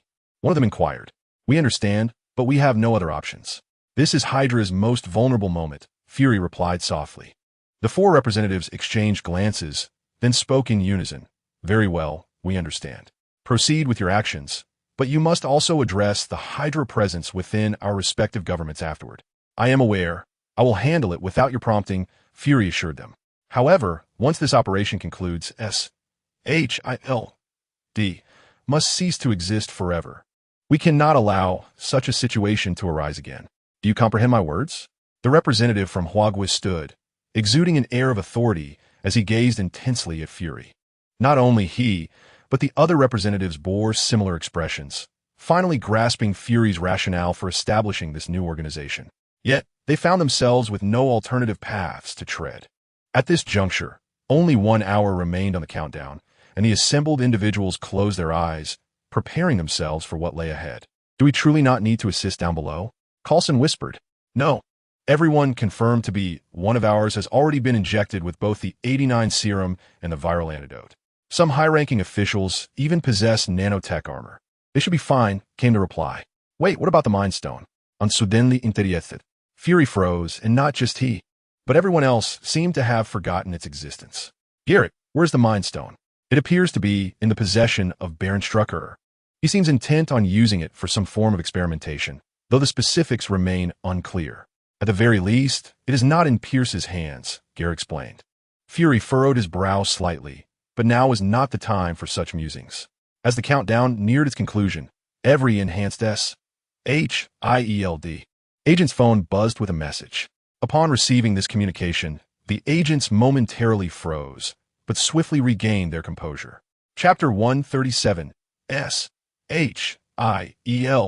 versus Hydra 2. Within the Triskelion headquarters, numerous agents removed their contact lenses and drew their firearms, aiming them at former comrades, and opened fire without hesitation. The others were utterly bewildered, attempting to draw their own weapons, only to be thwarted by these S.H.I.L.D. agents. What are you doing? Eliminating Hydra. We are following Director Fury's orders. Everyone surrender your weapons. Those who dare to resist will not be spared. It was then that they realized those wielding guns were agents with golden eyes. Not only here, but in various divisions and bases, agents were also taking action, executing confirmed Hydra agents on the spot, while those unverified were apprehended for later identification by Ned. Thus, they seized control of the situation through decisive action. However, Hydra was not to be underestimated. The majority of personnel here were administrative, without significant combat prowess. In contrast, the Hydra agents had undergone rigorous training in secrecy. Consequently, some Hydra agents pretended to submit, but seized the opportunity to counterattack, only to be subdued in a single move. All Hydra agents were taken aback. Not only them, but others were equally astonished to discover the combat prowess of these administrative personnel. Furthermore, those who retaliated were met with swift resolution. The leading S.H.I.E.L.D. agent reiterated, "Listen carefully, I do not know who among you is Hydra and who is S.H.I.L.D. So if you wish to avoid sacrifice, do not act recklessly. If you do not trust us, check your phones." The agents hastily retrieved their phones, revealing a mission message from Fury. Upon seeing this notification, those belonging to S.H.I.L.D. quickly abandoned thoughts of resistance, while the Hydra agents grew frantic, realizing their exposure and the dire situation set to eliminate them entirely at Fury's command. Pierce was among the first to receive the news. He immediately contacted all Winter Soldiers and reached out to Crossbones, instructing them to lead a rapid response Special Forces unit to seize the Insight Project's base. In anticipation of a deal with Spaulding, Pierce had been pressuring Fury relentlessly. To prevent Pierce from discovering Fury's knowledge of Hydra, Fury hastened the construction of the helicarrier. With no alternative, he complied with Pierce's demands for personnel and resources, even utilizing the majority of laboratories for assistance. If this did not accelerate progress, Pierce would undoubtedly suspect Fury. Hence, under this pressure, 3 Quinjet fighters were fully constructed, with only software and precision weapons remaining. Soon, Crossbones arrived at the base with the Rapid Response Special Forces, only to find that the S.H.I.E.L.D. agents had already neutralized all the Hydra operatives. They immediately began constructing defensive fortifications, and as soon as Crossbones and his team arrived, they opened fire, decimating nearly half of the Rapid Response unit. However, Crossbones reacted swiftly, pulling out a grenade launcher to obliterate the defenses. He then surged forward with his team, engaging the S.H.I.E.L.D. agents in fierce combat. Yet, as the battle raged on, Crossbones began to sense something amiss. How could it be? Why are you so powerful? The S.H.I.E.L.D. agents offered no response, instead pressing their advantage and awaiting reinforcements. However, instead of reinforcements, Hydra sent in a handful of Winter Soldiers and hundreds of enhanced individuals augmented by dark energy. Their arrival forced the S.H.I.E.L.D. agents into a retreat, and realizing they were on the verge of encirclement, they decided to escape. One agent donned nano-armor and transformed into a tank, crashing through the wall to flee. Crossbones attempted to pursue, but was intercepted by a Winter Soldier. "First, let us get the airborne aircraft carriers launched," he said, and Pierce had already summoned a substantial contingent of reinforcements. Their primary objective was to defend the 3 airborne carriers until Dr. Zola completed the implantation process. Nodding, Crossbones led a group of Hydra agents to occupy the carriers, while countless transport aircraft arrived, beginning to equip these high-precision weapons, whose margin of error would not exceed 10 centimeters, demonstrating a truly terrifying level of accuracy. However, both the installation and Dr. Zola's consciousness upload required time, and time was precisely what they lacked. Meanwhile, Fury and his team commenced their actions as the countdown reached 0. The Avengers S.H.I.E.L.D. and the Disaster Control Agency made their way towards the InSight program base. Initially, they intended for Ned to open a portal directly, but the portal could only be activated in places they had previously visited or seen, and since Ned had never been there, it was impossible. Ultimately, they opted to travel by Bearhawk fighter, while Ned chose to accompany the agents from the Disaster Control Agency. Renowned for its formidable firepower, terrifying defensive capabilities, and reliable load-bearing capacity, the Bearhawk fighter was not particularly fast, only reaching about Mach 5, but that was sufficient. Little did they know that this delay would allow Hydra's strongest reinforcements, a group of superpowered individuals, to arrive. "What is the current situation?" Ant asked. "The Disaster Control Agency has limited personnel, so I instructed them to first manage the situation at the Tri-Wing site, and then liberate the S.H.I.E.L.D. agents there," Fury replied from the airborne carrier. "Understood," came the response. Ant hung up the communication device, pondering whether Scarlet Witch and Quicksilver would make an appearance. It was important to note that the timeline had significantly advanced compared to the moment of confrontation with Hydra depicted in the films, leaving him uncertain about the potential ramifications for the future timeline. However, now was not the time for such musings.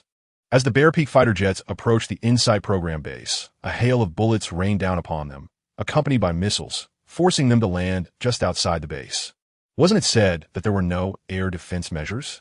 Ant mused, suspecting these defenses were newly established. Ignoring that thought, he shouted, "Hulk, get ready."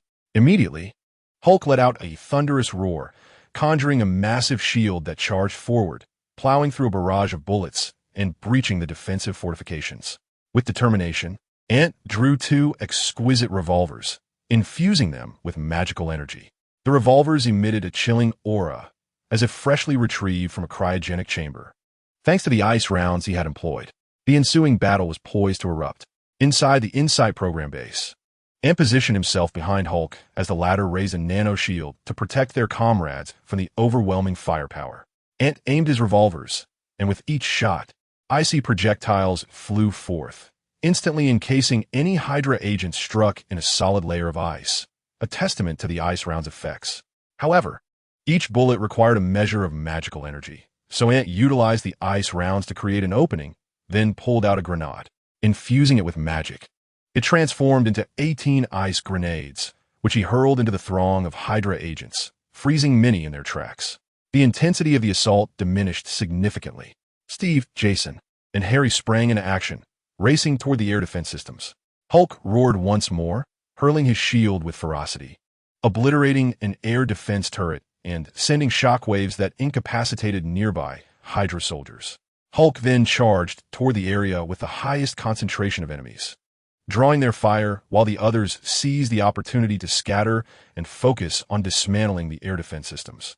Once they dealt with those, they would begin to purge the remaining Hydra agents. Yet, these agents, enhanced by dark energy, proved to be formidable, akin to a battalion of Captain Americas. It was not until Hulk and Thor plunged into the fray that the tide of battle began to turn. This one-sided conflict raged on until a Quinjet descended, from which 2 figures emerged. Among them was a girl clad in a striking red leather outfit. Upon seeing her, Ant urgently called out, "Beware of that girl." Instinctively, the others turned their gaze toward her, including Hulk, all eyes fixed on the enigmatic figure. The girl appeared exceedingly astonished, seemingly taken aback by the fact that someone recognized her. However, this was not the moment for such revelations. In an instant, she materialized beside Hulk, channeling a surge of crimson energy into his mind. Almost immediately, Hulk's eyes were suffused with bloodshot veins, and he felt an overwhelming, unnamed fury welling up within him. He yearned to unleash this pent-up rage, yet the surrounding Hydra agents morphed into the likeness of his comrades, rendering him incapable of venting his wrath upon them. This burgeoning fury escalated uncontrollably, ultimately leading Hulk to lose all semblance of reason. "Thor!" Tony exclaimed at that moment. Thor, wielding his mighty hammer, struck Hulk from the battlefield. With the absence of these two formidable allies, the tide of battle swiftly turned against the remaining fighters, compounded by the presence of an exceedingly swift adversary, plunging them into a more precarious position. "We must first neutralize that swift foe," Harry declared. He then stealthily concealed himself, awaiting the opportune moment to cast a spell. Soon, the ground froze, causing the rapid superhuman to lose his footing and collide with the wall. To their astonishment, they discovered that this swift individual was also a youth with graying hair. Barton, intending to swiftly end his life with an arrow, adjusted his aim slightly, allowing the arrow to embed itself mere centimeters from the boy. The youth met Barton's gaze, his eyes filled with trepidation. Yet he also recognized that Barton had shown him mercy. "Scarlet Witch, Quicksilver," Ant murmured. "Do you know them?" "Yes. Let us incapacitate them first. Their abilities are rather troublesome." However, at that moment, Quicksilver regained his composure, leaping to his feet and once again entering a state of blinding speed. Observing the 3 airborne aircraft carriers about to take off, he swiftly ushered all Hydra agents and his sister, the Scarlet Witch, aboard. "Let us pursue," Steve shouted. But in the next heartbeat, he was rendered immobile by a terrifying barrage of firepower. This overwhelming assault shattered a wall within mere seconds. "Let us commandeer the Bear Peak aircraft," Natasha lamented. "Bucky," he cried out, just as a wave of energy engulfed the entire Insight Project base, incapacitating all electronic devices, including the Bear Peak aircraft parked outside. With no other recourse, they turned their attention to Nancy. However, due to her pregnancy, they were compelled to wait for Fury's assistance to ensure the safety of her child. Moments later, a portal materialized around them, and Ned emerged. "Ned, quickly open a portal to send us up," Steve called out. "Call me Wizard. Let us go," Ned reminded them as he activated the portal. The group promptly traversed through it, arriving aboard the aircraft carrier, only to confront Quicksilver and the Scarlet Witch once more. "Wizard, disperse everyone and remove this chip, Mr. Stark will instruct you on how to operate it," Ant whispered. Ned nodded and subsequently opened 2 portals. The group immediately split up, heading towards the other 2 aerial aircraft carriers, intending to extract the chips there, thus thwarting the activation of the Insight program. However, the division of forces meant a dilution of their strength, as the Avengers, S.H.I.E.L.D, and the Punisher alongside Blade were the only ones present. Ant, Ned, Harry, Peter, and Old Man S.H.I.E.L.D remained aboard this aerial carrier, tasked with confronting Scarlet Witch and Quicksilver. "What are our next steps, Ant?" Harry inquired softly. "Ned, you and Harry must use spells to contain Quicksilver. The Scarlet Witch is Peter's responsibility. Old Man S.H.I.E.L.D and I will handle the rest." "Understood," Harry replied. With that, Harry and Ned turned their focus to Quicksilver, who swallowed hard, recalling his previous encounter with Harry that had not ended in his favor. Both sides remained still until Old Man S.H.I.E.L.D suddenly transformed, startling both Quicksilver and Scarlet Witch. In that instant, Harry and Ned seized the opportunity, unleashing 2 beams of light towards Quicksilver. He swiftly dodged, escaping at lightning speed. However, as he attempted to retaliate, he realized that the ground beneath him was encased in ice. If he could not navigate the treacherous surface, he would be unable to approach the 2, leaving them free to attack him. Meanwhile, witnessing her brother in distress, Scarlet Witch attempted to intervene but was ensnared by Peter's webbing. In response, she manipulated the chaotic energy in her grasp to dissolve the strands and launched several energy orbs, all of which were intercepted by Ant and Old Man S.H.I.E.L.D. Simultaneously, the situation aboard the other 2 aerial carriers was equally dire. They were unable to approach the location of the chips, rendered momentarily stagnant. Chapter 139, S.H.I.E.L.D, and Hydra on another aerial carrier, Steve and Bucky faced Crossbones. They stretched their limbs and charged towards him. To their surprise, despite their enhancements, they found themselves outmatched by Crossbones, who not only overpowered them, but also seemed to anticipate their attacks. Had it not been for the assistance of Natasha and Barton, they likely would have been subdued. Stepping back, they exchanged bewildered glances at Crossbones. Crossbones, too, was astonished by his newfound strength. It felt as though he could predict their every move, even dodging the bullets they fired. Unbeknownst to him, these transformations were entirely due to the dark energy coursing through him, while other Hydra agents, similarly enhanced, formed a network of nodes, enveloping the three aerial carriers in a web of dark power. Transforming into a temporary realm of darkness, this space is constrained by a magical array, preventing Dormammu from entering. If the number of individuals were to increase slightly, he could descend, which was indeed part of his plan. However, this strategy has now been rendered obsolete. Nevertheless, within this ephemeral dark dimension, Crossbones and his allies experience a significant enhancement in their abilities, allowing him to adeptly confront the assault from Steve and his trio, even managing to counterattack. This cannot continue, Natasha. We must hold them off while you disable the chip, Steve murmured. Natasha remained silent, merely nodding in agreement, and they commenced their plan. The three of them engaged Crossbones and a contingent of Hydra agents, while Natasha seized the opportunity to deploy a smoke bomb, enveloping the battlefield in a thick shroud of smoke, allowing her to slip inside the aircraft carrier. As the smoke dissipated, Crossbones, noticing only the three remaining, promptly alerted the other Hydra agents within the carrier to exercise caution. After delivering his warning, he discarded the communication device, seemingly eager to engage the trio in an exhilarating battle. Meanwhile, Jason and Nancy faced a somewhat similar predicament, though they lacked high-level combatants. Their adversaries consisted solely of Hydra agents bolstered by dark energy and a solitary Winter Soldier. For Jason, these foes were utterly inadequate, even with the enhancements they possessed. Moreover, with Nancy at his back, he forbade her from engaging in close combat. Thus, Nancy had to resort to wielding her crystalline pistol, channeling energy into it to fire bullets forged for blood. These bullets exhibited formidable penetration and power. Nancy's timing in firing was impeccable. For instance, when Jason confronted an enemy head-on, she would shoot to thwart any ambush from behind, creating an ideal combat environment for him. While Jason thrived in this setting, the Hydra agents found themselves increasingly uncomfortable, akin to someone who, having held their bladder overnight, is interrupted just as they seek relief, an unbearable sensation. Frank, you and Eric go disable the chip. I'll handle things here, Jason urged, pushing the Winter Soldier back as he addressed the two. Can you manage? The Punisher inquired while fending off multiple assailants with his chainsaw sword. Rest assured, Steve is on the brink of collapse. Once you disable the chip here, hurry to assist them, Jason replied. The Punisher nodded, sharing a glance with Blade, and the two surged towards the sole passage leading into the aircraft carrier, encountering a barrage of attacks along the way. However, the Punisher's powered armor proved impervious to the bullets of these rifles.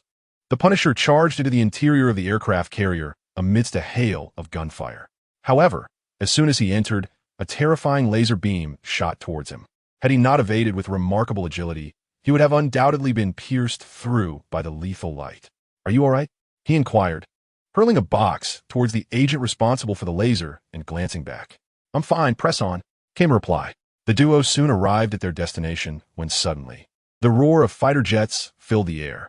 They turned to the window just in time to see a Cohen-style fighter jet ascend, its heavy machine gun targeting them. At that moment, an orange beam struck the aircraft, bringing it crashing down. You may continue. Tony's voice crackled through the earpiece. With Tony's protection secured, the Punisher surged forward, akin to a tank barreling through the chaos. He swiftly reached the location where the chips were stored, a pivotal point in the Insight plan, as Hydra utilized this chip matrix to filter individuals deemed a threat.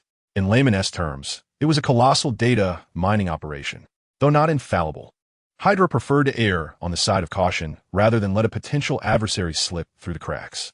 Upon arriving, the Punisher immediately began to dismantle the chip as per Tony's directives. However, as he took a step forward, an array of turrets emerged, unleashing a torrent of gunfire.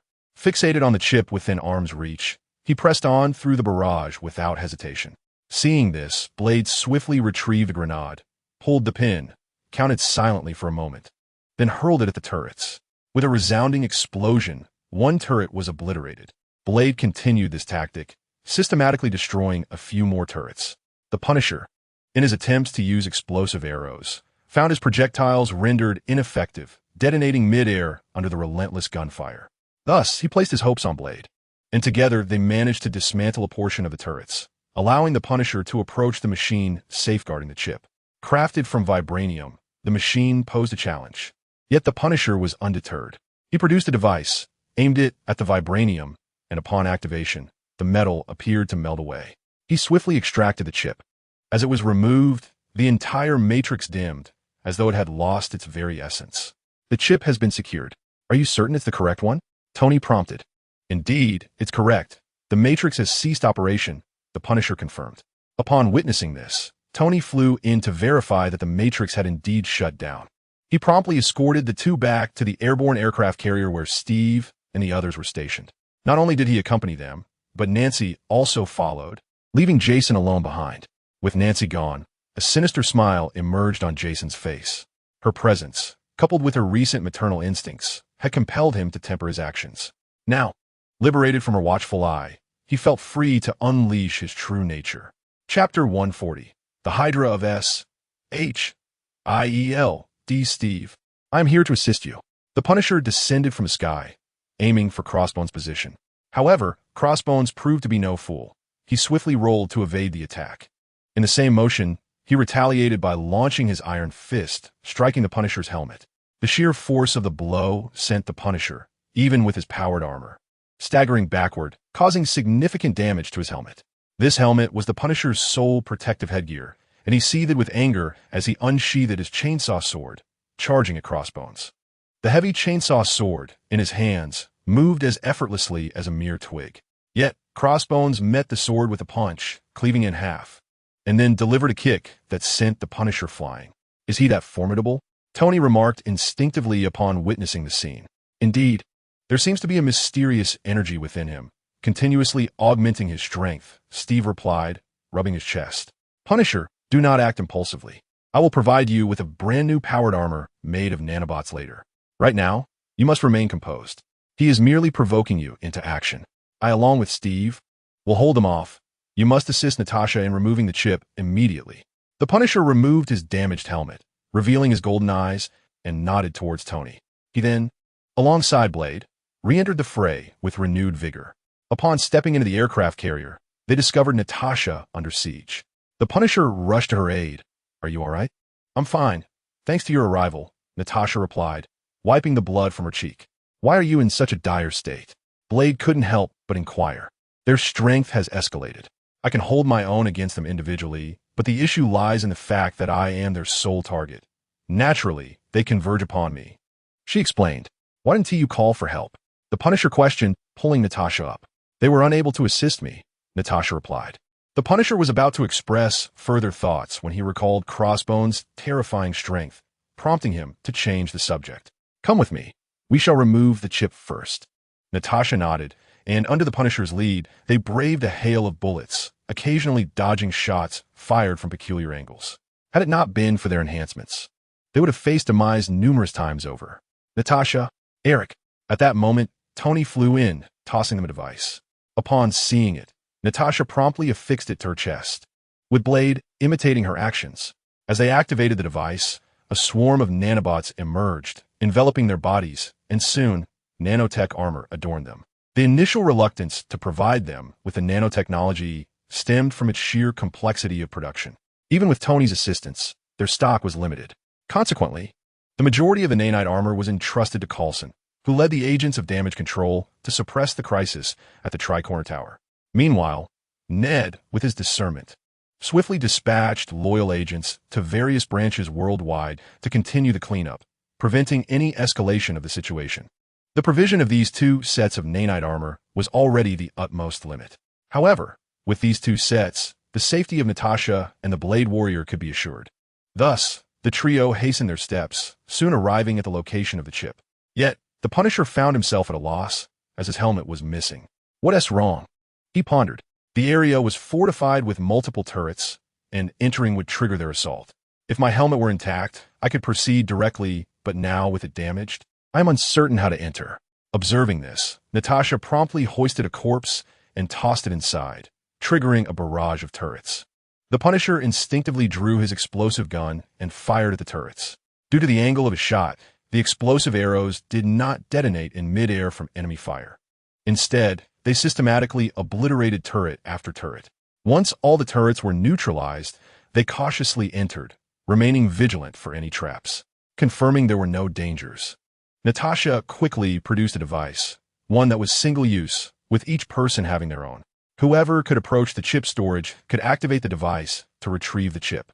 Natasha swiftly secured the designated chip, and upon doing so, the Matrix seemingly lost its energy, dimming into obscurity. After completing their task, they exited to find Crossbones still engaged in combat, his appearance gradually transforming. "Nancy, take them to find Annie and assist in retrieving the last aircraft carrier's chip," Steve shouted. "And what will you do?" "Rest assured, we can hold our ground." "Really? Can you still manage, Captain?" Crossbones retaliated with a punch aimed at Steve, moving with such speed that Steve could only raise his shield in defense. The force of the blow sent him flying. Simultaneously, black crystals began to surge from Crossbones' body, causing him to grow larger, ultimately morphing him into a fearsome monster. He unleashed a roar towards the group. At that moment, a green figure descended from above, landing with enough force to send Crossbones sprawling. Hulk enraged! With Hulk's arrival, the group finally exhaled in relief. "Leave this to Hulk and me. You all go deal with the last aerospace carrier," Thor added, his gaze warily fixed on the transformed Crossbones. The Crossbones rose once more from the ruins, his formidable stature now towering an alarming 3 meters. His sinewy black muscles were grotesque, and most notably, sharp black crystals adorned his joints, resembling bone spurs. However, unlike ordinary bone spurs, these black crystals seemed to pulse with dark energy within. Crossbones flexed his neck and provocatively beckoned the two with a finger. Witnessing this, Hulk charged forward, employing the mixed martial arts that Steve had taught him. Yet, having only recently acquired these skills, he was no match for Crossbones. Consequently, Crossbones swiftly sent Hulk flying and retaliated with a punch against Thor's hammer. A terrifying shockwave erupted between them, and after a brief moment of stalemate, Crossbones was propelled backward, his legs carving deep grooves into the steel floor, while Thor was also sent reeling. As he regained his footing, he regarded Crossbones with a wary gaze. It was evident that the oppressive aura emanating from Crossbones surpassed that of Hulk, at least in his normal state.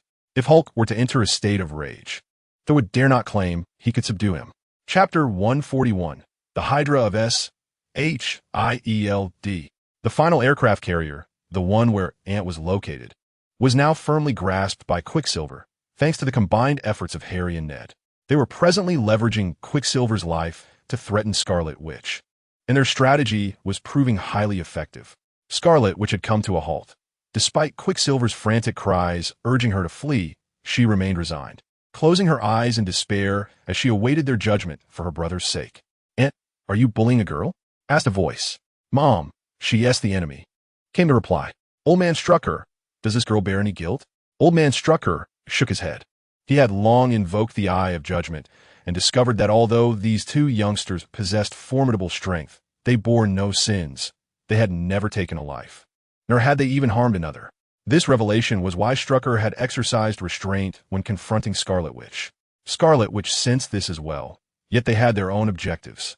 "Children, I do not comprehend why you choose to aid Hydra, but you must understand that Hydra is not a force for good.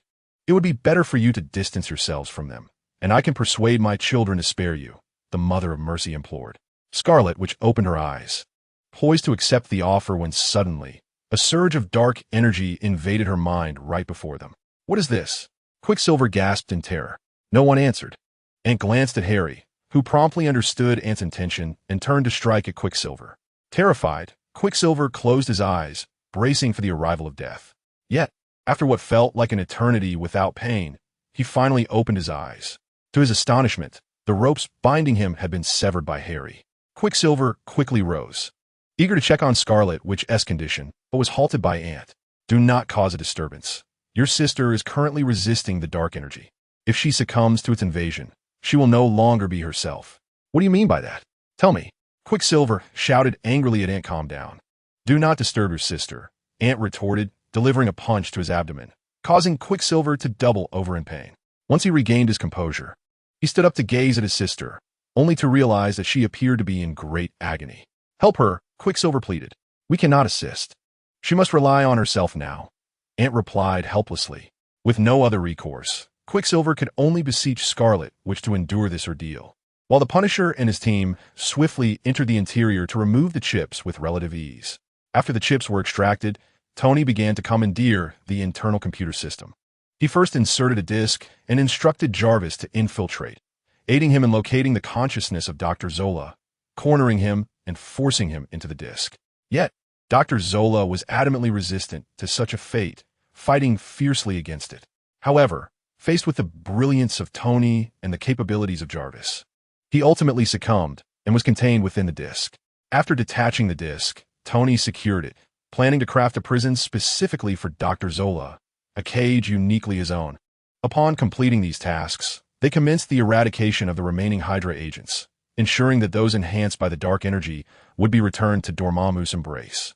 Subsequently, Tony maneuvered the helicarrier for descent, and just as it was about to depart from this temporary dimension, Dormammu finally chose to intervene. He intensified his energy output, and in an instant, Scarlet Witch opened her eyes, now entirely consumed by darkness. "Chaos magic, she now belongs to me," a voice, both masculine and feminine, proclaimed. "Dormammu, relinquish her body. You dare speak to me like that?" Dormammu retorted, manipulating Scarlet Witch's form to unleash chaos magic, transforming the entire helicarrier into a floating island. With a mere gesture, a terrifying gale surged toward the group. Ant, witnessing this, brandished his feathered blade, channeling his magic into it. The dreadful blade aura surged toward Dormammu, simultaneously dispersing the tempest. However, Dormammu nonchalantly waved his hand, and the blade aura struck him, disintegrating into a flurry of butterflies.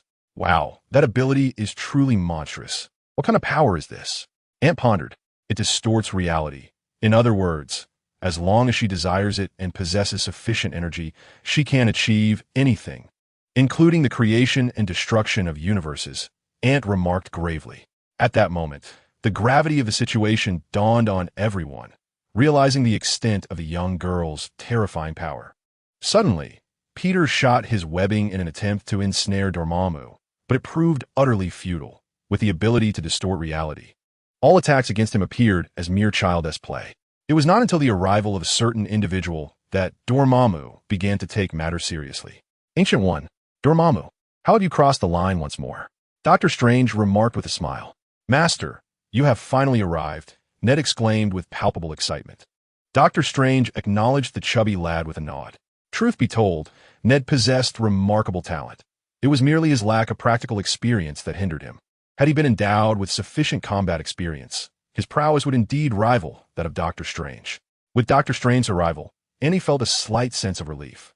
Subsequently, Dr. Strange initiated the mirror dimension, drawing everyone into its confines. Observing this, Tony Stark immediately activated the aerial carrier, preparing to escape the temporary dimensional space. Initially, Dormammu sought to intervene, but as the adage goes, one's greatest understanding comes not from friends, but from foes. Thus, Dr. Strange obstructed Dormammu, allowing the aerial carrier to descend safely. Agents from the Disaster Control Bureau surged forth, promptly eliminating all Hydra operatives aboard the carrier. In the mirror dimension, Dormammu found himself unable to harness dark energy due to the departure from the temporary dimension, compounded by the backlash from Scarlet Witch's consciousness and the relentless assaults from Dr. Strange and his allies. Overwhelmed, Dormammu was ultimately expelled from Scarlet Witch's body. Upon witnessing Scarlet Witch's revival, Quicksilver rushed towards her, eager to facilitate their escape. Yet, he remained oblivious to the fact that they were in the mirror dimension, not the real universe. Dr. Strange merely waved his hand, causing the structures within the mirror dimension to invert, thus ensnaring everyone within a sealed space, preventing Quicksilver from fleeing. "This is not the real space. To leave, follow us," Ned urged. Quicksilver nodded and joined the others as they transitioned back to the real world. As soon as they returned, Quicksilver whisked Scarlet Witch away, leaving the rest in a state of uncertainty, unable to act, as they could not match Quicksilver's swiftness. Chapter 142. S.H.I.E.L.D. and Hydra the group found a suitable location to rest while casting their gazes toward the aerial carrier above. At that moment, Coulson arrived. Auntie promptly inquired, "Uncle Phil, what is the situation?" "It is manageable. At least we have stabilized the situation, minimizing any significant impact," he replied. "So, your purpose here is?" Auntie continued, "To take command of the Triskelion headquarters. This will become the new base for the Disaster Control Bureau, while the outskirts will serve as the Avengers base. By the way, what is the current situation above?" Coulson asked softly. "I'm not sure. Mom, what is happening up there?" Annie turned to Nancy. "The outlook is grim. It appears one individual has been completely overtaken by dark energy, transforming him into a monstrosity. Hulk and Thor are occupied in combat with him, while my husband deals with the remaining Hydra operatives aboard another aerial carrier," she responded. "I will assist," Tony declared. The others nodded in agreement, and Tony made his way to the aerial carrier where Jason was located. At that moment, Jason had already torn the last enemy asunder, leaving the deck littered with severed limbs and dismembered bodies. Even Tony, upon witnessing the gruesome scene, could not suppress a wave of nausea. "Jason, are you all right?" "I'm fine. Are you certain you're okay?" "Really, I'm fine. I wasn't this brutal before. It's just that unless they're dismembered, their wounds keep healing." "I had no other choice," Jason hastily explained, fearful of being perceived as a deviant. "I understand. I will take control of the aircraft carrier's descent. You gather the bodies and incinerate them. We cannot let Nancy discover this." "All right, I got it." With that, Tony maneuvered the aircraft carrier, while Jason swiftly began collecting the severed limbs, ensuring nothing was overlooked. Once gathered, he doused them with an accelerant, and with a flick of his lighter, flames erupted across the deck. "Tony, it's not burning," Jason shouted urgently. Upon hearing Jason's call, Tony entrusted the descent of the carrier to Jarvis and rushed outside, only to witness the scene. The bodies engulfed in flames bore no signs of burning. It was only after the carrier had exited the temporary dimension that the corpses ignited, causing Jason to breathe a sigh of relief. As the carrier approached landing, Jason aimed for a reservoir built specifically for experiments, leaping from a height of 100 meters. "Whoa, has Dad lost his mind?" Ant exclaimed, unable to contain himself. The others were equally puzzled by Jason's leap, but only Barton noticed Jason's terrifying appearance, drenched in blood and various human tissues. This realization clarified for Barton why Jason had jumped. Once submerged in the reservoir, Jason quickly washed away the blood and remnants of flesh before daring to surface. "Honey, why did you suddenly jump in?" Nancy inquired, approaching him, only to catch a whiff of the strong metallic scent of blood, causing her to lick her lips unconsciously. "Nothing much, just emerged from a bloody battle, covered in enemy's blood. I want to clean up a bit to avoid scaring you." By the time the second aircraft carrier landed, the bodies on the deck had been reduced to ashes, thanks to the generous amount of accelerant Jason had used. Now, only the final aircraft carrier remained, and they all gazed skyward. The battle on this carrier was nearing its climax. Crossbones was being thoroughly battered by the combined might of Hulk and Thor. At this moment, Thor had fully awakened as the god of thunder. Although he lacked the Stormbreaker, he was still formidable enough, especially with the destroyer armor. Crossbones stood no chance. With most of the enhanced Hydra soldiers already defeated, the entire temporary dimension was on the brink of collapse, struggling to maintain itself, let alone bolster Crossbones. Consequently, Crossbones had diminished significantly in size and strength. Ultimately, under the final joint assault of Hulk and Thor, Crossbones met his end, yet their battle was not concluded. They proceeded to eliminate the remaining Hydra agents inside. Thor arrived at the control room, deftly maneuvering the aerial carrier for a landing.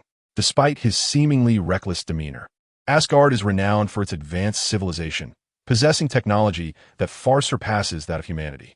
As the royal heir, Thor had been educated in various disciplines from a young age, and thus, he possessed a modicum of piloting skills. Ultimately, the three aerial carriers descended completely, prompting Coulson to hastily direct his team to disassemble the high-precision weaponry on board. "Have you seen Pierce?" Coulson inquired of the group. Hulk replied, "I saw him, but he was struck down by my hand." Banner, sipping his hot tea, remarked, "Well then, thank you all for your assistance. We still have some matters to attend to, but we have arranged for a sumptuous feast at the Avengers base to treat you." Upon hearing this, Ned promptly opened a portal, and the group found themselves in their temporary quarters at the base. After freshening up, they gathered outside to behold a lavish spread of food, which stirred their appetites despite their earlier lack of hunger. They wasted no time in sitting down to indulge. Once they had satisfied their appetites, conversation flowed, predominantly centered around a recent battle. Approximately an hour later, having eaten their fill, Coulson finally returned. "Wow, you all cleaned your plates?" he exclaimed. "We were genuinely famished. Is the situation resolved?" "The situation has been contained, but many individuals managed to escape. We will need your assistance, Ned," Coulson replied. Ned nodded and inquired, "When will you require my help?" "We are not certain yet. We will discuss it once everyone is safely here."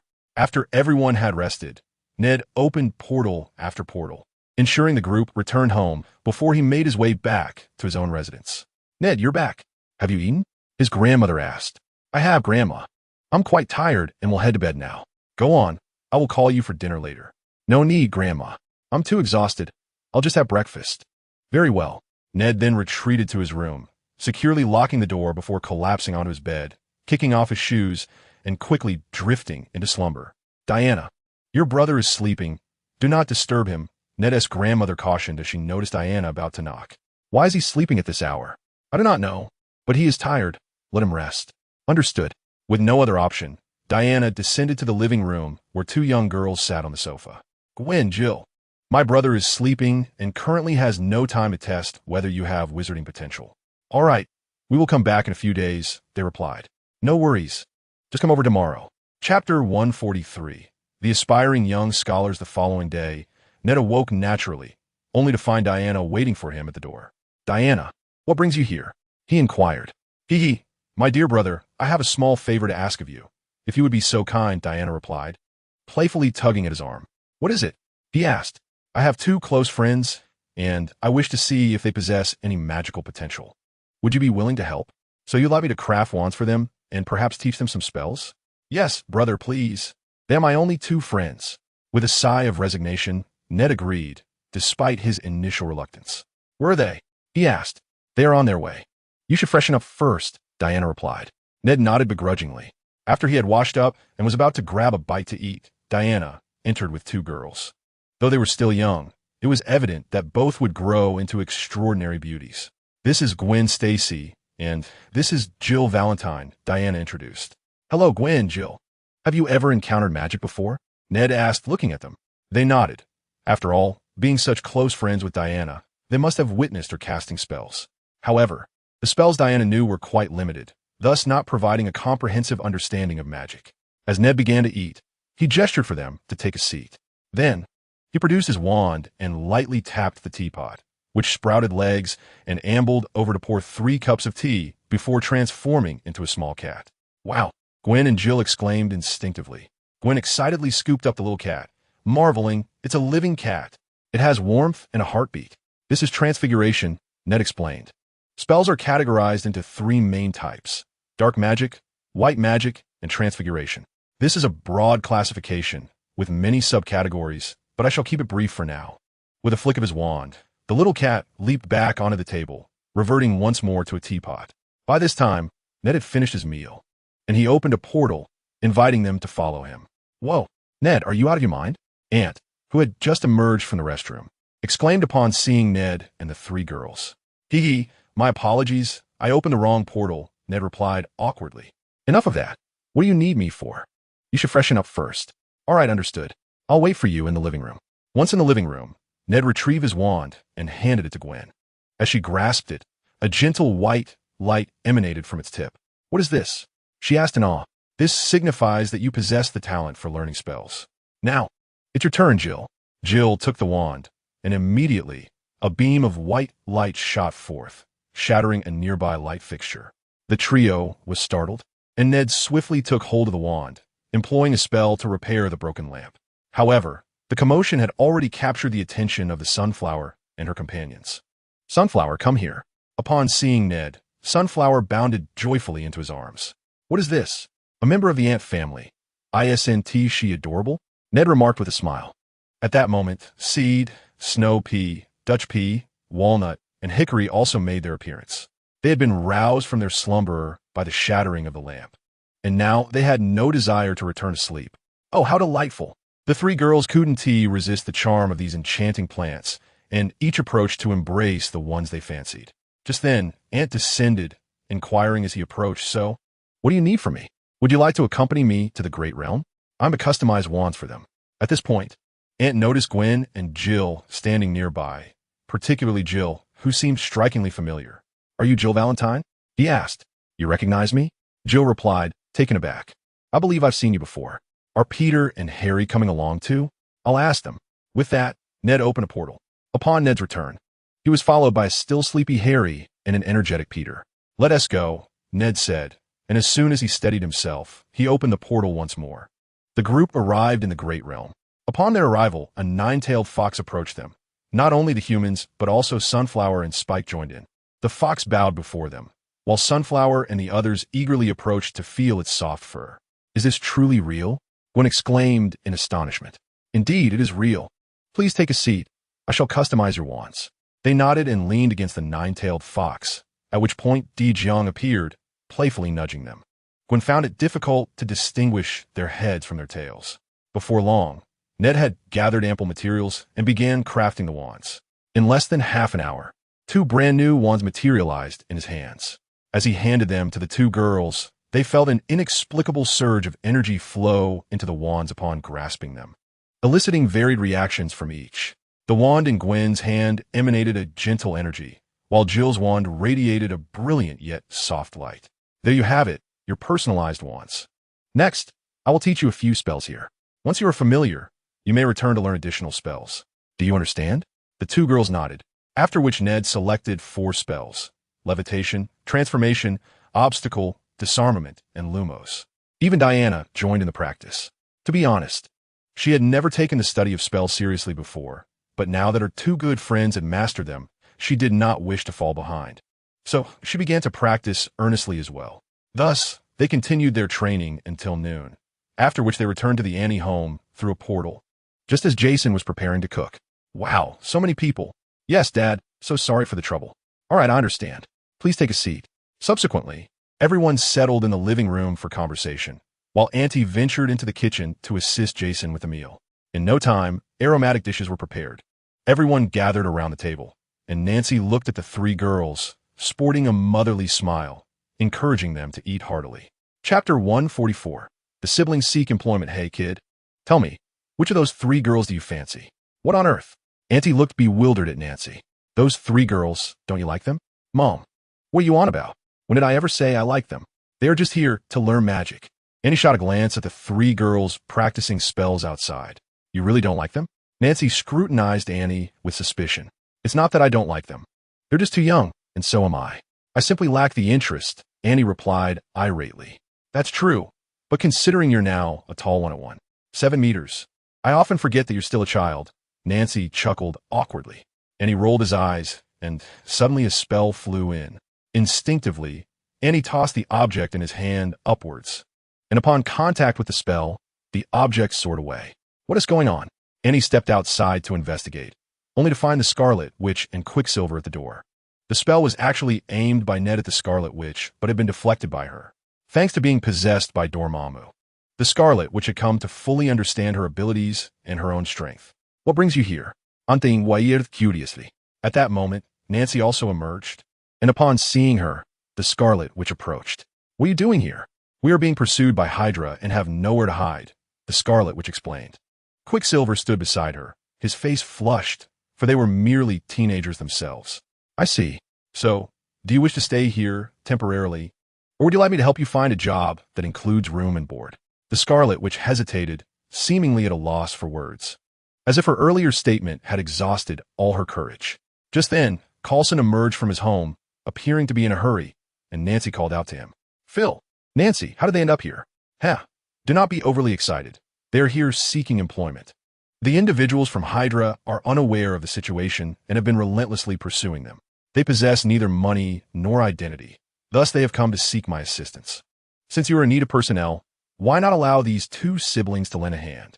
Coulson scrutinized Scarlet Witch and Quicksilver before stating, "Very well. I shall make arrangements for the 2 of them. Follow me." The pair hesitated briefly, but eventually followed Coulson into his vehicle. "How should I address you?"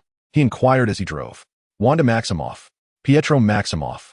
Then I shall call you Wanda and Pietro.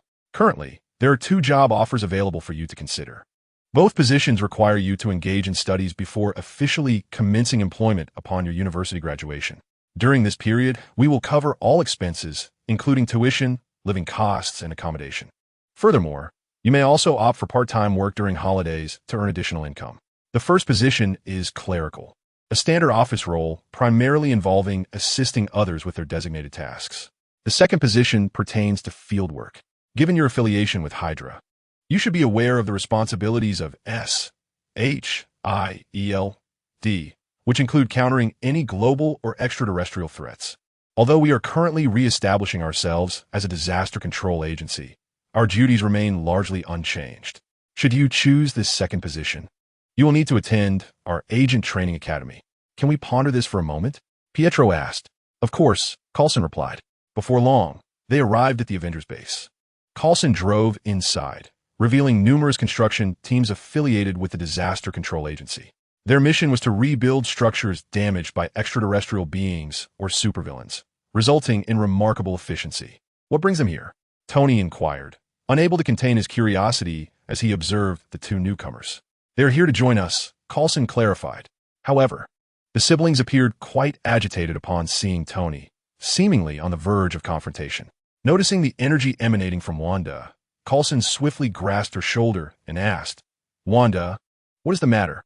Yet, Wanda remained silent, fixated on Tony.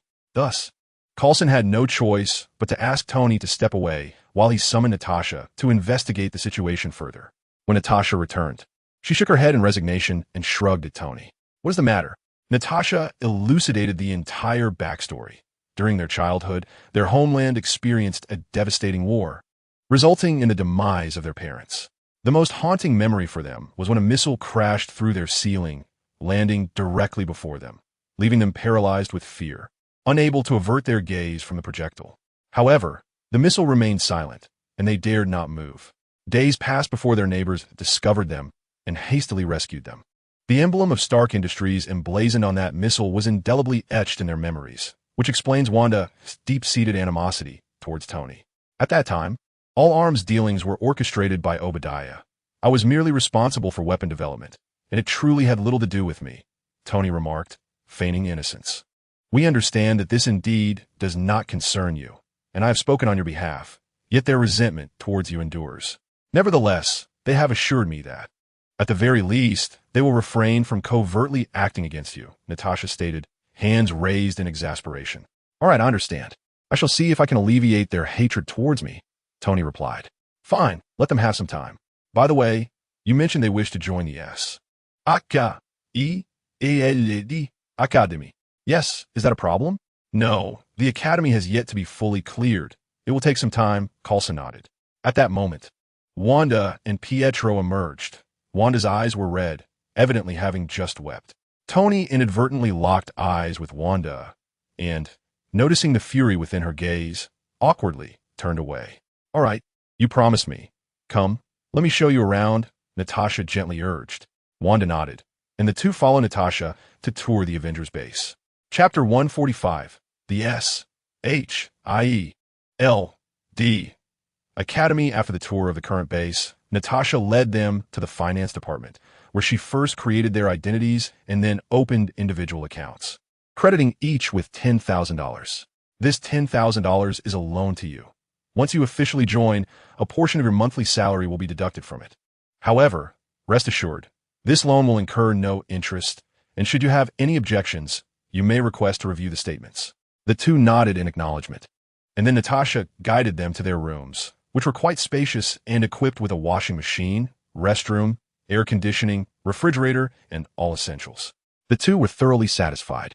Can you drive? Natasha inquired of Pietro. Pietro shook his head. Very well, get in the car. I will take you to the city center to see what you need to purchase. Afterward, I will have someone teach you to drive.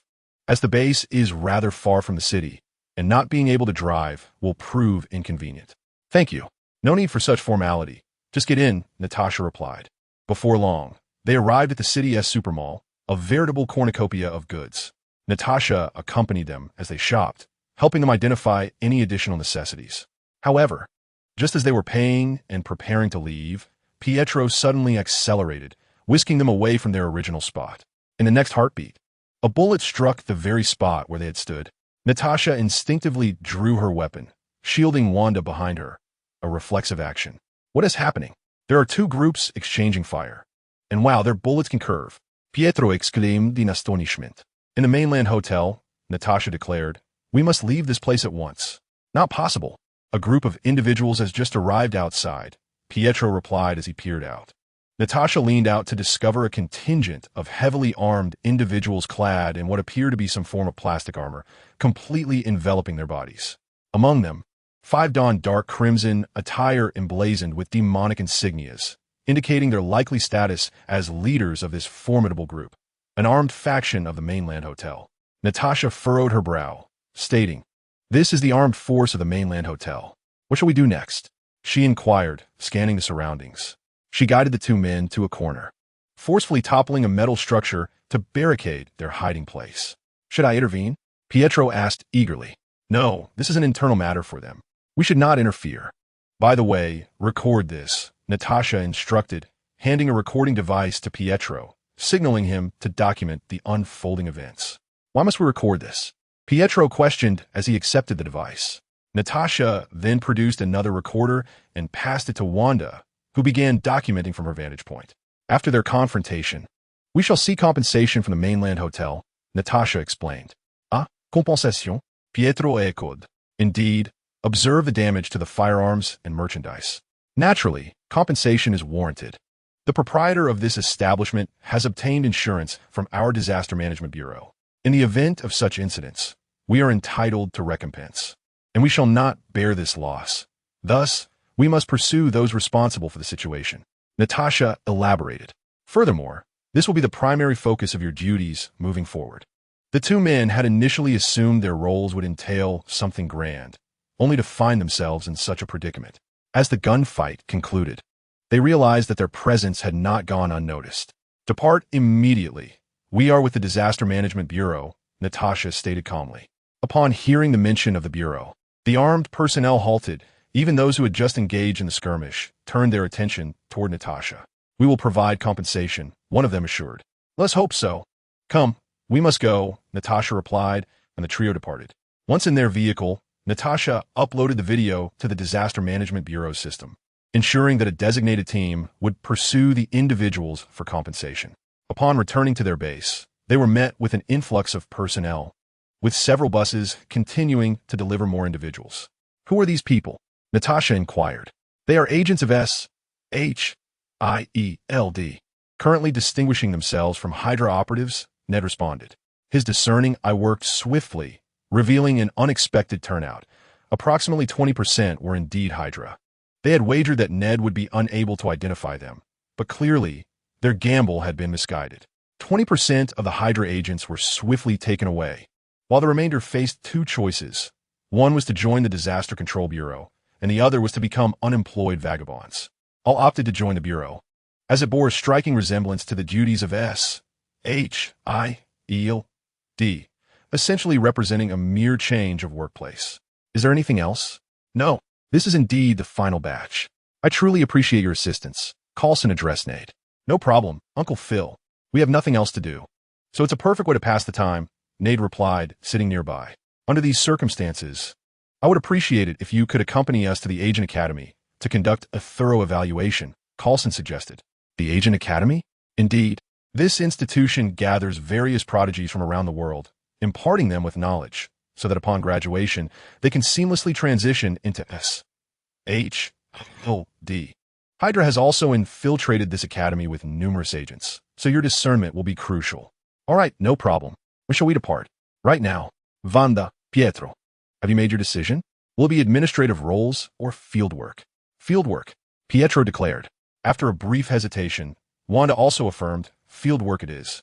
"Very well, follow me." The four of them boarded the Quinjet and arrived at the Agent Academy.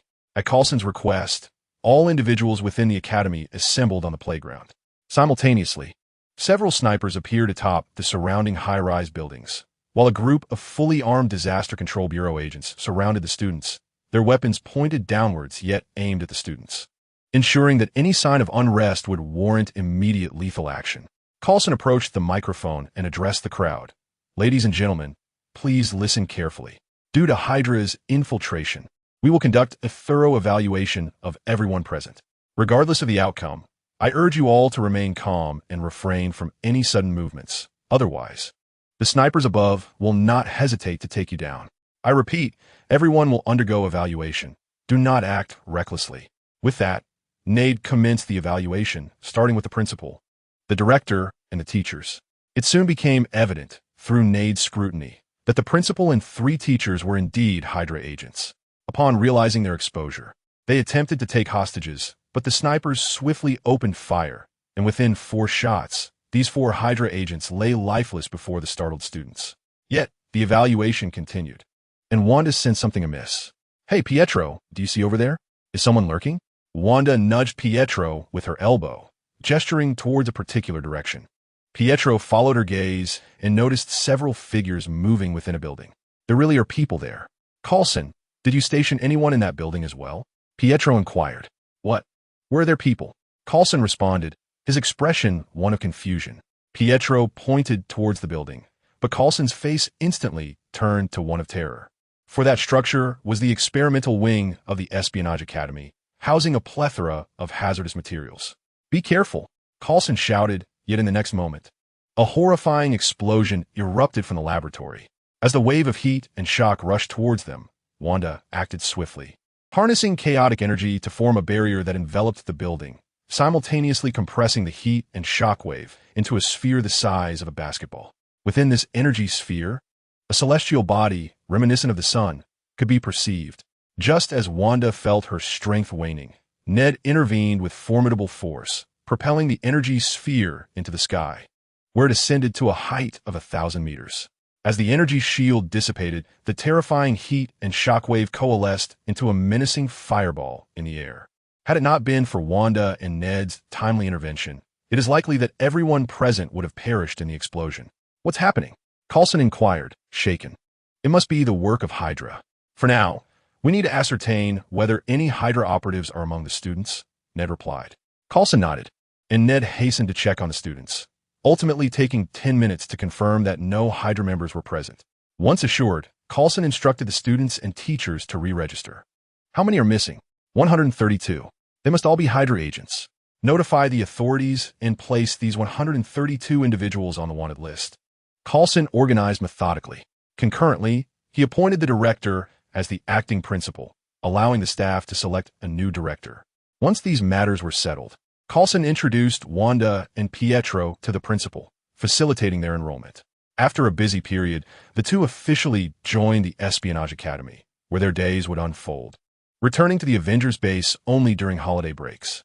Soon after, Ned and his group departed, while Wanda and Pietro followed the principal to their dormitory, which was gender segregated.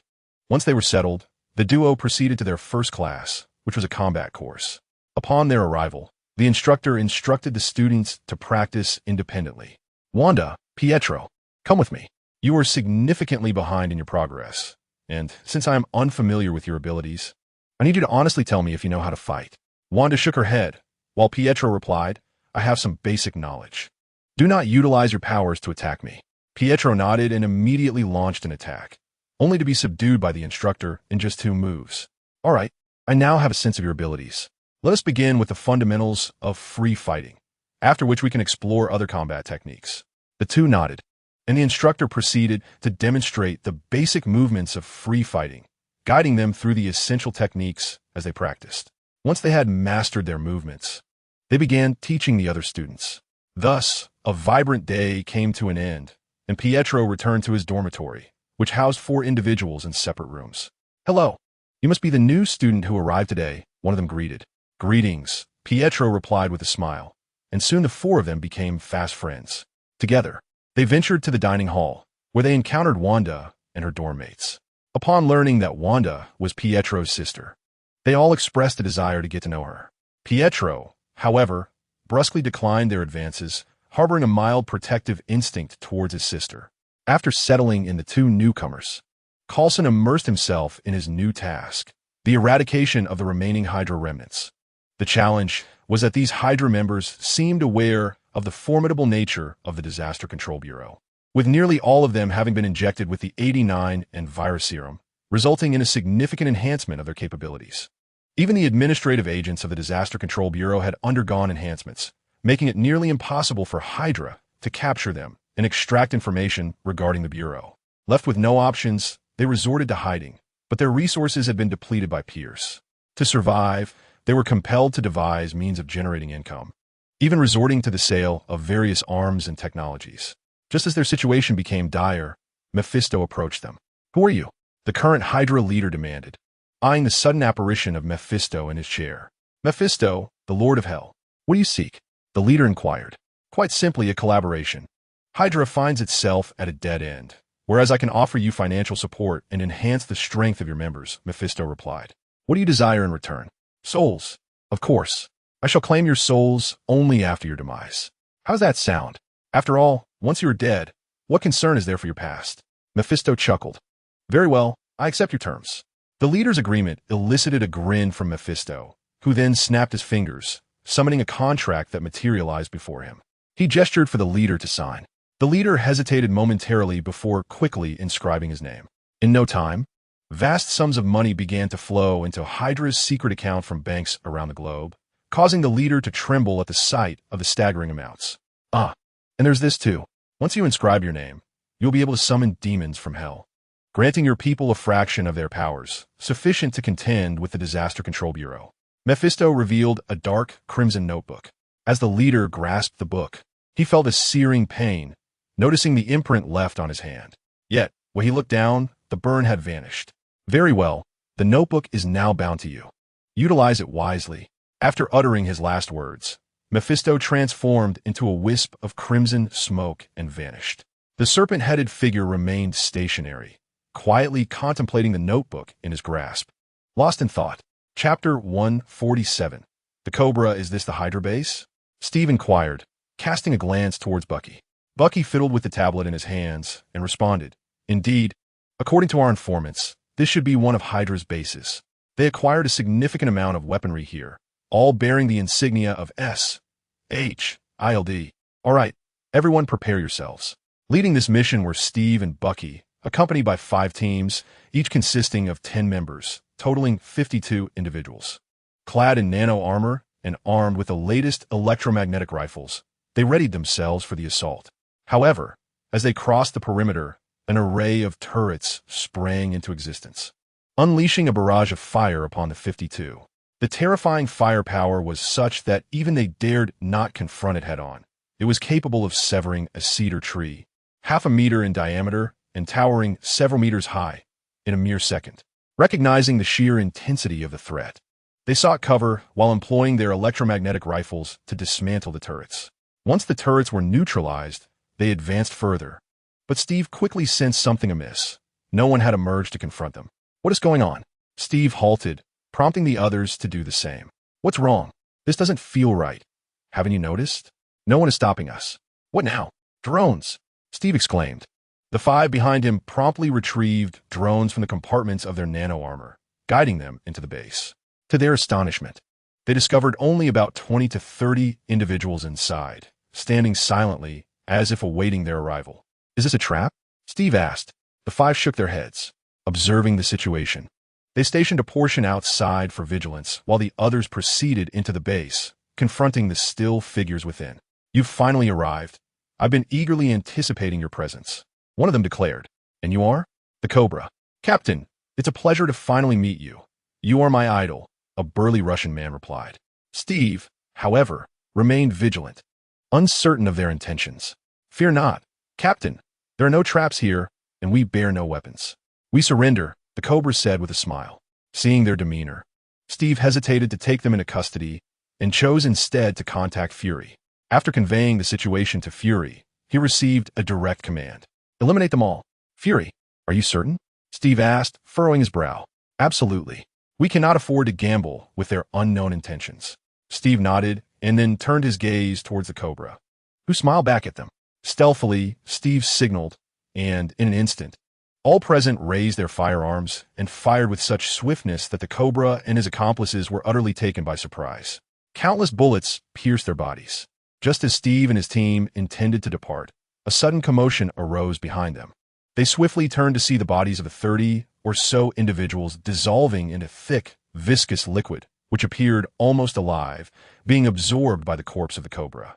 Once all the viscous substance was consumed, the cobra's body rose once more, and he stretched his neck. "TSK, Captain, you were once my idol, yet here you are, striking without a word.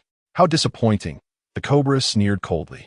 Bucky, witnessing this, fired his weapon, but the bullets effortlessly penetrated the cobra's form, leaving him unscathed. Seeing this, Steve charged at the cobra, who softly uttered, "Beelzebub." As he spoke, a surge of energy infused his being, the power of Beelzebub coursing through him. He snapped his fingers, and the surrounding base began to decay at an observable rate, as if swept away by the torrents of time. "Retreat!" Steve shouted loudly. The group promptly fled the base, but the cobra would not allow their escape so easily. He accelerated the decay, and soon the entire facility appeared to have endured the ravages of thousands, if not millions, of years, collapsing in a tremendous crash. Emerging from the rubble, the cobra waved his hand, unleashing a green mist towards them. Steve and his companions immediately opened fire, using the gust from the bullets to disperse the toxic smoke. "Jarvis, assist me and analyze this green mist." Mr. Steve, upon analysis, the green smoke comprises various plagues and viruses. The nanotech armor can filter it, but prolonged exposure is inadvisable, Jarvis responded. "What is happening? Can be detected?" Steve inquired, unable to contain his curiosity. Jarvis remained silent, engrossed in analysis, as the supercomputer housed within the Avengers base operated at full capacity, prompting Tony to sense something amiss. Just as he was about to inquire, the supercomputer regained its composure. "Ding! According to calculations, Hydra seems to have made a pact with the Lord of Hell. As through your perspective, Mr. Steve, it appears the cobra uttered the name Beelzebub. Given that Beelzebub is a demon associated with disease in mythology, it can be confirmed that they have indeed made a deal with the Lord of Hell." After hearing Jarvis's analysis, Steve looked at the cobra, choosing not to waste words. He pulled out a grenade and hurled it towards him before leading the team in their retreat. Once everyone had escaped, the cobra restored himself, casting a chilling gaze in the direction of their flight. When Steve returned to the base, he immediately summoned everyone. At that moment, Wanda and the others happened to be on break, so they joined the meeting. The two little ones sat quietly in the most inconspicuous corner of the conference room, observing them. "Have Ant and the others arrived?" Steve inquired. "I just notified them. They should be here shortly," came the reply. As if summoned by the mere mention of his name, Ned opened a portal and all members of the S.H.I.E.L.D. were present. "What is going on?" Steve addressed the gathering. "Hydra has allied with the Lord of Hell," he stated. Fury, seated at the head of the table, immediately turned to Steve and asked, "Do you have any evidence?" "Jarvis, lend a hand," Steve called out. Instantly, the conference table displayed Steve's perspective, showcasing their encounter with Cobra, the ensuing gunfire, and their eventual retreat. "Indeed, it is the power of Beelzebub," Old Man Strange asserted, for if anyone here was well-versed in the underworld, it was undoubtedly him. "Old Man Strange, did you not sense it? They are neither the true forms nor mere projections. Their sensing range is limited unless they dare to confront me directly," he lamented. "If you face them, can you prevail?" Harry queried. "Even in their true forms, I would not fear them, let alone now that they merely possess a fragment of demonic power. Upon sighting me, they would flee, much less engage in combat," Old Man Strange replied. However, Chapter 148, the search for the third Ghost Rider. However, you need to locate another Ghost Rider. Otherwise, they may attempt to sway him. "Johnny Blaze?" Ant asked. "Yes, precisely him. But why? You shouldn't collaborate with them," Ant questioned in confusion. "Jarvis, retrieve information on Johnny Blaze," Steve commanded. In no time, details about Johnny Blaze appear before them, and as they watched his reckless motorcycle stunts, Tony furrowed his brow. "How does he survive that?" Natasha couldn't help but ask. "Well, he is a Ghost Rider. Indeed, he is an immortal being. At least, physical means cannot kill him," Ant explained. "All right, Jarvis, pinpoint his location," Tony instructed. "By the way, old man, why do you suspect he is in league with Hell?" Ant inquired. "As long as one is human, desires will arise, and Mephisto excels at exploiting such desires. Most importantly, once a human signs a contract with him, their soul essentially belongs to him. Now, Mephisto can directly claim their souls at will, but he has embedded the fragmented soul of Zarathos within Johnny, transforming him into the Ghost Rider.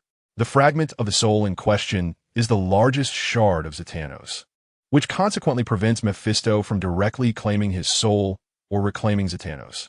Thus, he resorts to exploiting Johnny's desires, deceiving him into signing a pact to first retrieve Zatannos' soul fragment, and ultimately to either seize Johnny's soul or transform him into a mere puppet to assist in harvesting more souls.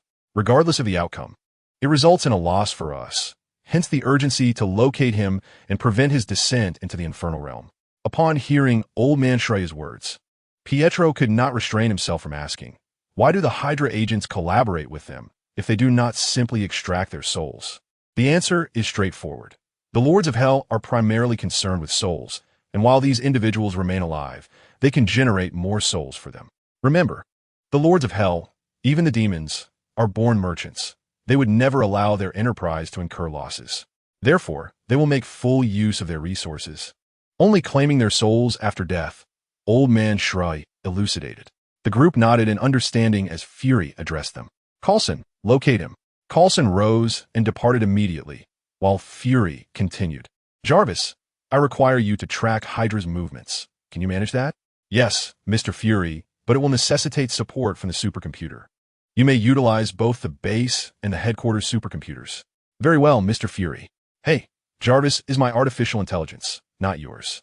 Aren't you the leader of the Avengers? You are correct. Feel free to use it.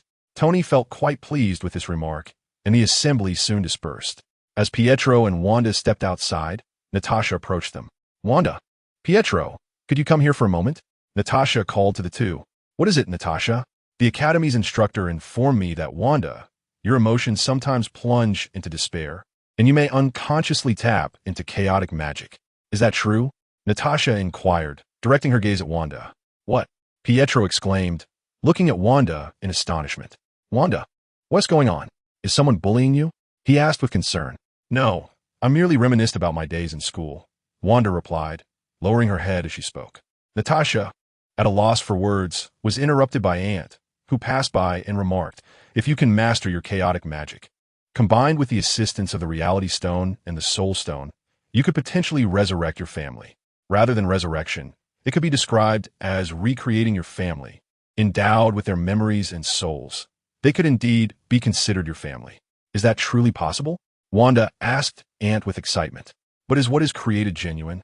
It is indeed true that the Soul Stone creates souls, while chaotic magic distorts reality through the power of the gemstones, crafting their physical forms as if they had never perished.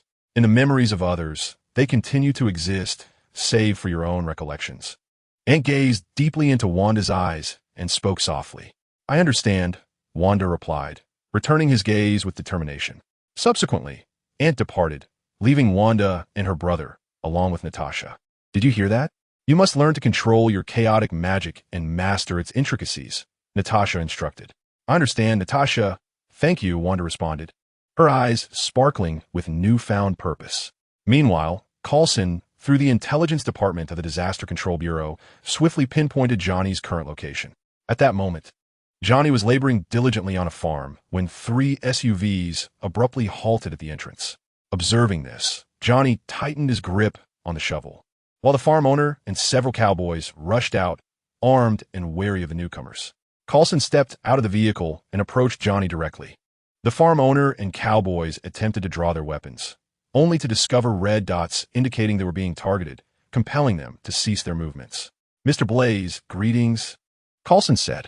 Who are you? Johnny inquired. We are from the Disaster Control Bureau, and we have come for you. What do you mean? Johnny questioned. The Lord of Hell has allied with Hydra, an international criminal organization that has set its sights on you. Why would they target me? Johnny asked, perplexed. Because they covet the power within you. If they want it, let them have it. I'm not concerned, Johnny retorted fiercely. However, if your power were to vanish, Mephisto could swiftly claim your soul, leaving you bereft of the strength to seek vengeance. Are you certain you wish to relinquish your power so easily? Upon hearing this, Johnny fell silent, lifting his gaze to Coulson. If I accompany you, can you assist me in avenging my plight? We cannot promise vengeance, but we can empower you, allowing you to choose your path when the time comes. Very well, I shall go with you, but do not harm the farm owner, Johnny asserted. Of course, that is not an issue. Please, follow us, Coulson replied. Johnny nodded, approached the farm owner, exchanged words, and then, with a whistle, summoned a motorcycle that approached him without a rider. Address? Coulson provided the location to Johnny, who then departed on the motorcycle, with Coulson following closely in the SUV. Chapter 149. The Origins of Zatanos. Before long, Johnny arrived at the Avengers base, where he encountered Old Man Fury. "Welcome, young one. What brings you here?" Johnny gazed at Old Man S.H.I.E.L.D. and inquired, "Can you assist me in seeking vengeance?"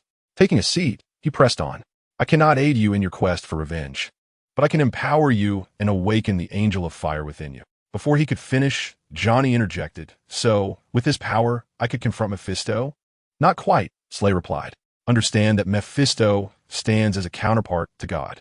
Both the Ghost Rider and the angelic form exist solely due to his influence. Thus, defeating him is beyond our reach. In the realm of hell, he is invincible. Do you grasp my meaning? Are you saying they have deceived me?" Johnny asked, his voice low and laced with anger.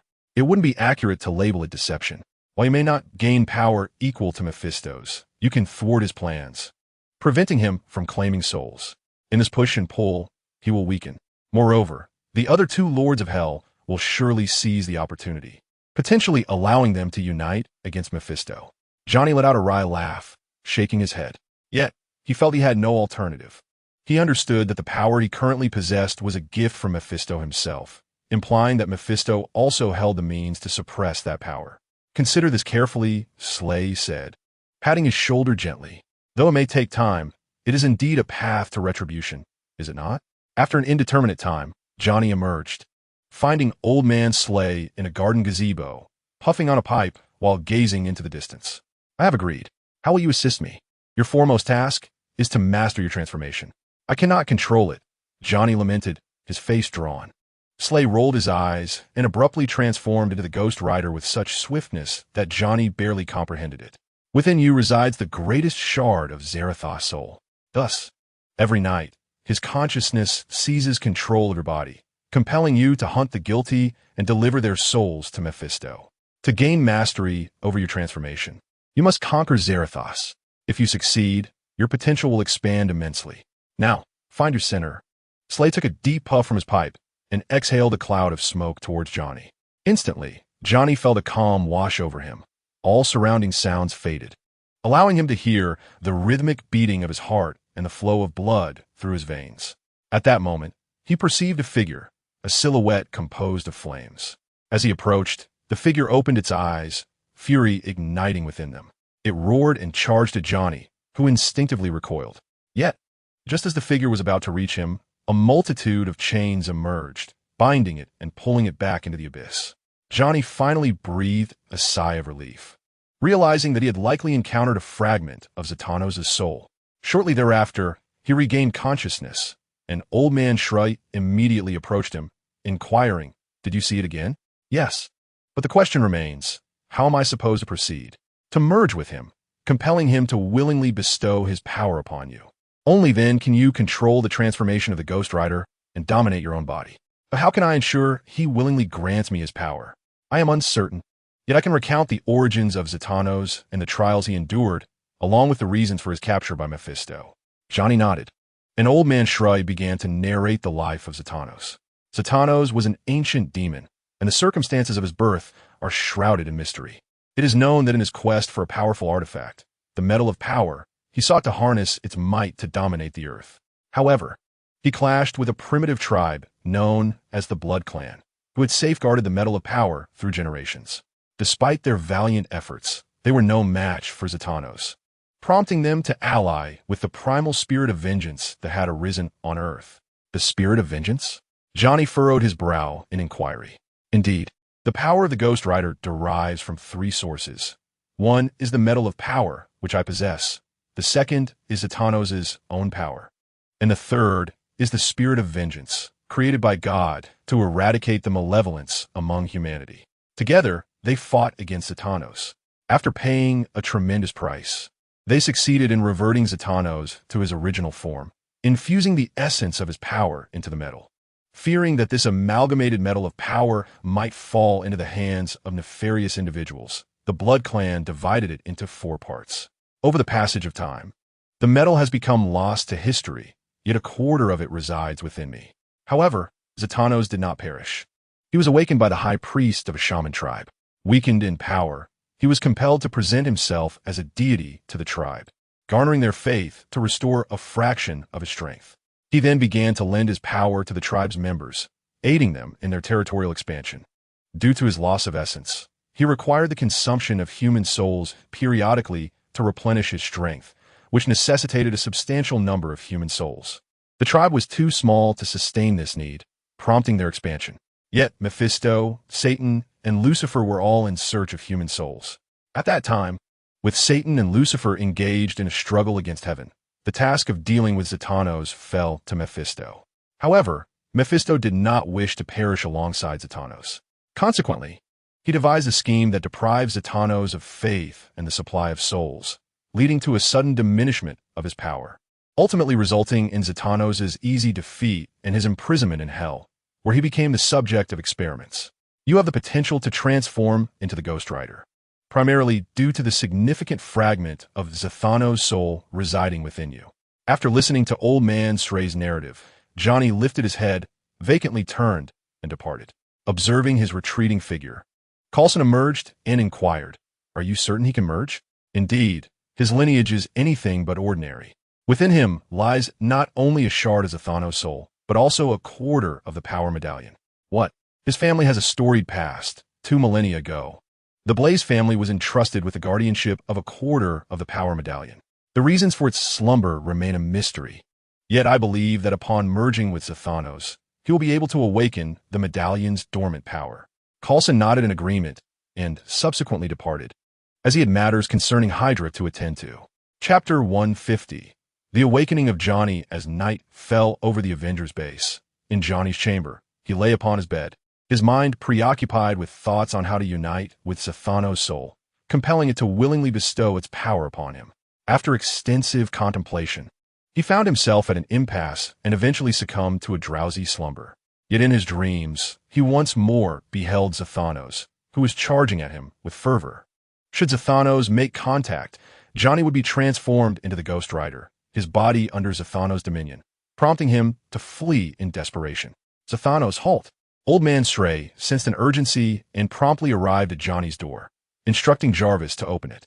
Inside, he found Johnny trembling on his bed, his body radiating an alarming temperature of 40 degrees. "Mr. S.H.I.E.L.D, shall we initiate emergency protocols?" "Not necessary. Simply observe," replied Old Man S.H.I.E.L.D. Upon witnessing this, Jarvis ceased further inquiries. Johnny's condition was dire. Within the realm of consciousness, he was relentlessly pursued by Zatanos. He endeavored various methods to halt Zatanos, yet communication eluded him until he uttered the name that led to his family's downfall. "Mephisto!" Johnny exclaimed urgently. Upon hearing this name, Zatanos indeed came to a halt, fixing his gaze intently upon Johnny. "I can aid you in your vengeance, but you must grant me your power." Zatanos remained motionless, and just as Johnny feared defeat, Zatanos extended his hand toward him, revealing the depth of his hatred for Mephisto. After all, Mephisto had not only captured him, but had also fragmented his soul into multiple pieces, rendering him a slave to fulfill Mephisto's bidding, an ordeal Zatanos preferred not to recollect. Johnny cautiously approached him, extending his hand. As their hands clasped together, Johnny in the real world abruptly opened his eyes, flames bursting forth from them. His skin began to sear under the infernal fire, yet such agony had become a daily ordeal for him, one to which he had grown accustomed. "Johnny? Old man, I've never felt so liberated," Johnny said as he rose from the bed and stretched his body. "It seems you have succeeded." "Indeed, but I sense something amiss within my body." The Blazer family was one of the families that once safeguarded the Metal of Power, Elder S.H.I.E.L.D explained. Upon hearing Elder S.H.I.E.L.D's words, Johnny's pupils constricted sharply, and he instantly reverted to his human form, lying back down on the bed. He then closed his eyes, employing the power of Zatanos to explore the source of his unease, discovering a fragment of metal quietly floating within his heart. As the force of Zatanos surged towards this fragment, it ignited with both angelic and hellfire. These two flames intertwined, and ultimately, Johnny opened his eyes once more, his entire being engulfed in flames. "How does it feel?" "Incredible, but I need a moment to acclimate." Elder S.H.I.E.L.D nodded, reassured before taking his leave. Meanwhile, in a distant part of the earth, Mephisto sensed the disappearance of Zatannos's soul from within Johnny. His smile vanished instantly, causing those nearby to swallow nervously, glancing at one another, uncertain of who had provoked Mephisto. "My lord," one of them spoke up. Mephisto turned his gaze towards him, an oppressive aura emanating from him. "My lord, I have gathered the faith of an entire village, but I require you to perform a miracle." The man stammered. Upon hearing this, Mephisto eased his demeanor and smiled. "Why didn't you say so earlier? Here is your reward, Hell Essence, which will grant you extraordinary abilities and extend your lifespan." Mephisto produced a vial of dark red liquid, glowing ominously, and handed it to the man. The others present gazed at the vial with greedy expressions. Yet the recipient hastily accepted it and, before everyone, downed it in one gulp. As he felt the changes coursing through his body, he couldn't help but moan. And when he opened his eyes again, he found Mephisto had vanished. At that moment, Mephisto arrived at the village mentioned by the man, a community relying on fishing. However, as the coastal resources dwindled, they found themselves bereft of means to sustain their lives, watching their children grow increasingly frail. It was then that a man appeared, providing them with ample supplies and proclaiming that if they wished to avoid hunger in the future, they must place their faith in Mephisto. They had long been struggling to make ends meet, let alone venture into the outside world or attend school. Consequently, they were unfamiliar with the name Mephisto. However, under his guidance, the entire village began to embrace the worship of Mephisto. As he traversed the village, observing its inhabitants, he nodded in satisfaction. With the energy at his disposal, he began to create an aura around himself, swiftly drawing the villagers to the square. As they gazed in awe at the descending Mephisto, a profound reverence filled their expressions. Particularly striking was the benevolent guise he had chosen, which belied his true nature as the lord of the underworld. Subsequently, leveraging his oratory skills, Mephisto deftly persuaded them to sign one contract after another. Since the St. Venganza Treaty, he had abandoned the practice of binding groups en masse. Instead, he opted to engage individuals separately. This strategy allowed him to reclaim a portion of their souls in the event of unforeseen circumstances, thus safeguarding against unfavorable transactions. Once the contracts were duly signed, Mephisto commenced orchestrating their fates. Due to their limited cultural exposure and narrow perspectives, many of the villagers' desires were easily fulfilled, thereby binding their souls to Mephisto. However, in pursuit of more souls, he refrained from directly seizing them. What he sought were the souls of the fallen, and thus, these villagers would encounter experiences that would lead them to the abyss, experiences meticulously crafted by Mephisto himself. He yearned to witness their descent into depravity, so that he might harvest their souls and augment his own power. Chapter 151. The Stars Enrollment Ant. "Are you awake?" "Mom, I've been awake for a while," came Ant's voice from downstairs. "All right, then prepare your breakfast and catch the school bus," she instructed. "Understood, Mom. Just be careful and don't overextend yourself with all that helping," he replied. "Got it. Why are you nagging like Jason?" Nancy retorted exasperatedly. Ant shook his head in resignation. After bidding farewell to Spike and the others, he stepped outside, where he happened upon Peter. "Isn't this our friendly neighborhood Spider-Man? Encountered any supervillains lately?" Ant inquired, glancing at Peter. "Believe it or not, I did. He calls himself Rhino, and his shell is incredibly tough with immense strength. But I managed to subdue him, and Mr. Stark took him away." "Mr. Stark?" "Etoed. Yes, because Rhino caused significant damage to numerous shops and vehicles, all of which had disaster insurance. Mr. Stark's intention in taking him was to secure compensation. If he fails to do so, he might be working for the Disaster Control Agency for the rest of his life." "Well, that's unfortunate for him." "Indeed. I heard that to promote this disaster insurance, the agency even entrusted 3 aerospace carriers to 3 major nations, hoping to encourage them to adopt the insurance. I was wondering why the Disaster Control Bureau was left with only 1 empty sky carrier. Now I understand." Just as the two were engaged in conversation, the school bus came to a halt, and they promptly took their seats. Their dialogue continued, for Peter seemed to have become rather addicted to his role as a vigilante, spending his days rescuing citizens alongside Ned and Harry. Their reputation in New York had grown to rival that of the Avengers, and even merchandise featuring them had begun to emerge. For instance, There were Ned's wand, cartoonish Spider-Man figures, Harry's angelic scythe, and his stylish battle attire, all of which greatly inflated the trio's vanity. However, they had also drawn the ire of the New York police, as their actions inadvertently highlighted the officers' incompetence. While their deeds could be rationally justified as commendable, legally speaking, they had indeed crossed into criminal territory, leading the police to be obligated to apprehend them whenever they crossed paths. Unfortunately for the authorities, they had never succeeded in doing so. Yet, their true identities were known to a select few, including Gwen and Jill, who could not help but scold the trio upon returning home. After all, one was the deputy chief of the New York Police Department, and the other was the police commissioner, both wielding considerable power. One was responsible for operations, while the other dealt directly with the mayor and government agencies, and he harbored a particular disdain for Peter and his friends. Soon enough, the two returned to the classroom, where Jill had already transferred in. School was finally starting, which meant that my father would no longer be so angry, Gwen remarked. Why is that? Harry inquired, a hint of confusion in his voice. You really have to ask? You three have been relishing your vigilante escapades, while my father is on the verge of being berated by the mayor every day. The first thing he faces at work is a scolding, Jill replied, rolling her eyes in exasperation. The trio exchanged glances, scratching their heads while smiling at one another. Suddenly, a cacophony erupted from outside, prompting the girls in the class to rush out in excitement. What is happening? It seems a celebrity is coming to this school, reportedly around 16 years old. Why not go take a look? We have nothing else to do, Diana suggested. Ant, indifferent, shrugged his shoulders, and they made their way to the hallway.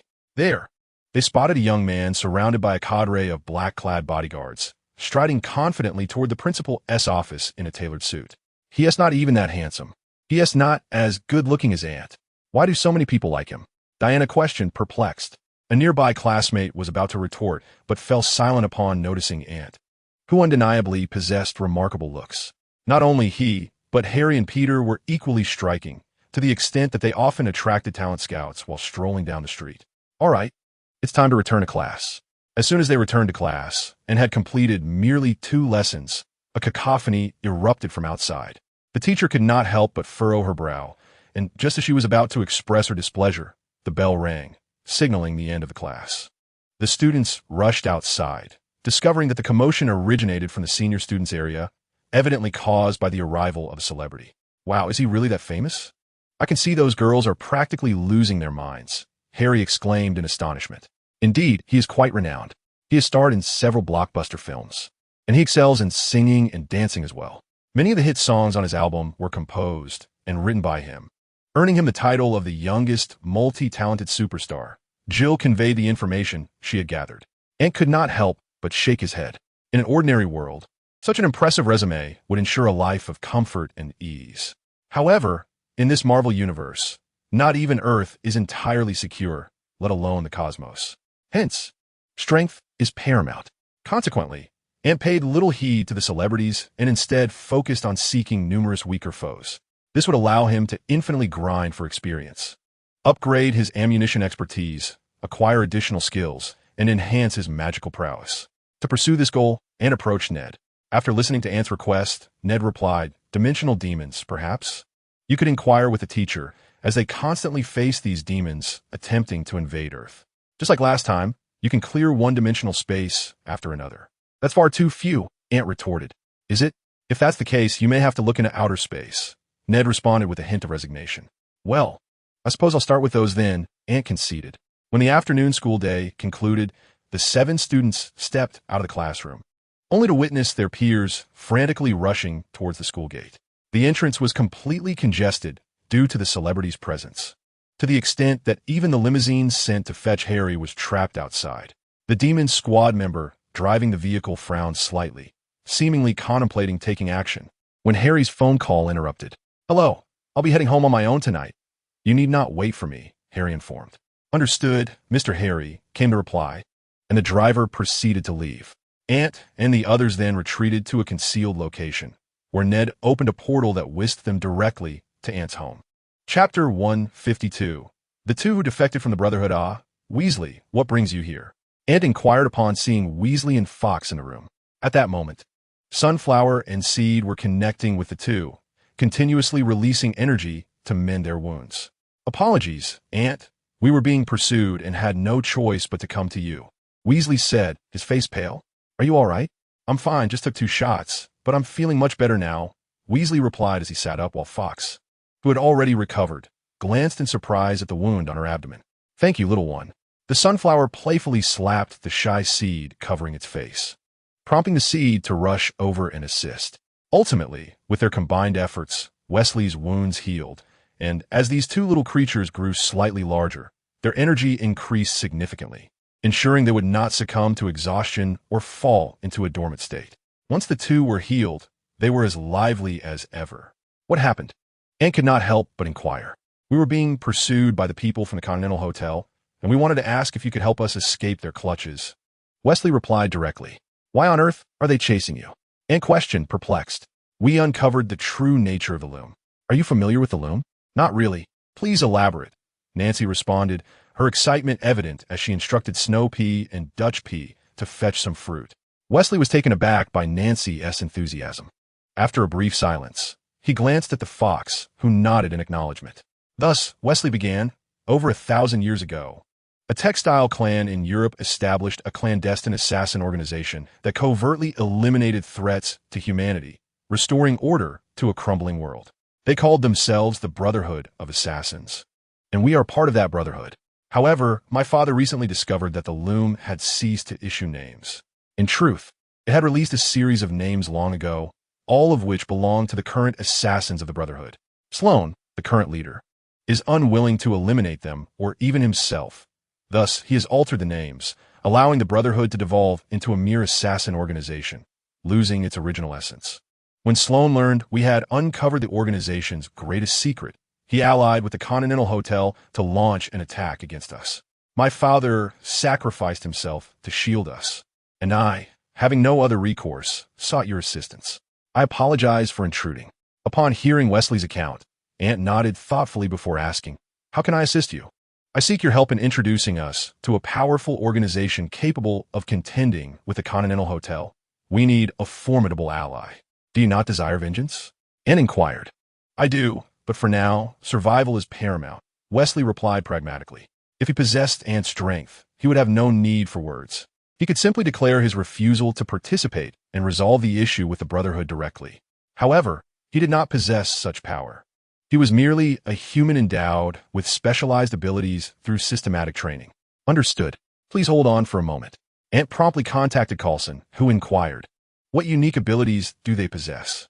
"One can accelerate their heartbeat to achieve a semblance of bullet time, though this ability is not sustainable. Additionally, they all possess the capability to bend bullets." "Is that sufficient?" "Bending bullets, intriguing. Have Ned escort them to the Triarch Wing." "Understood." 2 individuals. "Are you interested in learning about the Disaster Control Bureau?" "The Disaster Control Bureau? Really?"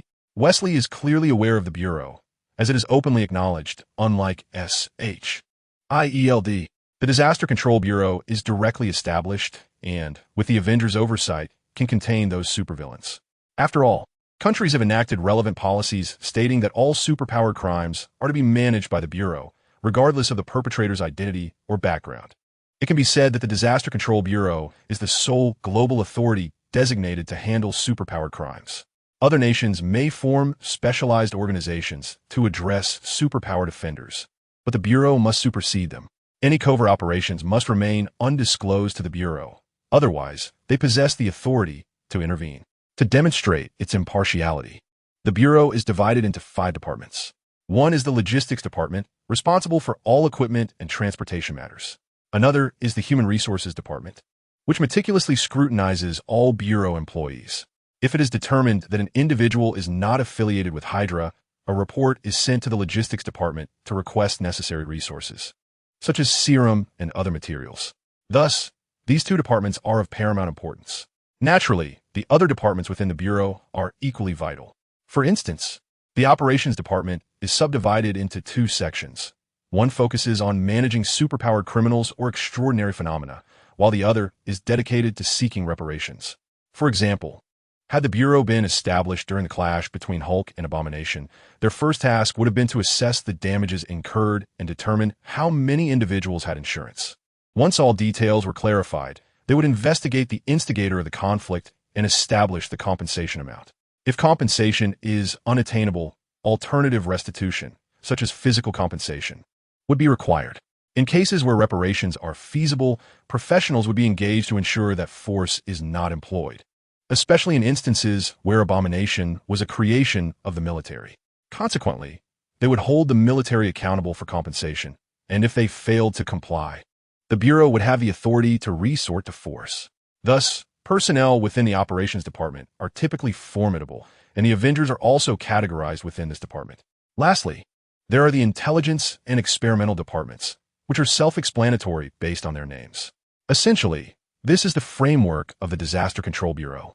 While additional departments may be added in the future, the existing 5 are sufficient to maintain its operations. As Ned opened the portal, he transported Wesley and Fox to this location. Upon the door opening, a professionally dressed woman entered. "Hello, Wesley, and is this Red Fox?"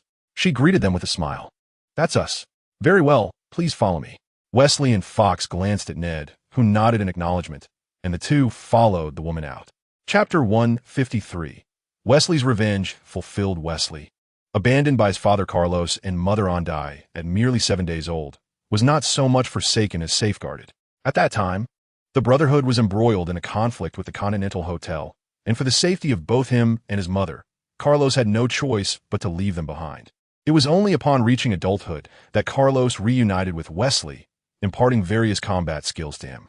The Red Fox, originally named Angelia Washington, was the daughter of a prosecutor and an ordinary woman. However, her father's unwavering integrity led to his demise at the hands of vengeful enemies. Witnessing the brutal murder of her parents, she was subsequently discovered by the current leader of the Brotherhood, Sloan, who took her under his wing for training. Ultimately, she emerged as an exceptional assassin, earning the moniker of Red Fox. My account is accurate, is it not? In a room, a woman held 2 documents and revealed the backgrounds of the 2 individuals. After hearing their stories, neither displayed any astonishment, as if this were a mundane occurrence. "Now, please follow me," the woman said. After verifying their identities, she led them to a shooting range, where Coulson awaited their arrival. "Greetings, Wesley and Red Fox. I am Phil Coulson." "Hello, Director Coulson. Please proceed." Upon seeing the 2 handguns on the table, both individuals exchanged puzzled glances with Coulson. "Oh, my apologies. I neglected to mention, could you demonstrate your unique bullet curving technique?" Wesley and Red Fox then comprehended his request, promptly grasping their weapons. They exchanged a knowing look and fired simultaneously, the bullets arcing gracefully to strike the center of the second target with precision. Coulson summoned an assistant, who immediately replayed the footage of Wesley and Red Fox's shot. Is this skill teachable to others? It is, but it greatly depends on their innate talent. Such proficiency cannot be achieved merely through rigorous practice. Very well, I extend a warm welcome to both of you to the Disaster Control Bureau. Regarding your grievances with the Continental Hotel, I am aware of them. I can assure you that, on the surface, the hotel will not trouble you. However, you must refrain from pursuing them under the Bureau's auspices. What about on a personal level? Wesley inquired. That is certainly permissible. Are there any objections to this? With none raised, they nodded and followed Coulson to the Human Resources Department. After completing their onboarding process, the HR personnel checked their identities and discovered their acquaintance with Annie. Consequently, they handed the 2 small cases to Wesley and Red Fox and escorted them to a room. These are the enhancement serums for your bodies. The orange one is to be consumed directly, while the blue one requires injection. It will be quite painful and may result in elevated body temperature. So be prepared for the aftermath. With that, the person exited the room, locking the door behind them. Wesley, I trust Annie would not deceive us. Let us proceed. The 2 individuals bravely consumed the concoction known as 89, only to discover that nothing extraordinary transpired, as if they had merely sipped a commonplace beverage. However, upon opening their eyes, they were met with the sight of each other's eyes, gleaming like gold. What is this? Both Wesley and the Fox exclaimed simultaneously. Yet in an instant, they grasped the gravity of the situation. They turned their attention to the viral serum, but refrained from immediate injection. Instead, they retreated to a small adjoining room, which housed 2 bathtubs. With urgency, they filled the tubs with water and added a copious amount of ice. Once everything was prepared, they injected the serum simultaneously. Initially, they felt fine, but as time wore on, a sensation akin to being scorched by flames enveloped their bodies. prompting them to immerse themselves in the icy water for relief. It was unclear how long they remained submerged, but upon regaining consciousness and emerging from the tubs, they noticed new garments hanging on the walls. After changing into fresh attire, they sensed an extraordinary transformation within themselves. Wesley now possessed the unwavering confidence to challenge the entire Brotherhood single-handedly. Following their departure, the personnel from the Human Resources Department provided them with identification badges, credentials, and weaponry, subsequently integrating them into the Action Department. Once settled, they sought out Ant to express their gratitude by inviting him to dinner. However, Ant graciously declined, suggesting they first seek vengeance before celebrating. Meanwhile, the Continental Hotel swiftly learned of the duo's affiliation with the Disaster Control Bureau. Despite the multitude of assassins at their disposal, the Continental Hotel recognized their own limitations as mere mortals and thus resolved to sever ties with the Brotherhood. In an effort to mend their relationship, the hotel dispatched information regarding the Brotherhood's stronghold to Wesley and the Fox. Upon receiving this intel, they promptly requested leave, which their team leader, fully aware of their intentions, readily granted. Soon after, they arrived at the territory of the Brotherhood.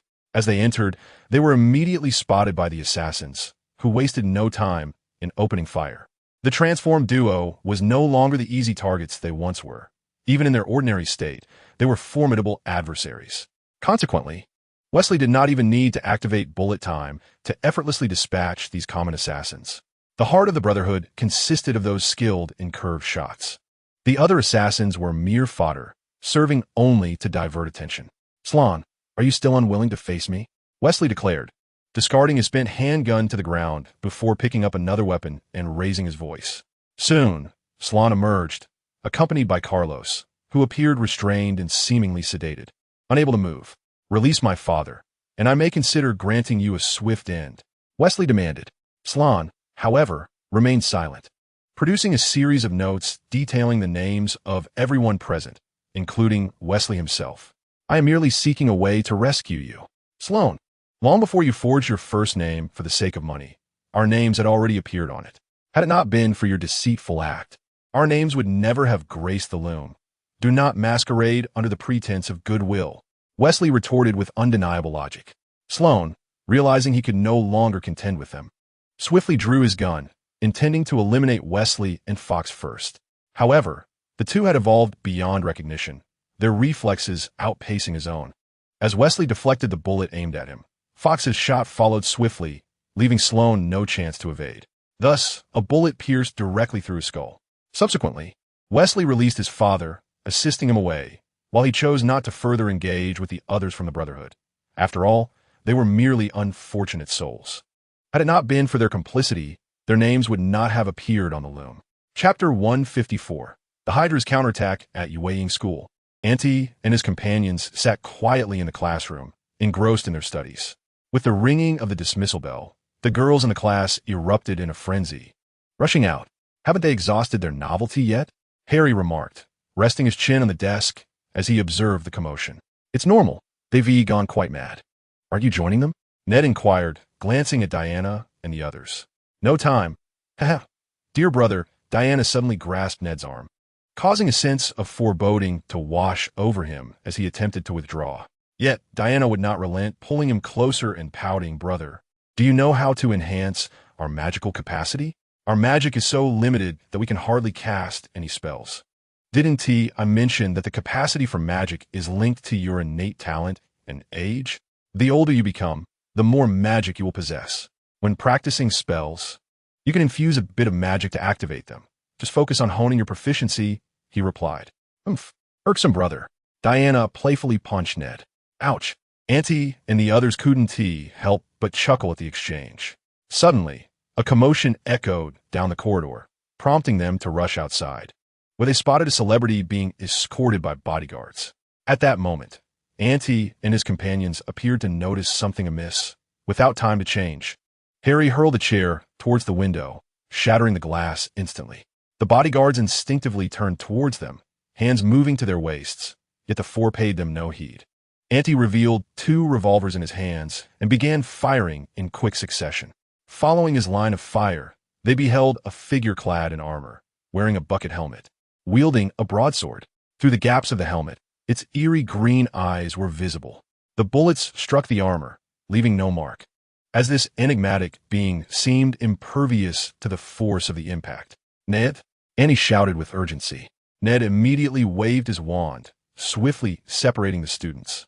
Observing this, the mysterious figure charged towards Auntie, who holstered his revolver and, with a flick of his wrist, summoned a lumberjack's axe to engage in combat. Harry and Peter soon joined the fray, while Ned used his wand to transport them away. Once they were apart again, Annie could not help but inquire, "Who are you? Do you not remember me?" "Osborne." The voice resonated with a chilling familiarity for both Harry and Annie. "The Green Goblin." Harry gripped the angel's scythe tightly, declaring, "It is I." The Green Goblin replied coldly, waving his hand as a surge of green energy surged towards Harry, who deftly countered it with the scythe, shattering the attack. Peter drew his weapon to shoot, but the Green Goblin's reflexes were astonishingly quick, allowing him to deflect bullets while advancing towards them. "Ned, get them out of here now," Annie shouted, glancing back to see the students still frozen in place, hastily reprimanding them. The spectators suddenly snapped back to reality, screaming as they fled, including the star. Yet they did not fully escape, but retreated to a nearby classroom to witness the battle. At that moment, Auntie and others were unaware of just how formidable the Green Goblin truly was, as this was not even his true form. "Wow, his fighting skills are extraordinary," Harry exclaimed as he pushed the Green Goblin back. "What about the Disaster Control Bureau?" "Uncertain." "Ned, contact them." Ned nodded and promptly reached out to Coulson. But as the call connected, they were met with the sound of gunfire on the other end. "Phil, we're being targeted by the Green Goblin. Can you send help?" "I'm afraid not, Ned. Hydra has launched a counterattack. They can summon demons, and we are currently stretched too thin to assist," Coulson replied, and in the next moment, the phone was shattered by a bullet, severing their connection. Realizing that the Green Goblin had come for them, Auntie knew they were in dire straits. He transformed the axe into a feather blade and clashed once more with the Green Goblin.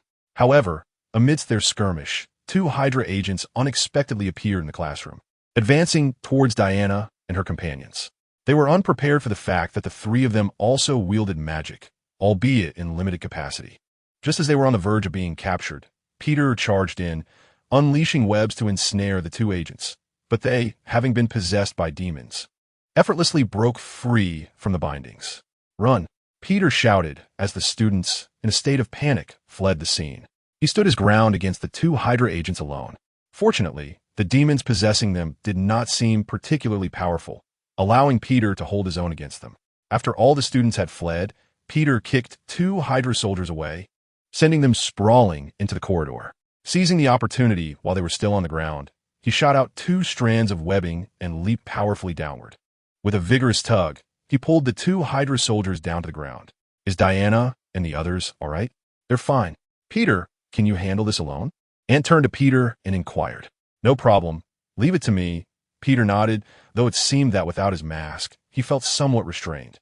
Nevertheless, dealing with these 2 Hydra soldiers proved to be quite effortless. Meanwhile, Coulson and his team were relentlessly assaulting a base, the very location where the Mind Stone was secured.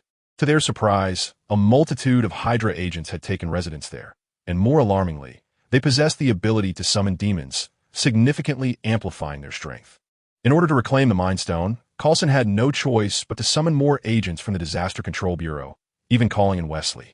It could be said that the entire bureau was mobilized, and even Jason was summoned away.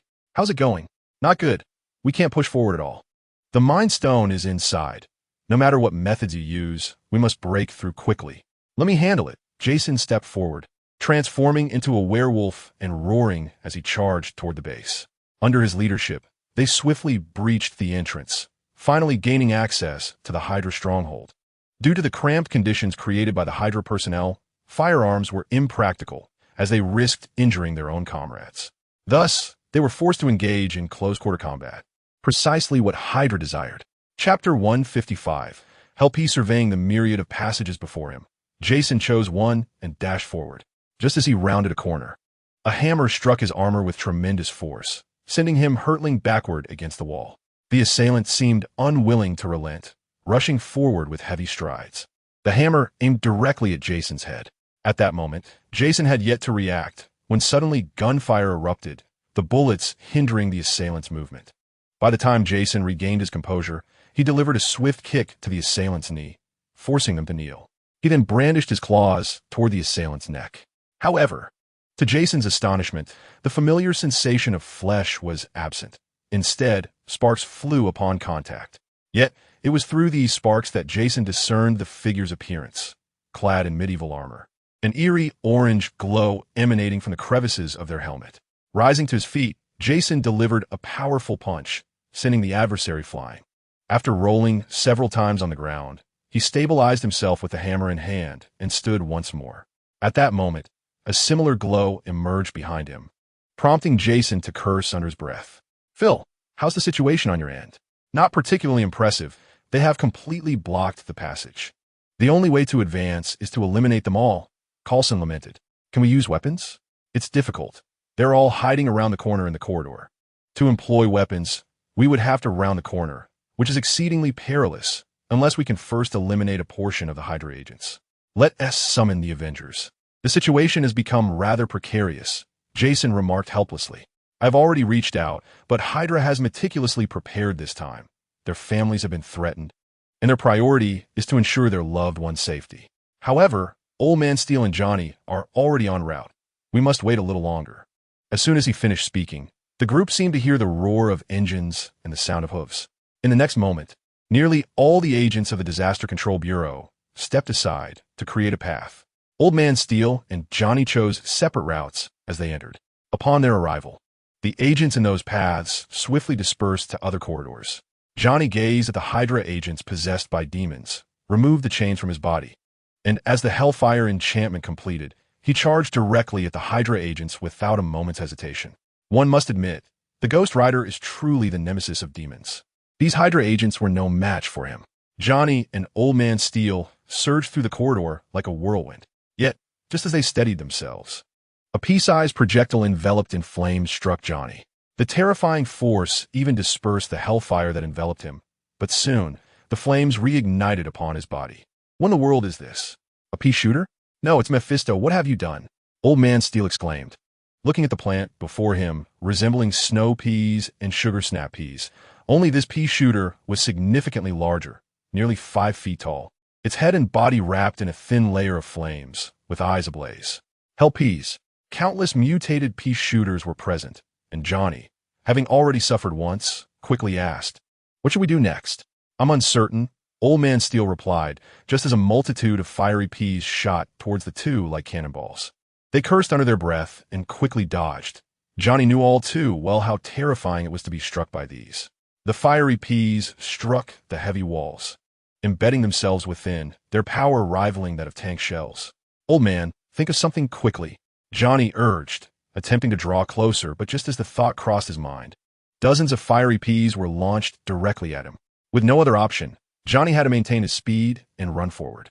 What they did not anticipate was that the hell peas could do more than just shoot peas. They simultaneously hurled flaming red pea pods at the two.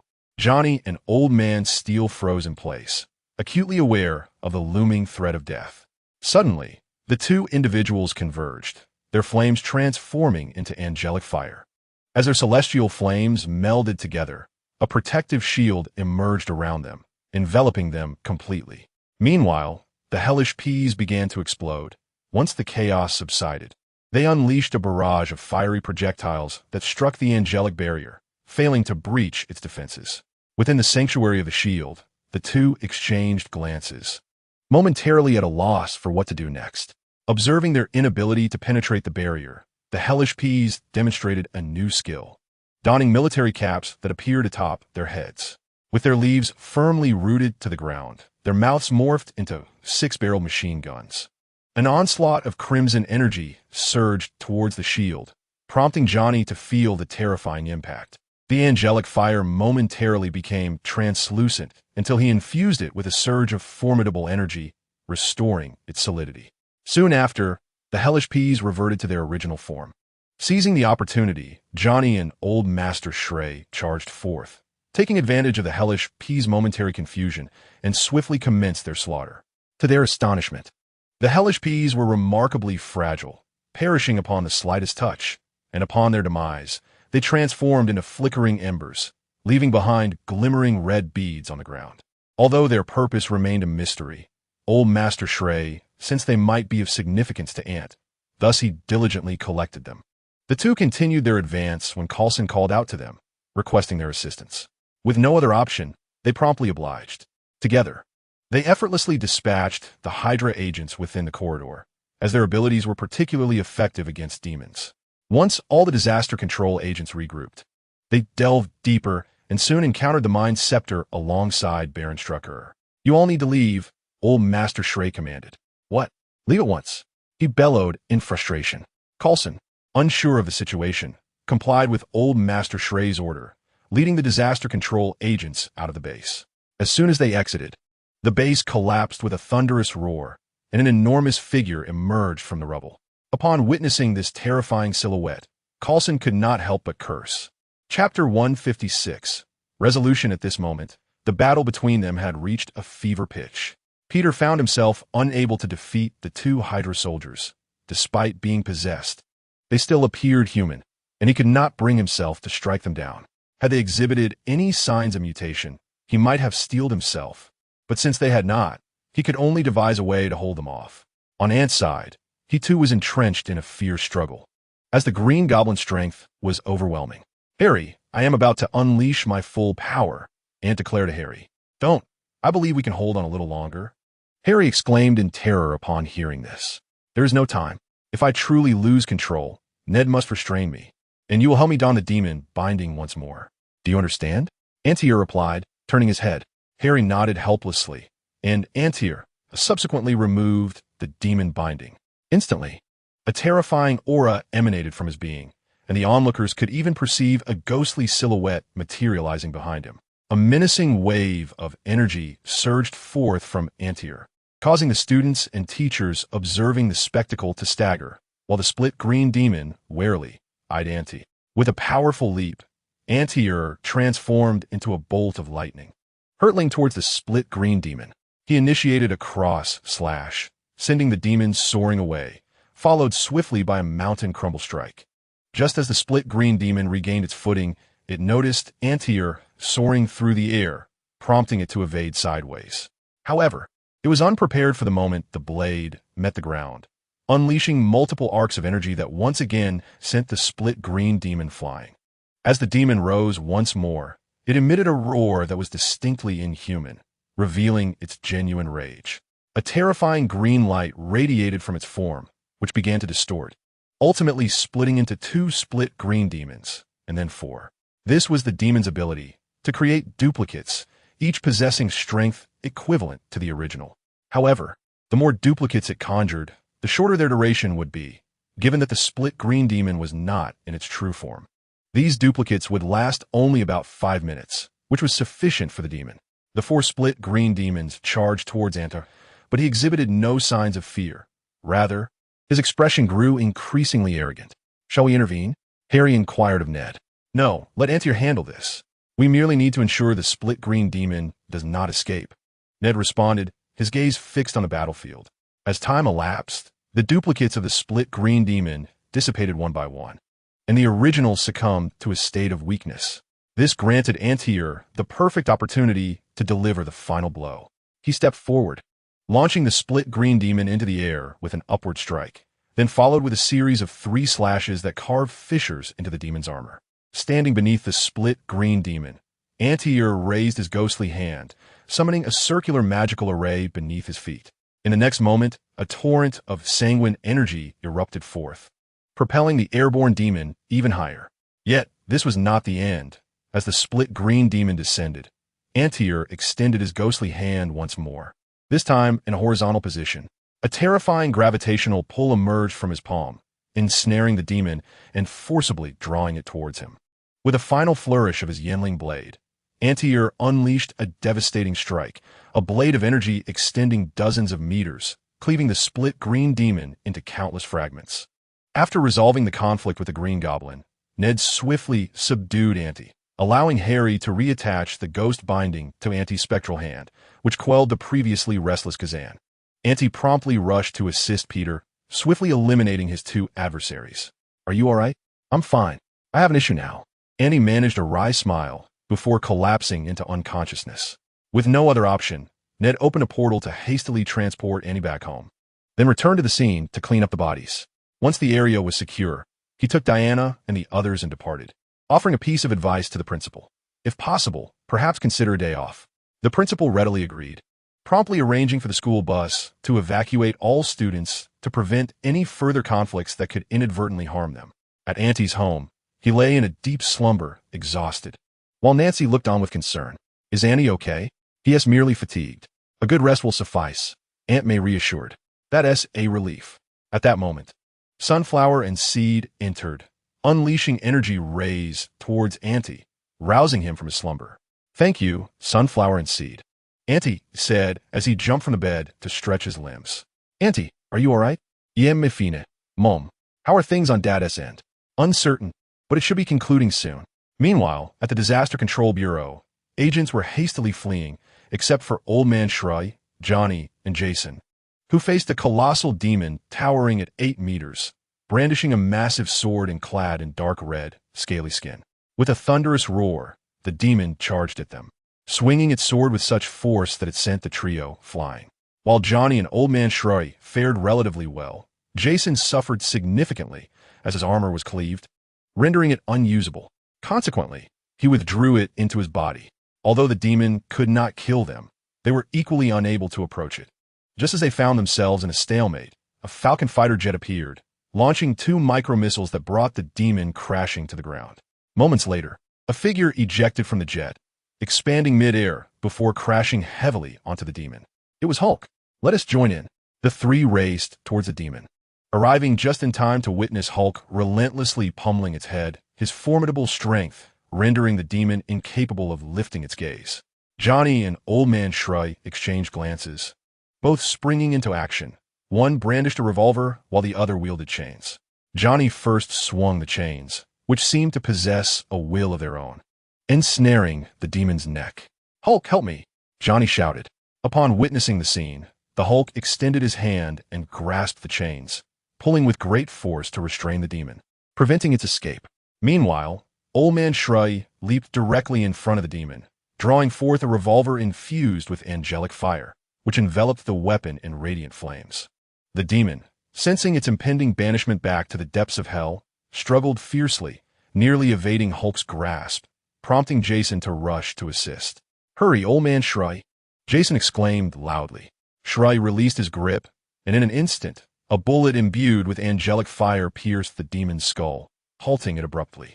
Almost immediately, the angelic flames spread rapidly over its entire form, incinerating it completely. Once the demon was vanquished, the group breathed a collective sigh of relief. Jason surveyed the surroundings and spotted the Mind Scepter on the ground. As he approached and touched it, the scepter disintegrated into fine powder, revealing a yellow gemstone that floated serenely in the air. Chapter 157. The plants absorbing the gem, gazing at the levitating mind gem. Jason reached out to grasp it, but nothing happened. He had anticipated some extraordinary phenomenon, yet was met with silence. Lacking a container for it, the group decided to depart the area. Before long, they returned to the headquarters of the Tri-Cornered Wing. Jason handed the mind gem to the researchers and immediately instructed someone to pilot the Hu foam fighter jet to take him home.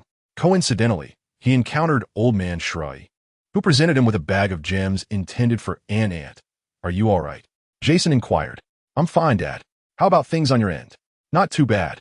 We've retrieved the Mind Scepter. It was damaged, but fortunately, we secured the Mind Gem. That's good to hear. The Hydra must have sustained significant losses this time, right? Indeed, we've eliminated nearly 200 Hydra agents. We had already conducted a sweep previously, so their numbers must be dwindling. Ant nodded in acknowledgement, and, at that moment, Jason recalled the bag handed to him by Old Man S.H.I.E.L.D. He quickly retrieved it and presented it to Ant. What is this? It appears to be a bag of gems.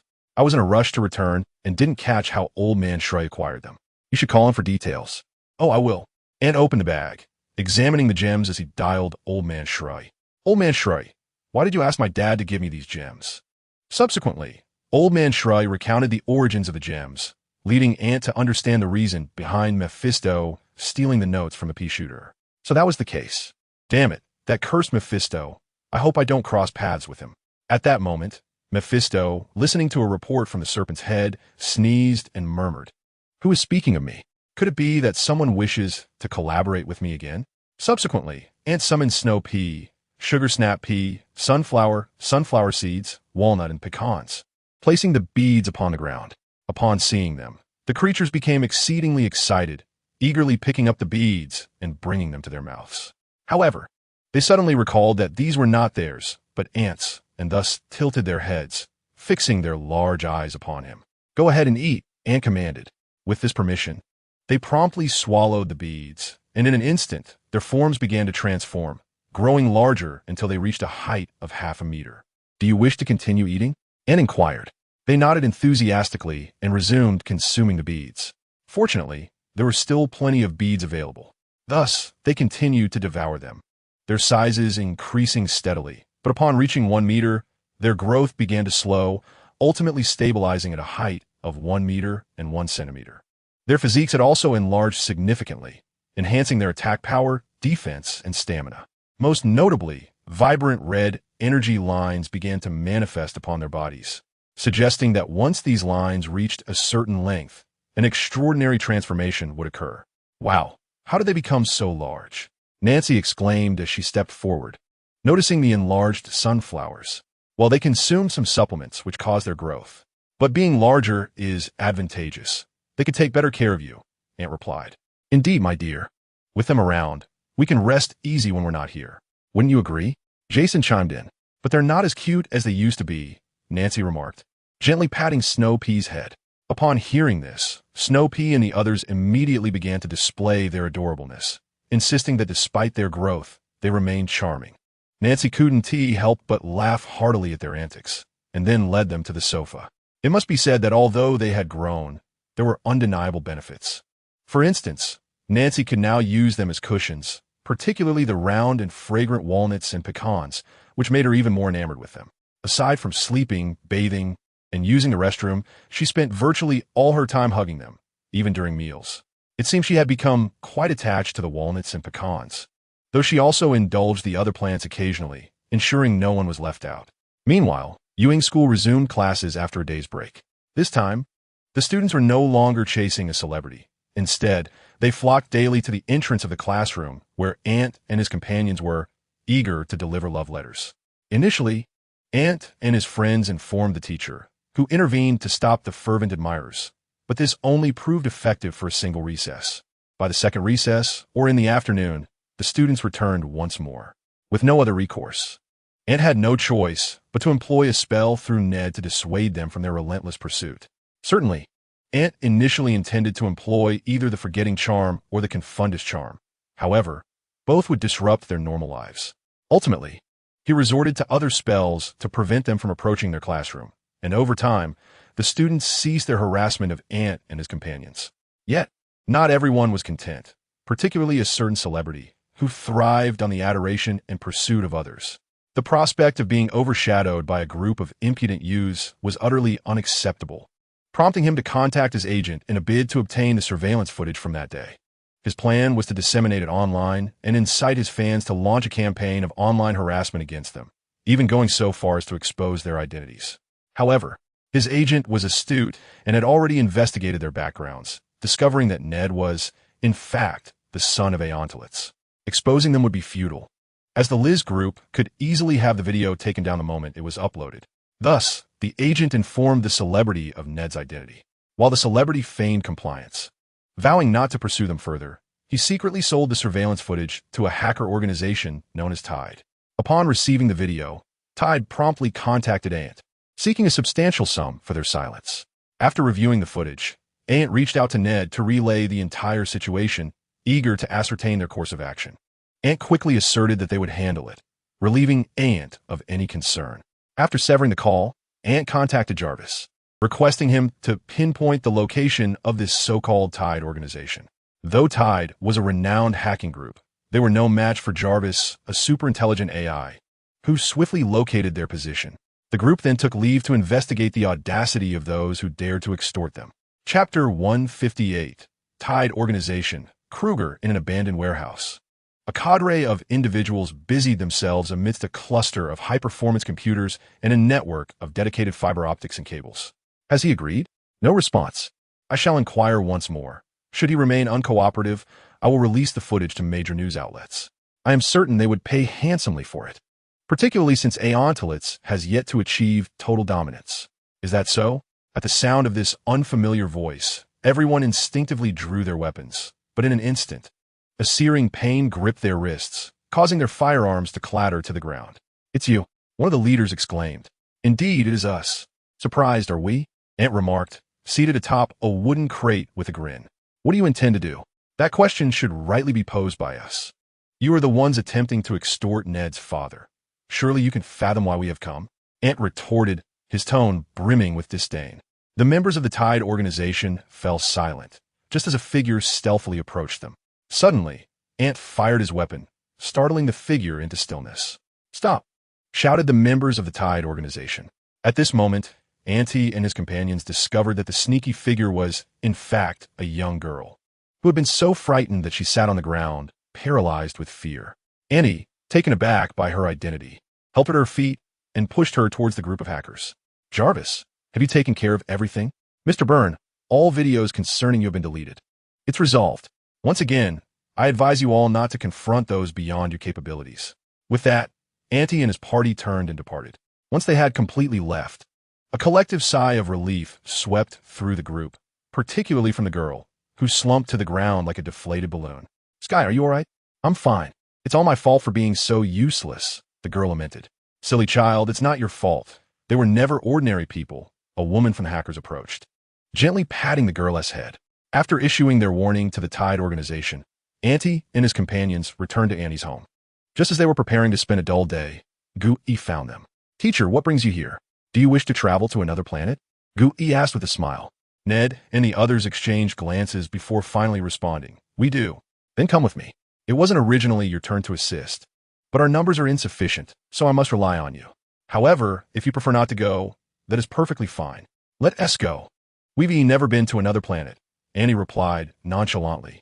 Very well, follow me. Gu-E then opened a portal, revealing a lush, green jungle that bore a striking resemblance to Earth. Gu-E stepped through first, followed closely by Antie and the others. At that moment, an alien resembling the Red King appeared, his entire form of vibrant crimson. His name was Kruger, who had fortuitously arrived on Earth and had studied under Gu-E for a time. Ned, my disciple, though they may appear young, their strength is formidable. They will handle this crisis, Gu-E introduced. Greetings, Kruger. I am Ant Byrne. This is Peter Parker, Harry Osborn, and Ned Leeds. Kruger waved his hands in front of him, conjuring energy that materialized before them, and Antie quickly understood his origins. Since you are already acquainted, I shall take my leave. Ned, once your mission is complete, return through the portal on your own. Ned nodded, and Gu-E departed. The group turned their attention to Kruger, who with a gentle wave of his hand conjured an arrow of energy, guiding them towards a spaceship. Kruger, you've returned. Are these the allies you procured? Inquired a humanoid alien with 4 arms. Kruger nodded in response, and the aliens turned their gazes towards Annie and the others. Not Kruger, they still seem like mere fledglings. Are you certain they possess any combat capability? Kruger nodded at them, displaying a thumb composed of energy, signifying their formidable prowess. Could you elucidate the purpose of our presence here? Ant inquired. To eradicate the blight worms, a dimension-dwelling creature of terrifying nature. They consume everything, energy, planets. There is nothing they refuse to devour. After they have consumed to their heart's content, they proliferate endlessly until the universe is entirely stripped bare, at which point they retreat back into the dimensional rifts. Such a dreadful entity has been left for you to confront? Ant asked, perplexed. No, the New Star Empire. The Kree Empire and other powerful factions are engaged in the extermination of the blightworms. The planet we inhabit merely harbors a fraction of them. However, we are short-staffed, and Kruger indicated he could procure assistance, which is how we found you, explained the 4-armed alien. Now I understand. Let's act swiftly. What are their characteristics? Ant pressed. They are exceedingly difficult to kill, almost insurmountably so. Their mouths are incredibly sharp, capable of easily shredding any known metal in the cosmos. Therefore, it is imperative that we do not allow ourselves to be encircled by them, Otherwise, we shall meet our demise, the four-armed alien cautioned, leading the way. On their arms, a rectangular piece of metal glowed with numerous red dots. After an indeterminate period of travel, the four-armed alien announced, "We have arrived." Everyone looked up, only to be met with a stark desolation that appeared jarringly out of place, much like a desert intruding upon the Amazon rainforest. Beneath the surface, Ant crouched down, sensing vibrations emanating from below. Ned, observing this, drew his wand and unleashed a thunderous explosion upon the ground, creating a pit that revealed a crimson worm, measuring merely 10 centimeters in length, yet boasting a diameter of 5 centimeters, devoid of eyes. Upon its emergence, it immediately opened its mouth, revealing an array of teeth reminiscent of the sandworms from the film Dune, spiraled in formation. "Be cautious," the four-armed alien exclaimed urgently. But Ned had already acted, casting a spell that struck the blight worm with precision, momentarily stunning it. He then used a levitation charm to bring it before them, exerting control through his magical prowess. The group commenced their experiment, eager to ascertain the extent of the blight worm's bodily resilience. Chapter 159. The Blight Worm on a Nameless Planet. Harry panted slightly as he gazed at the suspended blight worm. They had employed various methods, yet the creature's body was remarkably resilient. Conventional physical attacks were utterly ineffective, failing even to inflict any damage. Only assaults imbued with energy could harm it. "Well, now that we are aware of their weakness, that suffices," Ant remarked. Harry and his companions nodded in agreement. Subsequently, Harry infused the angelic scythe in his hand with magical energy. As it aligned with the desolate worm suspended in midair, he struck with a single blow, overwhelming the creature with a torrent of terrifying energy, ultimately obliterating the desolate worm. At that moment, the ground began to tremble, and the group understood that the colossal creature was approaching. They braced themselves, and in the next instant, a massive entity emerged from the depths of the earth. "Goodness, is it really that enormous?" someone exclaimed. "No, it's a multitude of desolate worms amalgamated into one. We must disperse them quickly, otherwise we could be in grave danger." Ant shouted. The group sprang into action, the aliens unleashing their laser guns, while Ant and his companions utilized their energy, and those without energy remained vigilant, wary of being overwhelmed by the desolate worms. As their attacks struck the gigantic form, they indeed managed to create a breach. Yet the sheer number of desolate worms was overwhelming, and the gap was filled in mere seconds. Witnessing this, the group wasted no time and began to flee, pursued closely by the massive worm, leaving a barren path in its wake, its terrifying visage instilling dread in their hearts.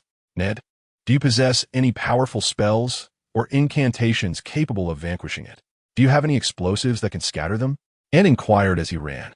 After a moment of contemplation, Ned responded, "I do, but it will require time." "All right, I'll buy you that time." Ant then produced several grenades, channeling magical energy into them until they emitted an icy aura. He hurled them at the colossal worm, and, as the explosions rang out, numerous desolate worms were encased in ice.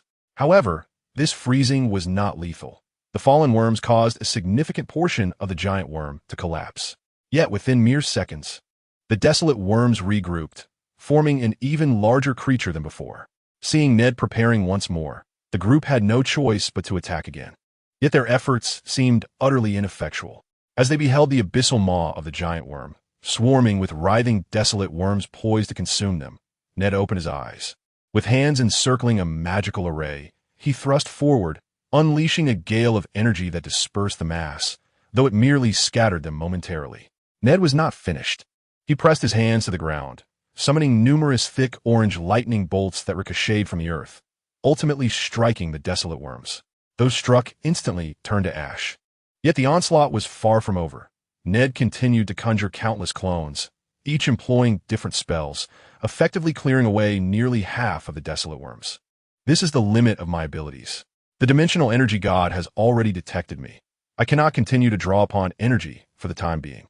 It was unfortunate that the sorcerers of Marvel often borrowed energy from various dimensions. Rather than borrowing, it could be deemed as pilfering energy. In ordinary circumstances, pilfering a small amount would go unnoticed, akin to discreetly pocketing a handful of sand while on a beach, where the proprietor would hardly intervene, even upon witnessing the act, deeming it trivial. However, the energy that Nader had just appropriated was akin to operating an excavator, vigorously unearthing sand from that very beach. The dimensional demon did not hinder Nader. After all, he was still navigating within that realm. Consequently, Nader found himself temporarily unable to cast spells, but fortunately, he retained access to incantations, which proved equally lethal to the desolate insects, particularly the slaughter curse. Essentially, any target struck would perish. Although his magical energy could not eliminate all the desolate insects, it could suffice for urgent situations. Lastly, there was the fiery curse, which also had the potential to vanquish the desolate insects. However, the insects could similarly consume the flames. To effectively utilize the fiery curse, the insects would need to remain engulfed in the fire for approximately half a minute. Yet, this half minute would allow the insects to devour the flames entirely, making the slaughter curse a more viable option. Harry was similarly equipped, wielding the angel's scythe in one hand and a wand in the other. Others could indeed slay the desolate insects, but their efficiency paled in comparison to these two. This cannot continue. We shall inevitably be overwhelmed. Is there any weapon of mass destruction available? Ant glanced towards the four-armed alien. There is a bomb, but its power is insufficient to eradicate all the desolate insects, replied the alien. Regardless, we must deploy it. The numbers are overwhelming, and even a cleanup seems impossible, Ant said, resigned. At this moment, the four-armed alien and Kruger fully grasped the terror of the desolate insects. Without Ant and his companion's assistance, they would likely have succumbed to the insects by now.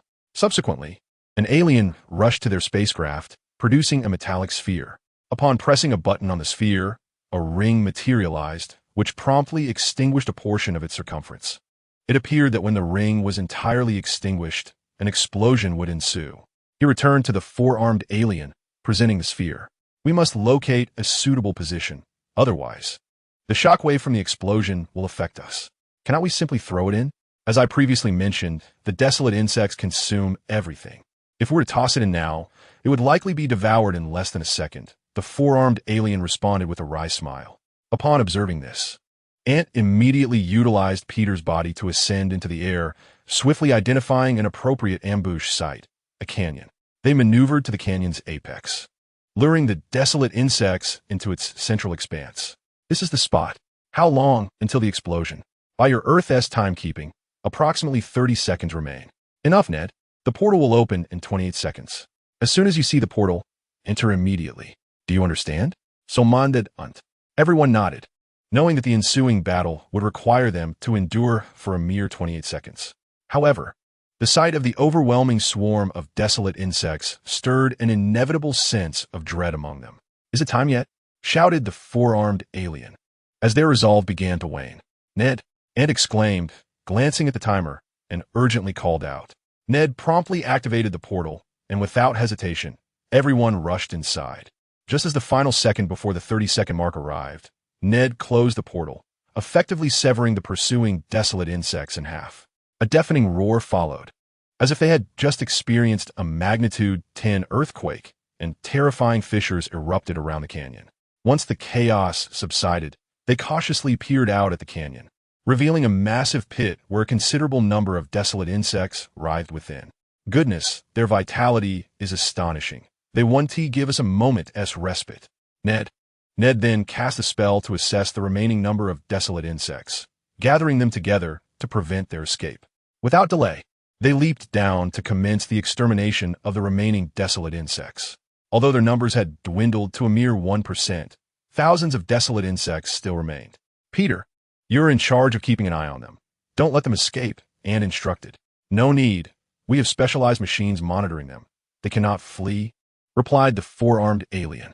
Very well, let us proceed, Ant declared, relieved of any lingering concerns.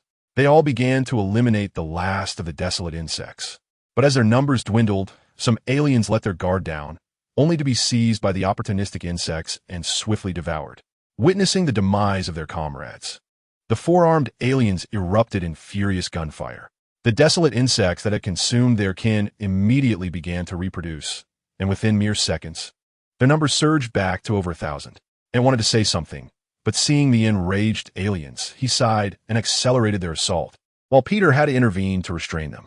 The ease with which these desolate insects could annihilate an entire universe stemmed from their terrifying reproductive rate, astounding numbers, and formidable physical strength. The terrifying combination of these three factors was the source of the desolate insect's menace. Without any one of them, they would merely be formidable insects. Just as they were, their numbers were not substantial enough to cause significant turmoil, and eventually, they succeeded in vanquishing the last desolate insect. At last, it is over. Harry plopped down onto the ground, and not just him. The others were equally exhausted, too fatigued to utter a single word. Was it over? Not yet. A meticulous inspection was necessary to ensure no detail had been overlooked, which required the assistance of the spacecraft. Very well, let us proceed swiftly. We are utterly drained. The four-armed alien nodded and activated his ship. After circling the planet twice to ascertain that nothing had escaped their scrutiny, the alien intended to take Kruger and the others away. Are we departing? Do you require a ride back to Earth? Andy remained silent, glancing at Ned, who shook his head. No need. Well then, here is the emblem of our faction. Should you venture into the cosmos and attract the attention of other powers, you may present this. Our faction is known as the Raiders. We are mercenaries, willing to undertake any task for the right price. After Auntie accepted the emblem, he watched as their ship departed the planet. Ned, how long until the portal opens? Harry inquired. About an hour. I'm just too exhausted to speak. Ned was so drained that words eluded him. Upon hearing this, Harry closed his eyes and soon succumbed to a gentle snoring. Seeing this, Peter and Auntie exchanged a wry smile. Peter then rose and, with great effort, constructed a makeshift tent using webbing to envelop them, ensuring they could sleep peacefully. Uncertain how long they had slumbered, Auntie awoke to find the sky had darkened, countless stars dotting the night canvas, with nebulae and galaxies visible. Auntie, are you awake? Indeed, I am. What about them? Still asleep, Peter replied. Then let us not disturb them. Instead, let us revel in this celestial spectacle unseen on Earth. Auntie clasped his hands behind his head, gazing serenely at the night sky. Peter mirrored his actions, and after 2 hours passed, both suddenly spotted a spacecraft descending from the heavens, not far from their position. They exchanged a glance, and Peter swiftly shot out webbing to shield the still-sleeping duo before they sprinted toward the ship. Before long, a raccoon with a commanding demeanor and a tree-like creature emerged from the ship, both wielding a peculiar device. Who goes there? The walking raccoon immediately brandished a firearm and fired in their direction, but Annie and Peter evaded the shots, with Peter countering by ensnaring them in webbing. Rocket Raccoon and Groot, I presume? Annie inquired, eyeing them. And who are you? What do you want? Rocket Raccoon demanded. Auntie disregarded the question and picked up the device on the ground for inspection. What is this contraption? What business is it of yours? Rocket Raccoon retorted arrogantly. Goodness, are you this audacious? Annie responded, astonished at Rocket's bravado. What of it, Groot? Rocket Raccoon shouted. Beside them, Groot immediately extended his elongated arm, but Peter effortlessly evaded it. Meanwhile, Ant brought forth a lumberjack's axe and severed Groot's arm, ultimately positioning the axe against Rocket Raccoon's neck. Cease this. Groot was compelled to retract his arm upon witnessing the scene, while Rocket swallowed nervously, refraining from further bravado. Now, can you enlighten me? This is an apparatus designed for investigating the wasteland worms. We accepted a commission from a mysterious individual to capture one of these creatures, and we recently detected a significant presence of wasteland worms in this vicinity. However, upon our arrival, we found that they had inexplicably vanished. Do not dwell on it. We barely managed to eradicate the wasteland worms, Ant remarked, simultaneously severing the webbing. At that moment, Ned and the others arrived, witnessing the unfolding drama and promptly inquiring, Ant, Peter, are you unharmed? All is well. Just as Ant turned around, Rocket Raccoon and Groot launched another attack, prompting Ned to shout, Watch out. Chapter 161, A Haircut for Rocket, Be Cautious. Ned exclaimed, observing Rocket's intent to ambush. Ant merely tilted his head and sidestepped Rocket's assault, while Peter swiftly unleashed his webbing to ensnare him. Oh, Rocket, I had afforded you an opportunity, Ant said, grinning as he approached. Sensing impending doom, Rocket pleaded for mercy, but Ant paid him no heed, conjuring an axe with a flick of his wrist. As the axe drew perilously near, Rocket shut his eyes, bracing for the worst. Yet, time lingered, and he merely felt a coolness enveloping his head. What have you done to me? Rocket bellowed in fury. Rocket, you ought to be grateful that you did not intend to kill me, merely to subdue me. Otherwise, my actions would have been far more severe. This webbing will dissolve autonomously after some time. I shan't linger further. Do visit us on Earth when you have the chance. With that, Ant walked towards Ned, who promptly opened a portal, and the four returned to Ant's abode, where Groot, through the portal, encountered the playful snow peas. I am Groot. Groot gazed vacantly, while Rocket observed curiously. What is that? He demanded. My family, Ant replied, glancing over his shoulder. As the portal closed, Groot appeared to lose his spirit. Noticing this, Rocket hastened to console him. Fear not, Groot. We have discerned that their planet is Earth. Once I gather some information, I shall take you there, all right? Groot nodded in agreement, then turned his gaze towards the webbing binding Rocket. Take me back to the ship. Utilizing the tools aboard the ship, Rocket swiftly extricated himself from the webbing, then rushed to the mirror, only to discover his head shorn, resembling a barren landscape. Ah! I shall make him pay. I must exact revenge. Rocket screamed in a frenzy. Groot swiftly intervened to stop Rocket and offered him some words of comfort. Meanwhile on Earth, Ant and his companions had just returned and were promptly called by Nancy. Where have you been? She inquired. Oh, we took a trip to an alien planet. An alien planet? Indeed. This time, we managed to save the universe. Ant replied with a charming smile. You saved the universe? You'd better explain yourself clearly. Nancy retorted with a hint of annoyance.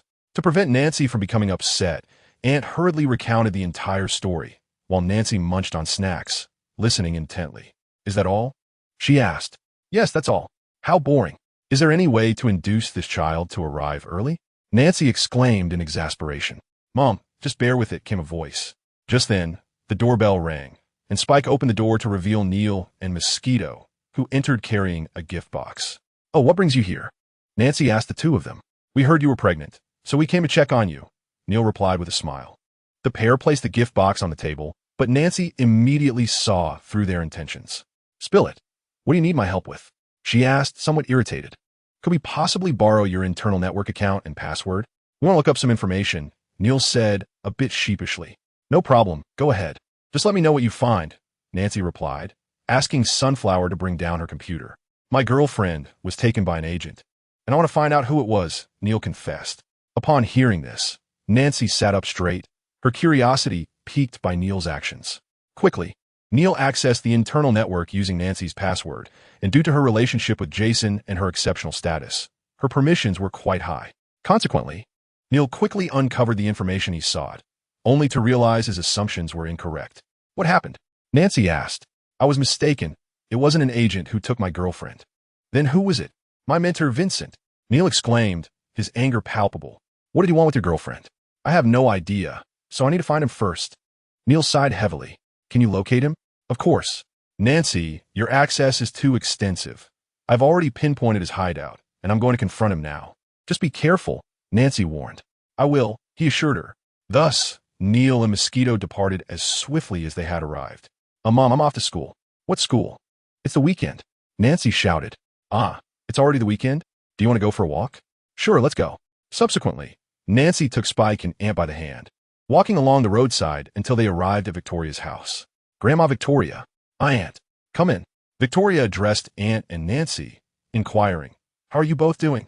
She looked at Nancy and asked, I'm doing all right, just a bit early to feel anything, Nancy replied, caressing her belly with a maternal glow. Have you found out whether it's a boy or a girl? Not yet, but I hope it's a girl, a soft, cuddly little bundle would be the most adorable. Nancy mused, her imagination drifting until she caught sight of Ant, which caused her to huff in annoyance. Mom, what is the matter now? Nothing, just seeing you irritates me. Go walk the dog already. Nancy handed Spike over to Ant and sent him off, and Ant, uninterested in further discussion, took the dog for a walk. Along the way, he encountered several neighbors, greeting each one. Suddenly, Ant felt an unsettling sensation of being watched. He turned abruptly, noticing a van that seemed to be trailing him. Standing calmly, he observed the vehicle, which appeared to recognize it had been detected and reluctantly drove away. Who could it be? Ant murmured, ruling out government agents, as their surveillance methods were rather rudimentary. Should we follow them? Ant asked, looking down at Spike. The dog nodded, prompting Ant to smile and say, Since you want me to chase, I shall. He then unclipped Spike's leash, and the dog bolted ahead, with Ant swiftly following. Chapter 162.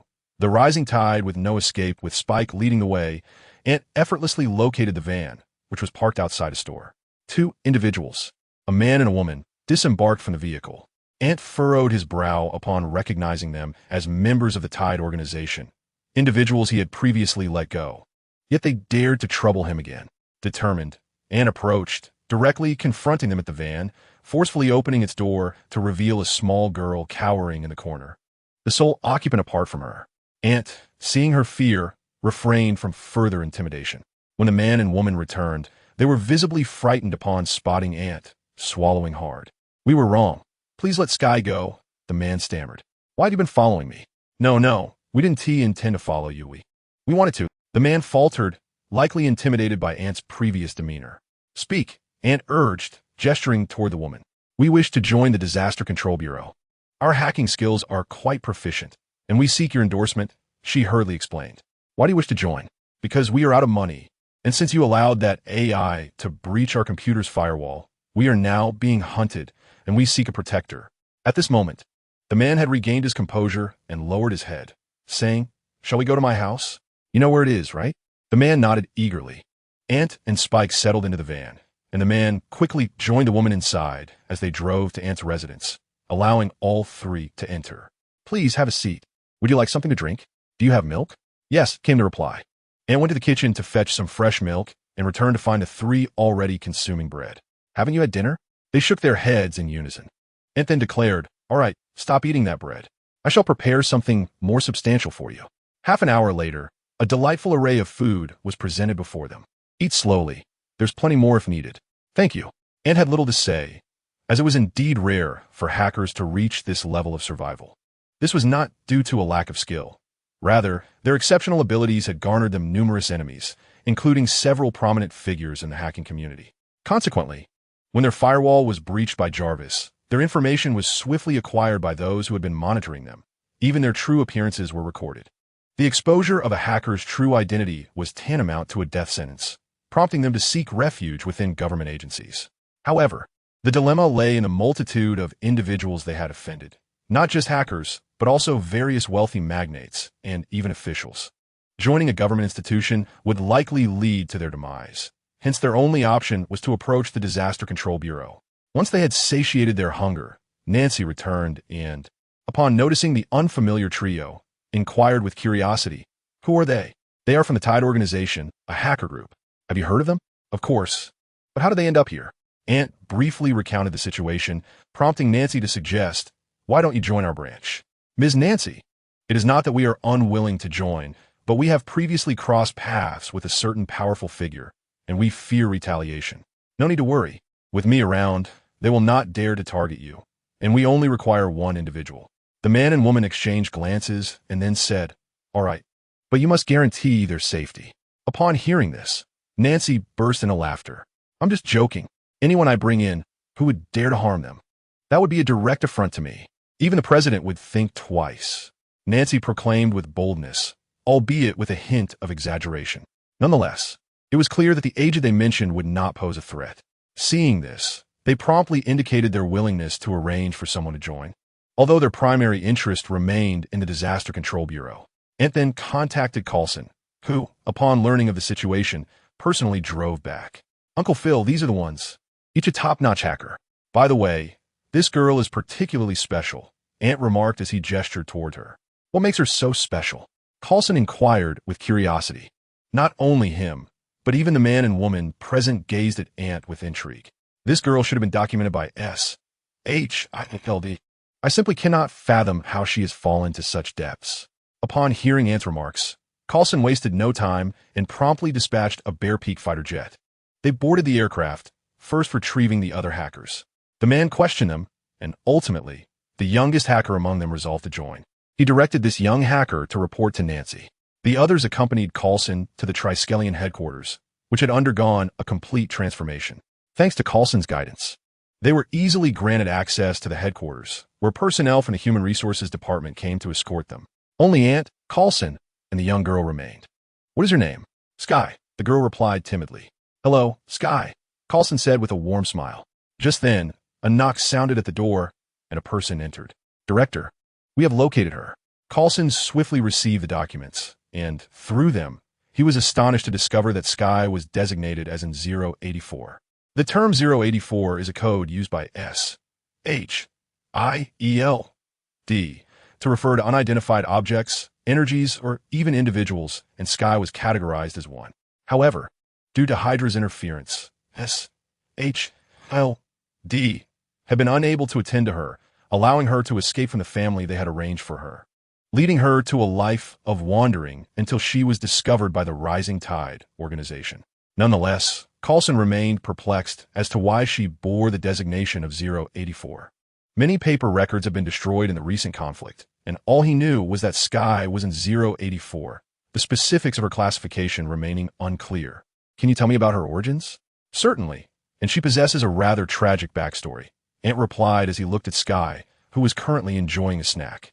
Observing this, Coulson instructed a female staff member to take S.H.I.E.L.D out for a stroll and to explore the premises. Chapter 163.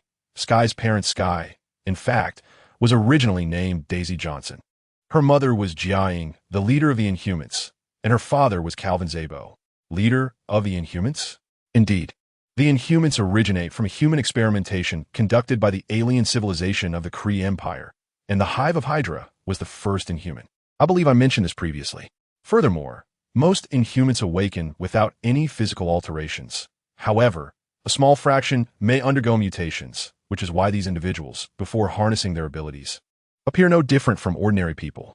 Thus, the Inhumans intermingled with ordinary humans, and their offspring had a chance of inheriting the genes of the Inhumans. From ancient times to the present, the Inhumans have seamlessly integrated into the human collective.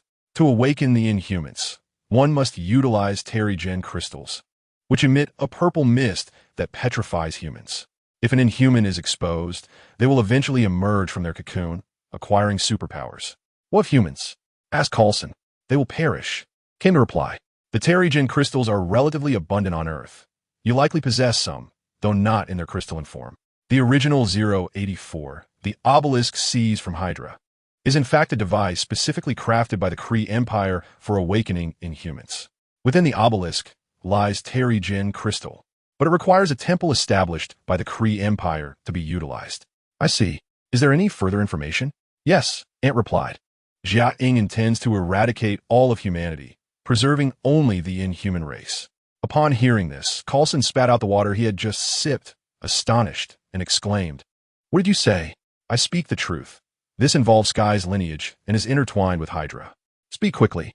"S.H.I.E.L.D is an Inhuman, and her ability is quite unique. She can absorb the life force of those around her to heal her own body, making her a form of alternative immortality. Daniel Whitehall, a scientist with Hydra, fortuitously discovered S.H.I.E.L.D's peculiarities and captured her. During her dissection, he kept her conscious, extracting the data he desired before departing. However, he did not anticipate that S.H.I.E.L.D's husband, Calvin Zabo, a scientist in the field of medical research, would invent a special serum that greatly enhanced his physical prowess. Consequently, he killed the Hydra agents guarding S.H.I.E.L.D and reassembled her skin, bones, and organs, a scene that nearly drove both S.H.I.E.L.D and Calvin to madness. In a desperate attempt to revive S.H.I.E.L.D, Calvin slaughtered an entire village, absorbing their life force to restore her. This act twisted his psyche. At that time, it caused quite a stir, prompting S.H.I.E.L.D to investigate, leading to the discovery of S.H.I.E.L.D, who was subsequently taken and designated as 084. That is the origin of her story. After hearing Ant's account, Coulson fell into silence, unable to fathom the horrors S.H.I.E.L.D had endured. Merely contemplating such experiences sent shivers down his spine. One could hardly imagine anyone retaining their sanity under such circumstances. Is there a possibility for alleviation? How should I know? However, if you can locate Whitehall and present him to S.H.I.E.L.D, there may still be a chance for negotiation. Along with S.H.I.E.L.D, they might persuade her to abandon this mad endeavor. It's worth noting that S.H.I.E.L.D's awakened abilities are tremendously formidable. But you're the experts. I leave the resolution to you, Uncle Phil. I must return. Very well, you may go. After bidding farewell to Agent Ant, Coulson promptly relayed the news to Fury. Upon hearing it, Fury could not help but sigh. He had not anticipated yet another individual emerging with the intention of bringing about global destruction. I am currently preoccupied. You are granted full authority.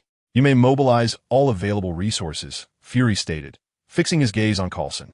Understood, Director. Let us execute this with finesse, Coulson nodded. He swiftly harnessed the resources of the Disaster Control Agency and quickly located Whitehall's whereabouts. At this juncture, Whitehall had assumed a new identity and had become the chief scientist of a biological foundation. However, this was of little consequence to the Disaster Control Agency, and Coulson promptly dispatched an entire combat team to apprehend Whitehall. What Coulson did not anticipate was the resistance they encountered during the operation. Although they swiftly subdued the opposing security forces, the situation escalated.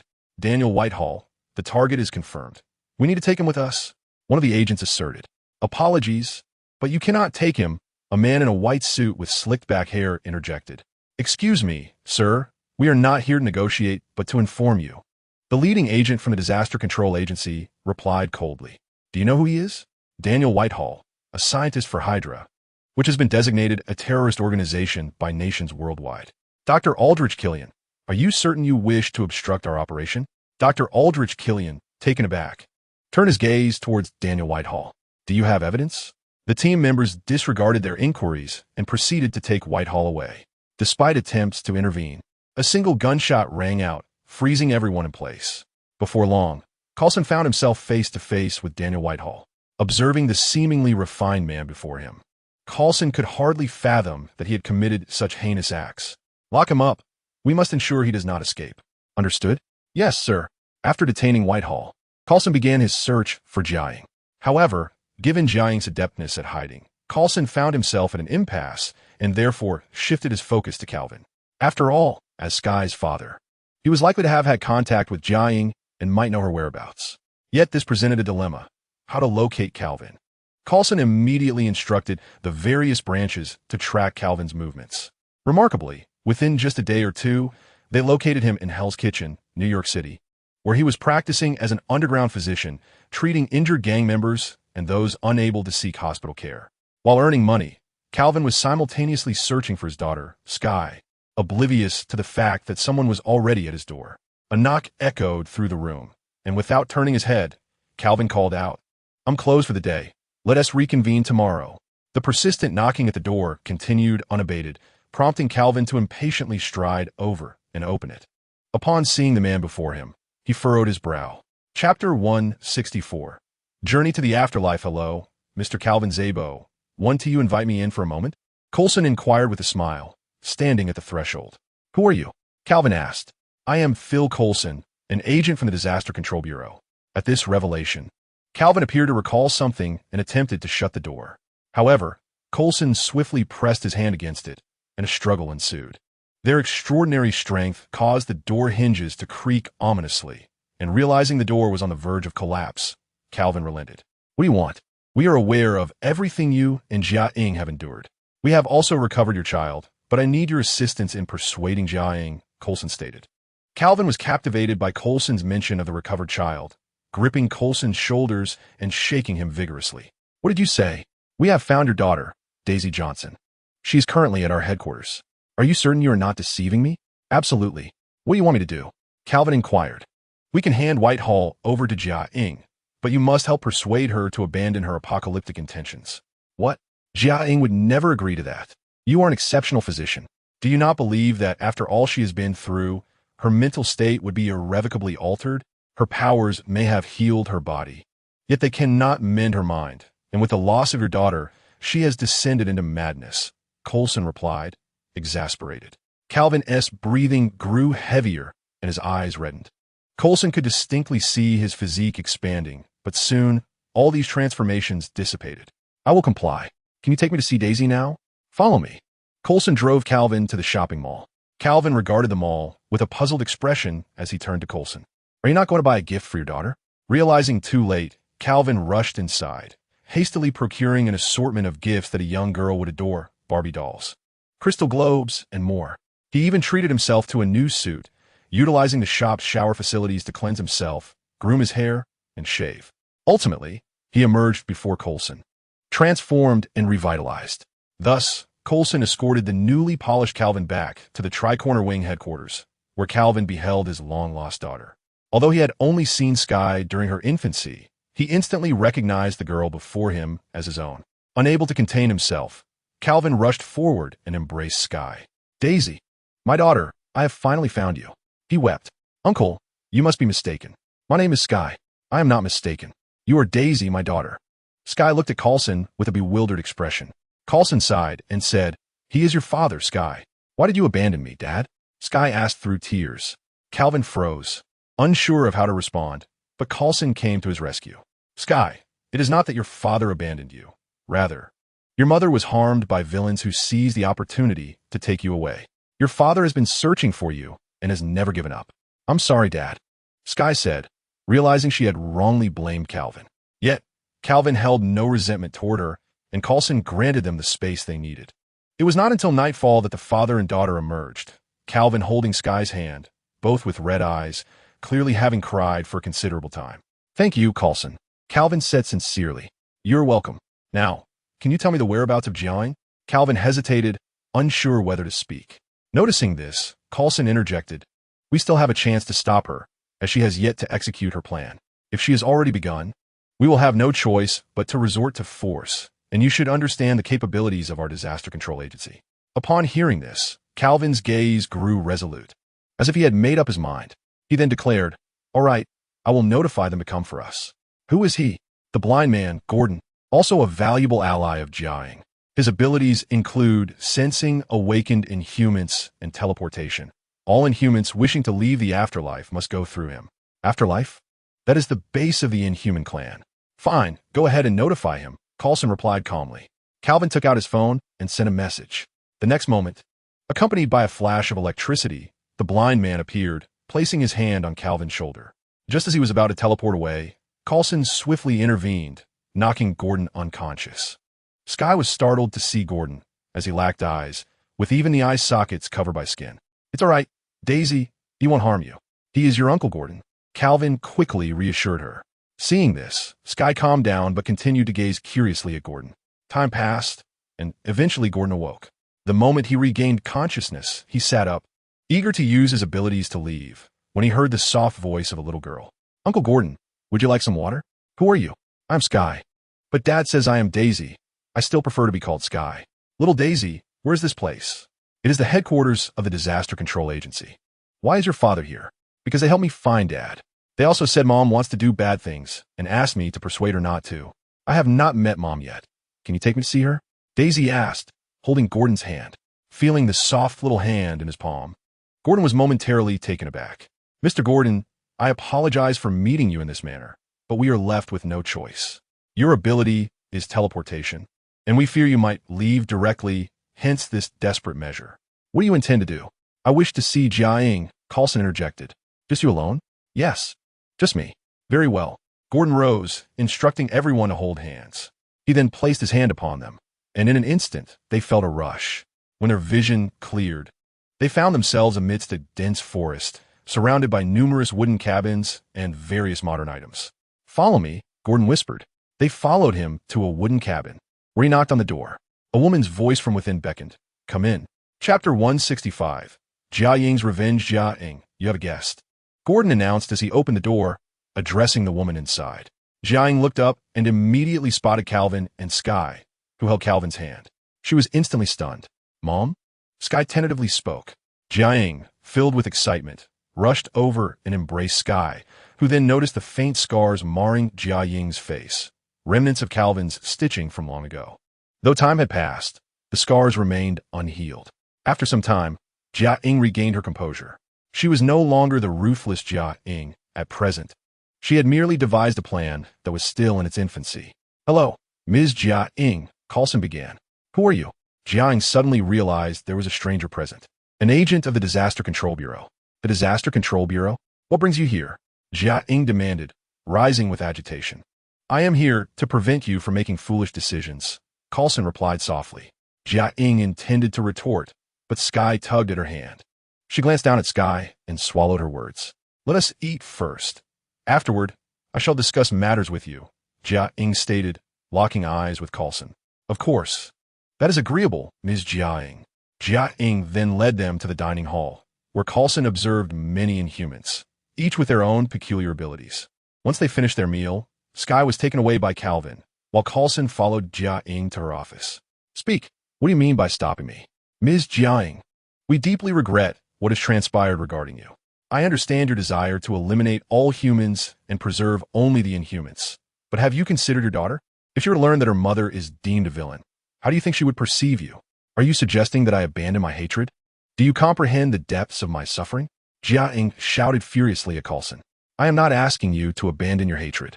I merely wish for your vengeance to be accurately directed at the Hydra agents, sparing the innocents. I have captured Whitehall. Upon hearing that nightmarish name, Jiaying's body trembled with fear. Are you all right?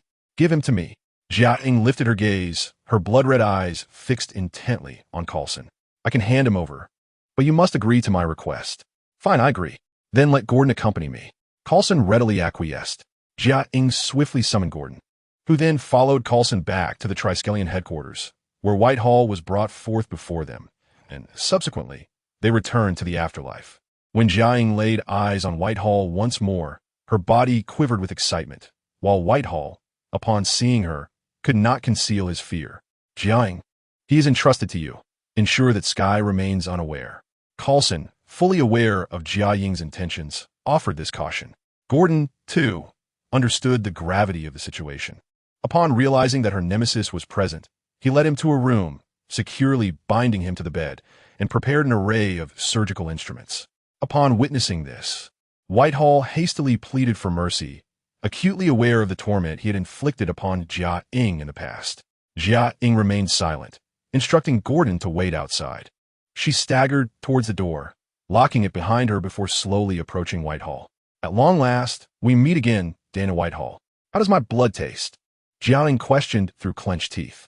The reason Whitehall appeared so youthful was due to his reliance on Jiaying's blood, which had granted him a slight extension of life. Initially, he had sought to replace his organs entirely with hers. However, her insides seemed to possess a formidable rejection. Thus, he resorted to substituting all of his blood with hers, during which Jiaying remained acutely aware, for Whitehall was a sadistic tormentor. Jiaying, do you dare strike me? Are you not afraid that I will continue to torture you? Do you recall the horrors I once inflicted upon you? Whitehall incessantly provoked Jiaying, hoping to incite her to end his life swiftly. After all, he realized his doom was sealed. He merely wished to die quickly rather than suffer at her hands. I know what you're thinking, Whitehall. Before I extinguish your life, you will endure the very agony I once experienced. As she spoke, Jiaying retrieved bags of plasma from the cooler, all derived from her own blood. For this very day, Jiaying poured all the plasma into a massive blood bag and hung it up, subsequently inserting a syringe into Whitehall's body. Despite his desperate struggles to free himself, Whitehall's efforts were futile in the confines of the operating room, meticulously prepared for him. Yet this was not the end. To ensure Whitehall remained conscious, Jiaying administered a substantial dose of adrenaline. After completing these preparations, she brandished a scalpel, a sinister smile playing upon her lips as she inquired, "Where do you think we should commence?" "I was wrong. Grant me a swift end," Whitehall pleaded. However, Jiaying appeared impervious to his cries, effortlessly slicing through his skin with the scalpel, eliciting a harrowing scream of agony from him. Relishing in his torment, Jiaying's laughter echoed through the room. Outside, several individuals, alerted by the commotion, attempted to enter, only to be thwarted by Gordon. Even S.H.I.E.L.D was barred from entry, helplessly glancing at Calvin as the cries penetrated the air. Calvin, fully aware of the situation, sought to console S.H.I.E.L.D. "Fear not, S.H.I.E.L.D. Your mother is merely punishing the wicked. This villain has committed unforgivable acts against her, and she is enacting her revenge. Understand. Go, Mom," S.H.I.E.L.D shouted, nearly causing Coulson to choke on his own saliva. Calvin glanced at Coulson, who quickly feigned seriousness. As the afternoon wore on, the door creaked open. Noticing this, Calvin shielded S.H.I.E.L.D's eyes. Just a few steps out, Jiaying collapsed to her knees, drenched in blood, yet wearing a look of relief. Calvin entrusted S.H.I.E.L.D to Coulson and proceeded to carry Jiaying away for cleansing, while Gordon entered the room to commence the cleanup. Coulson instructed S.H.I.E.L.D to remain where he was and ventured a glance inside, the scene proving to be profoundly horrifying. Even the seasoned Coulson couldn't suppress a grimace. Suddenly, he sensed S.H.I.E.L.D attempting to sneak a peek and swiftly turned, lifting him away from the gruesome sight. When dinner arrived, S.H.I.E.L.D appeared, her demeanor slightly altered despite her appearance remaining the same. The shadowy aura she once possessed had softened, transforming into a more amiable presence. Her smile now imbued with sincerity. At the dining table, just as Coulson prepared to speak, S.H.I.E.L.D interjected, "Let us eat first. We can converse afterward. Tomorrow, S.H.I.E.L.D must undergo his awakening." Coulson nodded in agreement, indicating his acquiescence. Chapter 166. Settling the Inhumans after dinner, Calvin lulled S.H.I.E.L.D to sleep, and the three sat face to face. "S.H.I.E.L.D, you have exacted your revenge and released your pent-up anger. Can you now listen to me?" Coulson inquired, locking eyes with her. "You may proceed. I am aware of your apocalyptic scheme, which is in essence quite straightforward, to disseminate the Terrigen mist, thereby petrifying all of humanity across the globe. Those who are Inhumans may emerge from their shells, yet ordinary humans will meet their untimely demise. Your plan appears to be genuinely benevolent, ostensibly considering the Inhumans. But have you contemplated the implications? Many dormant Inhumans are, in fact, mere ordinary humans, and a significant number may remain oblivious to their true nature until their final breath. Consequently, your cataclysm could inadvertently awaken them while their families perish. How do you suppose they will perceive you? Might they seek vengeance, thus becoming your adversaries? This could lead to yet another war, even if only your kind remains. Of course, this scenario hinges upon the successful realization of your apocalyptic vision. You may not fully grasp the capabilities of our Disaster Control Bureau, or your understanding may be somewhat superficial. Allow me to clarify. We have already identified the location of your realm. Should we choose to act, a mere assembly of our Avengers could effortlessly obliterate your entire existence. This is an undeniable truth, and most crucially, your Terrigen may not have the desired effect on them. We have also discovered the obelisk and extracted Terrigen from within. Through our experiments, we have ascertained that when the physical form reaches a certain level of strength, the so-called Terrigen fails to petrify them. At most, it merely weakens them for a brief period. Thus, your scheme does not genuinely entail the annihilation of all humanity. After listening to Coulson's words, S.H.I.E.L.D scoffed and remarked, "You've said your piece. What more can I add? What do you wish for us to do?" "It would be most advantageous for you to join our Disaster Control Bureau, as we are tasked with managing extraordinary phenomena worldwide, and our personnel is quite limited. Your Inhuman abilities would seamlessly fill this gap, providing them with an opportunity to navigate the world openly, would it not? And if some are unwilling to join your Bureau, that is of little concern, as long as they refrain from using their powers for malevolent purposes," Coulson replied. S.H.I.E.L.D, upon hearing this, began to tap her fingers on the table. Truth be told, the current S.H.I.E.L.D is not the S.H.I.E.L.D of the future. Her thirst for vengeance against humanity has considerably diminished now that she has avenged herself. Her primary focus has shifted to securing the well-being of her fellow Inhumans. "I agree, but I cannot guarantee how many will be inclined to join your Bureau," she stated. "That is acceptable. Simply convey the message. For those who decline to join, we will need to document their abilities and subsequently return them to their original cities. Naturally, if they choose to misuse their powers, we will apprehend them. You must be aware of this." "I understand. I will inform them tomorrow and assist S.H.I.E.L.D in her awakening." Coulson nodded and retired to the room prepared for him by S.H.I.E.L.D. Soon, the following day arrived, and S.H.I.E.L.D was taken away by S.H.I.E.L.D. While Coulson witnessed the awakening of the Inhumans firsthand, he observed S.H.I.E.L.D in a select group standing atop a high platform. As S.H.I.E.L.D released the mist of Terrigen, it enveloped them, instantly petrifying them. Subsequently, S.H.I.E.L.D instructed her associates to carefully lay them on the beds. Once this was accomplished, she notified all the Inhumans. Observing them, S.H.I.E.L.D was filled with profound emotions, yet she spoke of the Disaster Control Bureau's interest in recruiting them. Of course, for those unwilling to join, they could return to their previous lives in the city, free from any disturbances, provided they refrained from using their abilities for malevolent purposes. Most of the Inhumans chose to join the Disaster Control Bureau, while a small fraction, desiring a tranquil existence, opted to return to their former city lives, finding the registration process a trivial matter. Before long, Coulson arrived, bringing personnel from the Disaster Control Bureau to transform the area into a base, appointing S.H.I.E.L.D as its head. Crucially, Coulson needed to assign roles to the Inhumans, recognizing that not all possessed offensive capabilities. Many had supportive functions, necessitating registration and classification. This was not a task to be completed swiftly. The immediate priority was to address the infrastructure. With the influx of personnel from the Disaster Control Bureau, construction commenced vigorously. Soon, the ground was primarily covered in concrete, and buildings along with various infrastructures were erected at a remarkable pace. To ensure the base remained discreet, all structures were limited to a maximum of 2 stories, designed by specialists, and surrounded by towering trees whose canopies would obscure the houses, rendering them undetectable by satellite surveillance. Coulson remained on-site, leaving behind 5 Falcon jets and 5 Bear jets, with dedicated personnel delivering supplies periodically. Should they find this cumbersome, they were free to make purchases, as each base was allotted specific funding. As the new world blossomed, the Inhumans began to smile, and S.H.I.E.L.D had completed her awakening. Following the Disaster Control Bureau's assessment, her abilities were determined to possess the potential to destroy the Earth. In response, Coulson promptly arranged for 2 instructors for S.H.I.E.L.D, one to impart knowledge of espionage and the other to provide psychological guidance. While they did not aim to mold her into a paragon like Captain America, they sought to ensure she would not evolve into a psychologically unstable individual. Even Jia-Ing placed considerable importance on S.H.I.E.L.D's abilities, recalling that in the television series Agents of S.H.I.E.L.D,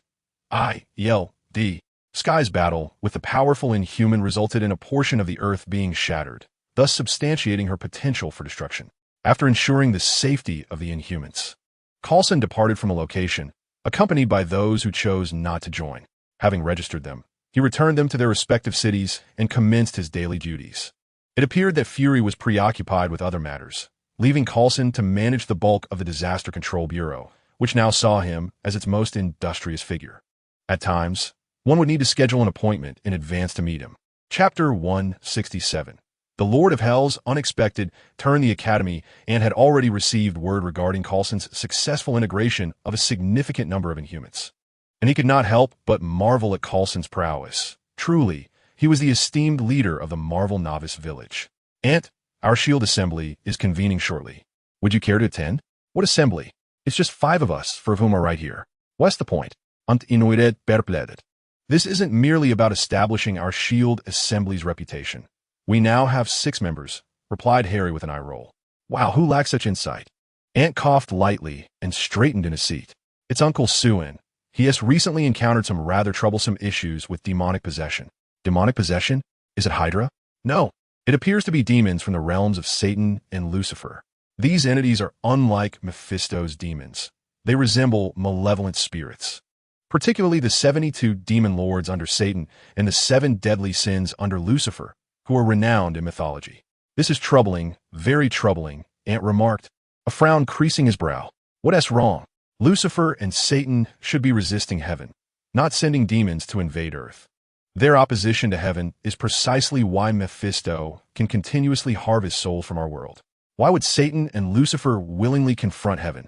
Could it be that Mephisto's harvest of souls must be shared with them? That is a possibility. Their direct involvement likely indicates a rift between them. Ant nodded in agreement. Uncertain, but this is the current state of affairs. All right, let us head to the meeting after school. Will someone from the Vatican be attending? Yes. Very well then. By the way, what of that celebrity? He has been blacklisted by my father, as he leaked a video to the Tide organization, which my father uncovered. You know how it is. Those child stars who rose to fame often become uncontrollable. It's easy to find dirt on them to ensure their downfall. Indeed, he really dared to act recklessly, and admitted, impressed by the young man's audacity. Thus, they passed the day, and upon the conclusion of classes, they boarded Harry's stretch Lincoln to make their way to Osborne Group. Master Harry, you have arrived. Mr. Suhan and Elder S.H.I.E.L.D. have been awaiting you in the conference room. Understood, Harry replied. The 4 made their way to the conference room, which had been specifically prepared for them by Norman. While they did have a base, it was not yet completed. Upon entering the room, they found not only Suhan and Elder S.H.I.E.L.D., but also 2 additional individuals, Norman and a cardinal adorned in red. Welcome, please take a seat. Father, what brings you here? Harry inquired with curiosity as he glanced at Norman. Mind your own business and sit down, Norman replied brusquely. Harry shrugged and found a seat. Is everyone present? The cardinal asked. Who is this? This is the Cardinal from the Holy See. You may refer to him as Cardinal John, came the response. The group nodded, and Cardinal John began to speak.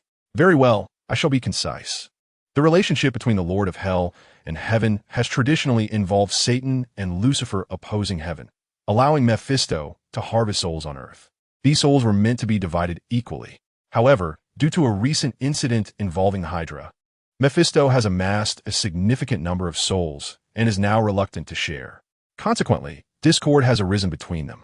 At present, Satan and Lucifer have joined forces to suppress Mephisto, reclaiming the souls that rightfully belong to them. With this newfound alliance, they have ceased their resistance against Heaven, realizing their inability to continue harvesting souls, leading to a united front against us. The complication now lies in the fact that all three lords of hell must dispatch their minions to counter Heaven, resulting in a situation where we must now guard against the incursions of all three demonic overlords. The most pressing issue involved a small town in Rome, which has fallen victim to their invasion. Upon hearing this, Harry could not restrain himself. What is the matter? Is there something special about this town? Indeed, all the inhabitants are devout worshippers, rendering their souls exceedingly valuable. Is there no way to prevent this? Regrettably, we lack sufficient manpower, hence the need to beseech your assistance. Cardinal John replied with a wry smile. Have things deteriorated to this extent? Is the Holy See truly so overwhelmed? Precisely. Various branches are experiencing numerous cases of demonic possession. We have dispatched all available personnel, including paladins and knights of the Round Table. We are utterly drained of resources, Cardinal John lamented. Very well, we understand. And what of you, Uncle Norman? What is the situation on your end? Ant asked, turning to Norman. Here, the number of demonic corpses has significantly decreased. The Holy See has provided a method to capture the souls of these possessed demons, melding them together to create orbs. These orbs are akin to the bodies of demons and can be utilized to manufacture demonic serum. So, Uncle Norman, you wish for us to capture these demonic souls? Indeed. All right, we understand. When do we depart? Now, replied Bishop John. Auntie and his companions exchanged glances, ultimately nodding in agreement. However, Auntie Peter and Ned needed to inform their families first. After notifying them, they boarded Norman's private jet bound for Rome. Upon arriving at the quaint town, they immediately sensed something amiss. Crosses and Bibles were ubiquitous, yet such symbols could not stave off the encroachment of malevolent forces. Chapter 168. Exorcism. Bishop John, accompanied by Auntie and the others, stepped into the Roman village. As they crossed the yellow line, the very atmosphere seemed altered, imbued with a faint scent of sulfur. Do you smell that? Harry inquired. Indeed, we do. What shall we do next? Auntie looked towards Bishop John for guidance. The bishop promptly produced several devices resembling vacuum cleaners. You will draw out the demon souls and direct this apparatus towards them. Once a sufficient number is collected, these souls will amalgamate into a single orb. Annie nodded in comprehension, accepting one of the devices. After Bishop John provided additional instructions, he departed, as other matters of demonic possession required his attention. Shall we split up or proceed together? Peter asked. Lacking the ability to confront the demonic souls alone, he needed to partner with a specialist. Uncle Suin, would you join me? Certainly. I am merely an ordinary individual. Our skills will complement each other perfectly, Suin affirmed. Auntie then turned to Ned, scrutinizing him before stating, Ned, while you possess spells and enchantments, you remain an ordinary person. It is prudent for you to have protection. Thus, you shall accompany old Master S.H.I.E.L.D. Is that acceptable? Ned shook his head in agreement. Thus, the 6 individuals divided into 3 groups, Peter with Suin, Annie with Harry, and Ned with old Master S.H.I.E.L.D. Once preparations were complete, they ventured in 3 directions, one to the left, one to the right, and one down the center. Annie and Harry chose the middle path, drawing their pistols and infusing them with magical energy. Fortuitously, they were the first to encounter a possessed individual. A chilling scream erupted from a stone house by the roadside, intermingled with eerie growls. Exchanging a glance, they rushed forward. Annie kicked the door open, revealing a small girl bound to a bed, flanked by a man and a woman who were fervently reciting from Bible. The girl was suspended in the air, her chains creaking ominously, teetering on the brink of breaking. Without further ado, Andy fired his weapon. The freezing projectile struck the young girl, instantly encasing her in ice. a sensation that even the demon possessing her could perceive. Yet, this was merely the beginning. Harry leaped onto the girl's form, delivering a powerful punch to her abdomen that forcefully returned her to the bed. He then bit his finger, using his magic combined with his blood to inscribe an exorcism circle, a common and effective method employed by exorcists to expel demons from their hosts. Unfortunately, in pursuit of efficiently harvesting souls, the three lords of the underworld had dispatched formidable demons, well-versed in their respective hellish dimensions. Thus, conventional exorcism circles proved ineffectual against them. Hence, the demon could be seen incessantly roaming within the girl's body. "Ante!" Harry called out, desperate for assistance. Ante rushed to the girl's bedside, wielding a feather blade. He slashed his palm, allowing the blade to absorb his blood before aiming it at the girl. "Do not harm my daughter." A woman nearby rushed forward, intent on stopping Ante, only to be restrained by Harry. With a swift motion, Lewin's blade effortlessly sliced through the demon's position, culminating in a piercing scream. Ultimately, Lewin delivered a punch that expelled the demon from the girl's form. Harry produced a device provided by Bishop John, capturing the demon's soul within it. After these tasks were completed, Ante retrieved a glass sphere containing a luminescent white liquid. "Where's the cross?" Ante inquired, casting a glance at the man. "What?" "The cross you offer day and night. Where is it?" "Your daughter is unharmed," the woman replied, rushing to the bedside.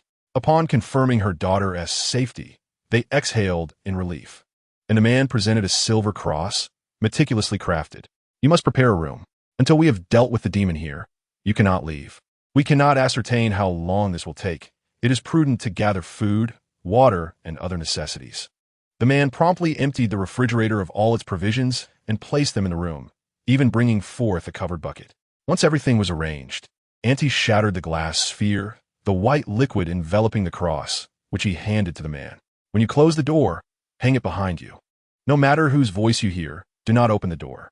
This includes your deceased family members, as well as your living family, neighbors, and friends. Once we have resolved the situation, we will break the door down to inform you when it is safe to emerge. Do you understand?" Ante cautioned. The man nodded gravely, and after Ant departed, he obediently closed the door, securing it with a cross bound to the lock. He then shut the sole window of the room, drew the curtains, and forcefully moved the wardrobe to obstruct the window, placing a handwritten Bible within its confines.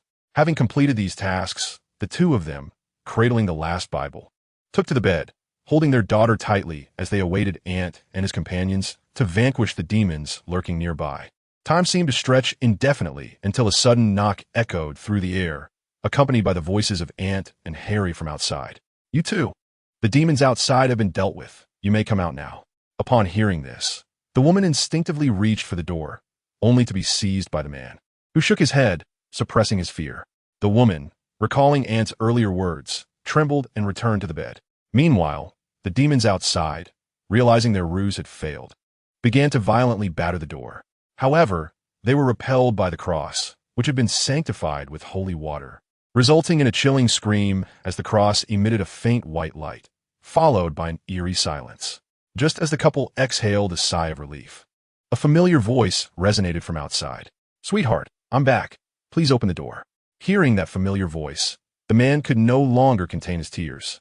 Despite the torment of their daughter being possessed and the knowledge that the entire town was under demonic siege, he had not shed a single tear until now. "I'm sorry, my love," he uttered, his hands clutching his ears in anguish. The woman, his wife, fully aware of his torment, could only embrace both her husband and daughter, offering what comfort she could. Gradually, the demons outside recognized that their deceptions would no longer succeed. They resorted to mimicking the voices of various people to entice the family, but the family remained resolute, refusing to open the door. Ultimately, the demons had no choice but to abandon their pursuit of this family.